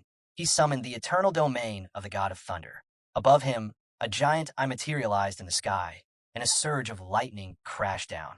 Yunjin moved instantly, raising her crystal orb to absorb the thunder's force. Jian Chung narrowed his gaze. These people weren't improvising. They came ready. His grip tightened. A flicker of excitement danced in his eyes. Let's see how you handle the spear of the god of the underworld. But before he could strike, a monk stepped forward, radiating golden light. With a single breath, he could become Buddha or demon. He glared at Jian Chung. My disciples died to bring hell's protection to this world. From now on, not a trace of dark energy remains. Jian Chung raised the spear, lips curling in amusement. This isn't dark energy. He turned to Xiao Jia, the Lord of Hell. Tell me, what comes to mind when you hear hell? Xiao's response was blunt. The monk's power won't work on this. Good, Jian Chung said coldly. Then devour him. Without hesitation, Xiao Jia lunged at the monk. At first bewildered, the monk's expression hardened as he realized. This wasn't just a spiritual assault. Hell itself was coming for him. He reacted fast, chanting the golden light mantra and casting a radiant shield to block the attack. But Jian Chung wasn't impressed. With a burst of fury, he merged Xiao Jia into the spear of the underworld god. The moment the fusion completed, the enhanced spear shattered the monk's barrier and drove straight through his chest. Jian Cheng's arm fully melded with the weapon, but he wasn't stopping there. Next on his list, Yunjin. She barely evaded the next strike, panic creeping into her voice. His thunder's overwhelming me. Hit him now. Meanwhile, the chaotic swarm rushed toward Kato EI, who was already at his limit. I can't hold this back, he yelled. If they go off, we all die. Attack him, hurry. That was the push Decius and the others needed. They charged. Jian Chung turned toward them, distracted just long enough. As the knights closed in, he gave a quick command. Xiao Jia disengaged from the spear. Jian Chung stood firm, taking their attacks without flinching. Their blades slammed into him, only to rebound uselessly. Then, a blast of force erupted from his chest, flinging the knights backward and disarming them in an instant. They hit the ground hard, stunned. None of their strikes had even left a mark. They had no idea what kind of monster they were facing. Jian Chung raised his fist, flickering with fire. So this is the famous Temple Knights, he said. 4 centuries ago, you marched on Great Xia and defeated 3 cardinals in their 8th transformation. Then he struck. His fiery punch blazed through one of the knights, vaporizing him on contact. Decius could only watch in shock as the man's horse split in two. This wasn't combat. It was slaughter. Mr. Saito, move. Decius shouted. Suddenly, the air shifted. A strange, heavy presence surged across the field. Jian Cheng's expression darkened. Was this Mr. Sato's curse? He didn't give a chance. He summoned the ancestral tree's power to purge it immediately. Watching from behind a boulder, Mr. Saito froze. It didn't work. Jian Chung shrugged it off like nothing. If Saito couldn't end this in one hit, he might not survive the next. Jian Cheng's rage flared again. He couldn't afford to let them close in. Xiaojia, Parboy called out. Bring forth the infernal demon. The battlefield trembled as a monstrous figure emerged, roaring across the plains. Mr. Saito peered over the rock, eyes wide. It's here. Now, he shouted. Dezius fired off the refraction of sacred light. It blazed with radiant force, swirling rapidly, and then began dragging the demon toward it. Destroy that space now, Jian Cheng yelled. Too late. The demon vanished into the light, sealed away completely. Jian Cheng stood motionless. His eyes flared, fists trembling. He'd had enough. He charged forward, unleashing the fist of the divine elephant. His target, the knights. With no time to think, Dezius tossed the mirror of transmutation into the air. A sacred relic, now sacrificed in a desperate gamble. Jian Cheng's fist collided with the mirror. Boom! The shockwave sent him flying backward, knocked away by his own strength. The mirror pulsed, reflecting his attack flawlessly. He studied it for only a second. The flaw was obvious. A direct hit wouldn't work, but its back, wide open. A grin spread across his face. Time to stop holding back. Jian Cheng raised his fist again, calling on the divine elephant's might. And this time, he channeled 6 million red armor beetles into the infernal god's spear. Xiao Jia, mid-swing toward Yun Jin, suddenly stopped. He turned back toward Jian Cheng. Yun Jin stumbled back, finally able to breathe. The spear was gone. Flames danced on Jian Cheng's knuckles once more. Dezius lifted the mirror again, certain Jian Cheng had lost all sense, consumed by his own rage. It's over, Dezius whispered. Jian Cheng struck the mirror again, but this time gently. No power behind it. Dezius frowned, then heard it. A scream. He turned. Too late. Xiao Jia, fully transformed into a spear, had pierced the knights from behind. Dezius froze. Jian Cheng stood calmly behind them, his eyes glowing, a smirk on his face. We're not done yet, he said. He swung. The spear crushed the mirror from behind, shattering it with a single blow. He knew its secret. The back couldn't reflect. With that, the trap was broken. Jian Cheng exhaled, letting his guard down for just a second. From behind the rocks, Mr. Saito stepped into view. Energy pulsed around him as he studied Jian Cheng closely. He saw it now. The infernal spear structure was directly tied to Jian Cheng's physical body. And at this very moment, Jian Cheng was at his weakest. Suddenly, behind Jian Cheng, a massive skull formed. He turned and froze. There was nothing. No energy. No aura. Only silence. Then the skull vanished. A sudden surge erupted from Jian Cheng's core. His hand moved instinctively. The source of faith had triggered, all on its own. Mr. Sato's eyes widened. He was drenched in sweat. This was unreal. Layer after layer, Jian Cheng never ran out of tricks. Driven by rage, Jian Cheng raised the infernal spear once more. All of this, he growled.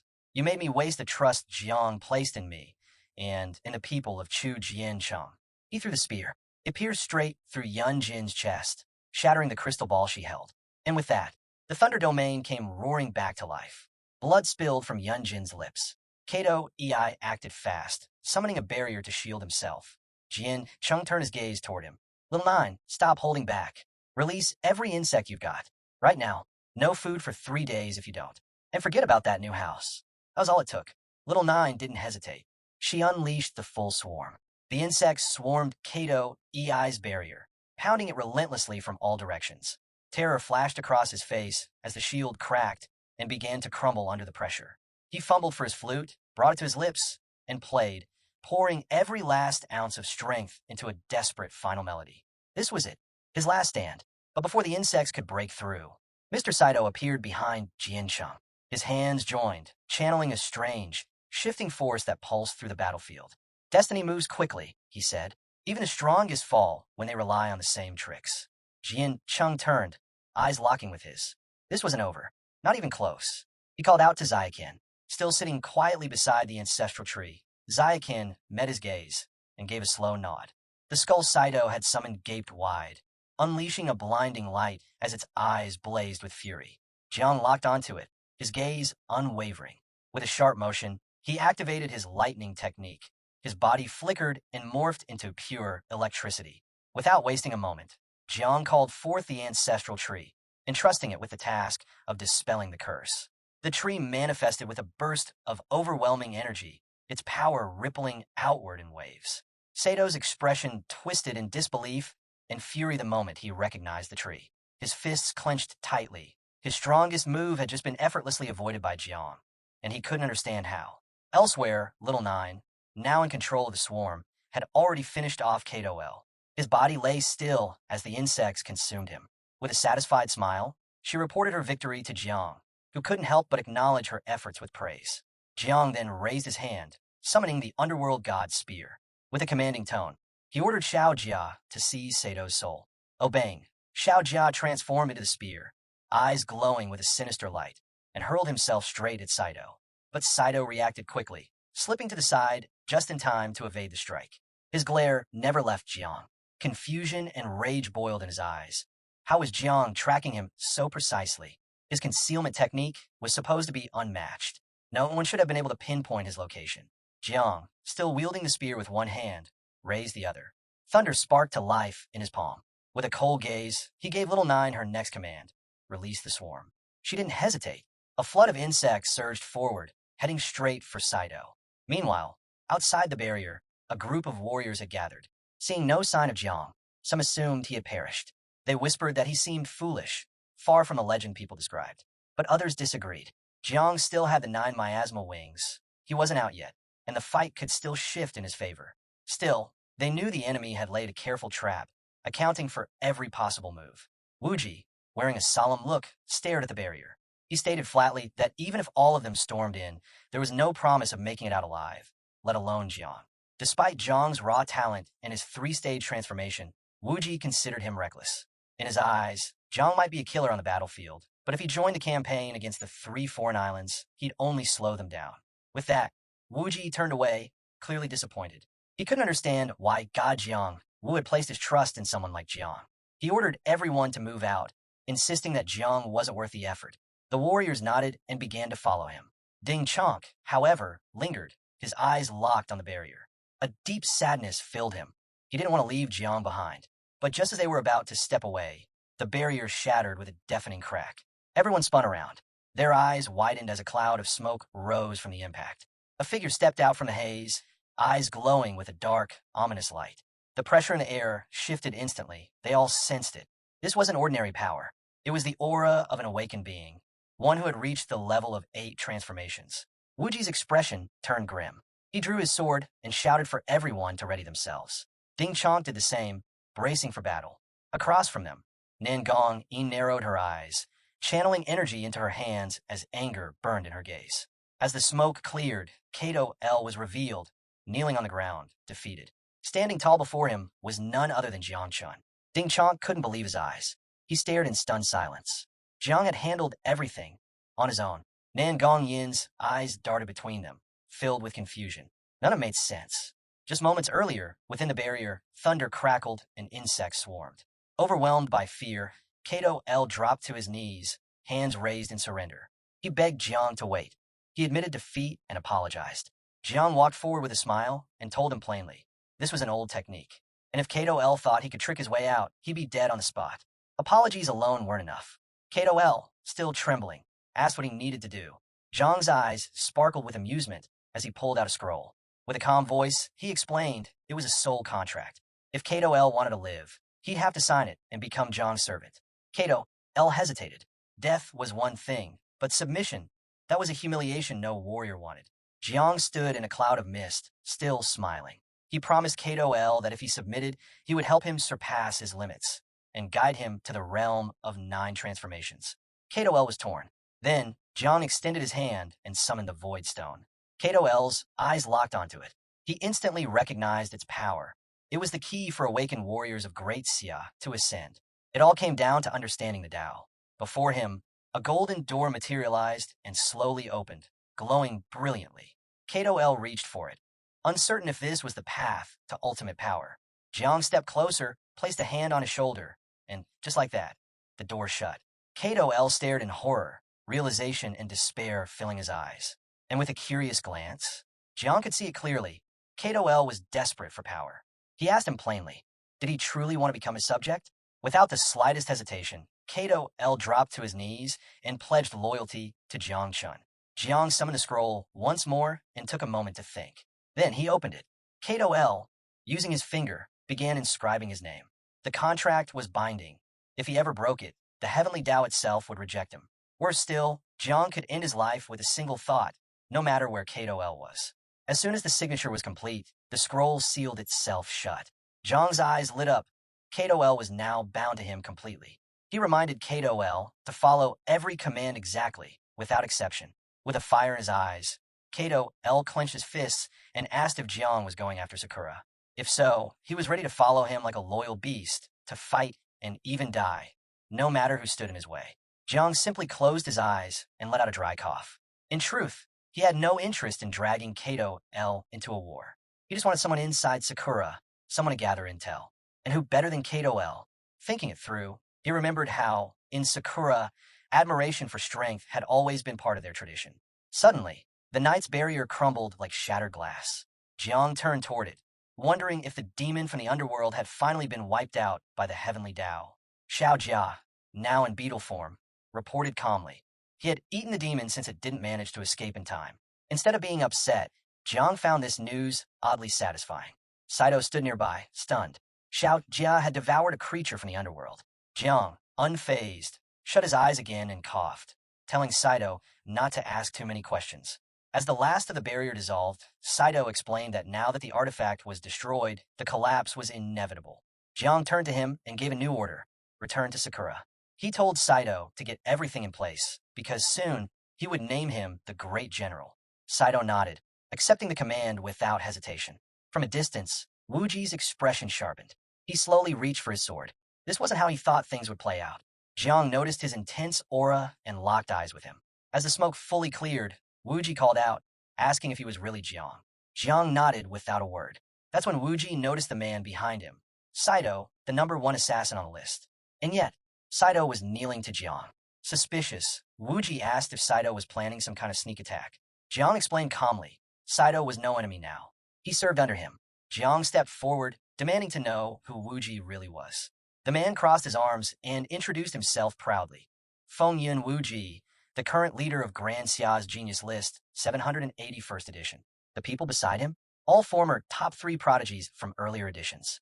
Jiang was now expected to join the team representing Daxia in the upcoming competition against the 3 overseas islands. Nan Gongyan, clearly irritated, turned to Ding Chungu and snapped, asking if this was how weirdos communicated. Ding Chungu, completely baffled, couldn't believe Jiang had survived, and more so, that Wuji actually trusted everything he said. Trying to explain, he extended his hand and said that asking questions was just a way of analyzing the situation. Nan Gong fired back, claiming it was a miracle someone like Ding had managed to stay alive so long in the caves. That jab hit a nerve. Ding's face twisted with frustration. He had no idea why she always seemed ready to pick a fight with him. Meanwhile, Jiang and Wuji locked eyes. A powerful energy surged around them, building in silence. Everyone around grew tense. They didn't know if they should step in or let it unfold. Nan Gong explained it clearly. What looked like a standoff was actually mutual admiration. They were sizing each other up with respect. To Chungu, the 9 miasma wings were far more powerful than he'd imagined. Jiang extended his hand toward Wuji, complimenting his strength. He admitted the sword had left a lasting impression. Wuji's gaze remained steady. He reminded Jiang that he had reached the 6th transformation, while Jiang was still a 3. Yet, even with that difference, he wasn't sure he could beat him. The kind of pressure from someone with less cultivation was no accident. It made sense that God Jiang Wu was grooming Jiang as his successor. Wuji then revealed something important. During the upcoming competition, Jiang might not be allowed to use the 9 miasma wings. He warned him to be cautious. Then, eyes filled with resolve, he slammed his fist against his chest and vowed. When the time came, he would protect Jiang with everything he had. It was the promise he'd made to God Jiang Wu. Just then, Chunga stepped in, letting them know that night was falling. He suggested they head back to the main base in the city, where they could discuss things more freely. Jiang turned to Saito with a calm look and reminded him to return to Sakura and stick to the plan. Saito placed a hand on his chest and bowed respectfully. With that, Jiang and the others turned and began walking away. Saito watched them go, a sigh of relief slipping out. In his mind, Wuji was mistaken to think Jiang's strength came solely from the 9 miasma wings. Jiang continued walking. He thought about Wuji, 29 years old and already at the peak of 6 transformations. Without the help of the insect system, could he really have taken him on? He imagined the Great Tan Tournament. If there was a restriction on using external power sources, if he had to fight with nothing but his own strength, he wasn't sure he'd stand a chance. Soon, Jiang found himself inside his sea of consciousness, his focus on Shao Chan. There were still 2 months to go. He needed to raise his skill from level 1 to level 3. He remembered. The last time the ancestral tree gave him a fruit, it unlocked his divinity and activated his skill. That had pushed him toward the path of 10 transformations. Right then, Shao Chan shifted form, transforming into a human. Slowly, he descended toward Jiang. Jiang's eyes gleamed with curiosity. He had no idea what kind of power this fruit would grant him this time.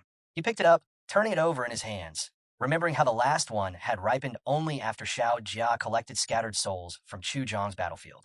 But this time, it had ripened on its own. That puzzled him. Xiao Chan's eyes lit up with realization.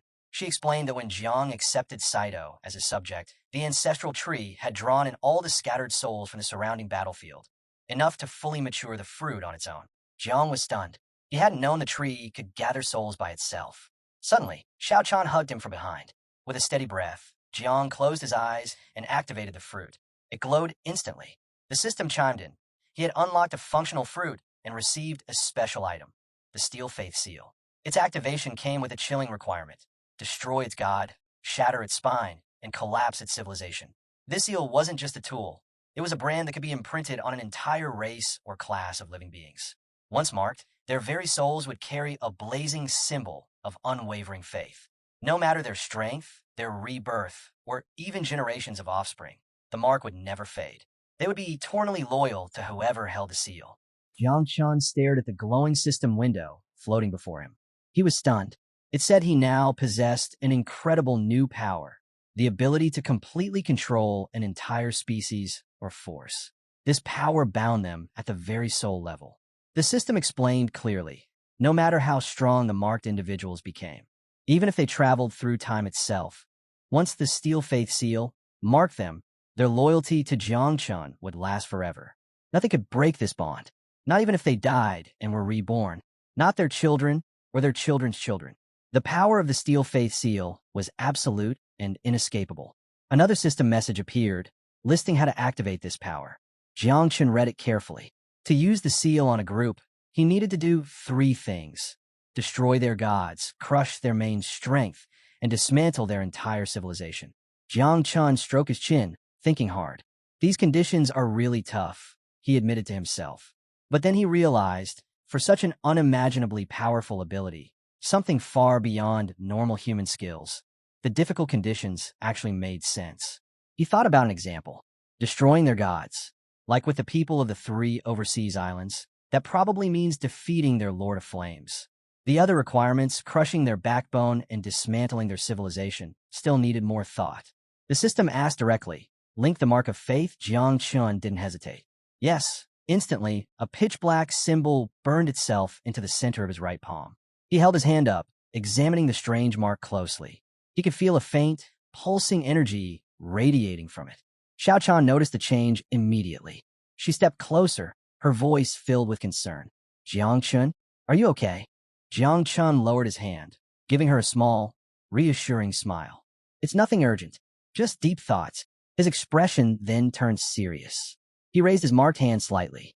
My master once warned me, he said slowly. A massive shift is coming. A whole new era is about to begin. He remembered Xiao Chan's earlier advice. She had urged him to use this time, while his influence was growing, to build real, lasting power. But Jiang Chun knew the danger of trust all too well.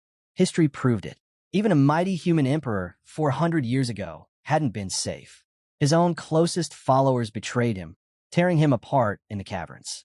This new ability, the Steel Faith Seal, changed everything. It meant Jiang Chun could erase that kind of betrayal threat completely. He could ensure absolute loyalty. And where better to test this power, he thought, than the 3 overseas islands? It seemed like the perfect place to try out the Steel Faith Seal.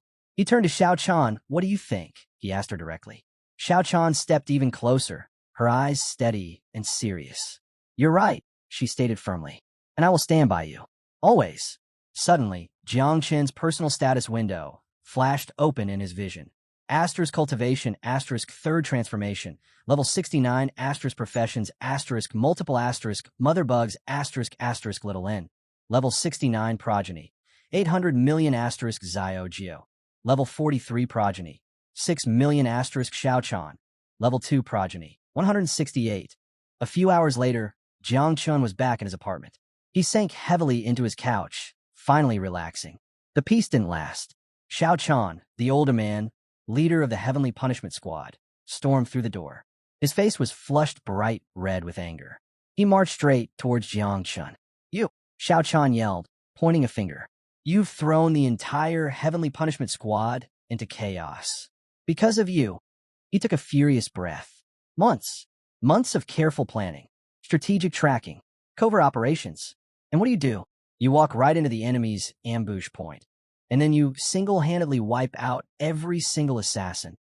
Xiao Chan leaned in, his eyes blazing. And worst of all, you subdued an 8th transformation assassin. How? How did you do it? Was it the 9 Miasma wings? Jiang Chun blinked, completely caught off guard by the sudden fury. He panicked internally. After a tense pause, he slowly nodded. Yes, the 9 Miasma wings. Xiao Chan's scowl deepened into a thunderous frown. He wasn't buying it. How many insects do you really command? He demanded, his voice a low growl. Jiang Chun stayed silent, looking away. Xiao Chan leaned in even closer, invading Jiang Chen's personal space, his eyes narrowed to slits. More than 10 million, he hissed. Jiang Chun said nothing. Sweat started to form on his forehead. Xiao Chan leaned impossibly closer, his face almost touching Jiang Chen's. More than 12 million, he pressed, suspicion thick in his voice. Jiang Chen's heart hammered in his chest. He couldn't force any words out. Driven by intense suspicion, Xiao Chan did something unexpected. He climbed right onto the couch. Jiang Chen knew keeping this secret weapon hidden was the best way to use it later for maximum impact. He turned to face Xiao Chan, made a tight fist, and promised firmly, "I won't tell anyone." Not a single word. Then curiosity got the better of him. He asked Xiao Chan, how many of the 9 Miasma wings insects would someone need to kill the Lord of Flames? Xiao Chan's face instantly lost all color. His eyes opened wide in shock. "You want to kill the Lord of Flames?" he gasped. Jiang Chun hurried to explain, No, just a question. What if someone tried?" Even so, Xiao Chan's mind raced back to very old memories. The Lord of Flames was a warrior who had reached the 9 transformations level more than 400 years ago. Nobody knew exactly how strong he was now. Rumors even said the powerful 3 overseas islands were so worried about him that they had started creating artificial gods just to fight him. Finally, Xiao Chan answered, his voice shaky. "At least 100 million insects. And even then, you'd have to trap him inside a miniature abyss first. That might create a small opening to attack." The realization hit Xiao Chan hard. Jiang Chun might actually be able to gather that many insects before the Tanyan tournament started. Just 6 months ago, the young man only had a few million insects. Now he had over 80 million. That was unbelievable. Still stunned, Xiao Chan turned back to Jiang Chun. "How did you increase your swarm 10 times? Raising them can't be that easy, right?" Jiang Chun rubbed the back of his head, looking nervous.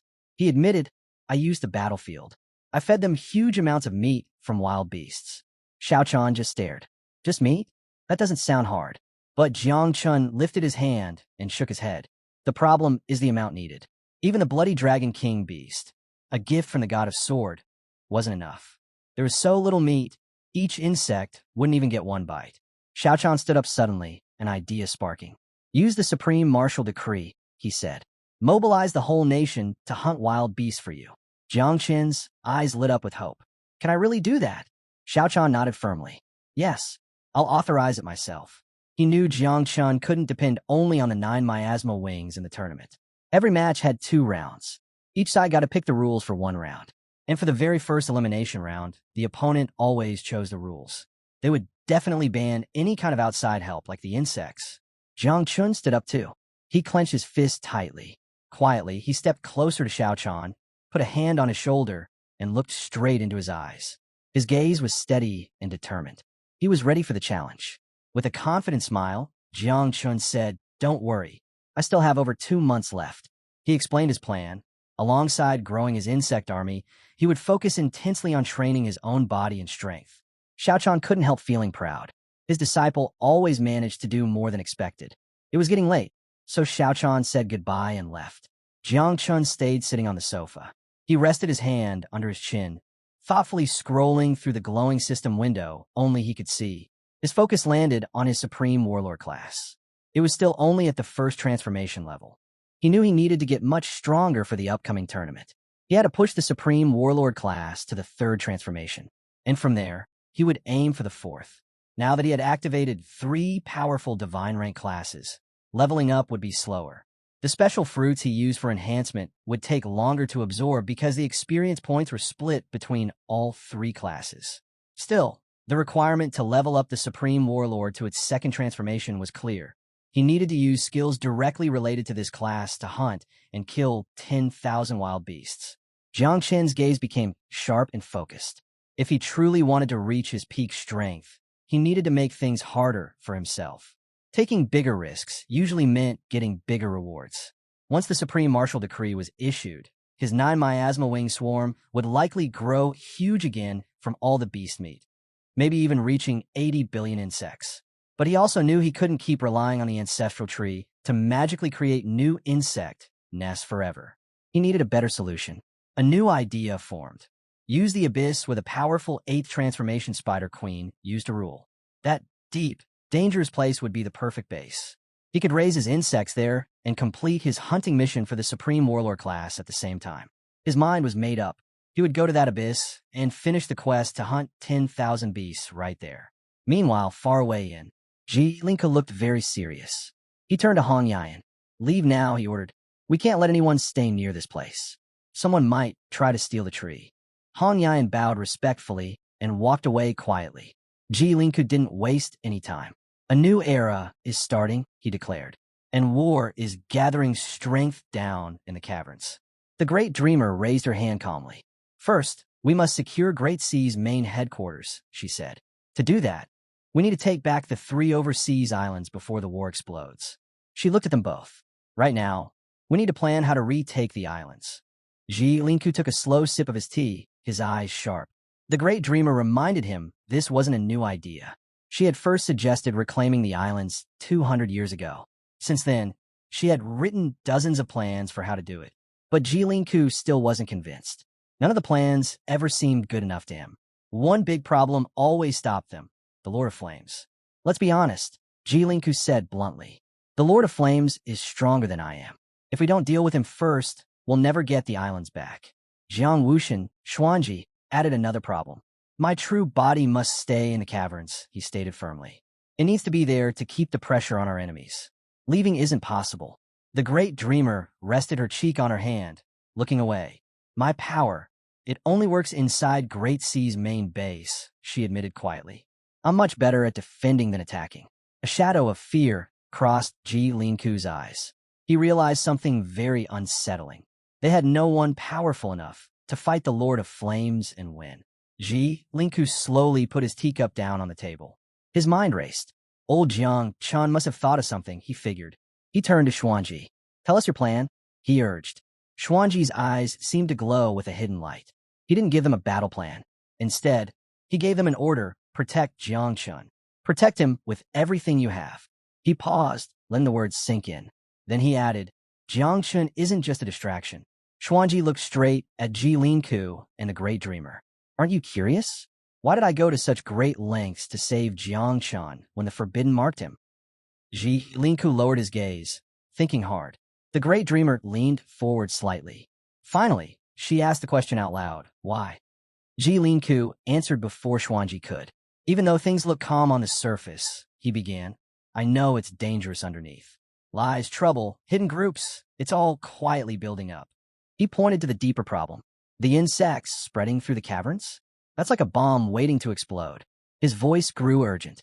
If that bomb goes off, it could destroy everything we won in the last 100 years of war. People have always seen those insects as an ancient curse.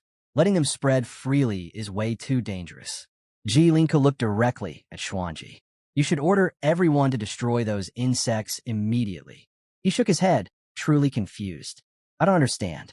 What could make someone like you, Xuanji, risk everything and handle so much pressure just to protect Jang Chun? Xuanji met their gaze, his eyes glowing. You are right, he admitted simply. But I can't explain why. His voice was heavy. If I told you the reason, the knowledge itself might kill all of us. Both Linku and the Great Dreamer fell completely silent. They stared at Xuanji, waiting. Xuanji looked into the distance, remembering. 10 years into the future, he said slowly, a stranger came to see me. His voice dropped lower. On their shoulder sat a cicada. The great dreamer slammed her hands down on the table. She understood instantly. A warrior. From the future, she breathed, horrified. At least 10th transformation level. That meant incredibly powerful. But Xuanji raised his hand sharply. Stop, he commanded. No more questions. If I say any more, the consequences, the karma, will kill all three of us right here. The room went deathly quiet.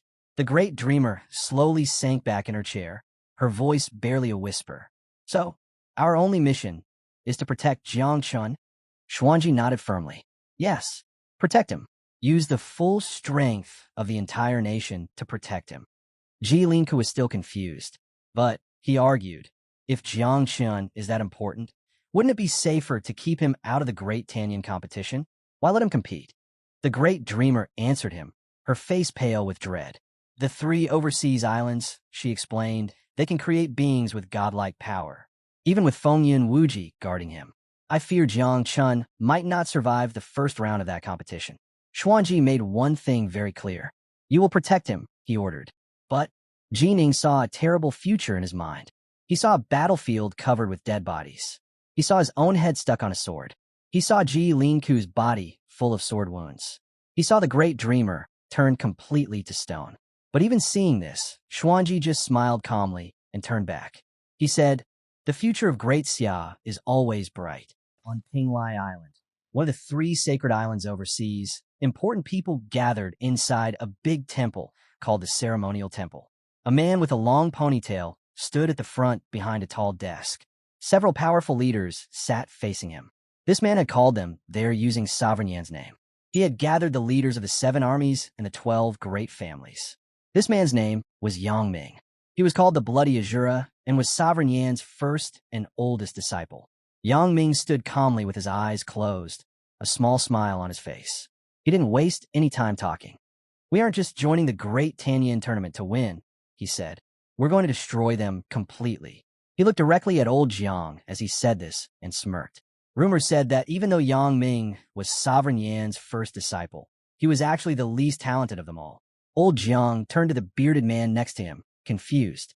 Yang Ming didn't even seem to have reached power beyond the 7th transformation level. How could someone like that represent Sovereign Yan at such an important meeting? The bearded man looked very nervous. Be quiet, he whispered harshly to old Jiang. Yang Ming almost never appeared in public. Since the Mo family lived far away, they probably didn't know the whole truth. The bearded man remembered clearly. Yang Ming standing over a dead body, holding a sword, surrounded by incredibly powerful energy. Talent didn't matter. Yang Ming was the most frightening of all Sovereign Yan's disciples. 400 years ago, Yang Ming had been the personal bodyguard to the human emperor of Great Sea, and he betrayed him. It was Yang Ming who let warriors from 10,000 different races come down and tear the emperor apart. After that, Yang Ming vanished. Later, he reappeared as a disciple of Sovereign Yan and became his most trusted follower. People knew him as cruel, unshakable, and unforgiving. His reputation as Sovereign Yan's voice was completely true. Now, Yang Ming stood at the desk, pressing his hands flat on its surface. A gentle smile appeared on his lips. The entire room became completely silent. Everyone was shocked. This man was that famous traitor. Suddenly, a wave of heavy, suffocating energy burst from Yang Ming's body. He opened his eyes, looking deadly serious. Does any elder here object to me leading this meeting? He asked. Not one person dared to answer. In fact, they quickly insisted, of course not. They wouldn't dare. Yang Ming relaxed and looked around the hall. Then he gave his real commands. Before the Great Tanyan tournament started, all their spies hidden within Great Xia were to be activated. At the same time, they needed to spread lies and cause confusion. They must twist the image of Great Xia's human emperor, making him look weak, corrupt, and just a puppet of the past. According to Yang Ming, the 3 overseas islands were the true inheritors of Great Sea's legacy. And during the tournament itself, 3 specific people must be killed. Fengyun Wuji, the sword demon, King Zhenhai, and Jang Chun. Yang Ming stated this was the direct will of Sovereign Yan. He then asked plainly, "Is that clear?" A loud roar of voices answered him. Some shouted in confusion, others in agreement. Many didn't understand if this tournament was just the start of something bigger. Others felt it was all happening too fast. Old Zhang's face became serious. He narrowed his eyes. Are we really ready to fight back? He asked. After staying silent for so long, haven't our fighting spirits grown cold? He wondered if they were truly prepared. Yang Ming put one hand firmly on the desk. With his other hand, he gestured towards the crowd. His voice turned dark and heavy. A huge change is beginning, he declared. A new age is rising. Over 400 years have passed. Great Xia gave you everything you have. And now, he paused. It's time to pay them back. It's time to collect what Great Xia owes us. Old Jiang stared at Yang Ming, his eyes full of doubt and worry. His voice was low but firm. Even if our strongest fighters are better than the enemies, what about the soldiers and officers in the middle and lower ranks? He argued. If a huge war starts everywhere, I'm not sure we can actually win. We might not be able to hold our ground. He added one more crucial point. Don't forget, Great Xia still has the Great Dreamer. Yang Ming stopped talking. He imagined the powerful leader of the sanctuary, the sovereign. Right now, the sovereign was having tea with the marine tribe. Yang Ming then explained something important. He said that when the big battle happens, the marine tribe will fight with them, not against them. This new partnership would be the start of the great unification, meaning they would unite many forces under one banner. But he had more news. Yang Ming announced that for the upcoming Great Tinyan tournament, the marine tribe would send its very best young fighters. These top fighters would represent the Three Islands Alliance in the competition. Yang Ming smiled again. He lifted his hand, and a glowing system screen appeared. Floating inside the screen were three symbols. One looked like an eye, one like a hand, and one like a heart. He explained that there were still 2 months left before the tournament. To make absolutely sure they won, the sanctuary planned to give these special powers to its chosen fighters. These powers were called Asterisk the Divine Eye, Asterisk the Divine Hand, Asterisk the Divine Heart. Yang Ming felt completely confident now. With these powers, he believed the fighters from the Three Islands would easily defeat Great Xia. Meanwhile, far away from all this planning, Tan Lang and Bai Fong were out in the wilderness. They were hunting dangerous monsters. They needed parts from these monsters to help them advance to a higher job class level. Back in Great Xia, things were moving fast. Acting for King Zanhai, Jang Chun issued a very important command called the Invincible Order. This order was even stronger than the usual national order. It commanded every single job changer across the entire country to start hunting monsters immediately. In a quiet dorm room at an academy, a group of boys was relaxing. Suddenly, the door burst open. A boy with brown hair stood in the doorway. He looked very serious and determined. It's time to hunt monsters, he announced firmly. His friends just stared at him, looking confused and surprised. One friend, still sitting on his bed, frowned. What are you talking about? He asked. We have class this afternoon. Graduation is coming up soon. Getting credits for class is way more important than hunting monsters right now. The brown-haired boy grinned. He pulled out his phone. Jang Chun just issued the Invincible Order, he said, showing them the screen. This order cancels everything else, even the national order. Every job changer in the whole country has been called to fight. The other boys quickly grabbed their own phones. As they saw the official notifications pouring in, their eyes opened wide in shock. Even their school, the Martial Academy, was fully mobilizing for this hunt. They looked at each other, understanding dawning. Academic credits? Suddenly, those didn't matter at all. Filled with new purpose, they all jumped up.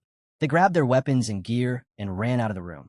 They raced through the academy streets with only one goal, to answer the call to hunt. Outside the city walls, the monster hunt had already started. The rules were clear. Killing one level 3 fierce beast earned you 1 merit point. That was double the points you usually got for kills on the battlefield. The Martial Academy sent out another message. The more monsters they killed, the more extra academic credits they would also receive as a reward. On the city outskirts, warriors were already dragging back the bodies of slain beasts. But they quickly noticed something strange. There were way more job changers hunting than there were monsters left near the city. Without wasting any time, they changed direction. They headed toward a place known to be full of monsters, the Howling Cemetery. This time they were going all out. They wanted full credits and the maximum number of merit points possible. A bald man watched the huge wave of hunters moving towards the cemetery. He was stunned by the sheer number and energy of the crowd. Meanwhile, back at the main command base for Jiang Chen's battlefield, many important officials were gathering. One man with a mustache stood near the edge of the group. His face showed pure happiness.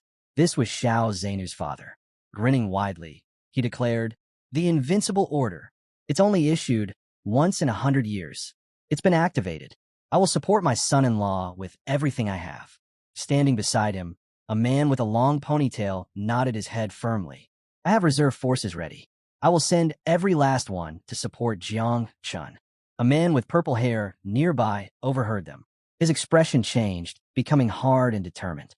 He, too, was ready to risk everything he had to support Jiang Chun. Deep underground beneath the Jiangnin war zone, Xiao Chan, Jiang Chun, and Little Nine walked towards the huge pile of beast corpses. Xiao Chan looked at Jiang Chun and asked, "Aren't you going to let the insects out? We're almost out of space here for all these dead beasts." Nearby, Little Nine held her face in her hands. Her eyes were wide open, staring at the mountain of beast meat. She looked like she was drooling, ready to eat.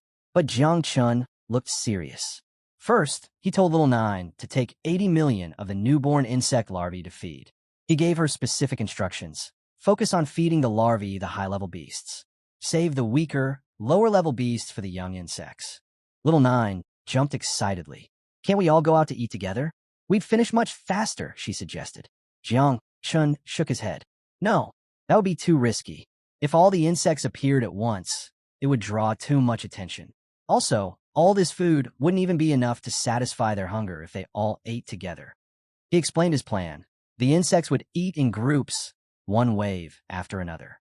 This way, they could grow stronger step by step, more carefully.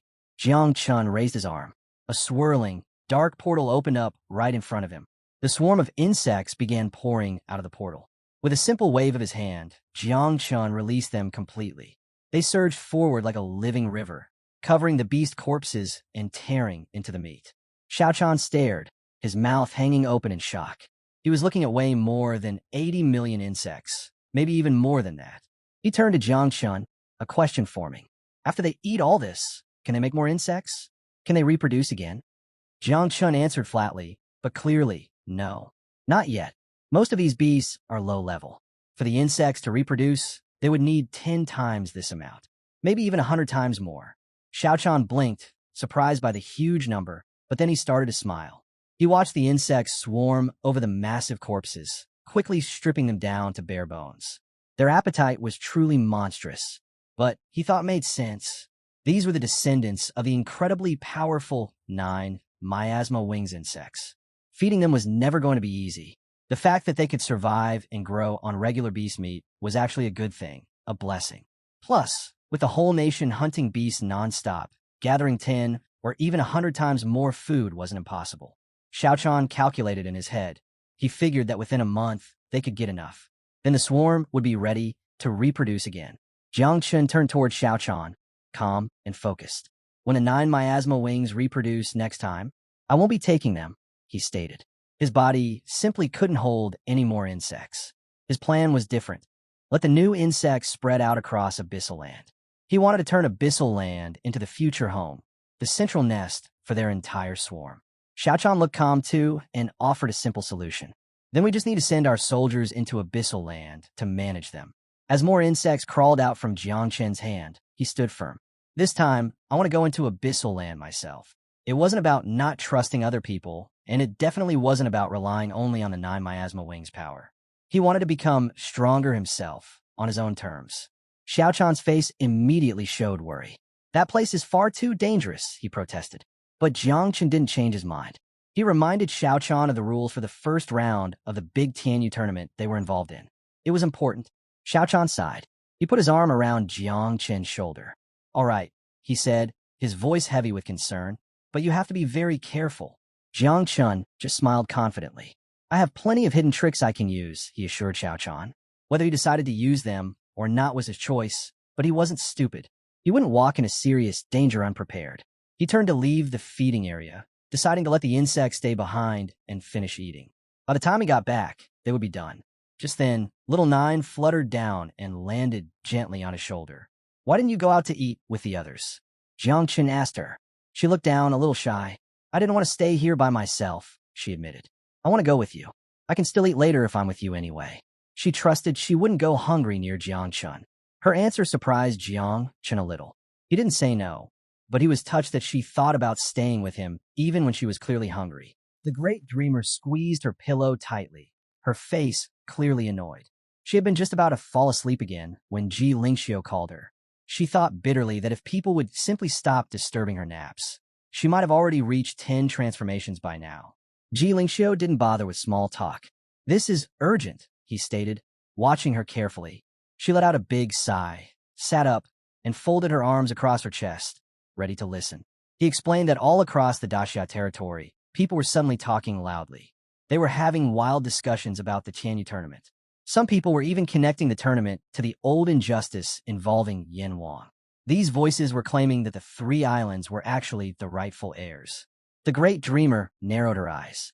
This wasn't just about a tournament anymore. It was becoming a fight of different ideas and opinions. She knew this trouble was started by people who liked causing problems. When things got chaotic like this, the great dreamer believed the best way to deal with such troublemakers was to be very firm. Getting rid of them completely was a real option she considered.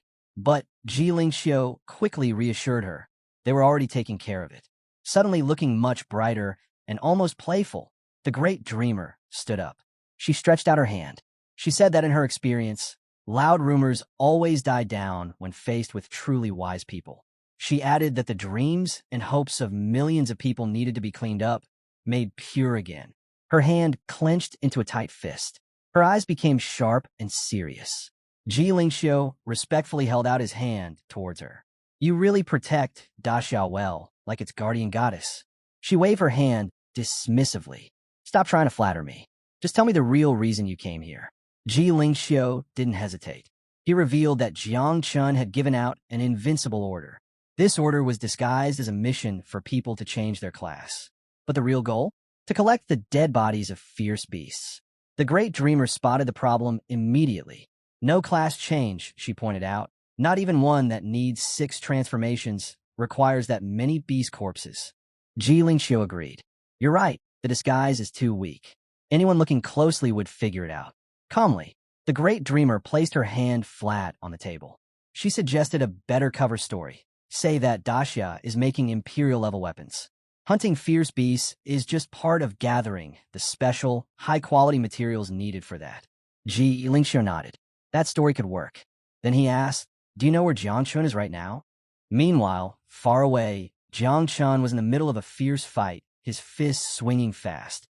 With one powerful punch, he sent a beast crashing to the ground. Jiang Chen's eyes shone with determination. He was ready to test his powerful new class, the Tyrant God of War. Focusing his energy, he used his special move, the invincible fist of the immortal god.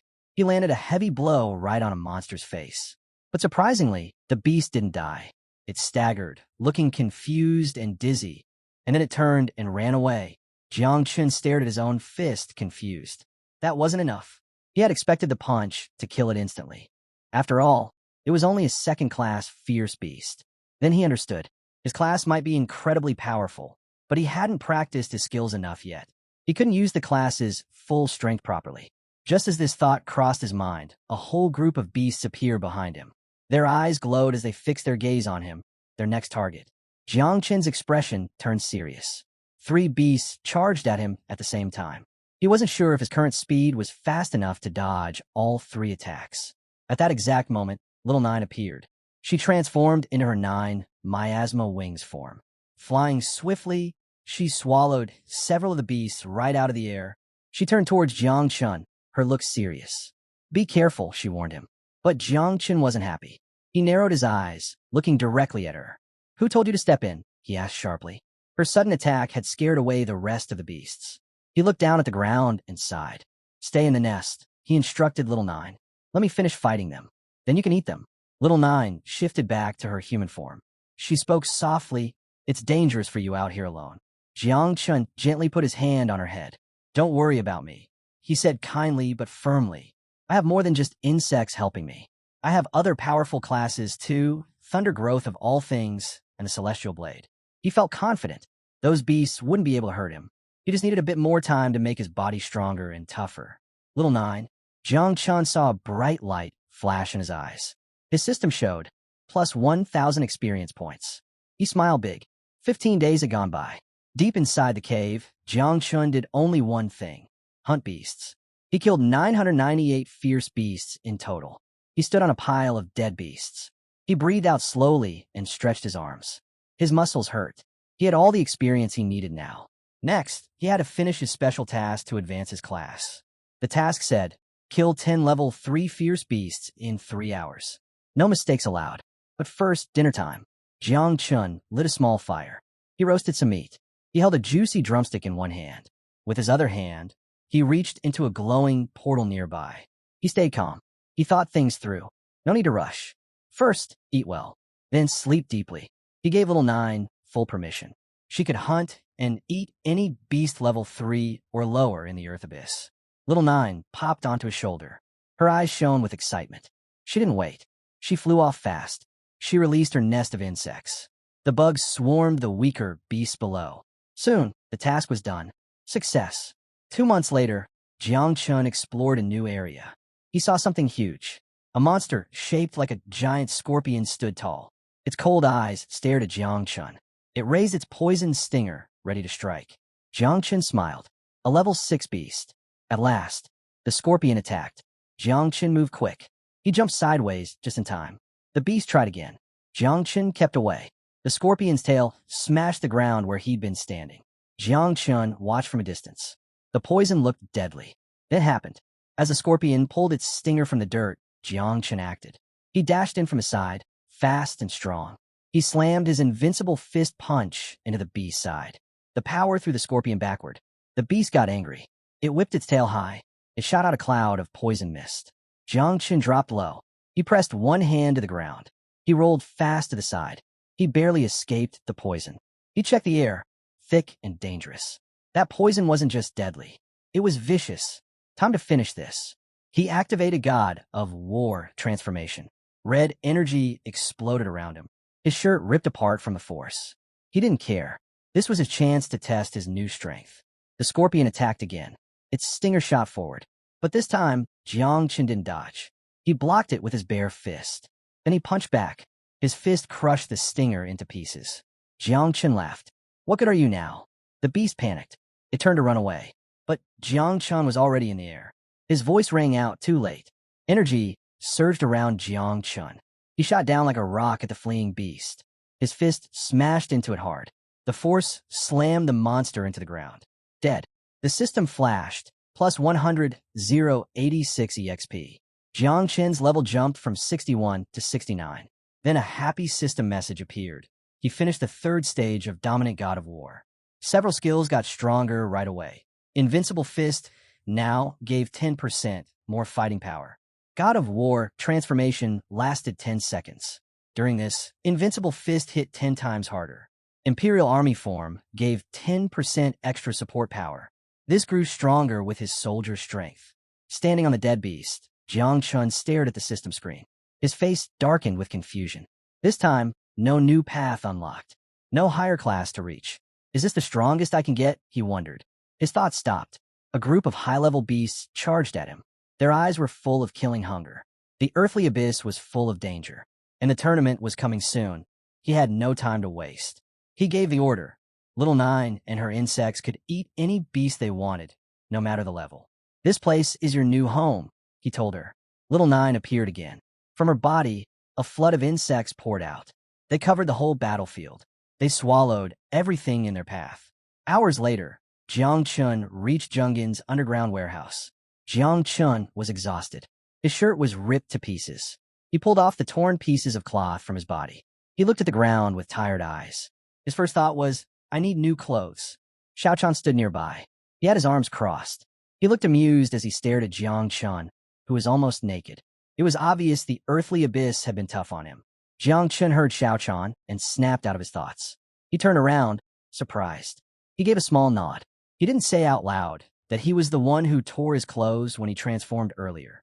Xiao Chan chuckled. He pushed open the door to the warehouse. Don't be too surprised when you see how many fierce beasts we collected, he said with a grin. Jang Chun blinked, confused. Did you hunt that many? Xiao Chan admitted he hadn't gone into the secret realm lately. But when he checked the records, it seemed like almost every fierce beast in the Daxia realm had already been killed. But when the door opened with a creak, the warehouse was completely empty. Jang Chun's face went stiff. What happened, he asked. Xiao Chan's mouth hung open. His eyes were wide with shock. The insects had eaten everything. Jang Chun closed his eyes. He sighed and shook his head. Their hunger had clearly gotten bigger again. He raised his hand. He called the hungry swarm back, ordering them to return to their nest. Beside him, Xiao Chan stood frozen in surprise. Little Nine clapped her hands together near her mouth. She glowed happily. The big meal had worked perfectly. Jiang Chun looked closely at the huge swarm of insects. He noticed something. Some of the insects could now have babies 2 or even 3 times in a row. A massive group of them down in the abyss was already getting ready to multiply. This was just the beginning. Xiao Chan raised an eyebrow, curious. With this group, could the 9 miasma wings finally reach 100 million? Jiang Chun glanced at his hand. Confidence shone in his eyes. He gave a firm nod. Xiao Chan looked stunned. 100 million? He gasped. That many could create a small abyss. One powerful enough to fight the Lord of Flames himself. But Jiang Chun wasn't done. He explained that with the blessing of evolution toward complexity, the number of insects could multiply 100 times over. His swarm wouldn't stop at 100 million. It could go much, much higher. As the insects kept tearing into the remaining beast corpses, Jiang Chun made a choice. For this big round of making more insects, he needed to go back to the earthly abyss. He turned to his master, Xiao Chan. I need your help. Xiao Chan didn't hesitate. He immediately declared the earthly abyss a forbidden zone.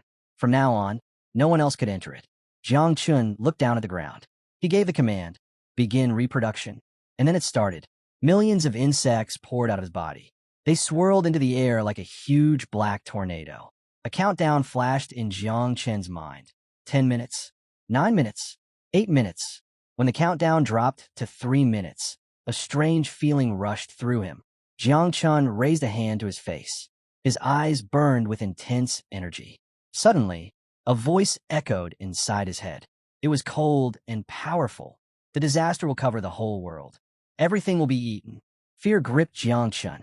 He felt like his mind, his very soul, was being swallowed by something dark. 80 billion insects.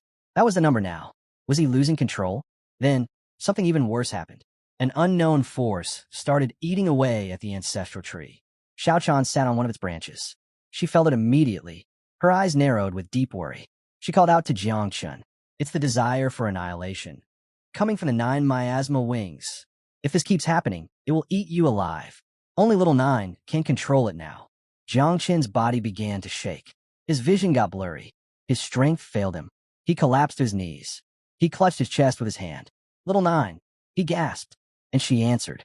Little 9 appeared above him. Her gaze was sharp. Her wings spread wide. She flew high into the sky. She activated her skill, Abyss Concentration. With her arms stretched out, she focused on every single insect. She commanded them. She controlled them. Meanwhile, Jiang Chun lay on the ground, breathing heavily. Xiao Chan and Xiao Chan appeared beside him. They each put a hand on his shoulders. Their faces were tight with worry. Jiang Chun pressed his palm against the earth. He struggled to catch his breath. The power of the abyss was too strong. It was hashtag Jiang Chun's 80 billion insect army. Jiang Chun felt a pressure unlike anything before, worse than the 9 transformations. Then, his system announced, reproduction complete. Total swarm size, 80 billion insects, asterisk. Slowly, Jiang Chun stood up. He looked at his hand and gave a mental command. Asterisk. All elite insects return to the nest immediately. The rest of the swarm, head straight to the earthly abyss. Continue the purge. Do not retreat unless I give the order. Asterisk. Excitement flooded through him. He touched his neck, a deeply satisfied smile spreading across his face. 80 billion. That was more than enough to wipe out Emperor Yin and crush the 3 foreign islands completely. Meanwhile, violent tremors shook the ground at Jiang Chun's main base. Xiao Chan and Duanfang froze, alarm flashing across their faces. The rumbling grew louder and louder, becoming deafening. What's happening? Duanfang yelled over the noise. The earth shook beneath their feet. Instinctively, they both knew this wasn't a natural earthquake. Jiang Chun was behind it, and whatever he was doing, it was massive. Back near the abyss entrance, the sudden violent eruption of the 9 miasma wings caused widespread panic at the base camp. Duanfang's face went pale. Has he lost control of the insects? Fear filled his eyes as he turned to old Gu. What's going on? He demanded. We need help. Call Giant Chin right away. Xiaochan, however, stayed calm. Without saying a word, he drew his sword. His eyes focused sharply as he drove the blade deep into the trembling ground. I'll stay here and protect the base, he stated flatly. You go get help. Duanfang didn't argue. He spun around and ran. A thick, dark mist started rising from the ground. Dense, poisonous, and dangerous. Xiaochan locked onto it. He recognized it. Abyssal aura. The sheer amount confirmed it. The insect numbers had definitely crossed 100 million. He remembered the last jump. From 8 million to 80 million. If it multiplied like that again. 800 million? The thought hit him like a shock. It seemed almost unbelievable. Just then, Ji Lingxiu arrived overhead. With a swift wave of his hand, he cast a powerful, soundproof barrier around the entire city. He descended quickly and landed behind Xiaochan. Talk, he said sharply. How many insects does Jang Chun control now? Even Ji Lingxiu, one of the strongest cultivators, felt disturbed by the violent tremors shaking the earth. Xiaochan stayed silent, his eyes fixed on the ground, unsure how to answer. Insects began crawling out from under the earth. Then, suddenly, the tremors stopped completely. Xiaochan realized something shocking. Jang Chun had gained total control. He had commanded the entire massive swarm. It was staggering. Ji Lingxiu stepped closer, his expression deadly serious. I need answers. After the Tanion tournament, war between Daxia and the 3 overseas islands is almost certain. And these insects, he lowered his voice, they are one of Daxia's key weapons. If we don't know their status, we can't plan our defense. He stared Xiaochan down. You can't keep this secret any longer. Xiaochan sighed. He rubbed his chin, turned slightly away, and muttered reluctantly. Jang Chun has roughly 800 million insects. Ji Lingxiu froze. His eyes widened in utter disbelief. 800 million, he whispered, stunned. It's an estimate, Xiaochan replied, still clearly shaken by the number himself. As the two stood in tense silence, a powerful presence approached. Jang Chun emerged, looking calm and composed. Yet, an intense pressure radiated from him. He greeted his master Xiaochan first. Then his eyes shifted to Ji Lingxiu. I just got back, he said casually. The streets were chaotic. I saw the city's defensive shield is active. What happened? Ji Lingxiu spun around to face him, eyes still wide with shock. Xiaochan stared as Jang Chun walked calmly towards them. His presence felt overwhelming. There was no wild surge of energy, yet just standing near him made Xiaochan feel his own spirit tremble. An unconscious urge to bow down tugged at him. How? How can he just ask what happened like nothing's wrong? Xiaochan thought. Ji Lingxiu narrowed his eyes. Jiang Chun, do you even understand what destiny rank pressure is? Jiang Chun stood still, genuinely puzzled. He had no idea what destiny rank pressure meant. As wind swirled around them, Ji Lingxiu explained, it's a kind of natural force exerted without actively using any energy. Your mere presence, your existence itself, creates a suppression that overwhelms others. He paused, his gaze intense. Ji Lingxiu spoke seriously. That thing is stronger than destiny rank. Nobody knows if it was a god or something else. But one thing is sure. He looked directly into Jiang Chen's eyes. 400 years ago, when a human emperor died, a being that powerful got involved. A memory flashed in Ji Lingxiu's mind. He saw Jiang Wuxian standing inside a cave during the Chu Jiang Chun Beast Tide. He saw the war god, full of anger, leading the God Slayer army deep into Demon City. Right in their path stood an old man. He wore a ragged cloak and didn't move or speak. The old man lifted one hand. A bright, glowing red mark appeared in the air above his palm. Ji Lingxiu still remembered the deep fear he felt. Just seeing that strange mark appear out of nowhere filled him and the dreamer with terror. It was a fear they couldn't even describe. Hearing this, Jiang Chen's expression became serious and worried. He thought about his 80 billion insects. That was a huge number compared to humans. But deep down in the underground caverns, there were forces much, much stronger than anything he could fight. His insect swarm had a big problem. Most of the insects were still only level 1. Jiang Chun looked thoughtful. He stepped closer to Ji Lingxiu. If that demon elder was so powerful, he asked, why didn't he kill Jiang Wuxian back then? Was something holding him back? Ji Lingxiu's eyes turned very serious. He raised his hand. Did you know, he asked, why the rankings for divine weapons only go up to level 6? Jang Chun shook his head no.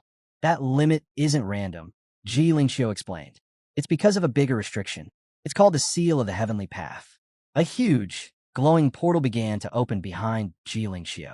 This seal was created when a new age began, he continued. Its job?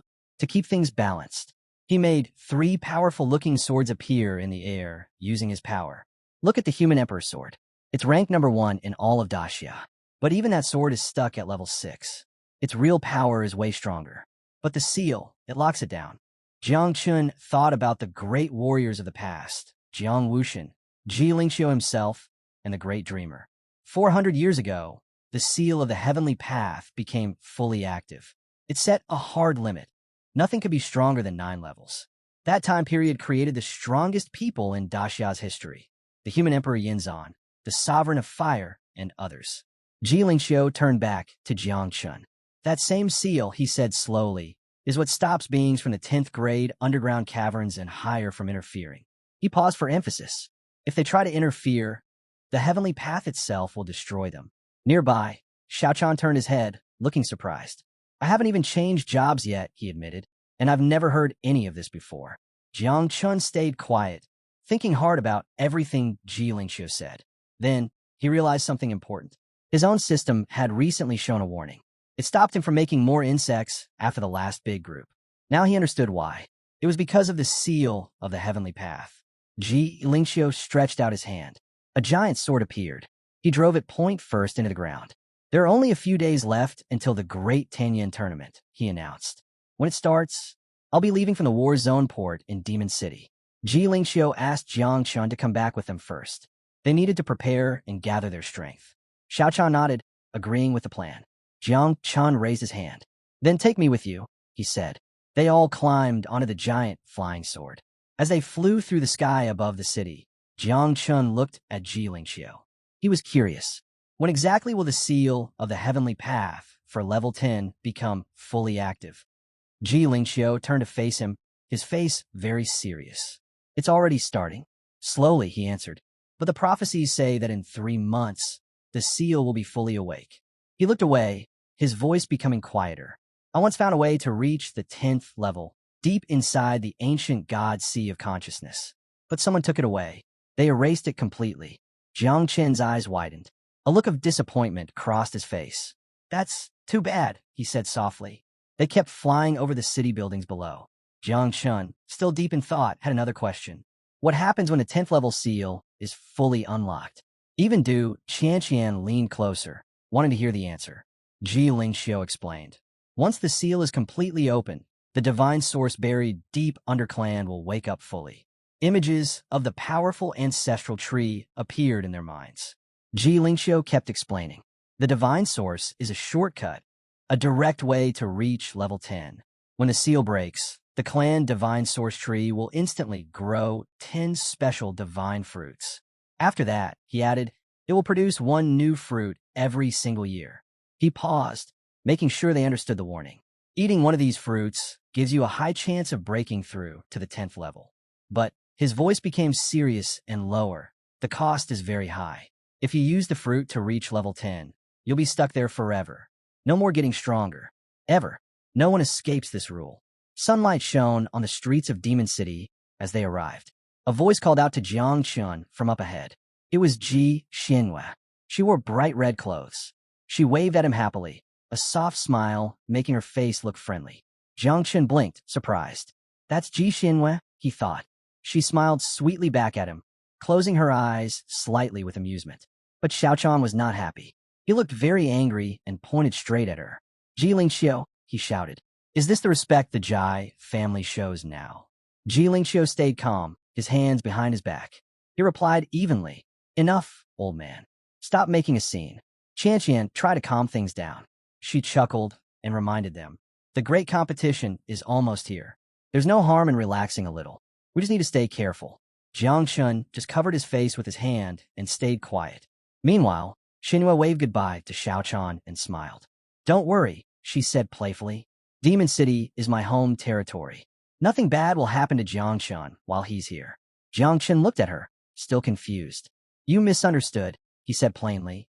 He's not worried about me. He's worried about you. Do you understand? Xianhua froze. Her eyes opened wide, showing surprise and total confusion. She looked away quickly, feeling flustered and unsure what to say.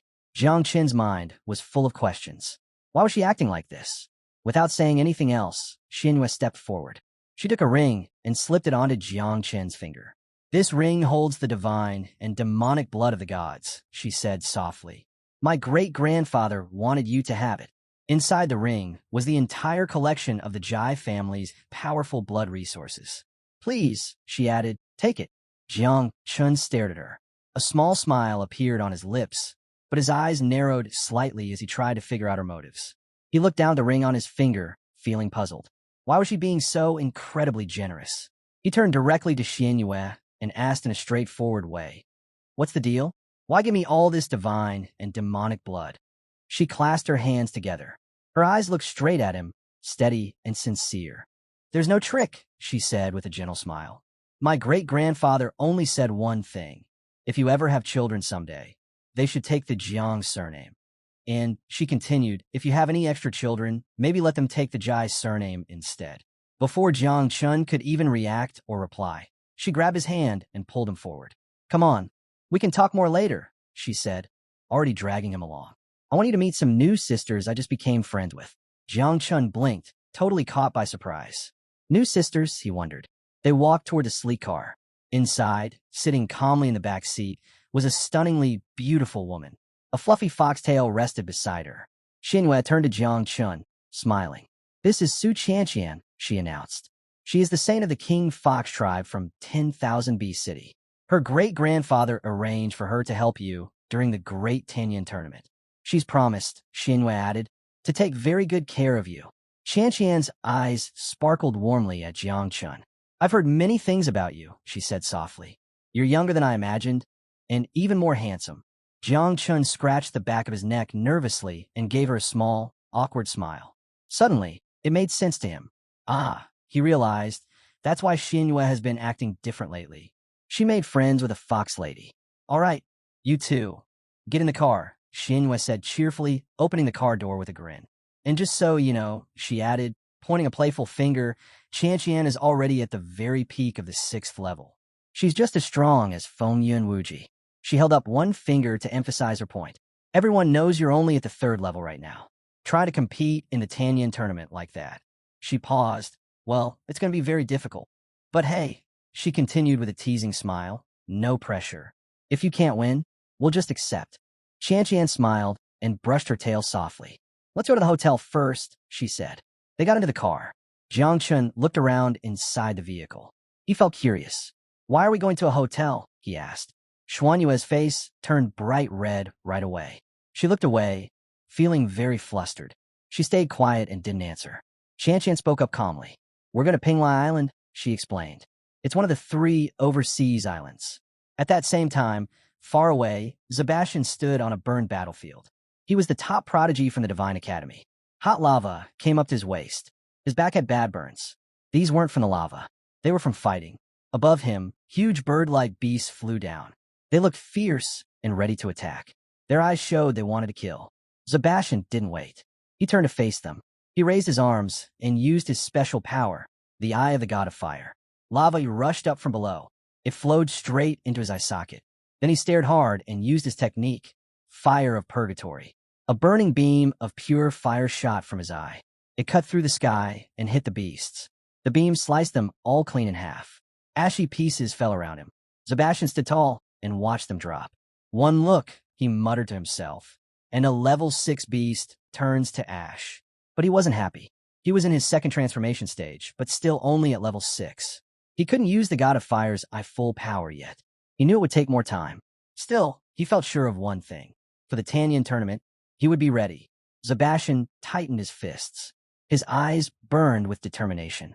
Even incomplete, the fire gods, I was like a god's weapon. That was enough for him. And with it, he had a clear goal, to take Jiang Chen's head. From Daxia right into his hands. At the War God Institute, someone arrived at the gravity training room entrance. The door was heavy and reinforced. Inside, the gravity was set to 100 times normal. A battle raged there, A huge rock monster swung its arm at a warrior. The warrior jumped fast and ran along the monster's arm. She sped up, clenched her fist, then spun and kicked the monster hard in the face. Her eyes flashed with fighting spirit. She gathered energy into her fist and jumped again.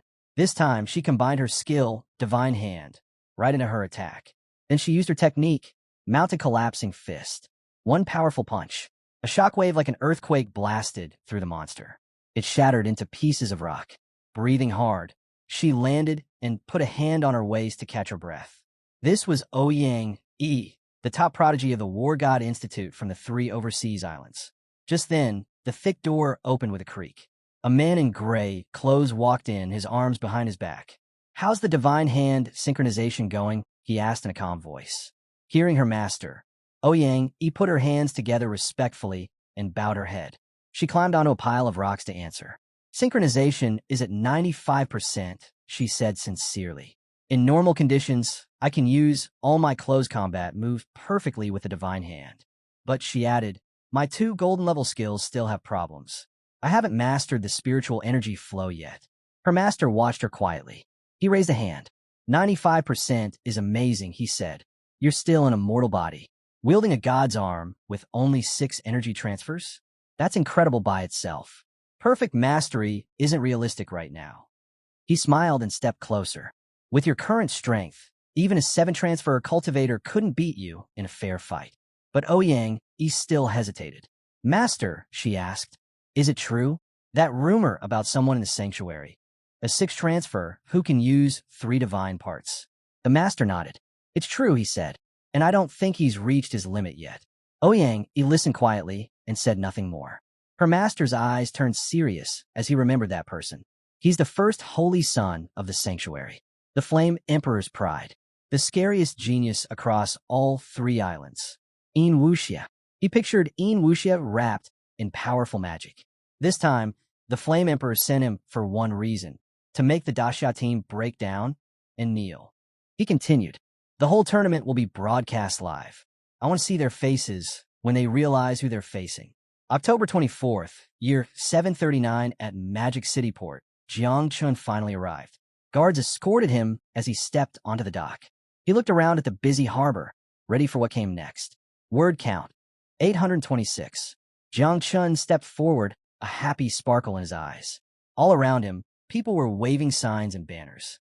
His name, Jang Chun, was written everywhere, on banners, signs, and even people's shirts. His biggest fans were there in huge numbers. They proudly shouted that he was the strongest fighter. They believed his famous 9 miasma wings power meant he would easily beat the fighters from the 3 overseas islands. But not everyone agreed. Some fans argued back. "Stop saying things that aren't true," one person said. They pointed out Jang Chun was only at his 3rd transformation level. His opponents? They were already at the 5th or 6th level. Winning wasn't the point right now, they argued. Just fighting well was enough. Others added that simply showing up for the competition was a victory itself. Why put so much pressure on him? Jang Chun heard all of this. For a second, he looked confused and unsure. High up on the city wall, Ji Xinyueyu's father stood with Xiao Chan. The older man watched the noisy crowd below.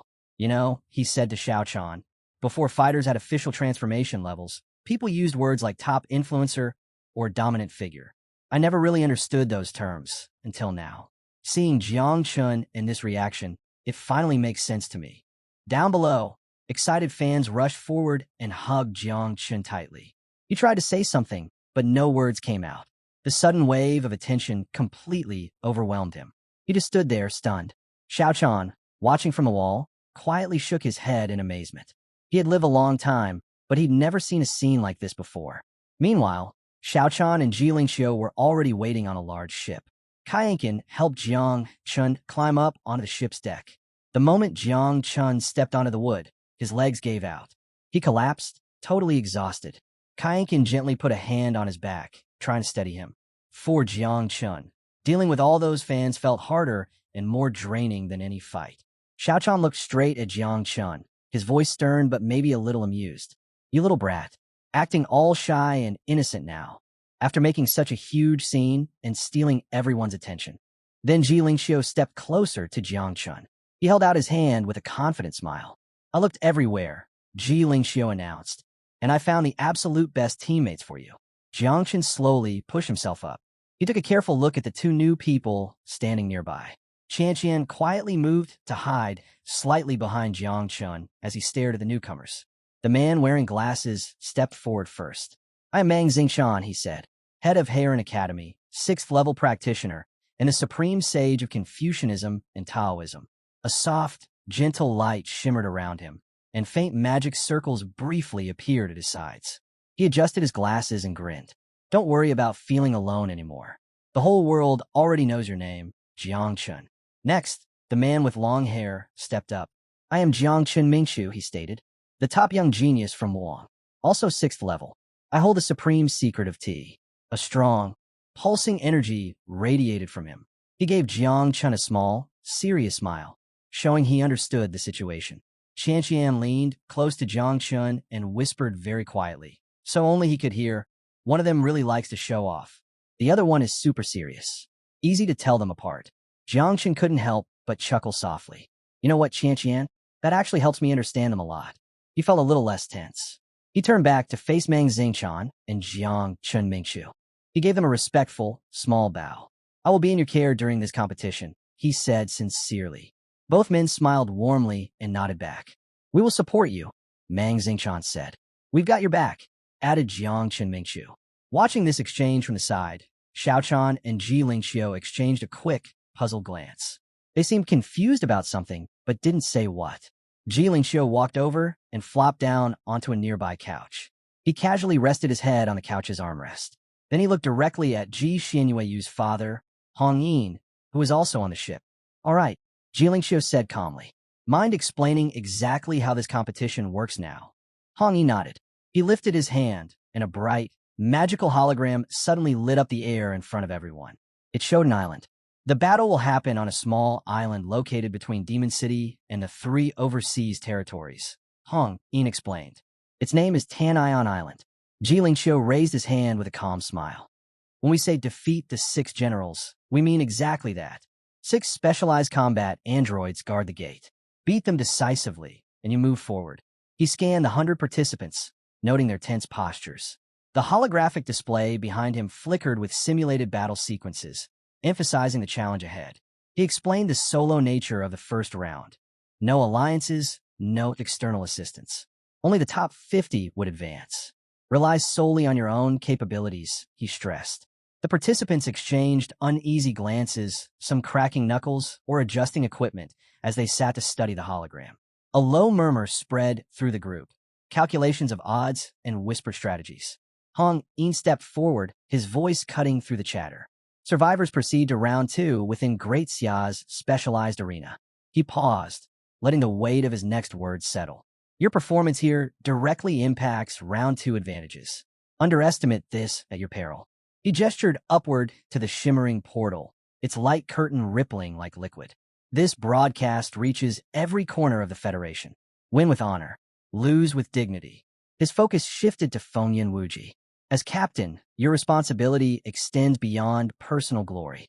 Hong Yin's tone softened fractionally.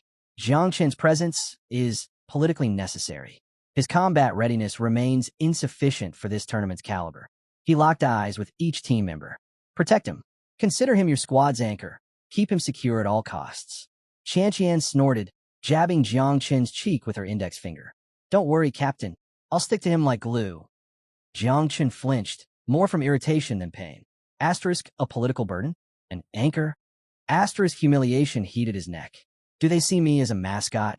Fengyan Wuji's rigid nod. A soldier accepting orders. Only deepened his frustration.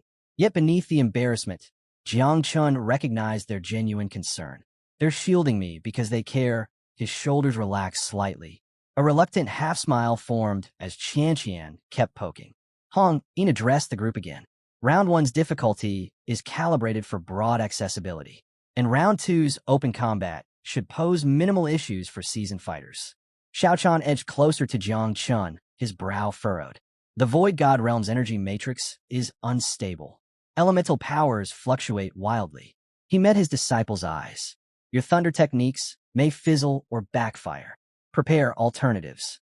Jiang Chun absorbed the warning. Asterisk, No elemental advantage. Just raw skill. Asterisk he squared his shoulders. Understood. My target is simple. Clear round one. Nothing more. The warship's engines hummed to life, lifting them skyward.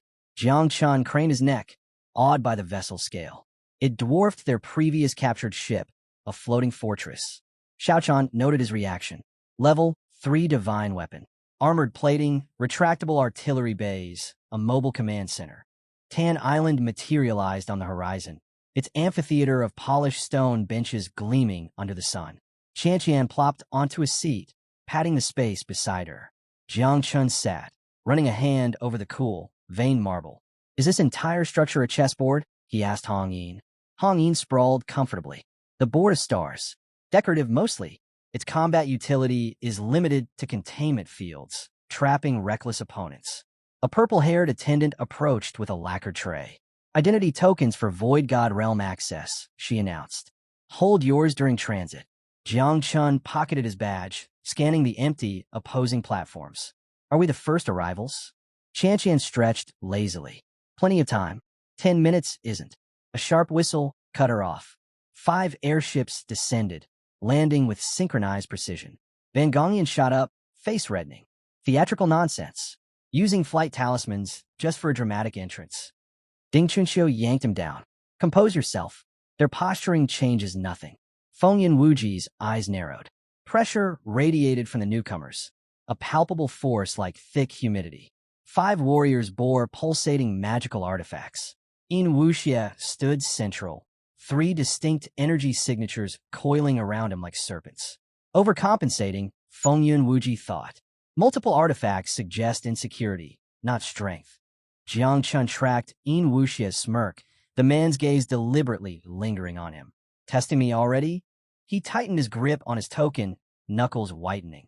The air crackled with unspoken rivalry as the newcomers took their seats. Van Goghian sat back down, still very angry. Those arrogant jerks, he muttered. They didn't even try to hide how strong they are. Ding Chunqiu didn't say anything. Fengyan Wuji leaned closer to her. The first round will be okay, he said quietly. But find me right after it finishes. We need to talk then. Nearby, Qian playfully licked her lips. That big dummy from the Magic Institute, she said, meaning the man fused with the Eye of God. I think I have a 50% chance of beating him. Mang Xingchan watched the opposing team carefully. I'll take the fighter from the 5 Elements Institute, he stated calmly. I might not win, but I can keep him busy. Next to him, Jiang Chun Mingchu pushed his glasses up his nose confidently. I'll deal with the beautiful woman from the Academy of the God of War, he declared. Jiang Chun Mingchu grinned smugly. When the time comes, I'll teach her how to recite poetry, mouth to mouth. Fengyan Wuji's eyes flashed, not with humor, but with real anger. He turned seriously to Jiang Chun. Listen, he said firmly. If you ever find yourself facing In Wuxia, don't try to fight him. Just give up immediately. Get out of there. Jiang Chun blinked, surprised. If even Fengyan Wuji isn't confident, he thought, asterisk how strong must this In Wuxia be? What kind of monster is he? Asterisk meanwhile, In Wuxia's mean smile got wider. He slowly pointed one finger at himself. Then he pointed at Jiang Chun and Fengyan Wuji. His message was perfectly clear. He believed both of them were already as good as dead. Jiang Chun narrowed his eyes. Boldly, he gave In Wuxia a thumbs-down gesture. Are these people really that scary? He asked, smirking. I better memorize all their faces, just in case I forget to finish one off. Suddenly, the sky ripped open. A swirling red hole appeared above everyone. People stared, confused. Someone muttered, so many old friends. Looks like it's time for a proper reunion. All eyes fixed on the red portal. A man with a ponytail stepped out. He smiled like he was just visiting an old neighborhood. It had been many years. This was Yang Ming, known as the traitor of Daxia. Ji Zunyuis's father jumped to his feet instantly. Energy surged from his hand, ready to fight. Ji Lingxiu pulled out his sword. His eyes were hard like steel, locked onto Yang Ming. As soon as people recognized who he was, the crowd buzzed with whispers. So it's true, people thought. He really has been hiding on the overseas islands all this time. You're going to die today, someone shouted. Xiao Chan didn't wait. Sword in hand, he said coldly, don't bother anyone else. I'll deal with him myself. One strike is all I'll need. Behind Yang Ming, a glowing screen started to appear. He raised his hand and chuckled. No need to get so excited, he said. If you want to catch up with me, Do it after the grand tournament. His smile turned sharp and dangerous. If you win the grand tournament, he stated, I'll accept my death. No arguments. The glowing screen finished forming. Yang Ming pointed at it. This is the virtual god ranking. Everyone will watch the first round happen live through it. He paused, then delivered the bad news. No one is allowed to quit once it starts. Once you begin, you either pass or you die. He clarified there was no time limit, but the last 50 people ranked would be eliminated. No exceptions. Xiao Chan's face turned pale. His eyes widened and his jaw tightened. Wait, he muttered to himself. Asterisk, they never mentioned you couldn't quit early. Did they plan this whole thing just to trap Jang Chun? Asterisk, he started to panic. No outside help could reach anyone inside the Void God realm. Jang Chun could be in serious danger. Maybe it's best to pull him out right now, Xiao Chan thought. But Ji Lingxiu turned to him, calm and steady. If he withdraws before it starts, Ji Lingxiu said, Daxia's spirit and its good name will suffer badly. Xiao Chan clenched his fists, torn. Then, his eyes burning with worry, he moved quickly toward Jiang Chun. I don't care about spirit or reputation, he declared. My disciple's life is more important than anything. Seeing Xiao Chan step forward, the others followed. They agreed. Jiang Chun's safety was the top priority. Suddenly, a timer lit up above the fighting area. 9 seconds left. Hovering in the air with a nasty grin, Yang Ming pointed at the countdown. Better get ready, he announced. The divine virtual realm is opening now. The numbers started ticking down. 8, 7. Xiao Chan rushed to Jiang Chen's seat. His face was tight with fear. Take off the teleportation ring, he urged desperately. We're getting you out of here. Jiang Chun sat very still. He had his arms crossed and was staring down at the floor. Slowly, he lifted his head. His eyes showed a strong, determined will. If I leave now, he said firmly, Daxia loses everything, and we won't get back the overseas islands. The teleportation ring near him started glowing and humming, getting ready to work. Xiao Chan put a strong hand on Jiang Chen's shoulder. If you don't leave right now, he warned, it will be too late. But Jiang Chen didn't answer. He just closed his eyes and stayed silent. Suddenly, the portal flashed brightly and swallowed Jiang Chun completely. He was gone. From where he stood, Xiao Chan reached his hand out into the empty space where Jiang Chun had been. His heart was beating very fast. He knew there was nothing he could do to bring him back now. High above them, Yang Ming floated in the air. He watched everything happen below him like a distant observer. Xiao Chan turned away from the now empty portal. He clenched his hands into tight fists. He was very angry.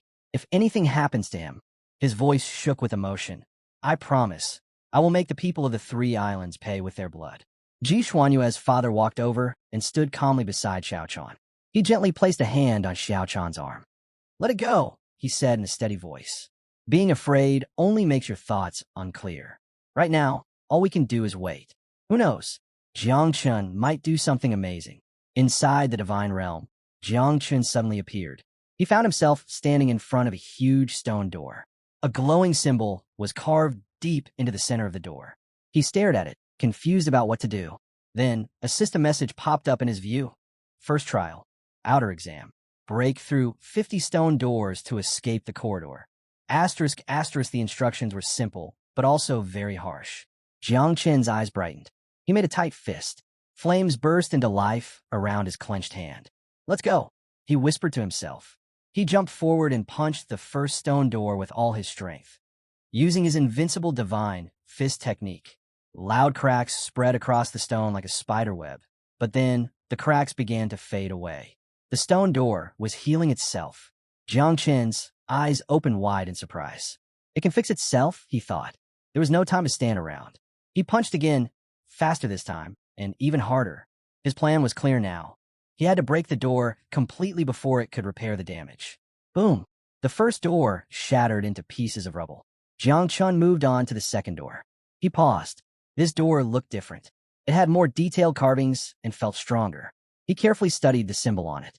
These doors are going to get tougher, he realized. It became clear to him. The strength needed to break each door matched that of very powerful cultivators, like those at the 5th or 6th stage of transformation. His eyes focused sharply. He gathered crackling thunder energy into his fist. He noticed the energy in this realm was weak and thin, but it wasn't completely gone. Sparks of electricity flashed around him. He lunged forward. Invincible Thunder Fist. A bright, powerful strike smashed the second door completely apart. Without stopping, he turned, raised his arm again, and shot out a bolt of thunder. Krak? Jang Chun easily destroyed the third stone door. Seeing that his plan was working, he felt a small spark of satisfaction. Still, he knew just using brute force wouldn't be enough for much longer. He needed to be smarter. He placed his hand on the cold surface of the fourth door, thinking hard. If he kept relying only on raw power and quick reactions, he would quickly fall behind the stronger, more experienced 5th and 6th transformation cultivators. He needed careful aim. He needed a better strategy. He remembered something from earlier. When he hit different spots on the doors, the carved symbols glowed with different brightness. The spots where the glow was dimmer seemed weaker. That must be the key, he thought. He decided to take a moment to study each door carefully, looking for a pattern or a weak spot to hit. Sharpen the axe before chopping the wood. He reminded himself, meaning it's better to prepare properly before acting. If he was right about the weak spots, this technique could save him both time and energy. Meanwhile, a large leaderboard appeared on the system window visible to everyone watching. At the very top was Ian Wuxia from the 3 overseas islands.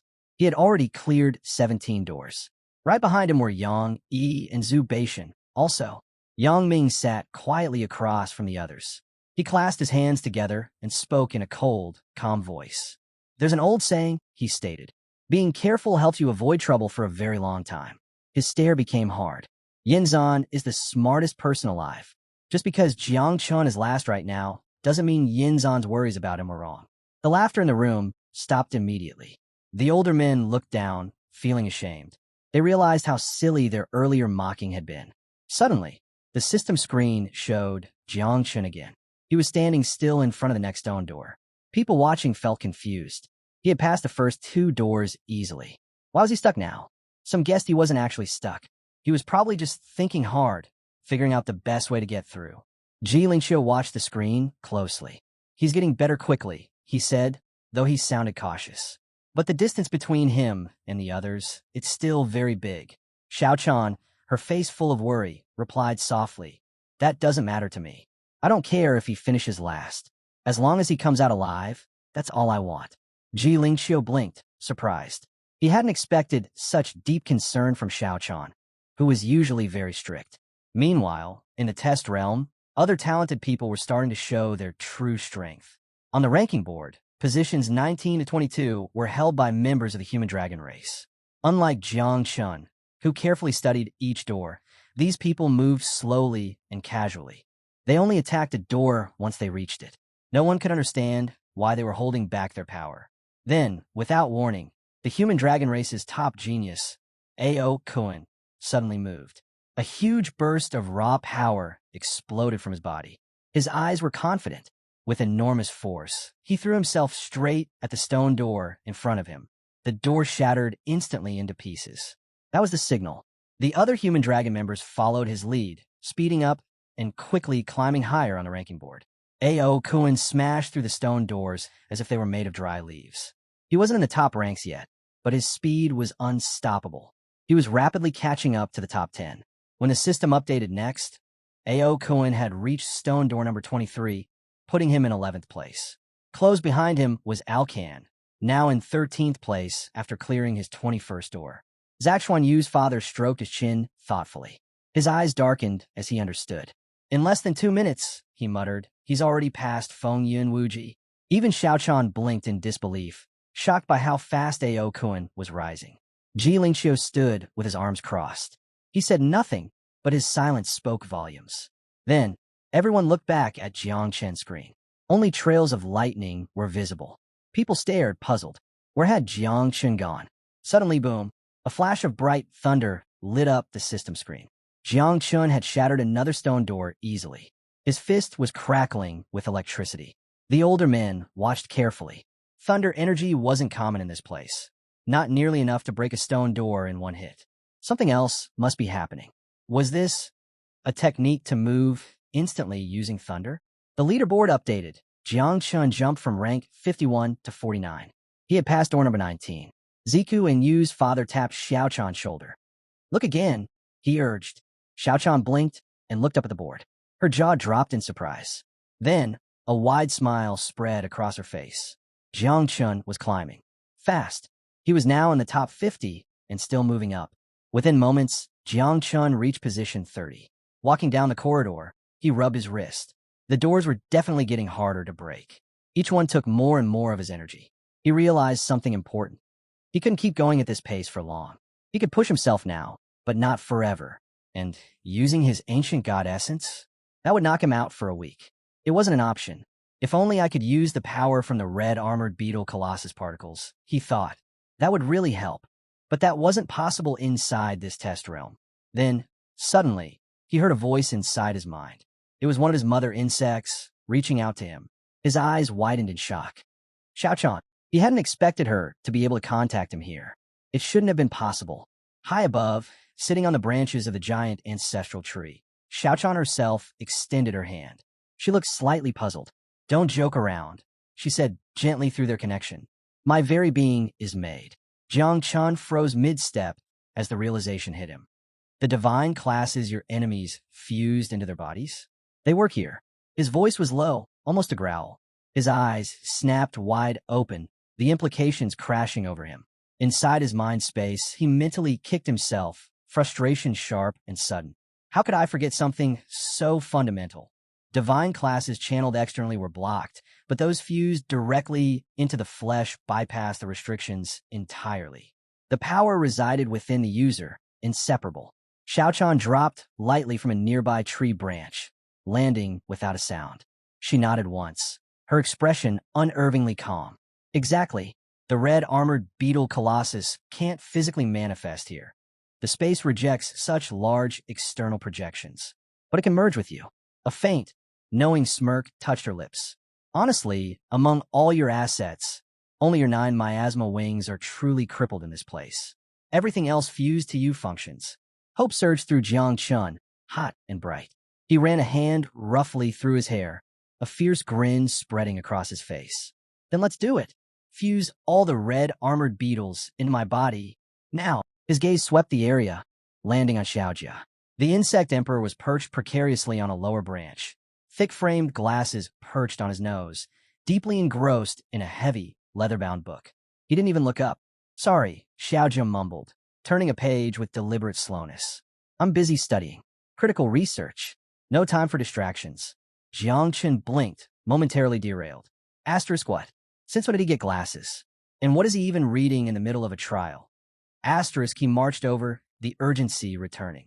Reaching up, he firmly gripped Xiaojia's thin shoulders, the book nearly slipping from the emperor's grasp. We don't have time for this, Jiang Chun stated, his voice leaving no room for argument. He leaned closer, his gaze intense. Start the fusion. Immediately. When this is over, I swear I'll take you to school myself. Any library, any academy you want.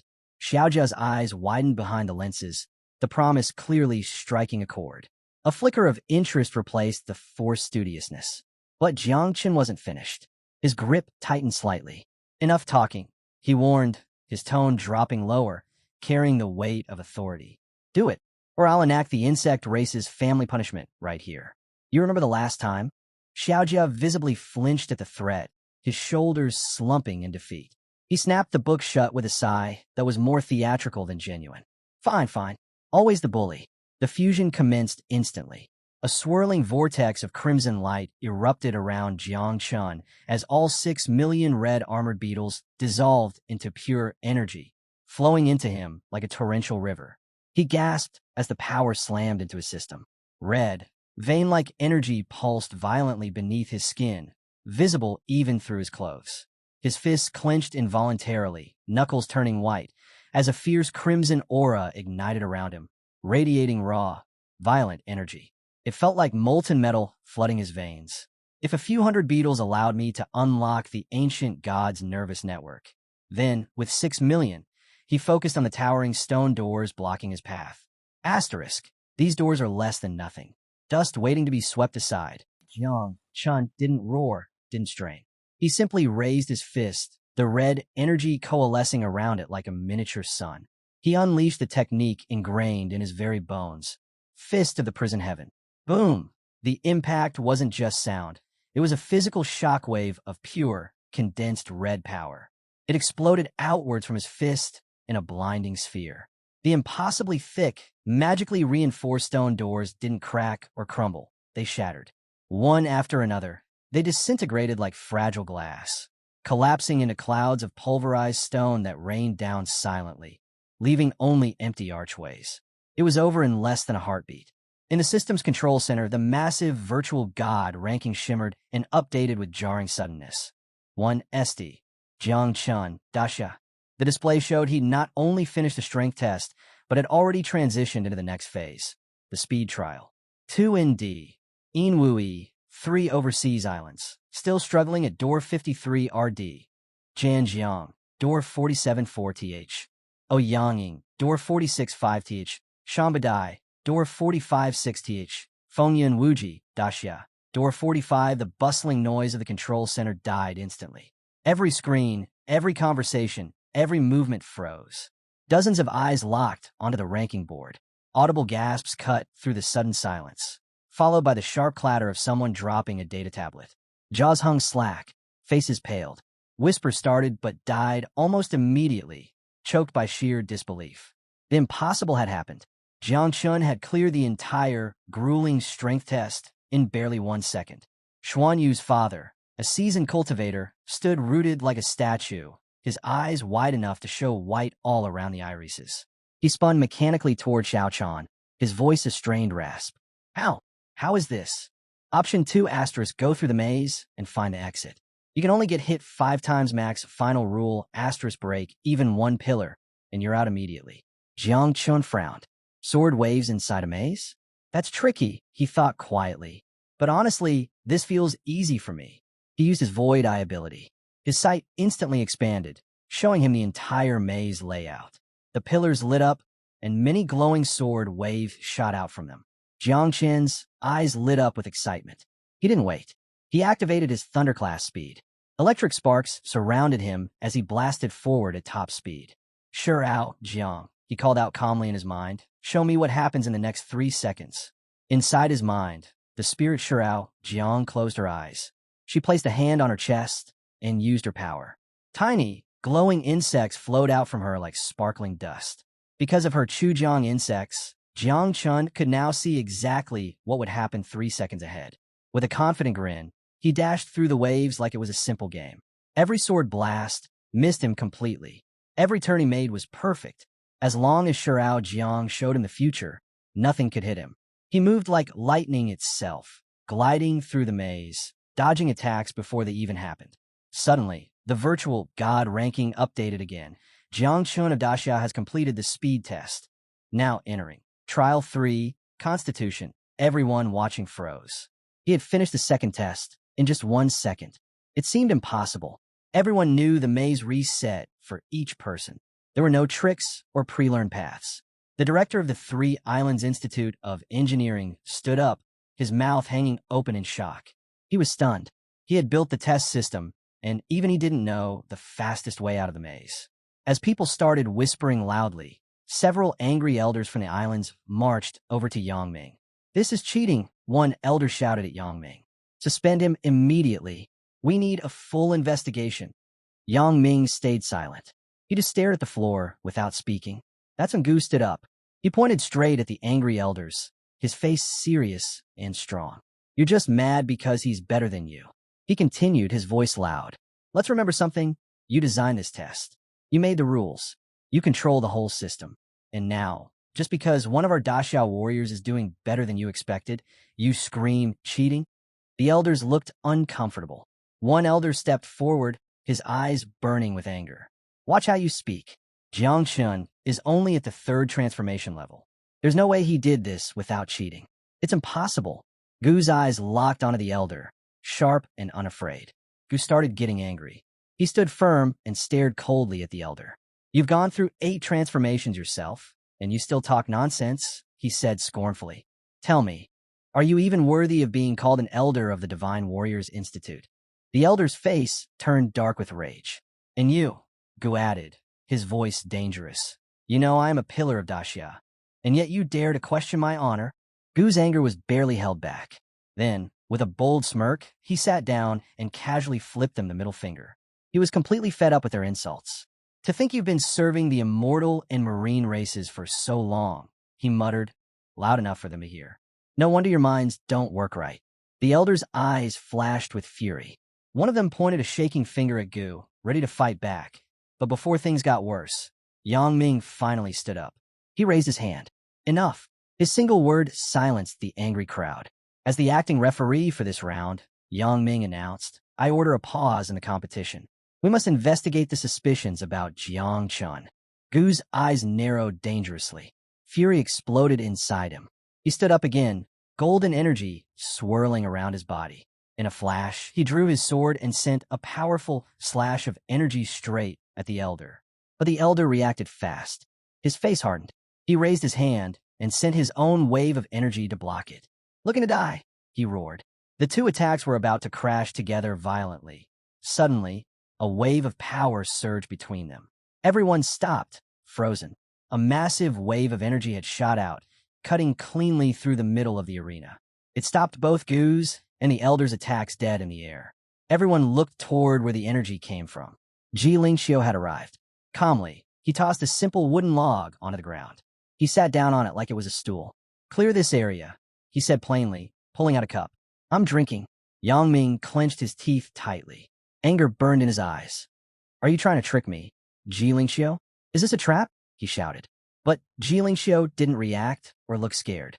He just used a small bit of his power. With a simple motion, he sent Yang Ming flying backwards. Yang Ming crashed hard into his chair. Xiao kept sipping his tea calmly. You don't belong at this table, he said coldly. Flies should know their place. The elders watching were completely shocked and frozen. They couldn't believe what they just saw.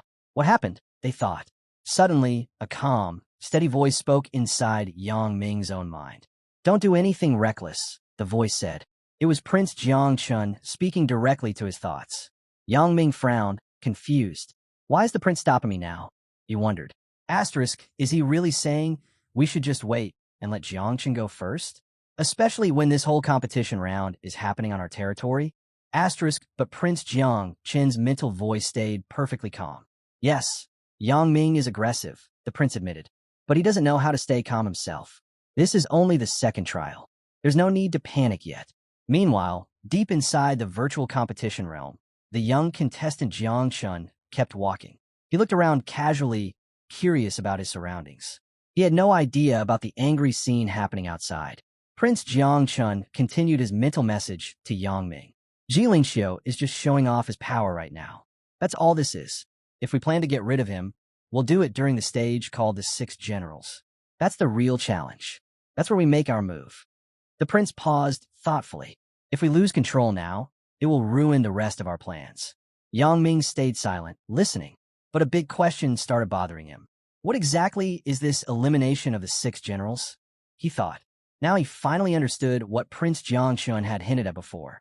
Xiao, who had been watching quietly, now spoke aloud to both Prince Jiang Chun, who was mentally present, and Yang Ming. Come, he said calmly. Let's talk. Xiao had heard the name Jiang Chun many times, but he had never actually seen the man himself. Both Prince Jiang Chun in Yang Ming's mind, and Yang Ming looked at Xiao, surprised and unsure what he meant. Then, a swirling portal of light appeared nearby. Prince Jiang Chun himself stepped out of it. He held his hands behind his back. A small look of pleasure appeared on his face when he noticed the tea set Xiao had ready. Prince Jiang Chun smiled slightly and walked over. He sat down at the table with Xiao. Xiao looked at the prince carefully without speaking. Seeing the real Jiang Chun felt strange. It was like meeting a famous hero from 400 years ago, brought back to life. Inside his head, Xiao thought, if the old human emperor were still alive, maybe Daxia would have become a truly powerful kingdom. But Prince Jiang Chen's expression suddenly turned sharp and serious. Glory, he asked, sounding almost disgusted. To me, that word just means destruction. Any country that loves war too much is doomed to fall. And Daxia is no different. He spoke bluntly. You people cling to the past. You cry for the dead emperor like lost dogs missing their owner. You've forgotten the lessons your own ancestors taught. Xiao stayed perfectly calm. He looked down at the teacup in his hand. He gave a small smile. Maybe the emperor loved war, he replied. because he refused to kneel before anyone. He met the prince's gaze. It's better to be destroyed while standing tall than to live forever on your knees. Prince Jang Chun's eyes lit up with interest. "Oh," he said, grinning a little. "Are you trying to start an argument with me?" Shio placed his teacup gently down on the wooden table. He kept his peaceful smile and shook his head. "No," he answered simply. "I only invited you here to talk. I want to make sure the younger contestants, like Jang Chun, get a fair chance in their fight." Meanwhile, deep inside the virtual competition realm, the young contestant Jang Chun paused. He looked up at the ceiling silently, deep in thought. Nearby, an announcer named Jai spoke to the watching elders. "In the time it takes to drink 1 cup of tea, Jang Chun has already finished the 3rd trial, the physical constitution test. In Wookiee is only just finishing the 2nd trial now." Even Prince Jang Chun, sitting with Shio, raised one eyebrow in surprise. A slow, pleased smile spread across his face. He rested his chin on his hand. "Impressive," he said. "A true genius has finally appeared in Daxia." But quietly, in his own mind, a doubt remained. Could someone? The thunder energy in the area was disappearing fast. Because of this, Jang Chun worried that even his strongest lightning attack might not be powerful enough to succeed. Yet he stayed calm. He knew his special defensive skill, the prison Overlord body, could protect him, but using it could damage the pathway he was in. However, if he didn't use enough power, the force would crush him completely. This was definitely the toughest challenge he had faced so far. He lifted his hand. There was no doubt in his mind. It was time to use his main ability. Skill activated. Growth of all. Immediately, a huge root erupted from the ground. Jang Chun had created it using his growth of all power. Without wasting a second, he sent the root shooting straight up into the giant worm's open mouth. Then, Jang Chun jumped in after it. He activated his lightning skill for speed and stepped right into the worm's mouth. He placed his hand on the root he'd created, using it to guide his way deeper inside. Suddenly, he froze. His lightning skill stopped working. He needed more energy to restart it, but he was almost out. Inside the worm, rows of giant, sharp teeth began ripping into the root. They chewed closer and closer to where Jang Chun held on. The pressure from the worm's body, squeezing around him, was intense and getting worse. Jang Chun's heart raced. He could feel the worm's inner walls pressing in on him from all sides. The teeth were nearly at his arm. Time was running out. He looked worried, his eyes urgent. Quickly, he stretched out both hands and summoned a thick vine upwards. As the worm's mouth kept closing, trying to trap him, he started climbing the vine as fast as he could. But he wasn't climbing fast enough. One of the worm's enormous fangs was about to stab into his body. Fear hit him for just a moment, but Jang Chun reacted instantly. With no choices left, he gathered every bit of strength he had left and called on his lightning power one final time. Crack! His entire body transformed into a bolt of thunder. He shot like lightning straight out of the worm's mouth and landed hard on the solid ground outside. Slowly, he stood up, breathing heavily. Then, right in front of him, a glowing door appeared. The 5th trial, mental resistance. To pass this trial, he had to withstand a series of painful mind attacks and reach the exit without losing control or collapsing. Jang Chun took. Day broke over Daxia, with Mount Clan rising tall among the clouds. This mountain, apart from the 8 major battle zones, was the birthplace of Daxia's strength. Hidden within its depths, a series of underground tunnels waited silently. Close by, Panga City stood under the morning light. On the roof of a temple in Panga City, the great dreamer reached out her hands. Her eyes lit up with a strange glow, and a glowing mark appeared on her forehead. Above her, a huge portal tore open in the sky, spilling streams of energy down upon the city. She turned toward Lord Fong, who stood quietly in the distance. "Lord Fong," she called. "The shield over heavenly secrets now covers all of Pangu City." Her voice was steady. "We are completely concealed. No force can spy on us now. We're safe." Lord Fong, keeper of the cave's entrance, faced her. With a composed nod, he welcomed her words. "Welcome," he declared, "to the god-slaying army." Suddenly, a swirling crimson portal opened up. From within, endless rows of armored knights on horseback marched out, filling the city with the presence of the god-slaying army. The great dreamer studied their arrival. To her, each knight alone seemed ordinary. But together, they moved as a powerful unit, their presence straining the barrier she had cast. She understood at once. This was the army's real strength. Old Jiang had shaped them into a force to be reckoned with.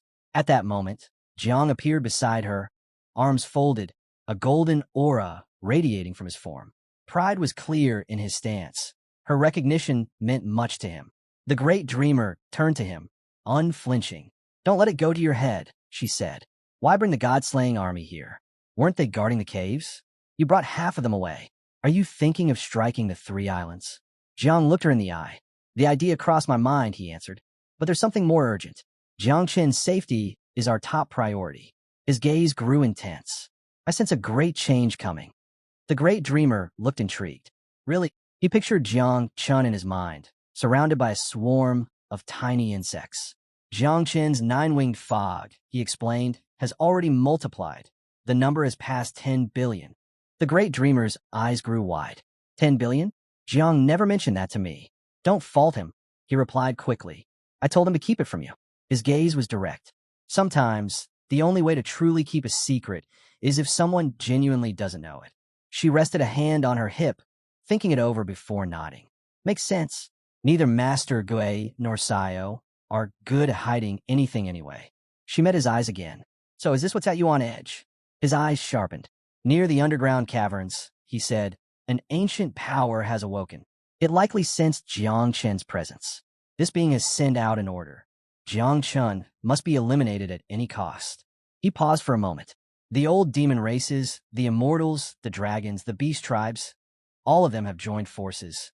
They're moving together for the first time. They've sent us a message. If we don't hand Jiang Chun over within 3 months, every last race will march on Daxia." Shock flickered across the great dreamer's face, but she quickly steeled herself. "Let them come," she answered coldly. "I'll cut down anyone who tries." He shook his head. His mind drifted to Little 9, Jiang Chen's fog. "This isn't like before," he cautioned. "They could have waited for the heavenly path seal to fade, but they're rushing. And it's all because of the 9-winged fog." He fixed her with a steady look. "They never expected the fog to be so dangerous. When it passes a certain threshold, it changes, it becomes the 9 abysses. And those ancient forces, they fear the 9 abysses deeply." Realization settled on the great dreamer's face, her concern growing. "So you're saying, while Jiang Chun is on the 3 islands this time, he might actually face those ancient beings?" He shut his eyes for a moment, then strode past her and nodded. "That's right. But," he said, glancing back, "there's still time."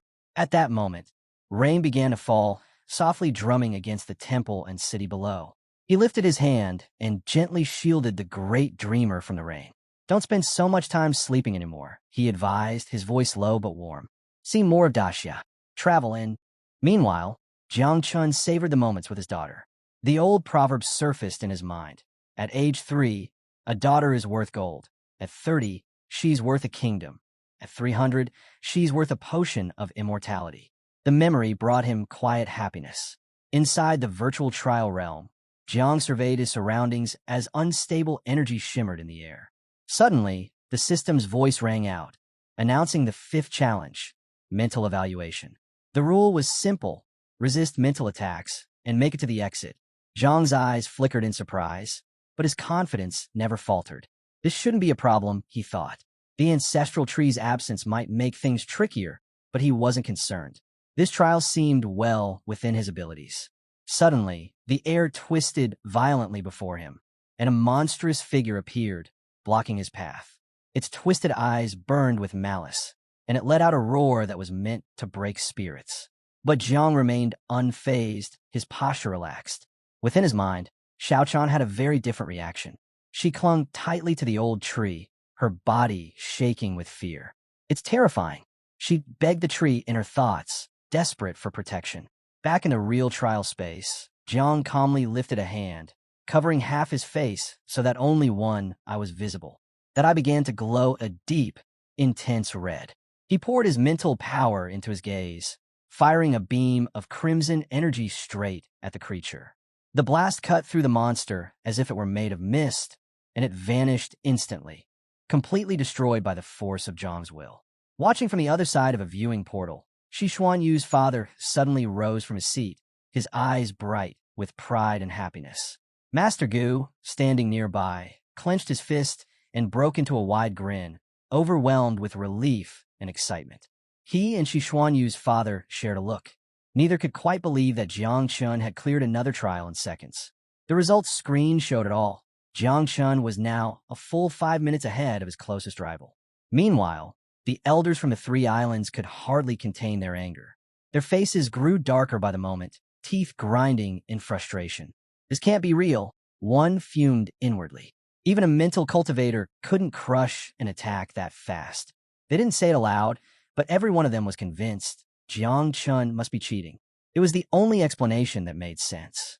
Off to the side, Ji Lingxiu lounged with his head propped on his fist, obviously bored. He spotted a mosquito clumsily landing in his prized, fragrant tea. Annoyed, he knocked the cup over, spilling tea across the polished table. The prince, watching from nearby, noticed the gesture and looked at him, puzzled. "Was the tea not to your taste?" he asked, his voice even. Ji Lingxiu didn't reply directly. He waved his hand dismissively. "Maybe my eyes deceive me," he said, tone dry. "You're right, Prince. In such distinguished company, no ordinary fly would dare interrupt." Just then, Yang Ming leaned toward the prince, genuine worry on his face. "Jiang Chun is now far ahead of the holy prince," he whispered anxiously. "The gap keeps growing. Are you certain your plan will succeed? Can you truly kill him in the six-cut stage?" The prince's calm shattered, anger flashing in his eyes at the question. Instantly, Yang Ming fell to his knees. "Please, your highness, forgive me," he pleaded, his voice shaking. "I meant no offense." The prince took a moment, then forced himself to regain composure. He didn't understand Yang Ming's panic. "The 5 trials," he explained slowly, his tone regaining control, "aren't about combat alone. They test one's endurance, mind, and elemental mastery. With enough rare elixirs or artifacts, anyone can muddle through. But the 6 cuts," he paused, "are something else entirely." He spelled it out. Jiang Chun is only at 3 transformations. He'll have to face 6 opponents at once, each at the 6th transformation level. He'll be trapped in virtual space, relying only on his physical body and personal techniques. No external help. Surviving 6 of them? Nearly impossible. The prince leaned in, revealing the heart of his scheme. "Among those 6, I've hidden one who isn't an illusion. He's a divine spirit warrior, absolutely loyal." Jiang studied the knights as they advanced. He quickly realized there were 6 transformation warriors. Borrowing Xiao Chan's power, he glanced moments ahead into the future. Instantly, he leapt aside, just dodging their first strike. The knights pressed their attack without hesitation. Jiang responded by springing high into the air. From above, he could see 3 of the knights wielding swords.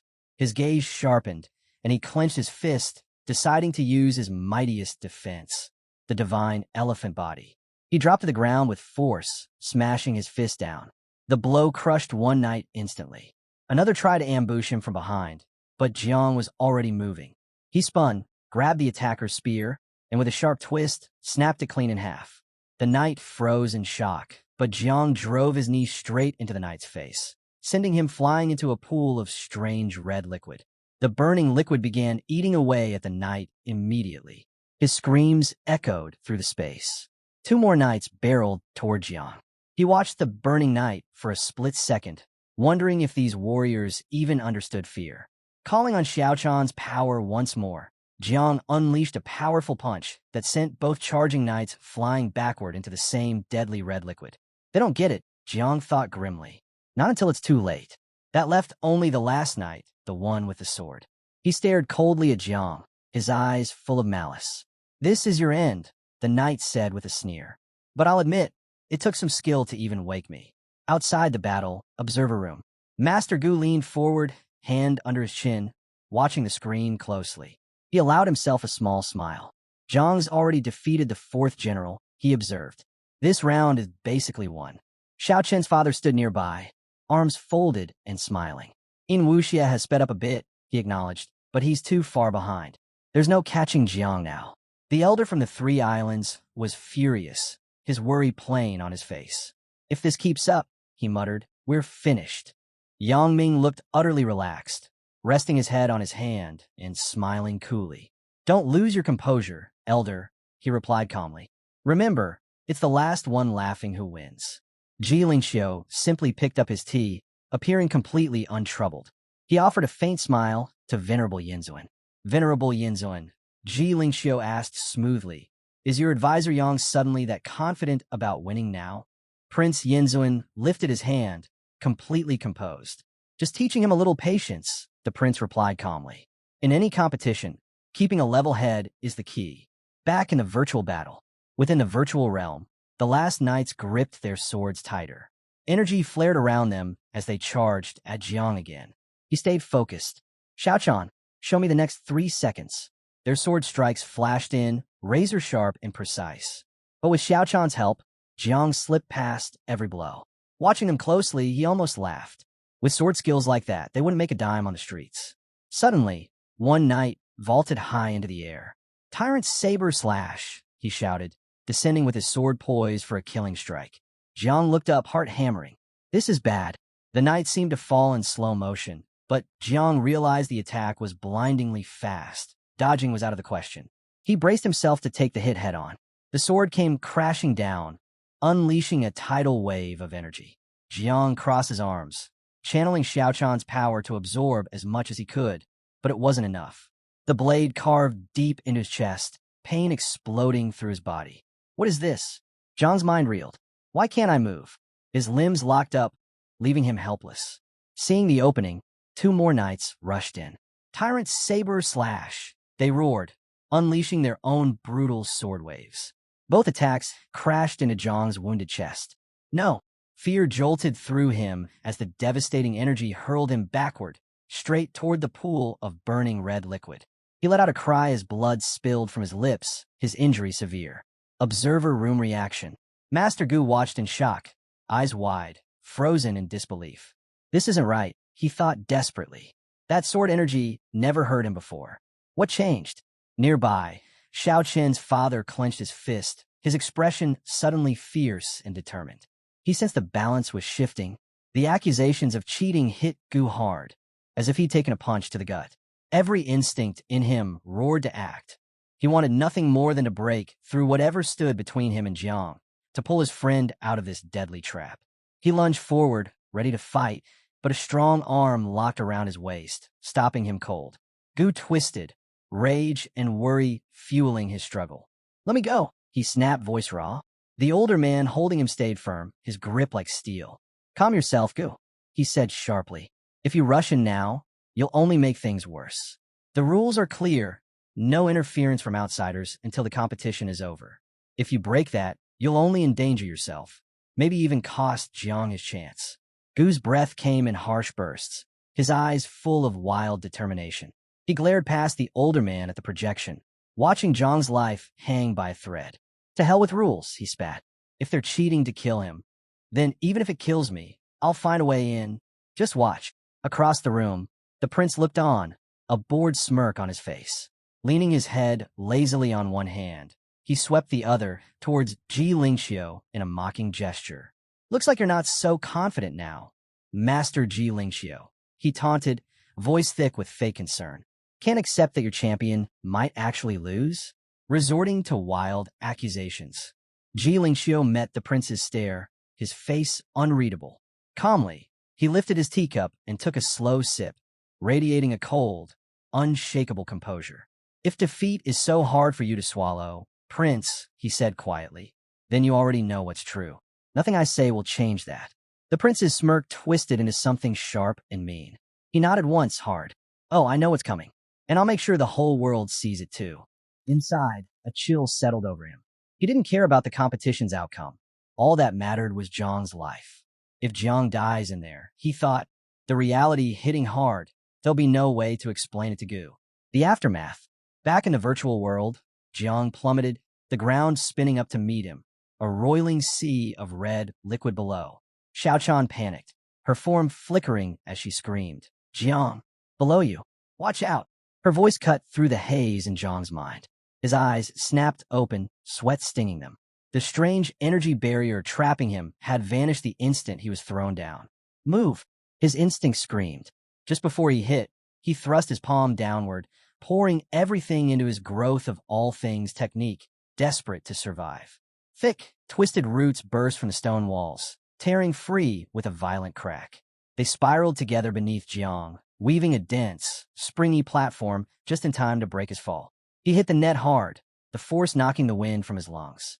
For a moment, he just lay there, gasping, sweat dripping into his eyes, heart pounding. He forced himself upright, balancing on one elbow, his breathing slowly steadying. His focus sharpened. Those knights, on paper, they're only 6 transformation warriors. No way should they have enough strength to break through my city prison body. Something's off here. He decided to wait and watch. If they thought he was trapped and helpless, they'd get careless. And that might be the only opening he'd get. His eyes narrowed, assessing the 3 armored knights below. Without thinking, he triggered his Eye of the Void. His left eye flashed with a cold, sharp light. From a spot above them, stats flickered to life in his vision. Knight A315. Strength, 6 transformation level. Knight A316. Strength, 6 transformation level. Knight A317. Body strength, 6 transformation level. Spiritual soul strength, peak 8 transformation. Name, Huqiandao. Origin, 3 Foreign Islands. Profession, divine level mad warrior. Skills, energy blocking, demon shadow. Huqiandao's gaze, visible through his helmet, gleamed with malicious delight. That's the one, Jiang realized. He's the real threat. The stats told the whole story. Huqiandao was hiding an 8 transformation spiritual soul in the body of a 6 transformation knight. Suddenly, thick roots burst from the ground, snapping like whips toward the knights. Instantly, Jiang activated his class growth of all things ability. Clones, he commanded. 3 flawless duplicates shimmered into existence beside him, each radiating the same furious intensity. Without pause, the clones charged at the knights, catching them off guard. For a split second, the knights faltered. Just moments ago, they were facing one enemy. Now there were 4. What sort of technique is this? Their discipline wavered, uncertainty gripping them. One knight, jaw clenched in determination, swung his broadsword in a powerful arc. The blade cut straight through one clone, slicing it from shoulder to hip. The clone broke apart into glittering fragments of light before it even touched the ground. Realizing it was a fake, the knight froze in disbelief. An illusion? But that moment of shock cost him dearly. Before he could react, the real Jiang appeared at his side. Jiang gathered his strength, channeling it all into his fist. He drove it hard into the knight's chest. Metal crunched, bones shattered, and the knight was sent flying backward, crashing into the stone, motionless. Meanwhile, another knight dodged a clumsy attack from a second clone and sliced through its neck with a clean, decapitating blow. The head fell away, dissolving into mist before it hit the floor. That should have worked. The knight's confidence faltered as he watched the body vanish, his eyes wide in confusion. When the fading clone's foot brushed the stone, glowing root tendrils flared briefly, then disappeared. Roots? He realized in shock. That's his root transfer skill. A third knight, growling in anger, swept his sword in a wide arc, cutting another clone in 2. The image shattered instantly. But as the light faded, the real Jiang stepped out from behind it, fist crackling with raw energy. No more tricks, Jiang thought coldly. Divine fist. With all his might, he drove his fist down onto the knight's back. Jiang's fist landed with crushing force, shattering both armor and body beneath it. The knight collapsed, motionless. First things first, Jiang thought coldly, eyes fixed on Huqi and Dao. Take out their guards, then go for the real threat. Huqi and Dao stood nearby, silent and unmoved as the chaos unfolded. Jiang stretched out his hand toward a sword lying near one of the fallen knights. Instantly, a thick root snaked across the floor, wrapped around the hilt, and delivered the blade straight to his palm. Seeing Huqi and Dao still trying to keep up their act, masking their real intent, fueled Jiang's anger. I'll erase your soul completely, he snarled. Fixing his glare on them, he shouted, keep pretending all you want. Jiang's grip tightened on the sword, knuckles white, eyes blazing with furious energy. Huqi and Dao recoiled in surprise. How does he know my name? Panic jolted through him. He knows too much. I can't let him walk out of here alive. Just then, the glowing scoreboard set into the cavern wall flickered and updated. First place, Ding Cheng, Great Xia. Eliminated 6 generals, most recent. 6th general. Second place, In Wuxia, 3 overseas islands. Also eliminated 6 generals, most recent. 2nd general. Elsewhere, Gu watched everything unfold through the scrying portal. He couldn't contain his excitement. A huge grin split his face as he pumped his fists in the air. Shao Chun is crushing it, he shouted, practically bouncing on the spot. He's not making a big show of it, but this is seriously next level. He ran the rules over in his mind, reassured. Using a dropped weapon? That's fair play. It's smart, not cheating. Leaning forward, he cupped his hands and yelled as if Jiang could hear him. Use the heaven-opening blade. Finish this. On the other side, Xiao Qin's father, usually the picture of calm, felt his heart hammering in his chest, sweat prickling his brow. The tension had him gripping the table until his knuckles went white. This fight is going to give me a heart attack, he thought, forcing himself to take a slow, deep breath. Ji Lingxiu shifted his attention from the brutal battle to the updated rankings on the board, his expression unreadable. Meanwhile, Jiang could barely hold off the incoming attacks. The force of each blow sent him skidding back, the ground shattering beneath his feet. Realizing he couldn't just stand by and wait, Jiang made his move, drawing his trump card, the celestial sword of the infernal seal. He swung the sword with force again and again, unleashing waves of energy that tore through the air toward Hu Oyandeo. Reacting fast, Hu Oyandeo scrambled to his feet, clutching his sword in defense. But Jiang's assault was relentless. Hu Oyandeo did all he could to block, but each strike broke through, and the energy blades slammed into him one after another. The blows sent Hu Oyandeo flying back, tossing him straight into a pool of bubbling red liquid. He plunged beneath the surface, the searing pain making him cry out. Jiang strolled to the edge, peering down from the cliff in silence, as Hu Oyandeo thrashed below. To Jiang, this battle was dull. He wondered if Hu Oyandeo would really let himself die just to keep up the act. At last, Hu Oyandeo dropped the disguise. His form shifted. He grew into a towering old man with flowing white hair, body swelling with power. His eyes flashed as he roared at Jiang, accusing him of arrogance and shamelessness. Jiang stood his ground, curious whether Hu Oyandeo's spirit had completely separated. Hu Oyandeo glared back, vowing, I can't hide any longer, but if I destroy you, I can still reclaim my honor. Jiang studied him, realizing this was no ordinary foe, but a high-level divine soul, close to the 9th transformation. Clearly, someone had gone to great lengths to try and finish him off before. Hu Oyandeo called forth a sinister sword, black energy swirling around its blade, the infamous demonic shadow of the Mad Sword. He lifted it high, ready to attack, fully intent on ending Jiang. Just then, a radiant sigil lit up on Jiang's chest. He glanced down, startled, instantly recognizing it as the mark of his vital life force. Somehow, Hu Oyandeo had managed to lock it down with his overwhelming aura. Eyes blazing, Hu Oyandeo swung the evil blade.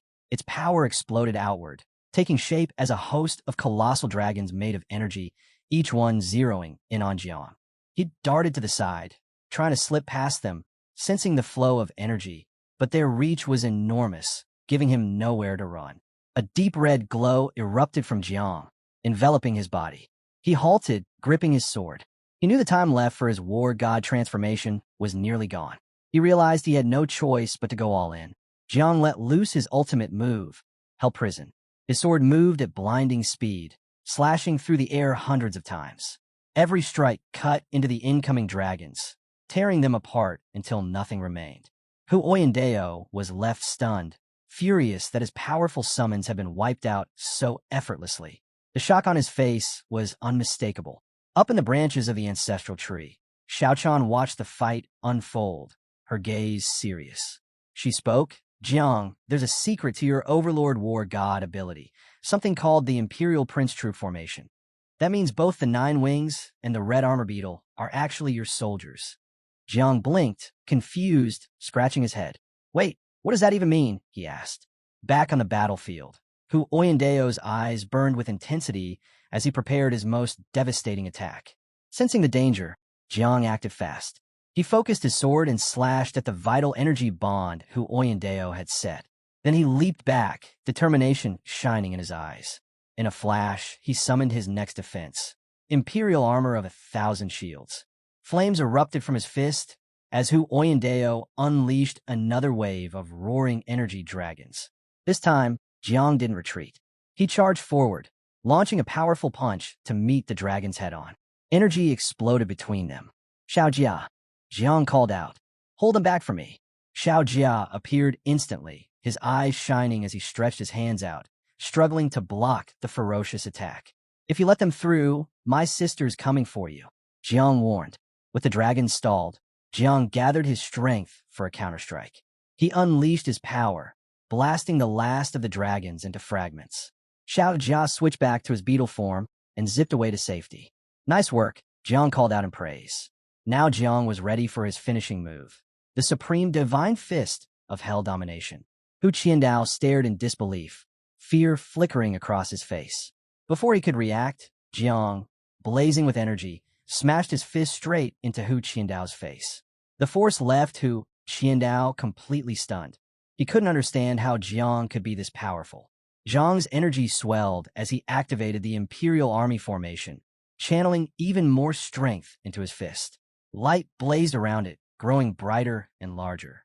Hu Qiandao crashed to the ground, finally realizing just how dire the situation had become. Jiang's enormous, radiant fist morphed suddenly into a fierce energy dragon. With a thunderous crash, the dragon smashed down right at Hu Qiandao's neck. Hu Qiandao howled in pain, mouth open wide. But as the dragon struck, a spark of confidence lit up in Hu Qiandao's eyes. He was convinced Jiang still couldn't finish him off. Catching that look, Jiang didn't hold back. He unleashed a relentless flurry of punches, every one transforming into a new energy dragon that battered Hu Qiandao again and again.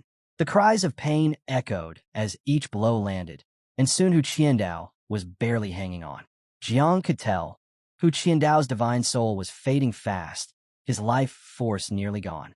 But then Jiang glanced at his own hand and realized his energy was almost completely drained too. Hu Qiandao's soul was close to collapse, but in his final moments, he managed a weak smile at Jiang. Both fighters were at their limit. Jiang, exhausted, placed his hand on the ground, letting his god of war mode fade. Hu Qiandao, seeing this, felt a wave of relief. He'd barely survived. Both Hu Qiandao and what remained of his soul quietly watched Jiang, noticing just how weak he'd become. Seizing the moment, Hu Qiandao's expression turned wicked as he prepared to strike. He was certain this would be Jiang's end. Jiang's heart raced. Was this really it for him? Just then, Jiang noticed little Xiao Chan perched on his shoulder, and he wondered what she was doing there. Deep inside his mind, in his sea of consciousness, Hu Qiandao's leftover soul zipped around like an annoying fly. Not far from the great ancestral tree in this mental world, Xiao Chan turned with a stern look and spoke to the tree. Master, Hu Qiandao's soul is making too much noise. It's disturbing your rest. As the restless soul buzzed closer, something unexpected happened. It started getting drawn right into Jiang's real body. Still exhausted, Jiang sat motionless as Hu Qiandao's soul was pulled in. Hu Qiandao shrieked in panic, completely stunned that his divine soul was being absorbed, sucked away with no escape. Suddenly, a glowing system window appeared in front of Jiang, delivering an update. His Overlord War God ability had evolved into Heaven-Slaying War God. The strength of his unbeatable divine fist war god transformation and Imperial Execution battle formation increased by 30%. Jiang stared in shock at the notification. His Overlord War God skill had just advanced, reaching the 3rd stage before hadn't triggered this change. He realized it was the ancestral tree absorbing Hu Qiandao's soul and sharing the power. Relieved, Jiang wiped sweat from his brow and wondered, if the tree could do this all along, why didn't it help sooner? At that moment, the global virtual god leaderboard refreshed. 1. Jang Chun Daxia. Time, 32 minutes, 17 seconds. 2. In Wuxia oversees 3 islands for defeating the 6th general. All across Daxia, crowds exploded with cheers at the latest rankings. Cries of God Jiang echoed everywhere, voices rising in excitement over his win. Sea King, incredible! They roared, jeering at the overseas 3 islands. Even cheating couldn't save you. Laughter filled the streets, with people declaring their loyalty to Qinba. A brilliant portal opened up. Jiang stepped out, rubbing his head and giving his master, Gu, a proud grin. Master, not bad, right? I did all right on the leaderboard. Gu and Xiao Qin's father gazed at him, clearly impressed. Gu spoke up, voice full of approval. Not just all right, Jiang. You took 1st place. Absolute first. Gu's expression turned serious as he added, you nearly gave me a heart attack. You must have gone through hell. Let me check if you're hurt anywhere. Ji Lingqiu watched on, joy shining in his eyes. He thought to himself, there's no way Prince Yinzuan thought Jiang Chun would survive that. He must be furious about losing a top-tier divine soul. Sure enough, Prince Yinzuan's glare was ice-cold as he brooded over Hu Qiandao's failure. Completely useless, he seethed inwardly. He ruined everything. Good riddance. 1,000 deaths wouldn't be enough for him. Now my entire plan's in shambles. Just then, Wuxia stepped out of the glowing portal, blinking at the blinding lights of the arena. His confident stride slowed as he realized who was waiting, Prince Yinzun himself. Caught off guard, Wuxia moved quickly, dropping to one knee and bowing low until his forehead touched the cold stone. Your disciple, Wei, has claimed first place, he announced, pride in every word. He waited for praise, but the prince's eyes only narrowed, a cold anger flickering across his face. Not far away, Ji Lingxiu burst out laughing. You really should have checked the rankings before celebrating. Even if you can't see, just listen. Who do you hear everyone cheering for? He pointed mockingly, his laughter ringing out. The words landed like a slap. Panic swept over Wuxia as he spun around, searching for the results. On the floating screen, first, Jang Chun. Second, Wuxia. The realization hit like a hammer, and he tasted blood. Unable to contain the shock, he coughed up a spray of crimson, staining the floor. The prince stood, voice sharp and commanding. Control yourself, Wuxia. The next round is still ahead, the battle inside the secret realm. Get your focus back. Wuxia stayed on the ground, staring at the bloody stone, silent and shaken.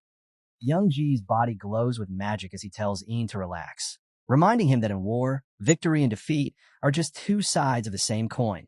No reason to get so worked up. Senior Yinzun then speaks, asking if Young Ji is leaving so soon, calling him his friend. Young Ji glances back and says the tea has gone cold anyway, but promises to treat him to something better after the second round tomorrow. Yinzun laughs, saying he'll be waiting. Meanwhile, Jin clenches his teeth in fury, glaring at Jang Chun. He warns him to hide his strength in the second round. Jang Chun doesn't respond, only watching him in silence. In his thoughts, he wonders if Jin is hiding some terrifying power that could shake the world. Could be tied to the gore parts? He reminds himself that he has the Eye of the Void, the Spring and Autumn Cicada, and Old Man Tree. Yet on the Void Gourd rankings, he was only 10 seconds ahead of Jin. He recalls that in the first round, he had used a hidden card, while Jin had not. Thinking about it that way, it doesn't seem as bad. Worst case, their trump cards will collide in the second round. Whether Jin is a true god or a fake one doesn't matter. He resolves to fight him head-on. Half an hour later, the updated Void God rankings are revealed. Jiang Chen's group takes first place, Jin lands in second, and San comes in third. Looking at his placement, San shrugs and says he'll just have to get more serious in the next round. A white-haired youth glances at the ranking and remarks that Jiang Chun doesn't really need their protection. A pink-haired girl laughs, saying the results are interesting. Jiang Chun may have secured first place, but the number of Daxiao members who advanced is alarmingly low. Someone else points out that out of 50 competitors, only 12 from Daxiao made it through, while other factions advanced more than 3 times that number. Young Ji steps in, saying those who were eliminated shouldn't be disheartened. Making it out alive is already an achievement. He then instructs Old Gu and the Hong Palace to handle accommodations and ensure the wounded receive treatment. They agree without hesitation. With that, Young Ji gathers the prodigies who advanced and tells them to follow him back to the hotel, where they'll begin planning their strategy. Once they arrive at the room, Young Ji raises an isolation barrier. When everyone is gathered inside, he points toward the plain beside the rocky mountain and explains that this is the full map of the secret realm for the second round. He reminds them they've already seen it before, and that the overseas 3 islands also possess a copy.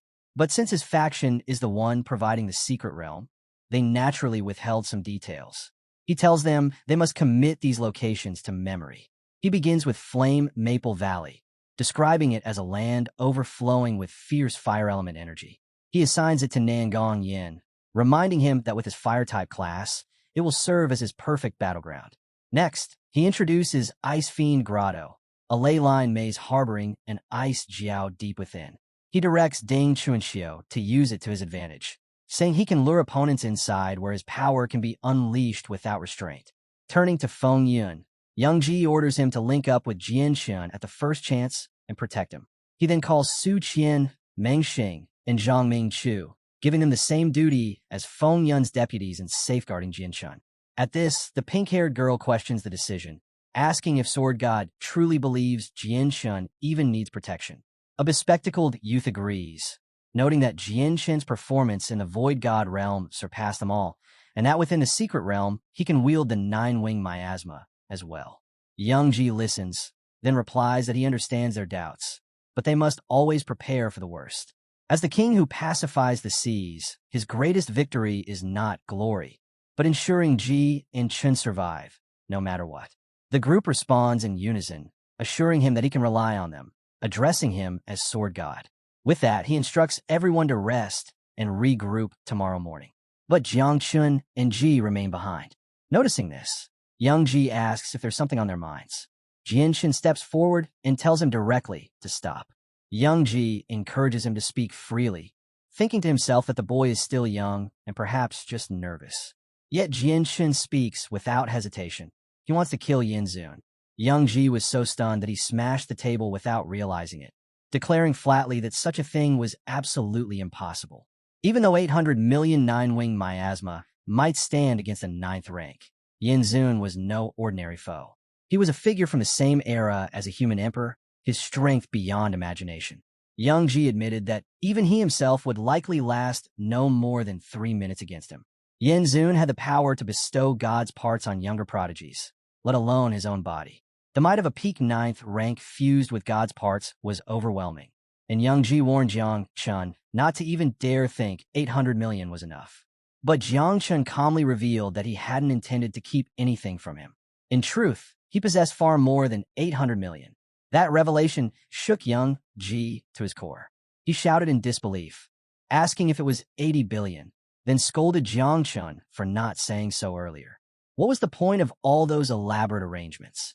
He exclaimed that he needed to inform his wife immediately. But Jiang Chun remained composed, explaining that war god Yang already knew, and had been the one to advise him to keep it secret. Young Ji froze at those words, then cried out in frustration, calling them a scheming pair. One the old fox, the other the young cub, plotting together right under his nose. Meanwhile, Yin approached Yin Zun, asking his master to grant him the 10th god's part. Yin Zun dismissed the request at once, saying 9 was already his absolute limit. His divine soul was strained to the breaking point, and forcing a 10th part would shatter it completely. 9 gods' parts were more than enough to wipe out every progeny of Daxia. There was no reason to risk it. But Yin reminded him that he once said 3 parts were enough to crush everyone in the first round. At that, Yin Zun turned sharply and struck him across the face, cursing at him and roaring if he dared question his words again. Yin quickly bows his head, saying he would never dare to question his master. He only feels that there are far more Jiang Chun than expected, and to avoid any mistakes, he is willing to take the risk. Yin Zun tells him to rise. He agrees to grant the request. Startled, Yin asks if he truly means it. Yin Zun then produces a divine source fruit, explaining that it is half finished and the only one of its kind. He had traded 3 entire spirit mines with the Oceanic clan to obtain it. Handing it over, he explains that once consumed, the fruit will strengthen Yin's divine soul, allowing him to withstand the 10th god's part, the god's consciousness. With all 10 parts activated, Yin will be able to wield nearly the full power of a true 10th rank god. But Yin Zun warns him clearly. He can only maintain that state for 3 minutes. Any longer, and his divine soul will be completely destroyed. Yin accepts the fruit with gratitude, declaring that he will crush the king who pacifies the seas before all of Daxia. Not even Feng Yun or his millions of 9-wing miasma will be able to stop him. Yin Zun smirks, thinking to himself that once Jiang Chun is dead, Daxia will lose its pillar of faith. The nation will sink into despair, and the power of the great dreamer will diminish sharply. At that moment, the holy temple could be eradicated. He then instructs Yin that once inside the secret realm, he must find a chance to have Jiang Chun kill Ao Qian and do it discreetly. Jin, unable to stay silent, asks about Ao Qian, pointing out that the Oceanic clan is supposed to be their ally. Yin Zun dismisses the thought at once, saying they are bound only by fragile interests. Only when Ao Qian is dead will the Oceanic clan be driven into a corner and forced to fight Daxia to the end. At that point, they can be pushed against the Great Dreamer, while Yin Zun's side preserves most of their strength. Yin nods in understanding. Yin Zun, with malice in his eyes, thinks that by conquering Daxia this time, he will finally complete the ancient immortal clan's mission. He will be in theft as king of Daxia, and the preserved Dashao land, along with its hundreds of millions of citizens, will fall under the shelter of the ancient immortal clan. As Ing consumes the fruit, he silently wonders if this will be the moment to prove that the path of the human emperor was wrong. The scene shifts to the star chessboard, revealed to be the Ling Yun's secret realm, the battleground for the second round of the Tian Yun Grand Tournament. The master steps forward and begins outlining the rules. First, 1 or 2 Ling Yun flags will appear at random every hour, and the team with the most flags at the end will be declared the winner. Second, the secret realm will last a total of 5 hours. During the first hour, no one will be permitted to leave, but once that time passes, participants can activate the Ling Yun mark on their hands to exit. Third, everyone's starting position will be randomized. And lastly, the entire competition will be broadcast live from start to finish without pause. Our hero's starting point is revealed, Black Leaf Forest. He mutters that his luck is terrible, having been placed at the southernmost edge of the secret realm. He recalls what happens here every hour. The black leaves of the forest will turn white, the trees will awaken, and their roots will merge into a colossal creature rivaling an 8th rank. Suddenly, a serpent dives at him from above. He lets out a sigh of disappointment. So, this is his luck? To be stuck in a remote corner, faced with nothing more than some worthless Dashao opponent? As he turns his head, he sees clearly. It's a 6th-tier demon beast. He watches closely and realizes something. The creature is being controlled. Could the newcomer be a beast tamer? A figure wrapped in green energy appears, confirming his suspicion.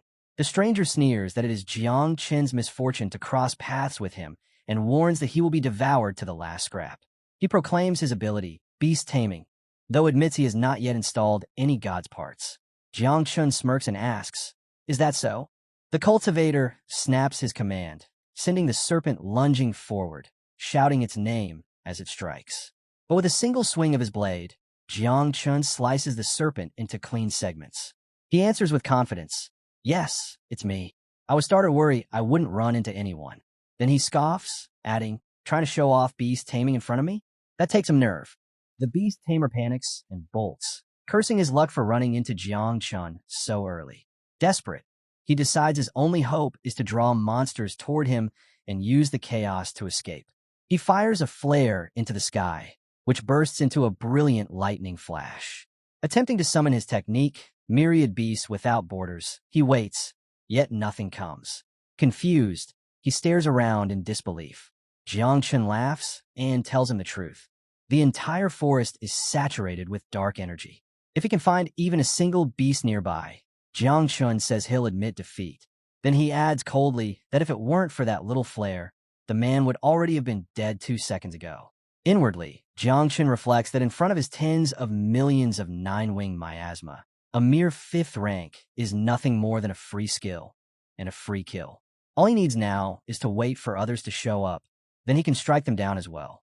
There's no reason to unleash any more miasma at this stage. Showing too much too soon would only shock the audience and throw the competition into chaos. Elsewhere, among the 3 masters, one erupts in fury. He exclaims that Jang Chun must have tens of millions of 9-wing miasma, no less than 10 million for sure. Still, he tells himself it's better to keep that detail hidden, since exposing every trump card now would be reckless. Watching Jang Chun kill the beast tamer, he struggles to understand his actions. Why let the man fire off a signal if he had the power to crush him instantly? Could Jang Chun really believe that tens of millions of 9-wing miasma make him untouchable? Even so, he grudgingly admits that Gu has raised a remarkable disciple. But then he fumes that Jang Chun has wrecked their careful strategy. Now the flare will draw everyone straight to the Black Leaf Forest, an accursed place where the odds will pit 12 against more than 30. At that moment, Young Ji interjects, brushing aside the panic. He tells them there's no need for concern. Better to sit back and enjoy the spectacle. After all, Jang Chun has already declared himself the king of faking it, so he should continue playing the part. There's no need to make a fuss.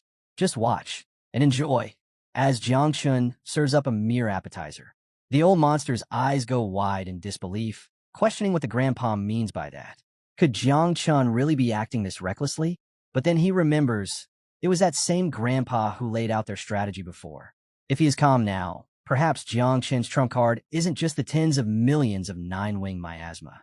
The white-haired master grows unsettled at Jang Chun's moves, but the sword god stays composed. He recalls how he had been the one to reveal the 800 million, and yet, even now, facing the threat of countless six tears fused with god parts, she still exudes complete confidence. Meanwhile, in the central region of the Ling Yun's secret realm, the greatest creation of humanity reveals itself, its cuisine. Ao Qian devours a demon beast he just slaughtered, sighing that its heart and liver are far inferior to the taste of human ones. He muses aloud that the heart and liver of the king who pacifies the seas, roasted properly, would surely be exquisite. At that moment, he notices the flare in the sky and realizes Jang Chun's position has been exposed. Instantly, Ao Qian shifts into his demonic serpent form and bolts in that direction. He remembers Grandpa's birthday is coming soon. After he kills Jang Chun, he will fashion his skull into a divine urn as a gift. Grandpa will love it.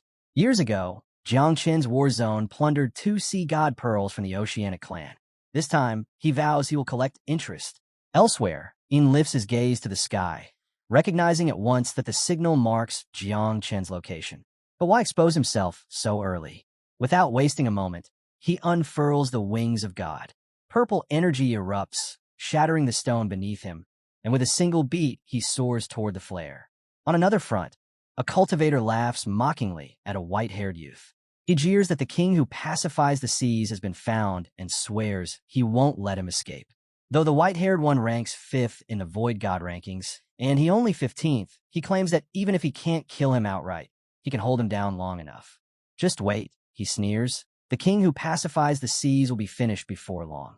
But before he can finish, blue strings whip out and coil around his body. In one swift motion, the white-haired youth passes by, yanks the strings tight, and slices him into pieces. Coldly, he scolds him for being too noisy. Without another glance, he too heads toward Jiang Chen's location. All across the realm, players surge toward Jiang Chen's location. Barely 2 minutes into the competition, and already the battlefield looks as if it will decide the final clash. Watching from above, the masters realize Jiang Chun never follows the rules. To his enemies, he appears as prey, yet none of them understand he is the true apex predator. Ao Qian is the first to arrive. With a cold voice, he declares that as crown prince, he will be borrowing Jiang Chen's head. Jiang Chun smirks, replying that Ao Qian certainly came quickly, but perhaps he should lend his own head instead for Jiang to play with. In response, Ao Qian opens his mouth, unleashing the power of the sea god pearl. The sky darkens as an endless ocean manifests above, pressing its weight onto the forest below. Jiang Chun observes calmly, remarking that this technique feels oddly similar to Xiao Yuanshan's. Ao Qian narrows his eyes. How could Jiang find it familiar? He spits out the truth. Da Xiao once stole 2 sea god pearls from his clan, and one of them ended up in Jiang's possession. Jiang Chun pauses, recalling a distant memory from childhood. Back then, someone had given him a pearl, but finding no use for it, he had casually passed it to someone else. Ao Qian roars in rage upon hearing this. He curses Jiang Chun as nothing but a treasure-stealing rat too ignorant to use what he was given. Today, he swears, Jiang Chun will die under the might of his clan's own sea god pearl. With a furious wave, Ao Qian summons 1,000 dragons from the boundless sea, commanding them to tear apart the 9-winged Miasma. Jiang Chun immediately understands. Ao Qian's target is his wings. But he doesn't falter. The others haven't arrived yet, and he refuses to reveal more of his true card so soon. Instead, he slips a hand into a portal and retrieves a dagger cloaked in darkness. If Ao Qian wants a different game, Jiang Chun will play it gladly.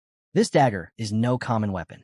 It is bound to the prison-suppressing physique, a divine armament said to originate from the underworld king himself. With a single slash, the blade releases ripples of red Dao energy, splitting apart the ocean Ao Qian had summoned. Jiang Chun steps in, unleashing his technique, 3,000 thunder tribulations. Thunder cascades down from the heavens, tearing open the skies. Lightning bolts rain upon Ao Qian, locking his body in place. Even his divine sense is bound, cutting him off from the sea god pearl completely. Qian activated his dragon scale protection through his divine weapon and lunged to stab Jiang directly. Jiang replied that even without the 9-wing miasma, he could kill him, and that he had no need of the sea god pearl. Qin retorted that no mere human should dare challenge a dragon in close combat. As their attacks closed, black energy surged around Jiang. He transformed into a war god. His fist became like a block of divine steel. With a single strike, he cut across Qian's chest. Blood poured as Qian's dragon scales shattered beneath the blow. He staggered, stunned to find Jiang's physical strength had soared to an unimaginable level, far beyond what he had expected. From a distance, Yin watched the fight and noted that Qian was being used as a tool. That suited him. Qian's death would further his plan. Having observed Jiang's move, Yin decided it was his turn to take action. Qian swallowed the sea god pearl, forcing Jiang to pause briefly. At once, Jiang raised his defensive blessing. Qian sneered that Jiang was no longer worthy to face him. Jiang only replied calmly that Qian had already lost his edge. Now all he had left were empty words. Their weapons clashed, lightning exploding through the air. Qian roared that he would cut Jiang down today. From the audience, someone muttered that Shiao, the one carrying the pig's thigh of the true dragon bloodline combined with the sea god pearl, was indeed a terrifying opponent. Old Gu watched closely, thinking even he wouldn't be confident facing Qian head-on. Yet Jiang was holding his ground. He recalled Jiang taking first in the opening round, proof that it meant something. Jiang slashed again, but Qian called upon the sea god edges to shield him. Even Jiang's heaven cleaning blade, in war god form, couldn't break through the sea god purged defense. Jiang frowned, realizing he'd need to inform his uncle of this technique so they could study it further. Qian, meanwhile, grew angrier. Signs of the true dragon bloodline awakening pulsed across his body. He transformed into his dragon form and declared this would be Jiang's end. Not only would he kill him, but he would also wipe out his entire family and drown Da Xiao in despair. But Jiang showed no fear. He reminded himself that war god transformation had a time limit, and he'd let the fight drag longer than necessary. Still, it didn't matter. For now, he was only using 1,000,000 red-armored elephant beetles to power his suppressing physique. The sword master watching grew uneasy. Even diluted, the human dragon clan's blood still carried traces of the true dragon, and if burned, it could awaken a dreadful divine ability. The dragon shrouded itself in a globe of blue mana. Qian taunted Jiang, telling him to stop wasting time and release the 9-wing miasma before it was too late. But Jiang pressed forward, attacking with Thunder Flash. Qian ignited his true dragon bloodline. The dragon's maw opened wide. Panic spread among the onlookers as they cried out Jiang's name. In that instant, Jiang appeared directly before the dragon's green eye. Qian's heart jolted. Jiang was matching his speed, but surely couldn't keep up for long. Jiang met his gaze, releasing a surge of mana. He declared that after fighting Qian for this long, he had already grasped every one of his moves, and that none of them mattered anymore. Jiang summoned a surge of red mana, activating the divine elephant's prison-suppressing physique. At the same time, he released 6,000,000 9-winged miasma beetles. Qian froze in shock as the prison-suppressing command merged with 1,000 armors before his eyes. Jiang wasted no time. He hurled himself at the dragon. Qian countered instantly, summoning the Heaven Cleave Edge and the Heavenly Dragon Cloth.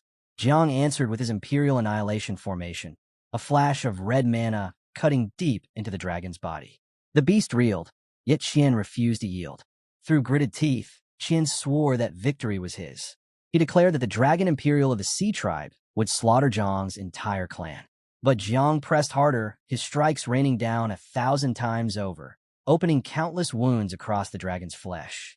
Blood poured as he called out to his swarm, ordering the little bugs hidden in the waters to stop playing around and feast on the dragon. The 9-winged miasma surged forth, encircling the beast from behind. At that moment, Vuji appeared, applauding Jiang's display. Jiang glanced at him sideways and asked if he was done watching the spectacle. Vuji stepped closer, saying calmly that Jiang should die peacefully. Jiang smirked, replying that if it was Vuji, then he could rest easy indeed. Before they could clash, another figure appeared, calling for Vuji to come with him. But a different voice cut across, warning him not to interfere in the Holy Sun's fight. That one turned to Jiang and declared that his opponent would be him, and no one was coming to save him. Jiang only smiled faintly, saying this was turning into quite the show. Then he unleashed everything. He released all his bugs, the 9-winged miasma, flooding across the battlefield until the entire area was cloaked in black wings. He ordered them to surround everyone and devour their enemies by faith alone, sparing their own people. But as the swarm stretched endlessly, Jiang felt his chest tighten. There weren't just 6 million. He now commanded more than 10 million nine-winged beetles. Vuji looked upon the tide of insects, shaken. Could this be Jiang's ultimate trump card? He tried to count the swarm, but lost himself in disbelief. Everyone watching was stunned, eyes wide at the spectacle. The pink-haired girl laughed softly, saying it seemed Jiang no longer needed anyone's protection at all. The rarest part of all this is Jiang's presence itself, so commanding that even she feels on the verge of falling for him. An old man adjusts his glasses, remarking that Jiang's body has endured battle across 1,000 leagues, and with his 9-winged miasma, he carries the strength to face an army of 1 million soldiers.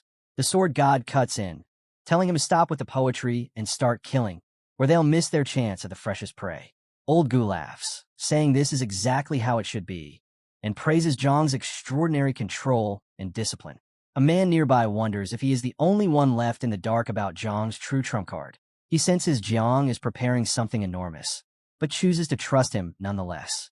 He muses whether having 10 gods' parts within him is what gives Jiang a real shot at victory.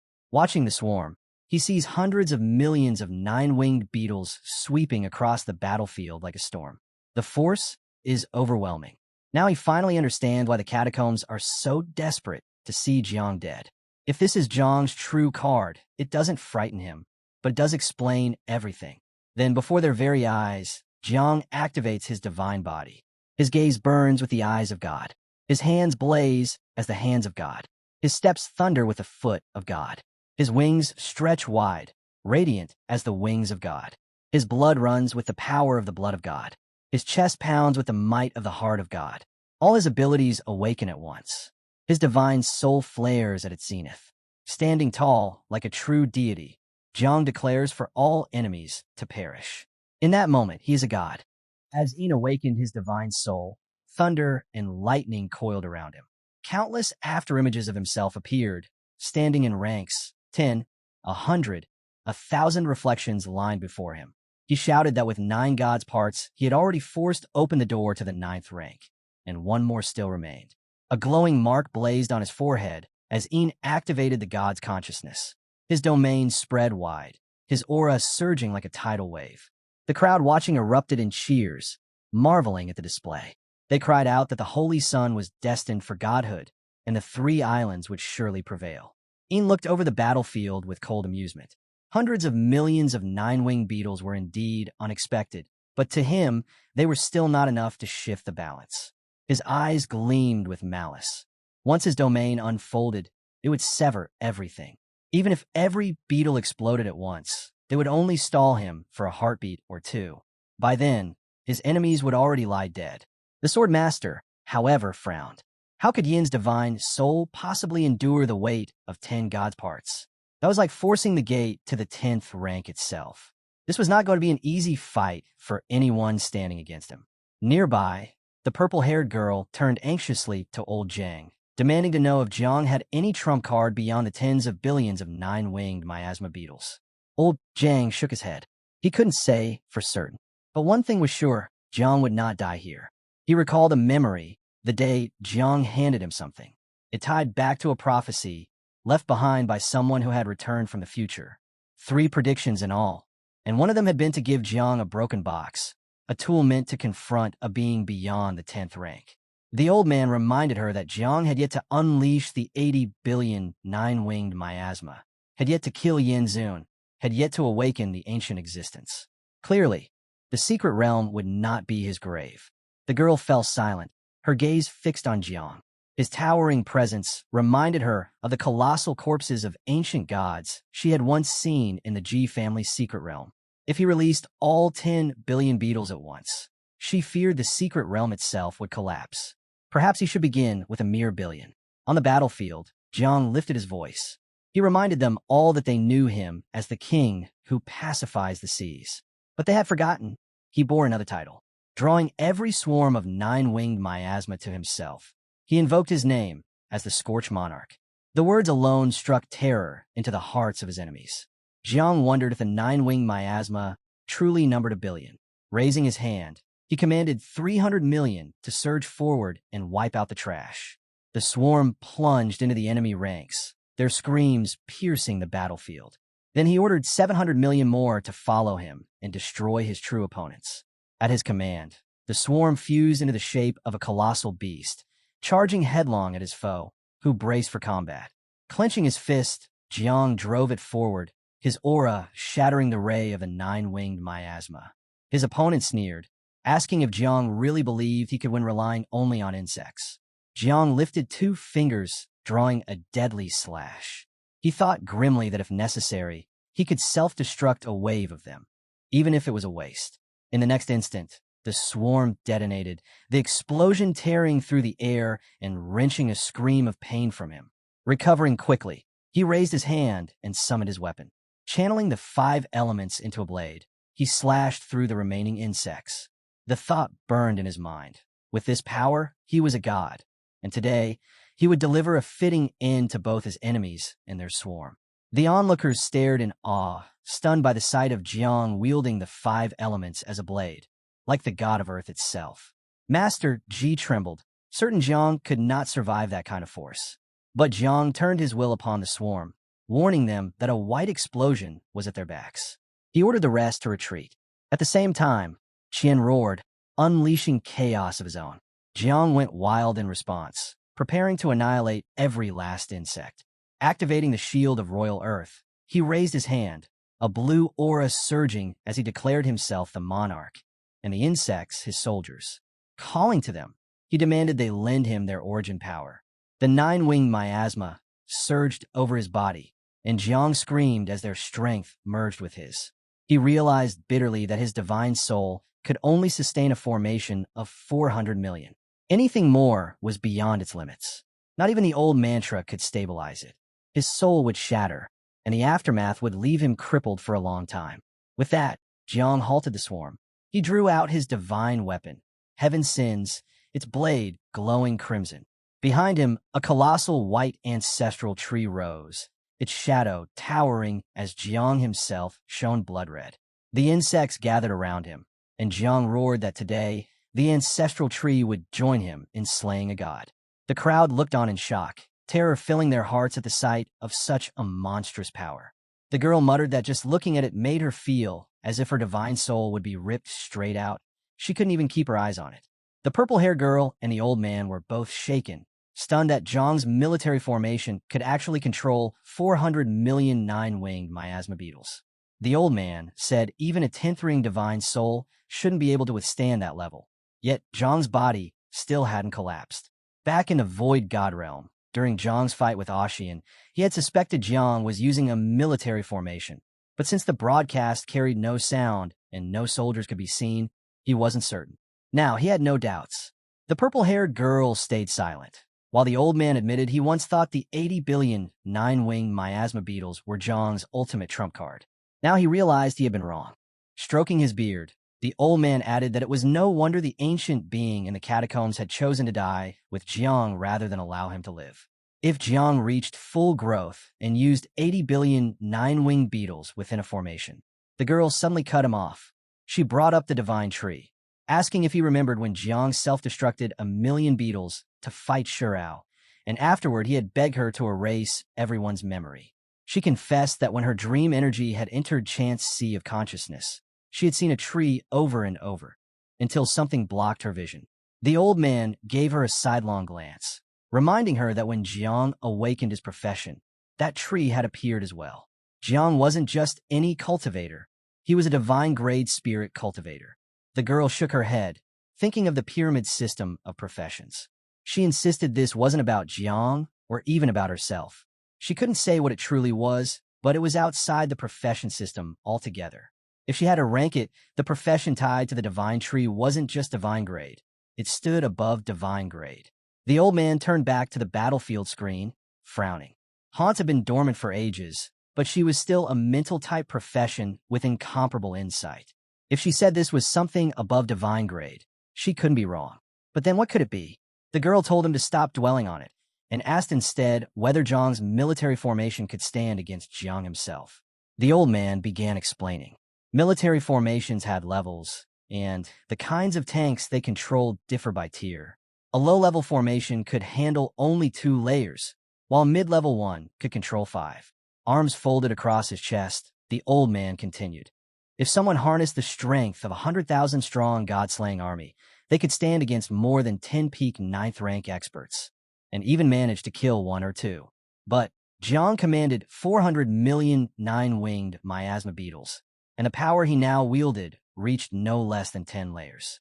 Only at this level could he awaken the origin of the 9-winged miasma and unleash a truly fatal strike. Even Jang himself felt a chill as he gazed upon the divine tree. Its presence was terrifying enough to make him uneasy. The old man turned to the girl and said coldly that Jang was nothing more than a false god, borrowing strength from outside forces. Even if he were a genuine 10th-rank expert, in the end he would still die without question. Jiang saw the fear in Yin's eyes.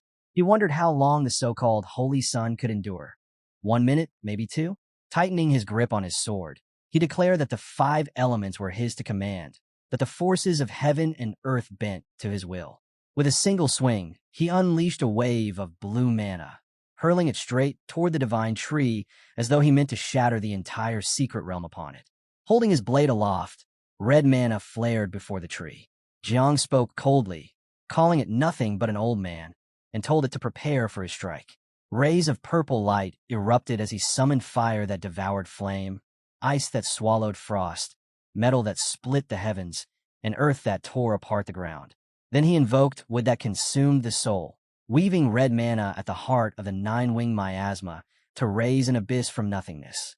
Already he knew this attack might cost him his life. Yin countered, releasing purple energy toward him, but the abyss rose, shielding Jiang where he stood. Though Yin had unleashed his full strength, Jiang stood unmoved, protected by the abyss. Yin stared in disbelief. Could the elemental essence of the entire secret realm truly have been consumed? He demanded to know if such a thing was even possible. Jiang lifted his hand toward the monolith, exerting his control. His voice cut through the chaos. Arrows may change, mighty clans may crumble, but insects endure forever. Yin soared above him, unwilling to accept it. He slashed down, invoking the slash of wine breaths. Jiang answered by forming a blue monolith from his hand, its glow spreading across his body until even his eyes turned the same color. He told Yin that belief or doubt meant nothing. It was irrelevant. In this state, his formation could sustain 400 million 9-winged beetles at most. But he raised his monarch high into the sky, bracing against Yin's blade aura, and added with absolute certainty. That was more than enough to kill a false god like him. Jiang caught the slash of blade aura with a single hand, leaving Yin stunned. How could he block it barehanded? Then Yin understood. The source was Jiang's military formation. The sword he held radiated that power. But then the weapon began to break apart. Jiang commanded it to shatter, and the blade exploded into fragments that rained across his face. He cried out, screaming that both his blade and his divine power had been destroyed. Yin surged forward at blinding speed, declaring that Jiang had exhausted himself. Now was his turn. Jiang's frame towered large, yet Yin still refused to believe that he had the strength to prevail. In the next moment, Yin raised his foot, aiming to stomp Jiang into the ground, claiming that as a god he could crush anyone. But Jiang did not flinch. He lunged forward, saying coldly that he didn't care whether Yin called himself a god or not. Jiang awakened the blade of the great Tao, calling it to aid him. He slashed deep across Yin's back, drawing a howl of agony. Yin staggered, struggling to keep his balance. In another instant, Jiang activated Thunder Flash, his blade sparking with lightning. He commanded the great Tao to cleave the heavens. A radiant symbol of godhood seared itself onto Yin's forehead. The mark detonated with dazzling light. Yin screamed as his divine soul cracked, his divine power unraveling all at once. He writhed, refusing to accept such an end, but the explosion ripped through him, stripping away every last shred of strength. The blast shook the entire realm. Onlookers shouted warnings, telling each other to dodge quickly or be consumed by the shockwave. Players scrambled to raise their protections, forming a massive blue globe to shield themselves. The force was so fierce that many feared it might collapse the entire secret realm. Within the globe, whispers spread. Was Jiang all right after such an exchange? From outside, A voice warned them not to relax yet, reminding them the containment might not hold. The girl calmly rested her hand under her chin, saying the danger had passed. She told the others to stand up and check themselves to make sure everyone was safe. The scene shifted back to Jiang as he commanded the abyss to devour and absorb the lingering energy. Nearby, banter sparked. One man teased that if the handsome guy wanted to flirt, he should just say it instead of staying silent. The other asked if she had a boyfriend, and she replied that she didn't. Before the moment could linger, a red-haired youth cut in, demanding to know why they were staring at him. He insisted they should look at him, since he was clearly the most handsome. Meanwhile, Jiang collapsed to the ground, his body aching from the toll of overusing his power. Everyone noticed. The girl's hair lengthened as she sprinted forward, catching him before he could hit the earth. Holding him close, she murmured that it looked like Jiang now had someone to care for him. Weiju examined the nine-winged miasma as it drifted back toward Jiang. He noted aloud that Jiang was utterly spent, and the swarm was returning to its master. Scanning the battlefield, he saw the few remnants left, beings with God's parts still clinging on, and understood exactly what that meant. All eyes turned to him. Weiju gave his command. Everyone needed to leave at once, so Jiang could receive proper treatment. The group obeyed, following their captain's orders. Far away, the scene shifted. Yenzun crushed a chair in his grip, his fury breaking loose. His disciple had been slain, and now his rage boiled over. Snarling to himself, he swore that Jiang would not leave this island alive. One opponent leapt high into the sky, aiming for the man with glasses. He activated the Foot of God, bringing its crushing force down to shatter mountains and press the peaks flat. But the man only adjusted his glasses with a calm hand, dismissing the attack as nothing more than a desperate struggle. The youth boasted loudly, declaring that their general had raised his banner, that his advance was unstoppable. He laughed, saying he could conquer kingdoms with ease. The man answered by simply lifting his sword. A surge of yellow mana burst forth, his slash cutting across the sky. The youth was thrown back violently, unable to break through it all. Elsewhere, Young Ji unleashed the Taiji trigram lock. He remarked that even with a god's part, his opponent was still far too weak. Water and fire mages moved together, summoning the Black Water Demon and the Vermilion Bird's Tribulation Flame to crush their enemies. Another fighter used the Pupil of God along with Cinder Flame Overlord, striking a G, but she slipped through the red holes effortlessly. With a teasing voice, she remarked that the dark-skinned man certainly had a bad temper, and asked if he wanted his sister to help cool him down. She darted forward in a blur, wrapping her arms around the man glowing with red mana in his eyes. Ji bent him backward, stretching his frame as she bound his muscles. She teased that her brother truly had a fiery nature. Her hair spread and coiled around him completely, tickling as it tightened. She mused softly that it wasn't such a bad way to die. Meanwhile, Wuji's blade cut into a young lady, making her cry out and call him a monster. Without pause, Wuji sprinted toward Jiang, who was running dangerously low on mana. Jiang looked to the others and shouted for them to gather up. It was time. They needed to prepare to leave the secret realm. The defeated players collapsed to their knees, gasping from the crushing defeat. Even a holy sun had fallen, something they could not comprehend. Yenzun's eyes locked on Adashia, disbelief twisting into fury. He strode forward to face Young Ji, demanding that the secret realm be unsealed at once so they could recover the bodies and heroic souls of the prodigies from the three islands. Young Ji answered evenly. If they wanted it unsealed, they would have to wait until his people exited first. Yenzun roared in outrage, his killing intent spilling out as he demanded to know if Young Ji truly meant to block his path. He bellowed that he had poured decades of effort into Een, treating him like a son and passing down everything without reservation. And now Een was dead. His glare bore down on Young Ji, who stood silently. Yenzun warned him coldly. He could kill him in fewer than 10 moves. His ultimatum followed. Hand over Jang Chun, and Dashia's safety would be preserved. Refuse, and Young Ji would die. Everyone present would perish, and even the mainland of Dashia would be plunged into catastrophe. At once, Young Ji summoned Xiao, telling her to greet her uncle Yenzun. She stepped forward, her voice clear as she called him uncle. Yenzun sneered, asking Young Ji what he meant by sending a little girl forward. With a cold laugh, he warned that her age would not save her. If she stood in his way, he would cut her down. He demanded again that Jang Chun be handed over, asking which choice Xiao would make. Young Ji told Shiao that this bad uncle wanted her father dead and asked how she planned to answer him. Her reply was sharp. Of course she would eat him. She turned toward Yin Zun, her killing intent spilling forth. Then he saw it, an endless swarm of insects surging toward him. Tens of billions of nine-winged miasma filled the air. His expression hardened. This was no little girl at all. This was the original mother insect of the nine-winged miasma. For the first time, he admitted young Ji had been right. With a roar, he summoned his brute force, flames rising as he shouted that anyone daring to kill him was unworthy. He invoked the heavenly cinder fire art, fire surging around him. Young Ji stepped forward calmly, telling Zhao to go play with Grandpa Gu first. She nodded, agreeing. In response, Yin Zun called forth the nine heavens dragon flame. He unleashed the blazing dragon, ordering it to kill her. His intent was clear. Once the nine-winged miasma lost their queen, the swarm would collapse into leaderless worms and corpses.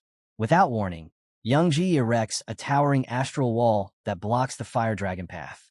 He commands 10,000 swords, turns to the origin to hold back the onslaught. He had expected human emperor-level energy. Grandpa Gu announces this is beyond him. The other masters, having seen many fires, acknowledge this one reaches an insane scale and wonder aloud whether anyone can withstand it. Zhao scoffs that Yin Zun is just a fire starter and asks aloud whether he's truly that impressive. The older masters respond with low murmurs.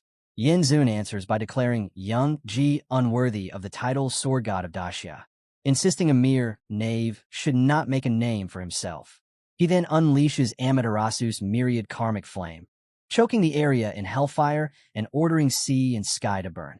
Young Ji strains under the pressure and calls for old Jiang to act, warning that without intervention, they will be consumed. A slash suddenly cleaves through the inferno and halts Yin Zun. An old man laughs, saying he'd been testing Yin Zun's limits and finds him unable to withstand 2 consecutive moves. Yin Zun looks up to see Jiang Xuanji arriving from the catacombs. Xuanji states plainly he returned to slaughter a god like Yin. Yin Zun vows revenge. With support from other players, Jang Chun finally rises. Yin Zun shouts his name, but Xuanji slashes and warns that anyone who wants to kill Jiang Chun must first deal with Xuanji. Yin Zun dares him to intervene and repeats his demand that Jiang Chun must die. Jiang's ally holds him as he staggers back. Others ask if he is all right.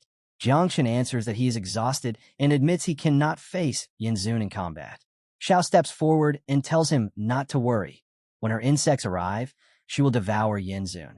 That's where we'll leave it for now. If you want to catch the next part, make sure to like the video and subscribe so you don't miss it.